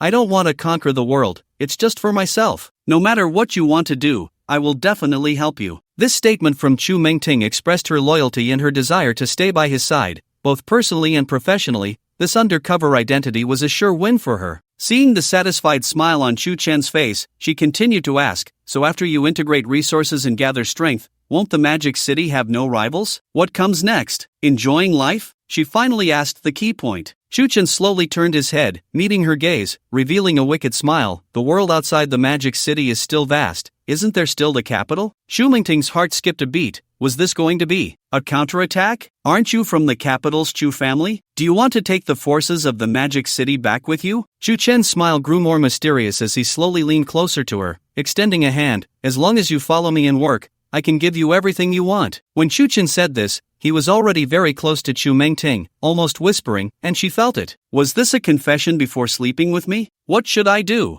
I'm not ready yet. Today, to play the role of an artistic director, I dressed in a way that is not at all feminine. It feels like something is missing, but it doesn't matter. We're still in the car, right? Chu Mengting clenched her fists tightly and slowly closed her eyes. She had waited too long for this moment. In love, the romantic and anticipated foreplay is also very important. If she could feel Chu Chen's wildness, his power, and the merciless whip after the romance, that would be her long-desired first love for decades. With her eyes tightly closed and her lips slightly trembling, her breathing had clearly quickened. Click! Just as Chu Chen's mouth was only a couple of centimeters away from her, she heard the sound of the car door being opened. Chu Chen reached out his hand to help her open the door. I've already made arrangements. You will immediately establish the film department when you arrive at the company tomorrow morning. It's getting late. You should go home and rest. Chu Mengting's mouth slowly opened. The fire burning in her heart was once again extinguished. Chu Chen, you bastard. Almost like a puppet, she got out of the car, her mind blank, and watched as Chu Chen drove away in a cloud of dust. This is the second time. How dare you do such a beastly thing to me a second time? Standing under the streetlight, Chu Mengting resembled a resentful woman in a secluded chamber. Chu Chen caught a glimpse of her thoughts in the rearview mirror and couldn't help but laugh. For an ordinary woman, doing something might be considered beastly, but for Chu Mengting, doing nothing was the true beastly act. The reason Chu Chen revealed such thoughts to Chu Mengting was to have her report back to the Chu family in the capital. But why say such things? All of this would only ferment at a certain moment after the Chen family truly began investigating Meng Tingwei. For now, it was merely a small foreshadowing. After a busy period, Chu Chen no longer stayed at the Li family's hotel but returned to his apartment on the 66th floor of Mingzhu building. The 2,000 square meter residence had been fully renovated. The private elevator opened directly into a spacious hall, complete with furniture, appliances, sofas, and everything else. One must say that the standard of the city's top female designer was indeed very high. Fashionable and minimalist yet warm, this was the home Chu Chen had envisioned for a long time. Since all the materials used were environmentally friendly, there was no need to let it sit for a while to dissipate formaldehyde. He could move in with just his bags. Sitting on the wide central sofa, surrounded by floor-to-ceiling windows, all of which were currently drawn with curtains, the open kitchen, VR gaming console, fitness equipment, and various home entertainment facilities were all neatly organized in their respective areas. Except for a few bedrooms that were completely separated, the remaining areas were all open and interconnected. He took out his phone and opened an app. This was the first product he had Zhao Guopeng design overnight. With just one app, he could control everything in the house, and it was extremely simple. After briefly looking at the interface, he chose a very romantic function called Atmosphere. One click set the selected ambience. There were options like sleep, KTV, nightclub, game, morning, late night, restless, peaceful, warm, and many more. He could completely choose according to his current state of mind. It was already late at night after dropping off Chu Mengting, and he needed to relax his brain, which had not rested for a long time. So he clicked on empty. Tonight, he didn't want to think too much. He just wanted to rest simply. Although he had been steadily moving towards his goals during this time, and the group didn't require his concern, his brain had never stopped operating for a moment. Tonight, let it be like this, not thinking about anything. As soon as he clicked the button, the lights in the room dimmed, transforming into an exceptionally comfortable color and brightness. The hidden surround sound system with 10.1 channels played soft background music. The cost of this sound system could rival that of a villa. The sound source was everywhere, making it impossible to pinpoint the direction of the sound. It felt as if he was truly swimming in the soothing music, the sound enveloping every inch of his skin, a true 360-degree spherical surround experience. At this moment, the large three-dimensional projector on the ceiling transformed the room into an underwater scene, with various deep-sea fish swimming around. The deep blue water flowed continuously, and the mournful cries of whales could be heard from the depths. Chu Chen sat on the sofa, feeling as if his body was constantly falling, slowly sinking into the deep sea. Every cell in his body began to expand, feeling as if fine sweat was seeping out. Gentle seawater flowed over his skin. With his eyes closed, his falling body began to slow down gradually. Under the buoyancy of the water, every part of his body, from his head to his neck, to his arms, to his fingers, to his legs, to the soles of his feet, felt an immense relaxation. He floated there in the deep sea, truly emptying his mind. He had actually fallen asleep on the sofa like this. Where did such comfort come from? It wasn't some pretentious artistic sentiment. Objectively speaking, this was the true enjoyment of the wealthy. You cannot imagine the happiness of the rich, nor can you fathom their relaxation. A person's state cannot be bought, but achieving a certain state may require a great deal of money. This is the world of the wealthy. It's not that they are truly happier. Rather, it's about creating a moment of leisure amidst the hustle and bustle, behind the masks of scheming and competition, using the money they earn to craft a night of stolen tranquility. For anyone in high society, this state is something to aspire to but never reach. Those without money want to earn it, to experience this state. Yet, the wealthy occasionally lament, wishing they were poor instead. But such lamentations are often false. If you were to ask them to truly exchange their wealth for that state, only a fool would agree. This is the inequality of the world. The wealthy's lamentations are utterly untrustworthy. In fact, it is a form of boasting. A new day began, around 7:30 in the morning, when Xu Mengting arrived at the company early. Thanks to Chu Chen's prior arrangements, she had her own office, responsible for the film and television department of the Chu Tiange Group. It wasn't even time to start work yet. However, Chu Chen had specifically reminded her during his call yesterday to mobilize the entire company to develop the film and television business. It must be said that Chu Chen had a deep attachment to the film industry. He loved watching movies since he was young, often saying, "Movies never lie. Perhaps the stories are false, the special effects are fake, everything is a facade. But the emotions conveyed to him are real, and the lessons about the world he learned are genuine." Therefore, he didn't enjoy watching overly commercial films. Instead, he preferred niche art films. This was also the reason he chose to study acting and why he tirelessly played various roles to resolve the Chen family incidents. It wasn't just a matter of planning. A significant part of it was his own addiction to acting. Originally, he had thought about becoming a drifter in Beijing or Hengdian after graduation, slowly mingling in the industry. But unexpectedly, he hadn't even received a diploma. One must admit that the twists of fate can catch one off guard. Now that he had reached this position, why not start a film and television company? Moreover, this was part of his plan. A series of connections could help him explore new markets, so why not? To deal with Chen Xinan, he needed to find Chen Xinla, but inevitably, he would have to utilize Tian Xinxin. Since he could leverage the current top star, it was certainly possible to dabble in the film industry. More importantly, the Chu family in the capital had not ventured into the entertainment industry. They were not allowed to be exposed. Even being the behind-the-scenes boss of an artist company or a film and television company would have a much higher chance of exposure in this circle than in other industries. Although it was still unclear how far the relationship with the Chu family in the capital would go, having the power of public opinion in the film and entertainment industry could be a strong trump card. Perhaps it wouldn't matter to other families, but for the reclusive Chu family, it would definitely be a killer move. Making Xu Mengting the general manager, wasn't the implication obvious? At this moment, sitting in her office, Xu Mengting was almost driven mad by this matter. Completely clueless about the film and television industry, she dared not slack off. After returning home yesterday, she first felt frustrated with herself. She pondered whether she should take the initiative next time. There's a first and a second time, but no third or fourth. Xu Chen's attitude towards her had not been a one-time occurrence. If this continued, she wasn't sure if she would end up with some kind of depression. A depression born from being stifled. But this thought only lasted a very short time, because more importantly, today she was to start overseeing the film and television department of the Chu Tiange Group, so she had to set aside her concerns about Chu Chen. She crammed a night's worth of film knowledge and arrived at the company at 7:30 a.m., having not slept at all the previous night. She figured it would be better to arrive early and see where to start. It had to be said that the people Chu Chen had recruited were indeed very efficient.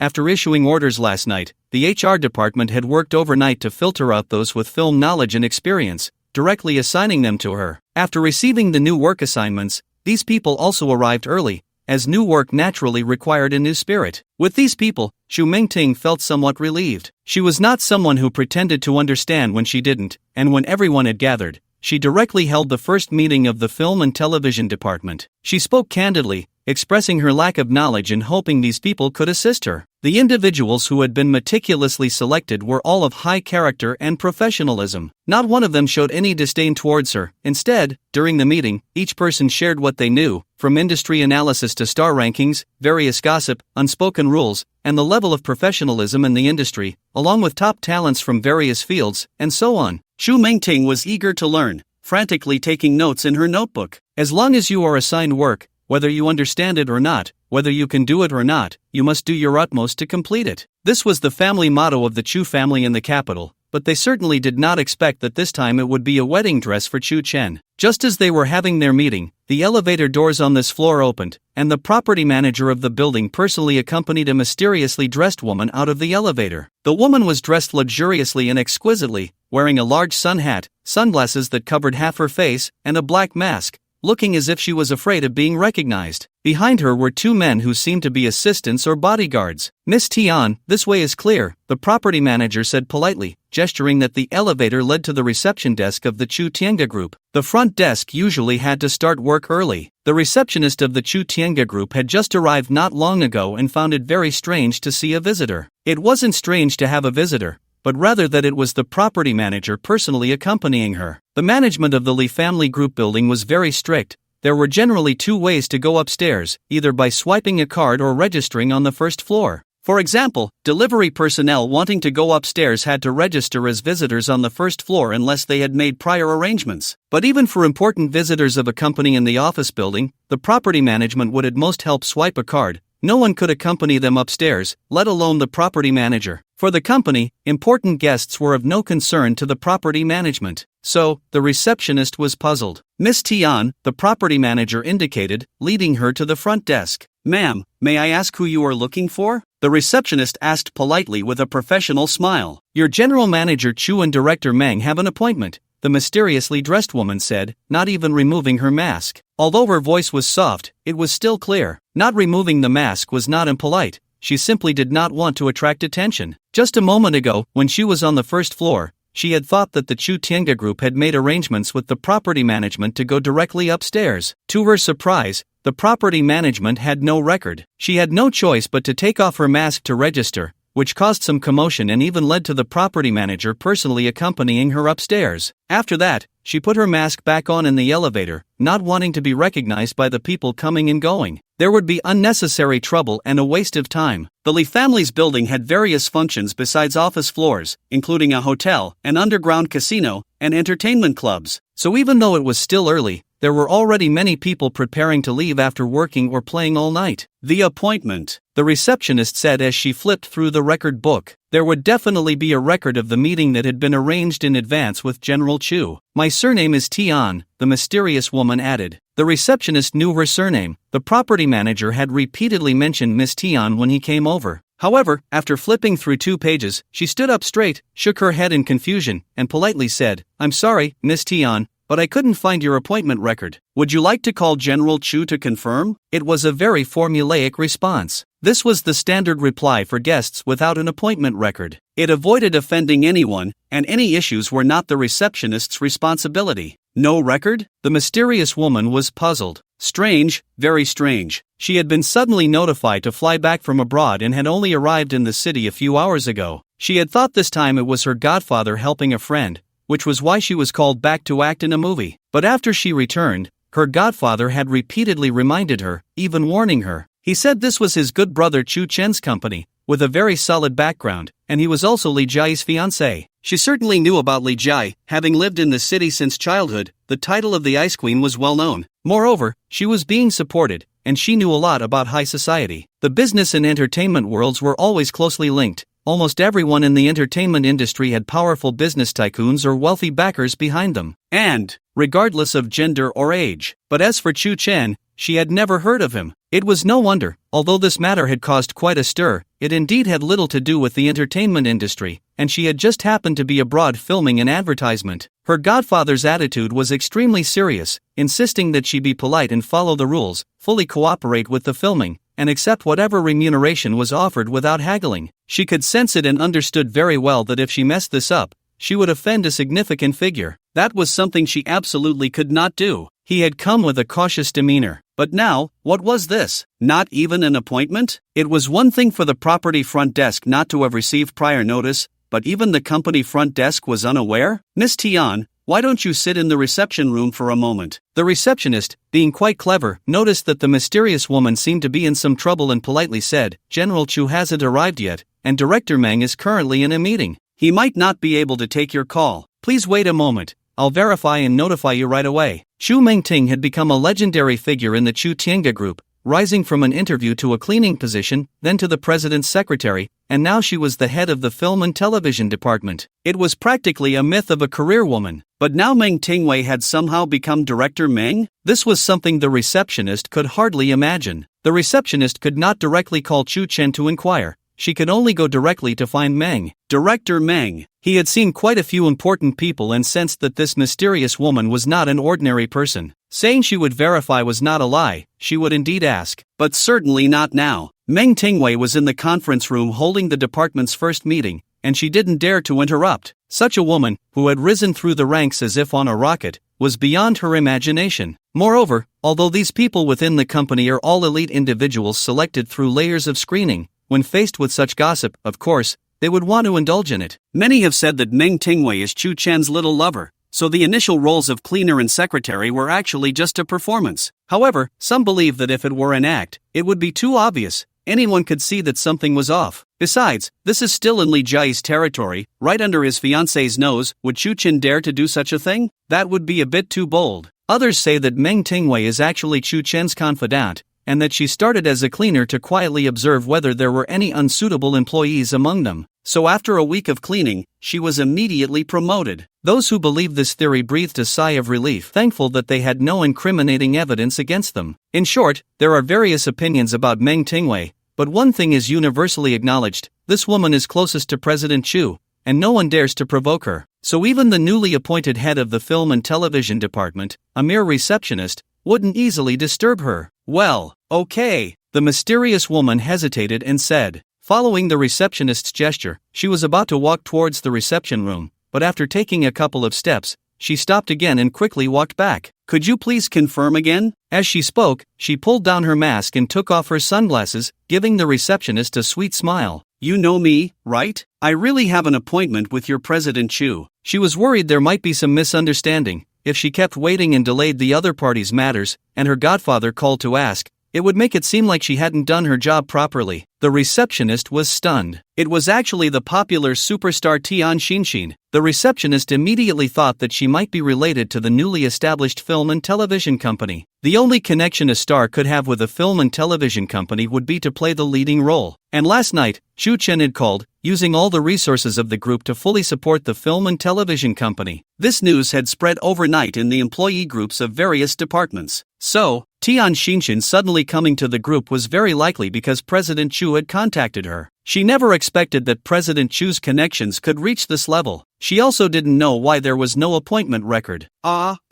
Miss Tian, please wait a moment, just a second. There might be some misunderstanding. The president's secretary has just changed, and there might have been some issues during the handover. I will verify it for you right away. She wasn't lying. Indeed, Chu Chen's secretary had now become Director Meng. As she spoke, the receptionist picked up the front desk phone but paused for a moment, glancing at the internal company directory posted inside the front desk, where several numbers were printed in larger, bolder font. Those were the mobile numbers of several core executives in the company, and the top one wasn't Chu Chen, but Meng Tingwei, because her number had been written there when she was the secretary, fully handling Chu Chen's affairs. But strangely, President Chu hardly had anything that required her to handle, so this number had rarely been called. And now, her position didn't need to change. She had already become the head of the film and television company, which President Chu valued the most. Being at the top was only natural. The receptionist thought for a moment, gritted her teeth, and directly dialed the number. In the conference room,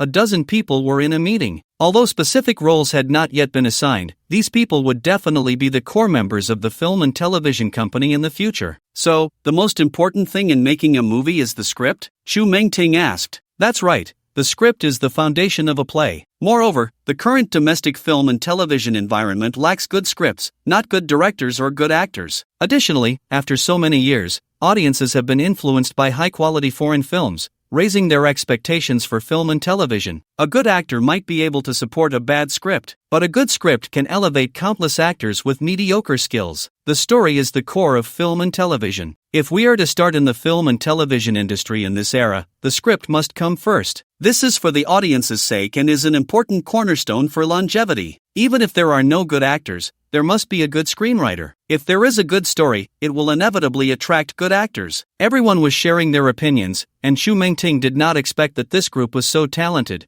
with so many professionals. It's no wonder, really, every year, millions of graduates come out of film and television schools. Directors, screenwriters, actors, cinematographers, lighting, art, and so on. But this circle actually belongs to a network of connections, or what you might call an elite circle. Not only do you need connections, but you also need years of immersion with production teams to stand out. Each year, there are only a handful of newcomers that the audience has heard of and can accept. One can count them on one hand. So the competition is exceptionally fierce. Aside from those who want fame, many go for their dreams. But reality has taught them harsh lessons. Therefore, the vast majority of students graduating from film and television schools have switched careers, either engaging in related fields like advertising, design, wedding videography, or simply leaving the industry altogether, completely giving up their profession. So no matter what group or company you are in, you can find one or two art graduates because finding a job is truly difficult. From a certain perspective, Chen seems to belong to this category as well. Thinking of this, Xu Mengting almost laughed out loud. She certainly knew from her investigation that Chen studied acting. Despite now being the president of the Chu Tiange Group and running a film company, he probably switched careers because he couldn't make it in the industry back then. Now he is just trying to make up for the regrets of his youth. The others found President Meng's reaction a bit strange and began to stare at her. Xu Mengting cleared her throat and continued, "That's right, your analyses are very on point. So next we have a movie to shoot." The crowd was utterly shocked upon hearing this news. Not to mention how complex it is to shoot a movie, from securing investment and sponsorship,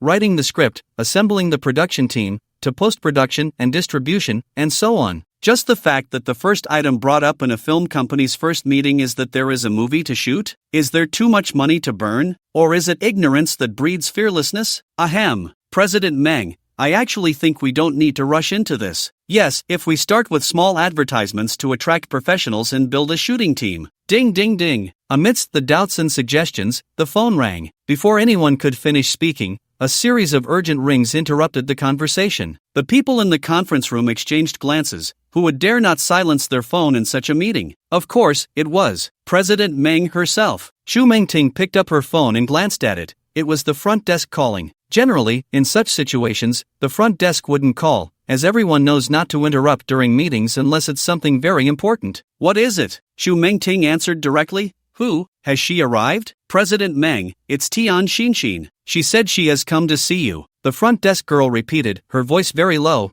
and a bit muffled. One could imagine she was standing at the front desk, turning away from visitors, speaking softly while covering the phone. Are you sure? Although Xu Mengting had learned of this news last night, she did not expect Tian Xinxin to arrive so early. Is Chu Chen's method really that impressive? As a member of the third generation of the Chu family in the capital, she wasn't particularly familiar with the so-called thick black theory or the controlling techniques like those of Chen Wenhai. She didn't know how much influence such actions could have on a person. Although their family had strict requirements and training for each descendant from a young age, categorization was also extremely important. Rather than training them together, it was better to teach according to their abilities, which is the essence passed down over hundreds of years. They know what each person is suited for and what they should do, so they guide them to develop in that direction. Because of this, there has been no youth rebellion or people harboring ulterior motives after growing up for hundreds of years. From a young age, they are nurtured in ways they enjoy, leading to daily happiness, and ultimately, they can rely on the family's strength to achieve their life value and gain recognition from others. Why would they engage in immature behavior? Moreover, the atmosphere of the entire family is extremely harmonious,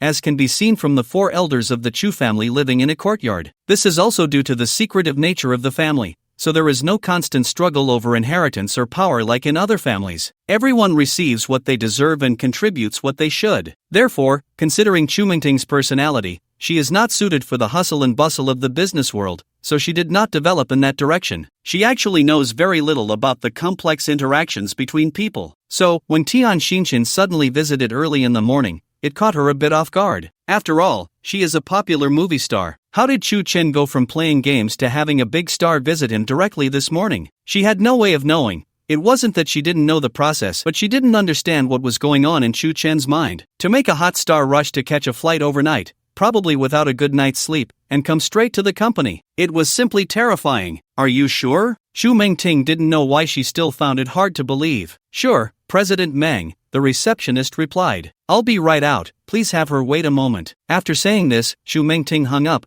took a deep breath, and tried to calm her excitement. She glanced at the conference room and said directly, "Let's adjourn the meeting." Tian Xinxin had previously starred in a lowbrow-themed movie before her fame, so Chu Mengting not only knew about it but also liked it very much. A few years ago, Chen Xinla spent a lot of money trying to make her famous, but in the end, he decided to take a different approach to see if it would work. But she still didn't become popular and it became a blemish on her acting career. Of course, for her, who had already cleared her name and ascended to stardom, it no longer mattered. Just like many artists from Hong Kong and Taiwan today, despite their current fame and seemingly pure image, they all had their share of risque films in the past. They all became famous for shedding their clothes. So, Chu Mengting was very clear about how popular Tian Xinxin was now. At this moment, all the executives were stunned, sitting there looking at her in confusion. What? The meeting was suddenly adjourned? Chu Mengting didn't say anything further and walked directly out of the conference room. After leaving the conference room and heading towards the stairs, her mind was constantly mulling over the thought that if Chu Chen really let her direct the company's first film, with Tian Xinxin as the lead, it would be the peak of her life right from the start. Although she had to meet Tian Xinxin first, and Tian Xinxin was indeed very important to the Chu Tiange Group's film company, her mind was filled with thoughts of Chu Chen. She even wanted to call him directly to ask when he would come. But Tian Xinxin was waiting, and as the head of the film company and a director, how could she keep the leading lady waiting for so long? She could still distinguish between urgency and importance. As she approached the front desk, she saw Tian Xinxin from a distance. At this point, she had already taken off her glasses and mask, surrounded by a group of young employees who had just arrived at the company that morning, all eager for her autograph. "President Meng is here. Quick, go back, go back. Let's go, let's go." It was unclear who shouted first. Suddenly, the group of young male and female employees stopped asking for autographs and all lowered their heads, quickly leaving. It was as if mice had seen a cat. In just a few seconds, the area around the front desk was empty. They knew that President Meng was not to be trifled with. Of course, it was also because of Chu Chen. Tian Xinxin turned to look at Chu Mengting. As the two approached, they almost simultaneously raised their hands. "Hello, Miss Tian, I apologize for the oversight. I was so busy this morning that I forgot to inform the front desk," Chu Mengting said with a professional smile, shaking hands with Tian Xinxin. Of course, it wasn't that she forgot to mention it, but rather that she never expected to arrive so early. So a polite lie was necessary. "You're too kind, Meng. How should I address you? I see everyone here calls you Director Meng, but I heard, cough cough, Director Chen say you are the director?" Regardless of whether it was due to jet lag or some other reason for her nervousness, over the years, Tian Xinxin had never made a mistake. But this time, she almost let something slip, and even she was surprised. Chu Mengting certainly understood the implication, but as a witness from last night, she was well aware and wouldn't show any unusual reaction. "You can call me whatever you like, it depends on the situation. In the company, it's Director Meng, and in the crew, it's Director Meng." Chu Mengting learned very quickly. She knew what the title of director meant to an actor. Once the production team was formed, the director was the core, and everything was decided by the director. Whether an actor became famous or won awards from this film was almost entirely dependent on the director. So although Chu Mengting claimed not to understand, she couldn't show any weakness in this matter. If worse came to worst,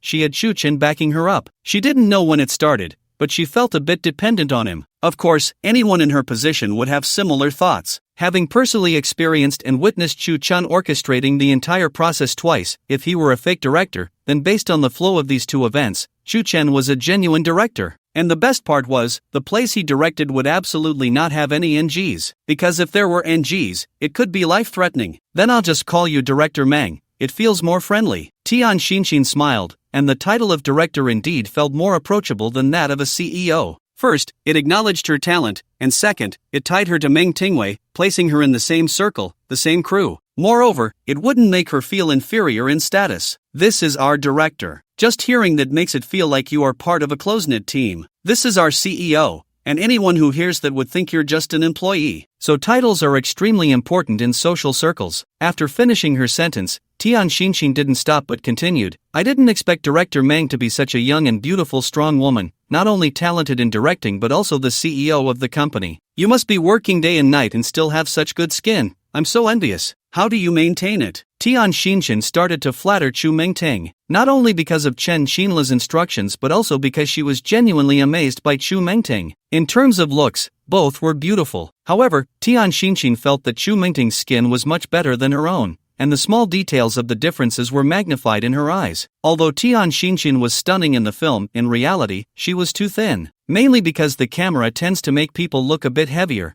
so to appear normally thin on screen, one must be even thinner in reality. The beauty perceived by women is different from that perceived by men. In the eyes of other men, Xu Mengting was clearly more attractive and had more charisma than Tian Xinshin, but in Tian Xinshin's eyes, they were at most on par. Additionally, due to years of filming, especially in period dramas where heavy makeup is often required, even the best cosmetics cannot be overused. Coupled with the fact that actors often stay up late, her skin was indeed a bit worse than Xu Mengting's. In fact, her skin was already considered quite good in the acting industry. It was just that Xu Mengting's was better. What truly left Tian Xinshin in awe was Xu Mengting's aura. This aura was not something that could be acted, it was innate or influenced by her family environment during childhood. Compared to those self-important little women, this natural noble aura was absolutely unreplicable. As an actress, Tian Xinshin certainly has a lot of research in this area. She often studies character personalities. Therefore, although it is difficult for people in this industry to find employment, the reason they can thrive in any field lies here. Because what they study is people. Whether it's directors, actors, or cameramen, their job is to study characters, which means studying people. The Chu family in the capital has extremely strict family education and rules, and they also cultivate their confidence from a young age. The reason boys are raised in poverty while girls are raised in wealth is rooted in this. Giving girls everything they desire from a young age and ensuring they have enough exposure and understanding of the world means they won't be easily conquered by a young man with a few tricks after they come of age. This is in stark contrast to Tian Xinshin's upbringing, so no matter if she is now an award-winning actress or a popular star, she will never possess that kind of aura, nor can she learn it. It is a natural composure, a confidence that radiates from within. Moreover, when the two stand together, there is a sense that Xu Mengting is the only protagonist. Teacher Tian is so eloquent. In the film industry, if one doesn't know how to address the other, they generally call each other teacher, which is also a rule, and Xu Mengting is quick to learn. You're definitely still the beautiful one. How can a newcomer like me compare to a big star like you? If your fans hear this, I won't be able to escape. Indeed, she is a newcomer, as new as can be, with less than 24 hours of learning under her belt. After exchanging a few pleasantries, Xu Mengting invited Tian Xinshin to her office. Along the way, she noticed that all the surrounding staff had lost interest in her and were instead respectful towards Xu Mengting, which suddenly put a lot of pressure on Tian Xinshin. Of course, it wasn't just the attitude. Her fans would only be more like sycophants, and they would flatter her even more. However, combined with Chen Xinla's previous instructions, Tian Xinshin felt the gap. Women love to compare, and the more beautiful a woman is, the more she loves to compare. In terms of background, she was already crushed by the aura. As a pampered star, she had no right to compare backgrounds. In terms of looks, Tian Xinshin had already admitted that she was slightly inferior to her. In terms of success, she had reached this point by relying on her wealthy benefactor. And Meng Tingwei is both the director and the boss.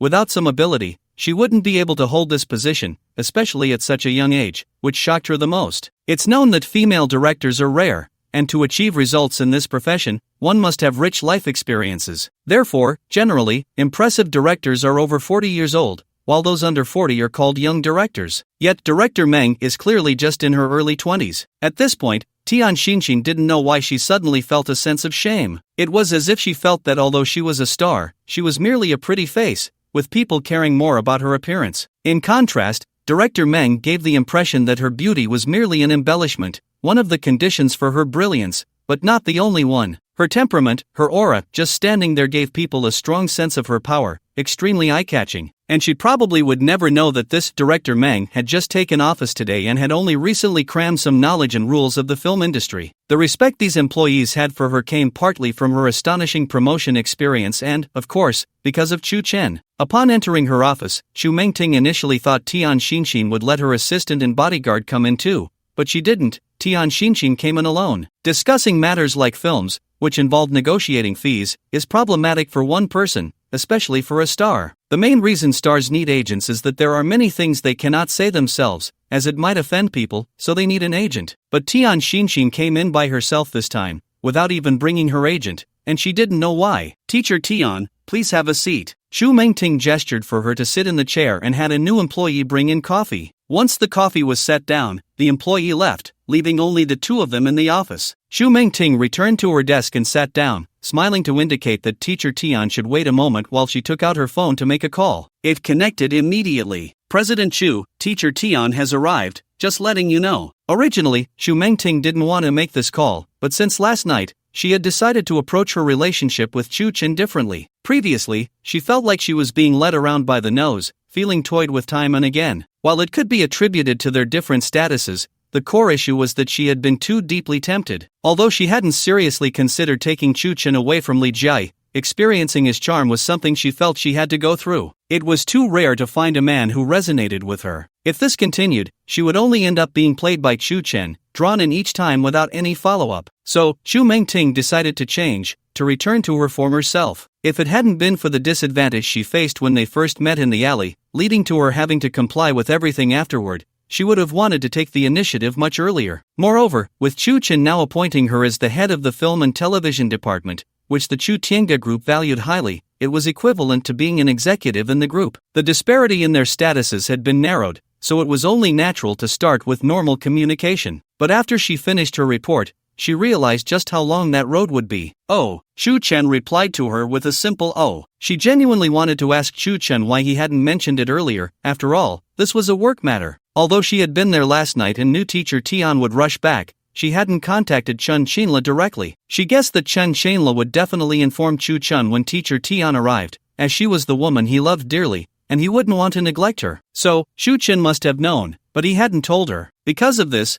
Teacher Tian arrived and was directly blocked at the front desk. She almost didn't get to see him at all. But since there were outsiders present, Xu Mengting couldn't really voice her questions. She knew Chu Chen understood the meaning behind her call. Yet, Xu Chen only replied with an "oh." This word, when used alone over a decade ago, was perfectly normal, but in today's world of advanced social media, an "oh" could imply many things. It meant he knew, he was annoyed, he didn't want to talk to her, he had no interest. In short, it carried a lot of frustrating implications. However, since Xu Mengting had already chosen to change, she forcibly told herself not to be angry, not to be angry. So she pretended to listen to what Xu Chen was saying and continued, understood, President Xu, then I'll get back to work. After saying that, she naturally hung up the phone and put on a facade of having just had a pleasant conversation with Xu Chen. Director Meng has a pretty good relationship with your President Xu. It's rare to have such a superior-subordinate dynamic. Teacher Tian had certainly heard some unusual news about their relationship from her godfather. Moreover, she knew that the true owner of the building they were in, the ice-cold beauty of Magic City, Li Jia, was Chu Chen's fiancé. This director Meng actually dared to engage in such activities under her nose. He was indeed a remarkable person. And after seeing Director Meng today, she realized that such a woman would not easily be subdued by a man, yet she willingly acted as Chu Chen's mistress under Li Jia's watchful eye, indicating that this President Chu was definitely not an ordinary person. Their circles were different, so Teacher Tian didn't know much about the so-called Li family, Chen family, or the Chu family from Beijing. She had only heard a few simple things from Chen Xinla. It's okay, President Chu is quite interesting. You'll know when you get the chance to meet him. In Tian Xinxin's mind, this Chu Chen should be similar to Chen Xinla, a greasy middle-aged man, perhaps slightly more handsome or a bit more charming. Otherwise, how could he conquer women like Li Jia and Director Meng? When she meets Chu Chen, she fears she will feel a deep sense of defeat. Why is it that the one supporting her is Chen Xinla, while the one supporting Director Meng, Chu Chen, is young and handsome? She wouldn't believe that the founder of such a large group is only in his early 20s. Of course, that's a discussion for later. When can I see the script first? There's only a story outline. The script hasn't been written yet. Not written? At this, Tian Xinxin couldn't hold back her frustration. He called her all the way back to act in a movie, and he hasn't even written the script? But since he had given her very serious instructions, she couldn't show her emotions. Oh, the story outline is fine. I'll take a look. I haven't seen the outline either. Tian Xinxin suddenly widened her eyes. What is going on? The director doesn't even know the outline? Of course, all of this was decided just last night. Perhaps Chu Chen had already rehearsed it countless times in his mind to come up with these perfect plans, but for others, it was just a matter of one night. Chu Chen had also mentioned he had a story but hadn't told Xu Mengting. Hearing this, Tian Xinxin couldn't help but feel a bit restless, but she had to endure it. The tasks he assigned must be done well. So for the next nearly hour, they discussed scheduling and remuneration. If there were any conflicts with her other promotions and work, adjustments could be made. But what Xu Mengting didn't expect was that Tian Xinxin agreed to everything. Prioritizing the company, she would cooperate fully. Even when it came to the issue of payment, she didn't say anything and instead let Chu Mengting quote a price. She even said, "We're all friends, a friendly price is fine, I can't take too much." Chu Mengting was shocked. The person Chu Chen helped Chen Xinla find could really be this impressive? In any case, the entire process went very smoothly, and it was Tian Xinxin's first time signing a film contract without having seen the script. After the contract was signed, Chu Mengting saw her off from the company. Upon learning that filming wouldn't start for a while, Tian Xinxin decided to return abroad to finish that advertisement. Although Chen Xinla mentioned he would bear the penalty for breach of contract, first, this international advertisement was an opportunity. Second, helping the financier save some unnecessary money was also her chance to prove that she was not only obedient but also considerate of the financier. After sending Tian Xinxin off, Chu Mengting hurried back to her office. As soon as she sat down, she picked up her phone and dialed Chu Chen's number. After waiting for a dozen seconds, Chu Chen finally answered. "If you're not busy, come to the company." Chu Mengting had a pile of tasks to handle, and she was a novice. Everything was arranged by Chu Chen, so of course, she needed him to give orders on what to do next. No matter how things changed, at her core, she still needed her master to command her. "I'm busy, no time, let's talk at noon," Chu Chen replied, and his breathing sounded a bit strange.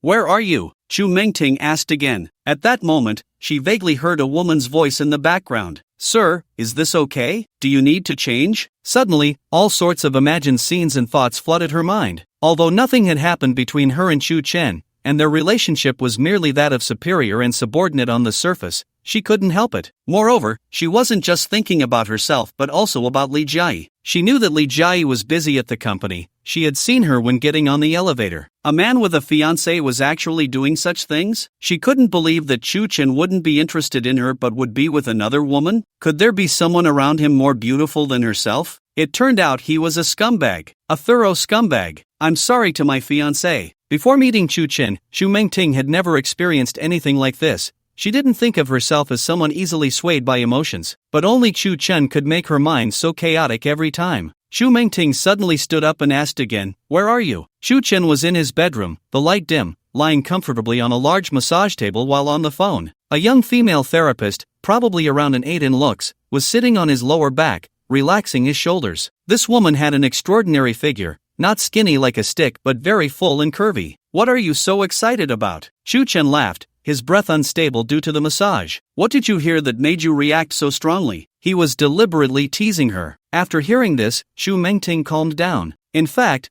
she didn't even know why she had become so agitated. When she heard a woman's voice on Chu Chen's end asking, "Is it comfortable?" she couldn't help but stand up, seemingly concerned, a concern that caught her off guard. "I didn't hear anything." Chu Mengting's voice returned to its usual calmness. After all, they were in a superior-subordinate relationship. "I just wanted to report to President Chu that the upcoming work needs your arrangement." Arrange work? The reason Chu Chen was getting a massage was that he had truly relaxed after sorting everything out last night. So far, he had basically done what he needed to do. He just needed to send the movie's story outline to Chu Mengting. Everything else was just waiting for time to pass and the process to ferment. When all the time reached a certain point, it would explode in an instant. Chen Xinan, Chen Xinla, Chen Wenhai, Chen Wenyang, Wang Shengli, Tian Xinxin, the Chu family in the capital, and Chu Mengting. Through this period of contact and planning, these lines should have started to move. As long as nothing unexpected happened, everything would develop in the direction he envisioned. So, what work did he need to arrange? He wasn't someone who liked to worry. Getting to this point was enough. Moreover, as a big shot, he couldn't do everything himself. Chu Mengting hadn't realized this yet. Of course, it wasn't entirely her fault. After all, the Chu family in the capital hadn't let her into the management level. Looking back at the current Chu Tiange group,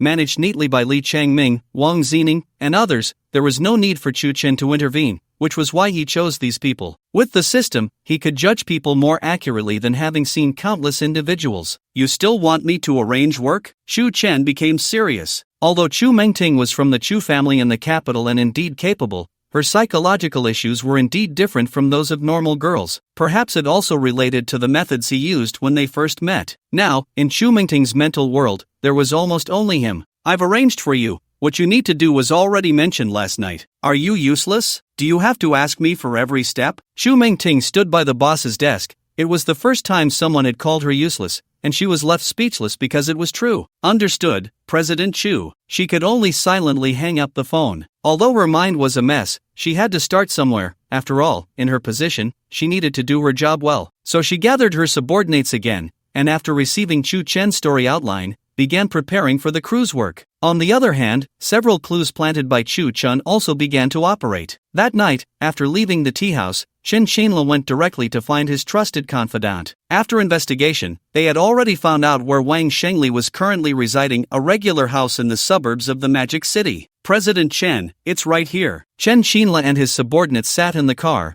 looking at the small community in front of them. There were only 3 buildings, belonging to the old houses of the 1950s and 60s. The brick walls were covered with vines, giving it a nostalgic and retro feel. Many film crews had come here to shoot in the past. In terms of the speed of development, this place indeed seemed very backward and was rarely visited. Choosing to live in such a place could be considered a form of hiding in plain sight. Wang Shengli surprisingly did not choose to leave the Magic City, likely for 2 reasons. The first was that he was still within the influence of the Chen family, and in case of any accidents, he could find support. The second was that Chen Wenhai did not want such a person to leave his surveillance range. If anything happened, it would be easier to handle it promptly. After inquiring about the specific building and room number, Chen Qinla got out of the car with his 2 bodyguards. Having lived in such a place for so many years, it was unlikely that Wang Shengli remained vigilant every day. Moreover, speed was of the essence. Having just received the news, he should not have had time to inform Chen Wenhai. The 4 of them stealthily made their way to one of the units. Due to the age of the building, there was no electronic access control even on the first floor. It was already midnight, and most of these old houses were uninhabited. Furthermore, being far from the city center, there were very few renters. At this moment, the only lights on in the building were from Wang Shengli's family. When they reached the door, Chen Qinla's subordinate pressed his ear against it to listen quietly. Faint sounds of a television could be heard, but nothing else. Because it was an old house,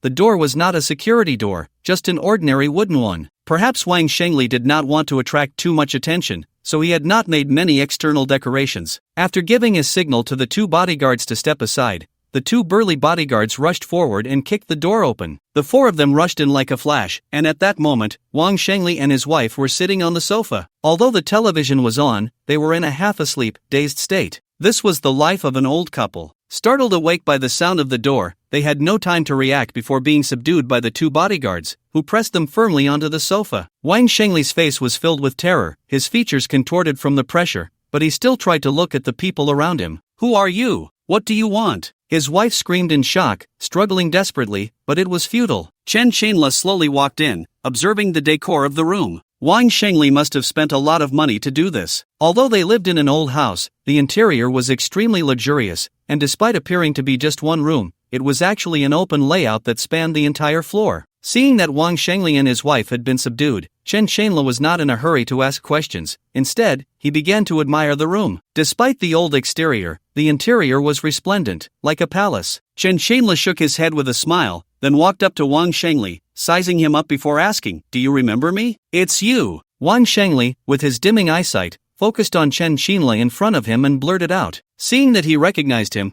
Chen Qinla couldn't help but smile bitterly. "Of course it's me. I've been looking for you for a long time." Wang Shengli sighed inwardly, realizing he had ultimately not escaped the cycle of fate. He acknowledged it. "What do you want? We are just ordinary people." His wife immediately stepped in front of Wang Shengli, trying to use her frail strength to stop Chen Qinla and the others from proceeding. Wang Shengli knew there was no way to avoid this. He could only hope that Chen Qinla would spare his wife. So he reached out and moved her aside, looking deep into her eyes as he said, "It's okay, don't worry. They are not bad people. Go make a pot of tea." His wife was half convinced but still slowly got up, worriedly heading to the kitchen to boil water for tea. The large living room fell silent, and Chen Qinla stared intently at the hesitant Wang Shengli, saying, "Go on, what exactly happened back then? Don't try to fabricate, you should know the consequences of lying." Wang Shengli nodded silently, fully aware of Chen Qinla's methods. "What happened back then? I was forced. That person instructed me to do this, otherwise, I wouldn't have gotten into so much trouble." At this point, Wang Shengli showed a look of regret and self-reproach, which seemed genuine. "Tell me, who instructed you? Was it Chen Wenhai's arrangement?" Wang Shengli nodded again, guilt-ridden as he said, "It wasn't just Chen Wenhai, it was your brother, Chen Qinan." In an instant, Chen Qinla was struck hard, the shocking news leaving him frozen in place, staring blankly at Wang Shengli. Chen Qinan was involved too? Impossible, he was his most trusted older brother. The next second, Chen Qinla, as if going mad, grabbed Wang Shengli by the collar and yanked him up from the sofa, screaming hysterically, "You're lying. My brother would never be involved in that matter. You're trying to sow discord between us." Seeing Chen Qinla go wild, Wang Shengli shrank back, unable to meet his gaze, trembling as he responded, I really didn't lie, nor did I try to sow discord between you, everything I said is true. Boss. The bodyguards standing beside Chen Shanla also noticed his drastic change. This was a scene they had never witnessed before. Shut up! The bodyguard's shouts brought him back to a semblance of reason, but his mind was a tangled mess, constantly troubling him. Indeed, at this point, Wang Shengli had no reason to lie. The person who had tried to kill his son back then was none other than his most trusted brother. This unexpected revelation was hard for Chen Shanla to accept,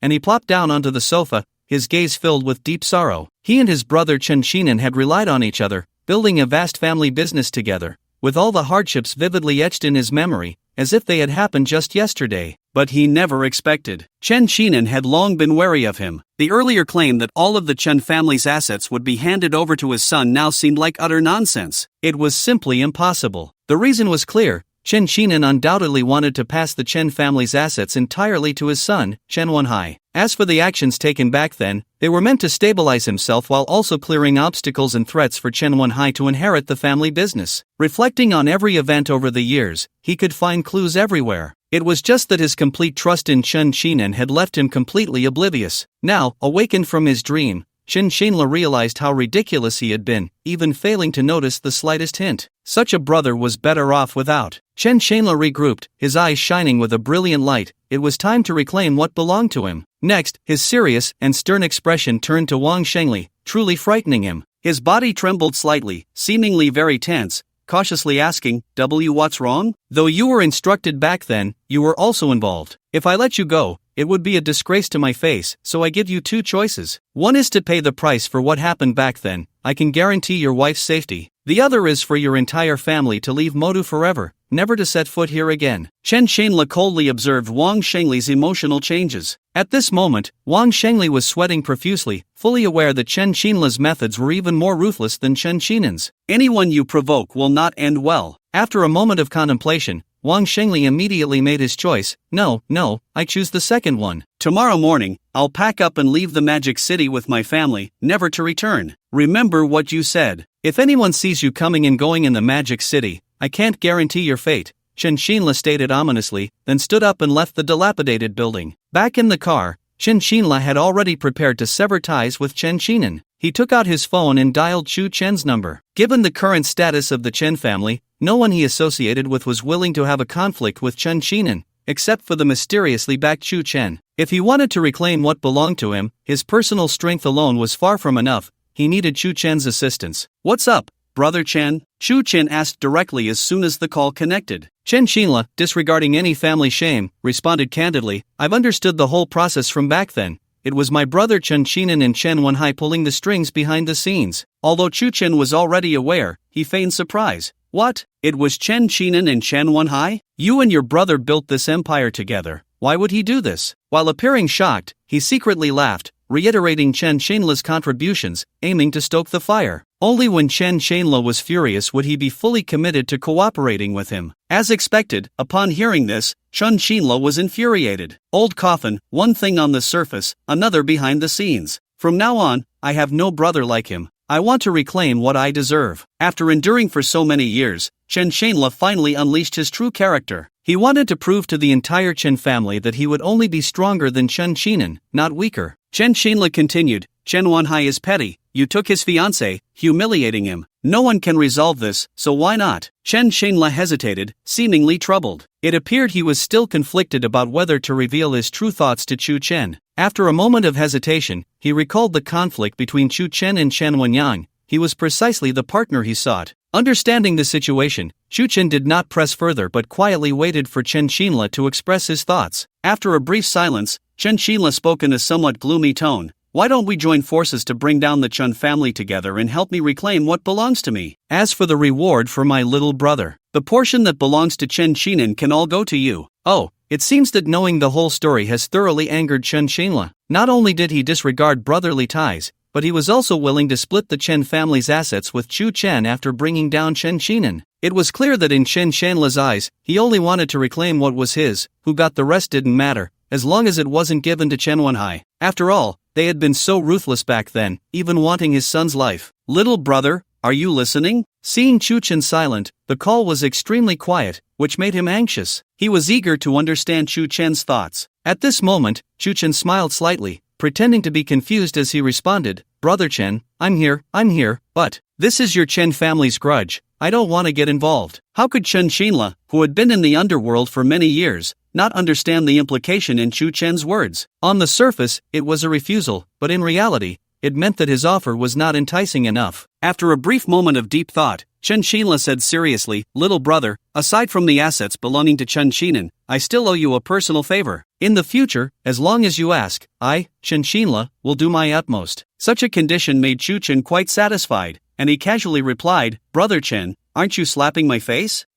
It seems that Chen Xinan and his son Chen Wenhai are truly inhumane, not even considering the bond of brotherhood. "I promised you, Brother Chen. As for what you said about Chen Xinan's assets and connections, we can discuss that later." Although the Chen family is wealthy and powerful, they do not catch Chu Chen's eye at all. What truly moves him is the favor owed by Chen Xinla. Since ancient times, the debt of human kindness far outweighs any wealth. More importantly, Chen Xinla is someone who does not wish to owe favors to others. If Chen Xinla owes him a favor, then in the future, some matters in the Magic City can be handled by Chen Xinla. At the same time, he can take action against the Chen family, which would be killing two birds with one stone. Chen Xinla is naturally aware of Chu Chen's little schemes, but for him at the moment, taking revenge on Chen Xinan and Chen Wenhai is the top priority. As for other matters, they can be set aside for now. "Little brother, let's discuss this in person another day." With Chu Chen's support, Chen Xinla felt more confident. After all, the entire family was made up of supporters of Chen Xinan, and he was essentially fighting alone. Now that the situation is turned, he has a mysterious identity, likely aided by Chu Chen, a descendant of the Chu family from Yanjing, and his chances of winning have increased significantly. Chen Xinla hung up the phone, striving to calm his anger. A few seconds later, having adjusted his mindset, he calmly said to the driver, "Back to the Chen family." "Yes, boss." The driver turned the car back to the Chen family villa, and Chen Xinla, inside the car, gazed out the window, carefully contemplating. He must control his emotions before the complete rupture, and he absolutely cannot let Chen Xinan and Chen Wenhai have the slightest inkling. In short, he must pretend to know nothing. At the Chen family villa, in the study, the three Chen family members were discussing some significant recent events in the Magic City, all of which were almost entirely related to Chu Chen. Seeing Chu Chen in his prime, Chen Wenhai gritted his teeth in hatred and said sharply, "Father, I heard that there is a woman named Meng Tingwei in the Chu Tiange group, whose identity is also mysterious. Should we investigate?" Chen Wenhai closely monitored every move of the Chu Tiange group, hoping to find a flaw to strike a decisive blow against Chu Chen, ensuring he would never rise again. Even with the backing of the Yanjing Chu family, he wanted to deny him any chance to breathe.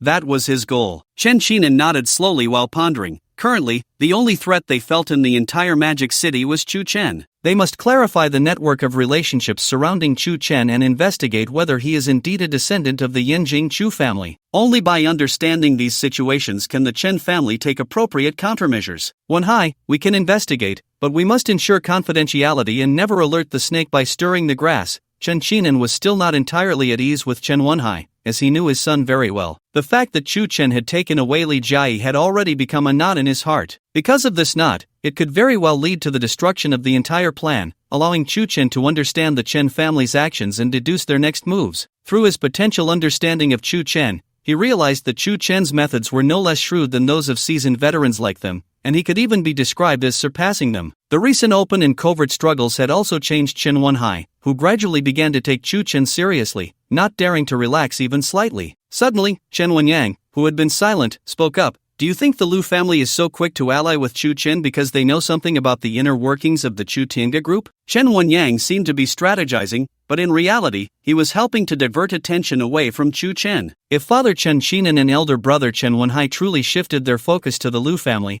it would give Chu Chen a lot of time to resolve Chen Wenhai's actions. After hearing Chen Wenyang's proposal, Chen Wenhai squinted slightly and pondered for a moment before saying, "That's indeed a good idea. But what if Lu Shiyu from the Lu family tells Chu Chen about our situation?" "Elder brother, you're overthinking it. The reason Lu Shiyu allied with Chu Chen is because he fears the family behind Chu Chen. But our Chen family is not weak either. Does Lu Shiyu dare to offend the Chen family?" Chen Wenyang spoke forcefully, laying out the pros and cons before Chen Xinan and Chen Wenhai, then fixed his gaze on them. He couldn't make the decision. The real authority lay with the two of them. Chen Xinan looked at his younger son with newfound respect and said in agreement, "That's true. Even if Lu Shiyu is allied with Chu Chen, he still wouldn't dare to offend the Chen family. You handle this matter, Wang. As expected, even though it was his idea, the final credit would still go to Chen Wang. Don't worry, father, I will investigate Meng Tingwei's identity thoroughly. Unable to stay any longer, Chen Wanyang found an excuse and left the study. After all, he had already shifted Chen Qinan and Chen Wenhai's attention to the Lu family, and the remaining trivial matters no longer interested him. It was better to inform Chu Chen of this news early so he could prepare. After stepping out of the study, Chen Wanyang saw Chen Xinla and quickly greeted him. Second uncle, why are you back so late? Chen Xinla was taken aback, then stood still, his gaze fixed sharply on Chen Wanyang. At this point, he had no good feelings towards Chen Xinan's two sons,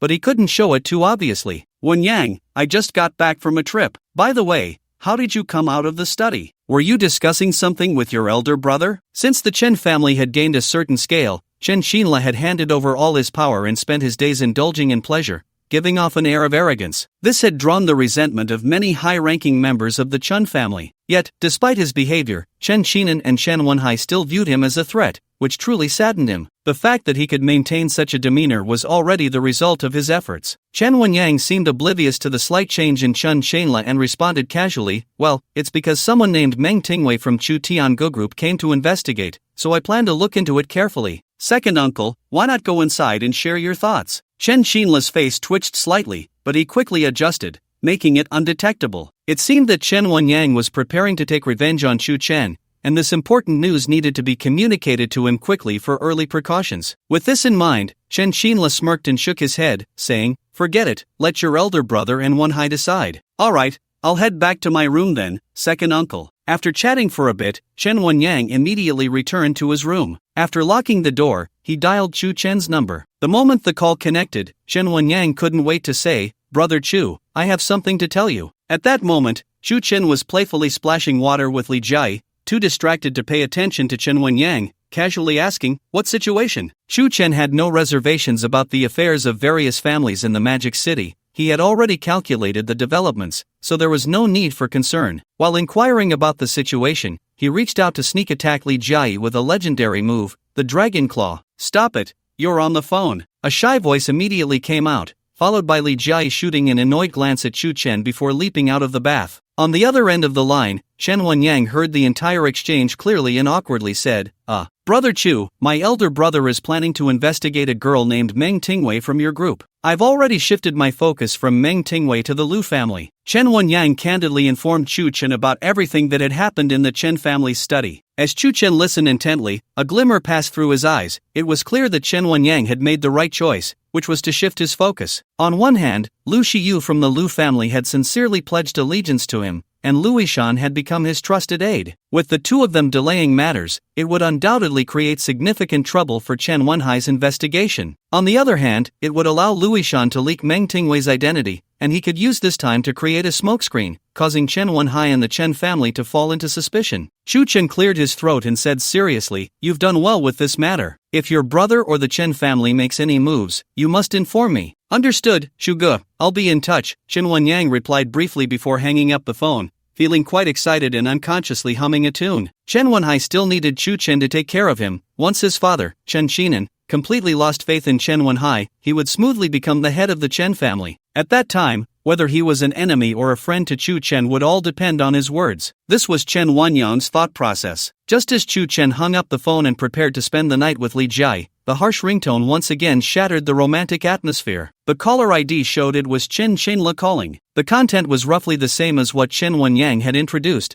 with almost no differences, all concerning Chen Wenhai's investigation into Meng Tingwei. After a few minutes of chatter, Chu Chen, feeling somewhat impatient, ended the conversation and turned off his phone, tossing it aside. He then directed his heated gaze towards Li Jia, who was lying on the bed, and in an instant, he leaped gracefully to her side. Can you be a bit more careful? The phone was still on just now, Li Jia said, her body warm and her eyes slightly reproachful, as if the earlier incident had embarrassed her. Chu Chen squinted playfully and asked, what's wrong? Don't you like it? Li Jia never expected Chu Chen would have the audacity to retort. Although she felt quite embarrassed, deep down, she inexplicably enjoyed Chu Chen's boldness, which made her feel very happy. Her face instantly flushed, and her body reacted as well. Li Jia hurriedly took a breath and quickly changed the subject. Who called? Chen Xinla, Chen Wanyang, both of them told me that Chen Wenhai is investigating Meng Tingwei's background. Chen Qinla? Li Jiayi was fully aware of the collaboration between Chen Wenyang and Chu Chen. However, the mention of Chen Qinla surprised her greatly, as the current scale of the Chen family was entirely built by the two brothers, Chen Qinan and Chen Qinla. Most importantly, Chen Qinan was Chen Qinla's biological brother. As the saying goes, brothers fight tigers together,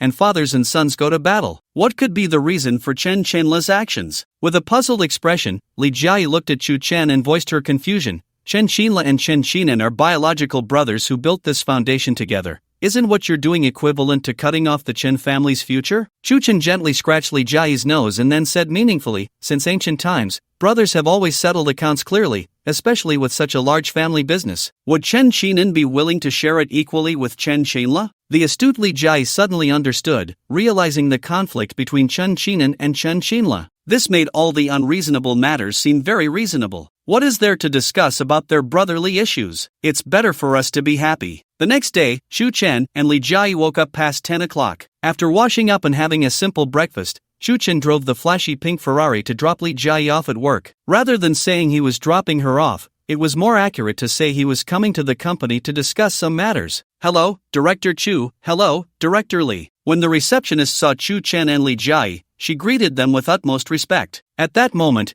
Xu Mengting was at the front desk giving instructions. Upon hearing the staff's voices, she turned to look towards the entrance. She immediately spotted Chu Chen and Li Jiayi, who were leaning against each other as they entered, and the determined light in her eyes instantly dimmed. Xu Mengting stared intently at Li Jiayi, whose face was beaming with happiness, unable to hide her envious and resentful gaze. Why wasn't she the woman standing beside Chu Chen? The sudden wave of jealousy made Xu Mengting lose her usual composure. She now resembled a little woman longing to be cherished. Chu Chen silently nodded, then turned his gaze towards Xu Mengting, who was filled with envy, and teasingly said, "Stop staring, the main character of the East Palace is here." Xu Mengting quickly collected herself, realizing she had lost her poise. Cursing herself inwardly a few times, she slowly said, "Chairman Xu, Director Li." Li Jiayi shot a glare at Chu Chen, clearly annoyed, and said, "This is the company. Can you please stop messing around?" Chu Chen's teasing had transformed Li Jiayi from a little woman back into a strong woman. Chu Chen said nothing, merely pursed his lips and shook his head. In an instant, the helpless Li Jiayi lightly punched Chu Chen's chest and, disregarding his disheveled appearance, directly stepped into the elevator. Li Jiayi's reaction left Xu Mengting astonished.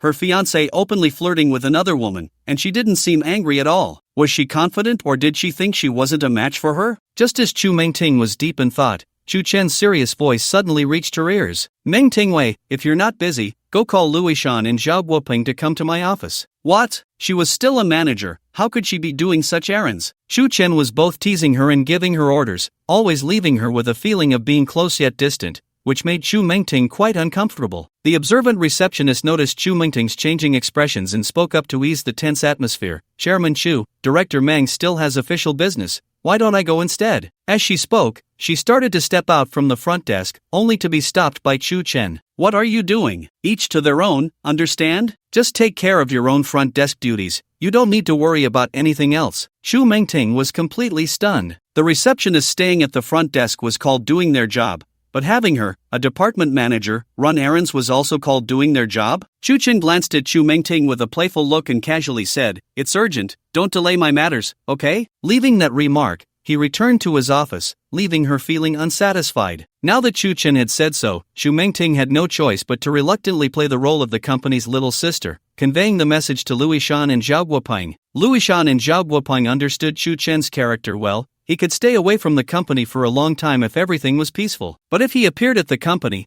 it usually meant some minor issues had arisen that required their assistance, so they dared not slack off. They both arrived at Chu Chen's office as quickly as possible. Brother Chu, Chairman Chu, Louis Shan and Zhao Guoping entered Chu Chen's office one after the other, both wearing the same expression of urgency to understand what was happening. Chu Chen nodded seriously, then waved his hand to signal them to sit down. "Ishan, Guoping, I called you here today because I need your help with something." Louis Shan and Zhao Guoping looked at Chu Chen in shock, then exchanged glances, revealing expressions of mutual confusion. Such a formal occasion must mean that this matter was significant in Chu Chen's eyes. "Brother Chu, what are you talking about? We are all part of the Chu Tiange group. Just give us your orders directly, Luishan said, unable to contain his impatience, expressing his attitude and determination. Chu Chen blinked his eyes and said ambiguously, Ishan, this first task really needs you to handle. Just tell me, Brother Chu. I'll definitely get it done beautifully. Ishan, you need to put down your work and go back to the Lu family to inform your family head, Lu Shiyu, to negotiate with Chen Wenhai. Negotiate with Chen Wenhai? Luishan listened, puzzled, and asked, what is Chen Wenhai up to? Why would he set his sights on our Lu family? A wave of confusion swept over him, making it hard to fathom Chen Wenhai's intentions. Chu Chen calmly continued, he's targeting your Lu family because you have allied with me, and fundamentally, Chen Wenhai wants to investigate Meng Tingwei's identity. I need you to return to the Lu family for 2 reasons. First,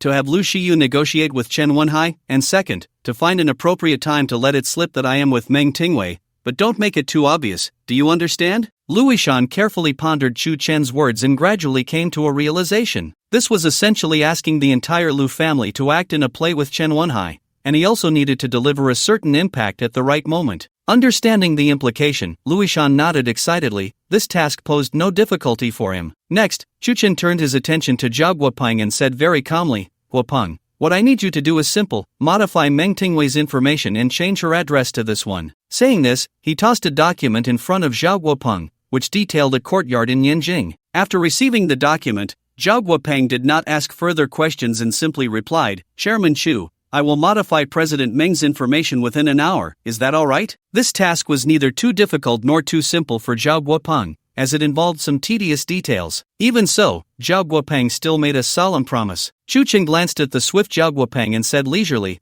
as long as it's done before Chen Wenhai leaves the Lu family, you can manage the timing yourself. Ishan, you should head home now. If I'm not mistaken, Chen Wenhai has already set off for the Lu family. Luishan and Zhao Guopeng nodded heavily, confidently saying, we guarantee there won't be any mistakes. Following Chu Chen's instructions, Luishan put aside his work at the group and headed straight back to the Lu family. Upon returning, Luishan was surprised to find everything as Chu Chen had predicted. Chen Wenhai had arrived at the Lu family before him and was chatting amiably with Lu Shiyu in the living room, seemingly not yet discussing serious matters. Luishan steadied himself, adjusted his state of mind, and then stepped into the living room, his meaningful gaze directed at Chen Wenhai. Oh, isn't this Brother Wenhai? You're quite the rare guest. Luishan joked as he approached Chen Wenhai, extending his hand for a handshake. He then turned to Lu Shiyu behind him, using eye contact to convey Chu Chen's intentions entirely to Lu Shiyu. The cunning Lu Shiyu certainly understood Luishan's simple gestures and nodded silently in acknowledgement. Just then, Chen Wenhai's voice reached his ears. Look at what you're saying, Ishan. The Chen family and the Lu family are close friends,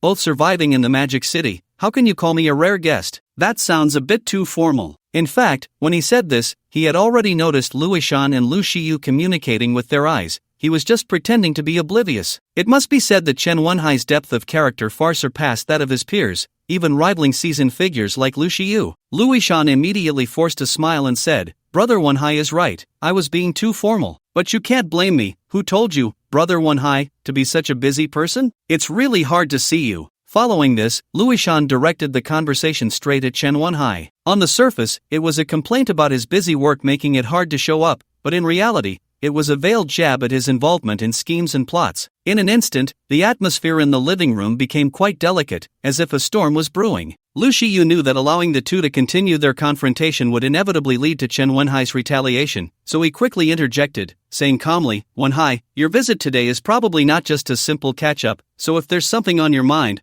feel free to speak. Lu Shiyu had also received quite a bit of news regarding the recent changes in the Chen family. Although Chen Wenyang had taken over as CEO, the real power within the Chen family lay in Chen Wenhai's hands. Seeing Lu Shiyu get straight to the point, Chen Wenhai no longer held back and bluntly asked, the Lu family has a cooperative relationship with the Chutiangu group. I'm curious about Meng Tingwei from the Chutiangu group. Does Uncle Lu know anything about her? Luishan was now in complete awe of Chu Chen. He could easily grasp every move Chen Wenhai made, even perceiving such subtle matters thoroughly. It was almost superhuman, truly terrifying. Lu Shiyu listened carefully to Chen Wenhai's question, and his brows involuntarily furrowed. Indeed, the Lu family had a partnership with Chu Chen's Chutiangu group, but the purpose was simple, to seek Chu Chen's protection. To be precise, they wanted the protection of the Yanqing Chu family. As for the internal affairs of the Chutiangu group, he had little understanding, and even if he did, he wouldn't share it with Chen Wenhai. The reason was even simpler. the entire Magic City knew that Chen Wenhai harbored a deep-seated hatred for Chu Chen due to Li Jie,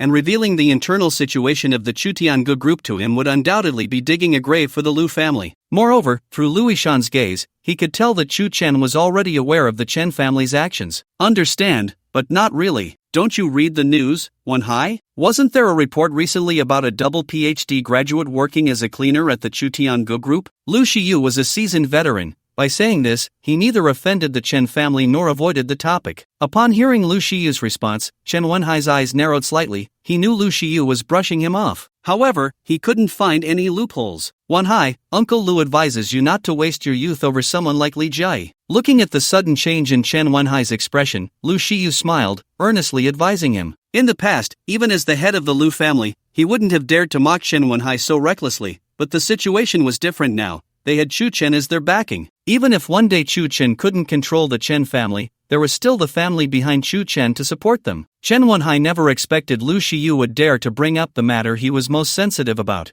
which made him very angry. However, this anger could not erupt for the time being. After all, the old man Chen Qinan had once told him that one must endure small grievances to achieve great plans. Taking several deep breaths, he worked hard to calm his emotions. After a dozen seconds, Chen Wenhai finally managed to suppress his anger and then stood up, softly saying, Uncle Lu, I will remember everything you said, so I won't disturb you any longer. Wenhai, that I won't see you off, Lu Shiyu said with a smug smile. After so many years in the world, he could easily discern the underlying meaning of Chen Wenhai's words. Remember everything? He was planning to take revenge in the future. But he probably would never have that opportunity, as he was certainly no match for Chu Chen or the Yanqing Chu family. Luishan had been observing the subtle confrontation between Chen Wenhai and Lu Shiyu, and couldn't help but feel pleased. Just as Chen Wenhai was about to leave, Luishan suddenly said, Brother Wenhai, you must be talking about Meng Tingwei. I saw Chu Chen and Meng Tingwei together before. Their relationship seems quite close. The timing was just right,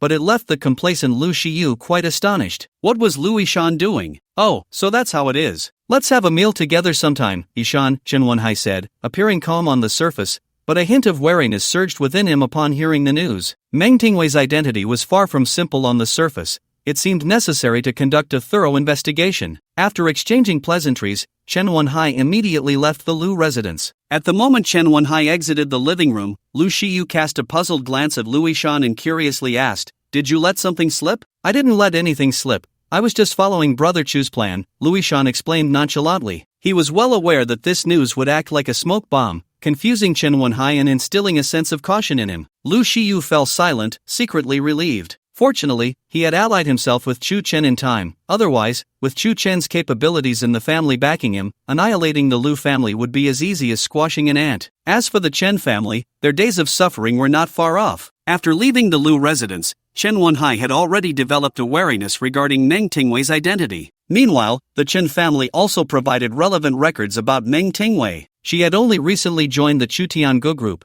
and initially, Chu Chen had assigned her a very lowly position as a cleaner. Then, she quickly transformed from a cleaner to the chairman's secretary, and finally became the head of the film and television company under the Chu Tiangu group. In such a short time, Meng Tingwei had risen through several ranks, intensifying Chen Wenhai's suspicions. Not only that, but the Chen family also sent over Meng Tingwei's address, a Sahiyuan in Yanjing. Chen Wenhai grew even more suspicious. How could an ordinary person own a Sahiyuan in Yanjing? It seemed his thoughts were correct. Meng Tingwei's identity was far from simple. Although Meng Tingwei did not share the Chu surname, if she were from the Yanjing Chu family, changing her identity would be a piece of cake. In an instant, Chen Wenhai made a decision in his heart. He would personally go to Yanjing to investigate the mystery of Meng Tingwei's background. Without further ado, he set off for Yanjing. After clarifying Lu Shiyu's confusion, Luishan dialed Chu Chen's number to report on his work. As soon as the call connected, Luishan spoke excitedly, Brother Chu, everything is settled. I've thrown a smoke bomb at Chen Wenhai.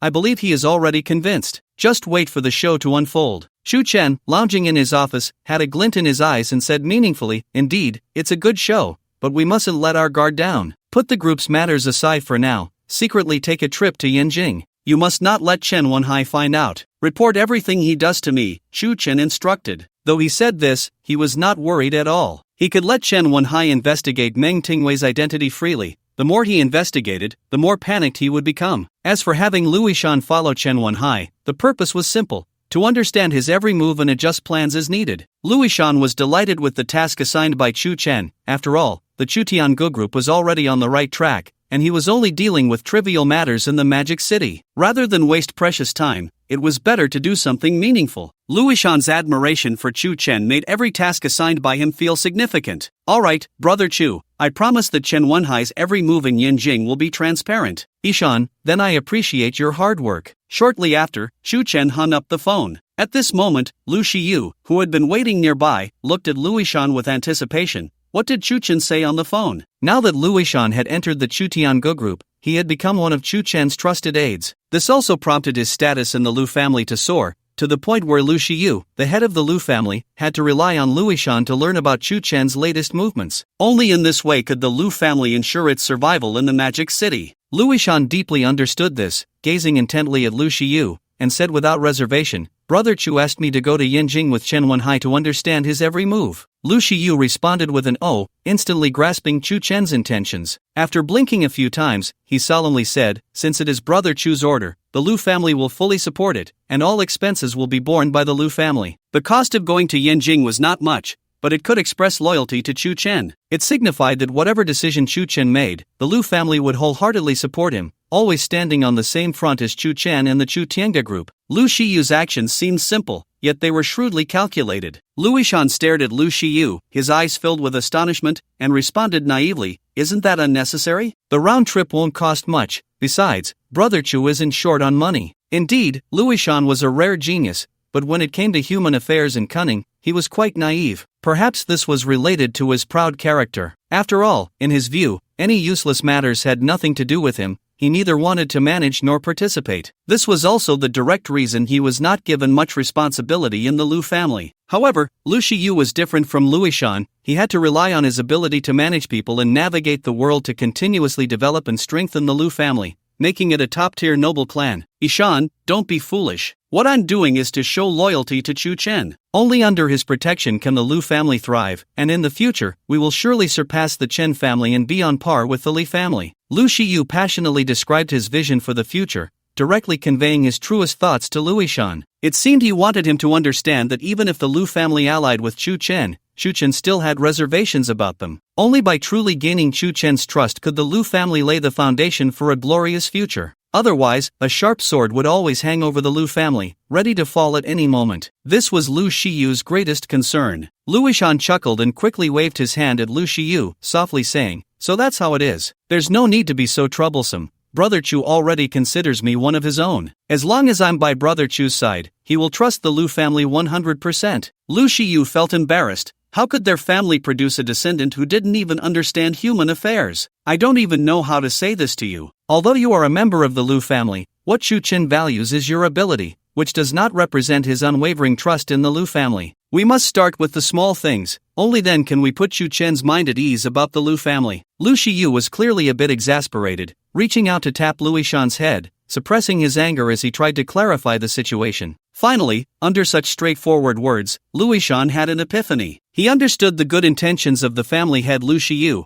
It seemed that Lu Shiyu was doing everything possible for the stable development of the Lu family. If he were the head of the Lu family, he would never do such humble things. Seeing that Luishan had fallen silent, Lu Shiyu continued, never forget that you are part of the Lu family. Revitalizing the family is also your responsibility. Luishan sighed inwardly. Originally, he wanted to follow Chu Chen in the Chu Tiangu group without any impurities involved. But now it was different. He had to think about the family at all times. Although it was hard to accept in his heart, he still nodded silently and impatiently said, I understand. Chen Wenhai and Luishan set off one after the other, each with their own purpose, heading to Yanjing. In contrast, Chu Chen was leisurely staying in the Chu Tiangu group, enjoying the air conditioning while flipping through some company documents. Even so, he still felt bored. After all, the company had already gotten on track, with key matters being handled by Li Jiai and others, making him unnecessary. Feeling utterly bored, Chu Chen suddenly had an idea. He decided to inspect the newly established film and television company to see the progress on Meng Tingwei's side. Once he had an idea, Chu Chen would not waste a moment. That was his character. He learned from the front desk that Meng Tingwei's crew had successfully completed their team building yesterday and had now entered the recording and filming stage. Chu Chen was taken aback. he hadn't expected that the film company under the Chu Tiange group was also gradually improving. At this rate, it wouldn't be long before a completed movie would be presented to him. It was known that Chu Chen had a deep affection for film and television, so he was naturally very interested. He then left the Chu Tiange group and headed straight for the company crew. Before going to the crew, Chu Chen decided to play a trick on Meng Tingwei, using his magical disguise technique to change his appearance. "Hello, I'm here to audition for a group role. Are there any roles available?" The disguised Chu Chen appeared particularly ordinary, the kind that wouldn't attract attention, gazing sincerely at the assistant director. This behavior reminded Chu Chen of his past life as a drifter in Beijing and Shanghai. At this moment, the crew had already entered the filming stage, and the assistant director was momentarily unsure, only taking a careful look at Chu Chen before softly saying, "Come with me. Director Meng, a group actor has come. What do you think?" The assistant director hesitated, cautiously glancing at Meng Tingwei's emotional changes. Meng Tingwei, who was focused on the screen, took off her headphones and said, slightly annoyed, "What's going on? You're the assistant director, you can make decisions about personnel matters without asking me every time." Due to her reprimand, everyone in the crew stopped and cast doubtful glances at Meng Tingwei. Chu Chen couldn't help but chuckle inwardly. He hadn't expected the sharp and capable Meng Tingwei to choose a novice as her assistant director. But thinking about it, with her temperament, this assistant director must be fearful, which is why he acted so timidly. While the entire crew was feeling the heat of Meng Tingwei's anger, Chu Chen couldn't help but smile and said nonchalantly, "Director Meng, your temper makes it hard to communicate with your colleagues, doesn't it?" In an instant, everyone, the assistant director, actors, and crew members, heard Chu Chen's words clearly, and their expressions turned to shock. To them, Chu Chen was just a group actor, completely unqualified to lecture a proper director, unless he truly didn't want to stay in this industry. Meng Tingwei was also taken aback, her eyes filled with astonishment, seemingly unable to believe her ears, and she angrily asked, "What did you say?" "I said you shouldn't be so arrogant. It's useless. We are all working for the film, and there's no need to be confrontational," Chu Chen replied. In that moment, Meng Tingwei was completely enraged. She rolled her eyes at the disguised Chu Chen and disdainfully said, "You're just a background actor, unqualified to point fingers in my crew." Most people in such a situation would have already thrown a fit. However, Meng Tingwei managed to maintain such elegance even in her anger, clearly showing the quality of her upbringing. A glint of brilliance flashed in Chu Chen's eyes as he smiled and said, "If I'm not mistaken, Director Meng also climbed from being a cleaner to this position. Perhaps you relied on hidden rules to get here." He said this to tease Meng Tingwei and derive some amusement from it. Meng Tingwei looked at the seemingly ordinary Chu Chen in surprise, her heart suddenly filled with confusion. How did he know so much about her? It was well known in the entire city that she had worked as a cleaner in the Chu Tiange group, but not many knew that she had become the head of the film company. How could an extra know so much? Could it be that he was sent by Chu Chen to mock her? After all, only Chu Chen liked to engage in such strange antics. This was the only reasonable explanation that Chu Mengting could come up with. Seeing Chu Mengting silent, Chu Chen continued relentlessly, "What's wrong? Did I hit the nail on the head?" Chu Mengting felt a hint of madness creeping in. What did he mean? He was both teasing and flirting with her, yet he acted as if nothing was wrong. But he stirred her heart, leaving her in a state of confusion, even making her feel like a lovesick fool. Internally, she was truly tormented. No,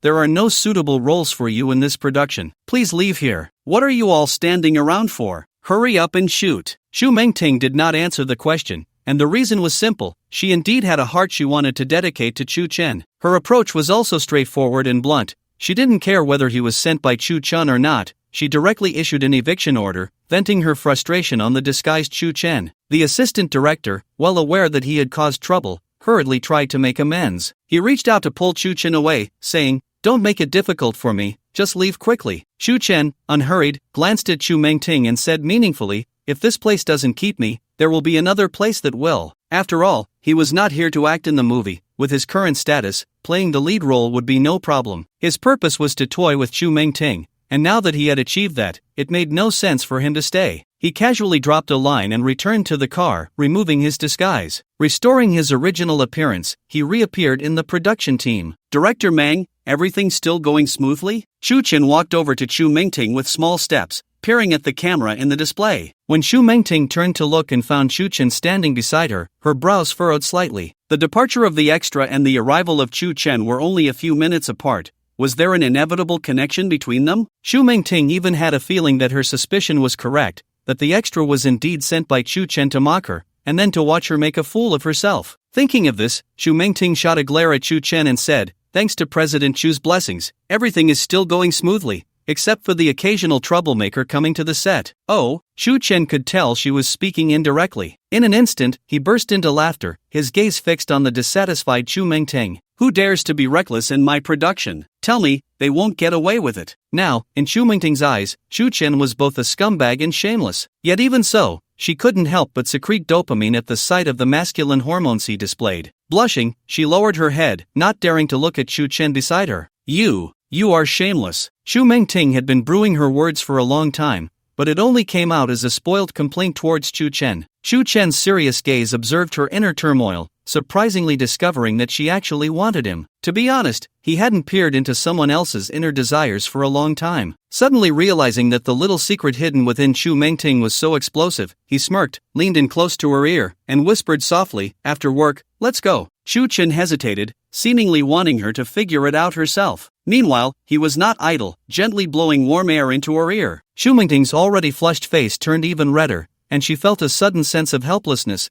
her mind instantly conjuring up indecent images. Her heart became a mix of anticipation and aversion. Gradually, anticipation overcame aversion, and she slowly lifted her head, gazing at Chen with sultry eyes. Okay. Chu Mengting blushed and agreed, having made all the necessary preparations to give everything to Chen. Just then, Chen quietly left her side. His expression suddenly became serious, and he said sternly, "I'm busy tonight." In an instant, Chu Mengting felt as if her mood had plummeted from the clouds to a bottomless abyss, and an awkward expression appeared on her face. She couldn't help but silently blame herself. During the interview, Chen had treated her the same way, and she had actually fallen for it. Her mind must have short-circuited. At that moment, a familiar voice came from behind Chen. "Brother Chu, I never expected to run into you here. What a coincidence." Chen turned around and immediately saw Chen Xinla approaching leisurely, his belly sticking out. Without a doubt, Chen Xinla was here to visit the set. Sure enough, when Tian Xinxin saw her wealthy benefactor Chen Xinla, she suddenly dashed out of the frame and ran to his side, excitedly linking her arm with his. The crew members were already used to such situations. They discreetly found places to rest, avoiding the scene of Tian Xinxin and Chen Xinla being affectionate. After all, they all knew that the identity and status of Tian Xinxin's benefactor were unimaginable. If the news got out, they wouldn't just be unable to survive in the film industry, but they might even lose their ability to stay in the city. Chen Xinla did not try to cheer Tian Xinxin up as he usually did. Instead, he gave her a serious look and said, "Be careful, don't act recklessly in front of Brother Chu." Tian Xinxin was taken aback. It was the first time she had seen Chen Xinla so serious. Moreover, she learned through his words that the one who had caused all these changes was the renowned Chu Chen. Although she had heard people talking about Chu Chen frequently in recent days, she had never seen the man who could make even Chen Xinla show him respect. When Chu Chen heard Chen Xinla's voice, a smile immediately appeared on his face, and he jokingly said, "It is a coincidence, but our purposes are different. You're here to visit the set, and I'm here to inspect the work." His teasing words made Chen Xinla feel a bit awkward. There was a significant age difference between them, and some matters were certainly hard to navigate. At that moment, Tian Xinxin's eyes sparkled. She never expected that the legendary Chu Chen would be so young and even so handsome. Just by looks, no one would guess he was the big shot causing a stir in the city. Tian Xinxin even fantasized in her heart how wonderful it would be if the dashing Chu Chen were her benefactor. "Brother Chu, let me introduce you, this is Tian Xinxin, and I won't say more," Chen Xinla said as he stepped in front of Chu Chen to introduce her. Chu Chen, a graduate of the Film Academy, naturally understood the ins and outs and didn't ask too much. He simply said very gentlemanly, "Miss Tian Xinxin, I've heard a lot about you. I am Chu Chen, the chairman of the Chu Tiange Group." After the self-introduction, Tian Xinxin seemed to be infatuated, savoring every move of Chu Chen. Sitting in front of the display screen, Chu Mengting shot a glance at Chu Chen, secretly cursing him as a scumbag. She also felt indignant for Li Jia, but more than that, she resented what had just happened. Chen Xinla glanced at the dazed Tian Xinxin, cleared his throat, and said seriously, "Brother Chu is my best buddy. You must put your heart into filming this movie, understood?" At that moment, Tian Xinxin finally reacted. She had been too captivated by Chu Chen. "Got it, Chairman Chu." Before Tian Xinxin could finish, Chu Chen ignored her and said to Chen Xinla, "Brother Chen, since we've run into each other, why don't we find a place to chat?" In truth, Chu Chen had no good feelings for Tian Xinxin, which was why he chose to ignore her. This left Tian Xinxin quite astonished. As a star, she was used to the taste of being adored, but now Chu Chen was not giving her any face, which made her very angry. She privately shook Chen Xinla's arm, as if to ask him to help her get an explanation. How could Chen Xinla not understand? Chu Chen's self-introduction was entirely to give him face. As for Tian Xinshin, he didn't think much of her at all. After several shakes, Chen Shanla kept using his eyes to signal Tian Xinshin. However, she was completely oblivious and continued to shake him. Feeling utterly embarrassed, Chen Shanla finally exploded, shouting angrily at Tian Xinshin beside him, "Did you not hear that Chu Xiaodi wants to discuss important matters with me? How can you be so blind? Go do what you need to do." His shout startled Tian Xinshin and also attracted the attention of many crew members. After a few seconds of stunned hesitation, Tian Xinshin finally understood that her wealthy backer had to bow down a bit in front of Chu Chen. Although she was curious about Chu Chen's identity, she still stomped her foot in anger and then left Chen Xinla's side. Watching Tian Xinshin walk away, Chu Chen said to Chu Mengting indifferently, "Director Meng, go explain things to Brother Chen." Chu Mengting was very reluctant but had no other choice, so she went to persuade the sulking Tian Xinshin. Chen Xinla gave Chu Chen a thumbs up, smiling broadly as he said, "Chu Xiaodi, I admire you. Your way of driving people away is truly a model for me to learn from. Brother Chen is an old hand, you mustn't do that." "Chu Xiaodi, today I received news that Old Coffin has obtained information about your company, Meng Tingwei." While joking, Chen Xinla steered the conversation back on track, sharing all the information he had with Chu Chen. Moreover, his way of addressing Chen Xinan had changed,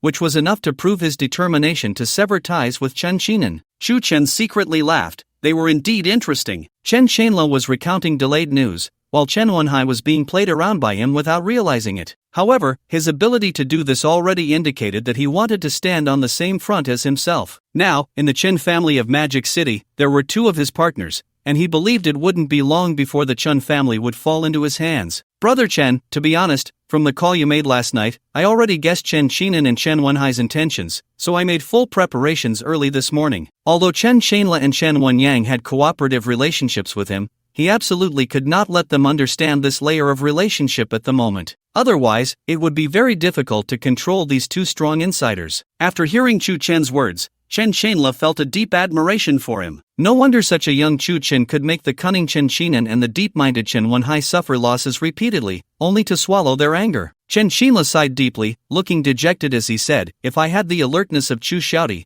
I believe that incident would never have happened back then." Chu Chen naturally knew what Chen Shanla was referring to regarding that past incident. "Ah, Brother Chen, Chen Xinan is willing to sacrifice the uncle-nephew relationship to completely hand over the Chen family to Chen Wenhai." This statement instantly made Chen Shanla furious, and he glared with wide eyes, looking as if he wanted to eat someone, exclaiming, "That old coffin, back then, swore to leave the family business to my son, but I didn't expect his purpose in doing so was to make me feel at ease, thus implementing his long-planned scheme. What a double-faced person. What the hell is brotherhood? Nonsense." He had endured for so many years just to make Chen Xinan think he posed no threat. Even if in the end, Chen Xinan handed the Chen family over to Chen Wenhai, he would have nothing to say and would definitely support it wholeheartedly. But now the situation was different. He had already betrayed his promise and even deliberately wanted his son's life, which Chen Shanla could no longer tolerate. This is also why he harbored such deep hatred for Chen Xinan. Under Chu Chen's instigation, Chen Shanla's resentment towards Chen Xinan was pushed to the limit, wishing to see the downfall of the father-son duo,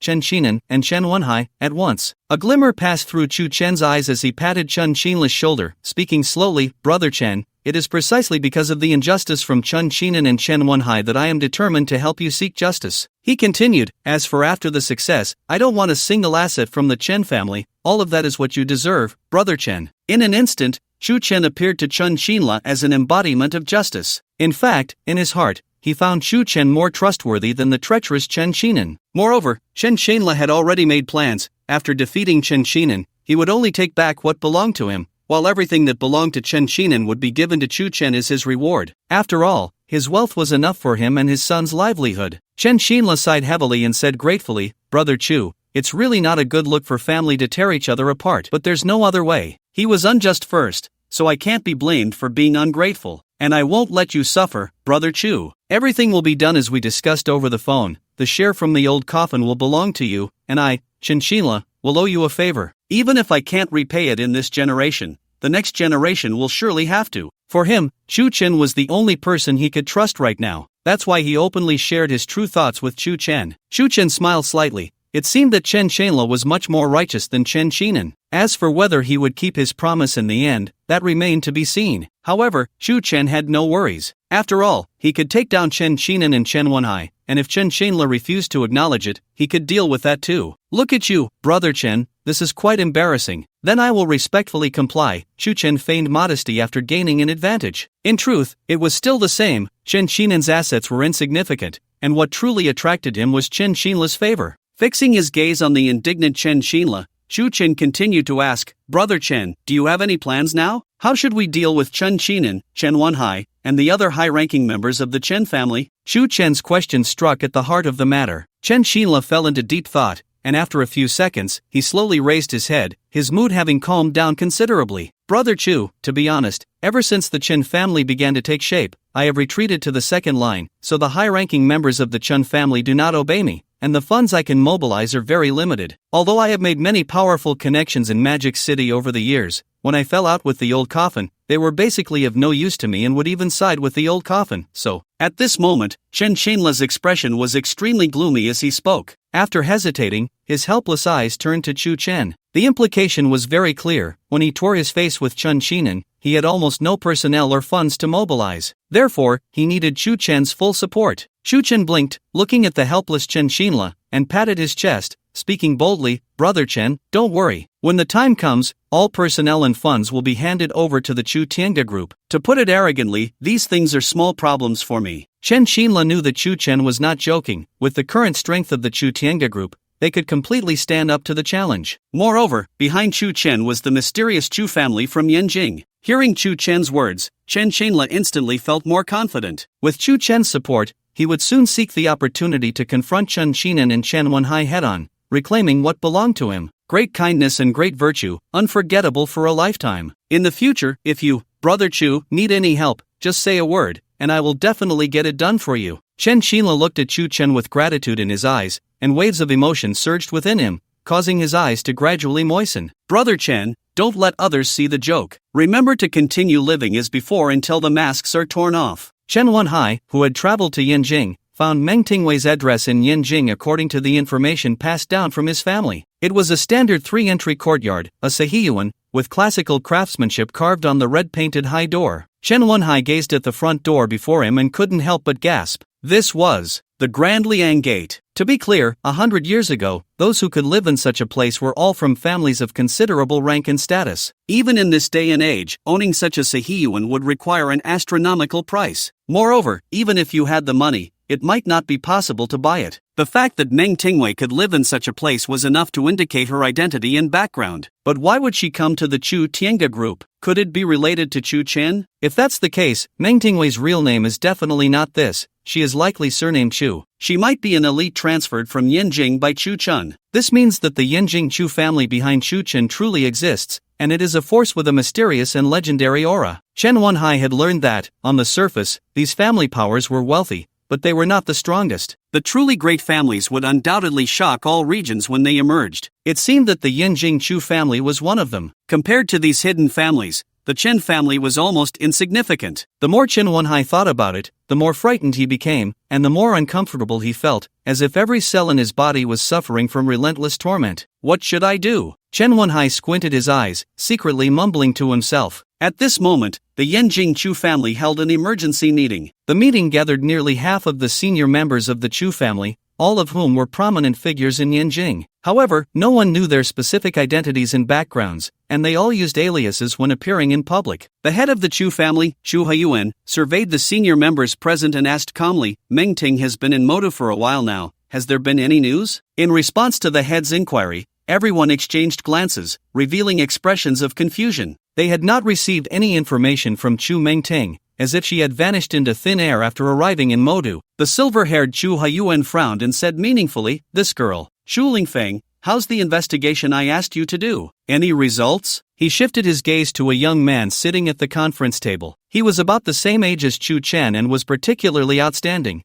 a rising star of the younger generation in the Chu family. At a young age, he had already reached a high position in the Chu family, and he was likely to become a candidate for the head of the family in the future. Shu Lingfeng immediately stood up, handing out the prepared materials to everyone while providing a detailed introduction. According to my investigation, the Chu Chen who claims to be from the Chu family in Moto is indeed from our Chu lineage. However, too much time has passed, making it impossible to clarify the overall situation, but I can roughly outline the structure of the events. The matter dates back hundreds of years, to the time of our ancestors, during the late Ming dynasty. In order to preserve the family foundation, an internal purge of traitors was conducted, and one person survived, gradually leading to the generation of Chu Chen. The specific details are in the materials, I will just summarize. Chu Haiyuan and the senior members of the Chu family carefully read the materials prepared by Chu Lingfeng, looking at the recorded relevant matters. Each person had different insights regarding this. Ling Feng did well, and everyone has reviewed the materials, so let's share our thoughts. Chu Haiyuan first praised Chu Lingfeng,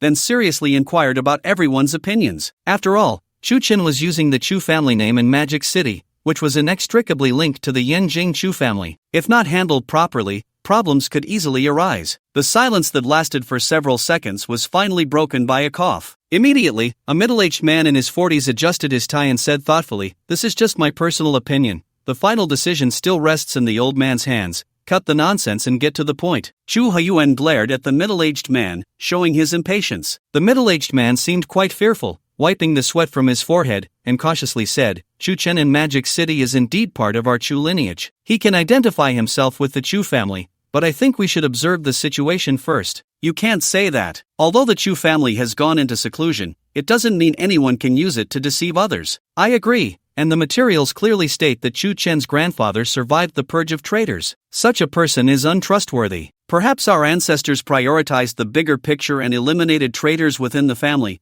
but can you guarantee that our ancestors didn't make mistakes? Wasn't Chu Chen's grandfather wronged?" In an instant, the entire conference room fell into a heated debate, reaching a boiling point. The senior members of the Chu family were divided into two opposing views. One side allowed Chu Chen to use the Chu family name, while the other opposed it. Old man Chu Haiyuan maintained a calm demeanor amidst the chaos. "Everyone, quiet down." In an instant, the heated arguments ceased as everyone fell silent, behaving like obedient little lambs upon hearing the old man's voice. Chu Haiyuan shot a displeased glance at the senior members, angrily rebuking, "You're all talking nonsense. Ling Feng, you speak." Chu Lingfeng stood up again, respectfully responding, "In my opinion, there are a few doubts we haven't clarified, namely whether Chu Chen is aware of his grandfather's situation. This question can lead to many outcomes. For instance, if he is unaware, how did he come to know about the Yanjing Chu family? If he knows, then it means everything Chu Chen is doing now is aimed at avenging his grandfather." Chu Lingfeng's words instantly resonated with every senior member. He made a valid point.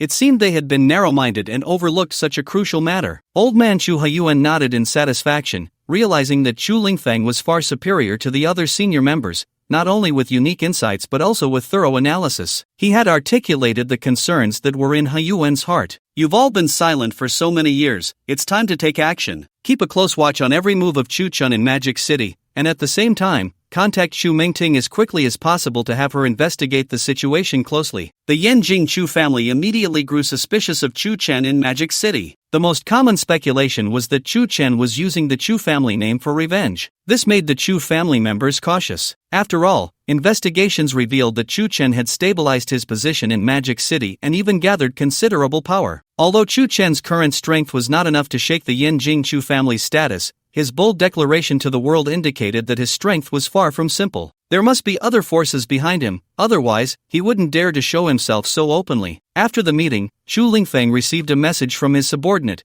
stating that someone from Magic City was currently near a 3-entry courtyard in Yanjing. Their movements were highly suspicious, seemingly sent by Chu Chen. Chu Lingfeng's gaze deepened as he read the message, and his expression grew excited. Was Chu Chen about to take action? Then he really wanted to meet the person sent by Chu Chen and experience the methods of the Magic City. He made a decision in his heart and immediately set off towards the Sahiyuan where Chen Wenhai was currently located. After about an hour and a half, Chu Lingfeng successfully appeared near Chen Wenhai and, based on the information provided by his family, found Chen Wenhai staring blankly at the Sahiyuan. Chu Lingfeng carefully observed Chen Wenhai for a while before stepping towards him, saying with a face full of suspicion, "What are you looking at? It's just a Sahiyuan, there's really nothing to see." Faced with Chu Lingfeng's sudden approach, Chen Wenhai was taken aback and looked curiously at the young man standing beside him. "Who are you?" "Lu Jingyu, we can consider ourselves to have met by chance, how about we become friends?" Chu Lingfeng did not use his real name but instead adopted the alias Lu Jingyu, intending to hide his identity as a member of the Chu family. Lu Jingyu? It should be noted that he had just arrived in Yanjing, and his trip was quite hurried, so very few people knew this information, aside from some within the Chen family. However, this unfamiliar young man gave him a feeling of having planned this for a long time. Chen Wenhai's heart immediately became cautious. He trusted his instincts that this Lu Jingyu was definitely not ordinary. Seeing Chen Wenhai lost in thought, Zhu Lingfeng smiled slightly and began to introduce the Sihiyuan. From your accent, you must be here on vacation from another place? That makes sense. This Sihiyuan is a 3-entry courtyard, and the door is a Guangliang gate. In ancient times, this would be a residence of officials, and the owner's status is very high, second only to a prince. Zhu Lingfeng described everything about the Sihiyuan, speaking to the doubtful Chen Wenhai, with a simple purpose, to build rapport between him and Chen Wenhai. At this moment, Chen Wenhai blinked, fully aware that Zhu Lingfeng was here to gather information. So he decided to play along, wanting to extract the information he sought from Zhu Lingfeng. Good eye, I'm from the Magic City, here in Yanjing for tourism, and I stumbled upon this Sihiyuan. I've never seen such a grand Sihiyuan before. The astute Chen Wenhai naturally would not reveal his true purpose for coming to Yanjing. Both Zhu Lingfeng and Chen Wenhai had their own agendas, each listening half-heartedly. Actually, this Sihiyuan is not the best in Yanjing. To understand the quality, you have to look at the gate. This one, called the Guangliang Gate, is a courtyard where ancient chancellors resided. The best is the Wangfu Gate. So that's how it's distinguished. I've learned something. Chen Wenhai glanced at Zhu Lingfeng beside him, mostly ignoring his introduction, but internally he was considering how to probe for the information he wanted. Zhu Lingfeng smiled lightly and said casually, "Brother, a friend of mine in the Magic City told me that many things have happened recently, and it seems a Chu family has emerged?"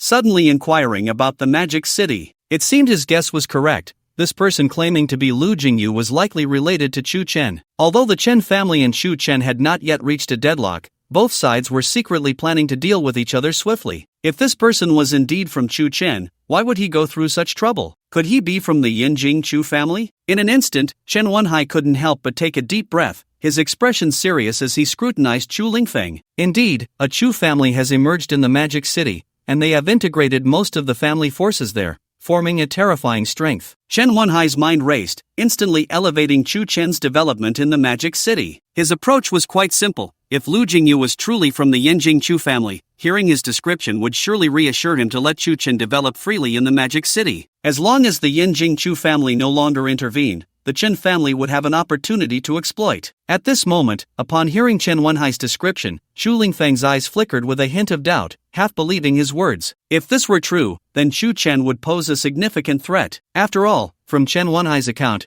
Chu Chen had already consolidated most of the family forces in the Magic City, giving him the capital to contend with the Chu family in Yanjing. It seemed that Chu Chen was indeed here for revenge. Zhu Lingfeng fell into deep thought, considering how to deal with Chu Chen's retaliation. Noticing his silence, Chen Wenhai continued to flatter. The one in control of the Chu family is a young man named Chu Chen. At such a young age, he has become a figure who can command the winds and rains in the Magic City. It's truly enviable. As he spoke, Chen Wenhai glanced at Zhu Lingfeng, seemingly observing his emotional changes. Sure enough, he noticed a slight shift in Zhu Lingfeng's expression. If he were not related to Chu Chen, why would he show such a reaction? Zhu Lingfeng seemed to sense the cunning glint in Chen Wenhai's eyes, then looked up at him and said calmly, "Brother, I just remembered I have something to take care of. You can explore on your own, there will surely be places you like." Before Chen Wenhai could respond, Zhu Lingfeng turned and left. He drove back to the Chu family and promptly reported what he had learned to the family head, Chu Haiyuan. After Zhu Lingfeng disappeared, Chen Wenhai's eyes sparkled with a glimmer, and he murmured, "My flattery will surely make the Chu family in Yanjing let their guard down. The Chen family can take this opportunity to deal with Chu Chen and the Chu Tiange group." For now, he had not obtained Meng Tingwei's identity, but he had encountered someone from the Chu family. It was a pleasant surprise. After all, if things developed as he envisioned, it would benefit the Chen family. While Zhu Lingfeng and Chen Wenhai were chatting, Luishan, who was hiding in the shadows, recorded the entire conversation.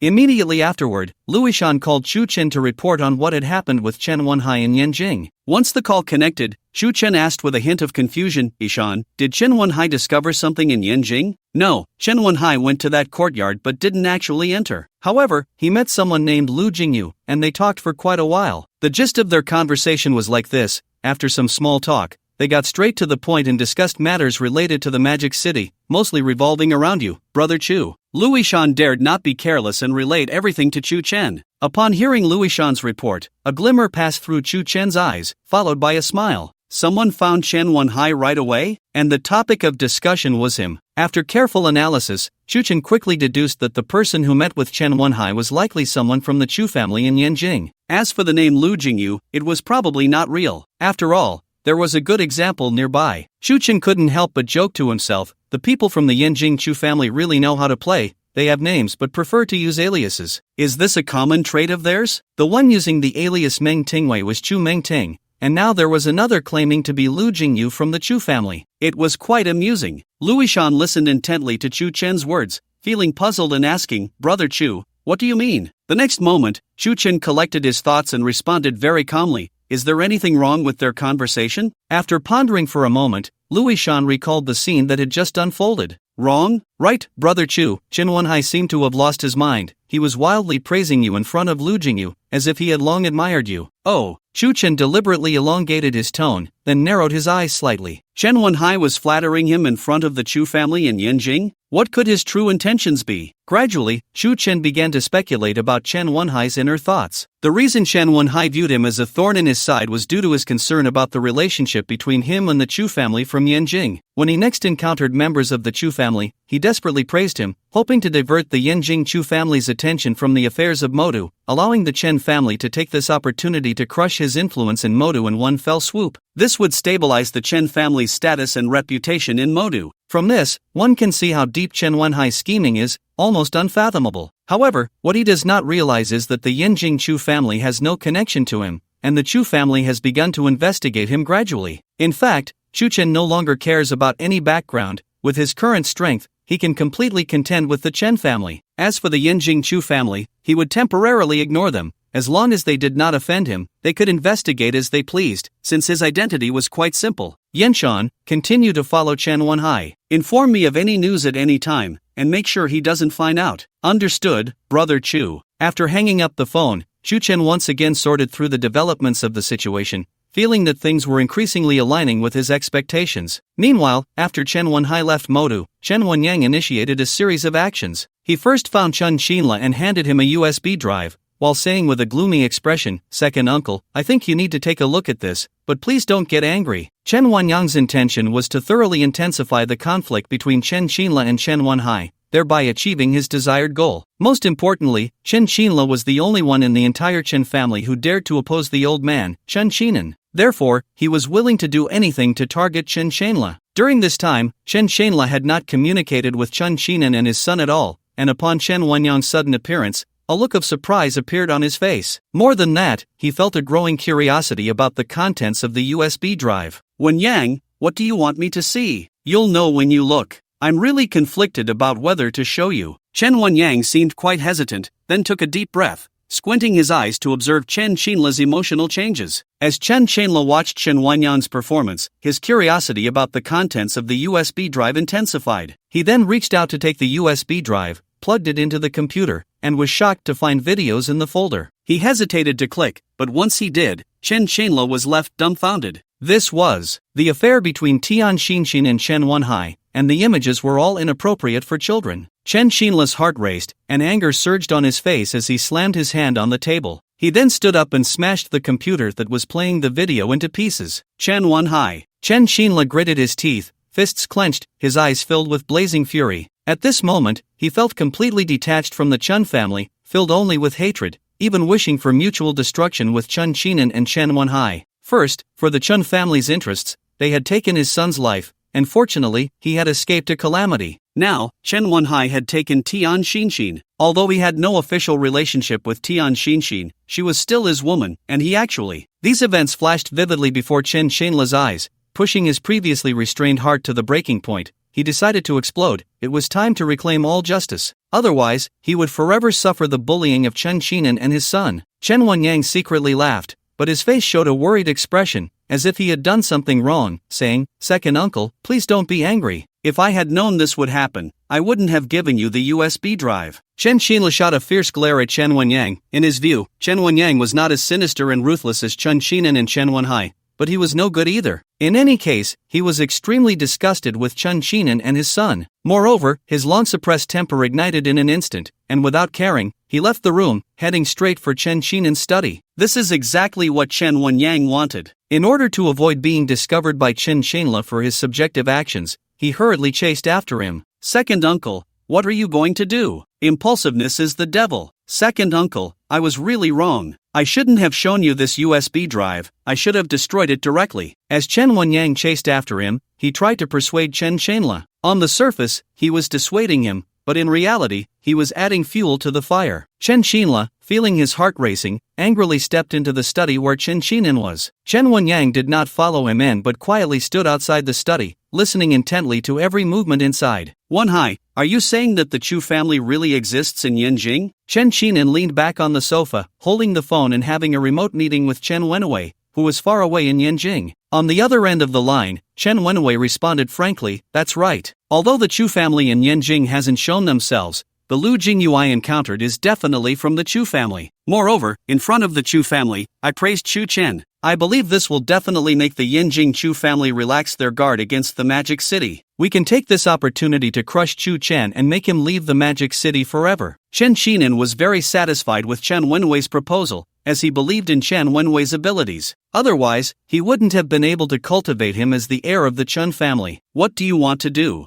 Just say your thoughts directly. There are many connections of the Chen family in Yanjing. I will stay in Yanjing to continue investigating the Chu family. As for dealing with Chu Chen, I hope you can come out of retirement. First, it can intimidate the families in the Magic City that have allied with Chu Chen, and second, I don't trust Chen Wenyang's abilities. Chen Wenwei spoke very straightforwardly, laying out the pros and cons. After considering for a few seconds, Chen Xinan said very calmly, Wenhai, you're becoming more decisive in your actions. It seems that when you return from Yanjing, I should hand over the entire Chen family to you. He had thought it through thoroughly. Ever since Chu Chen appeared in the Magic City, the situation there had changed drastically. Previously, there were many families in the Magic City, with 4 or 5 top families, but now only their Chen family remained. As for the other families, they either allied with Chu Chen or were destroyed. Some inconspicuous small families were surviving in the cracks between Chu Chen and the Chen family. Just then, the study door was suddenly kicked open, and an enraged Chen Xinla stormed in, staring intently at Chen Xinan, who was on the phone. Chen Xinan squinted his eyes and said, slightly displeased, "Hello, what's wrong with you? You didn't knock before entering the study, but why did you kick the door?" On the other end of the line, Chen Wenwei seemed to have heard the argument in the study and asked with a puzzled expression, "What happened?" Chen Xinan ignored Chen Wenwei's concern and hung up the phone, coldly looking at the very strange Chen Xinla. He couldn't understand Chen Xinla's bizarre behavior. Usually, Chen Xinla was very amiable and seemed to tolerate everything. What was wrong with him today? Even the perceptive Chen Xinan couldn't figure out his sudden change, his eyes filled with curiosity. Chen Xinla stared at Chen Xinan on the sofa, his expression agitated as he shouted, "Who am I confronting?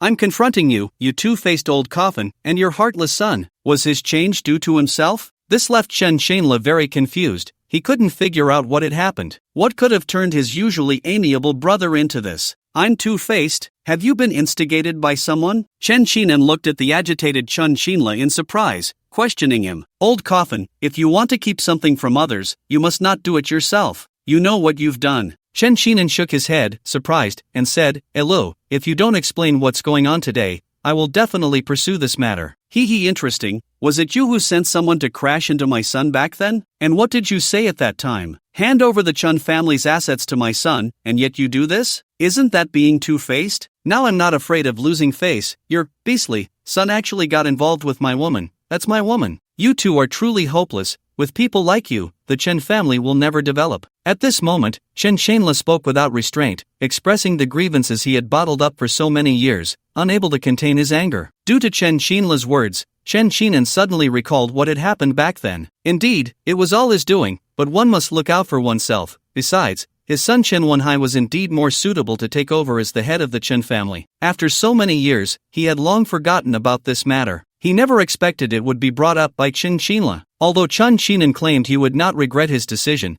he truly felt ashamed to face his brother at this moment. He buried his head deeply, not daring to meet Chen Xinla's gaze. Seeing him bow his head in silence, Chen Xinla's anger intensified, and he shouted indignantly, "We are blood brothers. Ever since our parents passed away, we have relied on each other, building the world we have today together. But you actually wanted my son's life. Do you know how I feel? Do you understand that our relationship has reached its end? From now on, we are no longer brothers, but enemies. Let me talk about your beastly son. He was involved back then too, right? If one thing doesn't work, he sets his sights on my woman. If you feel threatened, just say it. I can leave the Chen family. I can live just fine without you. The more Chen Shanla spoke, the more frenzied he became, tears and snot streaming down his face, his eyes gradually becoming unfocused. He had gone mad. He was crushed by the ruthless ties of kinship and years of bitterness. Chen Qinan slowly raised his head, looking at the frenzied Chen Shanla, then fell into a spiral of self-blame and contradiction, unable to extricate himself. The gradual rise of the Chen family had caused him to focus solely on its development. Since then, he had not cared for the retired Chen Shanla, nor had they had a proper conversation or shown concern for each other's lives for a long time. Yet, Chen Shanla's outburst awakened the brotherly bond in Chen Qinan. During their hardest times, they shared a loaf of bread. Those days were tough, but they felt a strong brotherly affection. However, with the rise of the Chen family, that bond began to diverge. Looking at his now mad brother, Chen Qinan felt deep regret, a surge of blood rushing to his head. After a tumultuous moment, his face turned pale,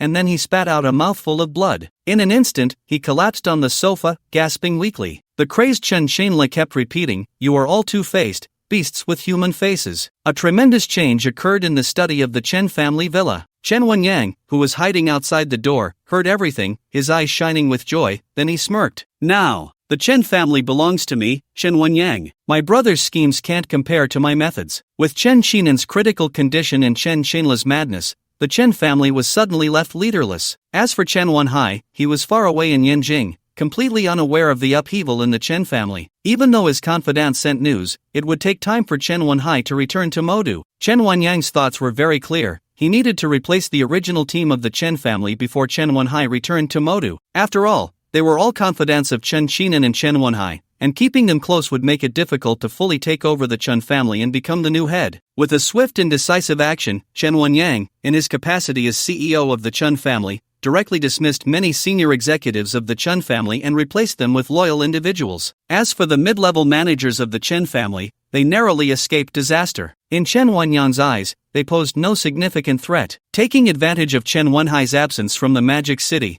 Chen Wenyang subtly implemented his strategy and successfully seized the position of the head of the Chen family. Now, he was unshakable within the Chen family. After resolving everything, Chen Wenyang informed Chu Chen of the current situation of the Chen family. At that moment, Chu Chen was indulging in sweet moments with Li Jiai. Chu Chen was sweating profusely, breathing heavily, and upon receiving Chen Wenyang's message, a brilliant light flickered in his eyes, and the corners of his mouth slightly lifted. Li Jiai, lying beside Chu Chen, was also panting heavily. Her face flushed as she looked at Chu Chen with suspicion in her eyes. "What's going on? Why are you so happy?" "Of course, I experienced a thrill. Otherwise, what could make me so joyful?" Li Jiai rolled her eyes at Chu Chen, gently patted him, and smiled. "You're really annoying. Hurry up and tell me what happened." She was already used to Chu Chen's playful demeanor and even found herself particularly fond of his mischievous spirit. Chu Chen cleared his throat lightly and responded nonchalantly, "Annoying? Why didn't you find me annoying just now? Ha! I won't tease you anymore." Chen Wenyang sent a message saying that the two major figures of the Chen family are either on the brink of death or completely insane,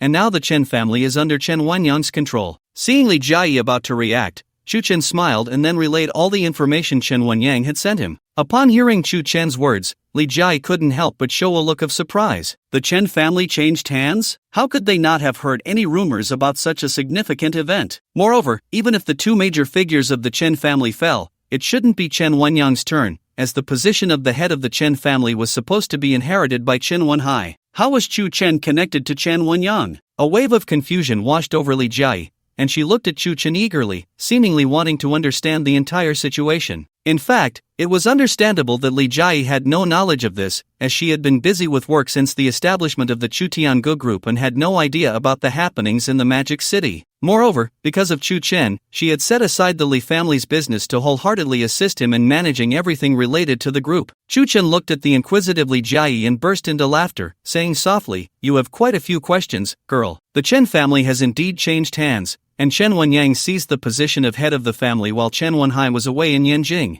As for my relationship with Chen Wenyang, we are partners. Our goals are simple. He wants the position of head of the Chen family, and I want to eliminate threats." Li Jiai was well aware of this. The point of conflict between Chu Chen and Chen Wenhai was her. The broken engagement had caused Chen Wenhai to lose face, which was why he held a grudge against Chu Chen and sought to deal with him swiftly to regain his dignity. Chu Chen, of course, would not allow any threats to exist around him and would do everything possible to eliminate Chen Wenhai. This was how the conflict began. However, Li Jia fully supported Chu Chen's actions, as the strength of the Chen family was not to be underestimated. If they did not find a way to handle it, it would become a significant problem. Then, a worried expression appeared on Li Jia's face as she frowned and said, "Before Chen Wenhai became the head of the Chen family, he was in a partnership with you, but now that he has achieved his goal, aren't you afraid he will turn against you?" Chu Chen smiled meaningfully, then gently shook his head and said, "Not afraid. Although he is now in the position of head of the family, his cunning and depth are far inferior to his brother Chen Wenhai,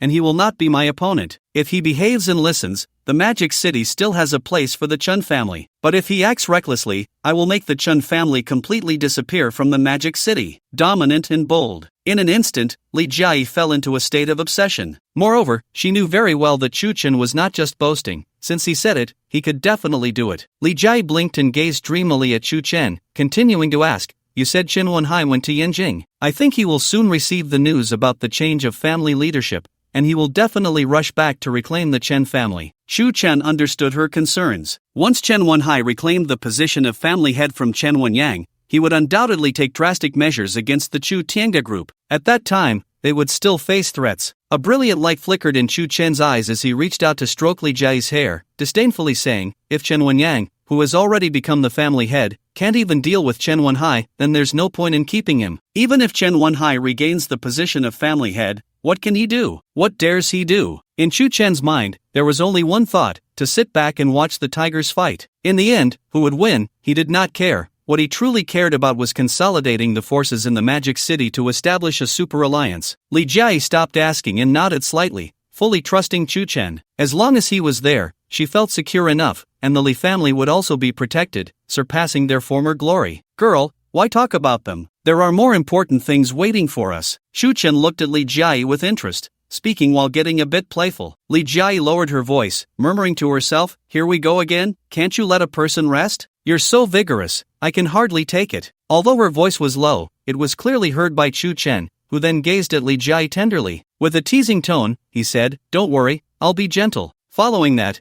Chu Chen and Li Jia fell back into a state of affectionate intimacy, as if the whole world was beautiful at that moment.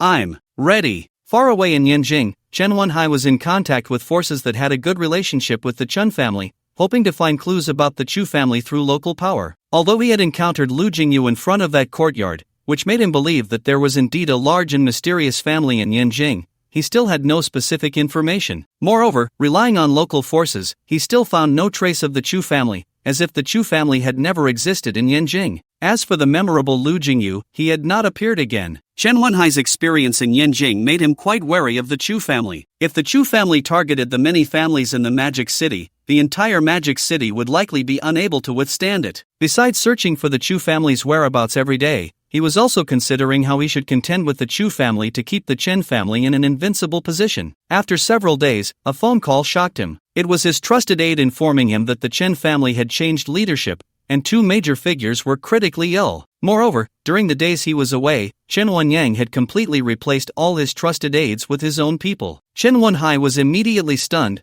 This was something he had never expected. His younger brother Chen Wenyang, who usually obeyed him, had secretly pulled so many tricks behind his back. He believed that the matters concerning Chen Qinan and Chen Qianla were also related to him. After carefully analyzing the current situation of the Chen family, he immediately set off back to the Magic City. He was determined to reclaim what belonged to him. Upon returning to the Chen family, Chen Wenhai did not receive the same treatment as before, with many family members coming out to greet him. Now, the trusted aides of Chen Wenyang, who held high positions, looked at him with disdain or contempt. After all, before Chen Wenyang rose to power, they had suffered under Chen Wenhai's suppression. Chen Wenhai suppressed his anger and strode into the company's office, pushing the door open directly. He then appeared in front of Chen Wenyang, narrowing his eyes as he stared at him and said, "Chen Wenyang, you've grown some skills, haven't you?" Having just taken over the Chen family and officially grasped the power, there were many important matters that required Chen Wenyang's attention. However, upon hearing Chen Wenhai's displeased voice, Chen Wenyang slowly raised his head, closed the documents in his hands, leaned back against his swivel chair,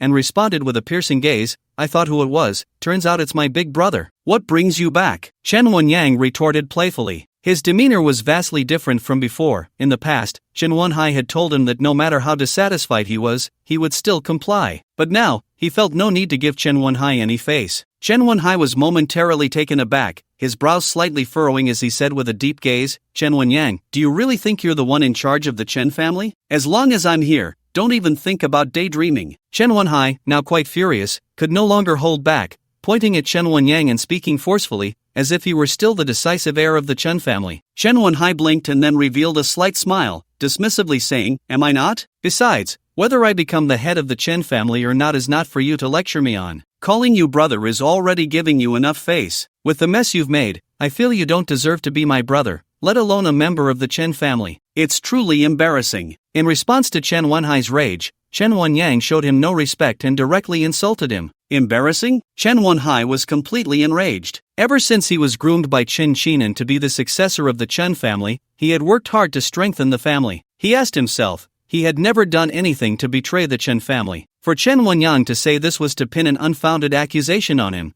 making it seem like he was unworthy of holding the position of head of the Chen family. "Don't slander me. What mess have I made? If you can't provide a reason today, don't blame me for being rude. Don't you know what you've done?" Chen Wenyang shot a glance at the agitated Chen Wenhai and continued, "Why have father and second uncle become like this? It's all because of the inhumane things you've done." Chen Wenhai was instantly shocked. Was the situation with Chen Qinan and Chen Chenla related to him? It shouldn't be. It absolutely couldn't be related to him. Everything was just Chen Wenyang trying to smear him. Chen Wenyang was very clear that Chen Wenhai would definitely not believe him, so he immediately decided to reveal the ugly deeds he had committed. "Chen Wenhai, I'm not framing you. I just want to ask you, did you plan to run over second uncle's son back then?" The stern question made Chen Wenhai gasp in surprise. This matter was indeed related to him, but how did he know after so many years? In an instant, a strong confusion surged in Chen Wenhai's heart. What he didn't expect was that Chen Wenyang knew far more than this, and once again, he heard Chen Wenyang's stern inquiry, "You have an unclear relationship with Tian Xinxin. Have you ever thought that she is second uncle's woman, or did you do it on purpose?" I won't say much more. Because of these messes, father and second uncle have ended up one mad and one sick. You still have the face to come back. If it were me, I would stay outside forever and never return to the Chen family. Chen Wenhai's angry gaze gradually dimmed. He realized that Chen Wenyang had always coveted the position of head of the Chen family, constantly looking for his faults to use as a breakthrough to achieve his own goals. He believed that Chen Xinla also knew about these matters, which was likely reported by Chen Wenyang. It seemed that he had previously focused on strengthening the family and eliminating rivals, neglecting the ill-intentioned Chen Wenyang. This was his downfall, and it cost him the position he should have had. All right, you really got me this time. I have nothing to say, but you must understand, I, Chen Wenhai, will not easily concede defeat." Chen Wenyang understood Chen Wenhai's character, but now there was nothing to hold back. He smirked and said very seriously, "For the sake of our brotherhood, I can keep your little troubles under wraps, and you can continue to be a high-ranking member of the Chen family, as long as you agree. But if you don't agree, then the Chen family will no longer have a place for you." How could Chen Wenhai be interested in merely being a high-ranking member of the Chen family? He only wanted the position of the family head. Moreover, even if he agreed, his high-ranking position would be merely nominal, and he would have less influence than Chen Wenyang's confidants. Although Chen Wenhai saw through it all and felt unwilling, he was also helpless, as his weaknesses were firmly in Chen Wenyang's hands. Without the Chen family, I, Chen Wenhai, can still make it. Chen Wenhai dropped a harsh remark and turned to leave the Chen family. He was very clear that if he competed with Chen Wenyang for the position of family head, these matters would surely come to light. By then, not only would he be unable to compete for the family head, but he might even have to leave the Magic City. Everything Chen Wenyang held was something that could not see the light of day. This was also the direct reason why Chen Wenhai gave up the position of family head. He left the Chen family simply because he did not want to be subordinate to others. Moreover, Chen Wenhai believed that with his connections, it wouldn't take long to establish a new family. Having made up his mind, Chen Wenhai immediately contacted many high-ranking members of the Chen family who had been dismissed by Chen Wenyang to discuss the matter of establishing their own faction. The high-ranking members who had suffered unfair treatment expressed their support and entered the financing stage. In short, the competition between the two Chen brothers ended with Chen Wenyang achieving a comprehensive victory. Luishan, who had been following closely, returned to the Magic City from Yanjing, and even followed Chen Wenhai back to the Chen family, then trailed him to the place where he was meeting with many high-ranking members of the Chen family. After thoroughly understanding Chen Wenhai's next moves, he then headed to Chu Chen's villa. Seeing the weary Luishan, Chu Chen couldn't help but smirk and said with great interest, Ishan, isn't it a bit of a waste to have a genius like you tailing Chen Wenhai? Luishan hurriedly shook his head, indicating that he really enjoyed such tasks. In fact, it wasn't the task itself he liked, but rather how much he valued the instructions given by Chu Chen. Luishan regarded Chu Chen as an idol, and just being able to receive his directives made him very happy. What did it matter if it was a waste of talent? It was all about whether it was boring or interesting. Brother Chu, you can't say that. This trip to Yanjing taught me a lot, like how to tail someone without being discovered next time I follow a girl. As soon as he finished speaking, Chu Chen burst into laughter. This was an unexpected situation. The rather arrogant genius Luishan was actually telling a joke. It seemed that after joining the Chu Tiange group, he had undergone a noticeable change. Luishan looked at the smiling Chu Chen, ruffled his hair, and laughed along, then continued, Brother Chu, Chen Wenhai has returned to the Chen family, but it seems he had a conflict with Chen Wenyang and left the Chen family in a huff. He then gathered many high-ranking members of the Chen family, wanting to establish his own faction. Upon hearing this, a brilliant light flickered in Chu Chen's eyes, but his expression remained quite calm. He had already predicted Chen Wenhai's actions after returning to the Magic City and also thought about what methods Chen Wenyang would use to force Chen Wenhai out of the Chen family. All of this confirmed his suspicions. Luishan stared intently at the calm Chu Chen, his face filled with doubt. Anyone else hearing this news would feel incredibly shocked, but Chu Chen remained quite indifferent, as if he had known all along. Establishing his own faction? Alright, the situation in the Magic City has changed dramatically. It will be very difficult for Chen Wenhai to find a place for himself here, Chu Chen said, and there was reason in his words. First of all, Chen Wenhai no longer had the Chen family as his backing. He could only rely on himself and those former high-ranking members of the Chen family who had retreated. With their meager strength, it would be hard to reach the current status of the Chen family. They might not even be able to match the Lu family, at best becoming a weak force with ambition. Moreover, the connections that Chen Wenyang had made the upper class of the Magic City think twice about their attitude towards Chen Wenhai. Helping Chen Wenhai would undoubtedly provoke the Chen family's wrath. Most importantly, everyone in the Magic City knows about the enmity between Chen Wenhai and Chu Chen. Even if they offend the Chen family, they cannot afford to offend the mysteriously backed Chu Chen. Therefore, it is almost impossible for Chen Wenhai to develop and grow in the Magic City. Brother Chu, should we use the group's power to suppress him? Luishan thought differently from Chu Chen. When Chen Wenhai was still the heir of the Chen family, he had good relations with many families in the Magic City. Now that he has set up his own shop, he will undoubtedly need to develop urgently, making those relationships crucial. With his cunning, he could certainly manage it. A stray dog doesn't need the group's power, and next, I plan to integrate the many families in the Magic City to form a super alliance, allowing the various families to become an economic entity. How could the genius Luishan not understand Chu Chen's intention? He wanted to consolidate the scattered forces in the Magic City to become an unshakable whole. In this whole, each family would protect one another. This way, the families in the Magic City would have fewer disputes and more opportunities for development. Chu Chen's idea was beneficial without any harm. Luishan admired Chu Chen even more. He had indeed chosen the right person, and following Chu Chen would only lead to prosperity. Looking at the entire Magic City, the numerous families all took it upon themselves to grow, but none had such grand foresight. Even in their Lu family, even if he became the head of the Lu family, he could not have the vision that Chu Chen had. This was the difference between him and Chu Chen. Integrating the families of the Magic City? In my opinion, each family is very conservative. They may not agree with your idea, Brother Chu. Having lived in the Lu family since childhood,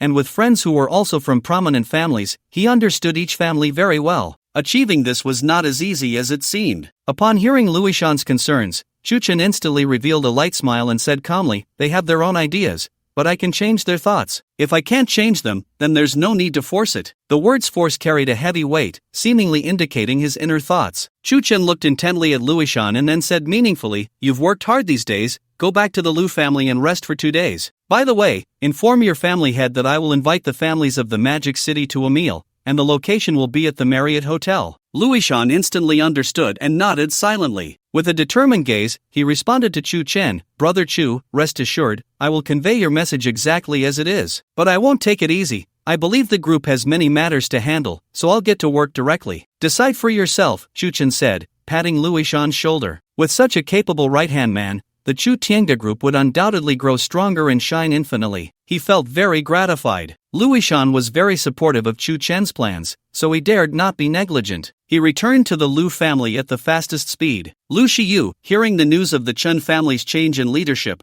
was astonished and expressed doubts about such a turn of events. To know Chen Qinan and Chen Xinla, they were safe and sound not long ago, so why have they suddenly become mad and sick? There must be some hidden circumstances behind this. Moreover, how coincidental it is that all of this happened while Chen Wenhai was far away in Yanjing. Although who becomes the head of the Chen family has little to do with him, Lu Shiyu is very clear that the only one in the Magic City who could accomplish such a thing is Chu Chen, and Chen Wenyang is a chess piece he has placed in the Chen family. Now this piece has completely gained the upper hand. He couldn't help but feel worried. Would the Lu family end up like the Chen family? Just as Lu Shiyu was deep in thought, the weary Luishan appeared in the living room of the Lu family. His playful eyes looked at him. With a loud clap, he struck Lu Shiyu's ear twice while he was distracted. The harsh sound instantly made Lu Shiyu regain his focus, and he looked in astonishment at Luishan, who was already sitting beside him, his eyes immediately revealing a mix of surprise and disbelief. "It's you, Ishan. Daydreaming in broad daylight? Is this what they call daydreaming?" Lu Shiyu looked at Luishan in surprise, his eyes inevitably wide with astonishment, as he knew Luishan's character very well. He was overly confident in his intelligence, which made him very aloof and always serious. However, after following Chu Chen, his reclusive personality and life trajectory underwent a dramatic change, something Lu Shiyu never expected. He had once thought of cultivating Luishan to be his heir and had tried to change his character, but it ultimately came to nothing. But Chu Chen easily changed him. It was truly miraculous. "Ishan, so you know how to joke now, that's good. But speaking of which, did Chen Wenhai return from Yanjing?" Lu Shiyu calmed his emotions and then teased Luishan a bit. He then shifted the focus of the conversation again. He knew that Chu Chen had instructed him to keep track of Chen Wenhai's movements, and now that he had returned to the Lu family, it was enough to indicate that Chen Wenhai had also rushed back from Yanjing. After all, the position of the head of the Chen family originally belonged to Chen Wenhai, but now it had become Chen Wenyang's possession. How could he not be anxious? In fact, Lu Shiyu was very interested in the affairs of the Chen family. Only by seeing the fate of the Chen family could he deduce whether Chu Chen would take action against the Lu family. He had an absolute responsibility to protect the Lu family from any unwarranted disasters. Luishan stared intently at Lu Shiyu, fully aware that he wanted to know every move of Chen Wenhai. Whether to watch the drama or observe the situation in the Magic City, he needed to inform the head of the Lu family, Lu Shiyu, about what was happening with the Chen family. That's right, Chen Wenhai just arrived in the Magic City not long ago and went straight back to the Chen family. It seems he has fallen out with Chen Wenyang. Lu Shiyu did not find this surprising. Such things happen frequently in the Magic City, and almost every year, a family would encounter such situations. However, he became curious about Chen Wenhai's next moves. If Chen Wenhai regained control of the Chen family, then the dominant Chen Wenhai would surely expel Chen Wenyang from the Magic City and would use all of the Chen family's resources to deal with Chu Chen and the Chu Tiange group. Even though the Lu family had already allied with Chu Chen, they would have to get involved. As the saying goes, when two tigers fight, one will surely be injured, and the one most severely injured would definitely be the Lu family. Suddenly, Lu Shiyu dared not continue his thoughts. He envisioned another scenario, that is, Chen Wenhai might not be a match for Chen Wenyang and would leave the Chen family empty-handed in the end. In that case, everyone would be in a state of joy.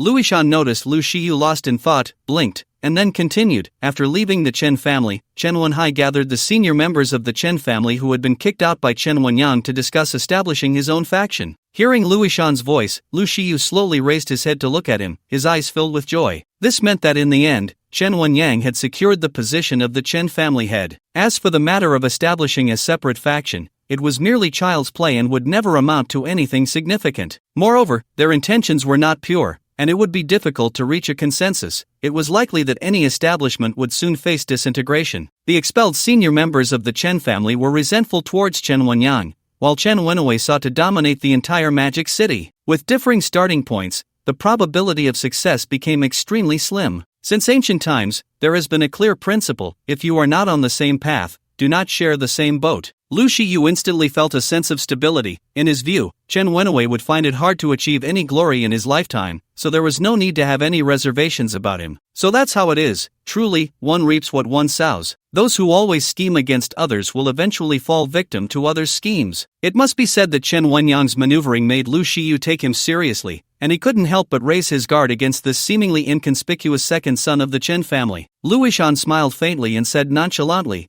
exactly, family head, you should reflect on this. It's useless to try to please Brother Chu. If he trusts you, even if you do nothing, he will still have faith in you. But if the opposite is true, no amount of flattery will change his mind. As a genius, Luishan naturally understood how to draw inferences from one instance and laid out the reasoning for Lu Shiyu. The cunning Lu Shiyu furrowed his brow, his expression gradually becoming serious as he sought to understand Chu Chen's stance. Ishan, how did you speak to Chu Chen? You must not let the Lu family down. So much had happened in the Magic City, all related to Chu Chen. In Lu Shiyu's eyes, the young Chu Chen was both a god and a devil. Therefore, unless absolutely necessary, he would never risk the Lu family's future by provoking Chu Chen. Luishan looked at the tense Lu Shiyu, sighed deeply, and then softly said, "Family head, what are you thinking? You didn't tell me to say anything, but Brother Chu asked me to convey something to you. He wants you to extend an invitation to the major families in the Magic City on his behalf. Brother Chu wants to treat everyone to a meal and discuss the formation of a super alliance." Inviting the major families of the Magic City? Forming a super alliance? The first part was easy. Whether it was Chu Chen or their Lu family, they had the face for it. But what exactly was this super alliance? The super alliance is about integrating all the families in the Magic City, setting aside past grievances to seek common development. This young man is bound to achieve great things. Lu Shiyu held Chu Chen in high regard. In terms of capability alone, the elites from the Chen family, such as Chen Wenwei and Chen Wenyang, as well as Luishan, could not be compared to him. Not to mention other aspects, they were simply incomparable. The idea of a super alliance was something even their elders could only dream of. Everyone aspired to strengthen their own family's power. Who could think of such a thing? Or rather, who would dare to think of it? Even if similar ideas arose, they would surely be dismissed instantly, as the number of families in the Magic City was vast, and each family hoped to truly dominate the city, trampling on others. However, on the flip side, Chu Chen's actions avoided direct confrontations among many families while also promoting the development of each family. This was undoubtedly a good thing. Chu Chen's instructions gave off a sense of leveraging power, but Lu Shiyu was happy to run errands. After all, this was enough to prove that Chu Chen had already trusted their Lu family. For several consecutive days, he conveyed this message to the major families in the Magic City. Even to Chen Wenwei, who was preparing for a comeback, Lu Shiyu relayed the news. However, he was met with Chen Wenwei's refusal. At the Chu family in Yanjing, the study. Meanwhile, the Chu family in Yanjing was also conducting relevant investigations, especially focusing on the Magic City where Chu Chen is located. It seems they are eager to understand Chu Chen's true strength. Chu Haiyuan's gaze was deep as he stared at the outstanding Chu Lingfeng from the Chu family sitting opposite him, and then he began to inquire, "How is the situation progressing?" Facing the question, Chu Lingfeng remained calm and responded very plainly, "Old man, there is news from the Magic City. After the betrayal, Chu Chen has engaged in a series of open and covert battles with the Chen family. It is precisely under this covert struggle that Chu Chen's identity and background from the Yanjing Chu family were exposed, and all his previous information was blank. I don't know if it was artificially caused." As Chu Lingfeng spoke, he furrowed his brows. Modifying personal information was a common tactic of the Chu family, so he was quite familiar with the process. If there were no connections, it would be impossible to modify it at all. However, according to the investigation, during the time Chu Chen arrived in the Magic City, he was quite impoverished. He did not seem like a wealthy person or have any powerful backing. This left Chu Lingfeng extremely puzzled, even giving rise to a sense of foreboding in his heart. Chu Haiyuan's eyes grew serious, leaning back in his chair, and continued to address the pensive Chu Lingfeng.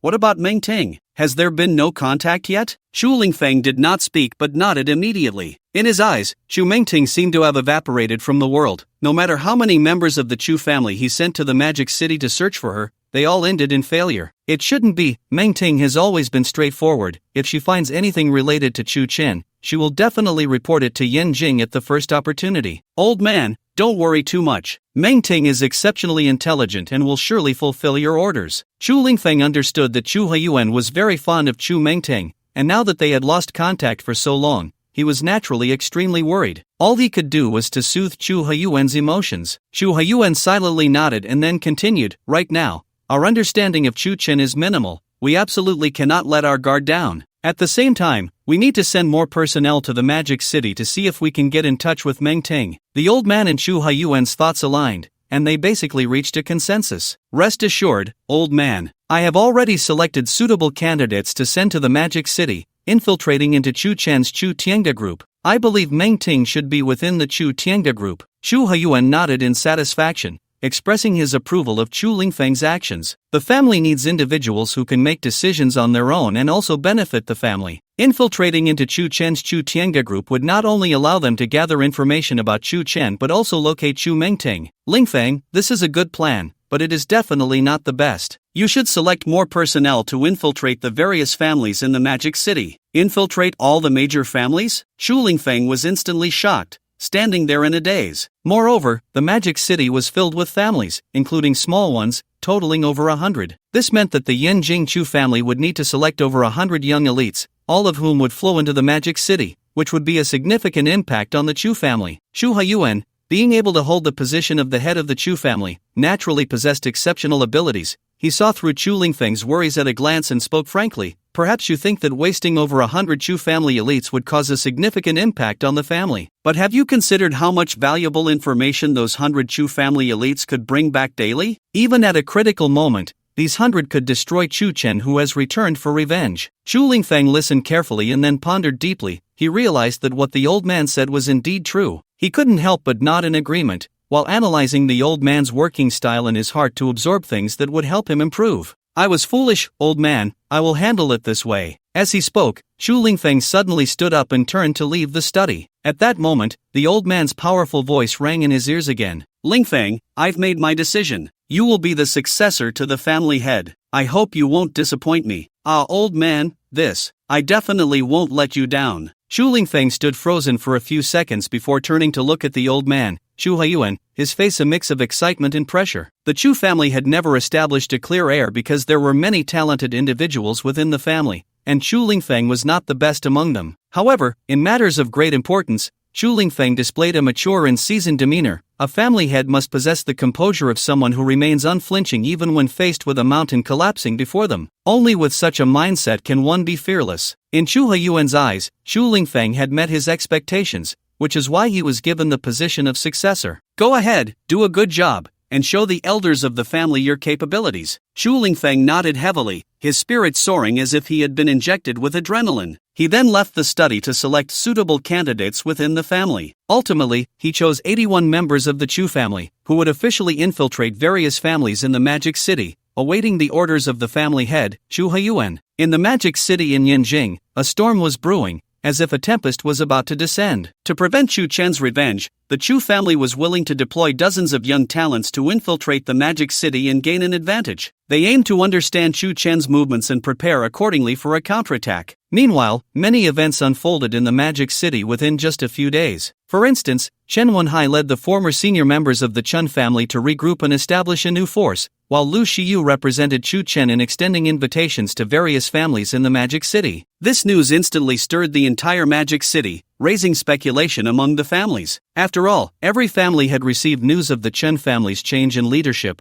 and they were well aware of the inseparable connection to Chu Chen. However, they were puzzled by Chu Chen's invitation and weighed the pros and cons in secret. If they offended Chu Chen, they would inevitably face troubles like the Chen family, losing their peace. But if they were to attend, they felt uncertain. After much deliberation, each family's decision-makers reached the same conclusion: they could not offend Chu Chen, even if it meant facing a banquet of treachery. Unbeknownst to them, the time for the agreed-upon day arrived. All the prominent figures in the Magic City gathered at the Marriott Hotel. The media caught wind of the event, and reporters waited at the hotel entrance, eager for news. In an instant, the entrance of the Marriott Hotel resembled a bustling market, with flashing lights, noisy conversations, and a chaotic crowd making it the center of attention. The prominent figures arriving were like superstars, captured by countless flashes. Yet, not a single person wore a smile. Almost all entered the hotel with somber expressions and dull eyes. The waiting reporters seemed to notice the demeanor of these big shots and expressed their confusion. What's wrong with these tycoons? Why do they all look so serious, as if they are unwilling? Our newspaper received word that these tycoons were invited by the chairman of the Chu Tiange group, apparently to discuss very serious matters,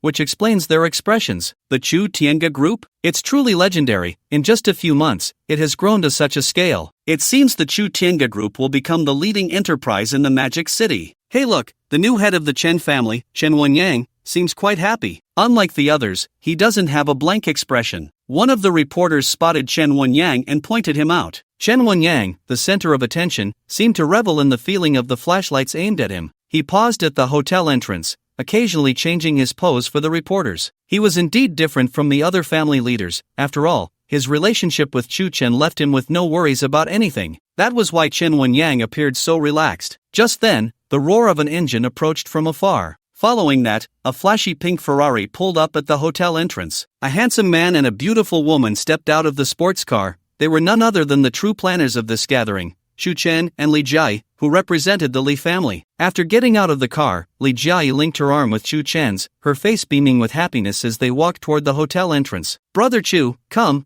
Chen Wenyang, standing at the door, immediately showed a courteous expression upon seeing Xu Chen and Li Jia, and hurried over to greet them. The entire process left the reporters present somewhat dumbfounded. The dignified head of the Chen family displayed such a sycophantic demeanor in front of Xu Chen, which was simply unimaginable to them. What's going on? Chen Wenyang is the head of a family. Why does he look like a little brother? Isn't he afraid of being mocked? Him? You don't recognize him? Even if you don't know him, don't you recognize the ice queen of the Li family, Li Jia? Then the person next to her is obvious. Li Jia's fiancé, Xu Chen, the legendary figure who established the Chu Tiange group. Even if he is the chairman of Chu Tiange, Chen Wenyang shouldn't have to be so humble. It's really hard to understand. The reporters discussed among themselves while filming Xu Chen and Li Jia. Chen Wenyang took 2 or 3 steps to stand in front of Xu Chen, then glanced at Li Jia with interest and respectfully said, "Sister-in-law." In an instant, the smile on Li Jia's face froze, replaced by an awkward expression. If someone else called her that,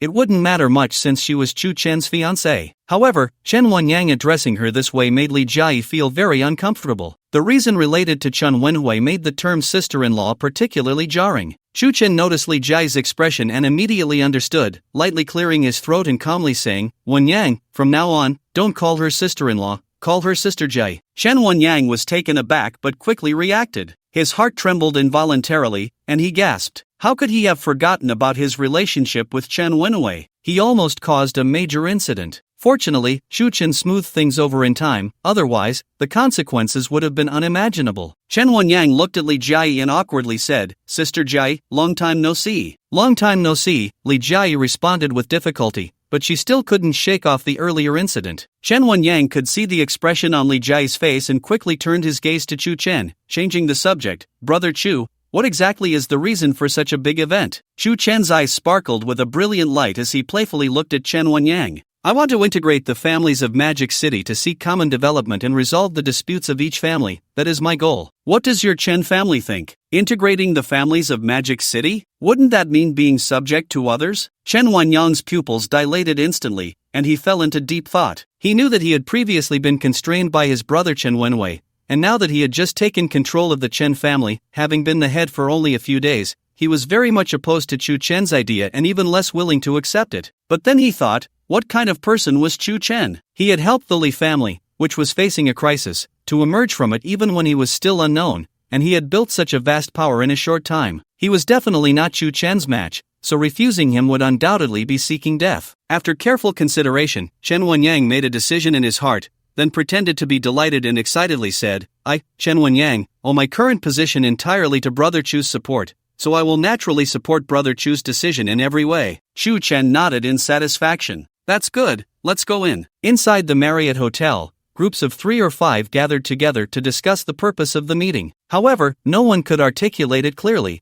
Everyone was just speculating. Some believed that Xu Chen had summoned them for matters concerning the Chen family, while others thought he was announcing his wedding date with Li Jia. Opinions varied widely, and there seemed to be no definitive answer. The more uncertain it became, the more anxious everyone felt. They were quite wary of Xu Chen and the strength of the Chu Tiange group, which made them very cautious. At this moment, a dozen prominent figures gathered around Lu Shiyu, the head of the Lu family, eagerly wanting to learn from him about Xu Chen's intentions, so they could prepare in advance for any eventuality. Lu Shiyu was indeed aware, but he kept avoiding the topic, constantly shifting the conversation. He knew very well that if he revealed this matter, it would undermine Xu Chen's plans and could easily offend him. To be safe, Lu Shiyu preferred to remain silent. Suddenly, the chaotic hotel fell into complete silence. Everyone turned their serious gazes toward the entrance where Xu Chen, Li Jia, and Chen Wenyang had just walked in. Upon seeing Chen Wenyang, they immediately confirmed their suspicions that the change in the Chen family was indeed related to Xu Chen. Otherwise, given the relationship between the Chen family and Xu Chen, Chen Wenyang would never be so close to him. Shocked, They also began to question Chu Chen's intentions. After all, if Chu Chen could deal with the Chen family, it would be easy for him to deal with them as well. Chu Chen brought Li Jiayi to the center of the hotel, his sharp gaze surveying the prominent figures of the Magic City. Aside from a few familiar faces, the rest were mostly new faces. Next, Chu Chen licked his lips, not expecting there to be so many families in the Magic City.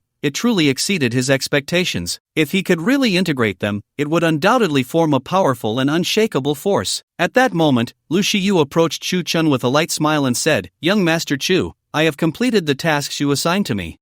Have all the families in the Magic City arrived? Chu Chen was well aware of Lu Shiyu's intentions. He wanted to gain his trust. Although the Lu family initially relied on him out of necessity, over time, he realized that following him would make the Lu family increasingly strong. That was why he expressed such loyalty. After hearing Chu Chen's question, Lu Shiyu turned to look at the crowd and replied seriously, "There are indeed a few families that haven't shown up, the rest are all here. By the way, young Master Chu, I didn't notify Chen Wenwei's Dongshan group." Dongshan group? It signifies a resurgence. It seems Chen Wenwei is still stubbornly trying to make a comeback. It's truly laughable. Following that, Chu Chen fixed his gaze on Lu Shiyu and nodded in satisfaction. Given Chen Wenwei's temperament, even if he had been informed, he wouldn't attend, meaning not telling him saved a lot of time. Moreover, Chu Chen had no intention of letting Chen Wenwei join. Ahem. I'm very glad that everyone could take time out of your busy schedules to be here. This is a favor to me, Chu Chen, and I will remember it. After lightly clearing his throat twice,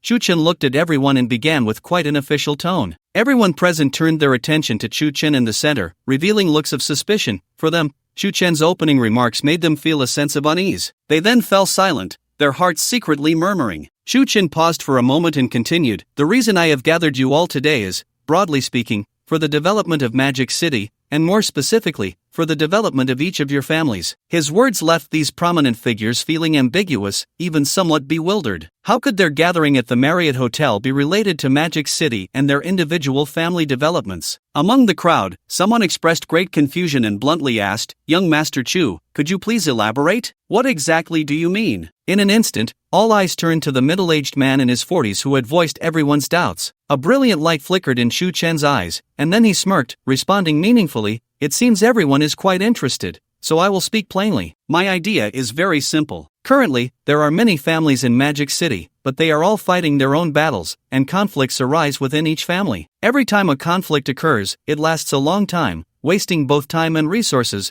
which is truly counterproductive." He continued, "I want to form a super alliance to gather all the families of Magic City into one. Here, there will be no open or covert struggles, only mutual development and support to grow stronger together." The crowd listened carefully to Chu Chen's thoughts. The issues he mentioned were indeed serious problems. However, regarding the advantages he spoke of after integration, many found it hard to understand, even difficult to believe that such a situation could be realized. Mutual support and joint development? Each family did not wish to be constrained by others, they only wanted to pursue their own development. Moreover, regardless of a family's strength, they all had a grand goal, to become the ruling family power in Magic City. Because of this, they were not optimistic about Chu Chen's proposal. Due to their apprehension towards Chu Chen, they fell silent again, offering no opinions. Observing the hushed atmosphere, Chu Chen blinked, then narrowed his eyes, speaking with considerable authority, "Who agrees, and who opposes?" In that instant, upon hearing Chu Chen's commanding question, everyone felt a slight tremor in their hearts. Each person looked at those beside them, seemingly trying to gauge others' expressions to infer their thoughts. Aside from their fear, everyone wore expressions of mutual hesitation. They were unable to make a decision, feeling deeply conflicted,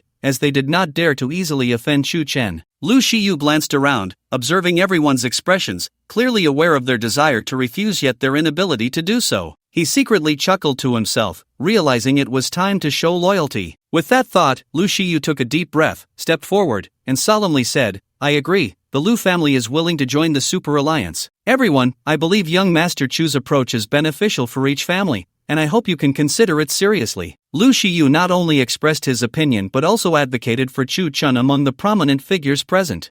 Chu Chen, never force anyone, you can choose for yourselves." His words instantly left everyone in a state of shock, and they looked at Chu Chen with grave expressions. His statement was not as simple as it appeared. It seemed that everyone had a choice, but in reality, Lu Shiyu did not stop there, continuing to rally the crowd, speaking with righteous fervor. "The families of Magic City are like loose sand, lacking any cohesion. But now that young Master Chu has appeared, we should show our support." The crowd was wary of Chu Chen, but they felt no fear towards the Lu family. Each person inwardly mocked Lu Shiyu, never expecting the head of the Lu family to become Chu Chen's lackey, truly bringing shame to Magic City. Just as these prominent figures were secretly cursing Lu Shiyu, two serious voices reached their ears. I, the Li family, fully support Chu Chen in establishing the Super Alliance, and at the same time, the Li family will also join and become a part of it. The Chen family feels the same way. I have high hopes for the Super Alliance. It can drive the development of Magic City and provide long-term stability for the Chen family. These two voices came from Li Jiayi and Chen Wenyang,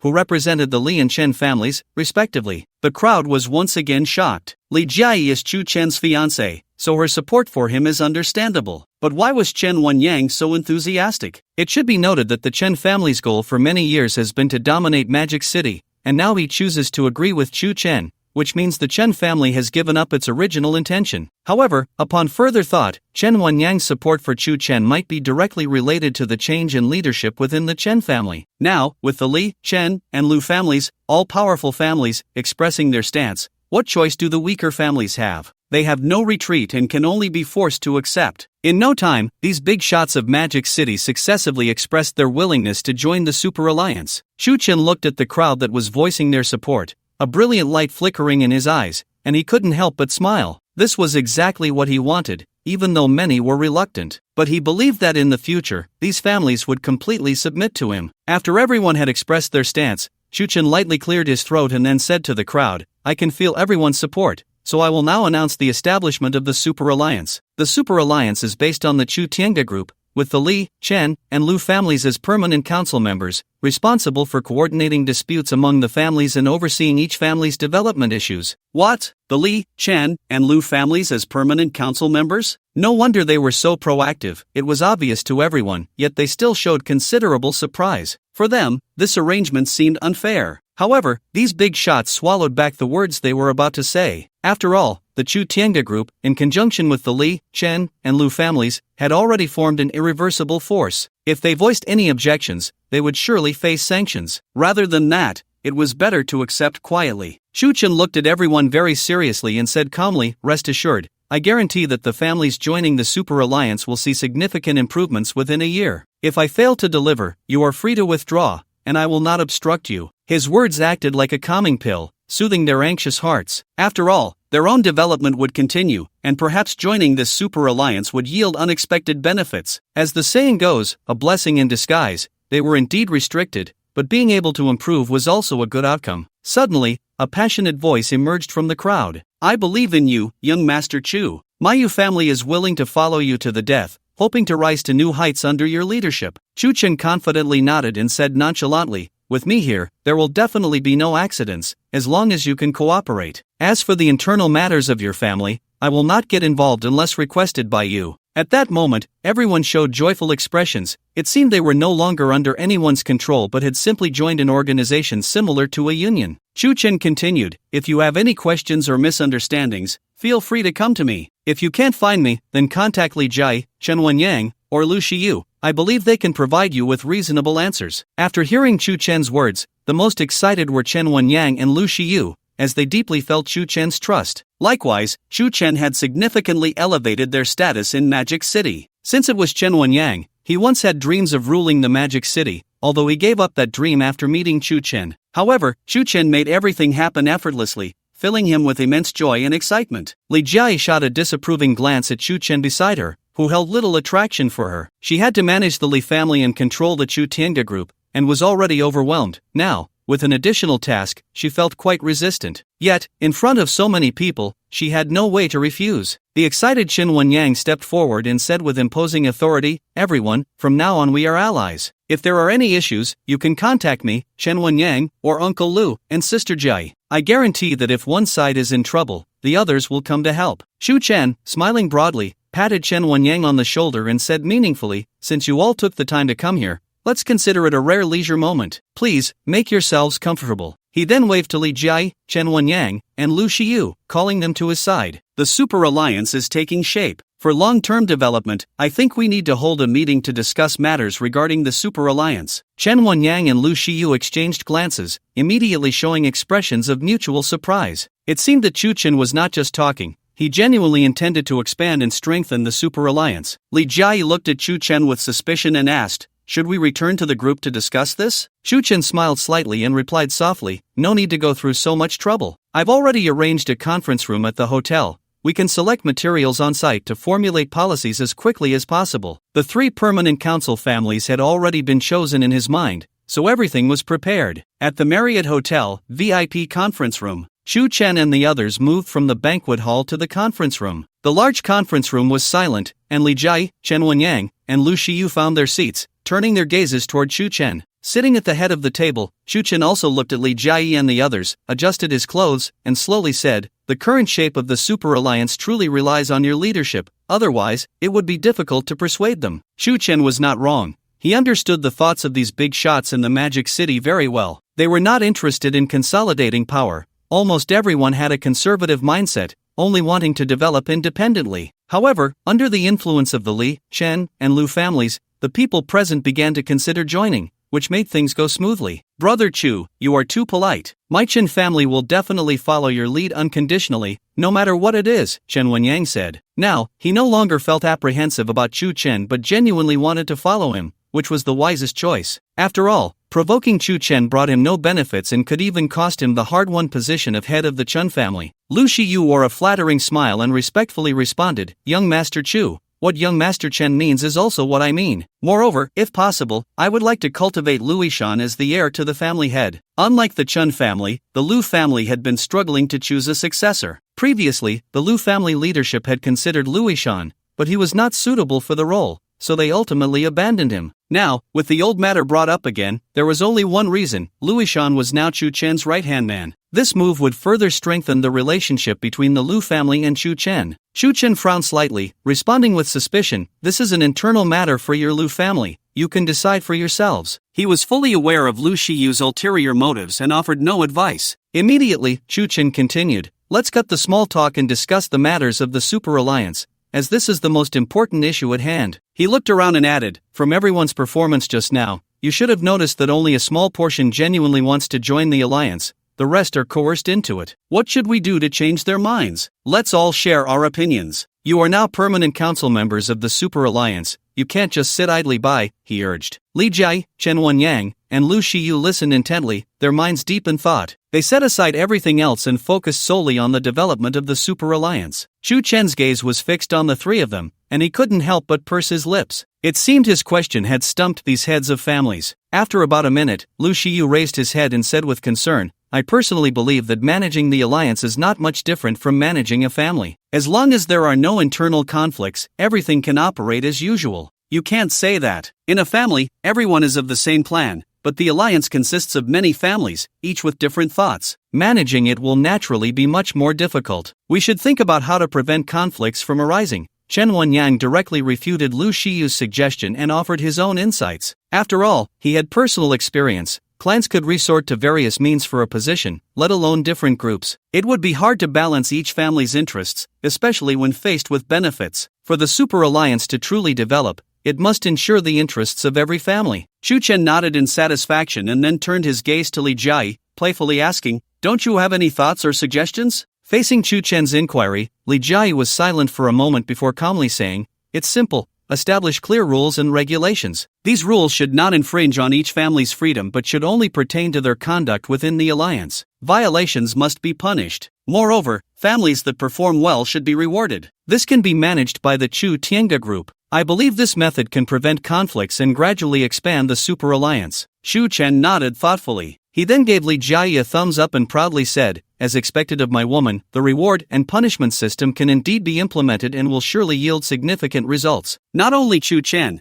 but even Chen Wenyang and Lu Shiyu expressed their agreement in turn. Li Jiayi didn't expect Chu Chen to say such things in front of others, and a blush instantly crept onto her stern cheeks. She then buried her head deeply. Chen Wenyang and Lu Shiyu exchanged glances and smiled at each other. Chu Chen particularly enjoyed seeing the shy expression of the ice-cold beauty, a smile tugging at the corners of his mouth. "By the way, Wenyang, I just heard Uncle Lu say that your brother Chen Wenhai has united with the senior executives you dismissed and formed the Dongshan group. Is he planning a comeback?" With a beaming smile, Chu Chen's gaze fell on Chen Wenyang, and he issued a warning. He knew that if Chen Wenhai truly made a comeback, the first thing he would do is seek out Chen Wenyang, as he would undoubtedly want to reclaim the position of head of the Chen family. Upon hearing Chu Chen's words, Chen Wenyang's brow furrowed slightly. He had been busy with the affairs of the Chen family lately and had not kept track of his brother Chen Wenhai's movements. Suddenly feeling a hint of threat, his gaze deepened, and he said darkly, "It's no big deal, my brother can't stir up any trouble." In fact, upon hearing this, he had already thought of a solution: to use the Chen family's influence in Magic City to suppress Chen Wenhai as much as possible. After all, this was crucial to his position as head of the family. He naturally had to be extra cautious and would not allow any threats to linger around him. Shu Chen instantly understood the hidden meaning in Chen Wenyang's words and turned his gaze towards Lu Shiyu, saying earnestly, "Uncle Lu, the matters of the Super League need your careful attention. Once Wenyang finishes his current tasks, he will help you share the burden." Lu Shiyu, being a seasoned veteran, was well aware that Chu Chen was about to deal with Chen Wenhui's Dongshan group,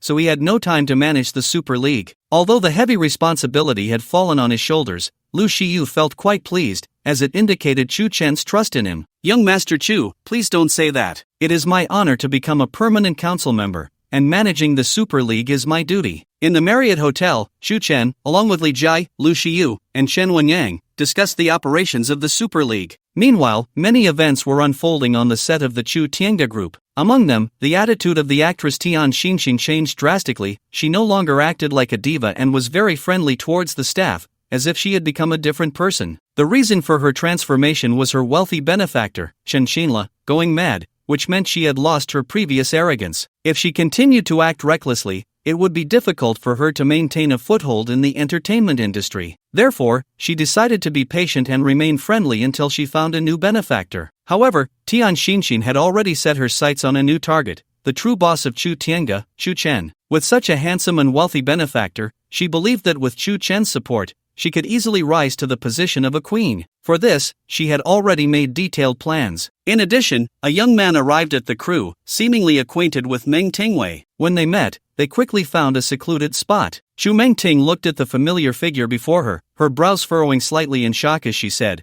"How did you come to Magic City? Did the old man send you?" The young man who appeared on the set was none other than the elite of the Yanjing Chu family, Chu Huchi. Although the Yanjing Chu family had a history of nearly 1,000 years and numerous branches, Chu Mengting was very familiar with Chu Huchi. He belonged to a side branch of the Chu family but was exceptionally gifted and was specifically brought into the main family for training. His intelligence and various abilities were on par with Luishan, the genius of the Lu family in Magic City. Chu Huchi carefully examined Chu Mengting and said thoughtfully, "Yes and no. To be precise, it was authorized by the old man and directed by Chu Lingfeng. Moreover, Fong asked me to meet you and inquire why you severed ties with the family." Faced with the questioning from her kin, Chu Mengting's face instantly turned pale and then flushed. Indeed, from a subjective standpoint, she had intentionally cut off communication with her family, and the reason was simple: she was infatuated with Chu Chen, to the point of obsession. However, she could not reveal this. After a moment of silence, Chu Mengting raised her head again, and a determined light shone in her eyes as she said, slightly displeased, "Who do you think you are? Don't forget your identity. I should remind you that even if your Fong were here, he wouldn't have the right to question me. I was wrong." Chu Huchi felt wronged but still took the initiative to admit his mistake. This clearly indicated the vast difference between the direct and collateral lines of the Yanjing Chu family, a distinction formed over hundreds of years. Chu Mengting nodded in satisfaction and then took the initiative to ask, "Given Chu Lingfeng's style, he probably didn't just send you to infiltrate Magic City, did he?" Chu Huchi silently nodded. For him, the direct descendants of the Chu family were not someone he could provoke. After all, Chu Mengting before him was not an outsider, so it was fine to tell her. "Sister Ting, Brother Fong has sent dozens of young elites from the Chu family into the Magic City, infiltrating every family here to gather the information needed by the family. After all, knowing oneself and knowing the enemy means victory in every battle." Chu Mengting listened carefully, unable to suppress a gasp, her delicate brows instantly furrowing. She was well aware of the scheming nature of several people in the Chu family, especially the young Chu Lingfeng, who had risen to a high position in the family at such a young age. His purpose was simple: to launch successive actions against Chu Chen, who was in the Magic City. It was clear that the family had already learned specific details about Chu Chen. Yet even being by Chu Chen's side, she couldn't glean any clues about him. How did the family know? Curious, Chu Mengting fixed her gaze on Chu Huchi, narrowing her eyes as she asked calmly, "Did you receive some news?" "Yes, Brother Fong deduced from the family's past that Chu Chen is a branch of the Chu family,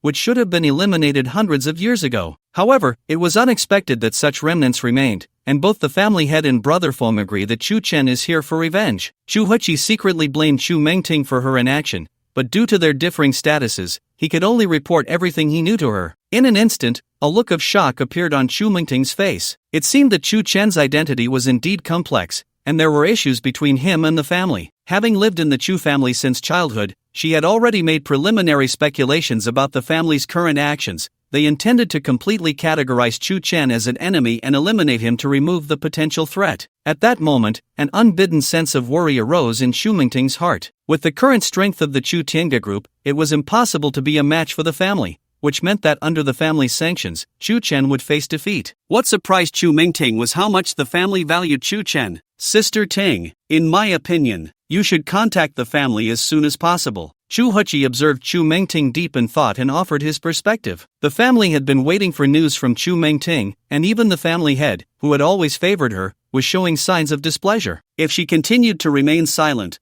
the consequences would be unimaginable. Flustered, Chu Mengting waved her hand and said with a frown, "You don't need to teach me how to do things, just go do what you need to do." Understood, Sister Ting. Wait a moment. Since you are working by my side, you naturally need to follow my orders. Go organize the list of family members infiltrating the Magic City. Sister Ting, isn't that inappropriate? Chu Huchi was taken aback, instantly showing a troubled expression. There's nothing inappropriate about it, do as I say. Chu Mengting returned his resolute demeanor, as if to tell Chu Huchi that she was the legitimate heir of the Chu family with absolute authority. Chu Huchi stood there in a daze, his mind racing. After all, they were all members of the Chu family with the same goal, so there was no need to hide anything from Chu Mengting. After a moment, he nodded heavily and responded, "Understood, Sister Ting. I will compile a list of personnel in the Magic City and deliver it to you." Chu Mengting silently nodded, her gaze still quite complex. The reason for her state was her selfish desire to help Chu Chen. Although the Chu Tiange group was newly established,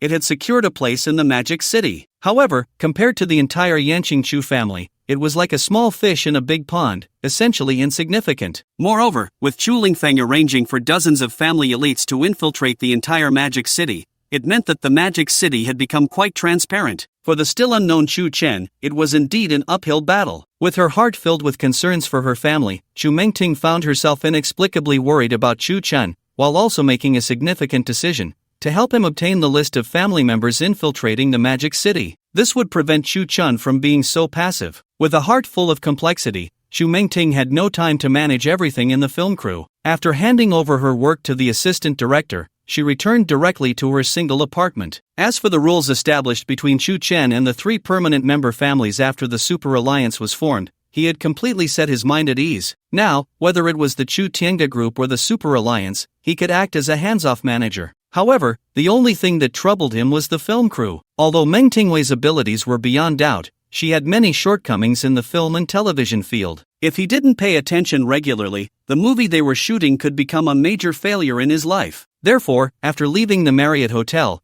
Chu Chen drove his flashy pink Ferrari to the location of the film crew. When he arrived, he was surprised to find that Meng Tingwei had already left the crew, and the one directing the shoot was the assistant director. Chu Chen frowned slightly and walked over to the monitor, gazing deeply at the assistant director before asking seriously, "Where is Meng Tingwei?" The assistant director, fully focused, immediately took off his headphones upon hearing Chu Chen's voice and turned his gaze to him. He responded respectfully, "Director Meng has gone back." Gone back? This left Chu Chen quite astonished. Given Meng Tingwei's past behavior, she would never leave her post without a significant reason. Her departure. Could it be related to the Chu family? When he first saw Meng Tingwei, Chu Chen had already sensed her inner wish list. Her purpose for coming to the Magic City was to investigate him. But what was there to investigate? Meng Tingwei already knew everything. Or perhaps news had come from the Yanjing Chu family, summoning her back to report? Chu Chen speculated about the possibility of Meng Tingwei's departure deep within his heart. Just then, a familiar figure appeared before him. It was none other than the film's leading lady, Tian Xinxin. Tian Xinxin gazed closely at Chu Chen's handsome face,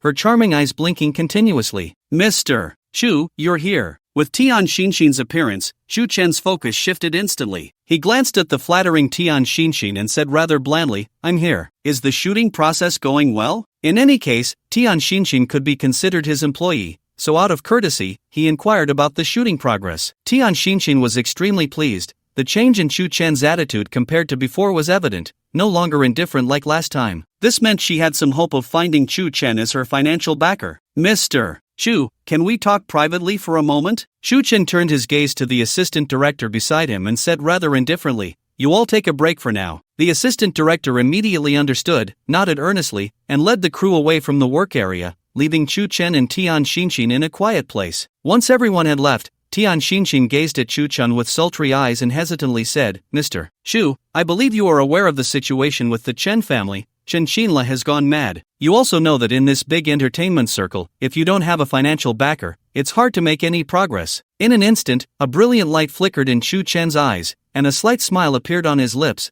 revealing a meaningful expression. For him, Tian Xinxin's underlying meaning was clear, requiring no further consideration. Chu Chen looked intently at the bashful Tian Xinxin and playfully asked, "What exactly do you mean? Just say it directly." "Mr. Chu, then I'll be straightforward. I want to follow you." Follow? To put it nicely, she called it following. To put it bluntly, she was treating herself as a fool. Did she really think she was as beautiful as a celestial being? One must know that beside Chu Chen, there were many stunning beauties, each surpassing the standards of both beauty and ability, far beyond what Tian Xinxin could compare to. Did she really think her taste was as poor as Chen Xinla's? Immediately, a slight smile appeared on Chu Chen's lips as she candidly responded, "What do you have? Li Jiayi's looks? Shen Anron's versatility? Or Meng Tingwei's sharpness?" Citing several examples in succession made Tian Xinxin feel utterly inferior. Indeed, the women Chu Chen mentioned were figures she could only look up to. However, upon reflection, while Li Jiayi and the others possessed looks and abilities that she could not match, she also had her own unique essence. Tian Xinxin discreetly glanced around at the crowd, and upon realizing no one was watching, she began to twist her body. As she moved, her top slipped down, revealing her smooth, white shoulders. "I may not be as good as them, but I have the ability to make men unable to resist. Don't you want to give it a try?" To be honest, Chu Chen felt not a shred of interest in Tian Xinxin. In fact, she found her quite repulsive. Not only was she involved with Chen Xinla, but she also had a complicated relationship with Chen Wenhai. The main reason for Chen Xinla's complete breakdown was her. Most importantly, Chu Chen preferred women who were composed outside but wild at home. Tian Xinxin was the complete opposite. Chu Chen blinked and said meaningfully, "You don't need to do these things in front of me. I have no interest in what doesn't pique my interest. Likewise, whatever does catch my interest, no matter the difficulties ahead, I will pursue it. As for you, just forget it." Tian Xinxin fully understood Chu Chen's thoughts, and she realized she could not change them. Looking back, her own ideas seemed so ridiculous, even putting her in an awkward position. Chu Chen stared at Tian Xinxin, whose features were all scrunched together, and continued, "Just focus on acting. Brother Chen is already like this. The only one you can rely on is yourself,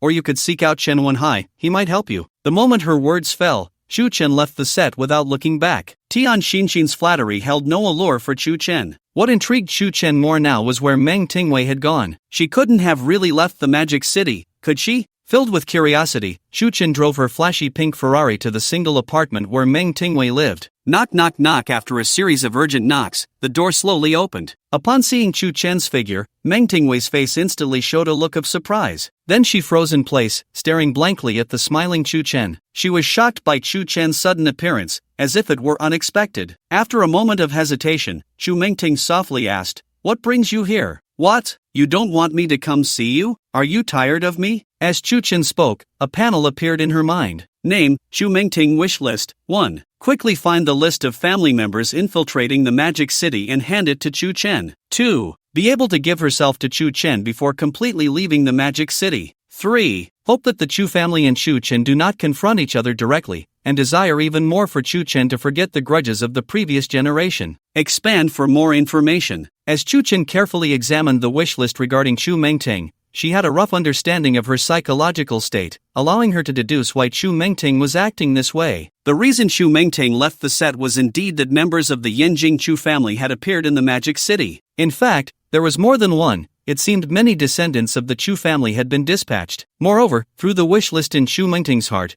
it appeared that the Yanjing Chu family had uncovered some special matters, seemingly connected to him. Upon hearing Chu Chen's teasing, Chu Mengting was taken aback and stared at him in confusion, unsure why he had suddenly changed his attitude towards her. Could it be that he had discovered something unusual? Immediately, she buried her head deep down, feeling embarrassed as she said, "No, it's just that I didn't expect you to come. I'm just really surprised. Shu Chen looked at her expression and couldn't help but smile. He lifted her chin with his hand and, with a thoughtful look, said, "What's going on with you today? You just quit the cruise job. Did something happen?" Instead of being direct, Shu Chen asked Shu Mengting in a probing manner, as if he wanted to hear her admit what had happened. Shu Mengting fell silent, still with her head down, then shook her head and softly said, "I suddenly felt a bit unwell, so I handed the work over to the assistant director." "Is there something wrong with the crew?" She immediately thought that perhaps something had gone wrong on the crew's side, and that was why Shu Chen had come to her apartment. If that were the case, then her subordinates were indeed quite troublesome. "The crew is fine.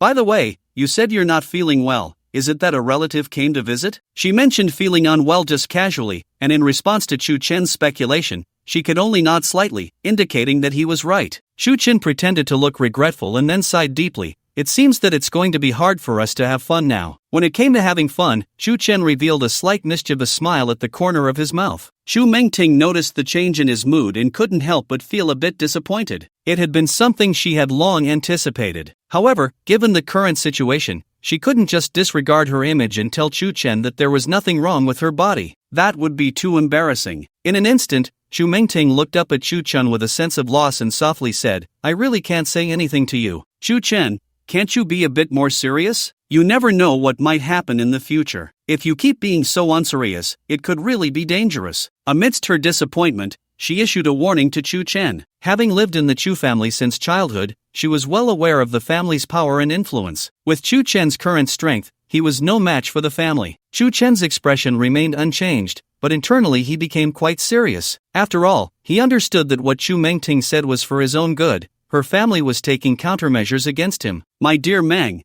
are you hiding something from me?" Knowing full well, Shu Chen asked her again. At this moment, Shu Mengting did not rush to respond but instead became serious, her gaze suddenly deepening. After thinking for a long time, she slowly said, "Let's talk inside." With that, Shu Mengting stepped to the other side of the door, waiting for Shu Chen to enter the room before she closed the door tightly. Then, with a piercing gaze, she looked at Shu Chen's handsome face and said, "I have been hiding some things from you. Since you keep asking, I will tell you clearly. Is it finally starting?" Seeing that Shu Chen remained silent, she continued, "My name is not Meng Tingwei, it's Chu Mengting. I am a direct descendant of the Chu family in Yanjing, sent here to investigate you." As she spoke, she watched Shu Chen's emotional changes. However, after she finished speaking, Shu Chen still appeared quite calm, as if he were not shocked at all. "Why aren't you surprised?" A brilliant light flickered in Shu Chen's eyes, and then he smiled, unhurriedly saying, "Surprised? Why should I be surprised? I knew about these things a long time ago. Why don't you tell me something I don't know, like what your family has found out about me?" In an instant, Shu Mengting stared blankly at Shu Chen, her brows slightly furrowing,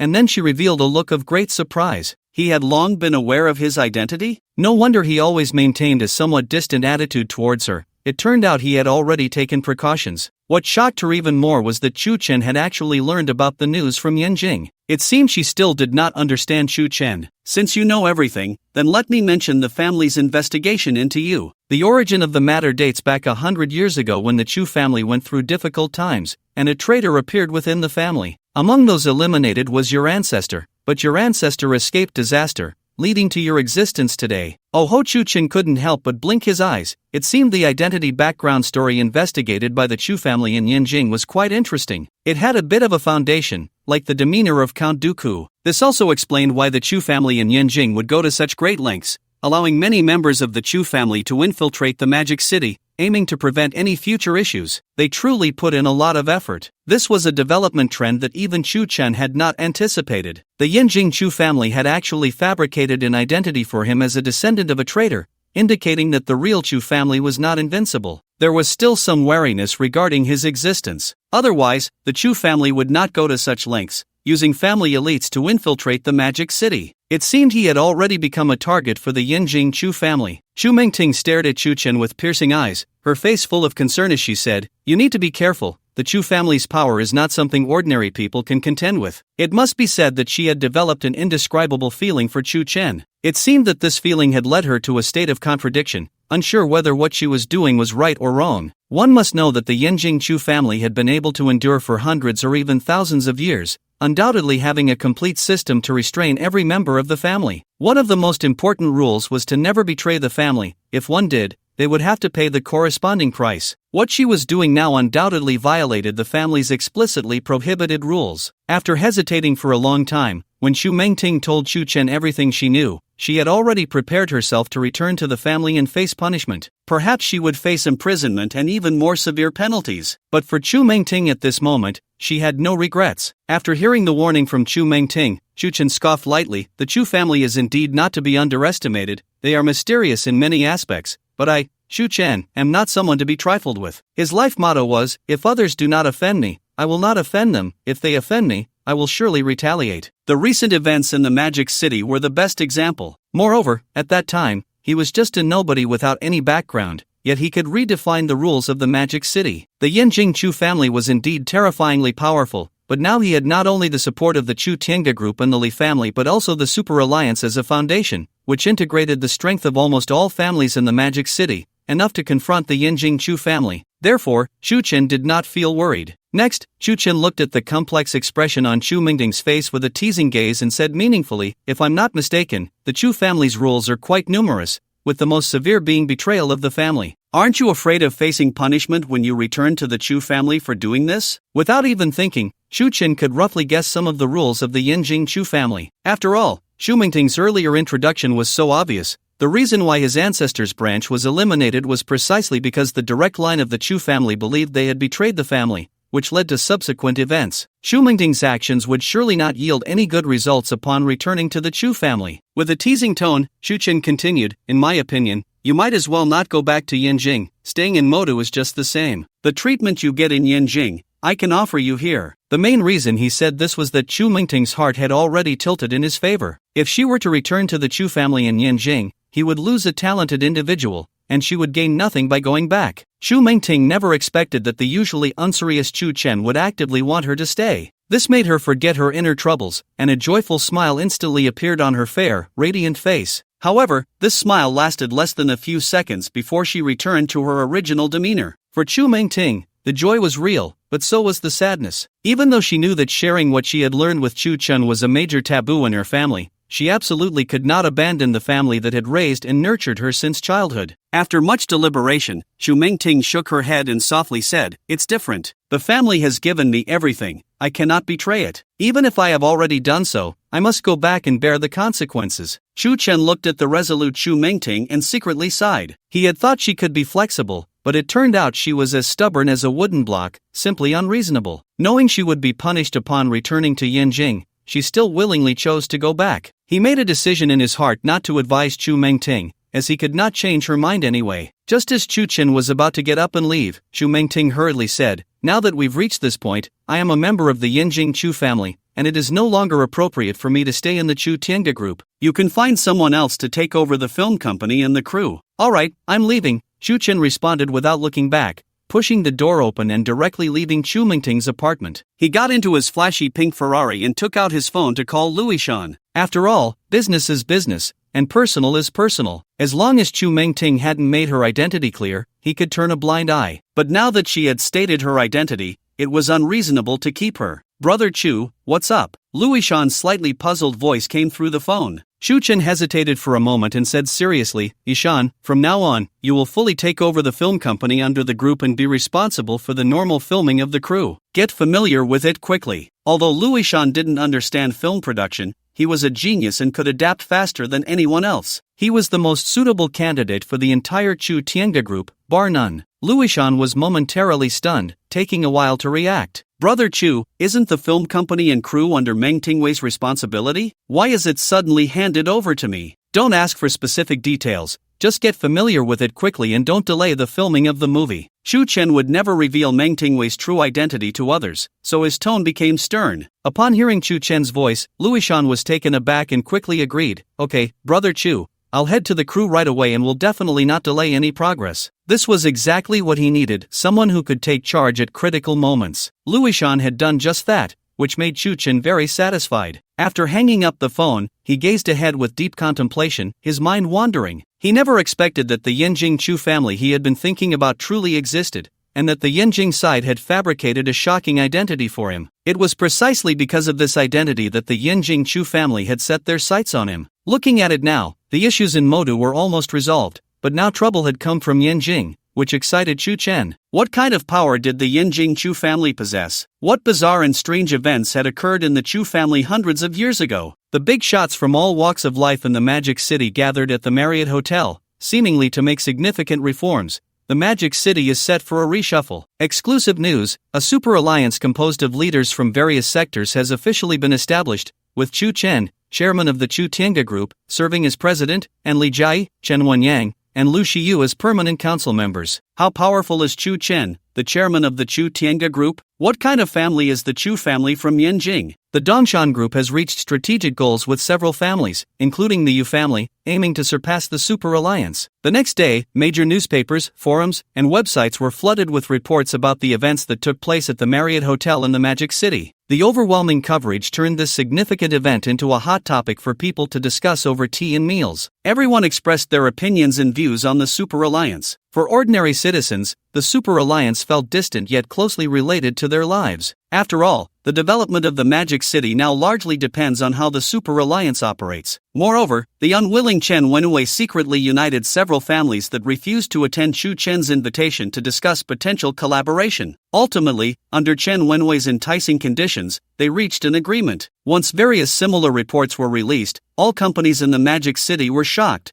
including the newly established Dongshan Group. A young man, around 25 or 26, holding the day's newspaper, headed straight to Chen Wenwei's office. He pushed the door open and placed the newspaper in front of Chen Wenwei. Chen Wenwei, who was working, was momentarily taken aback, his brow slightly furrowing, and then he turned his gaze to the young man before him. Seeing the unfamiliar face, Chen Wenwei immediately became cautious, gripping his pen tightly, and asked sternly, "Who are you?" "I am Lu Hong, a newly hired employee." Although the Dongshan Group had just been established and new employees were not unusual, the audacity to barge into his office without permission made Chen Wenwei feel that things were not as simple as they seemed. Chen Wenwei narrowed his eyes and asked sharply, "As a company employee, how can you intrude into your superior's office? What do you want?" In response to Chen Wenwei's questioning, the young man, claiming to be Lu Hong, licked his lips and then sat directly across from Chen Wenwei. While carefully observing him, he said with considerable interest, "Mr. Chen, don't be so agitated. First, take a look at the news report." Following that, Chen Wenwei glanced at the newspaper's report on the Super Alliance out of the corner of his eye, and his brow immediately furrowed. He had already received wind of Chu Chen forming the Super Alliance, so he showed no signs of surprise. However, Lu Heng's various inexplicable actions made him wary. "Who exactly are you?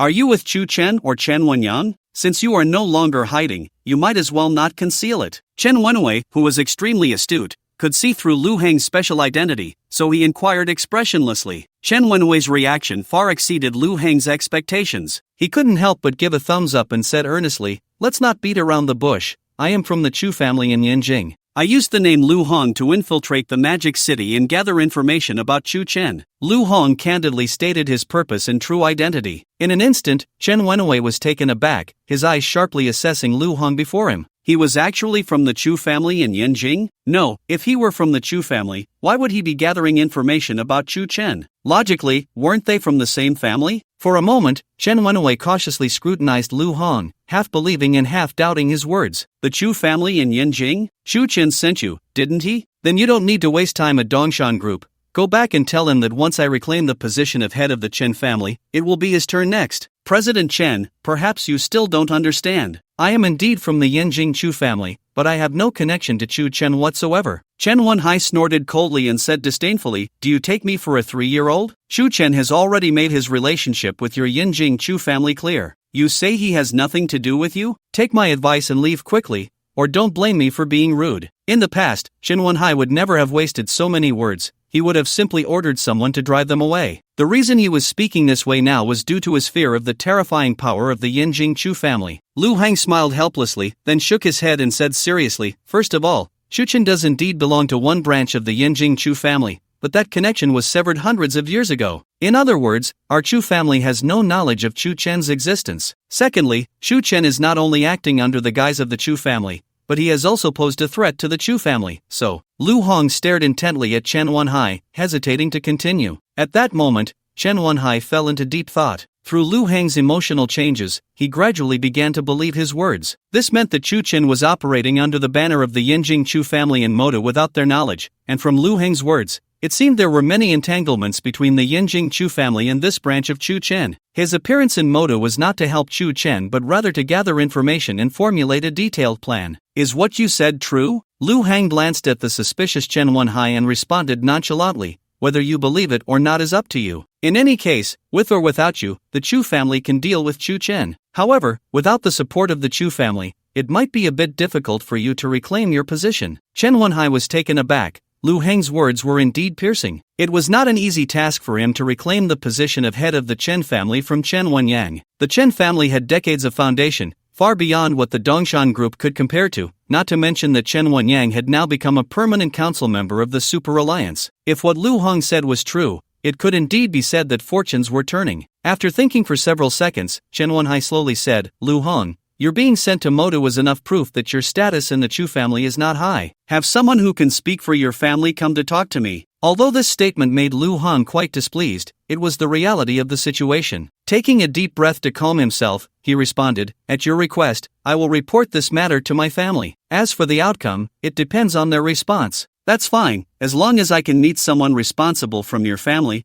everything can be discussed. At this moment, the winds of Moto were stirring. Lu Hong, who had infiltrated the Dongshan group, was surprised to find that Chen Wenhai was in opposition to Chu Chen and the Super Alliance, so he directly revealed his identity and sought to pull him into the Chu family's camp. Due to Chen Wenhai's caution, he could only contact the higher-ups of the Chu family to discuss matters with him. Meanwhile, under the orders of Chu Mengting, Chu Huichi spent the night compiling a list of personnel sent by the Yinjing Chu family, which he promptly delivered to Chu Mengting. Upon seeing the list of personnel who had successfully infiltrated various families in Motu, Chu Mengting couldn't help but gasp. It was important to note that most families in Motu were now part of Chu Chen's Super Alliance, and if she couldn't inform Chu Chen in time, it would undoubtedly lead to many problems. In a hurry, Chu Mengting disregarded whether Li Jiayi was home and went directly to the villa to find Chu Chen. Upon arriving at the villa, Chu Mengting saw Li Jiayi in her pajamas, and a wave of jealousy surged in her heart. What are you doing here? Hearing the noise, Chu Chen also came out of the bedroom in his pajamas, his gaze sharp as he looked at Chu Mengting. Chu Mengting shot a glare at Chu Chen and handed him the list. Angrily, she said, you can look for yourself. Taking the personnel list, Chu Chen examined it closely, his brow slightly furrowing. The document clearly records the list of elites sent by the Chu family from Yanjing and which family they entered in the Magic City, along with their positions and other details. This information is extremely detailed. It must be said that if Chu Mengting had not provided this information, the Super Alliance would face a significant threat. It could even lead to the fragmentation of the Super Alliance. Even more frightening is that, aside from Chu Huichi and the crew, there are 3 members of the Chu family who have infiltrated the Chu Tiange group. This, in turn,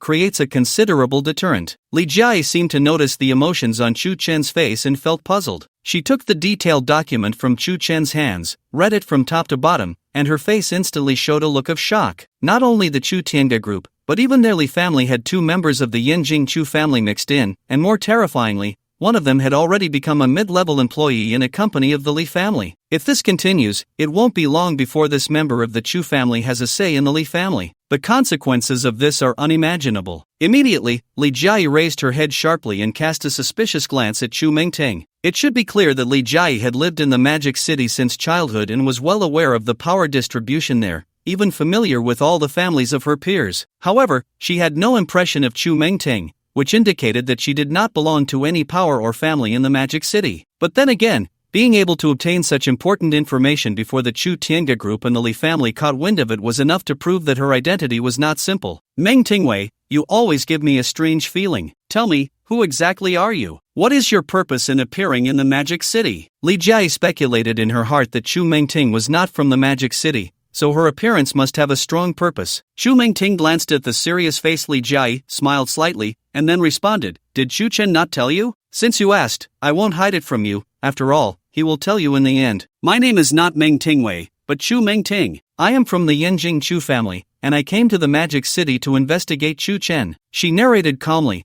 which left the attentive Li Jiayi quite astonished. Turning to look at Chu Chen beside her, she questioned with doubt in her eyes, do you know what she said? Chu Chen said nothing, only nodded silently, then looked at both Chu Mengting and Li Jiayi, revealing a meaningful smile. With confirmation, Li Jiayi was clearly a bit angry. She pointed her finger directly at Chu Mengting and said angrily, investigating Chu Chen? Don't forget that Chu Chen is also a member of the Chu family. What kind of trick are you playing? It's not a trick, but a long-standing grudge. You can ask him later, but before that, could you please step aside? Xu Mingting said seriously, expressing her inner thoughts. Upon hearing the word step aside, Li Jiayi was momentarily taken aback, then turned her gaze back to Chu Chen, as if waiting for him to make a decision. Faced with the dispute between the two women, the clear-headed Chu Chen naturally would not easily cast a vote. Seeing that Chu Chen did not respond, Xu Mingting continued, "Don't worry, nothing can happen between me and him. Even if we talk, it's all serious matters. You see, I didn't say anything else, you two can talk well." Li Jiayi was also unwilling to back down, throwing down a harsh remark before turning and returning to her bedroom. Now, only the silent Chu Chen and the reluctant Xu Mingting remained in the villa's living room. After a minute of silence, Xu Mingting could no longer suppress her inner impulse, took a few steps forward,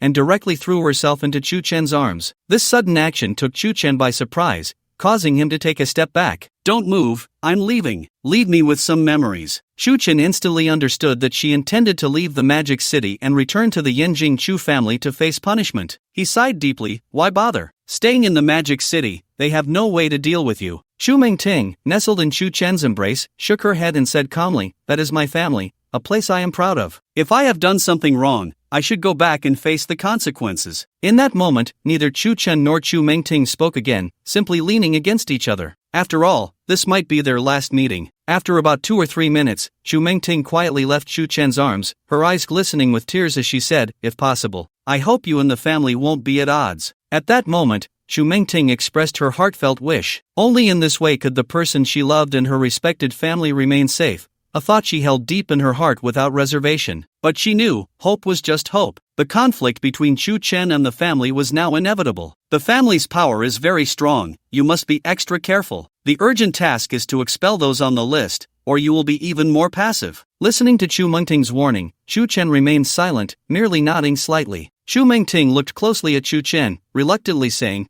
"I'm leaving, you must take care of yourself." The moment her words fell, she could no longer hold back the tears in her eyes, which suddenly spilled over as she turned and hurriedly left the villa. She didn't want Chu Chen to see her like this. After Xu Mingting left the villa, Li Jiayi finally emerged from the bedroom. After inquiring about the specific details from Chu Chen, she quickly grasped the entire situation. Not only that, but Li Jiayi also realized the seriousness of the matter and hurriedly summoned Chen Wenyang and Lu Shiyu to the villa in Chu Chen's name. About 2 hours later, Chen Wenyang and Lu Shiyu arrived as promised before Chu Chen. However, both of them were very puzzled. As soon as Chen Wenyang sat on the sofa, he looked at Chu Chen with a face full of suspicion and asked, "Brother Chu, has something happened?" After glancing at Chen Wenyang and Lu Shiyu, Chu Chen's eyes sparkled, and he handed them the list of personnel from the Yanjing Chu family infiltrating the Magic City. Chen Wenyang and Lu Shiyu leaned in together, examining the detailed information on the list. They couldn't help but gasp, their expressions filled with shock. They each managed the Chen and Lu families, so they were naturally very familiar with the companies under their families. However, to have people with ulterior motives infiltrate right under their noses was hard for them to accept. The seasoned Lu Shiyu furrowed his brow, gazing deeply at Chu Chen, and began to inquire carefully, "Young Master Chu, the list is filled with people with the surname Chu. Although they have aliases, I believe they are related to you, right? What is the purpose of this?" Chen Wenyang, still young, hadn't considered the matter so comprehensively. But upon hearing Lu Shiyu's question, he gained a deeper understanding.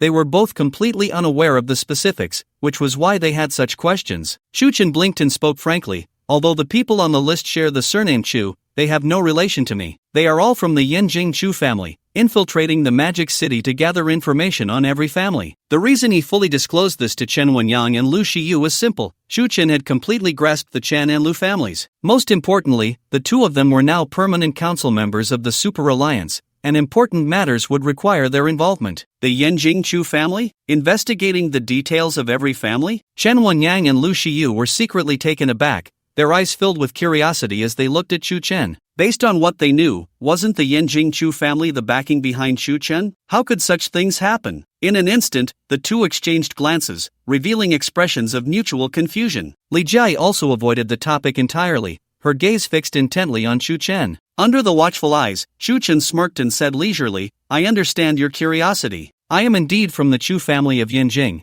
but we severed ties over 100 years ago, so we have no connection. Since the Yanjing Chu family had gone to great lengths to create an identity story for him, if he didn't continue with it, it would likely disappoint the Chu family. Chen Wenyang and Lu Shiyu never expected that Chu Chen had such a convoluted story with the Yanjing Chu family. However, this meant that the Yanjing Chu family was not only not Chu Chen's support but rather in opposition. Their expressions were subtly changing, especially Chen Wenyang's, which was quite evident. Chu Chen noticed the emotional shifts in both Chen Wenyang and Lu Shiyu and teasingly asked, "Now that you know I have no backing, do you two have any thoughts? Feel free to say it directly." As he spoke, Chu Chen was staring intently at their laughter. This made Chen Wenyang and Lu Shiyu feel a chill run down their spines, instilling a considerable fear of Chu Chen. Now that they knew Chu Chen's backing was not the Yanjing Chu family, what did it matter? He had reached this point without relying on any external force, which was beyond their comparison. Even if they turned against him now, they would definitely not be his match. Moreover, during this period of contact,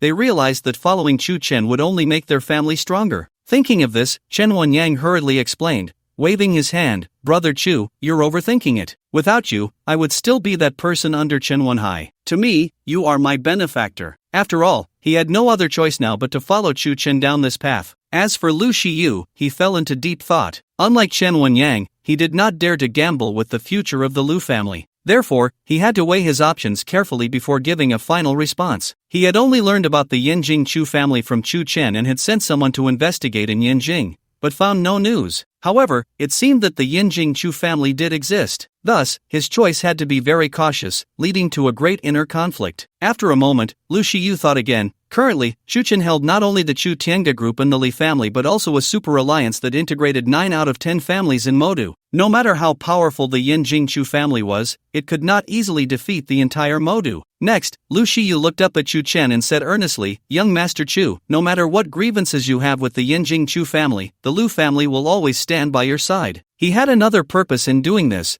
which was to gain Chu Chen's trust. Chu Chen then turned his gaze to Li Jia, who was sitting beside him, and said calmly, "You understand my situation now, so share your thoughts." In fact, initially, Li Jia had accepted him as her fiancé because of the Yanjing Chu family behind him, to reject Chen Wenhai's engagement. Now the situation was clear, and it was up to Li Jia's choice. Li Jia shot Chu Chen an annoyed glance and, instead of getting angry, teased with a smile, "Do I have any other choice now? My person is already yours, and my heart is yours too. Will I care about anything else?" Just as Chu Chen had anticipated, she leaned in and whispered in her ear, "You can't live without me day or night." Li Jia did not expect that in such a serious setting, Chu Chen could still show such a frivolous side. Without further ado, she reached out and playfully slapped his chest, then ignored him. Seeing this scene, Chen Wenyang and Lu Shiyu exchanged smiles, and the oppressive atmosphere was instantly relieved. Immediately, Chu Chen gently coughed, once again displaying a serious expression, and said to Lu Shiyu and the others, "Now that the Chu family from Yanjing has infiltrated the Magic City and is about to erode the Super Alliance, I absolutely cannot allow this to happen." "Brother Chu, just tell me what to do," Lu Shiyu replied. Chu Chen narrowed his eyes slightly and said calmly, "You need to inform the families in the Super Alliance to expel the individuals on the list. As the saying goes, you have a clever plan, and I have a ladder to climb over the wall." In response to the infiltration of elite members from the Yanjing Chu family into the Magic City, Chu Chen quickly formulated a corresponding strategy. That was to decisively expel them before the Chu family's elites could establish a foothold in the Magic City. Only in this way could they prevent the events occurring in the Magic City from continuously being reported back to the Yanjing Chu family, making the Magic City transparent. As for Chen Wenyang and Lu Shiyu, after careful consideration,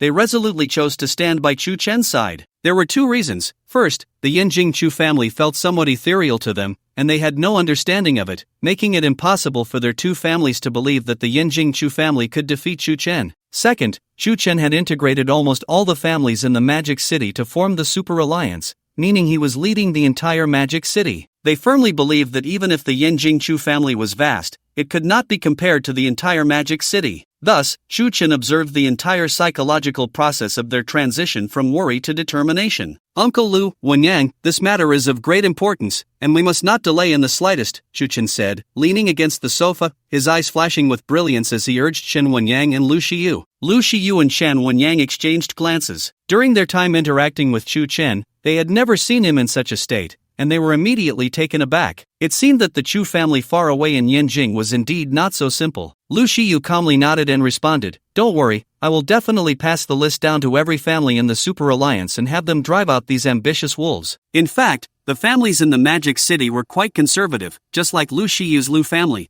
which would never allow any disloyalty to remain within the family. If such disloyalty were to stay, the consequences would be unimaginable. Therefore, Lu Shiyu was not worried about being rejected by many families. Chen Wenyang blinked, looking confused, and asked, "Brother Chu, is the Yanjing Chu family really that terrifying?" Upon hearing Chen Wanyang's question, Chu Chen fell into deep thought. If it weren't for Chu Mingting's appearance, he might never have realized that there was indeed a powerful and mysterious family in Yanjing. His understanding of the Yanjing Chu family was limited to what Chu Mingting had introduced. As for the true structure of the Chu family, he was completely in the dark, even unaware of its exact framework. What he knew was that the Yanjing Chu family had many branches, with Chu Mingting's lineage being a direct line with a high status in the family. The individuals on the list were almost all branches or collateral lines of the Chu family, destined to serve the direct descendants for their entire lives. Whether they are terrifying or not is their business. What we need to do is face them. No matter what their strength is, we must remember one thing: in a narrow path, the brave will win. Chu Chen did not answer directly but instead encouraged Chen Wenyang and Lu Shiyu with his words. It must be said that Chu Chen's approach indeed had an effect. Chen Wenyang and Lu Shiyu suddenly felt an endless surge of fighting spirit. It was as if following Chu Chen would allow them to conquer everything and stand tall at the peak. Chen Wenyang excitedly said, "I believe in you, Brother Chu. And you need to do one more thing: select some clever young people from the Super Alliance and send them to Yanjing. No matter what group or company,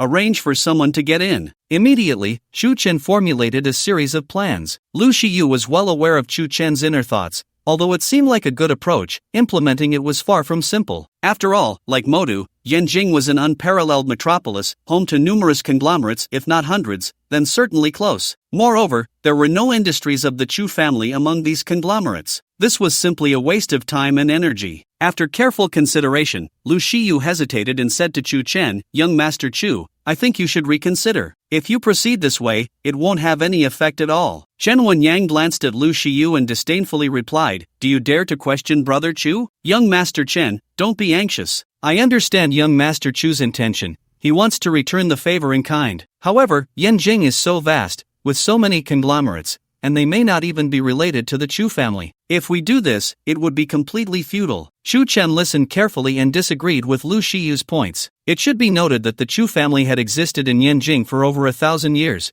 and their industries were believed to be spread throughout the city. For instance, if there were hundreds of conglomerates in Yanjing, it was certain that more than half of them were Chu family enterprises. "Uncle Lu, you're overthinking it. Just do as I say. You only need to observe the results." Lu Shiyu had his own thoughts, but since Chu Chen had said so, he believed there must be some basis for it. With that in mind, he could only nod silently. Chen Wenyang volunteered, "Leave this to me. Uncle Lu can handle the matters of the Super Alliance." "Alright, you two take action, and make sure not to give the Chu family any opportunities." After hearing Chu Chen's instructions, Lu Shiyu and Chen Wenyang immediately stood up and left the villa. Suddenly, Li Jia, who had been silent, spoke up, "Won't this pose a threat?" Having managed the Li family for so long and dealt with the Chu Tianga group, her thinking had already expanded. In her view, the Super Alliance was just beginning to take shape but had not yet reached a stable state. If they acted now, making the families in Modu aware of Chu Chen and the Yanjing Chu family's situation, it was likely that before they could confront the Chu family, they would first face internal strife. This was Li Jia's greatest concern. Chu Chen fixed his piercing gaze on Li Jia, smiled slightly, and replied, "Threat? Are you referring to the families joining the Super Alliance?" At that moment, there were only the two of them in the villa, so Li Jia had no reason to hide anything. Yes, their willingness to join the Super Alliance is not only because they see the Li, Chen, and Lu families leading the way,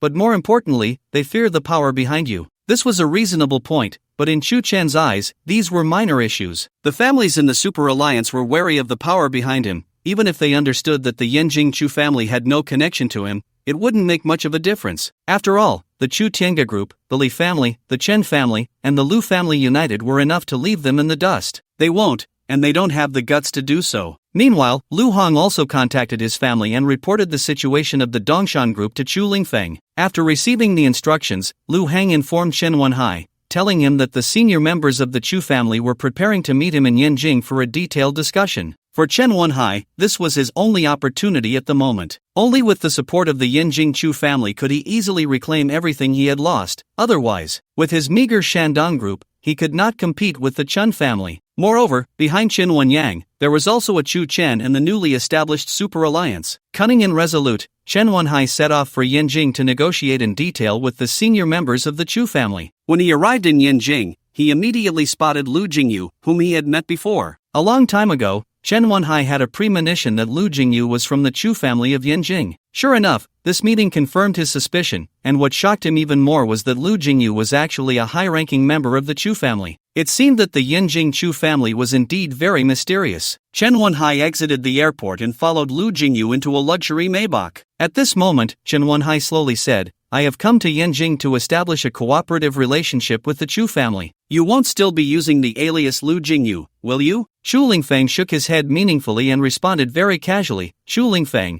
a direct descendant of the Chu family, also part of the management." Although the two were supposed to cooperate, Shu Lingfeng adopted a condescending demeanor, which made Chen Wenhai quite uncomfortable. He lightly coughed and continued, "So you're part of the Chu family's management, then it's fine to talk to you. However, I have a few questions to ask you. Logically, the Chu family should be backing Chu Chen. Why would they take action against him?" The cautious and suspicious Chen Wenhai still felt uneasy and inquired tentatively. He knew that when Lu Hong barged into his office, he had broadly informed him of everything. He did this to guard against deception. Shu Lingfeng frowned slightly, his mind immediately falling into deep thought. Lu Hong had already told him the entire process during the work report, which meant that Chen Wenhai knew about the relationship between the Chu family and Chu Chen. His questioning was clearly a sign of distrust, either towards him or the Chu family. Shu Lingfeng, looking displeased, said, "Are you testing me? Afraid that the Chu family and Chu Chen are in cahoots, trying to set you up? Our Chu family doesn't need to use such means to deal with your Dongshan group or the Chen family. We can easily crush you with economic pressure. But since you asked, let me say it one more time, Chu Chen is indeed from my Chu family, but 100 years ago, his ancestor betrayed the Chu family and was punished by the family. His appearance now is for revenge against the Chu family." So that was it. Chen Wenhai pondered, and through Chu Lingfeng's emotional changes, he could infer that he was not lying. This meant that the Chu family could be trusted. Moreover, he and the Chu family had reached a consensus to eliminate the troublesome Chu Chen. As the saying goes, the enemy of my enemy is my friend. Chen Wenhai looked at the agitated Chu Lingfeng and quickly reassured him, "Brother Chu, it's not that I don't trust the Chu family, it's just that I've been scared by Chu Chen, so I have to be cautious." Chu Lingfeng cast a disdainful glance at Chen Wenhai. He could never understand what was so terrifying about Chu Chen that made so many people feel afraid. Isn't he just the son of a traitor? Why are you all so scared? Chen Wenhai narrowed his eyes, and an idea suddenly emerged in his mind. It was time to fan the flames. With a long sigh, he casually said, "Brother Chu, you may not know, but when Chu Chen was in Modu, he used the power of the Yanjing Chu family to suppress various families in Modu, doing many things that made us dare not speak out." As he spoke, he looked at Chu Lingfeng, seemingly observing his next reaction. Chu Lingfeng knew little about the affairs in Modu, but upon hearing Chen Wenhai's introduction, he raised his hand and angrily slapped the car seat, his eyes widening in shock. Ever since he discovered that Chu Chen was a traitor from a branch of the Chu family, he had already developed a strong aversion to him. Now, learning that he was using the name of the Chu family to act recklessly in Modu, he was instantly furious. "Chu Chen, I will make you pay the price." Chu Lingfeng clenched his fists and solemnly swore an oath. Seeing this scene, Chen Wenhai couldn't help but secretly chuckle. It seemed he had achieved his goal and successfully provoked Chu Lingfeng's fighting spirit. Although he was unclear about the specific strength of the Yanjing Chu family, it was definitely not something the Chen Tingda group or the Chen and Li families could compare to. Suddenly, Chen Wenhai recalled what had happened 2 days ago. He hurriedly told Chu Lingfeng, "By the way, Brother Chu, a major event has occurred in the Magic City recently, related to Chu Chen. Are you talking about the Super Alliance?" Chu Lingfeng immediately responded, knowing that he had sent dozens of family elites to infiltrate the Magic City, and he would surely receive news quickly. Not only was it Chu Haichi, but also Lu Hong, and many pieces of information were continuously being gathered for the Chu family. Chen Wenhai looked at Chu Lingfeng in shock, nodded heavily, and then said, 90% of the families in the Magic City have joined the Super Alliance. This will be a significant threat." In his shock, Chen Wenhai thought again that since the Chu family could send Lu Hong to infiltrate his company, how could they not know what was happening in the Magic City? Moreover, the matter of the Super Alliance was causing such a stir. Chu Lingfeng listened carefully, then showed a dismissive attitude. he disdainfully said. The Super Alliance? If it had been established for over a decade, it would definitely be a significant threat, but it has only been a few days. It's not worth considering. In fact, Chu Lingfeng had already thought of a countermeasure. The people he sent were all elites from the Chu family, and they had infiltrated most of the family businesses in the Magic City. He believed that it wouldn't be long before, with their intelligence, they could rise to positions of influence. By then, separating the Super Alliance would be as easy as pie. There would be no need for the Chu family to take action. They just needed to suppress the Chu Tiange group, which was affiliated with Chu Chen, along with the Li, Chen, and Lu families, to achieve a comprehensive victory. Chen Wenhai's face immediately showed a look of doubt, and he then asked, Brother Chu, what do you mean by that? I won't go into the specific details, but we should discuss business now. How do you want to cooperate with our Chu family? Do you need us to provide something? Money, talent, or resources? When Chu Lingfeng said this, he was particularly domineering. It was as if no matter which option Chen Wenhai chose, he could provide it wholeheartedly. The reason for this dominance was that the Chu family in Yanjing indeed had this capability. It could provide unexpected financial support to Chen Wenhai's Dongshan group. As for talent and resources, that was even simpler. Chen Wenhai's eyes immediately sparkled with excitement as he said, Brother Chu, just as you said, the Super Alliance, due to its short establishment time, does not pose a threat, but the Li, Chen, and Lu families are Chu Chen's trusted aides and must be eliminated. In my opinion, I hope Brother Chu can provide me with sufficient funds to deal with the Li, Chen, and Lu families first. Once I regain the position of head of the Chen family, I will surely call out, and everyone will respond. By then, Chu Chen will be isolated and helpless. At that time, the Chu family can step in to deal with Chu Chen. Chen Wenhai expressed all his inner thoughts, aiming to let Chu Lingfeng know that he had enough capability to cooperate with the Yanjing Chu family. After hearing Chen Wenhai's introduction, Chu Lingfeng nodded in satisfaction. In short, he wanted the Chu family to provide him with financial support to help him regain the position of head of the Chen family. For the Chu family, problems that could be solved with money were not problems at all. Moreover, Chu Lingfeng felt that Chen Wenhai's words were quite reliable, and he nodded silently before responding. It's a small issue. I will have someone transfer the funds to the Dongshan Group's account as soon as possible. You can check it any time. If you need anything else, think it over. Although he despised Chu Chen in his heart, he could not afford to be careless in business matters. Chen Wenhai did not expect the Yanjing Chu family to be so straightforward, directly agreeing to his request. It seemed this trip to Yanjing was not in vain. How about this, Brother Chu? If you need the Chu family's help, I will contact you anytime. Yanjing, Chu family estate. With a heart full of anxiety, Chu Mengting returned to this place where she had grown up, her feelings instantly becoming very complex. Entering the inner chamber, which resembled a palace, one immediately spotted the old master, Chu Huiyuan, sitting in the living room sipping tea. Miss Mengting, you're back. The servant greeted respectfully upon seeing Chu Mengting's figure. The servant's voice alerted Chu Huiyuan to the long-missed presence of Chu Mengting, who quickly set down his teacup and waved her over, signaling her to come to his side, his face radiating endless joy. However, Chu Mengting was now most afraid of seeing the old master, and her emotions were in stark contrast to his, her face clouded with gloom and melancholy. Approaching Chu Huiyuan, she buried her head deeply, like a child who had made a mistake. Observing her state, Chu Huiyuan's smile abruptly faded, and his brow furrowed slightly as he asked in a very plain tone, Little girl, what's wrong with you? Did your trip to the Magic City drain your enthusiasm? In response to his inquiry, Chu Mengting bit her lip and appeared extremely hesitant. She was acutely aware of the magnitude of her mistake and felt unworthy to face the old master, who had always cared for her. Seeing her unresponsive, Chu Huiyuan, slightly angered, said, Little girl, are you treating my words as if they were just passing wind? At that moment, Chu Mengting realized she had nowhere to retreat. Slowly lifting her head, her eyes red, she said, Head of the family, Chu Mengting has violated family rules and humbly requests punishment. Chu Huiyuan was taken aback, looking at the wronged Chu Mengting with suspicion.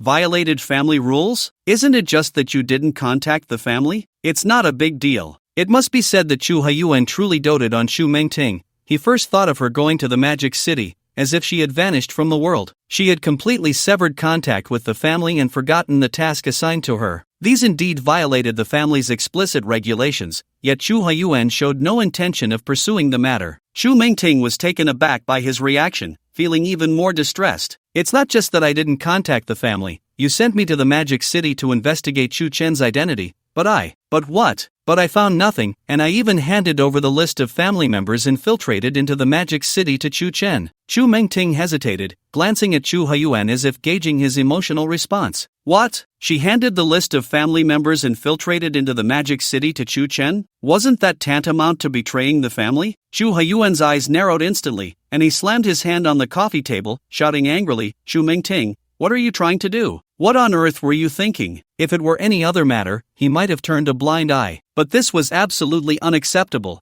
as it involved the family's bottom line. A cry of alarm escaped Chu Mengting, and her whole body trembled. I have fallen for him. I don't want to. Shut up. Before Chu Mengting could finish, an infuriated Chu Huiyuan interrupted her. She was a direct descendant of the Chu family, while the Chu Chen was a descendant who had betrayed the family. Such a situation was nothing short of a tragic fate. Had he known it would come to this, he would never have allowed Chu Mengting to go to the Magic City. At that moment, Chu Huiyuan's eyes were filled with disappointment, and he said indignantly, do you not understand that this is the family's bottom line? Do you dare to overstep it, as if you don't regard this old man at all? No, I respect you the most, and I know I was wrong, which is why I came back to accept my punishment. Chu Huiyuan gazed intently at his beloved girl, sighed, and then helplessly said, this matter ends here, but you can forget about leaving the Chu family in the future. If you want to go anywhere else, I will send someone to protect you. Chu Mengting's heart was filled with excitement and complexity. She was excited that the old man had chosen to turn a blind eye and only gave her such a light punishment. The complexity lay in the fact that she would forever be separated from Chu Chen,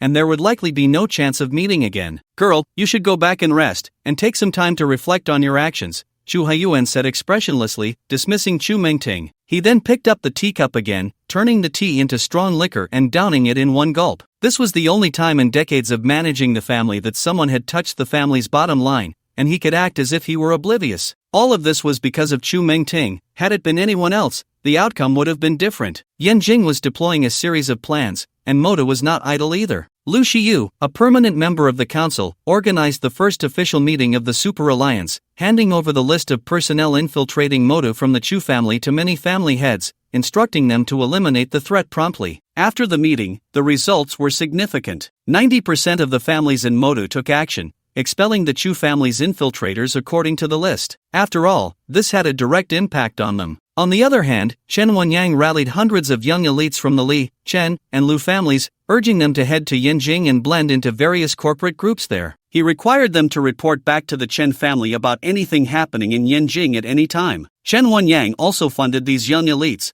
offering them attractive rewards. His philosophy was that under heavy rewards, there would surely be brave men. Meanwhile, Li Jiai was responsible for managing all affairs of the Chu Tiange group and the Li family, while also maintaining the delicate relationships among each family in the Super Alliance. As for Chu Chen, he was somewhat worried about the film company under the Chu Tiange group and the crew currently filming, so he decided to personally visit the set to see if Luishan was competent for the job. Driving his flashy pink Ferrari, he sped towards the set. Upon arriving, Chu Chen was instantly struck by the vibrant working atmosphere. Regardless of the film's quality, just this atmosphere was enough to showcase Luishan's capabilities. As he walked around, he unknowingly found himself at the filming site. At that moment, Luishan was sitting in the director's chair, script in hand, intently watching the drama. Tian Xinxin and the other actors were performing convincingly. Chu Chen chose not to disturb Luishan at work. Instead, he quietly stood behind him, carefully observing his filmmaking skills. He had to admit, Luishan was truly a genius, managing to acquire directorial skills in just a few days. It was a rare sight. After about 10 minutes,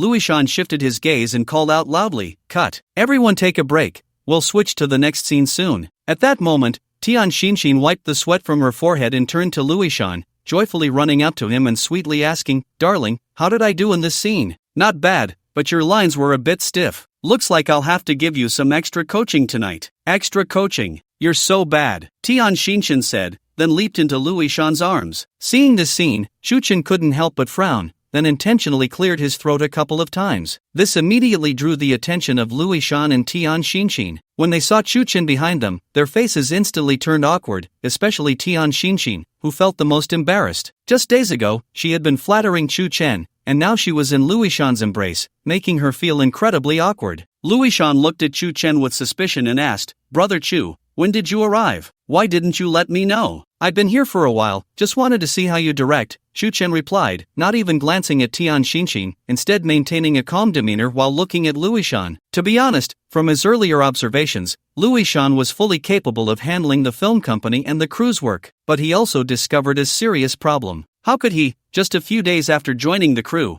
have gotten involved with Tian Xinxin? Luishan's face instantly lit up with anticipation upon hearing Chen's words, eagerly asking, "So, how is it, Brother Chu?" "It's quite good, Ishan, I have something to tell you." Upon hearing Chen's words again, he immediately grasped the underlying meaning, turning to Tian Xinxin and giving her a knowing glance, signaling her to leave first. Tian Xinxin looked at Luishan with a complex expression, then glanced at Chen, reluctantly departing. After she left, Chen's gaze deepened, and he asked with curiosity, "What is your relationship with Tian Xinxin now?" "Ah, we are just work colleagues." Luishan hesitated for a moment before responding to Chen. A brilliant light flickered in Chen's eyes as he said sternly, "Don't lie to me." This statement created an invisible pressure in Luishan's heart, making him feel ashamed. He shouldn't be lying to Chen. Then, Luishan lowered his head and said softly, "We are in a boyfriend-girlfriend relationship." A boyfriend-girlfriend relationship? Chen was taken aback by this description. A girl like Tian Xinxin could actually settle down? That seemed impossible. She was looking for a benefactor, not a boyfriend. Chen understood this all too well. Noticing the change in Chen's expression, Luishan asked in confusion, "Is there something wrong? Xinxin is a good girl. Don't you like her, Brother Chu?" It should be noted that Tian Xinxin took this role in the film because of Chen. So in Luishan's mind, Chen couldn't possibly have any prejudice against Tian Xinxin, otherwise, he wouldn't have cast her. Chen stared intently at Luishan, patted his shoulder, and said earnestly, "A good girl? Do you know about her past?" To be honest,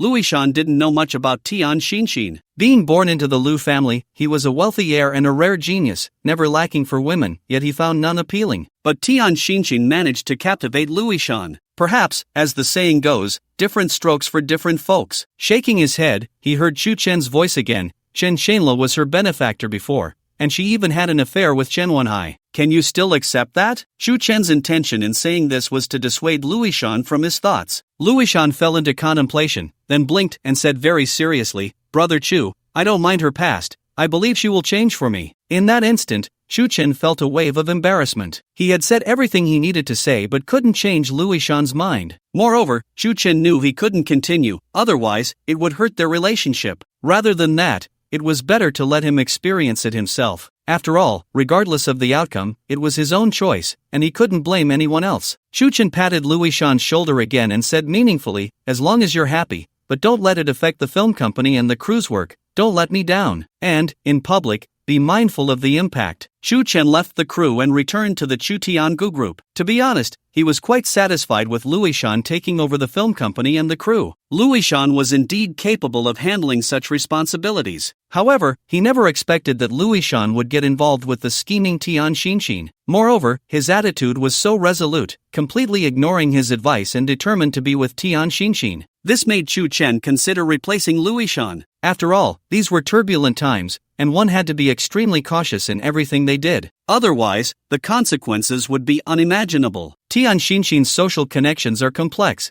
She has close ties with Chen Wenhai and many tycoons in the Magic City. Luishan is one of her trusted aides, and keeping her by Luishan's side would pose significant trouble. If Luishan becomes the breakthrough point, the entire situation will be difficult to reverse. At this moment, Chen, who had already appeared in the office, furrowed her brows slightly, once again dismissing the idea of replacing Luishan. There are others in Tiangu with similar capabilities, but they all have their own jobs. If they were to take over Luishan's work, it would not only delay tasks but might also take time for them to familiarize themselves. Just as Chen was deep in thought, Li Jiayi walked in through the door. She walked straight to Chen's side, quietly sat down, and softly asked, "What are you thinking about? So lost in thought?" "I just visited the film crew for an inspection, and guess what I found?" Chen's meaningful words instantly piqued Li Jiayi's interest, her beautiful eyes sparkling with brilliance. Confused, she inquired, "What did you discover?" Chen had no intention of hiding anything from Li Jiayi. She sighed softly and candidly said, "Luishan, he actually got together with Tian Xinxin." This news struck Li Jiayi like a thunderbolt, completely shocking her. She never expected that a prominent heir would be interested in a showy actress. Moreover, Luishan had only replaced Meng Tingwei a few days ago,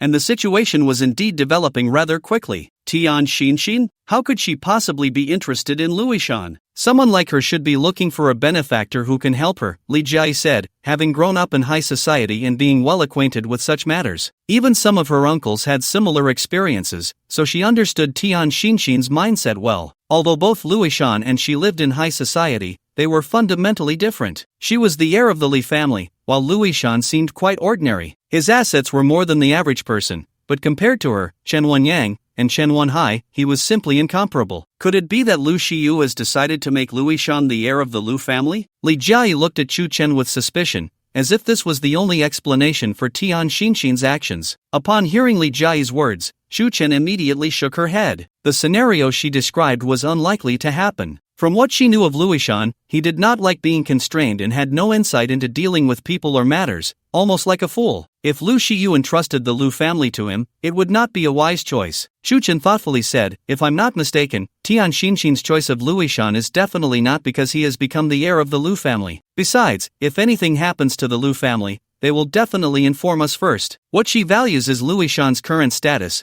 He is not only a descendant of the Lu family but also my trusted aide. By following him, Tian Xinxin essentially has two backing forces. One is the Lu family, and the other is the Chu Tiange group. Li Jiayi listened carefully to Chu Chen's analysis and agreed with her perspective. Then, she looked at her with bright eyes, filled with admiration. Chu Chen glanced at Li Jiayi, whose eyes were shining, and seriously asked, the reason Chen Chainlet is going crazy is directly related to Tian Xinxin. In my view, she is a harmful element. If we continue to let this go, not only will Luishan be ruined, but the group may also be implicated. In an instant, Li Jiayi's brows furrowed slightly. Indeed, as Chu Chen said, keeping Tian Xinxin around posed a threat. When the Chen family experienced a significant upheaval recently, Chen Wenyang reported the situation to Chu Chen while she was present, and she heard the entire process clearly. The cause that led to Chen Xinla's complete breakdown after years of enduring was precisely watching that inappropriate incident involving Tian Xinxin and Chen Wenhai, which gradually drove him to madness. It can be seen that Chen Chainla had genuine feelings for Tian Xinxin. In contrast, after the Chen family changed hands and Chen Chainla went mad, Tian Xinxin quickly shifted her focus to find a benefactor who could provide her with resource support. She had no feelings for Chen Chainla, all she had was a desire to exploit their relationship. This single incident is enough to prove Tian Xinxin's character. Would she really like Luishan and genuinely want to be with him? It's likely that, like Chen Chainla, she was merely using the relationship. Therefore, Li Jiayi couldn't help but gasp, her expression serious as she said, how about disbanding the crew? After all, there hasn't been much investment so far. After a rough calculation, the investment in the crew was only around 10 million. If they disbanded the crew now, the loss would only be in the hundreds of thousands, which was just a drop in the bucket for the Chu Tiangu group. However, it could yield decent returns. At least they wouldn't have to worry about problems arising in the film company. Chu Chen fell into deep thought. The film industry had always been his knot. Settling the crew like this would not only waste a lot of hard work but also left him feeling very reluctant. There isn't much money involved, but this represents the hard work of many people.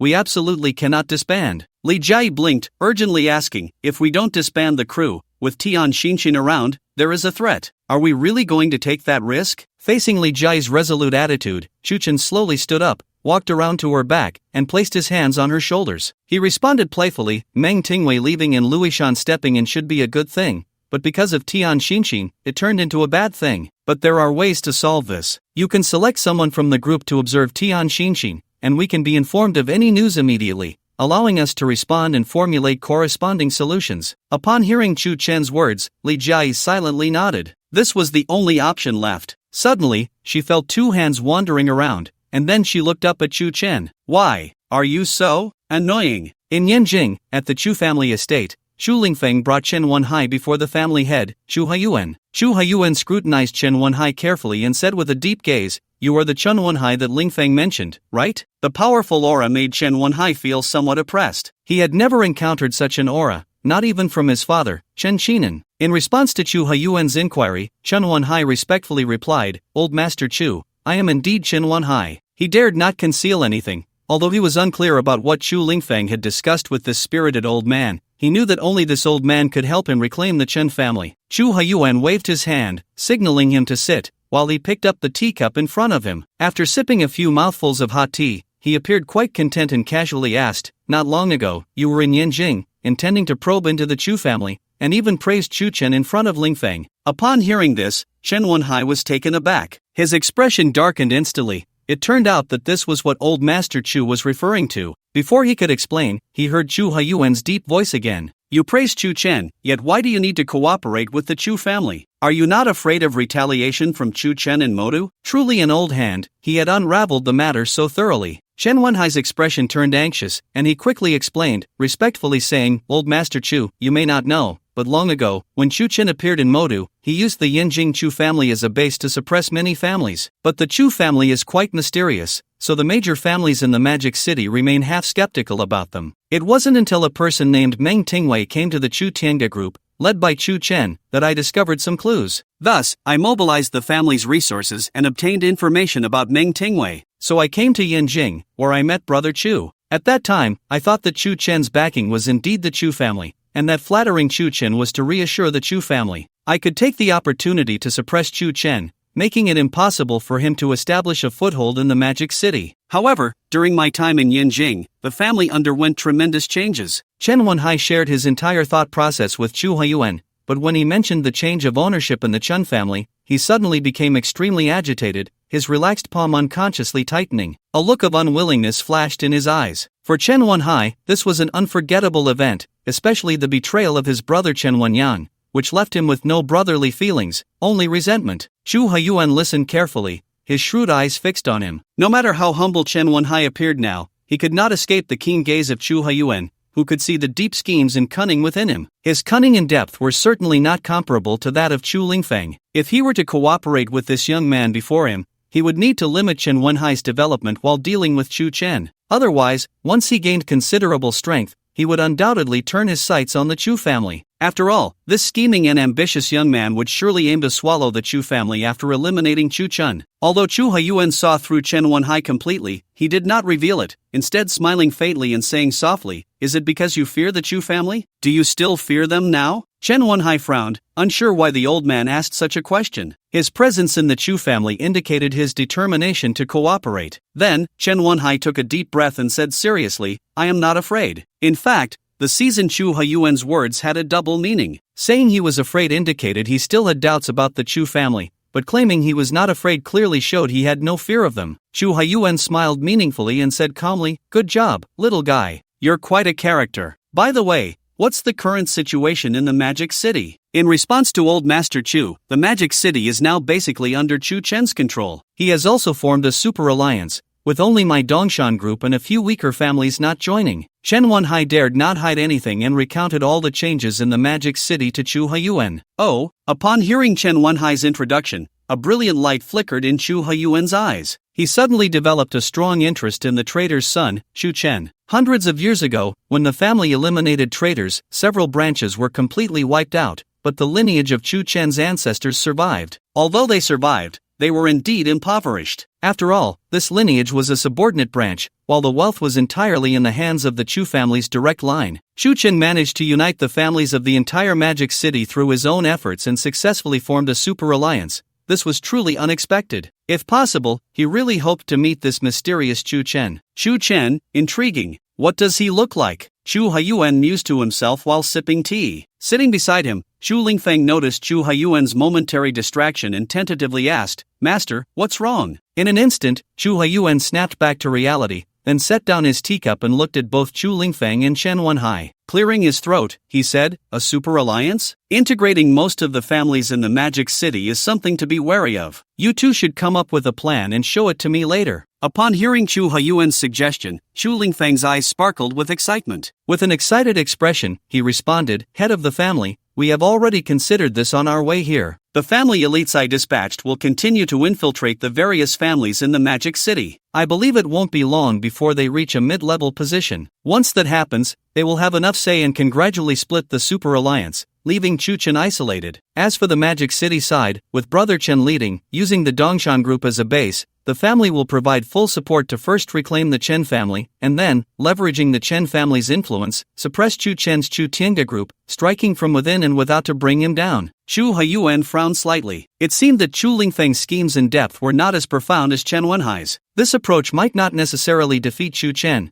but it would certainly bolster Chen Wenhai's power, still using the resources of their Chu family. After hesitating for a moment, Chu Huiyuan pursed his lips, then shook his head and said, "This is not a good plan, you should think it over again." Chu Lingfeng did not expect the head of the family to refuse outright and hurriedly asked, "Why not? You may not know, but the people you sent have already been driven back and should be returning soon." Upon hearing this, Chu Lingfeng was taken aback, his eyes instantly revealing an expression of disbelief. He had formulated the plan in complete secrecy. There was no way the information could have leaked, unless there was a traitor in the family who informed Chu Chun or someone related to him about the list of infiltrators in the Magic City. Connecting the dots, Chu Lingfeng instantly exploded in anger, standing up abruptly and shouting, "There is a traitor in the family." In an instant, Chu Huiyuan's eyes narrowed, then he looked at the agitated Chu Lingfeng. Although his schemes were not as deep as Chen Wenhai's, his observations were exceptionally sharp. Indeed, it was Chu Mengting who had handed the list of infiltrators in the Magic City to Chu Chen. However, Chu Huiyuan wanted to protect Chu Mengting. "Lingfeng, do you dare to shout like that in front of me?" Hearing Chu Huiyuan's reprimand, Chu Lingfeng realized he had lost his composure. But the excitement in his heart did not diminish in the slightest. His voice softened considerably as he said, "Head of the family, there is a traitor in our Chu family, otherwise they wouldn't have been expelled but would have followed my plan step by step." This was indeed the case. If there had been no informant, the Super Alliance would have inevitably fallen apart. The real threat to the Chu family would thus disappear. Chen Wenhai glanced at Chu Huiyuan and then at the displeased Chu Lingfeng. He understood what the two were discussing but could not voice any opinion. Chu Huiyuan, with an unhappy expression, picked up his teacup, took a sip, and said nonchalantly,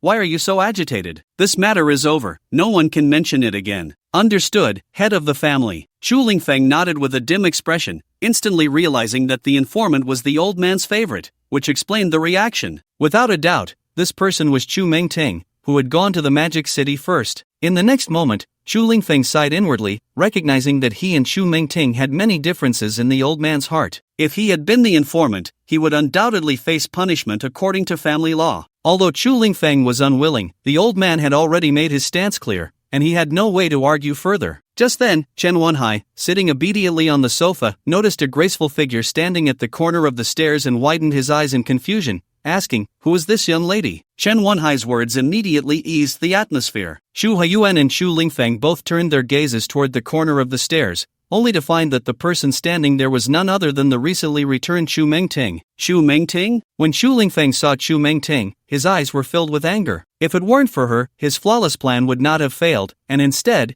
it would have made Chu Chen pay a heavy price. In stark contrast to Chu Lingfeng's attitude, Chu Huiyuan instantly showed joy and waved his hand towards Chu Mengting, who was at the corner of the stairs. "Little girl, come over and meet the guests." Chu Mengting frowned. She never imagined she would be discovered. She could only walk down in embarrassment and stand in front of Chu Huiyuan, awkwardly saying, "Head of the family, brother Fong." Upon hearing Chu Mengting call him, Chu Lingfeng first shot her a displeased glance, then turned his head to the other side. Chu Mengting seemed to notice Chu Lingfeng's expression and immediately forced a smile. "Let me introduce, this is a young talent from the Magic City, Chen Wenhai. She is the pearl of our Chu family, Chu Mengting." With Chu Huiyuan's introduction, Chu Mengting and Chen Wenhai were considered acquainted. However, upon hearing Chen Wenhai's name, Chu Mengting was taken aback. She was very familiar with this name. When she was at the Chu Tiange group, she often heard about Chen Wenhai. He was once the heir of the Chen family, a sworn enemy of Chu Chen, and also Li Jiayi's first fiancé. What surprised her was that Chen Wenhai would actually appear in the Chu family. Just now, she had overheard a bit at the corner of the stairs and realized the gravity of the situation. The family was planning to ally with Chen Wenhai to deal with Chu Chen. No, this situation must be reported to Chu Chen as soon as possible, otherwise, Chu Chen would be in great danger. Chen Wenhai turned his gaze to Chu Mengting and politely said, "So you are the young lady of the Chu family, truly a pleasure to meet you." "Mr. Chen's name is indeed well known to me." The formal business flattery between the two was vividly displayed. Chu Huiyuan coughed lightly again and said meaningfully, "You don't need to be so formal, let's discuss how to deal with Chu Chen." The atmosphere instantly froze. Chu Lingfeng, Chu Mengting, and Chen Wenhai fell into deep thought, each with different ideas. To be precise, they all had their own hidden agendas. Seeing the atmosphere grow tense, Chu Huiyuan looked at the three of them and then said, "Do you have no ideas at all?" They shook their heads in succession. After all, this was a significant matter that could not be decided lightly. Chu Huiyuan sighed and said, "Let's leave it at that for today. You all go back and think. By the way, Lingfeng, I will be going out for a while. While I'm away, think carefully about your own issues. Upon hearing this, Shu Lingfeng blinked, showing a puzzled expression. Consider my own issues? This should be directed at Chu Mengting.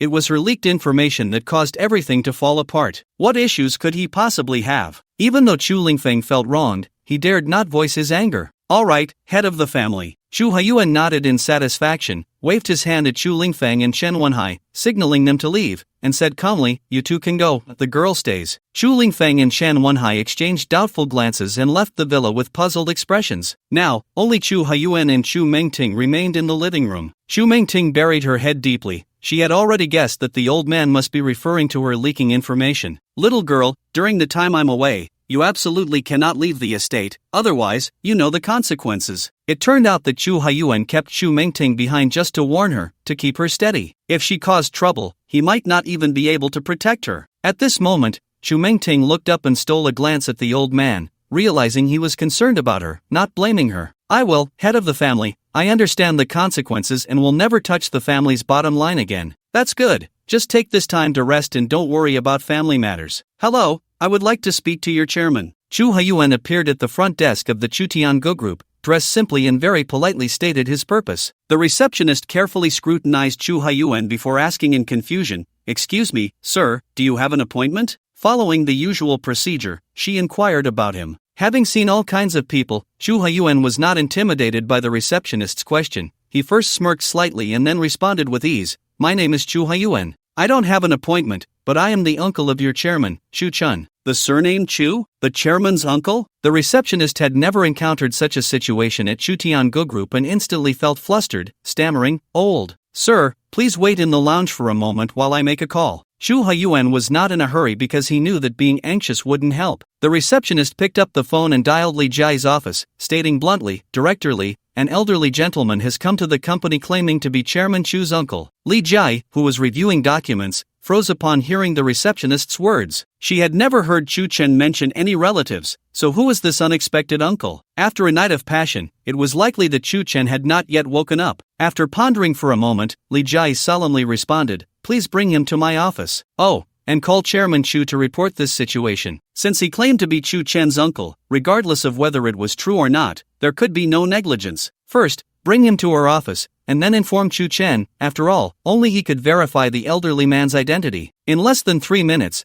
the door to Li Jiai's office was slowly pushed open. Chu Haiyuan entered with light steps, his shining eyes constantly observing the office environment. As the saying goes, to quickly understand a person, one can see it through her living and working environment. The office was filled with various documents, quite numerous, yet it gave off a sense of being busy but not chaotic. Chu Haiyuan immediately formed a preliminary understanding of the office's owner. She was a shrewd and capable person, with strict requirements for every step. When the old gentleman entered the office, Li Jiai, startled, quickly stood up and approached him. "You must be Chairman Chu's uncle." Chu Haiyuan did not speak but silently nodded, carefully examining Li Jiai before him. In an instant, a flash of surprise crossed his experienced eyes. The person before him was not the curious Chu Chen but rather a young woman. She seemed to be about the same age as Chu Mengting, yet overall, she appeared stronger than Chu Mengting. "You are. Oh, I'm so excited. I am Li Jiai, the chairman of Chu Tiangu Group, and also Chu Chen's fiancé. By rights, I should call you uncle as well." Li Jiai, Chu Chen's fiancé? No wonder Chu Chen could establish the Chu Tiangu Group.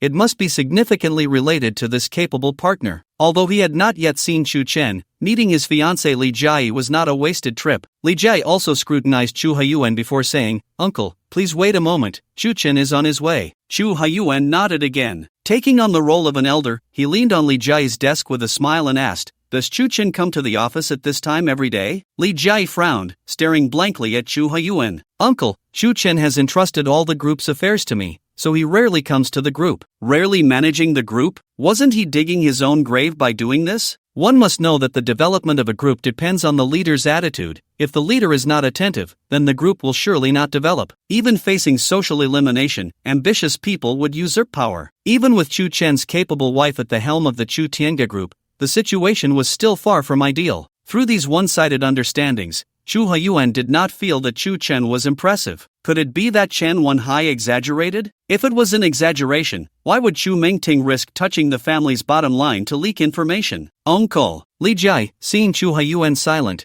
quietly sat down opposite him and called out to him several times. Only then did Chu Haiyuan react, calmly saying, "I heard that Chu Chen is doing quite well in the Magic City, having formed a super alliance that seems to integrate almost all the families in the Magic City." This brief conversation made Li Jiayi sense a crisis. Because all of Chu Haiyuan's questions revolved around Chu Chen, it seemed like he was concerned about him, but in reality, it felt like he was fishing for information. That can't be said. The super alliance has been established, but its foundation is still extremely weak. By the way, uncle, what was Chu Chen like as a child? Was he particularly mischievous? Li Jiayi did not hide the situation regarding the Super Alliance, as such matters could be investigated, so there was no need for secrecy. But in the next moment, Li Jiayi came up with a plan and gradually began to probe into Chu Haiyuan's identity. How could the seasoned Chu Haiyuan not see through Li Jiayi's intentions? The corners of his mouth slightly lifted, and he developed a considerable interest in this little girl. She was truly sharp. She managed to detect something amiss just from his few words and then began to test him indirectly. A brilliant light flickered in Chu Haiyuan's eyes as he gently said, "He didn't tell you about his childhood?" This approach could both defuse the crisis and test whether Li Jiayi knew about Chu Chen's childhood. If she was aware, he could easily find an excuse to brush it off.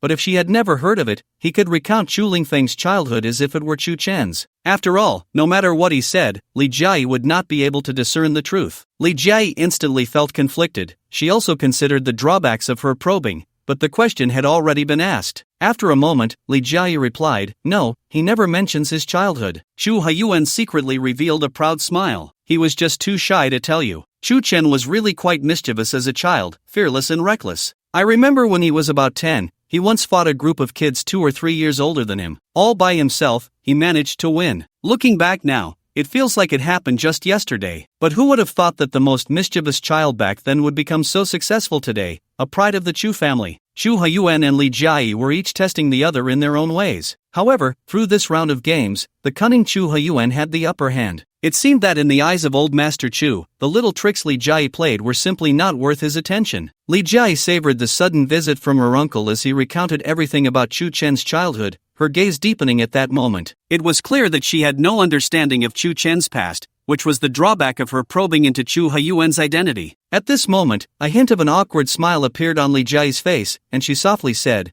"I didn't expect Chu Chen to be so brave as a child, outnumbered yet victorious. The past is vivid. That mischievous child has now become a prominent figure in the Magic City, truly remarkable." What Chu Haiyuan spoke of was actually Chu Lingfeng's growth story, but he had substituted Chu Chen into it. After all, an old hand would not be easily deceived by the still naive Li Jiayi. The entire process felt completely genuine, without a hint of falsehood. This left Li Jiayi feeling very confused. Her efforts had not confirmed Chu Haiyuan's identity. One plan failed, and another was born. Li Jiayi's expression changed in an instant, and she asked with a joyful curiosity, "By the way, uncle, how did the scar on Chu Chen's back come about?" The current Li Jiayi displayed a curious demeanor, her clear and captivating eyes fixed intently on Chu Haiyuan. The earlier probing had indeed revealed a flaw. It was because she had no understanding of Chu Chen's childhood that she had stumbled, making it impossible for her to discern the truth. However, the question she was asking now was something she was very familiar with. It was known that Li Jiayi was well aware of everything about Chu Chen's body, even down to which spots had moles and which had scars. She knew it all. Moreover, Chu Chen had once told her about the origin of the scar. With this precise information, she could easily determine whether Chu Haiyuan was indeed Chu Chen's uncle. Faced with Li Jiayi's inquiry, Chu Haiyuan was momentarily taken aback. Then a glimmer of cunning flashed in his eyes. It seemed the little girl had realized the flaw in her previous question. This current question was certainly something she was well acquainted with. In other words, he could not speak freely as he had before. This posed quite a dilemma for Chu Haiyuan, though he did not show it. Well, Chu Haiyuan truly found it difficult to explain the origin of the scar on Chu Chen's back,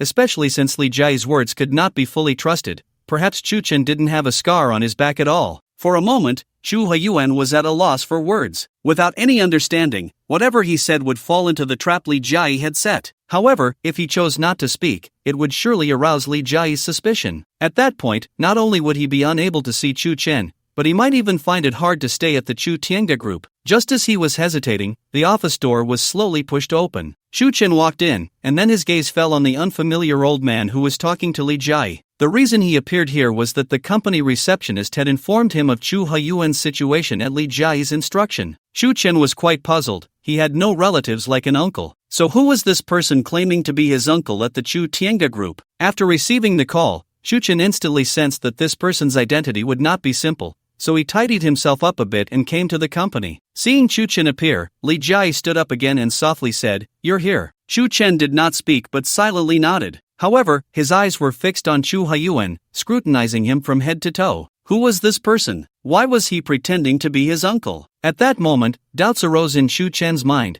as if he were contemplating the old man's intentions. Upon seeing Li Jia's attitude towards Chen, Chu Haiyuan immediately deduced that he was the Chen he wanted to meet. It must be said that the demeanor Chen displayed was very much to Chu Haiyuan's liking. In the next moment, a brilliant light flickered in Chen's eyes, and a familiar panel suddenly appeared in his mind. Name, Chu Haiyuan Wishlist. 1. To witness Chen's uniqueness and take corresponding measures. 2. If Chen is not the son of a family traitor, or if he is not using the Chu family's name for revenge, he could be reintegrated into the Chu lineage. 3. If that little girl, Chu Mengting, does not make mistakes, I want her to compete with Chu Lingfeng for the position of family head, creating a precedent for the family. Expand for more information. As Chen carefully examined the information recorded on the panel, he couldn't help but gasp. The mere thought of wanting Chu Mengting to compete for the position of family head against that stranger was enough to prove his identity. The person in front of him claiming to be his uncle was none other than the head of the Chu family in Yanjing. This was something Chen had never dreamed of. After all, the Chu family and the Chu Tiange group were currently in direct opposition. His daring appearance at the Chu Tiange group was indeed quite audacious. Noticing that Chen was silent, Li Jia called out with a face full of suspicion, "Chen, uncle." Next, Chen focused his mind and looked at Chu Haiyuan with a distinct excitement, saying, "Uncle, it really is you." This voice immediately surprised both Li Jia and Chu Haiyuan. Li Jia did not expect that the person she had been probing was actually Chen's uncle. As for Chu Haiyuan, the moment Chen appeared, he had imagined many expressions on Chen's face,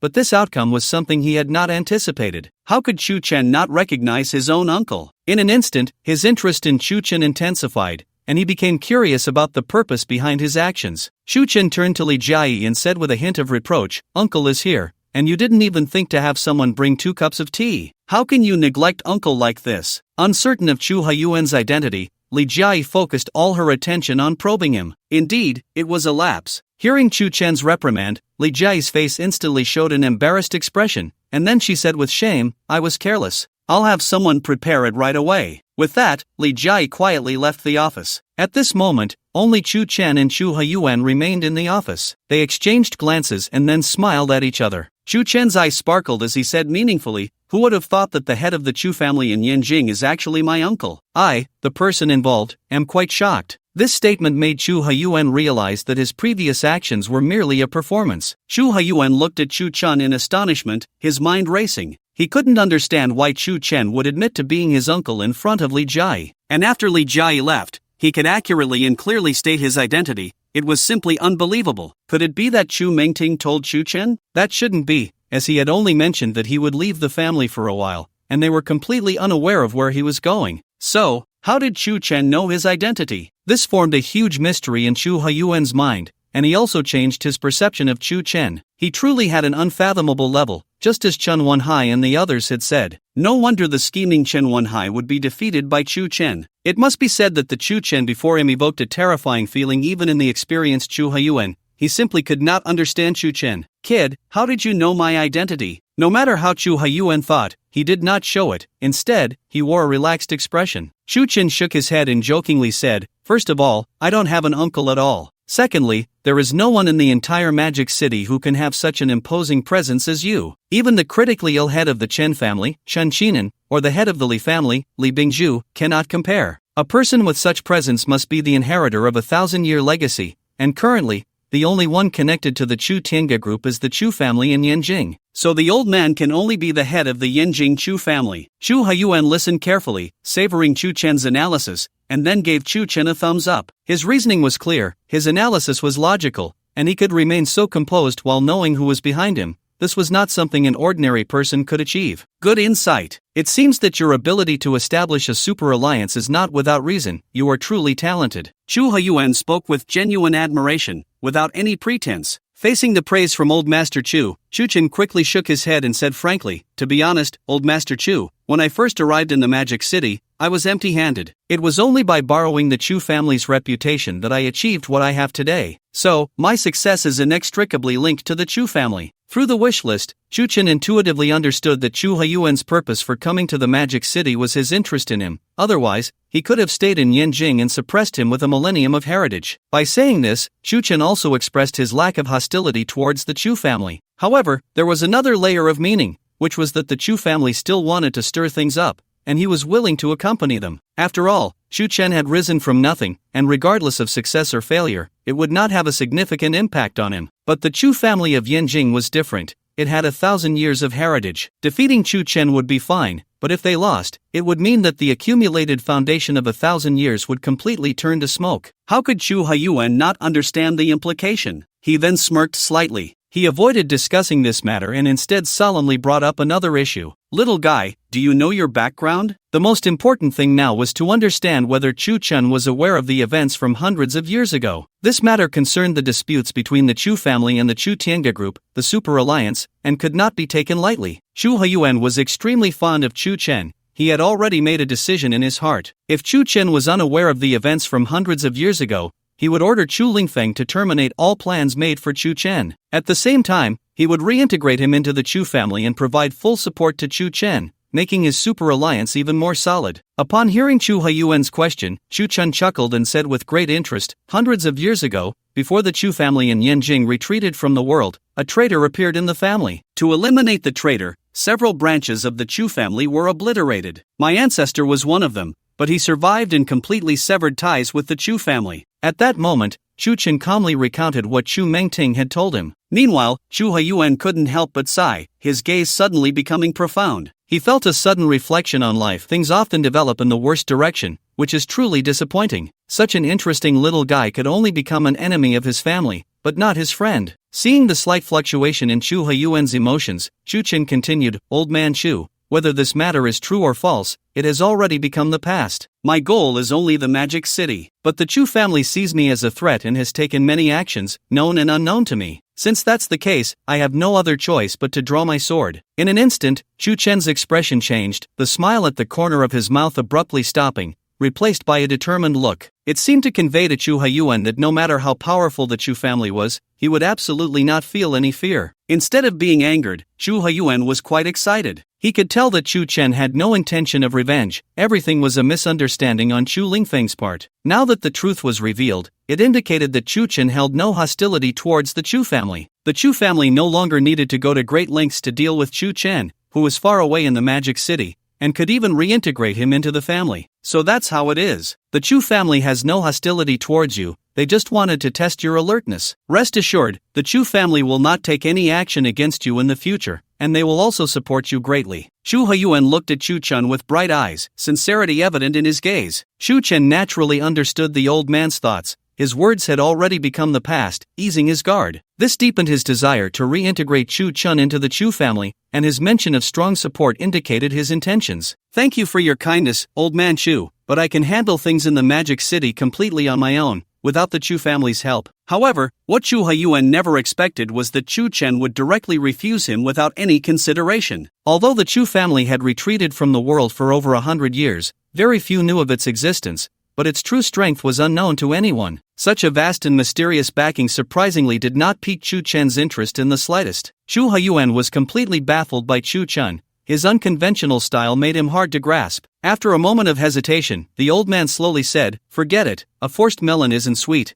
let's go with the flow. Thank you again for your kindness, old sir, Chen replied. In summary, it wasn't that Chen was afraid to confront the Chu family of Yanjing head-on, rather, he simply didn't want to. There were two reasons. First, the Super Alliance was still in its infancy, unable to smoothly integrate families into its ranks. Second, he didn't want to establish such a significant threat. In any case, clashing with the Yanjing Chu family would bring only harm, not benefit, to Chen. Chu Haiyuan was very satisfied with this outcome, as his trip to the Magic City had put an end to a calamity between Yanjing and the Magic City. Moreover, he had encountered Chen, whom he particularly liked. It was as if he could see his younger self in Chen. The next moment, Chu Haiyuan stood up and jokingly said, Now that we've cleared the air, it seems a bit unreasonable for me to be in this position. After all, since he entered Li Jia's office, he had directly sat in the chairman's seat. This inadvertently conveyed a message that the Chu Tiange group would inevitably fall into his hands. But now that the misunderstandings had been resolved,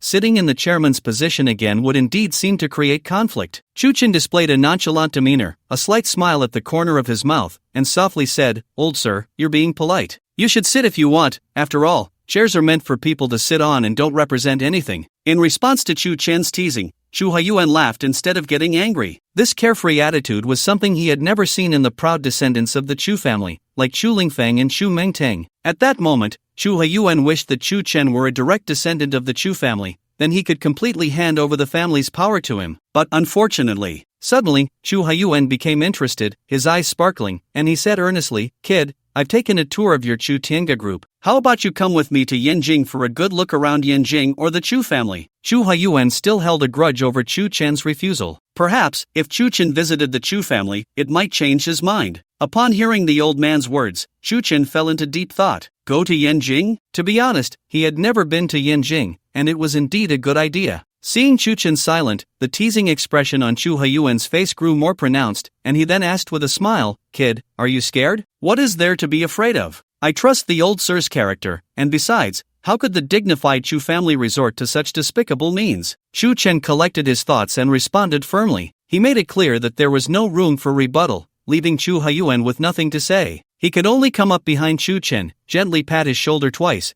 and then burst into laughter. Just then, a distinctive ringtone rang out. The screen prominently displayed the name Chu Mengteng, which left Chu Chen feeling a mix of amusement and exasperation. After all, the head of the Chu family, Chu Haiyuan, was standing right behind him, and he clearly saw who was calling. Chu Haiyuan's brow furrowed slightly, and his expression darkened instantly. Chu Mengteng was his favorite. Before he left Yanjing, he had warned her not to touch the family's bottom line again. But although the conflict between the Chu family and Chu Chen had been resolved, they were unaware of it from afar in Yanjing. This call seemed a bit. After a moment of hesitation, Chu Haiyuan placed his hands on Chu Chen's shoulders and said nonchalantly, "Answer it. Let me hear what the girl wants to say." Chu Chen was taken aback. Now he had no other choice but to answer the call, putting it on speaker. "Hello." It was not hard to hear the hesitation in Chu Mingting's voice on the other end of the phone. Chu Chen glanced at Chu Haiyuan out of the corner of his eye before slowly responding, "What's wrong?" After a long silence, as if she were engaged in a mental struggle, Chu Mingting finally spoke. I have something to tell you." "Go ahead, I'm listening." In contrast to Chu Mingting's reaction, Chu Chen's demeanor was remarkably calm,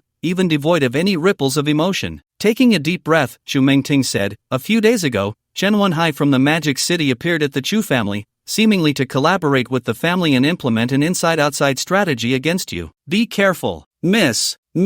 Suddenly, a series of shouts came from Chu Mingting's side. After hearing the urgent calls, her speech quickened as she hurriedly said, "You must be on guard against Chen Wenhai. I have to hang up now." As soon as she finished speaking, Chu Mingting hung up the phone. At that moment, the large office was filled with an awkward atmosphere. Chu Chen turned his gaze back to the sullen-faced Chu Haiyuan and said, "Old Master Chu, didn't you say the Chu family wouldn't take action against me? Let's just let this matter pass." That said, Chu Mingting was always trying to convey useful information to him, and he would never ignore it. In fact, there was no need for Chu Chen to persuade Chu Haiyuan. Although he claimed to be genuinely angry, he couldn't delve too deeply into the matter concerning the beloved Chu Mingting. Moreover, as Chu Chen mentioned, the misunderstandings between the Chu family and the Chu Tiange group had already been resolved. However, Chu Haiyuan couldn't help but sigh. It truly echoed the saying, "A daughter grows up and leaves home." It seemed that Chu Mingting had developed feelings for Chu Chen, otherwise, she wouldn't willingly leak family information. "Little guy, what exactly did you do to that girl? How could you make her so devoted? I've never seen her like this before." Chu Chen shook his head, feigning innocence, and replied, "Old Master Chu, you can't slander me like that. What could I possibly do to her? Don't forget, this is my fiancé's office." Right. Chu Chen also had a capable and shrewd partner. Chu Haiyuan squinted slightly and then jokingly said, "Not much is needed, I understand. After all, we Chu family members are strong and fierce." The usually serious Chu Haiyuan seemed like a different person in front of Chu Chen. Chu Chen felt a bit embarrassed. This strong and fierce description seemed a bit inappropriate. Yet, he couldn't find any fault in it. In any case, his perception of Old Master Chu had gradually changed. Sorry for keeping you waiting." At that moment, Li Jiai entered, carrying 2 cups of fine tea. As Chu Chen's fiancée, she had to take matters into her own hands when facing Chu Chen's uncle, even doing the rough work of making tea herself. Chu Haiyuan glanced at Li Jiayi and teased, "My niece-in-law is truly virtuous. Would you like to take a walk with your uncle in Yanjing?" Li Jiayi frowned and quickly leaned closer to Chu Chen, whispering, "Are you going to Yanjing?" Chu Chen didn't respond verbally, just nodded silently. Without any hesitation, Chu Chen instructed about work in front of Chu Haiyuan. It was simple, with basically no changes. Li Jiayi would continue to handle the affairs of the Chu Tiange group and the Li family, while Chen Wenyang would accelerate the pressure on the Dongshan group and Lu Shiyu would coordinate the relationships among each family as soon as possible. Watching Chu Chen's work demeanor, Chu Haiyuan couldn't help but admire him. It seemed he had misunderstood for so many years. One didn't have to do everything personally. As long as one could select the right people and manage subordinates, that was enough. This was what a true leader should do. After delegating various tasks, Chu Chen and Chu Haiyuan boarded the plane to Yanjing. Initially, Chu Chen planned to book first class, but after Chu Haiyuan's persuasion, they ultimately settled for economy class. It is important to know that there is a world of difference between the economy class and first class on an airplane, and the people in each are quite varied, with all kinds of individuals present. Moreover, Chu Chen and Chu Yuan chose a 3-seat row. After boarding the plane, Chu Chen turned to Chu Yuan and said meaningfully, "Old Master Chu, on this trip to Yanjing, I will definitely run into Chen Wenhai. Won't that put you in a difficult position?" Chu Yuan shook his head, a smile on his face as he responded, "What's there to be difficult about? You have no conflicts with the Chu family now, so we naturally won't cooperate with Chen Wenhai. Moreover, from my observations, Chen Wenhai's scheming and depth are not simple. He is still young now, but when he gets older, I'm afraid I won't be able to keep up with him." When it came to Chen Wenhai, Chu Yuan was quite affected. His cunning, combined with his ambition, truly made him seem quite terrifying. Upon hearing Chu Yuan's words, Chu Chen instantly showed a look of disdain and softly said, "Old Master Chu, you overestimate him. A mere Chen Wenhai isn't worth that much attention." Perhaps Chen Wenhai posed a threat to others, but to Chu Chen, he was nothing to worry about. To completely ensure that Chen Wenhai would never rise again, it just required some time. Chu Yuan looked at Chu Chen with bright eyes and gave him a thumbs up. Indeed, the younger generation is pushing the older generation forward, each wave stronger than the last. No matter whether they are direct descendants or branches of the Chu family, none can compare to Chu Chen. "Kid, if you were to take over the Chu family, would you be willing? Take over the Chu family? That would mean inheriting a vast and mysterious family for no reason. However, if he were to take over the Chu family, he would undoubtedly face much dissatisfaction from the direct descendants, and the Chu family would surely fall apart. By then, all that awaited him would be a mess." With this thought, Chu Chen raised an eyebrow and bluntly said, "Take over the Chu family? Forget it. It's not like there isn't enough internal strife already. Isn't it better for me to develop my super alliance well in Modu instead of suffering in the Chu family? Let's not talk about such things anymore. I have no intention of that." Chu Yuan roughly understood Chu Chen's thoughts, sighed inwardly,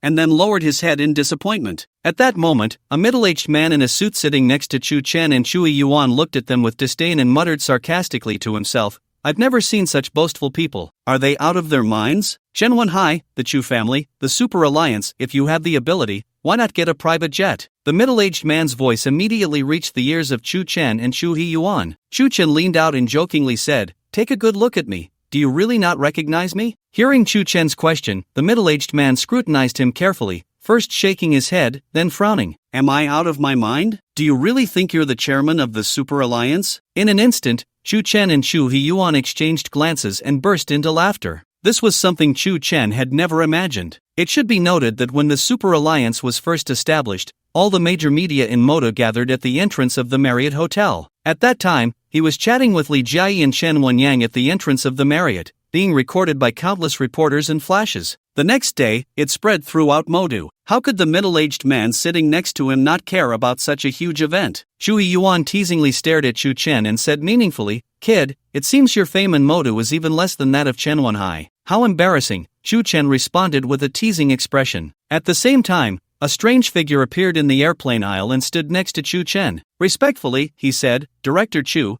how come you are sitting here?" Hearing someone call out to him, Chu Chen looked up at the person and realized he did not recognize him. "Who are you?" "Mr. Chu, I am Shi Lingyun from the Shi family. I also attended the event at the Marriott Hotel before. Perhaps there were too many people, and you didn't notice me." "The Shi family? It seems there is indeed a family with the surname Shi in the Magic City, but overall, the Shi family can only be considered a small family there. Chu Chen nodded slightly and said calmly, now that you mention it, I have a bit of an impression. Did you come for something? Shi Lingyun did not dare to relax for a moment and quickly responded, I went to the restroom and found Mr. Chu sitting in economy class, so I wanted to help Mr. Chu upgrade to first class. Upgrade? Do you think I'm short on money or something? No, Mr. Chu misunderstood. I just wanted to. Shi Lingyun did not expect his flattery to backfire, and faced with Chu Chen's questioning, he became somewhat tongue-tied. He had originally thought to take advantage of this rare opportunity to gain Chu Chen's trust, thereby elevating the Shi family's status in the Super League. If he succeeded, the Shi family's power would also increase. Chu Chen ignored Shi Lingyun and instead turned his gaze to the middle-aged man, saying with great interest, have you ever been in first class? The middle-aged man shook his head. He was now very clear that Chu Chen beside him had an extraordinary background. The next moment, Chu Chen fixed his piercing gaze on Shi Lingyun and said softly, if you want to sit next to me, then let him have your first-class seat. Unexpected surprise. Shi Lingyun quickly nodded in delight and said to the middle-aged man, you go to first class, let me have this seat. As he spoke, he pulled the middle-aged man up and sat down. The middle-aged man stood in the airplane aisle, looking deeply at Chu Chen and Chu Haiyuan, and couldn't help but shake his head. How can there be so many strange people in this world? The unexpected encounter with Shi Lingyun made the middle-aged man, who had previously looked down on Chu Chen, suddenly change his opinion. He no longer thought that Chu Chen and Chu Haiyuan were just bragging. What they said was indeed true. After receiving Chu Chen's instruction, Shi Lingyun immediately switched seats with the middle-aged man without a second thought, giving up his first-class seat. For him, being able to be next to Chu Chen meant a great opportunity for the Shi family to gain importance, and the Shi family would surely rise rapidly. This brief journey, although it had some small incidents, arrived punctually in Yanjing. Upon arriving in Yanjing, they had entered Chu Haiyuan's territory. Since Chu Haiyuan had not informed anyone and no one was aware of his itinerary, the two of them appeared quite lonely as they exited the airport. At that moment, Shi Lingyun, dressed in a suit, hurriedly chased after Chu Chen. When he reached his side, he stopped, panting heavily, and then respectfully said, Mr. Chu, I am here in Yanjing for a meeting. Do you need me to take you? Shi Lingyun was unwilling to miss any opportunity to flatter. Chu Chen turned to look at Old Master Chu, meaningfully saying, Old Master, what do you think? After all, this was not the Magic City but Yanjing, and some matters naturally required Chu Haiyuan to make the decision, otherwise, it would seem a bit presumptuous. Chu Haiyuan increasingly appreciated Chu Chen's style of doing things, and a glimmer of light passed through his exquisite eyes. Looking at Chu Chen, he smiled and softly responded, if he doesn't mind delaying the meeting, he can indeed catch a ride. Upon hearing this, Shi Lingyun immediately showed a joyful expression. Mr. Chu, old sir, it won't delay at all, it would be my honor to take you both. Finally, the flattery hit the right spot. He hurriedly found the car arranged by the Yanjing side, opened the door, and invited Chu Chen and Chu Haiyuan into the car. They almost crossed the entire Yanjing and finally arrived at the Chu family manor. After getting out of the car, Chu Chen stood at the entrance of the Chu family manor and couldn't help but feel a sense of wonder. Compared to his villa in the Magic City, this place was simply worlds apart. The manor is truly magnificent, giving the impression that the Chu family estate resembles an ancient emperor's palace. Chu Haiyuan looked at the mesmerized Chu Chen and teasingly said, little guy, do you like it? As long as you are willing to take over the Chu family, the manor and all of the Chu family's assets will be yours. Now, Chu Haiyuan was quite certain that with Chu Chen's abilities, he was the most suitable candidate for the position of head of the Chu family, so he continuously employed strategies to change Chu Chen's mind. Chu Chen felt embarrassed. The old master of the Chu family brought up old matters again. Whether in the Magic City or on the plane, he had clearly expressed his stance. That was, he had no interest in the position of head of the Chu family. The main reason was that the Chu family had 1,000 years of heritage, but besides the direct line, there were also many branches. If he fulfilled the old master's wish and took over the Chu family, sitting in the position of head, not to mention the branches of the Chu family, the direct line would definitely never agree. Even with the old master in charge, this was not a long-term solution. After all, one day the old master would pass away, and what would be left for him would only be endless conflicts and troubles. Chu Chen would not take over this mess. Old master, if you keep this up, I'll take it as you're trying to drive me away. Chu Haiyuan was merely probing, and upon hearing Chu Chen's words, he immediately said, all right, I won't bring it up again. As he spoke, he led Chu Chen into the manor. Inside the Chu family estate, there were abundant green plants, and even rockeries and streams, resembling a paradise on earth. At the same time, Chu Haiyuan began to introduce the history of the manor to Chu Chen. Little guy, actually, hundreds of years ago, the Chu family did not settle here but in the prosperous area of Yanjing. To put it simply, in ancient times, our Chu family was noble, but due to political upheaval, the family was forced to retreat from the world. We chose a quiet place and established this manor, and the family shifted from politics to business, taking over 100 years to achieve the current results. This manor can be said to be the hard work of our ancestors. Chu Chen followed closely beside the old master, listening attentively, gaining a momentary understanding of the Chu family's past. Although Chu Huiyuan's account was not very specific, Chu Chen could still guess that during the political upheaval, it was when the Chu family had traitors. However, due to Chu Chen's identity, he did not elaborate but merely brushed over it. While the old and young were wandering in the manor, they unexpectedly ran into Chen Wenhai, who was about to leave the Chu family estate. Head of the family, you're back. Oh, who is this? Shu Lingfeng, who was escorting Chen Wenhai, immediately approached Chu Huiyuan upon noticing his figure, respectfully inquiring. He had heard of Chu Chen's name but had never seen him in person. However, Chen Wenhai was different. Upon seeing Chu Chen, his deep-set eyes suddenly narrowed. Chu Huiyuan nodded and then turned his gaze to Chu Chen. Yes, he is Chu Chen from the Chu Tianga group in the Magic City. Chu Chen? Upon hearing Chu Huiyuan's introduction, Shu Lingfeng instantly displayed the same reaction as Chen Wenhai. It was unbelievable, even hard to believe that Chu Chen would appear in the Chu family estate. What he found even more astonishing was that Chu Chen was chatting and laughing with the head of the family. How could that be? It should be known that the current relationship between the Chu family and Chu Chen made such a scene impossible. Chu Chen? How did you end up in my Chu family? Truly, you don't take the road to heaven, yet you stumble into hell. Shu Lingfeng didn't care what had transpired between the head of the family and Chu Chen. In his view, the head of the family was mostly blinded by Chu Chen. In an instant, Chu Huiyuan's expression turned stern, and he said harshly, Shu Lingfeng, you must not be disrespectful. Chu Chen is a distinguished guest of the Chu family. How can you act so recklessly? Faced with Chu Huiyuan's reprimand, Shu Lingfeng fell silent, instead gritting his teeth and clenching his fists. He never dreamed that the head of the family would speak so harshly to him because of an outsider, a traitorous descendant, showing him no mercy at all. Standing beside him, Chen Wenhai sensed an opportunity and slowly took a step forward. Old Master Chu, about our cooperation. With Chen Wenhai's cunning and depth, how could he not see that his collaboration with the Chu family from Yanjing had come to an end? The reason he acted this way was to lay the groundwork for his upcoming plans. When Chu Huiyuan first met Chen Wenhai, he had no good feelings towards him, so there was nothing to avoid. From now on, the Chu family will have no entanglements with Chu Chen. Instead, the Chu family will be Chu Chen's backing. If anyone wants to touch him, they must first ask if the Chu family agrees. For a moment, the expressions of Chu Chen, Shu Lingfeng, and Chen Wenhai, who stood in the manor, all showed surprise. Old Master Chu's words sparked different thoughts among the three of them. First, Chu Chen had no intention of seeking any benefits or protection from the Chu family in Yanjing.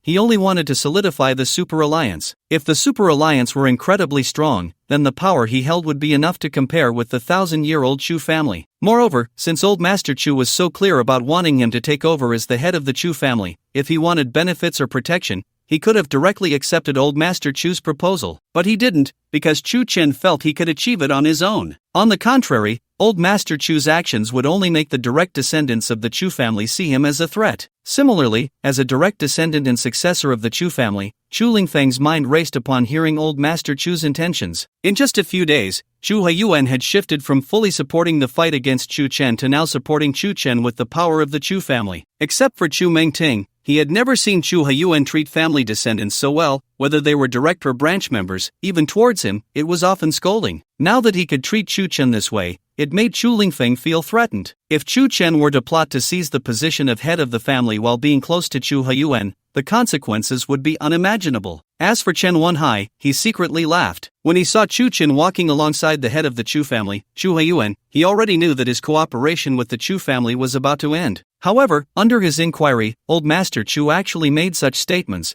which filled Chen Wenhai with confidence. Since he could not cooperate with the Chu family, it did not mean he could not cooperate with Chu Lingfeng. At that moment, the atmosphere suddenly became tense, and Chu Huiyuan said seriously, "You and Chu Chen are guests in my Chu family. I can't say much, but there are some things I think are necessary to mention. What do you think?" As he spoke, Chu Huiyuan turned his gaze towards Chen Wenhai, seemingly observing his emotional changes. Since Old Master Chu has made it so clear, the younger generation understands. Chu Chen, let's develop peacefully from now on. After all, Old Master Chu has spoken. I can't refuse this face, can I? Following that, Chen Wenhai turned his gaze to Chu Lingfeng beside him and gave him a knowing look. A brilliant light flickered in Chu Chen's eyes as he smiled slightly and said nonchalantly, "I'm fine with that. After all, the Chu Tiange group wouldn't do anything to bully the weak." This statement seemed ordinary but concealed many layers of meaning. Bullying the weak was a veiled jab at Chen Wenhai's Dongshan group, which he did not take seriously at all. As for emphasizing the Chu Tiange group,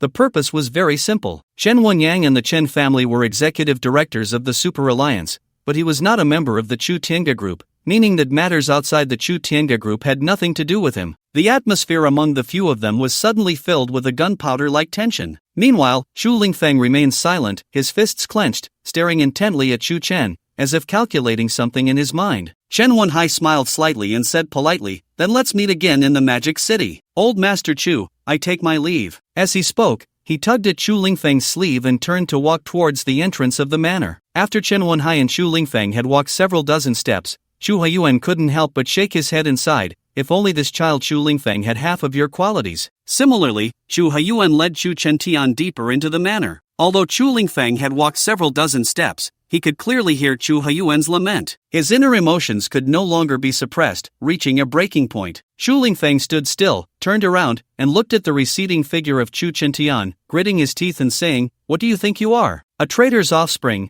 daring to flaunt power in the Chu family." What truly angered him was Chu Huiyuan's attitude towards Chu Chentian. This made Chu Lingfeng imagine that Chu Chentian would pose a threat to his position as the head of the Chu family. Moreover, the proud Chu Lingfeng looked down on Chu Chentian entirely. Seeing Chu Lingfeng's reaction, Chen Wenhai felt secretly pleased. This was exactly the result he wanted. Indeed, currently, the only one who could make decisions in the Yanqing Chu family was Old Master Chu. He would not have any ties with Chu Chentian and would support him with the power of the Chu family. However, if the Chu family had a different leader, the situation would begin to shift. What Chen Wenhai needed to do now was to incite Chu Huiyuan, even to exacerbate the conflict between Chu Lingfeng and Chu Huiyuan. He aimed to draw Chu Lingfeng into his trap. "Brother Chu, from what I see, Old Master Chu seems to be quite fond of Chu Chentian. He can so easily understand the grudges of over 100 years, it seems. Chu Chentian is very likely to return to the Chu family, and it could even threaten your position as the successor, Brother Chu." It must be said that Chen Wenhai's direct hit on Chu Lingfeng's deep-seated beliefs intensified the already troubled Chu Lingfeng's hostility towards Chu Chentian. Chu Lingfeng squinted his eyes, responding in exasperation, "Impossible, the family head would never hand over the power of the Chu family to him." He said this, but deep down, he was quite worried, because what Chen Wenhai could see, he could also see. If Chu Huiyuan made a mistake and handed over the power of the Chu family to Chu Chentian, then the Chu family's lifeline would be severed. Moreover, they, the direct descendants of the Chu family,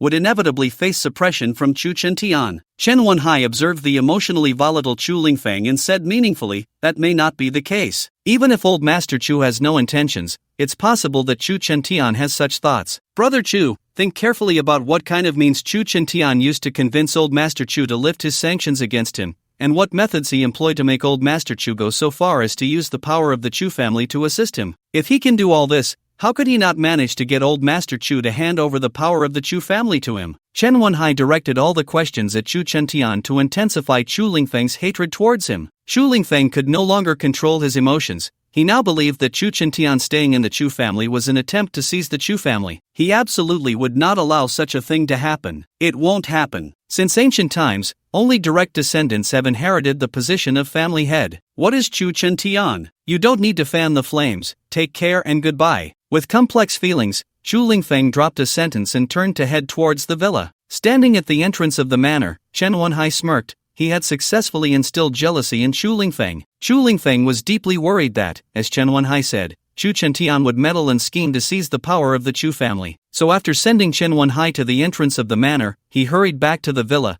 determined to monitor Chu Chentian's every move. At this moment, Chu Huiyuan led Chu Chentian into the villa, just as Chu Mengting was fiddling with her phone in the living room. When the two of them entered, a look of surprise instantly appeared in her eyes. Chu Mengting never imagined that Chu Chen, far away in the Magic City, would come to Yanjing, let alone appear at the Chu family home. Moreover, he entered alongside the family head. In the next moment, Chu Mengting hurriedly put down her phone, suddenly stood up, and ran to Chu Chen, throwing herself into his arms without a second thought. Both Chu Chen and Chu Huiyuan were taken aback. They had not expected such a reaction from Chu Mengting. Nestled in Chu Chen's embrace, Chu Mengting asked in a faint voice, "Why are you here?" You know the situation, don't you? Her slightly reproachful tone revealed her concern. After all, the situation was serious, especially since the Chu family had learned that Chu Chen was a descendant of the traitor from hundreds of years ago. To be on the safe side, the Chu family would certainly not let Chu Chen off easily. His appearance at the Chu family was undoubtedly like walking into a trap. A glimmer passed through Chu Chen's eyes. He understood that Chu Mingting was worried about him and also realized that she was unaware of the recent developments,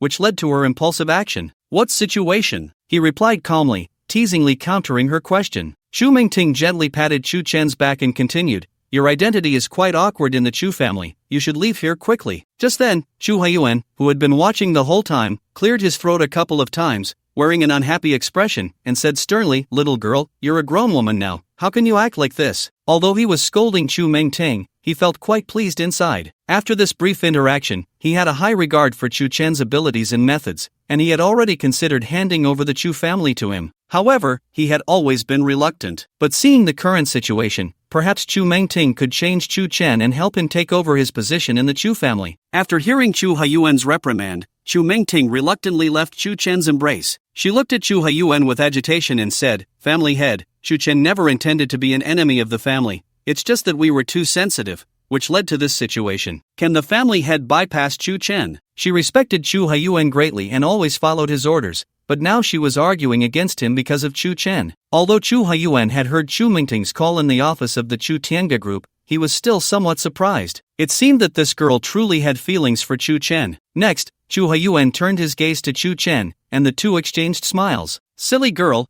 what are you saying? Does the Chu family have a conflict with Chu Chen? It's just a misunderstanding, right? And that misunderstanding has been resolved. How do you expect me to bypass him?" Chu Mingting looked at Chu Haiyuan in disbelief and then turned her gaze to Chu Chen, seemingly seeking a definite answer from him. After locking eyes with Chu Mingting, Chu Chen said nothing more, merely nodding slightly to indicate that what the old man said was true. Understanding the latest situation, Chu Mingting seemed quite angry. Without saying a word, she reached out and lightly slapped Chu Chen's chest twice before turning and leaving the living room, heading back to her room. However, she felt incredibly happy inside. This way, the Chu family was no longer at odds with Chu Chen, and she could continue to appear openly by his side. Chu Haiyuan glanced at the sulking Chu Mingting and couldn't help but shake his head. "This girl is really willful. She must have caused you quite a bit of trouble during that time." Chu Chen, showing no politeness, directly sat down beside Chu Haiyuan and responded, "How could an elite trained by the Chu family be a trouble?" As he spoke, he reached for the tea set and skillfully began to brew tea. Chu Haiyuan gave Chu Chen a thumbs up, genuinely surprised. From Chu Chen's adept movements, it was clear that he had a deep understanding of the art of tea. It is clear that almost no young people today enjoy the tea ceremony. Many even feel that tasting tea is a waste of time. However, Chu Chen is different. In Chu Haiyuan's eyes, Chu Chen is becoming increasingly mysterious, as if there are many things or abilities about him that he does not know. This makes Chu Haiyuan even more eager to hand over the Chu family to Chu Chen. Only in this way can the Chu family have a better future development. Head of the family, Mr. Chu. As the voice fell, Chu Lingfeng suddenly appeared in front of Chu Chen and Chu Haiyuan. It was then that Chu Haiyuan remembered and quickly introduced Chu Lingfeng, a standout of the younger generation of the Chu family, exceptionally capable, a rare talent. Chu Chen, who had just brewed good tea, looked up at the amiable Chu Lingfeng. A brilliant light flickered in his eyes, and a familiar panel suddenly appeared in his mind. Name, Chu Lingfeng wish list. 1. Always pay attention to Chu Chen's actions. Never let him take my position as head of the family. 2. After successfully taking over the Chu family, I must complete what our ancestors left unfinished, eliminate the traitor in the Chu family, Chu Chen. 3. I must make the Chu family famous worldwide, no longer in a state of seclusion, expand for more information. Sure enough, no wonder Chu Chen felt uneasy when he saw the smile on Chu Lingfeng's face. It turned out he was hiding a knife behind a smile. It seems that my presence in the Chu family has made Chu Lingfeng feel threatened and has turned me into his imagined enemy. Moreover, the information indicated that after taking over the Chu family and becoming the head of the family, Chu Lingfeng had no intention of letting me go. Things suddenly became interesting. Chu Chen paid little attention to Chu Lingfeng. Instead, he handed the brewed tea to Chu Haiyuan and thoughtfully asked, "Old man Chu, how long do you think the peace of the Chu family and I can last?" Given Chu Haiyuan's physical condition, he could at least manage the Chu family for another 10 years. This decade would be enough for him to stabilize the Super Alliance, and by then, even if the ambitious Chu Lingfeng took over the Chu family, he would not be able to shake Chu Chen in the slightest. However, Chu Haiyuan was stunned, staring at Chu Chen with a face full of doubt. "Kid, What do you mean by that? Old man, let's say something unpleasant. When you step down and pass the baton, what if the new head of the Chu family wants to bring up old matters? Chu Chen spoke with neither humility nor arrogance, revealing the thoughts in Chu Lingfeng's heart with deep meaning. In an instant, the smile on Chu Lingfeng's face abruptly stopped, his gaze blankly fixed on Chu Chen. Wasn't he just saying what was in his heart? What was going on? It seemed that Chu Chen could see through his thoughts. Now it appeared that the Chu Chen before him was not as simple as Chen Wenhai had said. Even Chu Lingfeng felt that there was a mysterious and unknown power within Chu Chen that allowed him to perceive his thoughts. Faced with Chu Chen's questioning, Chu Haiyuan instinctively turned his gaze to Chu Lingfeng standing in front of him, then blinked. No, whoever becomes the head of the Chu family will never bring up old matters again, otherwise. In fact, after meeting Chu Chen, the best candidate for head of the family in Chu Haiyuan's heart was no longer Chu Lingfeng, but the highly capable Chu Chen. However, Chu Chen was not interested in the position of head of the Chu family. Even so, he remained his first choice, unless it was impossible to change Chu Chen's mind. Then he would shift his focus to Chu Lingfeng. If one day the position of head of the Chu family really fell to Chu Lingfeng, then his hesitation was undoubtedly a warning to Chu Lingfeng that if he dared to go against his thoughts, he would find a way to strip him of his position. Seeing this scene, Chu Lingfeng couldn't help but gasp. It seemed the head of the family was determined to protect Chu Chen. At that moment, his hostility towards Chu Chen deepened significantly. Chu Haiyuan looked intently at Chu Lingfeng and said calmly, Lingfeng, has Chen Wenhai left? Yes, head of the family. Even if Chu Lingfeng had objections to Chu Haiyuan, he could only swallow his grievances in silence and respond with utmost respect. After all, the head of the family was currently focused entirely on Chu Chen and Chu Mengteng. He could not afford to make any mistakes, otherwise, the coveted position of family head would drift further away from him. Soon after, Chu Haiyuan nodded in satisfaction and said seriously, from now on, limit your contact with Chen Wenhai. In terms of scheming in depth,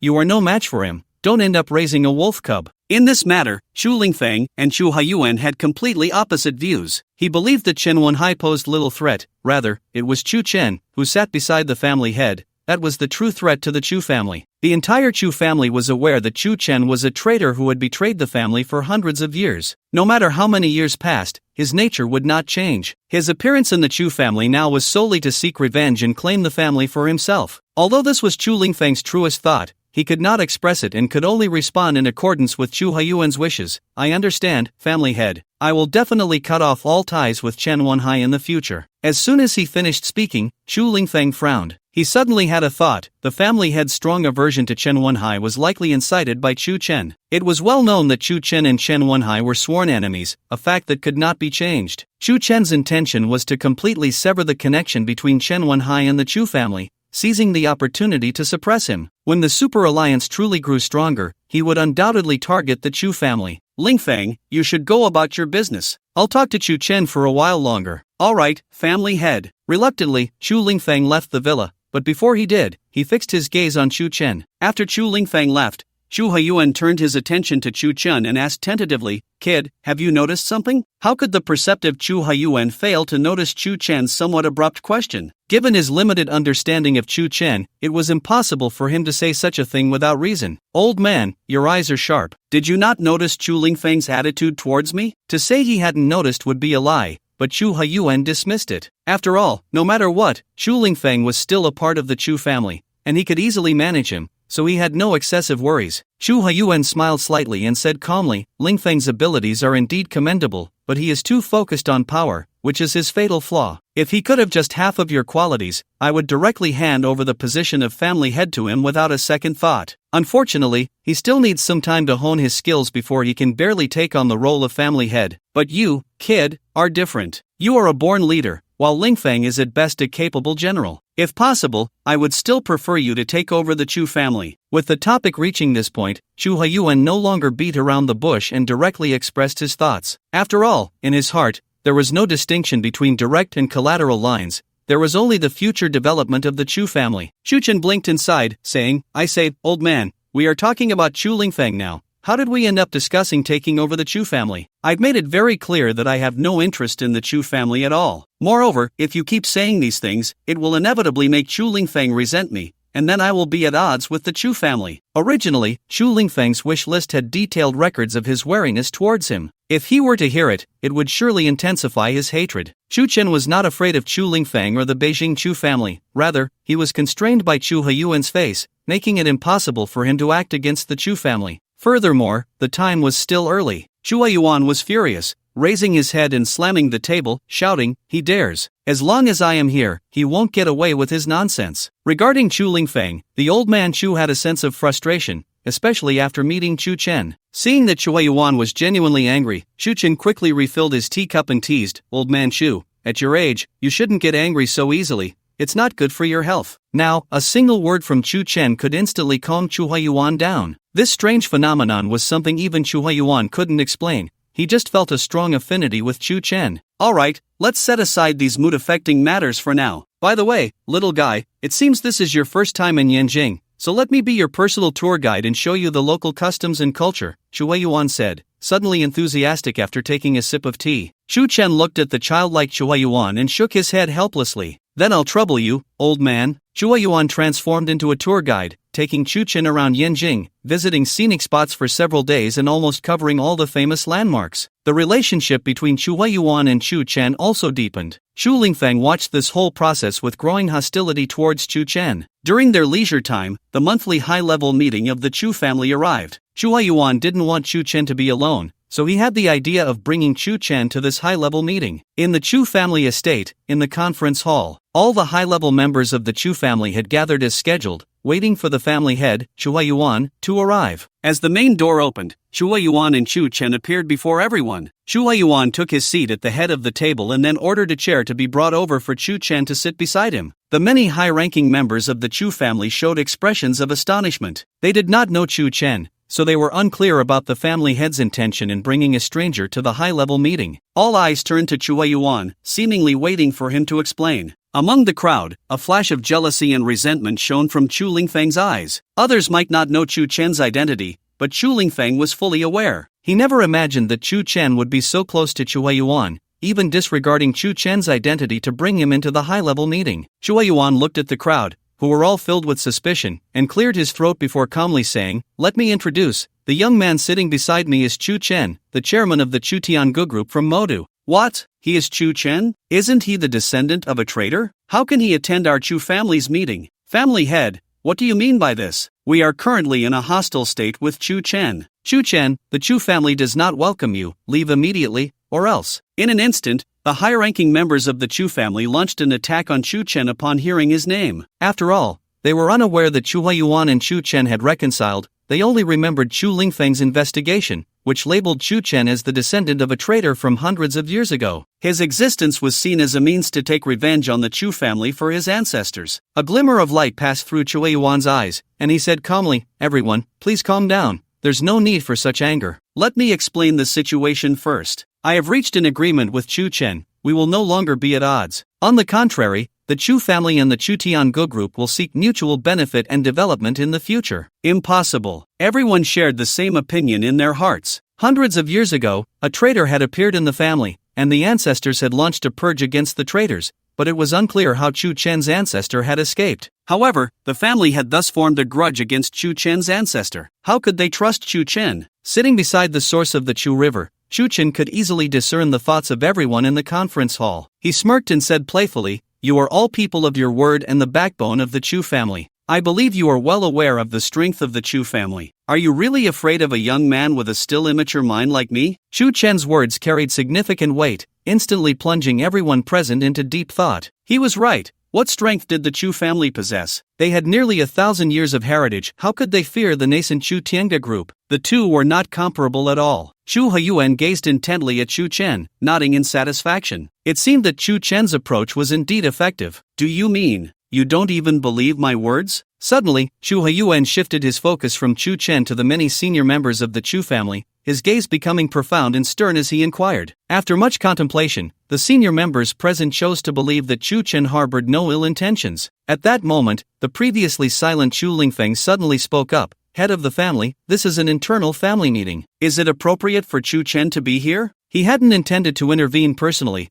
but after seeing his uncles and elders easily swayed by Chu Chen's words, he could no longer hold back and posed this critical question. Chu Chen narrowed his eyes slightly, a brilliant light flickering within them. He hadn't expected Chu Lingfeng to have such tactics, waiting for him here. Chu Lingfeng's questioning also took Chu Haiyuan by surprise, who stared at him with a serious expression and responded indifferently, inappropriate? I am the head of the family, do I not have that right? Upon hearing the displeasure in Chu Haiyuan's voice, Chu Lingfeng immediately panicked and quickly shook his head. That's not what I meant, the head of the family misunderstood. I was just inquiring as usual. Alright, the meeting will begin. After listening to Chu Lingfeng's explanation, Chu Haiyuan scanned the crowd with a serious expression. Seeing this scene, Chu Chen secretly laughed. No matter what tricks Chu Lingfeng played, they were futile in front of Chu Haiyuan. An elderly man with a head full of white hair squinted his eyes and said, Elder brother, now that the family has resolved its misunderstanding with Chu Chen, should we not cancel the actions taken previously? Chu Haiyuan remained silent, merely nodding in acknowledgement. The old man continued, just right, my ocean group is currently in need of personnel. I want to use the retracted ones. Head of the family, now that the Chu family is peaceful, why not take this opportunity to select a successor for the head of the family? At the same time, a middle-aged man in his 30s or 40s suddenly brought up the issue of selecting a successor. Instantly, the atmosphere became tense. Chu Haiyuan glanced at the middle-aged man and then at the slightly smirking Chu Lingfeng, and he immediately understood. This topic was surely instigated by Chu Lingfeng, not spoken directly by him but through others to achieve his goal.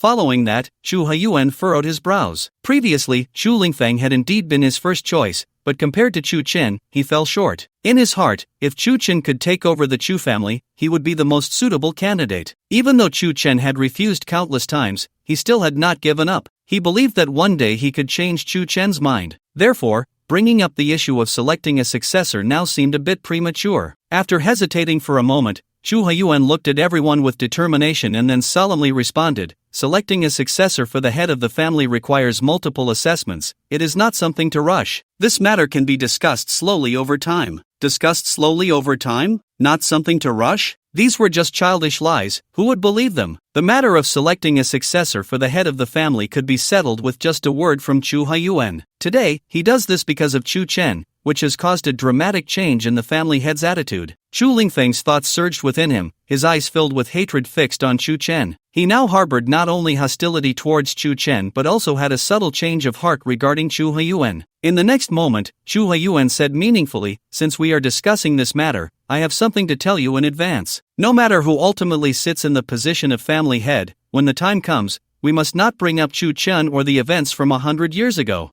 Otherwise, his position as family head may come to an end. Also, I plan to invest in Chu Chen's Chu Tianga group. Who agrees and who opposes? Chu Haiyuan's face showed little emotional change, yet he exuded a strong sense of intimidation, a kind of unspoken authority. In the face of the family head Chu Haiyuan's inquiry, everyone had their own opinions. A large portion expressed support for this matter, as it was led by the family head, who had the decisive vote due to his status. They also had great faith in Chu Haiyuan's strategic vision. He would not engage in a losing business. However, a small group led by Chu Lingfeng held an opposing attitude, as they found it hard to believe that Chu Chen would set aside the grievances of their ancestors, and Chu Haiyuan's actions undoubtedly helped Chu Chen grow. This could easily lead to raising a tiger to harm them. After several seconds, those who supported Chu Haiyuan's actions raised their hands, while the dissenters shook their heads in secret. After glancing at the attitudes of the family's upper echelons, a faint smile appeared on Chu Haiyuan's lips as he said, based on the vote, I announce that the Chu family will invest in the Magic City Chu Tianga Group, providing the greatest assistance within our limited capacity. What do you think, young man? Next, Chu Haiyuan's piercing gaze turned to Chu Chen, seemingly seeking his opinion. Chu Haiyuan's actions were purposeful. He wanted to successfully incorporate Chu Chen into the Chu family by investing the family's assets into the Chu Tianga Group. This way, handing over the position of family heir to Chu Chen would become reasonable. Even if some people found fault, they would surely return empty-handed. Chu Chen blinked, pursed his lips, and revealed a slight smile, fully aware of Chu Haiyuan's intentions. Although what Chu Haiyuan said about providing the greatest assistance within the Chu family's limited capacity was tempting and would significantly enhance the Chu Tianga Group's strength overnight, Chu Chen remained uninterested. He had resolved his conflicts with the Chu family, but that did not mean he feared or was willing to accept them. What Chu Chen wanted was simple, to manage his own small piece of land well. As for everything else, he would let it take its course. Without a moment's hesitation, Chu Chen responded frankly, Old Master Chu, I appreciate your goodwill, but the Chu Tiange group is currently in a steady development phase. If the Chu family intervenes, I believe it would not only be of no benefit but rather detrimental to the Chu Tiange group. Chu Huiyuan sighed inwardly, not expecting Chu Chen to remain unchanged and actually refuse him. It is known that such an opportunity would be gladly accepted by anyone, rather than being turned down. Perhaps it was precisely because of this that he cherished Chu Chen so much. However, upon hearing Chu Chen's words,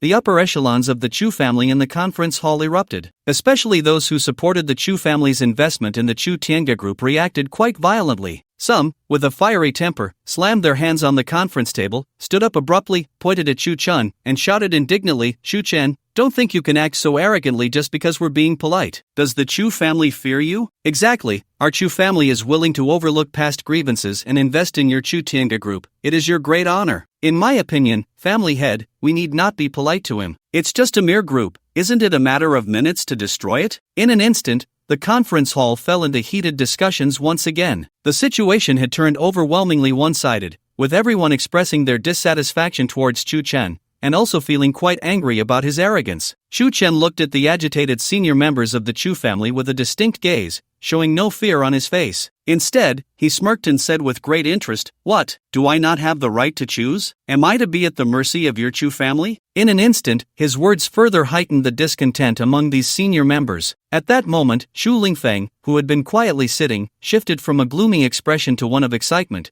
watching the unfolding scene with deep meaning. After all, the more the conflict between Chu Chen and his uncles intensified, the more it would lead to disputes between the Chu family and Chu Tiange. This way, he could take action against Chu Chen with justification. By then, even the family head, Chu Huiyuan, would not be able to stop him. Sensing the situation was turning unfavorable, Chu Huiyuan frowned slightly, then coughed heavily a few times and said sternly, "Enough, do you not regard me at all? The little guy is right, my thoughts are quite singular, but the final decision still lies with Chu Chen. Look at how excited everyone is." Although he was sternly reprimanding the senior members, Chu Huiyuan understood they were trying to uphold the family's dignity. However, if the situation continued to develop, the consequences could be unimaginable. He could only temporarily set aside his own goals and mediate the relationship between Chu Chen and the many senior members of the Chu family. After hearing Chu Huiyuan's reprimand, the senior members reluctantly closed their mouths, but each one of them fixed their gaze on Chu Chen, as if they held immense dissatisfaction towards him. Chu Chen calmly looked at Chu Huiyuan beside him and succinctly said, "Old man Chu, it seems they don't like me very much, and since this is your family meeting, I think I'll take a walk." The moment his words fell, Chu Chen quietly left the conference hall under the astonished gazes of everyone. Chu Huiyuan hesitated for a few seconds, then turned to the others and said, "It's normal for people to have conflicts, but never hold grudges. Let's end today's meeting here." After announcing the adjournment, Chu Huiyuan quickly stood up and left the conference hall to chase after the not-so-distant Chu Chen. At this moment, puzzled voices arose in the conference hall. "What's wrong with the family head? He's completely different from before. It's very likely related to this Chu Chen, otherwise, there's no other explanation. What charm does this Chu Chen possess to make the family head treat him this way?" After leaving the conference hall, Chu Chen headed straight to the garden within the estate. Since Chu Huiyuan had brought him to the meeting, Chu Chen had roughly guessed the demeanor of the many senior members of the Chu family. Sure enough, each one was extremely proud. This made Chu Chen quite uncomfortable, as he felt that apart from their status as senior members of the Chu family, they had no capital to look down on others. At that moment, Chu Huiyuan appeared behind him and patted Chu Chen on the shoulder. "Little guy, are you angry?" The next moment, Chu Chen stood still, turned his head to look at Chu Huiyuan, and smiled slightly. "Old man Chu, you seem to underestimate me. I'm just not used to your family's atmosphere." Chu Huiyuan nodded in deep agreement and said meaningfully, "You'll be fine once you get used to it. Most of them are the direct descendants of the family, possessing a great deal of pride,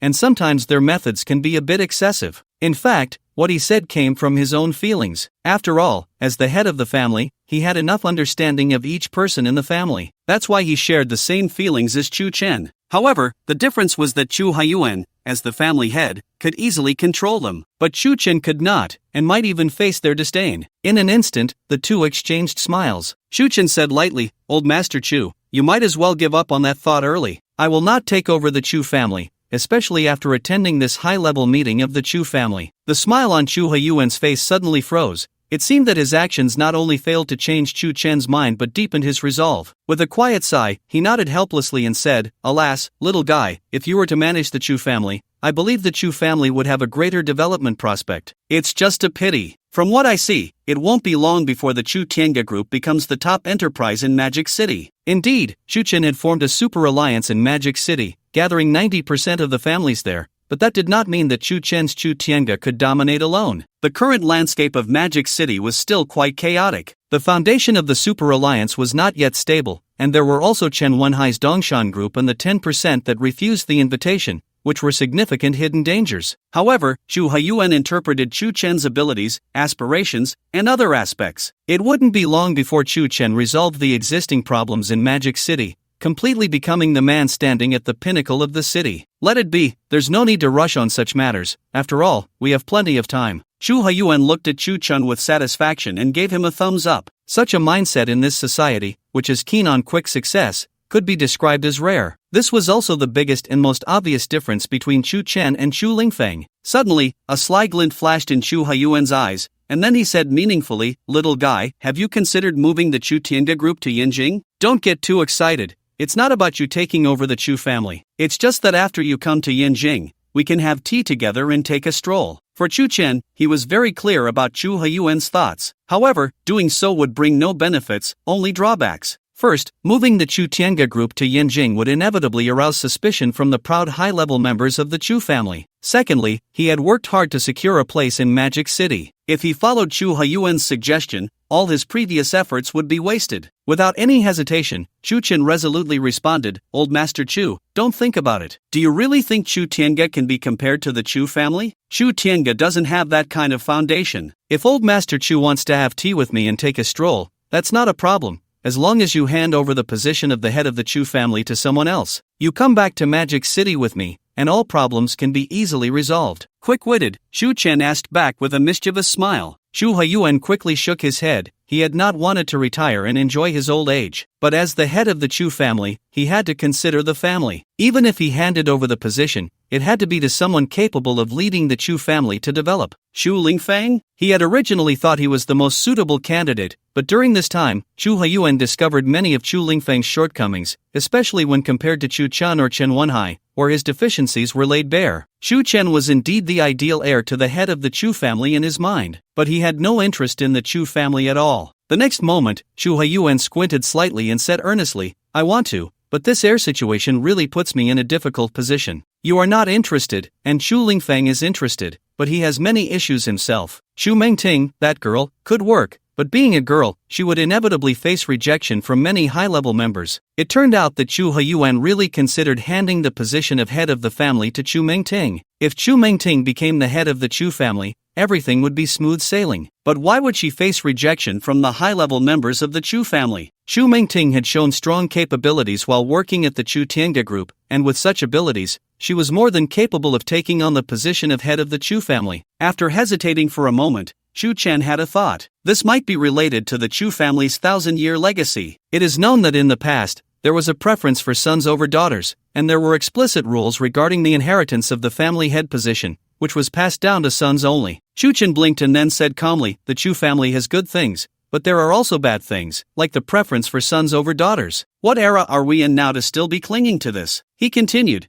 "And you've seen my fiancée, Li Jia, right? She is also a woman, but she has shouldered the heavy responsibilities of the Li family. Isn't she doing just fine? Why must we care about these worldly matters?" Chu Chen's words instantly awakened Chu Haiyuan, who looked at him with excitement. "Exactly, what era are we in? There are indeed explicit rules in the family, but rules are dead, and people are alive. Little guy, I've made up my mind. I plan to pass the position of the Chu family head to that little girl, Chu Meng, and I'll let you live in the Magic City. You won't mind, will you?" In an instant, Chu Chen laughed recklessly and said frankly, "I couldn't ask for more. I just hope you don't get tired of it, Old Master Chu." Hidden behind a tree, Chu Lingfeng memorized the entire conversation between Chu Haiyuan and Chu Chen, his eyes filled with hatred. He had sacrificed so much for the Chu family, only to end up in such a situation. In the shadows, Chu Lingfeng listened intently to the entire chat. At that moment, he felt no more reverence for the family head, Chu Haiyuan. All that remained was resentment. He had devoted himself wholeheartedly to the Chu family, yet he was seen as so insignificant in the eyes of the family head. Moreover, Chu Haiyuan even attempted to overturn the rules set by their ancestors,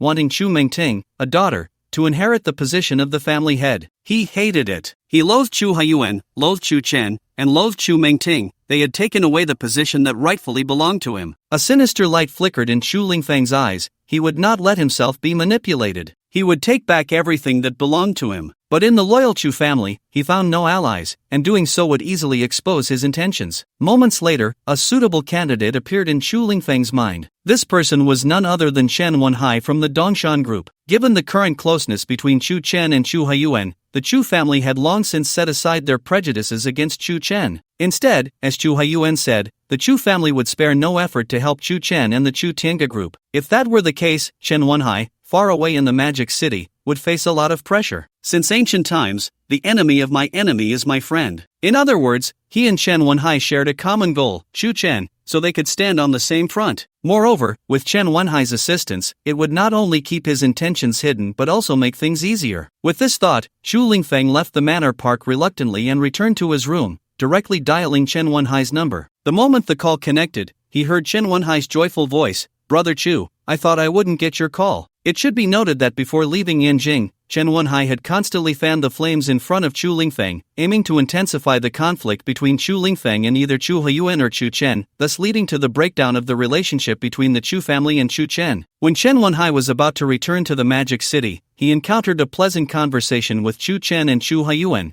and he felt something was amiss. Not only would he be unable to cooperate with the Chu family, but he would also face sanctions from the Yanjing Chu family. That was why he had incited Chu Lingfeng to turn the situation around. Sure enough, Chu Lingfeng fell right into his trap. This call indicated that he no longer had any attachment to the Chu family. After hearing Chen Wenhai's voice, Chu Lingfeng responded gloomily, "You know why I'm calling you?" "That's right. I've roughly predicted what has happened in the Chu family recently. I believe these days have been tough for you." In an instant, Chu Lingfeng felt as if he had found a kindred spirit. The words he had long kept hidden finally released. He spoke without reservation. "Only Brother Chen understands me. During this time in the Chu family, my status has clearly declined, and even the old man has begun to harbor resentment towards me. If I remain complacent, I fear I will miss the chance to inherit the Chu family." At that moment, Chen Wenhai was leisurely sitting in the office of the Dongshan group, propped up on the phone, a smug expression on his face, as if he had anticipated all of this. He did not offer any comfort. Instead, he continued to stoke the flames of Chu Lingfeng's anger. "Brother Chu, if I'm not mistaken, your family's old man intends to pass the head of the family position to Chu Chen. This absolutely cannot happen. Don't forget, Chu Chen's ancestor was a traitor to the Chu family. Perhaps Chu Chen can claim that the past is behind him,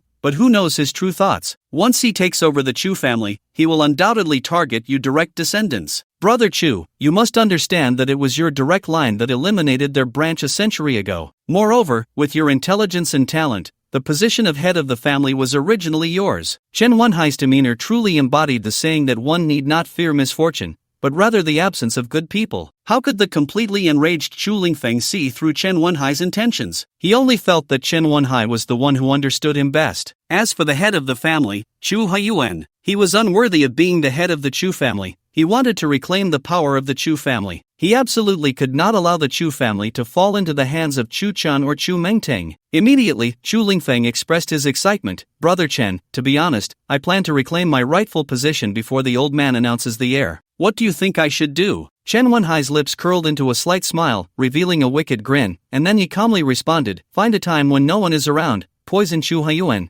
and then pin the blame on Chu Chen." Poison? Wasn't that murder? Once the matter came to light, he would be expelled from the Chu family, ending up with nothing. Even though Chu Lingfeng hated Chu Haiyuan and wanted to sit in the position of head of the family, he would not resort to such a method. No, that's too risky, and the old man is so shrewd that it might not succeed. The next moment, Chen Wenhai responded forcefully, as the saying goes, "No man is a man without poison." "If Brother Chu cannot even do this, then I advise you to give up. This position of head of the family has nothing to do with you." Chen Wenhai, who possessed both cunning and strategy, naturally had his own way of dealing with Chu Lingfeng. His actions were merely a form of contempt. The more he underestimated Chu Lingfeng, the more it would help him make up his mind. Chu Lingfeng gripped his phone tightly, surprised that Chen Wenhai did not have faith in him. After hesitating for a moment, he gritted his teeth and steeled his resolve. To obtain the position of head of the family, he was determined to poison Chu Haiyuan and reclaim what belonged to him. After all, Chu Haiyuan no longer valued him. Even if he showed some consideration, it would not be appreciated by Chu Haiyuan. So he decided to go all in. "Brother Chen, I've made up my mind. but I need your help. If I take the position of head of the Chu family, I promise to help you reclaim the Chen family and work together to deal with Chu Chen, ensuring he never rises again." He indeed had a plan now, but Chu Lingfeng knew that relying solely on himself would make it difficult to convince the old man, so he urgently hoped that Chen Wenhai could assist him and made a promise to him. On the other end of the line, Chen Wenhai's eyes sparkled with brilliance as he said meaningfully, "I feel a connection with Brother Chu.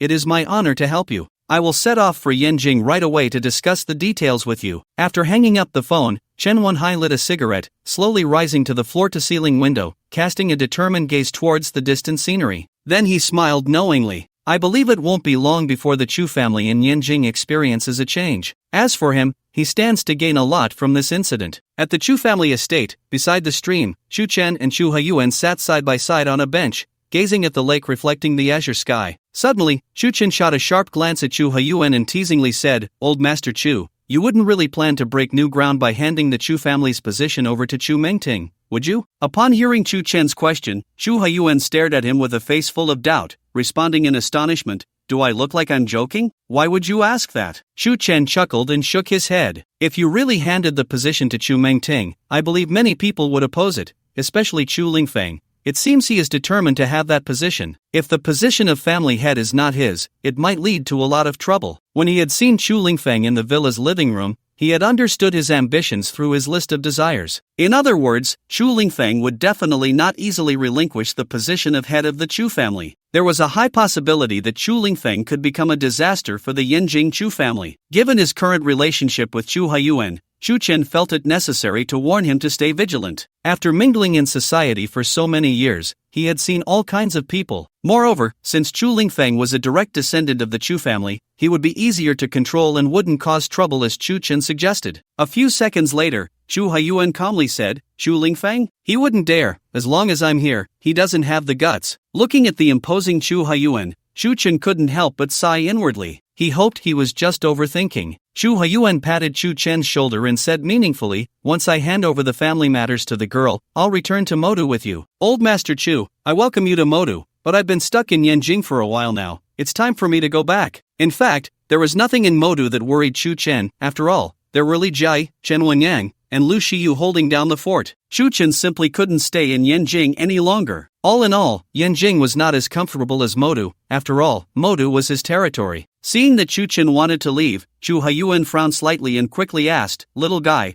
are you in such a hurry? It won't take long for me to explain the Chu family's matters." Without thinking, Chu Chen shook his head. Besides being tired of staying in Yanjing, the most important thing was that old Master Chu was handing the position to Chu Mengting. The entire process would be very significant, and if he stayed in the Chu family with his identity, it would feel somewhat awkward and even unreasonable. Although Chu Lingfeng already held a grudge against him, if he continued to stay, it would cause quite a bit of trouble for both Chu Haiyuan and Chu Mengting. The next moment, Chu Chen said meaningfully, "Old Master Chu, since you plan to settle in Modu, are you still worried that we won't have time to be together?" That was true. After a moment's thought, Chu Haiyuan seemed to understand Chu Chen's intentions and did not try to keep him any longer. Instead, he nodded silently and said seriously, "All right, little guy, you can return to Modu first and help me arrange some property so that I have a place to stay in Modu." In an instant, Chu Chen burst into laughter, playfully saying, "That might be tough. I don't think Modu has a place like the Chu family estate." "Old Master Chu, you're making it hard for me." Under normal circumstances, Chu Haiyuan would have been furious. He didn't want others to joke with him, but facing Chu Chen's teasing, he found it enjoyable. It seemed that being with Chu Chen made him feel young again. "You little rascal, you're asking for a beating.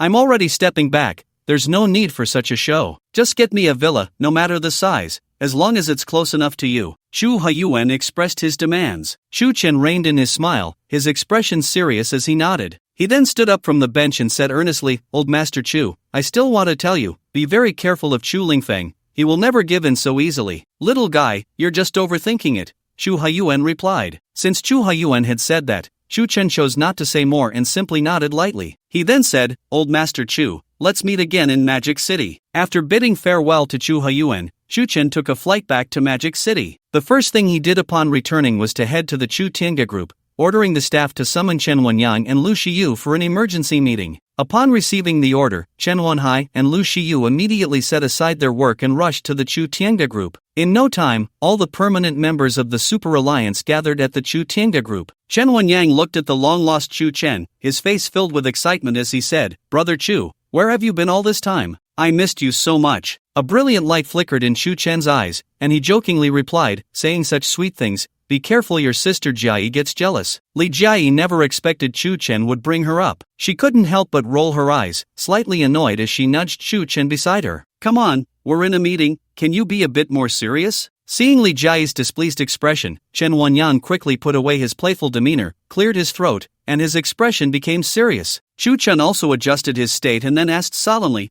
"While I was away from Magic City, did anything happen?" As he spoke, Chu Chen looked at both Chen Wenyang and Lu Shiyu. He asked this because when he appeared in Yanjing, Chen Wenhai had just left Yanjing. The time gap allowed Chen Wenhai to take many actions. Lu Shiyu and Chen Wenyang exchanged glances. After a moment, Chen Wenyang spoke first, proudly saying, "Brother Chu, you must be asking about the Dongshan group, right? Don't worry about it. I've been pressuring the Dongshan group with the Chun family's influence, and now they can't move at all." Chen Wenyang carefully explained the measures he had taken against the Dongshan group. "It shouldn't be like this." A look of confusion instantly appeared on Chu Chen's face. Logically, Chen Wenhai would never miss such a great opportunity. Yet, he had taken no action. Could it be that he was truly intimidated by old Master Chu? "Wenyang, has your brother shown any unusual behavior recently?" Chen Wenyang responded with a joyful expression, saying, "Brother Chu, he just left Magic City when you returned." "What? Chen Wenhai left Magic City?" Chu Chen couldn't help but be taken aback, and then he fell into deep thought. From what he knew of Chen Wenhai, he wouldn't leave Magic City for no reason. He must have had a purpose. Suddenly, Chu Chen thought of the Chu family in Yanjing. The next moment, he hurriedly asked, "Wenyang, where did your brother go after leaving Magic City?" Upon hearing Chu Chen's question, Chen Wenyang's brows furrowed slightly. He couldn't understand why Chu Chen was so concerned about Chen Wenhai's whereabouts. After hesitating for a moment, Chen Wenyang thoughtfully replied, "It seems he went to Yanjing, but why he went there is unknown." In an instant, a brilliant light flickered in Chu Chen's eyes. It seemed just as he had estimated. Chen Wenhai must have gone to Yanjing, most likely invited by Chu Lingfeng. The two of them conspiring could only mean trouble. Did Chu Lingfeng really want to disrupt the Chu family? If that were the case, he should inform old Master Chu as soon as possible. Just as Chu Chen was lost in thought, Lu Shiyu, who had been silent, suddenly said, "Young Master Chu, during the time you were away, I followed your instructions and have informed all the families in the Super Alliance of the regulations. Most families have sincerely pledged their allegiance. I believe it won't be long before the Super Alliance reaches its full potential." Upon hearing Lu Shiyu's report, Chu Chen instantly focused his mind and nodded in satisfaction. It should be noted that Chen Wenyang was responsible for suppressing the Dongshan group, while Li Jiayi mainly oversaw the Chu Tiangu group and the Li family, so the Super Alliance could only be entrusted to Lu Shiyu entirely. The current effectiveness of the Super Alliance is enough to show Lu Shiyu's efforts. Chu Chen gazed intently at Lu Shiyu and said with appreciation, "You've worked hard during this time. By the way, Uncle Lu, is there the Shi family in the Super Alliance?" Suddenly, Chu Chen recalled the flattering Shi Lingyun he had encountered on the plane. Since becoming a permanent council member of the Super Alliance,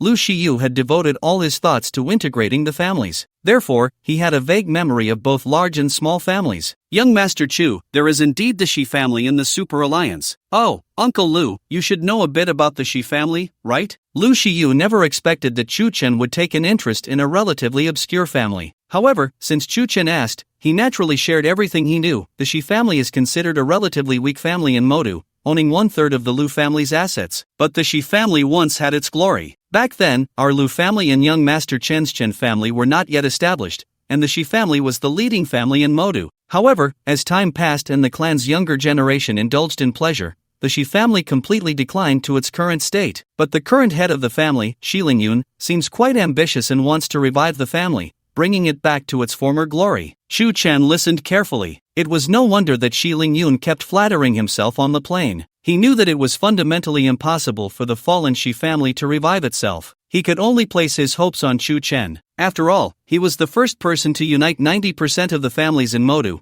and by following him, the Shi family would naturally return to its former glory, even if it was no longer the leading family in Modu. A brilliant light flickered in Chu Chen's eyes as he said meaningfully, "So that's how it is. Uncle Lu, you should visit the Shi family sometime and tell their head, Shi Lingyun, to develop well." If there are any needs, they can speak to the Chu Tiangu group. Lu Shiyu's eyes showed suspicion. He was curious about what had happened between Xiling Yun and Chu Chen that made Chu Chen care for him like this. Young Master Chu, I will definitely take care of what you instructed, and there is no need for the Chu Tiangu group to provide support. My Lu family can handle it. Now that he had entered Chu Chen's core circle, he was naturally very pleased to serve him. Although the Shi family was once the leading family in Modu, it was now far inferior to the Lu family, so the Lu family's resources and financial power were sufficient to assist the Shi family. Chu Chen nodded in satisfaction and then turned his gaze to Li Jia baside him, asking with a deep look, Jia, is everything ready for the film and television company? The intelligent Li Jia naturally understood that Chu Chen was asking about Lu Yishan and Tian Xinxin. Li Jia blinked, glanced at Lu Shiyu, and then slowly said, Lu Yishan is diligent in his work and has become familiar with all the processes of the crew,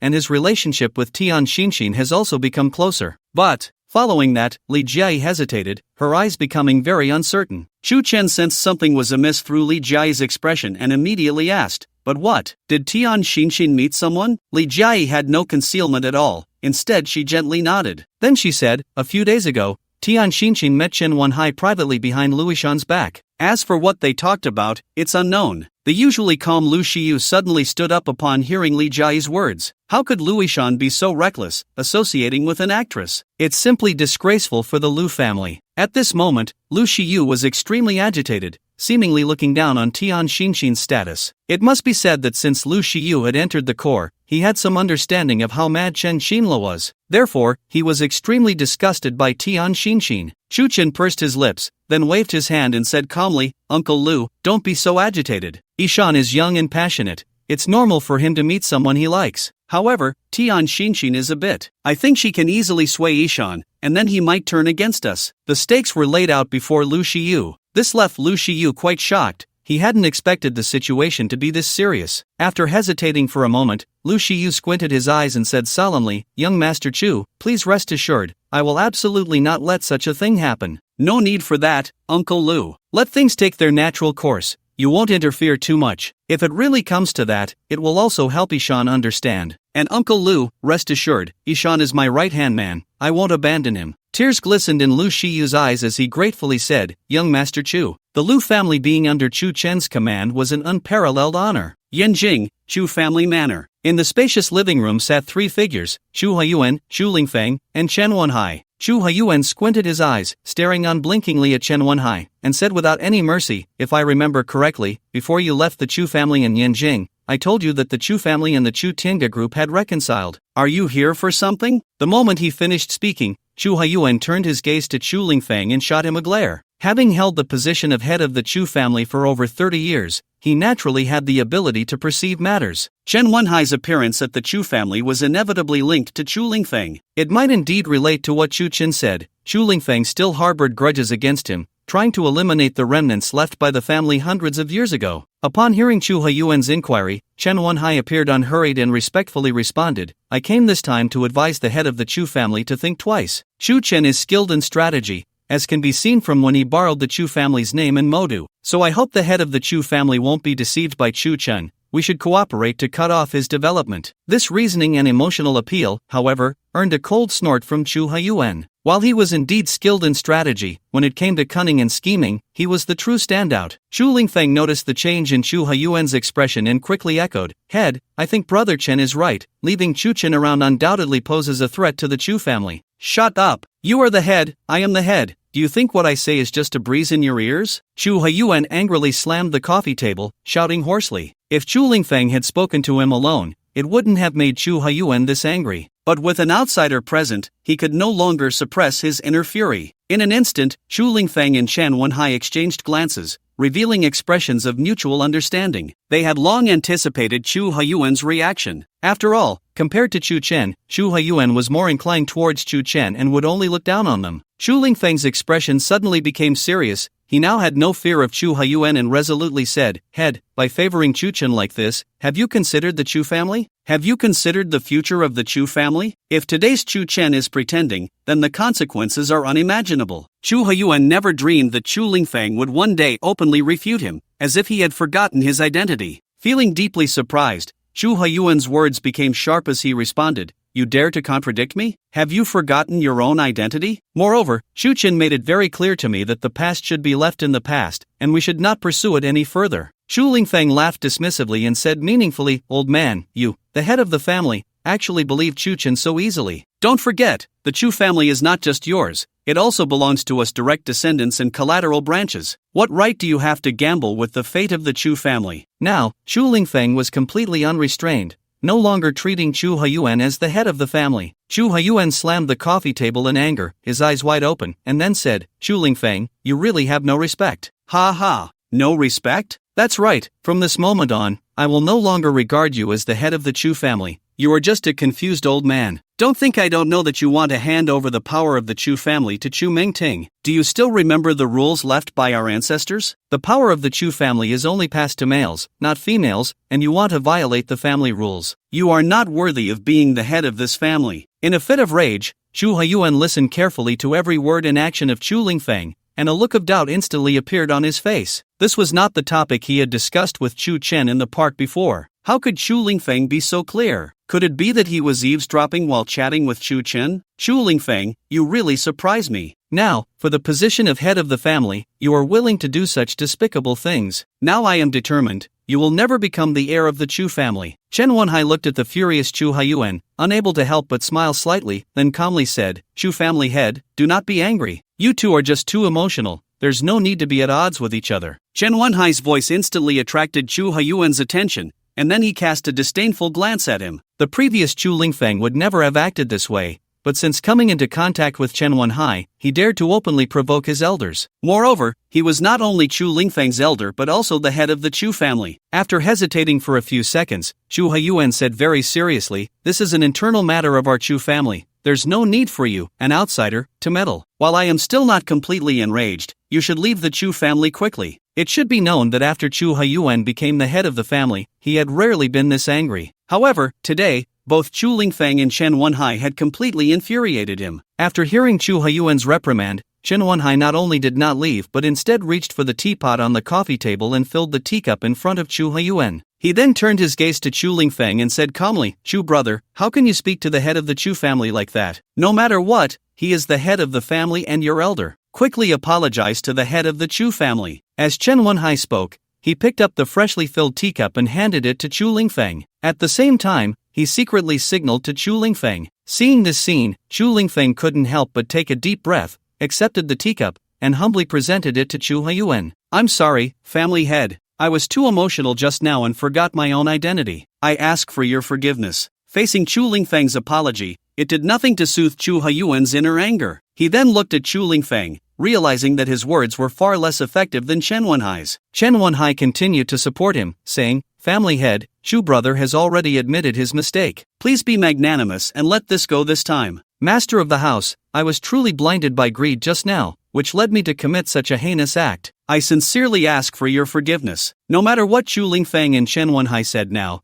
they could not calm Chu Huiyuan down. Chu Lingfeng took a deep breath and then said with distress, "Master, please tell me, what must I do for you to forgive me?" "Anything I can accept." "Interesting, you're actually negotiating terms with me?" Chu Huiyuan snorted coldly, then cast a disdainful glance at Chu Lingfeng and the grinning Chen Wenhai. In his fury, he had long lost his original calm. He did not consider what motives lay behind the changes in Chu Lingfeng and Chen Wenhai. Deep down, he had already lost hope in Chu Huiyuan. Chu Lingfeng seemed to have changed completely, his attitude suddenly becoming very humble, and he bent down to say, "Master, I was confused just now. I truly hope you can forgive my mistake." "Your mistake? Disrespecting your elders and insulting the head of the family, do you think I could possibly forgive you?" Chen Wenhai secretly glanced at Chu Lingfeng, then turned his gaze to Chu Huiyuan, adding, "Master Chu Lingfeng has indeed made mistakes, but considering all he has done for the Chu family, please forgive him this once. I guarantee with the Dongshan group that no matter what decision Master Chu makes in the future, Chu Lingfeng will support it unconditionally." Upon hearing Chen Wenhai's words, Chu Lingfeng quickly nodded. It seemed that Chen Wenhai's words expressed his innermost thoughts. Just then, a phone ringing broke the awkward atmosphere. Chen Wenhai and Chu Lingfeng immediately turned their attention to the phone on the coffee table, exchanging glances. After looking at the caller ID, Chu Huiyuan finally calmed down. "Little guy, you've arrived in the Magic City. Old Master Chu, I handled a few matters and called you as soon as I could." After returning to the Magic City,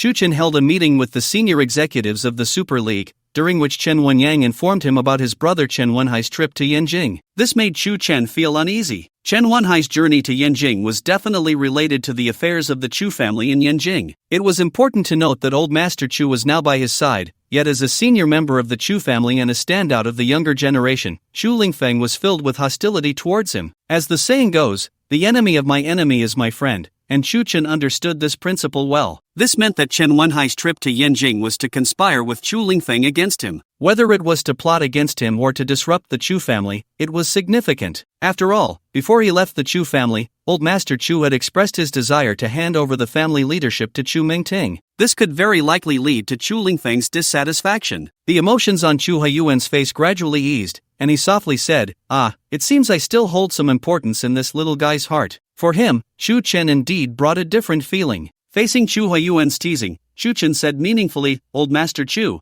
what are you playing around for? Chen Wenhai from the Magic City has gone to Yanjing. Based on my deductions, he has gone to find Xu Lingfeng to deal with you. The next moment, a look of surprise appeared on Chu Haiyuan's face. He did not expect that Chu Chen, far away in the Magic City, would be so aware of what was happening in Yanjing. He then looked up at Xu Lingfeng and Chen Wenhai, who were communicating with their eyes, and instantly showed a look of disdain. Ha ha ha. You little guy, no need to speculate, the truth is just as you said, they are right in front of me. Xu Chen frowned, it seemed he was still a step behind. With ulterior motives, Chen Wenhai and Xu Lingfeng would definitely use underhanded tactics against old Master Chu. After hesitating for a moment, a brilliant light flickered in Xu Chen's eyes, and then he said solemnly, Old Master Chu, if you're alone, quickly call a few senior members of the Chu family. It's hard for you to deal with them by yourself. After all, no one knows what these two might do. It's better to be cautious. At this moment, Chu Chen was not worried about the relationship between the Chu Tiangu group and the Yanjing Chu family,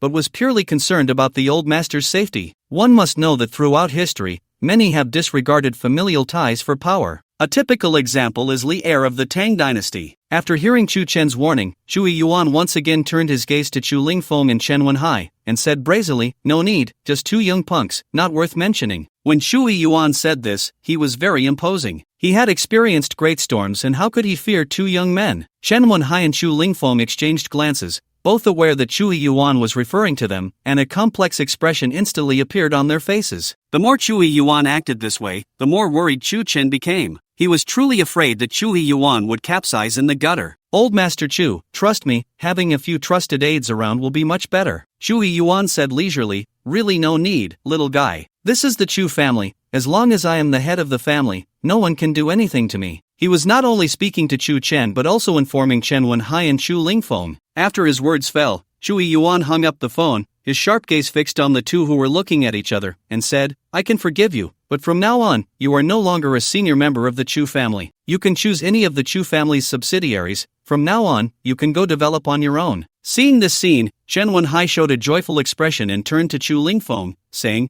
Aren't you going to thank the head of the Chu family for his forgiveness? To be honest, Chu Yuan's words made it impossible for Chu Lingfeng to suppress the anger in his heart any longer. Chu Yuan not only wanted to strip him of his status as a senior member of the Chu family but also wanted to expel him from the family. As an arrogant direct descendant of the Chu family, he absolutely could not accept this. However, after hearing Chen Wenhai's voice, Chu Lingfeng forcibly restrained his inner anger and pretended to accept it gladly. He extended his hand and offered the teacup to Chu Yuan, bowing his head and saying, As long as the head of the family forgives me, I am willing to accept your punishment. Chu Yuan no longer had any good feelings for Chu Lingfeng, giving him a disdainful glance as he took the teacup from his hand. He drank it in one gulp and then said indifferently, In the future, don't appear in the Chu family unless necessary. After Chu Yuan drank the tea, Chen Wenhai and Chu Lingfeng immediately changed their attitudes, no longer bowing and scraping, but standing tall and looking at him with a teasing expression. At this moment, Chu Yuan also noticed their change and felt something was amiss. Just then, Chu Lingfeng revealed his true colors, shouting with claws outstretched, Chu Yuan, oh Chu Yuan, I never expected you would have such a day, actually falling into my hands. Beside him, Chen Wenhai cupped his fists towards Chu Lingfeng and said, Congratulations, brother Chu. No, wait. Congratulations to the head of the Chu family. Chen Wenhai's change was particularly obvious. He not only ignored Chu Yuan but also excitedly referred to Chu Lingfeng as the head of the family. Chu Lingfeng laughed wildly, as if this was everything he wanted. Facing the excessive actions of Chu Lingfeng and Chen Wenhai, Chu Yuan, who had calmed down, was once again enraged, slamming his hand heavily on the coffee table. With narrowed eyes, he shouted angrily, "Chu Lingfeng, are you trying to rebel? Have you forgotten, this is the Chu family, and I am still the head of the Chu family. You really don't take me seriously." In his fury, Chu Yuan seemed to have lost all tolerance for Chu Lingfeng, directly stating the consequences of his actions. Chen Wenhai shifted his gaze from Chu Lingfeng to Chu Huiyuan, then teasingly said, "Old man of the Chu family, I urge you to see the situation clearly. The power of the Chu family is now in the hands of Brother Chu, rather than you." When he saw an outsider flaunting their power in the Chu family, Chu Huiyuan felt an uncontrollable anger rising within him. He slammed his hand on the coffee table and suddenly stood up. The moment he stood, he felt a wave of dizziness wash over him. A tightness gripped his chest, and his heart raced, seemingly exceeding normal limits. Soon after, Chu Huiyuan began to feel faint, raising a hand to support his forehead. His body swayed slightly. What is happening? With a splitting headache, Chu Huiyuan was confused about his condition. He usually paid great attention to health, so he had never experienced anything like this. But now, what could be the reason? This was definitely not simple. After pondering for a long time, Chu Huiyuan cast a suspicious glance at the teacup on the coffee table. Perhaps the key to the problem lay within that cup of tea. Chu Huiyuan gritted his teeth against the pain and stammered, You actually poisoned the tea?" The moment his words fell, Chu Lingfeng and Chen Wenhai exchanged glances and then burst into laughter. It seemed the old fox was indeed an old fox, quickly realizing the problem. Now, having drunk from that teacup, Chu Huiyuan was already on borrowed time. Therefore, Chu Lingfeng and Chen Wenhai had no reservations, and before executing their plan, they had already evacuated all the staff from the estate. In other words, only the three of them remained in the Chu family estate. After laughing for a moment, Chu Lingfeng stepped in front of Chu Huiyuan and indignantly said, "Do you regret it now? If you had let me be the heir of the Chu family, none of this would have happened, and you could enjoy your old age in peace. But who would have thought you would favor Chu Chen so much, even handing over the power of the Chu family to him? After being rejected by that traitorous offspring, you still refuse to give the power to me, instead wanting to hand it to Chu Mengting, who is just a girl. Everything that has happened today, you can blame no one but yourself." Chu Lingfeng spoke with a powerful voice, and after expressing all his grievances, the emotions that had been bottled up inside him finally found release. He instantly appeared invigorated. "You're dreaming. Even if I die, I will have no regrets. The only regret I have is not seeing through you, allowing you to rise to the upper echelons, only to end up nurturing a disaster." Chu Huiyuan took a deep breath, struggling to voice his thoughts. At the same time, he secretly regretted not heeding Chu Chen's warning. Otherwise, he wouldn't have ended up in such a predicament. It was a stain on his life. Being persecuted by the direct descendants of the Chu family, if this were to get out, his lifetime of reputation would be utterly ruined. Upon hearing Chu Huiyuan's words, Chu Lingfeng's brows furrowed tightly. For him, only if Chu Huiyuan admitted to regretting his choices would Chu Lingfeng feel satisfied and proud. But Chu Huiyuan claimed he had no regrets, which infuriated him. Even at this point, Chu Huiyuan still looked down on him.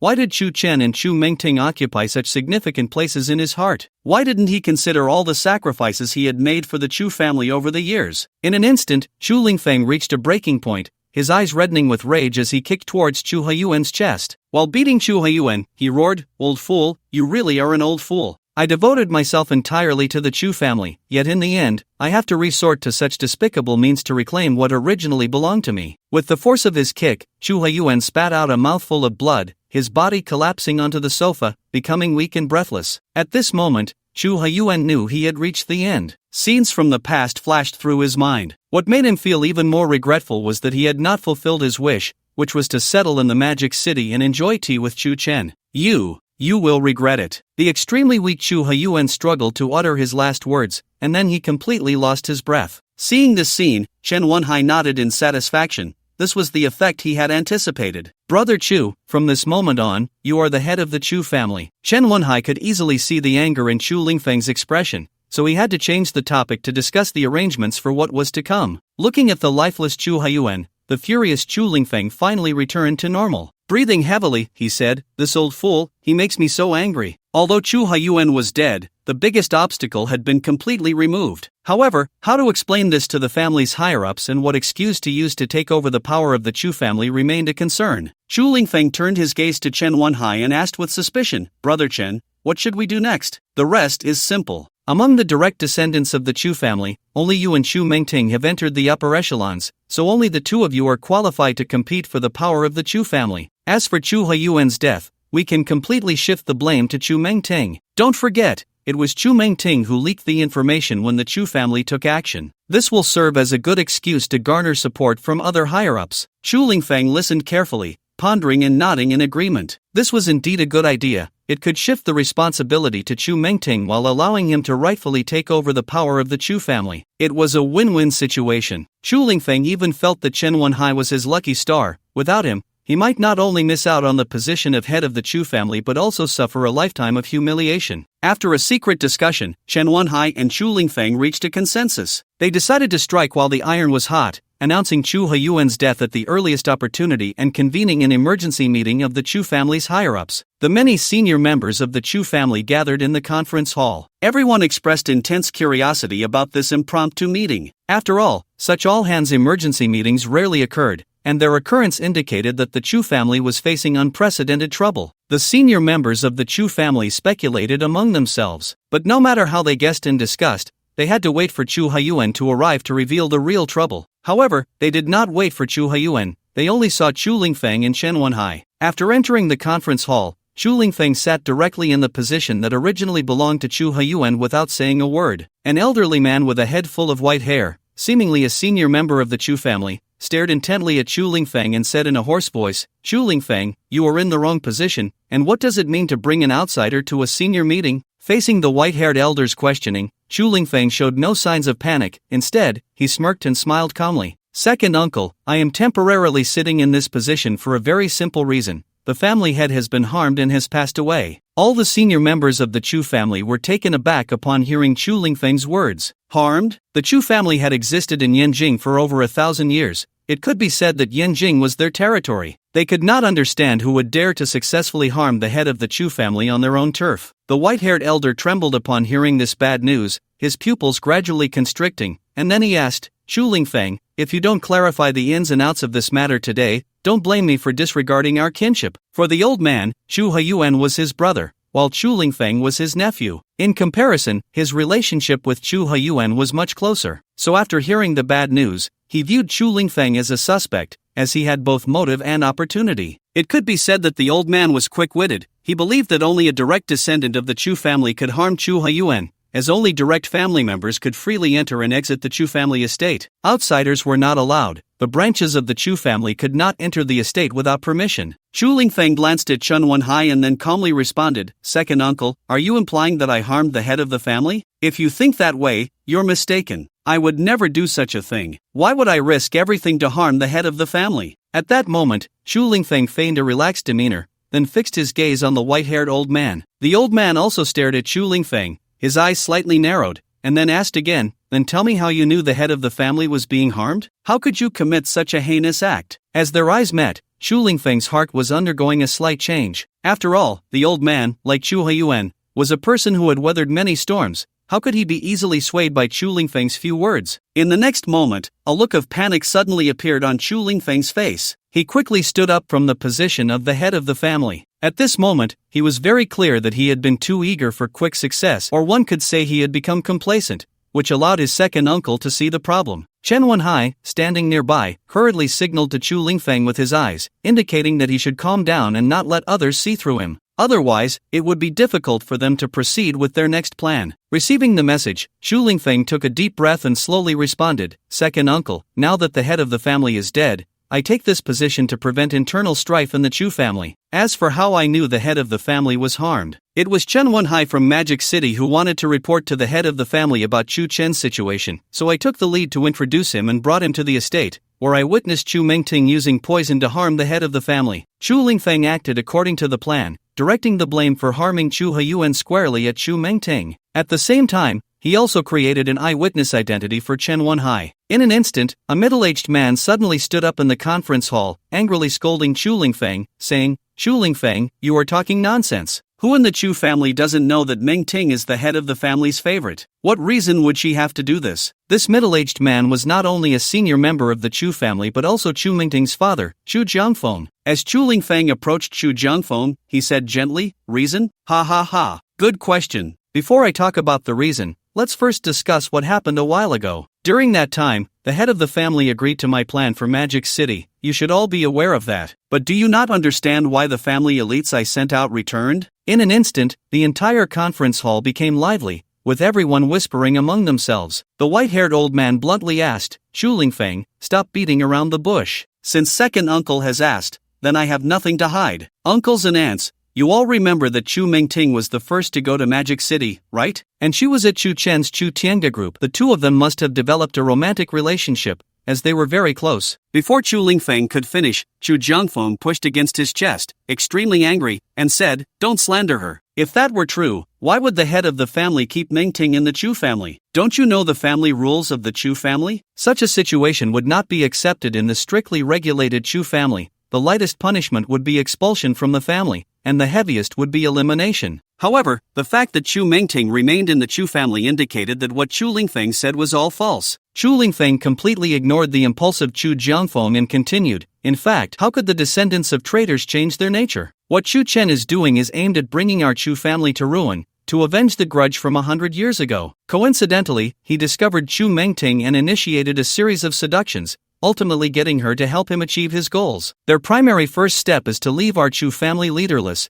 thus finding the right moment to prepare for revenge. Chu Lingfeng spoke with reason and evidence, then turned his gaze to the many high-ranking members of the Chu family in the conference hall, seemingly observing the changes in their expressions to deduce whether to intensify their efforts. The moment his words fell, Chu Jiangfeng could no longer suppress the anger in his heart and pushed Chu Lingfeng away. Absurd, I will never let go of those who conspire against the family head. No, I want to go with you. With a face full of shyness, Chu Mingting suddenly raised her head, her gaze firmly fixed on Chu Chen. She was well aware that Chu Chen's meetings at the Chu Tianga group were focused on dealing with Chen Wenhai and Chu Lingfeng. Chu Mingting understood that her abilities were insufficient to help Chu Huiyuan seek justice, and she could only place her hopes on Chu Chen. Therefore, she had to participate in this process. Otherwise, she would not be able to face the beloved Chu Huiyuan. Chu Chen said nothing but turned his gaze to Chu Mingting. Although the blush on her face had not diminished in the slightest, it was easy to see the fatigue etched on her features. After pondering for a moment, Chu Chen silently nodded. For him, Chu Mingting's forced departure from Yanjing was due to her inability to contend with Chen Wenhai and Chu Lingfeng on her own. Even with his father, Chu Jiangfeng, it was still far from enough. Chu Chen turned and walked toward the changing room, changing into a formal suit. Let's go. The moment his words fell, Chu Chen drove his flashy pink Ferrari, carrying Chu Mingting to the Chu Tianga group. Upon arriving at the Chu Tianga group, they headed straight for his office. Li Jia also received a call from the front desk and appeared before Chu Chen at the first opportunity.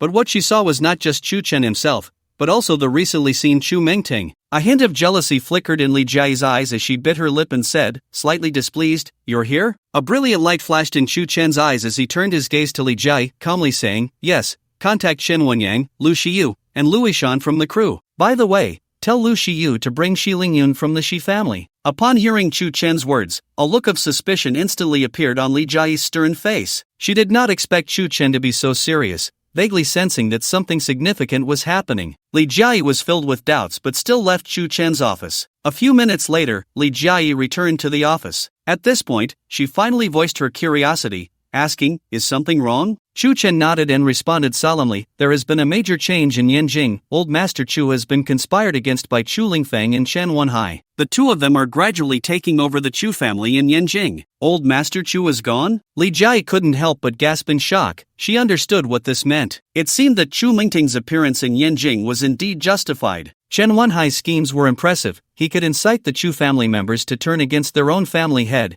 which was simply unimaginable. So, does this mean Chen Wenhai will now set his sights on us? Li Jia asked in shock, filled with confusion. Chu Mingting's brows furrowed slightly, her face showing a look of disappointment. Now, just mentioning Chen Wenhai or Chu Lingfeng would fill her heart with boundless rage. The intense anger completely ignited Chu Mingting's desire for revenge. Chu Chen's gaze deepened, and he nodded gravely, saying meaningfully, "Chu Lingfeng is merely a pawn of Chen Wenhai. The only ones he truly fears are us, so there's no need to think twice, he will definitely target us. Moreover, for now, Chen Wenhai's Dongshan group is simply no match for the Chu Tiangu group, let alone the Super Alliance. But with the infiltration of the Yanjing Chu family, things are going to get extremely complicated." Li Jia and Chu Mingting listened carefully to Chu Chen's analysis, nodding in agreement. Chu Chen was right. With the current strength of the Dongshan group, they were no match for the Chu Tiangu group. Furthermore, Chu Chen had not only the Chu Tiangu group behind him but also the support of the Li, Chen, and Lu families, along with the super alliance that encompassed the entire family network of Modu. Chen Wenhai knew he couldn't compete with Chu Chen, so he sought out his ally, Chu Lingfeng from the Yanjing Chu family. The primary condition was to place Chu Lingfeng in the position of the head of the Chu family, so he could wield power to assist him in seizing the upcoming opportunities. Chu Mengting was acutely aware of this and felt a deep resonance with it. Li Jia sighed. It's heartbreaking to see such a kind old man like old Master Chu end up like this. Although she had only met him once, Li Jiayi could clearly sense Chu Haiyuan's warmth. Yet, despite his shrewdness, he ultimately fell at the hands of the Chu family's younger generation. I had warned old Master Chu before to be cautious of Chen Wenhai and Chu Lingfeng, but who would have thought he would be so careless? It really proves that old veterans can still stumble in the gutter, Chu Chen said, displaying a look of regret. Seeing this, Chu Mingting's eyes turned red, tears welling up as if she would cry at any moment. Understanding everything, Li Jiayi no longer held any hostility towards Chu Mengting. Quietly moving to her side, she took her hand and comforted her, saying, Meng's sister, you don't need to worry. Chu Lingfeng and Chen Wenhai will eventually get their comeuppance. Chu Mengting was astonished by Li Jiayi's change in attitude but still nodded slightly. A brilliant light flickered in Chu Chen's eyes, and then he smiled, teasingly saying, Jai, her name isn't Meng Tingwei, her real name is Chu Mengting. Li Jiayi was taken aback upon hearing Chu Chen's words. So Meng Tingwei's real name was Chu Mengting. It made sense, she was from the Chu family, so her surname was naturally Chu, not Meng. Jiayi, when will they arrive? In response to Chu Chen's inquiry, Li Jiayi furrowed her brows slightly and replied, according to the travel time, it will take at least an hour for everyone to gather. I see. Then let's discuss the Dongshan group first. Chu Mengting didn't know much about the Dongshan group, but Li Jiayi had been keeping a close eye on it. After all, Li Jiayi understood that no matter what, the rift between Chu Chen and Chen Wenhai would not change in the slightest, meaning the Dongshan group could very well become a rival to Chu Tiangu. After hesitating for a moment, Li Jiayi said earnestly, currently, the Dongshan group poses no significant threat. The only one who can truly threaten us is Chen Wenhai, he's simply unfathomable. Chu Chen squinted his eyes, dismissively saying, Chen Wenhai? He only knows how to use despicable tricks. Li Jiayi quickly shook her head, adding, undermining the opponent can put us in a very dangerous position. We absolutely cannot do that. The fact that Chen Wenhai, having lost the position of head of the Chen family, could establish the Dongshan group and incite Chu Lingfeng to seize the Chu family was already a terrifying matter. Chu Jiangfeng angrily left the conference hall. It seemed he couldn't tolerate Chu Lingfeng's nonsense, but he knew that some of what Chu Lingfeng said was true. Previously, it was because the family head, Chu Haiyuan, did not pursue the matter, instead choosing to keep it under wraps. Now that Chu Haiyuan has passed away, this matter has been brought up again. This is bound to cause quite a stir, as Chu Mingting's actions have already touched the bottom line of the Chu family in Yanjing. Regardless of the direction the Chu family takes next, Chu Mingting cannot remain in the Chu family, let alone in Yanjing. Having adhered to the warnings, Chu Mengting stayed in her room at the manor, spending her days doing nothing, either playing on her phone or daydreaming about being with Chu Chen, until the door was pushed open by Chu Jiangfeng, breaking the tranquility of her room. Chu Mengting looked at her father, Chu Jiangfeng, with a face full of suspicion, and then asked in confusion, Dad, what's wrong? It should be noted that after leaving the conference hall, Chu Jiangfeng rushed to Chu Mingting's room, his quick pace causing his breath to become unstable. Chu Jiangfeng's expression was serious as he solemnly asked, the head of the family is gone, and Chu Lingfeng says you conspired to harm him. The head of the family is gone? How could this be? Chu Mingting was stunned, her gaze blankly fixed on her father, Chu Jiangfeng, her clear eyes filled with disbelief. How could the usually healthy Chu Haiyuan just be gone? By the time Chu Mingting came to her senses, her emotions instantly turned agitated, and she cried out, when did this happen? Why am I just finding out now? Chu Mingting's reaction was genuine. Apart from her father, Chu Jiangfeng, the head of the family, Chu Haiyuan had treated her the best. Moreover, not long ago, when she leaked information to Chu Chen, Chu Haiyuan not only did not punish her but also suppressed the matter, which was enough to show his affection for her. Chu Jiangfeng knew his daughter very well. From her expression, he had already deduced that the death of the head of the family, Chu Haiyuan, had nothing to do with the Devil City Chu Chen, nor did it have anything to do with his daughter, Chu Mengting. Chu Lingfeng's actions were purely slanderous. However, no matter what, Chu Mengting had indeed leaked the Chu family's secrets. She would definitely face family sanctions. After hesitating for a moment, Chu Jiangfeng sighed inwardly and said calmly, my daughter, I believe this is the doing of Chu Lingfeng, and it has been premeditated. You absolutely cannot stay in the Chu family. Before Chu Lingfeng manages to deal with the family's higher-ups, you should leave Yanjing quickly. Anger, dissatisfaction, and a series of emotions surged into her heart.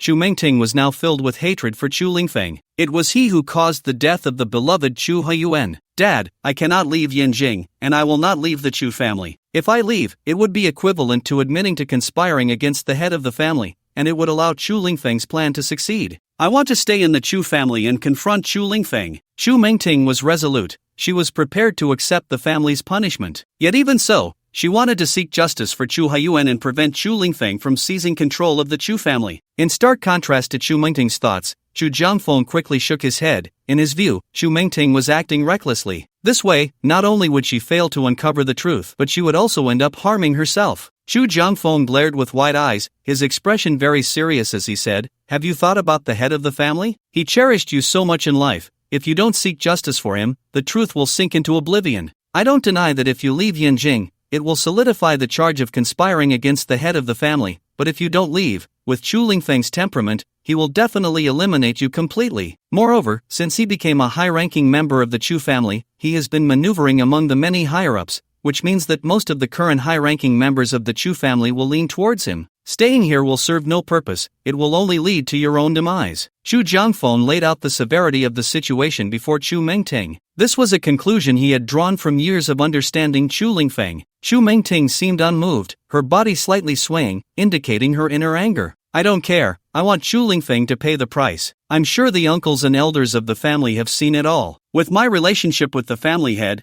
how could they make things difficult for me?" As the saying goes, anger can easily lead to chaotic thinking. At this moment, Xu Mengting was already blinded by rage. Seeing this scene, Xu Jiangfeng did not want Xu Mengting to throw her life away in vain. He suddenly raised his hand towards her and shouted in desperation, "What are you trying to do? Is what I, your father, say no longer effective? If you continue to be so confused, then don't call me father anymore." Looking at the furious Xu Jiangfeng, tears welled up in Xu Mengting's eyes, and her agitated emotions began to ease. As her thoughts gradually became clearer, Xu Mengting also realized her father's intentions. She wiped the tears from the corners of her eyes and said meaningfully, "Dad, but if I leave, what will happen to the Chu family? I'm sure Chu Lingfeng won't let you off." Xu Jiangfeng shook his head, his face serious as he said, "In the past, the family had promoted you to a high position, but you are merely a figurehead. Even if you stay, you won't be able to deal with Chu Lingfeng. But I'm different. After you leave Beijing, I can fully confront Chu Lingfeng and stop his ambitions." In that instant,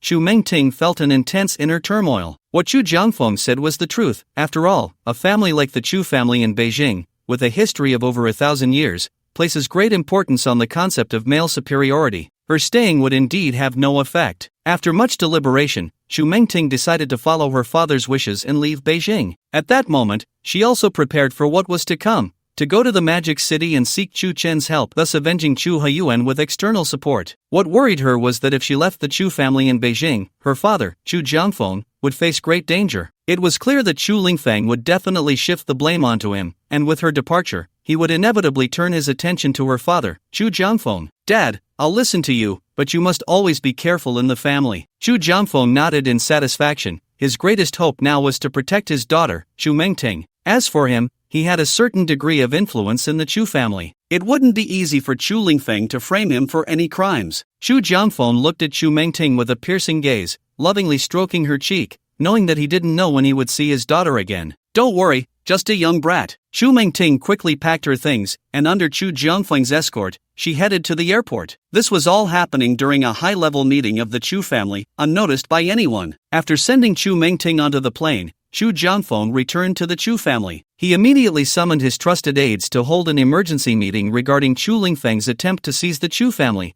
promptly formulating corresponding strategies. As for Xu Mengting, after several hours of travel, she finally arrived in the Magic City, heading straight to the Chu Tiange group. When the receptionist at the Chu Tiange group saw Xu Mengting, everyone excitedly gathered around her. "Manager Meng, where have you been all this time? We missed you so much." "Yeah, Manager Meng, you're not leaving again, right?" The staff at the Chu Tiange group were unaware of Xu Mengting's true identity and still regarded her as the legendary Meng Tingwei. Looking at the familiar faces, Xu Mengting's troubled emotions eased, and a slight smile appeared on her lips. After a long time, returning to this old place truly stirred up many feelings. The first time she came to the Chu Tiange group, it was with the purpose of investigating Chu Chen's identity. Now, however, she felt extremely downcast and had no choice but to seek refuge with Chu Chen. Facing her enthusiastic colleagues, Xu Mengting nodded in response and said, "I probably won't leave again, but it still depends on what Director Chu and Director Li think. Don't worry, Mr. Meng, Chairman Chu and Chairman Li will definitely keep you, Chu Mengting said softly, pursing her lips. I hope so. The commotion at the front desk of the group disturbed Li Jiai, who was downstairs retrieving documents. In an instant, Li Jiai stood still, her clear and captivating eyes looking at Chu Mengting, who was surrounded by a crowd. Li Jiai gently cleared her throat and said, "It's working hours now, everyone should return to their posts. You, come to my office." As she said this, she directed her gaze at Chu Mengting. This was because, before leaving the Magic City, Chu Mengting had openly embraced Chu Chen in front of her. This incident had created a rift between the two of them. Even when Li Jiai and Chu Mengting looked at each other, there was an indescribable awkwardness. But now she had come to seek refuge with Chu Chen, and Li Jiai was Chu Chen's fiancé, which naturally made her feel a bit guilty. Silently, she followed Li Jiai to the office. Once in the chairman's office, Li Jiai and Chu Mengting took their respective seats, but they did not engage in any conversation, and the atmosphere was quite awkward. This awkwardness lasted for about 10 minutes. Finally, Li Jiai broke the silence, looking at Chu Mengting and softly asking, "Why are you back?" In response to Li Jiai's question, Chu Mengting candidly replied, "I'm here to apply for a job." Chu Mengting did not tell Li Jiai about the changes in the Chu family because she only wanted to inform Chu Chen. After all, it was a significant matter, and she was well aware that this was a war between her and Li Jiai. Even if she told her about the changes in the Chu family, Li Jiai wouldn't pay much attention to it, as her focus was solely on her. "Oh, the esteemed young lady of the Chu family from Yanjing is actually looking for a job again. How surprising." Chu Mengting took a deep breath and then said firmly, "Is it wrong for a young lady to work? If that's the case, aren't you also the young lady of the Li family, yet you're still working?" Li Jiai and Chu Mengting were at odds, neither backing down. After hearing Chu Mengting's rebuttal, Li Jiai frowned and continued, "I'll concede that point. Now, back to the main topic. Since you're back, you should continue in your original position." Besides secretly competing with Chu Mengting, Li Jiai did not forget about the main business. After all, although the film and television company under the Chu Tianga Group was operating normally, it was not suitable for Luishan to manage it right now. It wasn't that Luishan lacked ability, but he was currently focused entirely on Tian Xinxin. Therefore, to avoid any mistakes, the position at the film and television company should still be given to Chu Mengting. Only she could take over the film and television company without causing Tian Xinxin to have any thoughts. Li Jiai's voice made Chu Mengting smile slightly as she said, "I built the film and television company myself. This position is mine alone. By the way, I heard Luishan has taken my position." Li Jiai nodded slightly. They finally returned the topic to business. Chu Mengting didn't know much about Luishan, but she had heard that he was a genius with a very high IQ. With him overseeing the film and television company, there shouldn't be any unexpected issues. After hesitating for a moment, Chu Mengting said again, "That's good. With him in charge of the film and television company, there shouldn't be any problems, and I can take over smoothly." Upon hearing Chu Mengting's words, a brilliant light flickered in Li Jiai's eyes, and she teasingly said, "Indeed, there shouldn't be any problems, but it won't be too good either. Luishan is currently immersed in love. I'm not very clear about the changes in the Chu Tiangu group, but the first person that came to Chu Mengting's mind who could be in a relationship with Luishan might be Tian Xan, who is currently filming a movie. It seems that she needs to reorganize the film company. If there are office romances, it will inevitably delay many matters, and such things must be eliminated in the film company in the future." After thinking for a while, Chu Mengting asked with a serious expression, "Has Chu Chen not come to the company yet?" In comparison, before addressing the issues in the film company, she must inform Chu Chen about the changes in the Chu family. After all, this not only involves the power of the Chu family but also concerns the alliance between the Chu family and Chen Wenhai's Dongshan group. Li Jiai, whose mood had just softened, cast a cold glance at Chu Mengting again and responded flatly, "No, he might be tired from yesterday, he's mostly sleeping now." Usually stern, Li Jiai never discusses such topics, but today, by saying this, she wanted to give Chu Mengting a warning, to let her know that she is Chu Chen's wife. How could Chu Mengting not understand the underlying meaning? She instantly showed an awkward expression. Her urgency to find Chu Chen was quite simple. It was just that Li Jiai was overthinking it. Next, Chu Mengting slowly stood up, her gaze fixed on Li Jiai. "Then I'll go find Chu Chen." Chu Mengting placed her suitcase in Li Jiai's office. Without taking a moment's rest, she headed directly to the villa where Chu Chen lived. Upon arriving at the villa, it was indeed as Li Jiai had said, he was lying in bed, sound asleep. "Chu Chen." Chu Mengting stood by the bed, softly calling his name. Hearing her call, Chu Chen slowly opened his eyes, then sleepily glanced at Chu Mengting. "It's you." He responded as if in a dream, then closed his eyes again. After a moment, it seemed he realized he wasn't dreaming. He suddenly opened his eyes wide and sat up abruptly. As he sat up, his solid upper body was fully revealed to Chu Mengting. She immediately blushed and lowered her head, then said with great dissatisfaction, "Why are you sleeping without clothes?" Upon hearing her question, Chu Chen squinted, a brilliant light flashing in his eyes, and then he smirked. Memories of the wild night with Li Jia flooded his mind. He teasingly said, "Who sleeps in clothes these days? Do you sleep in clothes?" Without hesitation, Chu Mengting replied, "Of course I do." But after she said that, she realized she had fallen into Chu Chen's trap. Her face turned even redder. "You are so annoying." Chu Mengting angrily scolded Chu Chen for his shameless behavior. Seeing this, Chu Chen not only didn't get angry but instead burst into loud laughter,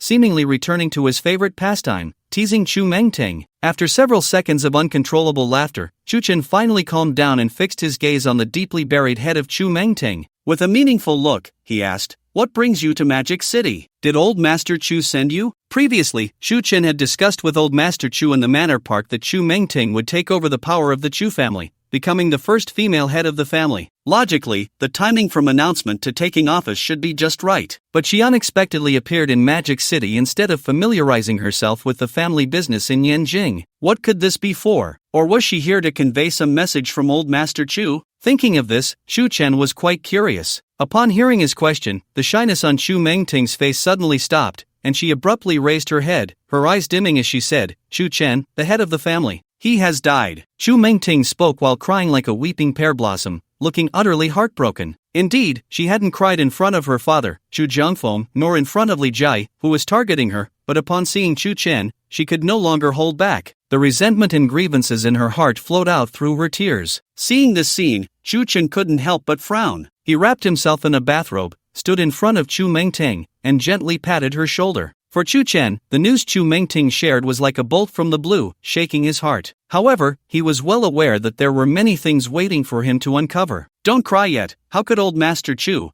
with such good health, possibly be dead?" Chu Mengting still couldn't stop her tears, and when Chu Chen stood before her, she directly threw herself into his arms. Now, without the support of Chu Haiyuan, Chu Chen was her only pillar. The next moment, Chu Mengting stammered, "It's Shu Lingfeng and Chen Wenhai. They conspired to harm the family head, and pushed the blame onto me." A brilliant light flickered in Chu Chen's eyes. It seemed to align with his suspicions. Chen Wenhai's trip to Yanjing was indeed to conspire with Chu Lingfeng. What Chu Chen didn't expect was how ruthless Chu Lingfeng was, even willing to harm his own elder, reaching a level of madness. The one driving Chu Lingfeng to madness was Chen Wenhai. Immediately, Chu Chen reached out to ruffle Chu Mengting's hair and said solemnly, "It's okay. I will seek justice for Old Master Chu and clear the family's name." Although Chu Chen's interaction with Chu Haiyuan was brief, it felt like a long-awaited reunion, which was a major factor in their growing relationship. Hearing this bad news, it wasn't just the pain of having someone like Chu Lingfeng, a wolf in sheep's clothing, in the Yanjing Chu family. More so, it was a lament that a generation of business tycoons had capsized in the gutter. Since Chu Haiyuan was dead, the Chu family would inevitably fall into a leaderless state,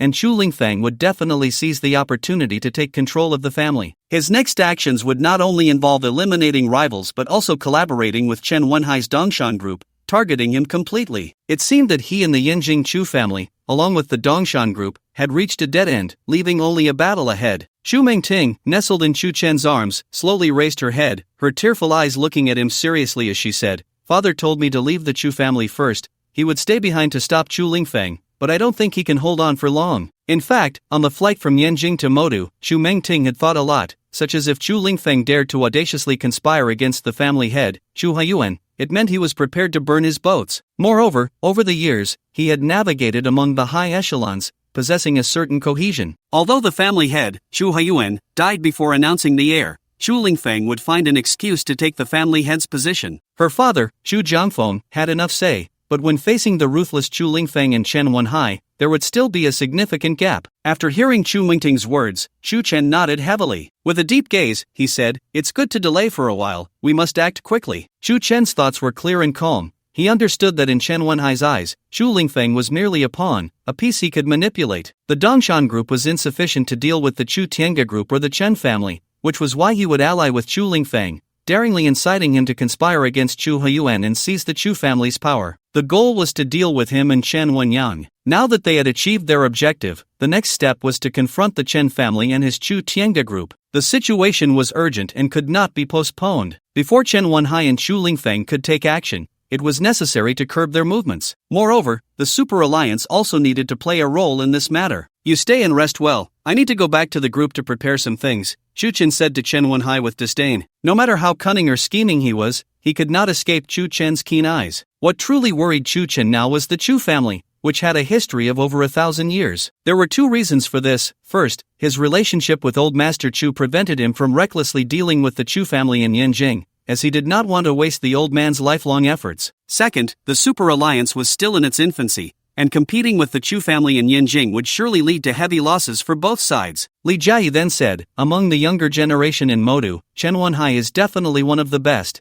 Otherwise, the Chen family wouldn't have appointed him as the heir. A brilliant light flickered in Chu Chen's eyes, and then he smiled calmly, saying, perhaps he was once a standout among the younger generation in Modu, but since I appeared, he is no longer. To resolve the Dongshan group issue, we still need to rely on Chen Wenyang. Li Jiayi and Chu Mingting exchanged glances, both showing expressions of mutual understanding. They seemed to grasp Chu Chen's intentions. Chen Wenhai and Chen Wenyang had lived together for decades and understood each other's thoughts well, so having Chen Wenyang step in to eliminate the Dongshan group was the most suitable choice. Moreover, Chen Wenhai was currently entangled with Yanjing, helping Chu Lingfeng gain complete control of the Chu family's power. This meant he would not be able to attend to the Dongshan group's matters for a while, allowing them to take advantage of this window and cut off Chen Wenhai's escape route. Thus, Chen Wenhai would never stir up trouble in Modu. At that moment, the company front desk called to inform Lu Shiyu, Shi Lingyun, Chen Wenhai, and Louis Shan that they had arrived at the group's conference room. Upon receiving the news, Chu Chen suddenly stood up and then looked at Chu Mingting and Li Jiayi, softly saying,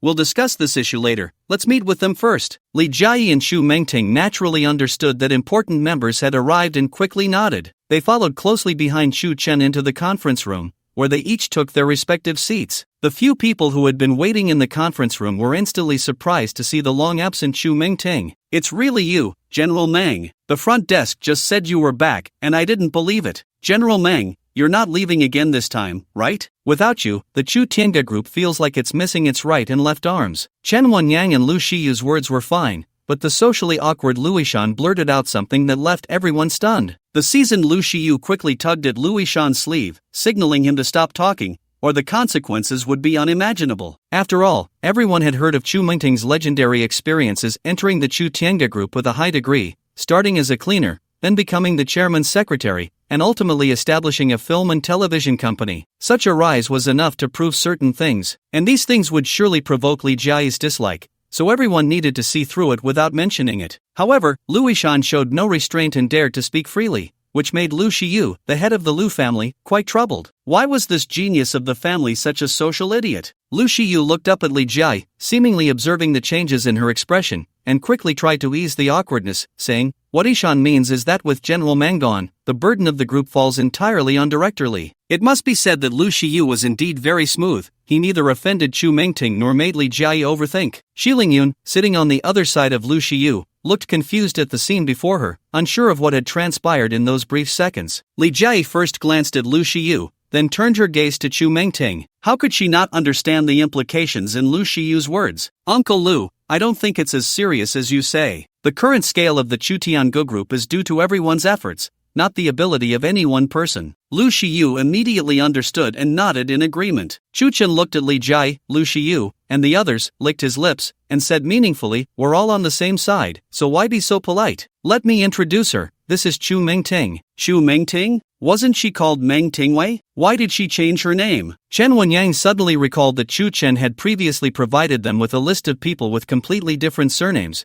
all of whom were from the Yanqing Chu family. Based on this, it indicated that Meng Tingwei was merely her alias, and her real surname was Chu. No way, she was actually from the Yanqing Chu family. Brother Chu, if I'm not mistaken, General Manager Meng. No, I mean General Manager Chu, she is from the Yanqing Chu family, right? Chen Wenhai's words instantly shocked the others in the conference room. They all turned their attention to Chu Mingting. For them, this news seemed hard to accept. A glimmer of light passed through Chu Chen's eyes as he nodded in satisfaction and said bluntly, "That's right, Chu Mengting is a direct descendant of the Chu family. If there are no changes in the Chu family, she will be the first female head of the Yanqing Chu family." This statement not only surprised Lu Shiyu and Chen Wenhai, but even Chu Mengting looked at Chu Chun in astonishment. She would take over the position of the family head, Chu Haiyuan? How did Chu Chen know this? A multitude of questions arose in her mind, and after a moment, Chu Mengting asked, "Chu Chen, how did you know about this?" "Before I left Yanqing, I discussed this issue with old Master Chu. He intended to hand over the power of the Chu family to you. I think the reason Chu Lingfeng took action is likely because he got wind of something." Chu Chen responded thoughtfully, as if he had sensed something. Indeed, ever since Chu Chen learned this news, he had been pondering how Chu Lingfeng could suddenly become so bold as to dare to act against the head of the family. After careful consideration, he finally realized that the only reason Chu Lingfeng would risk everything was if the coveted position of family head had changed,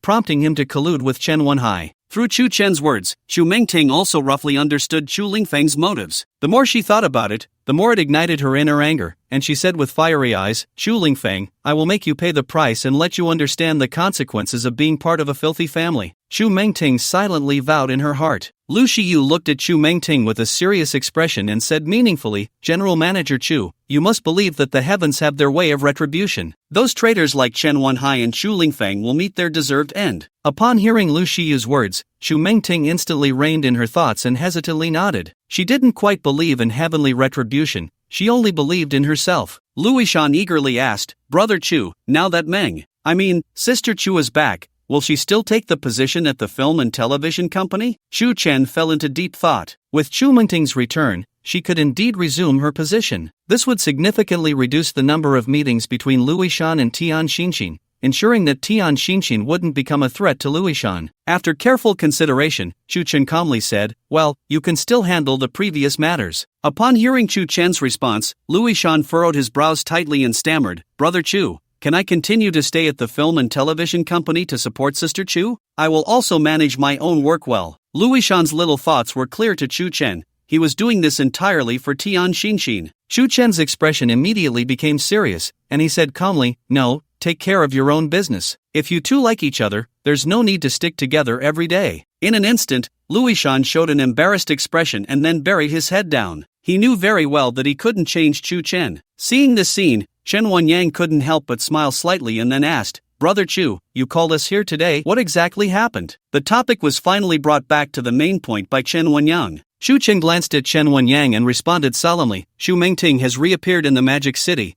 I believe everyone has noticed something." "That's right, the Chu family in Yanjing has undergone changes. Chu Lingfeng from the Chu family has teamed up with Chen Wenhai to kill Old Master Chu and simultaneously seize control of the Chu family. Once they successfully take over the Chu family, they will inevitably turn their attention to the Magic City." Chen Wenyang was particularly shocked. He knew better than anyone the methods of his brother Chen Wenhai. If Chen Wenhai received help from the Yanjing Chu family, the first thing he would do is deal with him. After all, he had taken the position of family head from Chen Wenhai, and with his cunning, he would definitely hold a grudge. Thinking of this, a hint of panic appeared in Chen Wenyang's eyes, and he couldn't wait to ask Chu Chen, "Brother Chu, my brother will definitely target me first. Once he regains control of the Chen family, he will inevitably come after you too, Brother Chu." Chu Chen listened carefully and then nodded in satisfaction. It seemed that Chen Wenyang's thinking was quite clear. "Wenyang, you are right. In short, with Chen Wenhai's Dongshan group, we are not a match for them at all. But now that he has the Yanjing Chu family, the situation has changed. If I were you, I would definitely take corresponding actions during the time Chen Wenhai is not in the Magic City, completely eliminate the Dongshan group and ensure that your brother Chen Wenhai cannot return to the Magic City,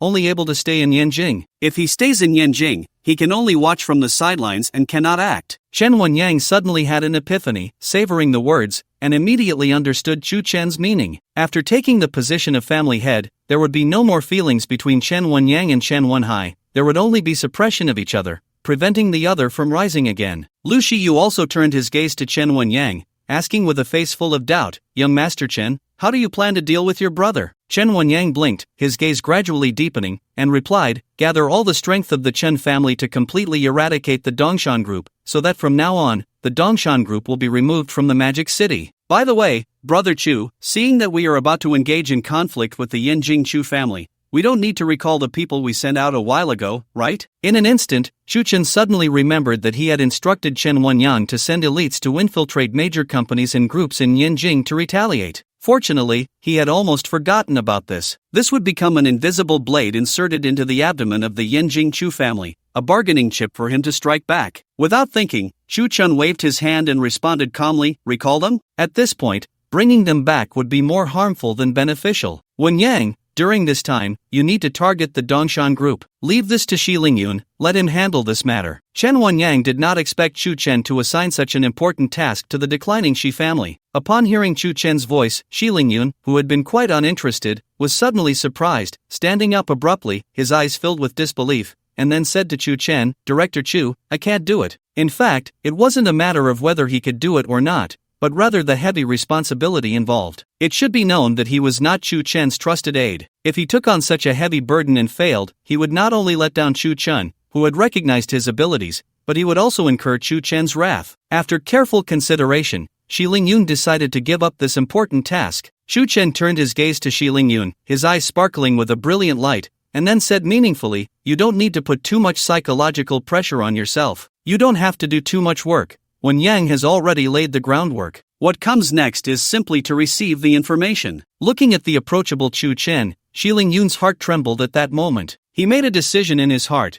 he would absolutely not embarrass Chu Chen. After hesitating for a moment, Shi Lingyun nodded heavily and said excitedly, "In that case, I will take it on. But rest assured, I will not delay anything for you, Director Chu." Seeing Shi Lingyun's earnest expression, Chu Chen couldn't help but smile lightly and said, "It doesn't matter. Let everything proceed according to fate. The affairs of the world cannot be forced." Uncle Lu, what is the current situation of the Super Alliance? Although the elites embedded in major corporations in Yanjing were like invisible blades, playing an unexpected role, if things were to be exposed, there would be no way around it. The only force that could truly contend with the Chu family of Yanjing, which had a history of over 1,000 years, was the Super Alliance, which gathered the strength of the entire Magic City. Only if the Super Alliance began to show results would it be easy to deal with the Chu family of Yanjing. Lu Shiyu rubbed his temples, easing his weary state. "Young Master Chu, the Super Alliance is doing okay for now. The initial adjustments are basically complete." Lu Shiyu's answer was somewhat ambiguous. This left Chu Chen puzzled, and he furrowed his brows, then said, "Okay, is it good or bad?" Upon hearing Chu Chen's inquiry, Lu Shiyu couldn't help but sigh inwardly and said helplessly, "Young Master Chu, these families in Magic City have existed for over 100 years. Over the years, there have been conflicts and contradictions between each family. Now they have all joined the Super Alliance, but long-standing conflicts won't just resolve themselves." With this, Chu Chen began to understand. It turned out that the issues left over from the Super Alliance were so serious that it was merely a facade,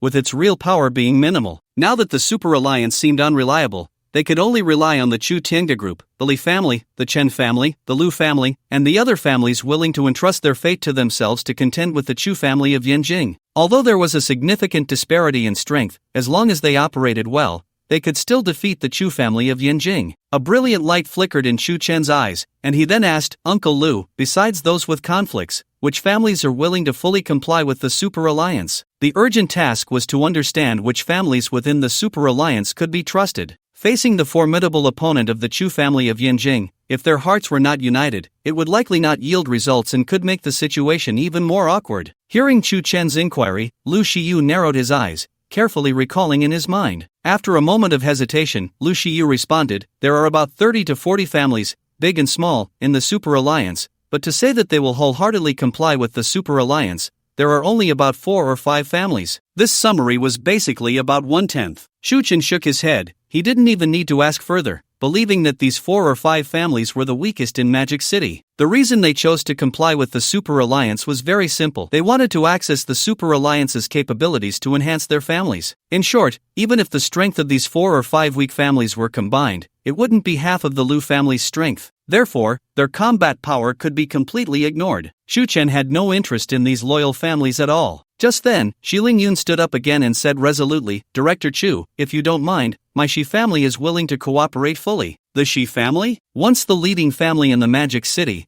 but now it had fallen into decline. However, Chu Chen thought for a moment, even though the Shi family's strength had weakened, the foundation they had accumulated over the years was something other families did not possess. To be precise, the former Shi family, like the Chu family in Yanjing, had a strict system and cultural heritage. If he could mobilize the Shi family, it would surely yield twice the result with half the effort. With this thought, a glimmer passed through Chu Chen's eyes, and he nodded in satisfaction, saying meaningfully, "Shi Lingyun, what I am about to face is the Chu family in Yanjing, which has a history of over 1,000 years. The situation can be said to be quite critical. If any mistakes occur, it will lead to utter destruction. Are you still willing to gamble the future of the Shi family?" In an instant, Shi Lingyun's eyes narrowed slightly, and his brows furrowed tightly as thoughts swirled in his mind. He initially joined the Super Alliance to strengthen the Shi family and gradually restore its former glory. But now he was faced with such a situation. Looking at Chu Chen, he did not seem to be joking, which meant that supporting Chu Chen might indeed lead to destruction. In a moment, Shi Lingyun's heart became increasingly conflicted. On one hand was the future of his family, and on the other was his admiration for Chu Chen's charisma. After tossing and turning, Shi Lingyun gritted his teeth and made up his mind. The balance was gradually tilting. He was completely captivated by Chu Chen's charm. Establishing the Super Alliance to unite all families in the Magic City to contend with the vastly more powerful Chu family in Yanjing was not something an ordinary person could accomplish. It was clear that throughout history, all talented individuals were fearless and dared to take risks. Following someone like Chu Chen would undoubtedly yield unexpected rewards. Even if problems arose in the end, at worst, he would bear the title of the unfilial son of the Shi family. However, with both good and bad possibilities, there was also a great chance for the Shi family to completely turn their fortunes around and once again shine,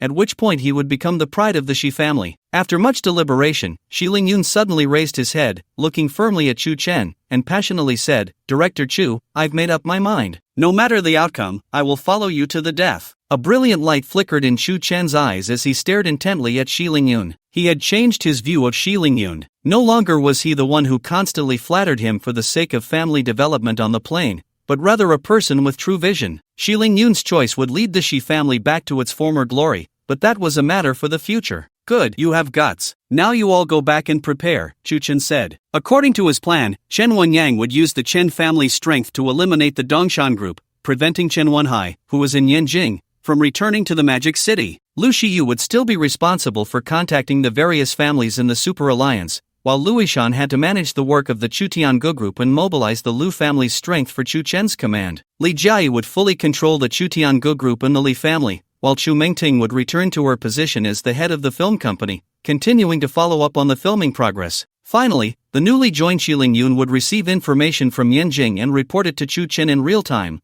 while also providing manpower. Once everything was ready, Chu Chen dismissed everyone from the conference room. Even Li Jiayi did not stay, leaving Chu Chen alone in the large conference room. Chu Chen stepped up to the floor-to-ceiling window, gazing sadly at the scenery outside. Then he muttered to himself, "Old Master Chu, it seems your last hope may never be realized. What a pity." It must be said that whether it was Chu Chen or Chu Haiyuan, both shared the same feeling, a sense of regret for not meeting sooner. After staying in the magical city of Yanjing for a while, their mutual understanding deepened. The moment the words fell, Chu Chen couldn't help but recall a scene in the park of the Chu family estate, where he was walking with the old Master Chu. The old master had once expressed his hope to settle in the magical city, no longer concerning himself with family matters, and simply wanting to stroll, sip tea, and discuss life in his leisure time. However, accidents always come faster than plans. The old Master Chu ultimately met a tragic end at the hands of his own people. After leaving the Chu Tiange group, Chen Wenyang returned directly to the Chen family. At the same time, he convened an emergency meeting as the head of the Chen family. After all, Chu Chen had made it very clear that his brother Chen Wenhai was gradually gaining the support of the Yanjing Chu family. Although he was not very familiar with the current situation of the Yanjing Chu family, he believed it would not be optimistic. Therefore, it was imperative to completely cut off Chen Wenhai's escape route before he returned to the magical city, preventing him from coming back. In other words, what he needed to do next was to annihilate the Dongshan group, keeping Chen Wenhai stranded in Yanjing so that he could not return to the magical city. In an instant, the meeting room of the Chen family was extremely lively. Many high-ranking members of the Chen family gathered in the meeting room, but they were all unclear about Chen Wenyang's intentions, showing expressions of suspicion as they looked towards him. Sitting firmly in the position of the family head, Chen Wenyang surveyed the high-ranking members of the Chen family. These people were his trusted aides, so he had no need for concealment and spoke frankly. "I have called you all here today because a significant matter has arisen in our Chen family, and I hope to hear your opinions." Significant matter? Upon hearing Chen Wenyang say this, everyone couldn't help but gasp. Since becoming high-ranking members of the Chen family, they had been continuously learning about the situation in the magical city, such as the fact that the only person who could monopolize the economy of the magical city was Chu Tiange Group's chairman, Chu Chen. The biggest threat to the Chen family at present was Chen Wenhai, who had been ousted by the family head Chen Wenyang. However, the Dongshan group that Chen Wenhai had rebuilt was not even comparable to some weaker families, not to mention that the Chen family had now become a permanent council member of the Super Alliance. With a close relationship with the formidable Chu Chen, how could anything significant happen? Unless it was a rupture between the Chen family and Chu Chen, otherwise, there were no other possibilities. Chen Zian, a high-ranking member of the Chen family, looked intently at Chen Wenyang and then furrowed his brows to ask, "Family head, has something happened?" Chen Wenyang nodded and responded, "I've received word that Chen Wenhai is currently in Yanjing, closely connected with the Yanjing Chu family. I believe it won't be long before he gains the support of the Chu family, and at that time, Chen Wenhai will undoubtedly target the Chen family." At this moment, the high-ranking members in the Chen family meeting room exchanged glances. They were all Chen Wenyang's confidants, and if it weren't for Chen Wenyang obtaining the position of family head, they would likely have remained unimportant in the Chen family. The change in leadership had allowed them to rise rapidly, ultimately securing their positions in the upper echelons of the Chen family. Thus, Chen Wenyang's fate was closely tied to theirs. If Chen Wenhai sought to reclaim the position of family head, they believed they would not fare well either. With this thought, the high-ranking members of the Chen family appeared anxious and fearful. Chen Zian, however, seemed quite calm. He understood Chen Wenhai's mindset well. Having been ousted from the position of family head, he would certainly not give up easily. He was even constantly seeking opportunities to reclaim what belonged to him. Moreover, Chen Wenhai's actions were not solely for the position of family head but also to regain the face he had lost. Family head, during this time, the Yanjing Chu family has been widely discussed in the magical city. Wasn't it said that the force behind Chu Chen is the Yanjing Chu family? Why not invite Chu Chen to intervene and stop the cooperation between the Yanjing Chu family and Chen Wenhai? Chen Zian was not well informed about the situation in Yanjing. He merely expressed his suggestions based on his own perspective. Chen Wenyang's gaze suddenly deepened, and he shook his head slightly, sighing as he said, "The Chu family in Yanjing is undergoing significant changes, something you are not aware of. Brother Chu indeed has a good relationship with the head of the Yanjing Chu family, but the head has already been conspired against by Chen Wenhai and the Chu family's descendant, Chu Lingfeng. This means that the Yanjing Chu family is now completely in the hands of Chu Lingfeng,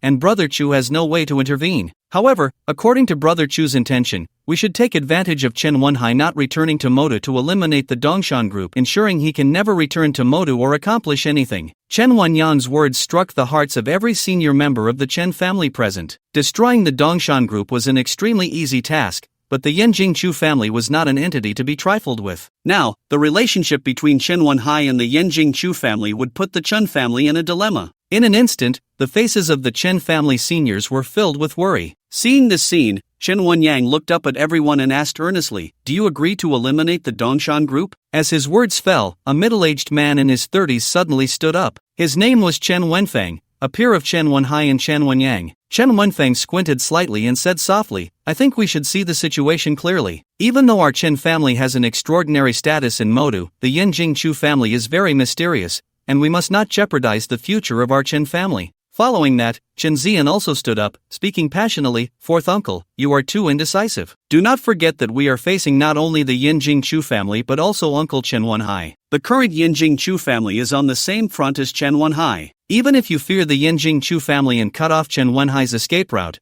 once he returns to Modu, he will certainly not spare us." This statement was like thunder, shocking everyone. They were all descendants of the Chen family, deeply aware of Chen Wenhai and what he would become upon returning to Modu. Moreover, it was this group of people who supported Chen Wenyang during the upheaval in the Chen family, and they knew he would definitely face Chen Wenhai's revenge. Chen Zian's words instantly changed the minds of others who were worried, and they resolved in their hearts, "We agree to eliminate the Dongshan group. Destroy the Dongshan group and cut off Chen Wenhai's retreat. That is the safest course." In an instant, everyone in the Chen family conference room reached a consensus. Chen Wenyang nodded in satisfaction, a brilliant light flashing in his eyes, and then said, "Since everyone agrees, I announce that the Chen family will mobilize all its strength to take action against the Dongshan group. We must completely destroy the Dongshan group before Chen Wenhai returns to Modu, leaving him no way back." Chen Wenyang knew very well that when Chen Wenhai returned to Modu, he would certainly have the support of the Yanjing Chu family. Only by cutting off his escape route in advance, preventing him from returning to Modu,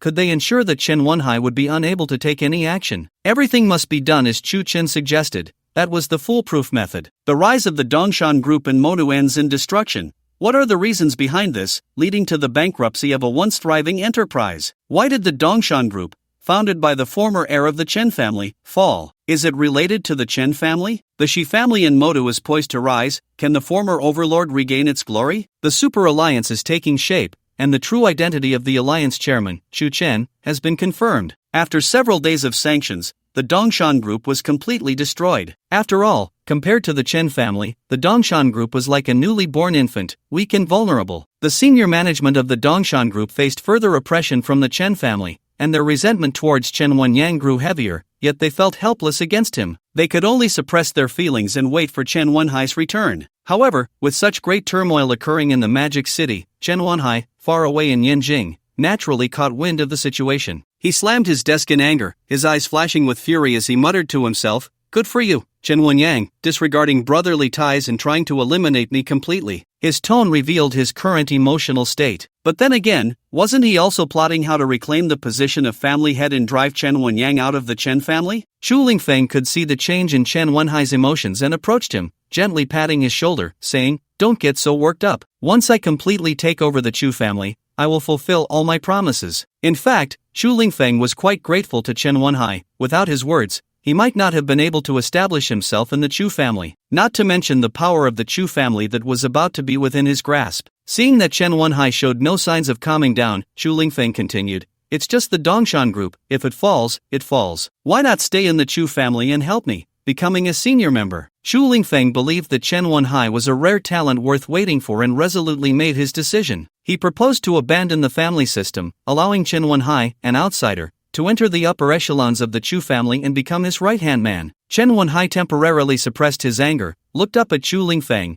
a glimmer of light passing through his eyes, and hesitantly said, "Isn't that inappropriate? The Chu family in Yanjing has a clear system, and as an outsider, I can't possibly enter the upper ranks." Xu Lingfeng shook his head and responded, "What does that matter? Even that old fool Chu Haiyuan has thought about handing over the power of the Chu family to his rebellious offspring. Why can't I make a change? As long as I completely take control of the Chu family, no one will dare to oppose what I say." At this moment, Xu Lingfeng's demeanor was quite domineering, as if he had already become the head of the Chu family. Hearing Xu Lingfeng's response, Chen Wenhai couldn't help but smile slightly. Perhaps this was an opportunity for him to personally control the Chu family, which had a history of over 1,000 years. After all, the Dongshan Group he had built was collapsing under the Chen family's oppression, and returning to the Magic City would be futile. It would be better to stay in Yanjing and gradually take over the Chu family's influence. With this thought, Chen Wenhai nodded slightly and said meaningfully, "It's a bit early to say this now. We must be clear that Chu Jiangfeng and the powerful Chu Helen are currently holding the reins of the Chu family's power. To truly gain control of the Chu family, we must deal with both of them. Only then can we truly master the Chu family." At this moment, Chen Wenhai transformed into a strategist, helping Xu Lingfeng come up with ideas. After all, with Xu Lingfeng's cunning, it was impossible to contend with the crafty Chu Helen and Chu Jiangfeng. If he relied solely on his own abilities, not only would he fail to gain control of the Chu family,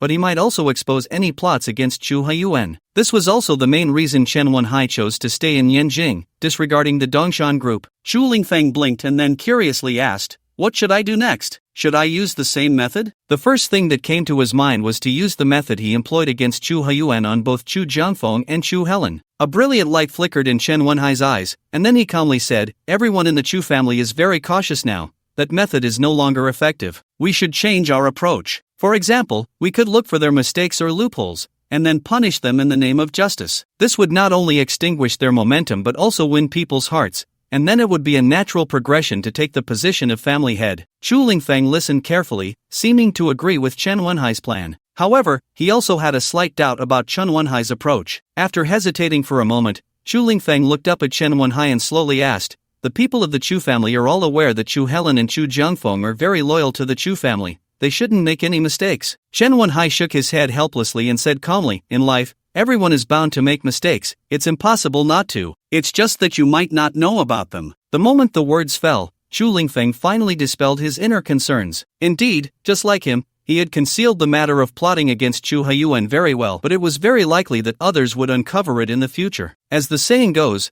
there is no wall that does not let the wind through. Immediately, Xu Lingfeng said seriously, "Brother Chen, you should rest. I have things to attend to." Chen Wenhai said little, merely nodding slightly. He was well aware of what Xu Lingfeng was going to do. After Xu Lingfeng left the villa, Chen Wenhai also stood up, his gaze suddenly becoming profound. Chen Wenhai began to consider the rise and fall of the Dongshan group. Based on his understanding of Chen Wenyang would definitely not take action against the Dongshan group. After all, he had gained significant power in the Chen family, and the Dongshan group he founded posed no threat to the Chen family. It was likely that the instigator behind the Chen family's destruction of the Dongshan group was Chu Chen. Only he understood the relationship between himself and the Chu family in Beijing, and during the high-level meeting of the Chu family, Chu Jiangfeng had tipped off Chu Mengting to leave Beijing. Chu Mengting had likely fled to Modu, telling Chu Chen everything that had happened in Beijing. This made Chu Chen wary, prompting him to deploy a series of preparations, such as having Chen Wenyang take action against his Dongshan group,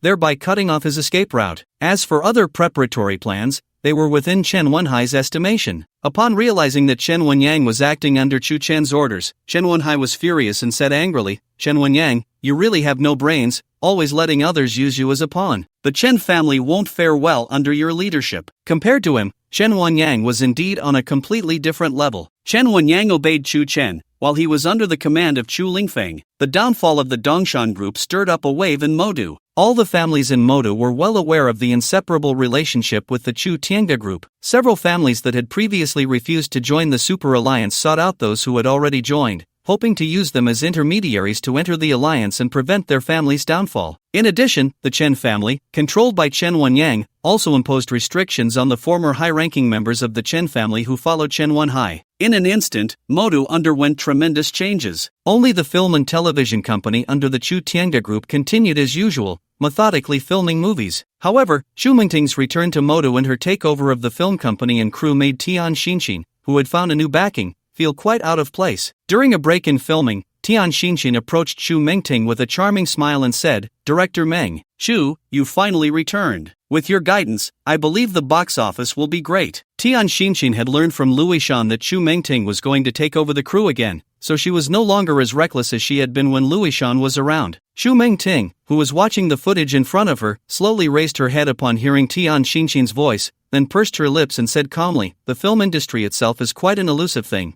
It's really hard to say. However, I looked at the films I wasn't present for, and they are not bad." Having grown up in the Chu family, Chu Mingting could easily see through Tian Xinxin's flattery. Her politeness towards Tian Xinxin was entirely for Louis Shan's sake. To be honest, after reviewing the previous footage, it simply did not meet her expectations. The reason I didn't say anything is quite simple. First, Louis Shan has taken over her position. He is a trusted confidant of Chu Chen. If this matter escalates, it could easily create a rift between Chu Chen and Louis Shan. The second point is even simpler. The effect we see has nothing to do with Louis Shan's abilities, but rather that after he became a couple with Tian Xinxin, his mind is no longer focused on the film. At that moment, Tian Xinxin's assistant hurried over to her side and whispered softly in her ear. After a moment, Tian Xinxin's expression suddenly became complex. In an instant, she returned to normal and smiled sweetly at Chu Mingting, saying, "Director Chu, I need to return a call." Chu Mingting said nothing but silently nodded. With Chu Mingting's consent, Tian Xinxin hurriedly left the crew and found a sparsely populated area. She then took out her phone and dialed Chen Wenhai's number. "What exactly do you want? We made it very clear. Don't call me again." The moment the call connected, Tian Xinxin could no longer control her emotions and shouted loudly into the phone. Chen Wenhai, instead of getting angry, laughed and said meaningfully, "Oh, have you forgotten your old love for a new one? That really breaks my heart." Tian Xinxin stammered in anger, You.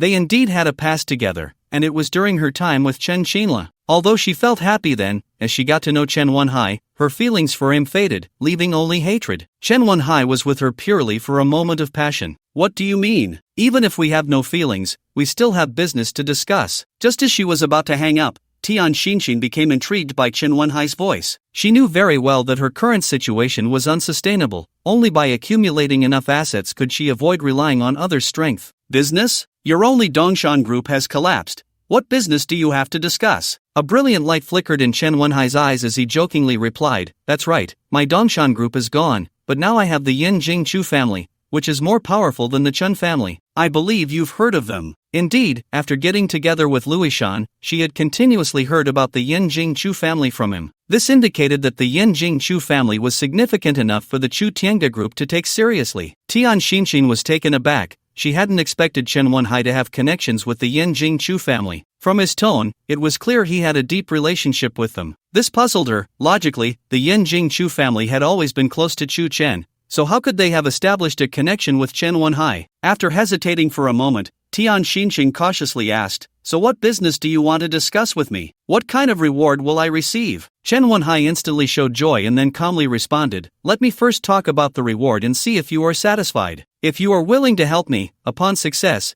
you will obtain the Chu Tiange group and become its chairman, so you won't have to show your face anymore." When he mentioned not having to show her face, Chen Wenhai's tone became much heavier, seemingly on purpose. This made Tian Xinxing quite embarrassed, but the tempting reward made her interested. After all, as Chen Wenhai said, owning the Chu Tiange group would mean she wouldn't have to show her face anymore. She could even completely abandon her identity as an actress. However, Chu Chen of the Chu Tiange group was not someone to be dealt with easily. She was no match for him at all. In an instant, Tian Xinxing felt a great sense of oppression and hesitantly asked, "What exactly do you want me to do?" "Just say it directly. If it's possible, I will agree, but if it's not suitable, I won't cooperate with you." Having spent all day mingling in high society, she was well aware of the deceit and treachery within. She was drawn in by Chen Wenhai's tempting rewards, but Tian Xinxing also understood that there were many things beyond her control. If problems arose, all her years of effort would go to waste. Therefore, she was extremely cautious now. Chen Wenhai knew that Tian Xinxing was interested, so he didn't hold back and said straightforwardly, "It's simple. Right now, you have a close relationship with Luishan from the Lu family, and he is a trusted aide of Chu Chen. I just need you to get the connection to the Chu Tiangu group and the Super Alliance from Luishan, and then you tell me about it. It's that simple. If you succeed, the Chu Tiangu group will be yours." Tian Xinxing listened carefully and found that this task wasn't difficult. However, if things were to be exposed, all her years of hard work would be in vain. After much deliberation, Tian Xinxing made her decision. Fortune favors the bold. "Okay, I agree, but from now on, don't call me first." Faced with the tempting reward, Tian Xinxing mustered her courage and decided to take the risk for wealth. She knew that no matter how hard she worked for many years, she could never amass the kind of wealth that belonged to the Chu Tiangu group. However, she was still within the jurisdiction of the Chu Tiangu group, surrounded by Chu Chen's people, so she had to remain cautious at this moment. She couldn't let anyone discover anything. If Chen Wenhai were to call her recklessly like today, there was a high chance that Chu Mengting or Luishan would find out. At that point, everything would be in vain. How could the scheming and calculating Chen Wenhai not see through Tian Xinxing's inner thoughts? He smirked and said softly, "All right, darling, I'll wait for your call. And don't call me darling anymore. We're just in a cooperative relationship now." Tian Xinxing seemed quite averse to Chen Wenhai's term of endearment and immediately interrupted him. "Xinxin, what are you doing?" At that moment, a figure suddenly appeared behind Tian Xinxing and embraced her. Upon hearing that voice, Tian Xinxing's face turned pale, and she quickly hung up the call, breathlessly saying, "Ishan, what are you doing here?" Recognizing that familiar voice, Tian Xinxing immediately realized it was Luishan. A heavy doubt arose in her heart. When did he arrive? Did Luishan overhear her conversation with Chen Wenhai? Just as Tian Xinxing was filled with suspicion, Luishan's voice came from behind her again. "Xinxin, who were you talking to? Did he provoke you?" The moment his words fell, Tian Xinxin immediately broke free from Luishan's embrace and turned to face the curious Luishan. Slightly angry, she said, "It's just my management company, insisting that I finish shooting quickly and go back, saying they want to." She then hesitated, raising her head to observe the changes in Luishan's expression, as if trying to gauge what he had heard, so her words were merely a diversion. Upon hearing Tian Xinxin's words, Luishan's brows furrowed tightly, and he angrily said, "Your management company? They are really overstepping. Xinxin, you shouldn't keep such a management company. Later, I'll talk to Chu Gu and have him fund a management company, so you won't have to endure others' grievances anymore." In that instant, Tian Xinxin's anxious heart slowly relaxed, and she excitedly threw herself into Luishan's arms. With a face full of affection, she said, "Ishan, it's so good to have you, but what?" Luishan looked down at the shy Tian Xinxin, revealing a puzzled expression. Tian Xinxin hesitated and said, "I guess Chu Chen might not be interested in the brokerage company, and I would have to return to that economic company." Based on her previous understanding of Chu Chen, he had no feelings for her, which meant he naturally wouldn't have any interest in the brokerage company. Luishan thought he had encountered some kind of difficulty, but he didn't expect that Tian Xinxin was worried about this. The next moment, Luishan said with a cheerful expression, "Even if Brother Chu isn't interested in the brokerage company, my dear, don't forget that besides being a senior executive of the Chu Tiangu Group, I am also the legitimate grandson of the Lu family. Isn't it just starting a brokerage company? The Lu family can do it too." Upon hearing Luishan's words, Tian Xinxin instantly felt an overwhelming sense of happiness, tightening her embrace around Luishan's arms. This emotion lasted for a moment, and Tian Xinxin finally reacted, asking with a puzzled expression, "Ishan, didn't you hand over the film and television company and the crew matters to Chu Mingting? Why are you here?" Luishan affectionately ruffled Tian Xinxin's hair and smiled, "I changed positions, but no one can stop me from visiting the set. After all, you are my girlfriend, and no one can say anything about my visit." That was true. Tian Xinxin nodded gently. Their relationship was well known within the Chu Tiangu Group. His appearance in the crew was quite normal. Moreover, from Luishan's earlier words, Tian Xinxin inferred that he was unaware of the content of her phone call or who she had spoken to. Tian Xinxin bit her lip and said charmingly, "Do you know how much I've missed you while you were away? I dreamed about you. There is nothing happier in the world than hearing the person you love say sweet words to you." At that moment, Luishan felt as if he were in a sea of happiness, and he hugged Tian Xinxin tightly again. "My dear, I've missed you too, so I came to find you, right? Once you're done filming, let's go out on a date." Tian Xinxin naturally understood what Luishan meant by a date. Her face instantly flushed, and she buried her head down. At the same time, she recalled her collaboration with Chen Wenhai. The upcoming time was the most suitable opportunity for her to gather information about the Chu Tiangu Group and the Super Alliance. Moreover, she was growing fonder of Luishan, who was so devoted to her, and shyly responded, "Then you have to wait for me. I need to go back to filming." As soon as she finished speaking, Tian Xinxin took Luishan back to the crew. Soon after, Tian Xinxin returned to her regular filming schedule. Luishan then approached Chu Mingting, wearing a smile, and said, "Sister Mingting, you'll have to take good care of our Xinxin from now on." Logically, Luishan and Chu Mingting held equal status within the Chu Tiangu Group. However, Luishan was now bowing his head to Chu Mingting on behalf of Tian Xinxin, hoping she wouldn't make things difficult for her. How could Chu Mingting not see through Luishan's intentions? She smiled helplessly and responded, "Ishan, you are too emotionally invested. Sometimes, that may not be a good thing." In Chu Mingting's view, there was a significant difference between Luishan and Tian Xinxin. She could also see that Tian Xinxin didn't love him as much as he loved her. However, these were merely the opinions of outsiders. The final decision still rested with Luishan, and she was just offering a suggestion. Luishan immediately showed an awkward expression and then calmly said, "Thank you for your concern, Sister Mingting. I believe Tian Xinxin will treat me well. By the way, Sister Mingting, have you found a new place to stay since you returned? If not, you can stay at our Lu family for a while." Chu Mingting politely replied, "Ishan, that's very kind of you, but I've already found a place." Several hours later, the crew finally completed their filming tasks. Tian Xinxin ran joyfully to Luishan's side and linked her arm with his. With a naive and carefree smile, she asked, "Director Chu, what are you and Ishan talking about?" Luishan shifted his gaze from Chu Mingting to Tian Xinxin, his eyes filled with affection, and responded, "I was discussing the current situation with Sister Chu, analyzing the drastic changes in the Chu family and our next steps." Hearing Luishan's response, Tian Xinxin couldn't help but feel a surge of interest. After all, she had promised to collaborate with Chen Wenhai to investigate the Chu Tiangu Group,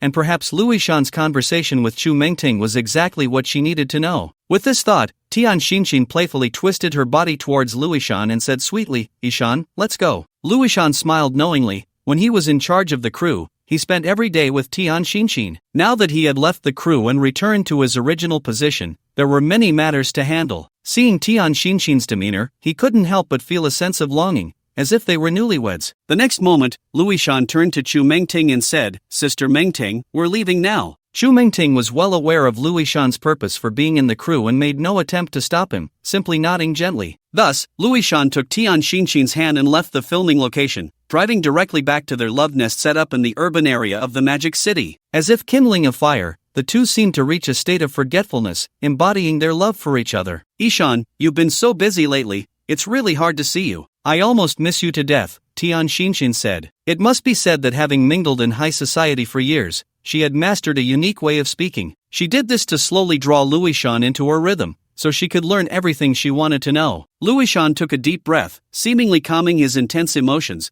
and candidly replied, "Xinxin, do you think I don't miss you? But there's nothing I can do, the world isn't peaceful right now. Firstly, Louis Shan was not skilled in socializing, and secondly, love could cloud one's judgment. Not peaceful? Tian Xinxin smiled subtly, then took over the conversation. She was quite aware that Louis Shan had completely entered her rhythm. Louis Shan frowned slightly and said frankly, yes, the situation is unpredictable right now. Because Brother Chu is on good terms with the old man of the Chu family in Yanjing, it has eased the conflict between the Chu Tinga group and the Chu family. But who would have thought that the Yanjing Chu family would produce a rebellious son who conspired with Chen Wenhai to harm the old man of the Chu family? They are trying to seize control of the Yanjing Chu family, and Sister Mengting was wronged by them, which is why she returned to the Chu Tinga group. Brother Chu speculates that if Chu Lingfeng of the Yanjing Chu family seizes power, he will inevitably assist Chen Wenhai in dealing with the Chen family and the Chu Tinga group. Louis Shan carefully explained the cause and effect, as if hoping Tian Xinxin could understand his predicament. However, when Tian Xinxin heard this,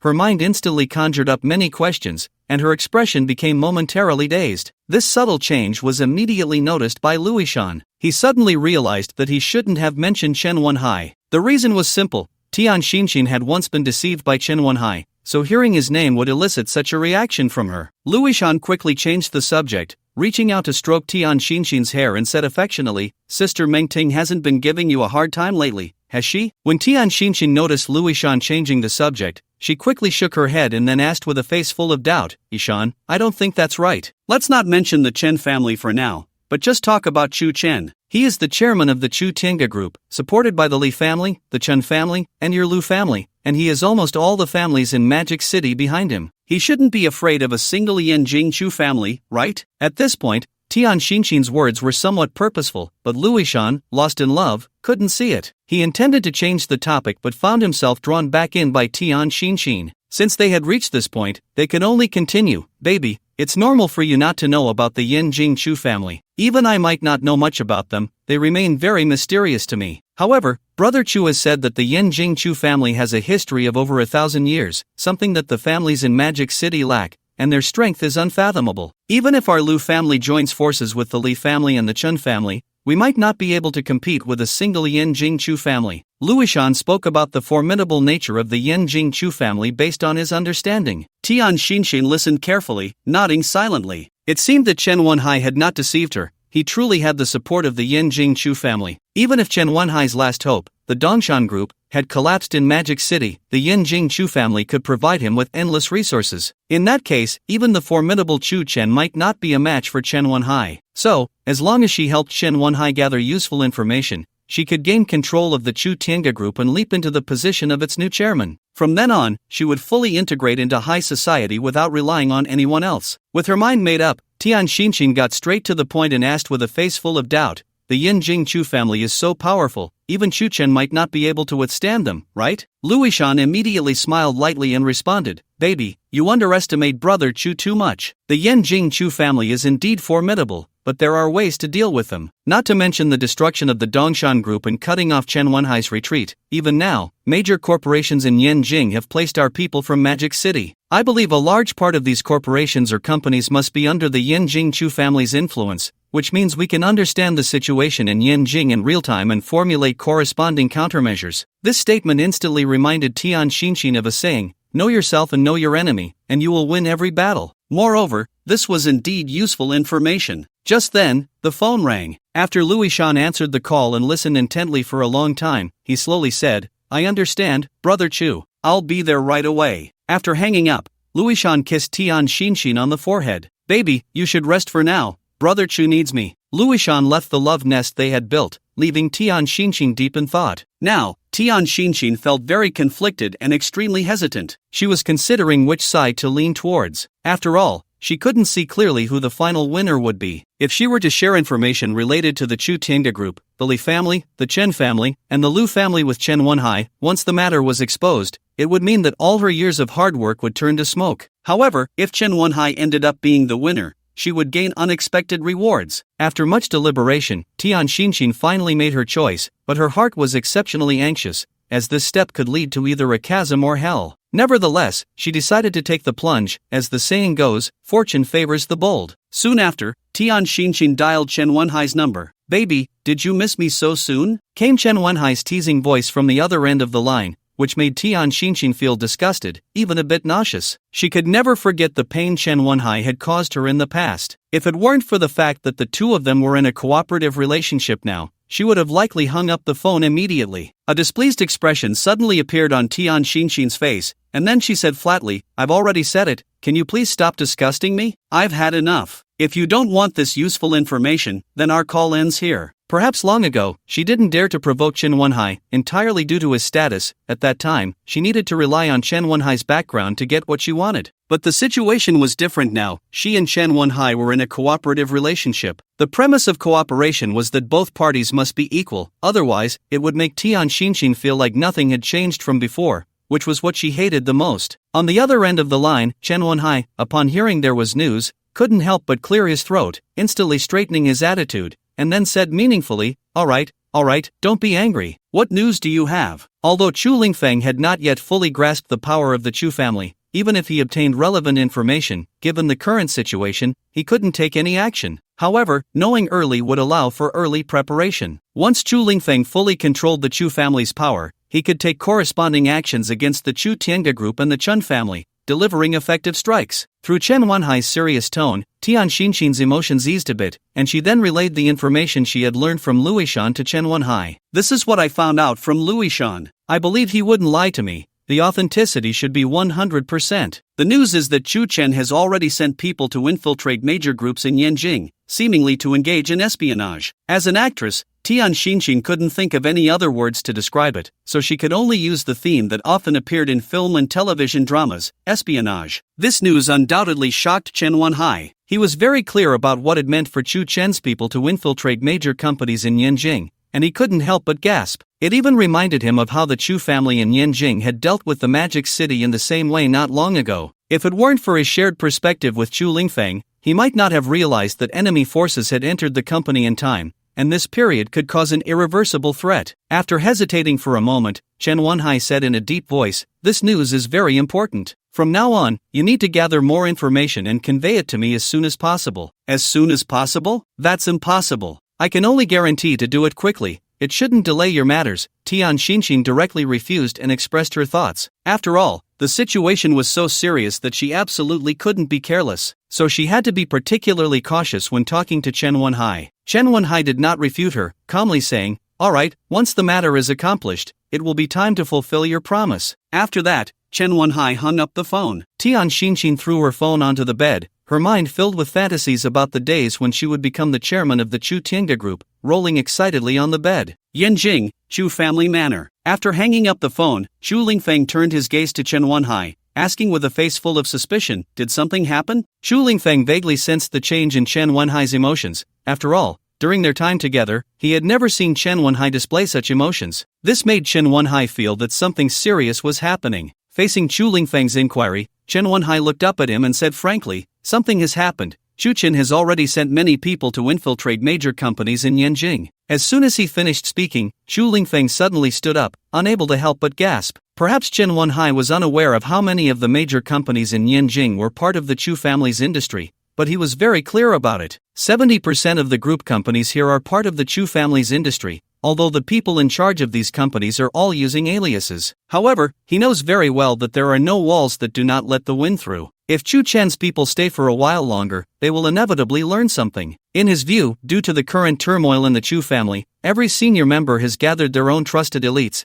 and some talents will surely be promoted within the group companies. There is a great possibility that some of them will be from Chu Chen's side. In this way, every move of the Chu family will be laid bare before Chu Chen. Moreover, the Chu family is currently leaderless. Besides him and Chu Jiangfeng competing for control, there are some senior members of the Chu family who have been low-key but are eyeing the power of the family. Looking at it now, it truly counts as both internal and external troubles. Chu Lingfeng furrowed his brows tightly, then looked deeply at Chen Wenhai and asked, "Brother Chen, what should we do now? Should we notify the other family members to clear out Chu Chen's people?" Chu Lingfeng had completely chosen to trust Chen Wenhai by now, consulting him on everything, as if Chen Wenhai were his advisor. Upon hearing Chu Lingfeng's question, Chen Wenhai shook his head directly, his eyes narrowing as he responded, "No, the situation is too tense right now. If we tell the other senior members, they won't believe you. We should quickly secure the power of the Chu family and handle it ourselves." "You're right, such an important matter should be handled by us.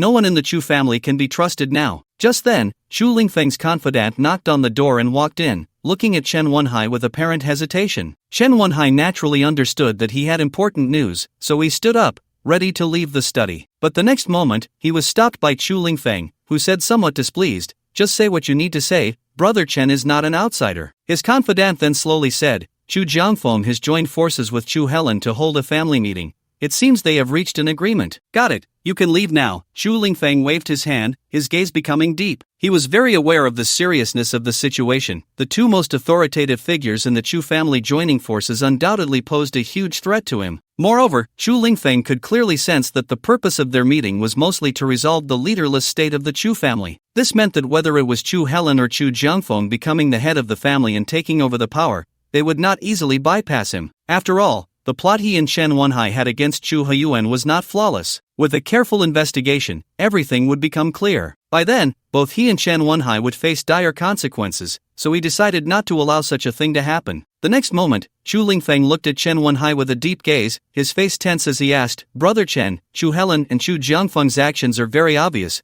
They are determining the candidate for the head of the family, and both have significant authority within the family. If either of them becomes the head of the family, we will probably be doomed." In fact, Chu Lingfeng was not wrong. His final reliance was the Chu family, and without the Dongshan group, Chen Wenhai could only rely on himself. If the matter were to be exposed, according to the family rules of the Yanqing Chu family, his fate would be extremely tragic. As for Chen Wenhai, his outcome would not be much better. Chen Wenhai glanced at the slightly panicked Chu Lingfeng and disdainfully said, "When the soldiers come, we will block them. When the water comes, we will cover it. It's just Chu Helen and Chu Jiangfeng, right?" When Chu Huiyuan was around, Chu Helen could only be subordinate. Think of it this way, the cunning Chu Huiyuan fell into our hands, so how could we fear them? Besides, it was Chu Jiangfeng who leaked the information, leading to Chu Mingting's departure. In order to better control the situation ahead, Chen Wenhai was very clear that his primary task was to help Chu Lingfeng stabilize his confidence. Only in this way could they contend with Chu Helen and Chu Jiangfeng. Moreover, all of this had to be accomplished here. It was important to note that even if Chu Lingfeng could bring him into the high-level meetings of the Chu family, he could not say anything. Otherwise, it would inevitably become a handle for others to use against him. This would not only prevent him from helping Chu Lingfeng take over the power of the Chu family but would also put both of them in a difficult position. Consequently, it would affect his grand plan to reclaim the Chen family and deal with Chu Chen. Upon hearing Chen Wenhai's suggestion, Chu Lingfeng couldn't help but nod, his confidence instantly reaching its peak, and he agreed with a nod. Indeed, if they could defeat the cunning Chu Huiyuan, how could they not handle the lesser Chu Helen and Chu Jiangfeng? "Brother Chen, I understand. Let's go see what tricks they want to play," Chu Lingfeng said. Chen Wenhai nodded and stood up to follow Chu Lingfeng to the meeting hall of the Chu family estate. The moment they pushed the door open, many high-ranking members in the meeting hall turned their gazes toward Chu Lingfeng and Chen Wenhai, who stood behind him, each frowning tightly, especially Chu Helen, who was the most obvious. "Lingfeng, you are getting more and more excessive. I already told you last time that bringing an outsider to the family meeting was inappropriate. You not only ignored my warning but have become even more reckless. Do you not take me seriously?" Chu Lingfeng's eyes narrowed as he carefully scrutinized Chu Huiyuan, realizing that Chu Helen was clearly putting on the airs of the head of the family. This made him very displeased, and he said softly, "I have always respected you, but the previous head of the family said that trusted individuals could attend the meetings. Am I not adhering to family rules by doing this?" Chen Wenhai, standing behind Chu Lingfeng, secretly chuckled. It seemed that Chu Lingfeng was becoming increasingly adept at creating completely unfounded issues. In the past, when Chu Huiyuan brought Chu Chen to the high-level meetings of the Chu family, he also faced skepticism from other high-ranking members, but he had never said such things. He had suppressed everyone's anger solely by leveraging his position as the head of the family. Now, with the Chu family in Beijing leaderless, almost all the high-ranking members were busy maneuvering for the position of head, and no one would pay too much attention to such trivial matters. Chu Helen did not expect Chu Lingfeng to use Chu Huiyuan to suppress him, and his displeasure was evident on his face, but he was helpless. At that moment, Chu Jiangfeng stood up, scanning the many high-ranking members of the Chu family, and said solemnly, "You are all the core of the Chu family. I believe everyone is saddened by the passing of the head of the family, but let's be honest, a country cannot be without a ruler for a day, and a family cannot be without a leader for a day. Now our Chu family is leaderless, and if this continues, the foundation left by our ancestors may be lost in our generation. For the sake of our ancestors and the family, we need to reselect a head of the family to take over the power. Therefore, I propose that the most qualified and capable Chu Helen take over as head of the family." As expected, Chu Helen and Chu Jiangfeng were in cahoots. Shu Lingfeng silently muttered to himself, and then he saw Chen Wenhai signaling him with his eyes. Instantly understanding, before anyone else could express their opinions, Shu Lingfeng took the lead and said, "Uncle, you are already so old, is it too much to burden him with this? It would be better for us young people to take over. After all, developing the family is a long-term endeavor." This statement contained a clear target. Chu Helen looked sharply at Shu Lingfeng, realizing that he had underestimated him before. Next, Chu Helen cleared his throat a few times and slowly said, "Since Lingfeng has said this, it means everyone has a chance. Let's do it this way. In 3 months, a vote will be held in the family to decide who will take over as head of the family. The candidates for voting are not limited to the direct descendants of the family. Other branches can also participate in the voting. The one with the most votes will take over the power. Do you have any objections, Ling Feng?" Chu Helen could see that every senior present was eager to vie for the position of family head. It would be better to establish rules where the winner would assume the position of family head. This is the most straightforward approach. The Chu family in Yanjing is once again stirring up a storm, with Chu Helen and Chu Jiangfeng at the forefront, competing against Chu Lingfeng and Chen Wenhai. At the same time, the previously overlooked branches of the Chu family suddenly received a significant boost in treatment. Almost all the different direct descendants of the Chu family were vying for the support of the branches, investing countless time and resources in the process. Such a heavy piece of news easily made its way into the Magic City, reaching Chu Chen's ears. Not only that, but Shi Lingyun, who replaced Chen Wenyang in charge of intelligence gathering, also appeared in the chairman's office of the Chu Tiange group in a timely manner. Facing the trusting Chu Chen, Shi Lingyun showed great respect. "Director Chu, we received news from Yanjing that..." Before Shi Lingyun could finish, Chu Chen interjected, Director Chu, that's too formal. Just like when Yang and Yenshan, you can call me Brother Chu from now on." Upon hearing Chu Chen's words, Shi Lingyun was momentarily in disbelief. Given the current strength of his Shi family, not to mention Chu Chen, he would likely feel inferior even in front of Chen Wenyang, let alone the chairman of the Super League and the Chu Tiange group, Chu Chen. However, upon reflection, Chu Chen had entrusted him with such an important task and asked him to call him Brother Chu, which clearly indicated that he was being treated as one of their own. With this thought, Shi Lingyun couldn't help but break into a delighted smile and responded enthusiastically, "Brother Chu, the news from Yanjing is that Wang Ma has successfully become the department manager of the Qingshui group in Yanjing. According to Wang Ma's investigation, the Qingshui group is indeed a property of the Yanjing Chu family, and it is also a group under Chu Lingfeng. Currently, Chu Lingfeng has mobilized all the elites from his group companies and is competing for the power of the Chu family against Chu Helen and Chu Jiangfeng." Shi Lingyun did not dare to be the slightest bit negligent and directly informed Chu Chen of everything. In an instant, a brilliant light flickered in Chu Chen's eyes, and the corners of his mouth slightly lifted before he composed himself. It now seemed that with the old man Chu gone, the Chu family had completely entered a state of internal strife. More importantly, it was absurd that Chu Lingfeng was foolish enough to keep Chen Wenhai by his side without realizing his ambitions. It was like raising a tiger to trouble him. Chu Chen truly felt it was a pity for the old man Chu, but he could only think about it. Although the internal strife of the Chu family was a good opportunity,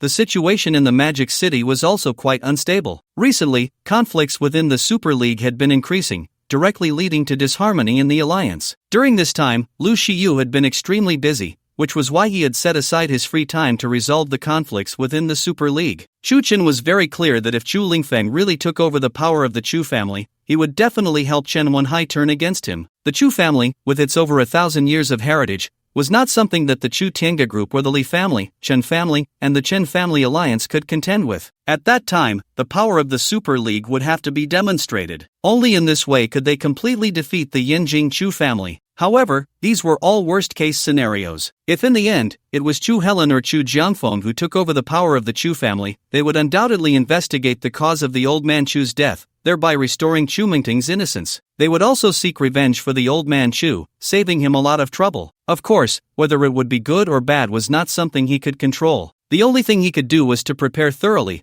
Once things escalated, he would have to step in to clean up the mess in place of the old man Chu. Chu Cheng wanted more than just the Chu family's helplessness towards him. He wanted to completely defeat the Chu family and help the old man Chu reclaim the family, ultimately passing it on to Chu Mingting. After all, he could never forget what the old man Chu had said to him in the park. He hoped to break the traditional family rules and have Chu Mingting take on the role of head of the family, thus pioneering a new path for the Chu family. When Chu Cheng met the old man Chu again, it felt as if nothing had changed, and he felt it was necessary to help the old man realize his dream. The next moment, Chu Cheng glanced at the excited Shi Lingyun and teasingly asked, "If I'm not mistaken, when Yang sent dozens of people to infiltrate the magic city back then?" Shi Lingyun quickly nodded and replied earnestly, "A total of 94 people. 1 in 94? This probability did not align with Chu Cheng's expectations. With such data, the entire Yanjing could not rely solely on one Wang Ma. More talents needed to enter Yanjing, preferably infiltrating around Chu Lingfeng. This way, the intelligence gathered would be more direct." Chu Cheng blinked and said meaningfully,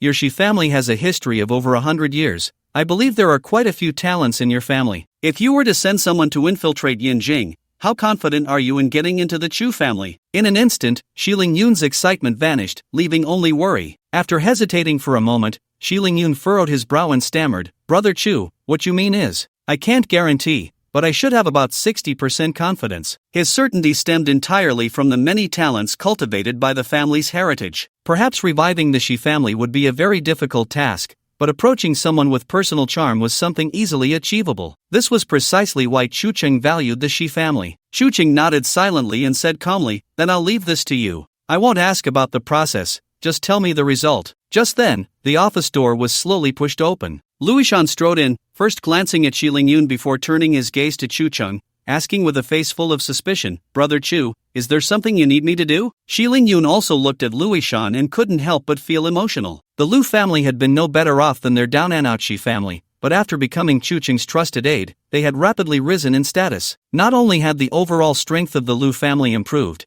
but they had also become a permanent council member of the Super Alliance. Among the many families in the Magic City who would dare to easily provoke the Lu family, all of this was because of Chu Cheng. Now that Chu Cheng regarded the Shi family as his own, Shi Lingyun believed it wouldn't be long before the Shi family regained its former glory. This further solidified Shi Lingyun's determination to carry out the tasks Chu Cheng had entrusted to him. Chu Cheng shifted his gaze to Luishan, his eyes sparkling with brilliance, and then said meaningfully, "Ishan, we are in a tumultuous time, don't focus too much on emotional matters. There will be plenty of opportunities in the future." Luishan's face instantly showed an awkward expression. He was well aware that Chu Cheng and others from the Chu Tiangu group did not have much fondness for his girlfriend, Tian Xinxin. In fact, at certain moments, he could sense their feelings towards her were not just indifference but more akin to disgust, likely closely related to Tian Xinxin's identity. However, faced with Chu Cheng's admonition, Luishan could not refute and could only nod slightly, then solemnly said, "Brother Chu, I understand. During this period of confrontation with the Yanjing Chu family, I will definitely not make any mistakes," Luishan assured Chu Cheng. Chu Chen looked up at Luishan, nodded in satisfaction, and turned to Shi Lingyun, saying softly, "Lingyun, you go back and prepare. You will be fully responsible for arranging the candidates for Yanjing. No need to report to me, I just want to see the process." Upon hearing Chu Chen's words, Shi Lingyun responded with excitement, "Don't worry, Brother Chu, leave this matter to me, I won't let you down." As soon as he finished speaking, Chu Chen waved his hand at Shi Lingyun. Shi Lingyun, understanding the hint, turned and left the office of the Chu Tiangu group. Now, only Chu Chen and Luishan remained in the large office. The next moment, Luishan looked at Chu Chen with curiosity, his brows tightly furrowed,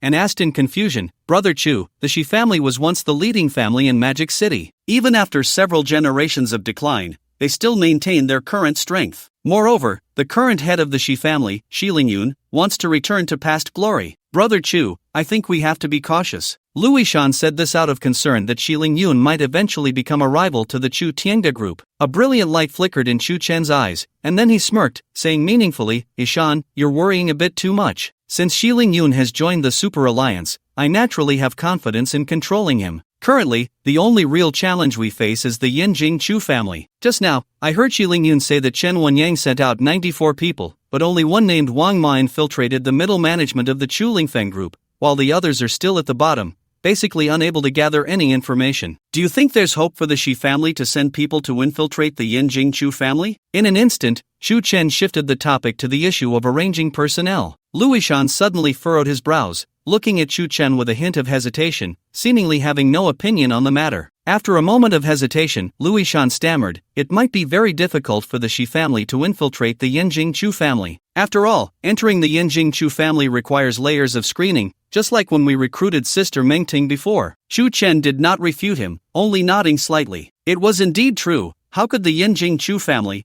with over 1,000 years of heritage, easily trust others. They would naturally conduct thorough investigations and only confirm someone as a Chu family employee after verifying their background. With that, Chu Chen no longer held any hope for the Shi family. Even though the Shi family in Magic City had over 100 years of heritage, compared to the Yanjing Chu family with over 1,000 years, they were completely outclassed. Perhaps he was overestimating the situation. Perhaps, given that the Yanjing Chu family was currently facing internal and external troubles, there might be a chance of success. It was hard to say for certain. Brother Chu. Seeing Chu Chen lost in deep thought, Luishan tentatively called out a few times. Soon after, Chu Chen gathered his thoughts, his gaze becoming profound, and said, Yishan, your department is relatively easy. If there's nothing else, try to help Uncle Lu with the Super Alliance matters. The Super Alliance? Although he was Chu Chen's confidant, he knew nothing about the Super Alliance and wouldn't participate much. Now, Chu Chen was asking him to handle Super Alliance matters, which left Luishan quite astonished. Moreover, Luishan understood very well that the issues within the Super Alliance stemmed from the conflicts and contradictions among the families involved,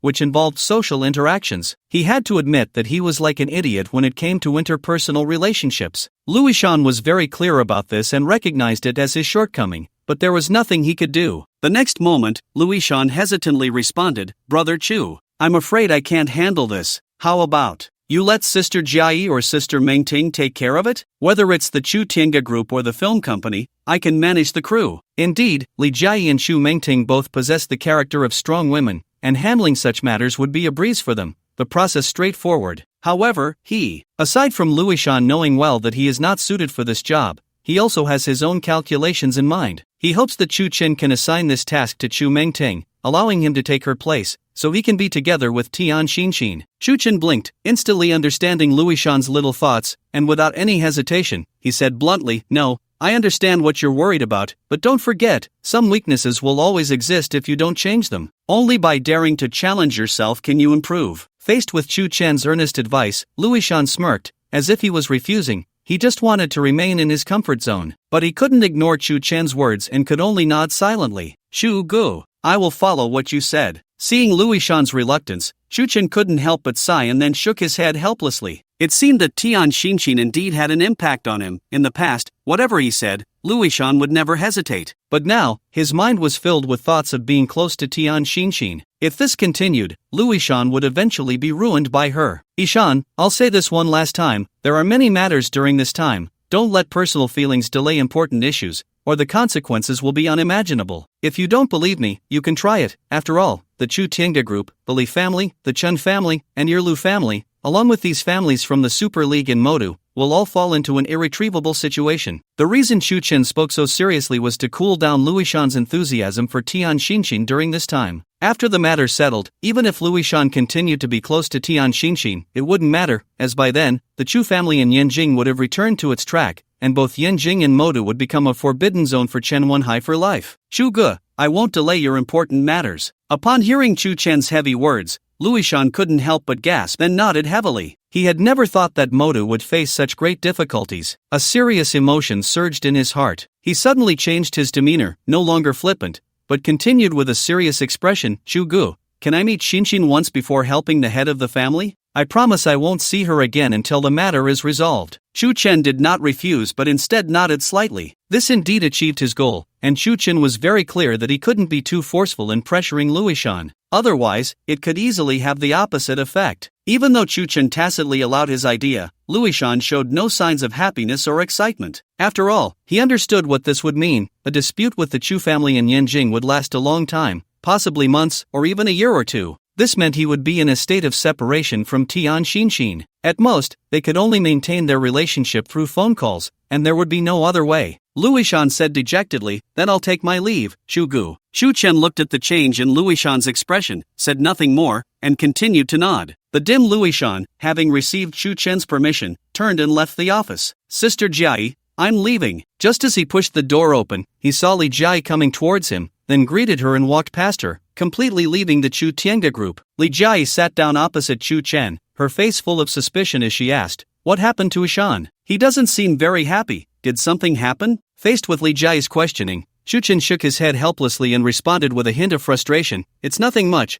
I just forced him to stop seeing Tian Xinxin, at least until the matter is resolved." In an instant, Li Jia chuckled and gave Chen a thumbs up. It's important to know that geniuses in this world are not perfect. Aside from various issues, they all share a common flaw: arrogance. Luishan was no exception. From a young age, he looked down on the other members of the Lu family, feeling that nothing could attract them. However, after meeting Chen, his perspective changed dramatically. He was willing to give up his identity as a member of the Lu family and resolutely chose to join the still-forming Tianga group, and the reason was simple: the founder of the Tianga group was none other than Chen. His life trajectory began to change, and working under Chen felt unprecedentedly interesting. The second person who changed Luishan was Tian Xinxin, but how exactly she changed him is something only Luishan and Tian Xinxin themselves would know. Yet, when it came to making a choice between Chen and Tian Xinxin, Luishan ultimately leaned towards Chen. This was something no one could achieve, not even the head of the Lu family. In the whole world, only Chen could. Next, Li Jia reined in her smile and said seriously, "That's fine. I always feel that with Tian Xinxin's status, she simply doesn't match Luishan. Forcing them together won't lead to a good outcome." The moment her words fell, Chen nodded in agreement. "Let's not discuss Tian Xinxin's character for now, just considering her status. Although I have no prejudice against actors, the entertainment industry is quite murky, and very few actors manage to remain untainted." Chen had graduated from a film academy, and even before graduating, many directors came to the academy to scout for actors. This happened every year, and only a few truly became famous, but nearly all the actresses selected by directors had some sort of unspoken rules to navigate. Gradually, everyone became accustomed to this. Thus, the industry was surprisingly dirty, and Chen understood it even better than Li Jia. Li Jia's understanding of actresses was superficial, merely based on a few female stars that her uncles had supported. Li Jia sighed and then said meaningfully, "That's right. Don't be fooled by Ishan's genius aura since childhood. To be honest, in terms of scheming, Ishan is no match for Tian Xinxin. If she wants to, she can easily ruin him." This brings us to Luishan's shortcomings. Aside from his arrogance, his most fatal flaw was his naivety and lack of social skills. If he had been born into an ordinary family, these weaknesses might not have been so deadly. However, he was born into a large family, where the competition for the head of the family began the moment each member was born. Hearing Li Jia's sentiments, a brilliant light flickered in Chen's eyes, and he smirked before saying playfully, "Currently, the Chu family in Yanjing is facing both internal and external troubles, so I believe they won't take action against the Magic City for a while. The preparation work will take about a month, which means Luishan's feelings for Tian Xinxin can cool down completely, and the rest will depend on Luishan himself. Moreover, I have a hunch that Tian Xinxin and Chen Wenhai are still in contact." Li Jia listened carefully, her eyebrows slightly raised,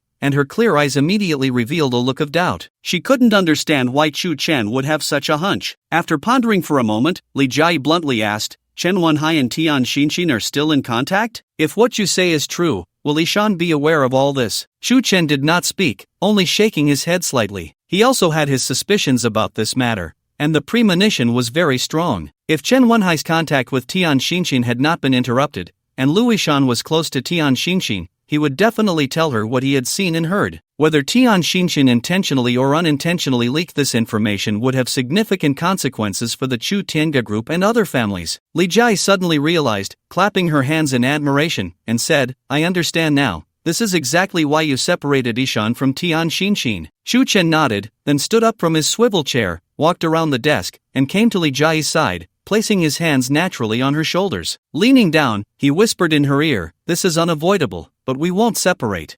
It's daytime." After leaving the Chu Tianga group, Luishan drove directly to the love nest he shared with Tian Xinxin. After about an hour, Luishan appeared at the apartment door and pushed it open. Lying on the bed, Tian Xinxin immediately turned her gaze to the door, and upon seeing Luishan, she said, "What are you doing here? Didn't you say Chen was looking for you?" Since Tian Xinxin was not feeling well, she had asked Chu Mengting for leave to rest in the apartment. Now seeing Tian Xinxin, Luishan still showed no joy. He quickly walked a few steps to the bedside and embraced her. As for Luishan, his emotions were also relieved. Once he stabilized, he noticed Tian Xinxin's weak appearance and couldn't help but frown tightly, then reached out to lift her limp form from the bed. He asked urgently, "Baby, what's wrong with you?" In response to Luishan's inquiry, Tian Xinxin forced a smile and replied, "It's all your fault." Hearing her response, Luishan displayed a mix of joy and guilt. He truly felt regret for not noticing Tian Xinxin's discomfort due to his own low spirits. The next moment, Luishan held Tian Xinxin tightly,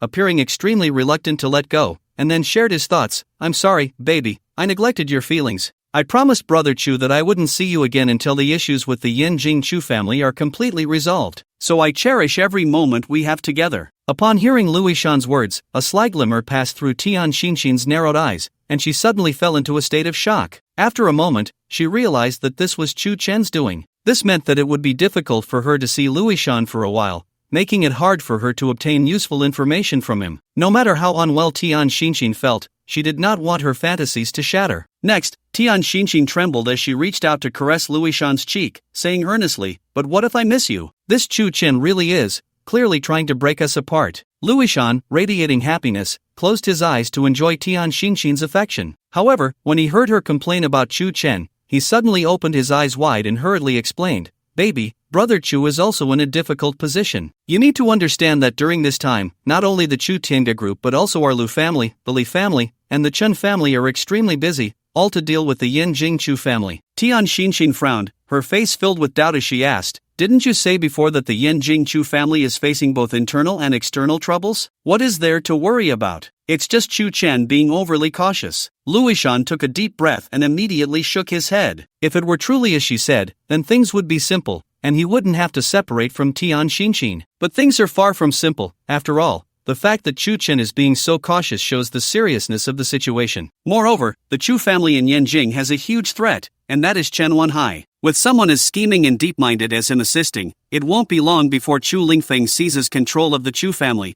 turning his attention to the families in the Magic City. With a sigh, I said, "You're thinking too simply. Even with internal and external troubles, the Yanjing Chu family has over 1,000 years of heritage. Besides, Brother Chen previously sent out 94 elite members, and only one Wang Ma managed to infiltrate the mid-levels of Chu Lingfeng's group." What does this mean? 94 to 1, this shows the terrifying aspect of the Yanjing Chu family. In an instant, Tian Xinxin was stunned. Through Louis Shan's repeated introductions, she had indirectly learned about the terror of the Yanjing Chu family. No wonder a single Yanjing Chu family could put the entire Magic City in a state of tense crisis. Most importantly, she had also obtained the information she wanted. With this news, she believed it would definitely facilitate her cooperation with Chen Wenhai, and in the future, the Chu Tianga group would become hers. Thinking of this, Tian Xinxin blinked, took a breath, turned over, and lay on Louis Shan, softly asking, "Ishan, when are you planning to leave, and when can we meet again?" She asked this for two reasons. First, Tian Xinxin wanted to know when Louis Shan planned to leave so she could inform Chen Wenhai. Second, she wanted to figure out when Louis Shan could meet her to estimate how she should gather information. Louis Shan reached out to lift Tian Xinxin's chin, his eyes filled with reluctance as he responded, "It could be 3 to 5 months, or at most a year or two. After all, we're dealing with the Yanjing Chu family. It's not that easy." Such a long time was unexpected for Tian Xinxin. If the situation really lasted 1 or 2 years, that would be a bit too long. Moreover, she believed that during such a long time, Chen Wenhai would constantly demand information from her, but her only source of information was Louis Shan. However, under Chu Chen's arrangements, she had no opportunity to meet Louis Shan, let alone obtain useful information. Given Chen Wenhai's nature, he might not fulfill his promises to her. Unwilling to accept this, Tian Xinxin then asked, "What did Chu Chen say to you that made you afraid to meet me? What about phone calls? Are those not allowed either?" In an instant, Tian Xinxin pretended to be aggrieved, acting coyly towards Louis Shan, while also expressing her dissatisfaction with Chu Chen. Seeing this, Louis Shan hurriedly explained, "Brother Chu just asked me to temporarily set aside personal feelings and focus on work. Once this busy period is over, I will marry you and make you the Lu family's wife." Hearing this, tears instantly welled up in Tian Xinxin's eyes. She was indeed moved by Louis Shan. After all, she had been with many men, but no one had ever made her a promise, not even a lie. Yet Louis Shan had given her one, and it was sincere. Her heart gradually wavered, but after a moment, Tian Xinxin dismissed the fleeting thought, because she knew that in this world, relying on oneself is the most real. "Silly girl, don't think too much. Just focus on your acting, and when I have time, I'll call you, okay?" Louis Shan comforted Tian Xinxin while affectionately stroking her hair. Tian Xinxin gently nodded, then kissed Louis Shan. Unable to control themselves, the two fell back into their previous state. For a moment, the room was filled with a strong scent of hormones, and the air gradually became humid. About 40 minutes later, Tian Xinxin was completely out of strength, lying limp on the bed, having exhausted even the energy to turn over. Louis Shan, on the other hand, was sweating profusely as he got dressed, kissed Tian Xinxin's forehead, and quietly left the apartment. After all, he knew that Tian Xinxin was unwell and had gone through 2 tumultuous experiences. Staying would only delay her rest, so it was better to leave early, allowing her to recuperate properly. A few minutes after Luishan left the apartment, Tian Xinxin confirmed that he wouldn't be coming back. She then made an effort to get up, took out her phone, and dialed Chen Wenhai's number. "I've been waiting for your call. Did you bring me some important news?" As soon as the call connected, Chen Wenhai's teasing voice reached Tian Xinxin's ears. At that moment, Tian Xinxin had no strength left, and her voice was slightly weak as she said, I heard Luishan say that Chu Chen asked Chen Wenyan to send 94 elites to infiltrate the major corporations in Yanjing." Before Tian Xinxin could finish, Chen Wenhai interjected, "You've already told me this news before. Can you say something I don't know?" Though he said this, he was filled with immense anger inside. Especially when he heard that Chu Chen had instructed Chen Wenyang to do this, a fierce light flashed in his eyes. His brother truly had no brains. At this rate, the Chen family would sooner or later become Chu Chen's possession. In the end, neither he nor Chen Wenyang would inherit the Chen family, only Chu Chen would gain both fame and fortune. Faced with Chen Wenhai's reprimand, the extremely weak Tian Xinxin had no energy left to argue back and continued, "There's someone named Wang Ma who has already infiltrated a company called Chu Lingfang and has become a mid-level manager, while the others are still climbing from the bottom." The moment her words fell, Chen Wenhai, who was in the conference room of Chaiyang Group, glanced at Chu Lingfang and then stood up to leave the room. It must be said that Tian Xinxin's news was very important. It could even directly affect future events. After all, the conflict between the Chu family in Yanjing and the City of Magic was only a matter of time. However, this Wang Ma had already reached a mid-level position, and once Chu Lingfang completely grasped power, it was believed that this Wang Ma would inevitably step into a higher echelon, becoming an uncontrollable threat for the future. Once the Chu family took any action, it would be clear to Chu Chen. Chen Wenhai furrowed his brows tightly, his eyes narrowing as he muttered, "This threat absolutely cannot remain. We must quickly deal with Chu Helen and Chu Jiangfeng, and then completely eliminate the people sent by Chu Chen." However, the immediate priority was to remove this Wang Ma who had surfaced, thoroughly eliminating the threat. The extremely weak Tian Xinxin blinked, her face full of suspicion, and then asked, "What are you talking about?" Suddenly, Chen Wenhai noticed Tian Xinxin's condition, and his pupils dilated instantly. He teasingly replied, "What's wrong with you? You didn't just go through a fierce battle, did you?" As he spoke, raucous laughter erupted from the other end of the line. Upon hearing the uncontrollable laughter, Tian Xinxin, already feeling weak and emotionally drained from her tumultuous experiences with Luishan, found herself exhausted. Now, faced with Chen Wenhai's teasing, the furious Tian Xinxin hung up the phone. The moment the call was abruptly cut off, the smile on Chen Wenhai's face grew even more pronounced. Her reaction was enough to confirm his prediction. "Interesting, when I return to the City of Magic, I'll definitely make you pay." Just then, Chu Lingfeng chased after him. He walked straight to Chen Wenhai's side, patted him on the shoulder, and said excitedly, "Brother Chen, Chu Qiming has agreed to support us." Looking at the expression on Chu Lingfeng's face, a brilliant light flickered in Chen Wenhai's eyes, and he nodded in satisfaction. It seemed that the results were quite good. He had already contacted several branches of the Chu family, and they all expressed support for Chu Lingfeng to take the position of family head. At this rate, he believed that by the time of the vote, Chu Lingfeng would naturally take over the power of the Chu family. That would be the day to reclaim the City of Magic. Not only that, but Chen Wenhai also formulated other plans in his mind. It should be known that the Chen family in the Magic City has already fallen into the hands of Chen Wenyan,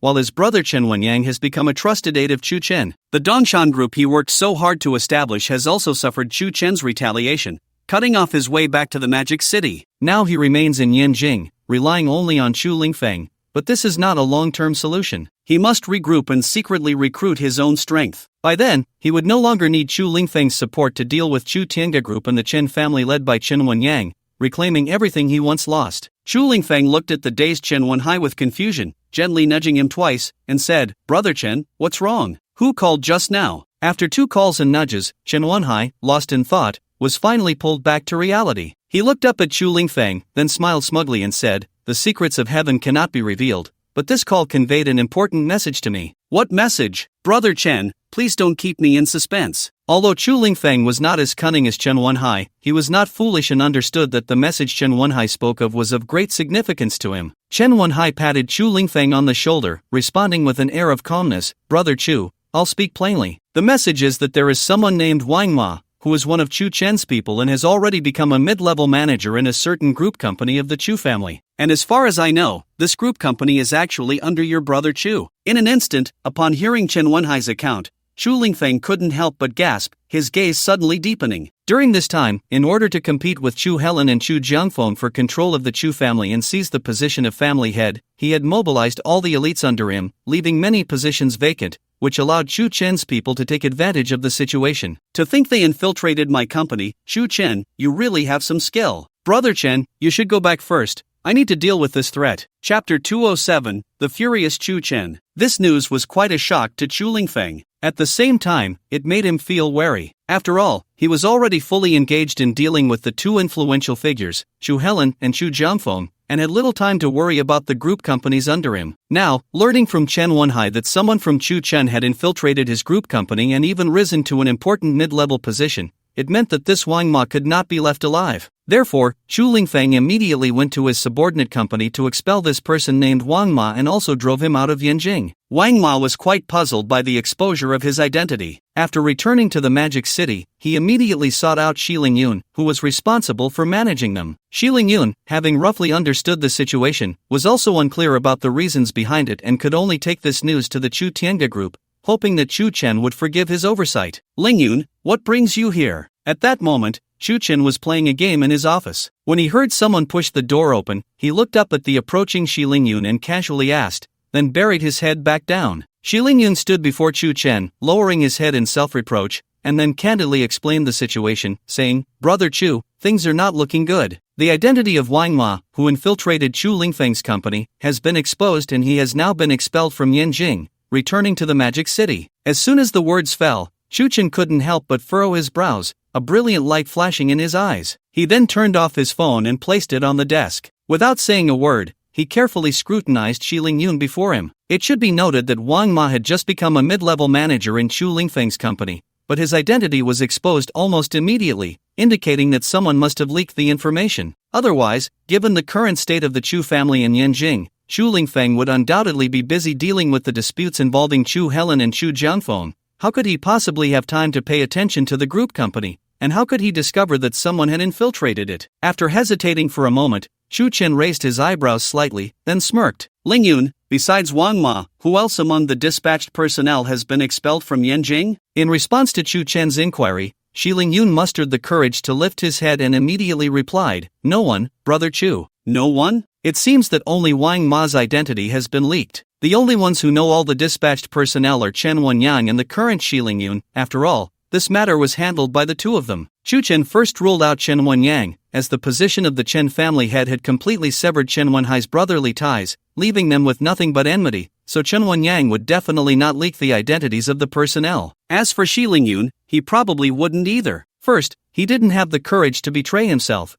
and secondly, Chu Chen could see that Shi Lingyun's loyalty to him was genuine. So who else could have leaked this information? Li Jiai? Lu Yishan? Lu Shiyu? They would never do such a thing. Brother Chu. Brother Chu. Seeing Chu Chen fall silent, Shi Lingyun couldn't help but feel immense tension and quickly called out to him. The next moment, Chu Chen collected his thoughts, raised his hand to gesture for Shi Lingyun to be quiet, giving him space to think. Blinking his eyes, Chu Chen finally recalled something Li Jiai had said earlier. That is, Tian Xinxin is very likely to have connections with Chen Wenhai. Although Tian Xinxin is just an actress and cannot possibly be involved in the internal affairs of the Chu Tiange group, her relationship with Lu Yishan would make it easy for her to gather information about the Chu Tiange group. Perhaps the leak of Wang Ma's identity is closely related to Tian Xinxin. 1. She has a motive, and 2. She has sources of information. But what benefit would this bring her? Chu Chen was almost certain that it was Tian Xinxin's doing, yet he couldn't understand why she would choose to help Chen Wenhai. It is known that people like Tian Xinxin would never act without profit. Her saying this clearly indicates that Chen Wenhai must have offered her some enticing conditions. Having figured out the cause and effect, Chu Chen slapped the desk and said to Shi Lingyun, Lingyun, go, call Lu Yishan to my office. Seeing the change in Chu Chen's mood, Shi Lingyun couldn't help but tremble, feeling an overwhelming panic. However, upon hearing that it had nothing to do with him,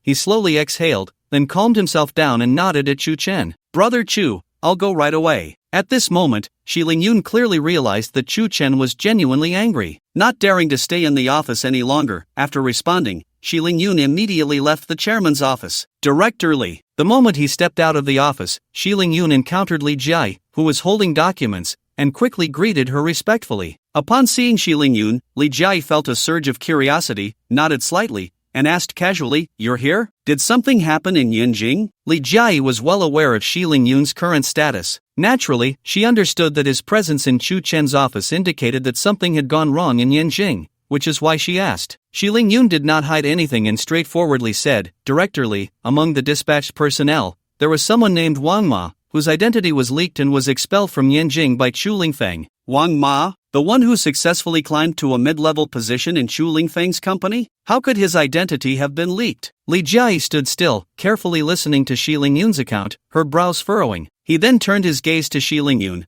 questioning with a face full of doubt, how could this possibly be leaked? The only ones who know Wang Ma's identity are the senior members of the Chutiangu group. How could his identity be exposed? Shi Lingyun also wore a puzzled expression, shaking his head without a word. He responded, saying, I don't know, this situation is too bizarre, and I have no idea what's going on. However, it seems that Brother Chu has already grasped the situation thoroughly, and it even appears he has figured out who leaked Wang Ma's identity. Following that, Shi Lingyun candidly expressed his views. Although he had successfully become someone Chu Chen trusted, compared to Chen Wenyang, Lu Xiyu, and Lu Yishan, he still considered himself an outsider. Therefore, when facing Li Jia, he had to clarify his position to avoid any misunderstandings. After all, her relationship with Chu Chen was very close, which could easily lead to misunderstandings on his part.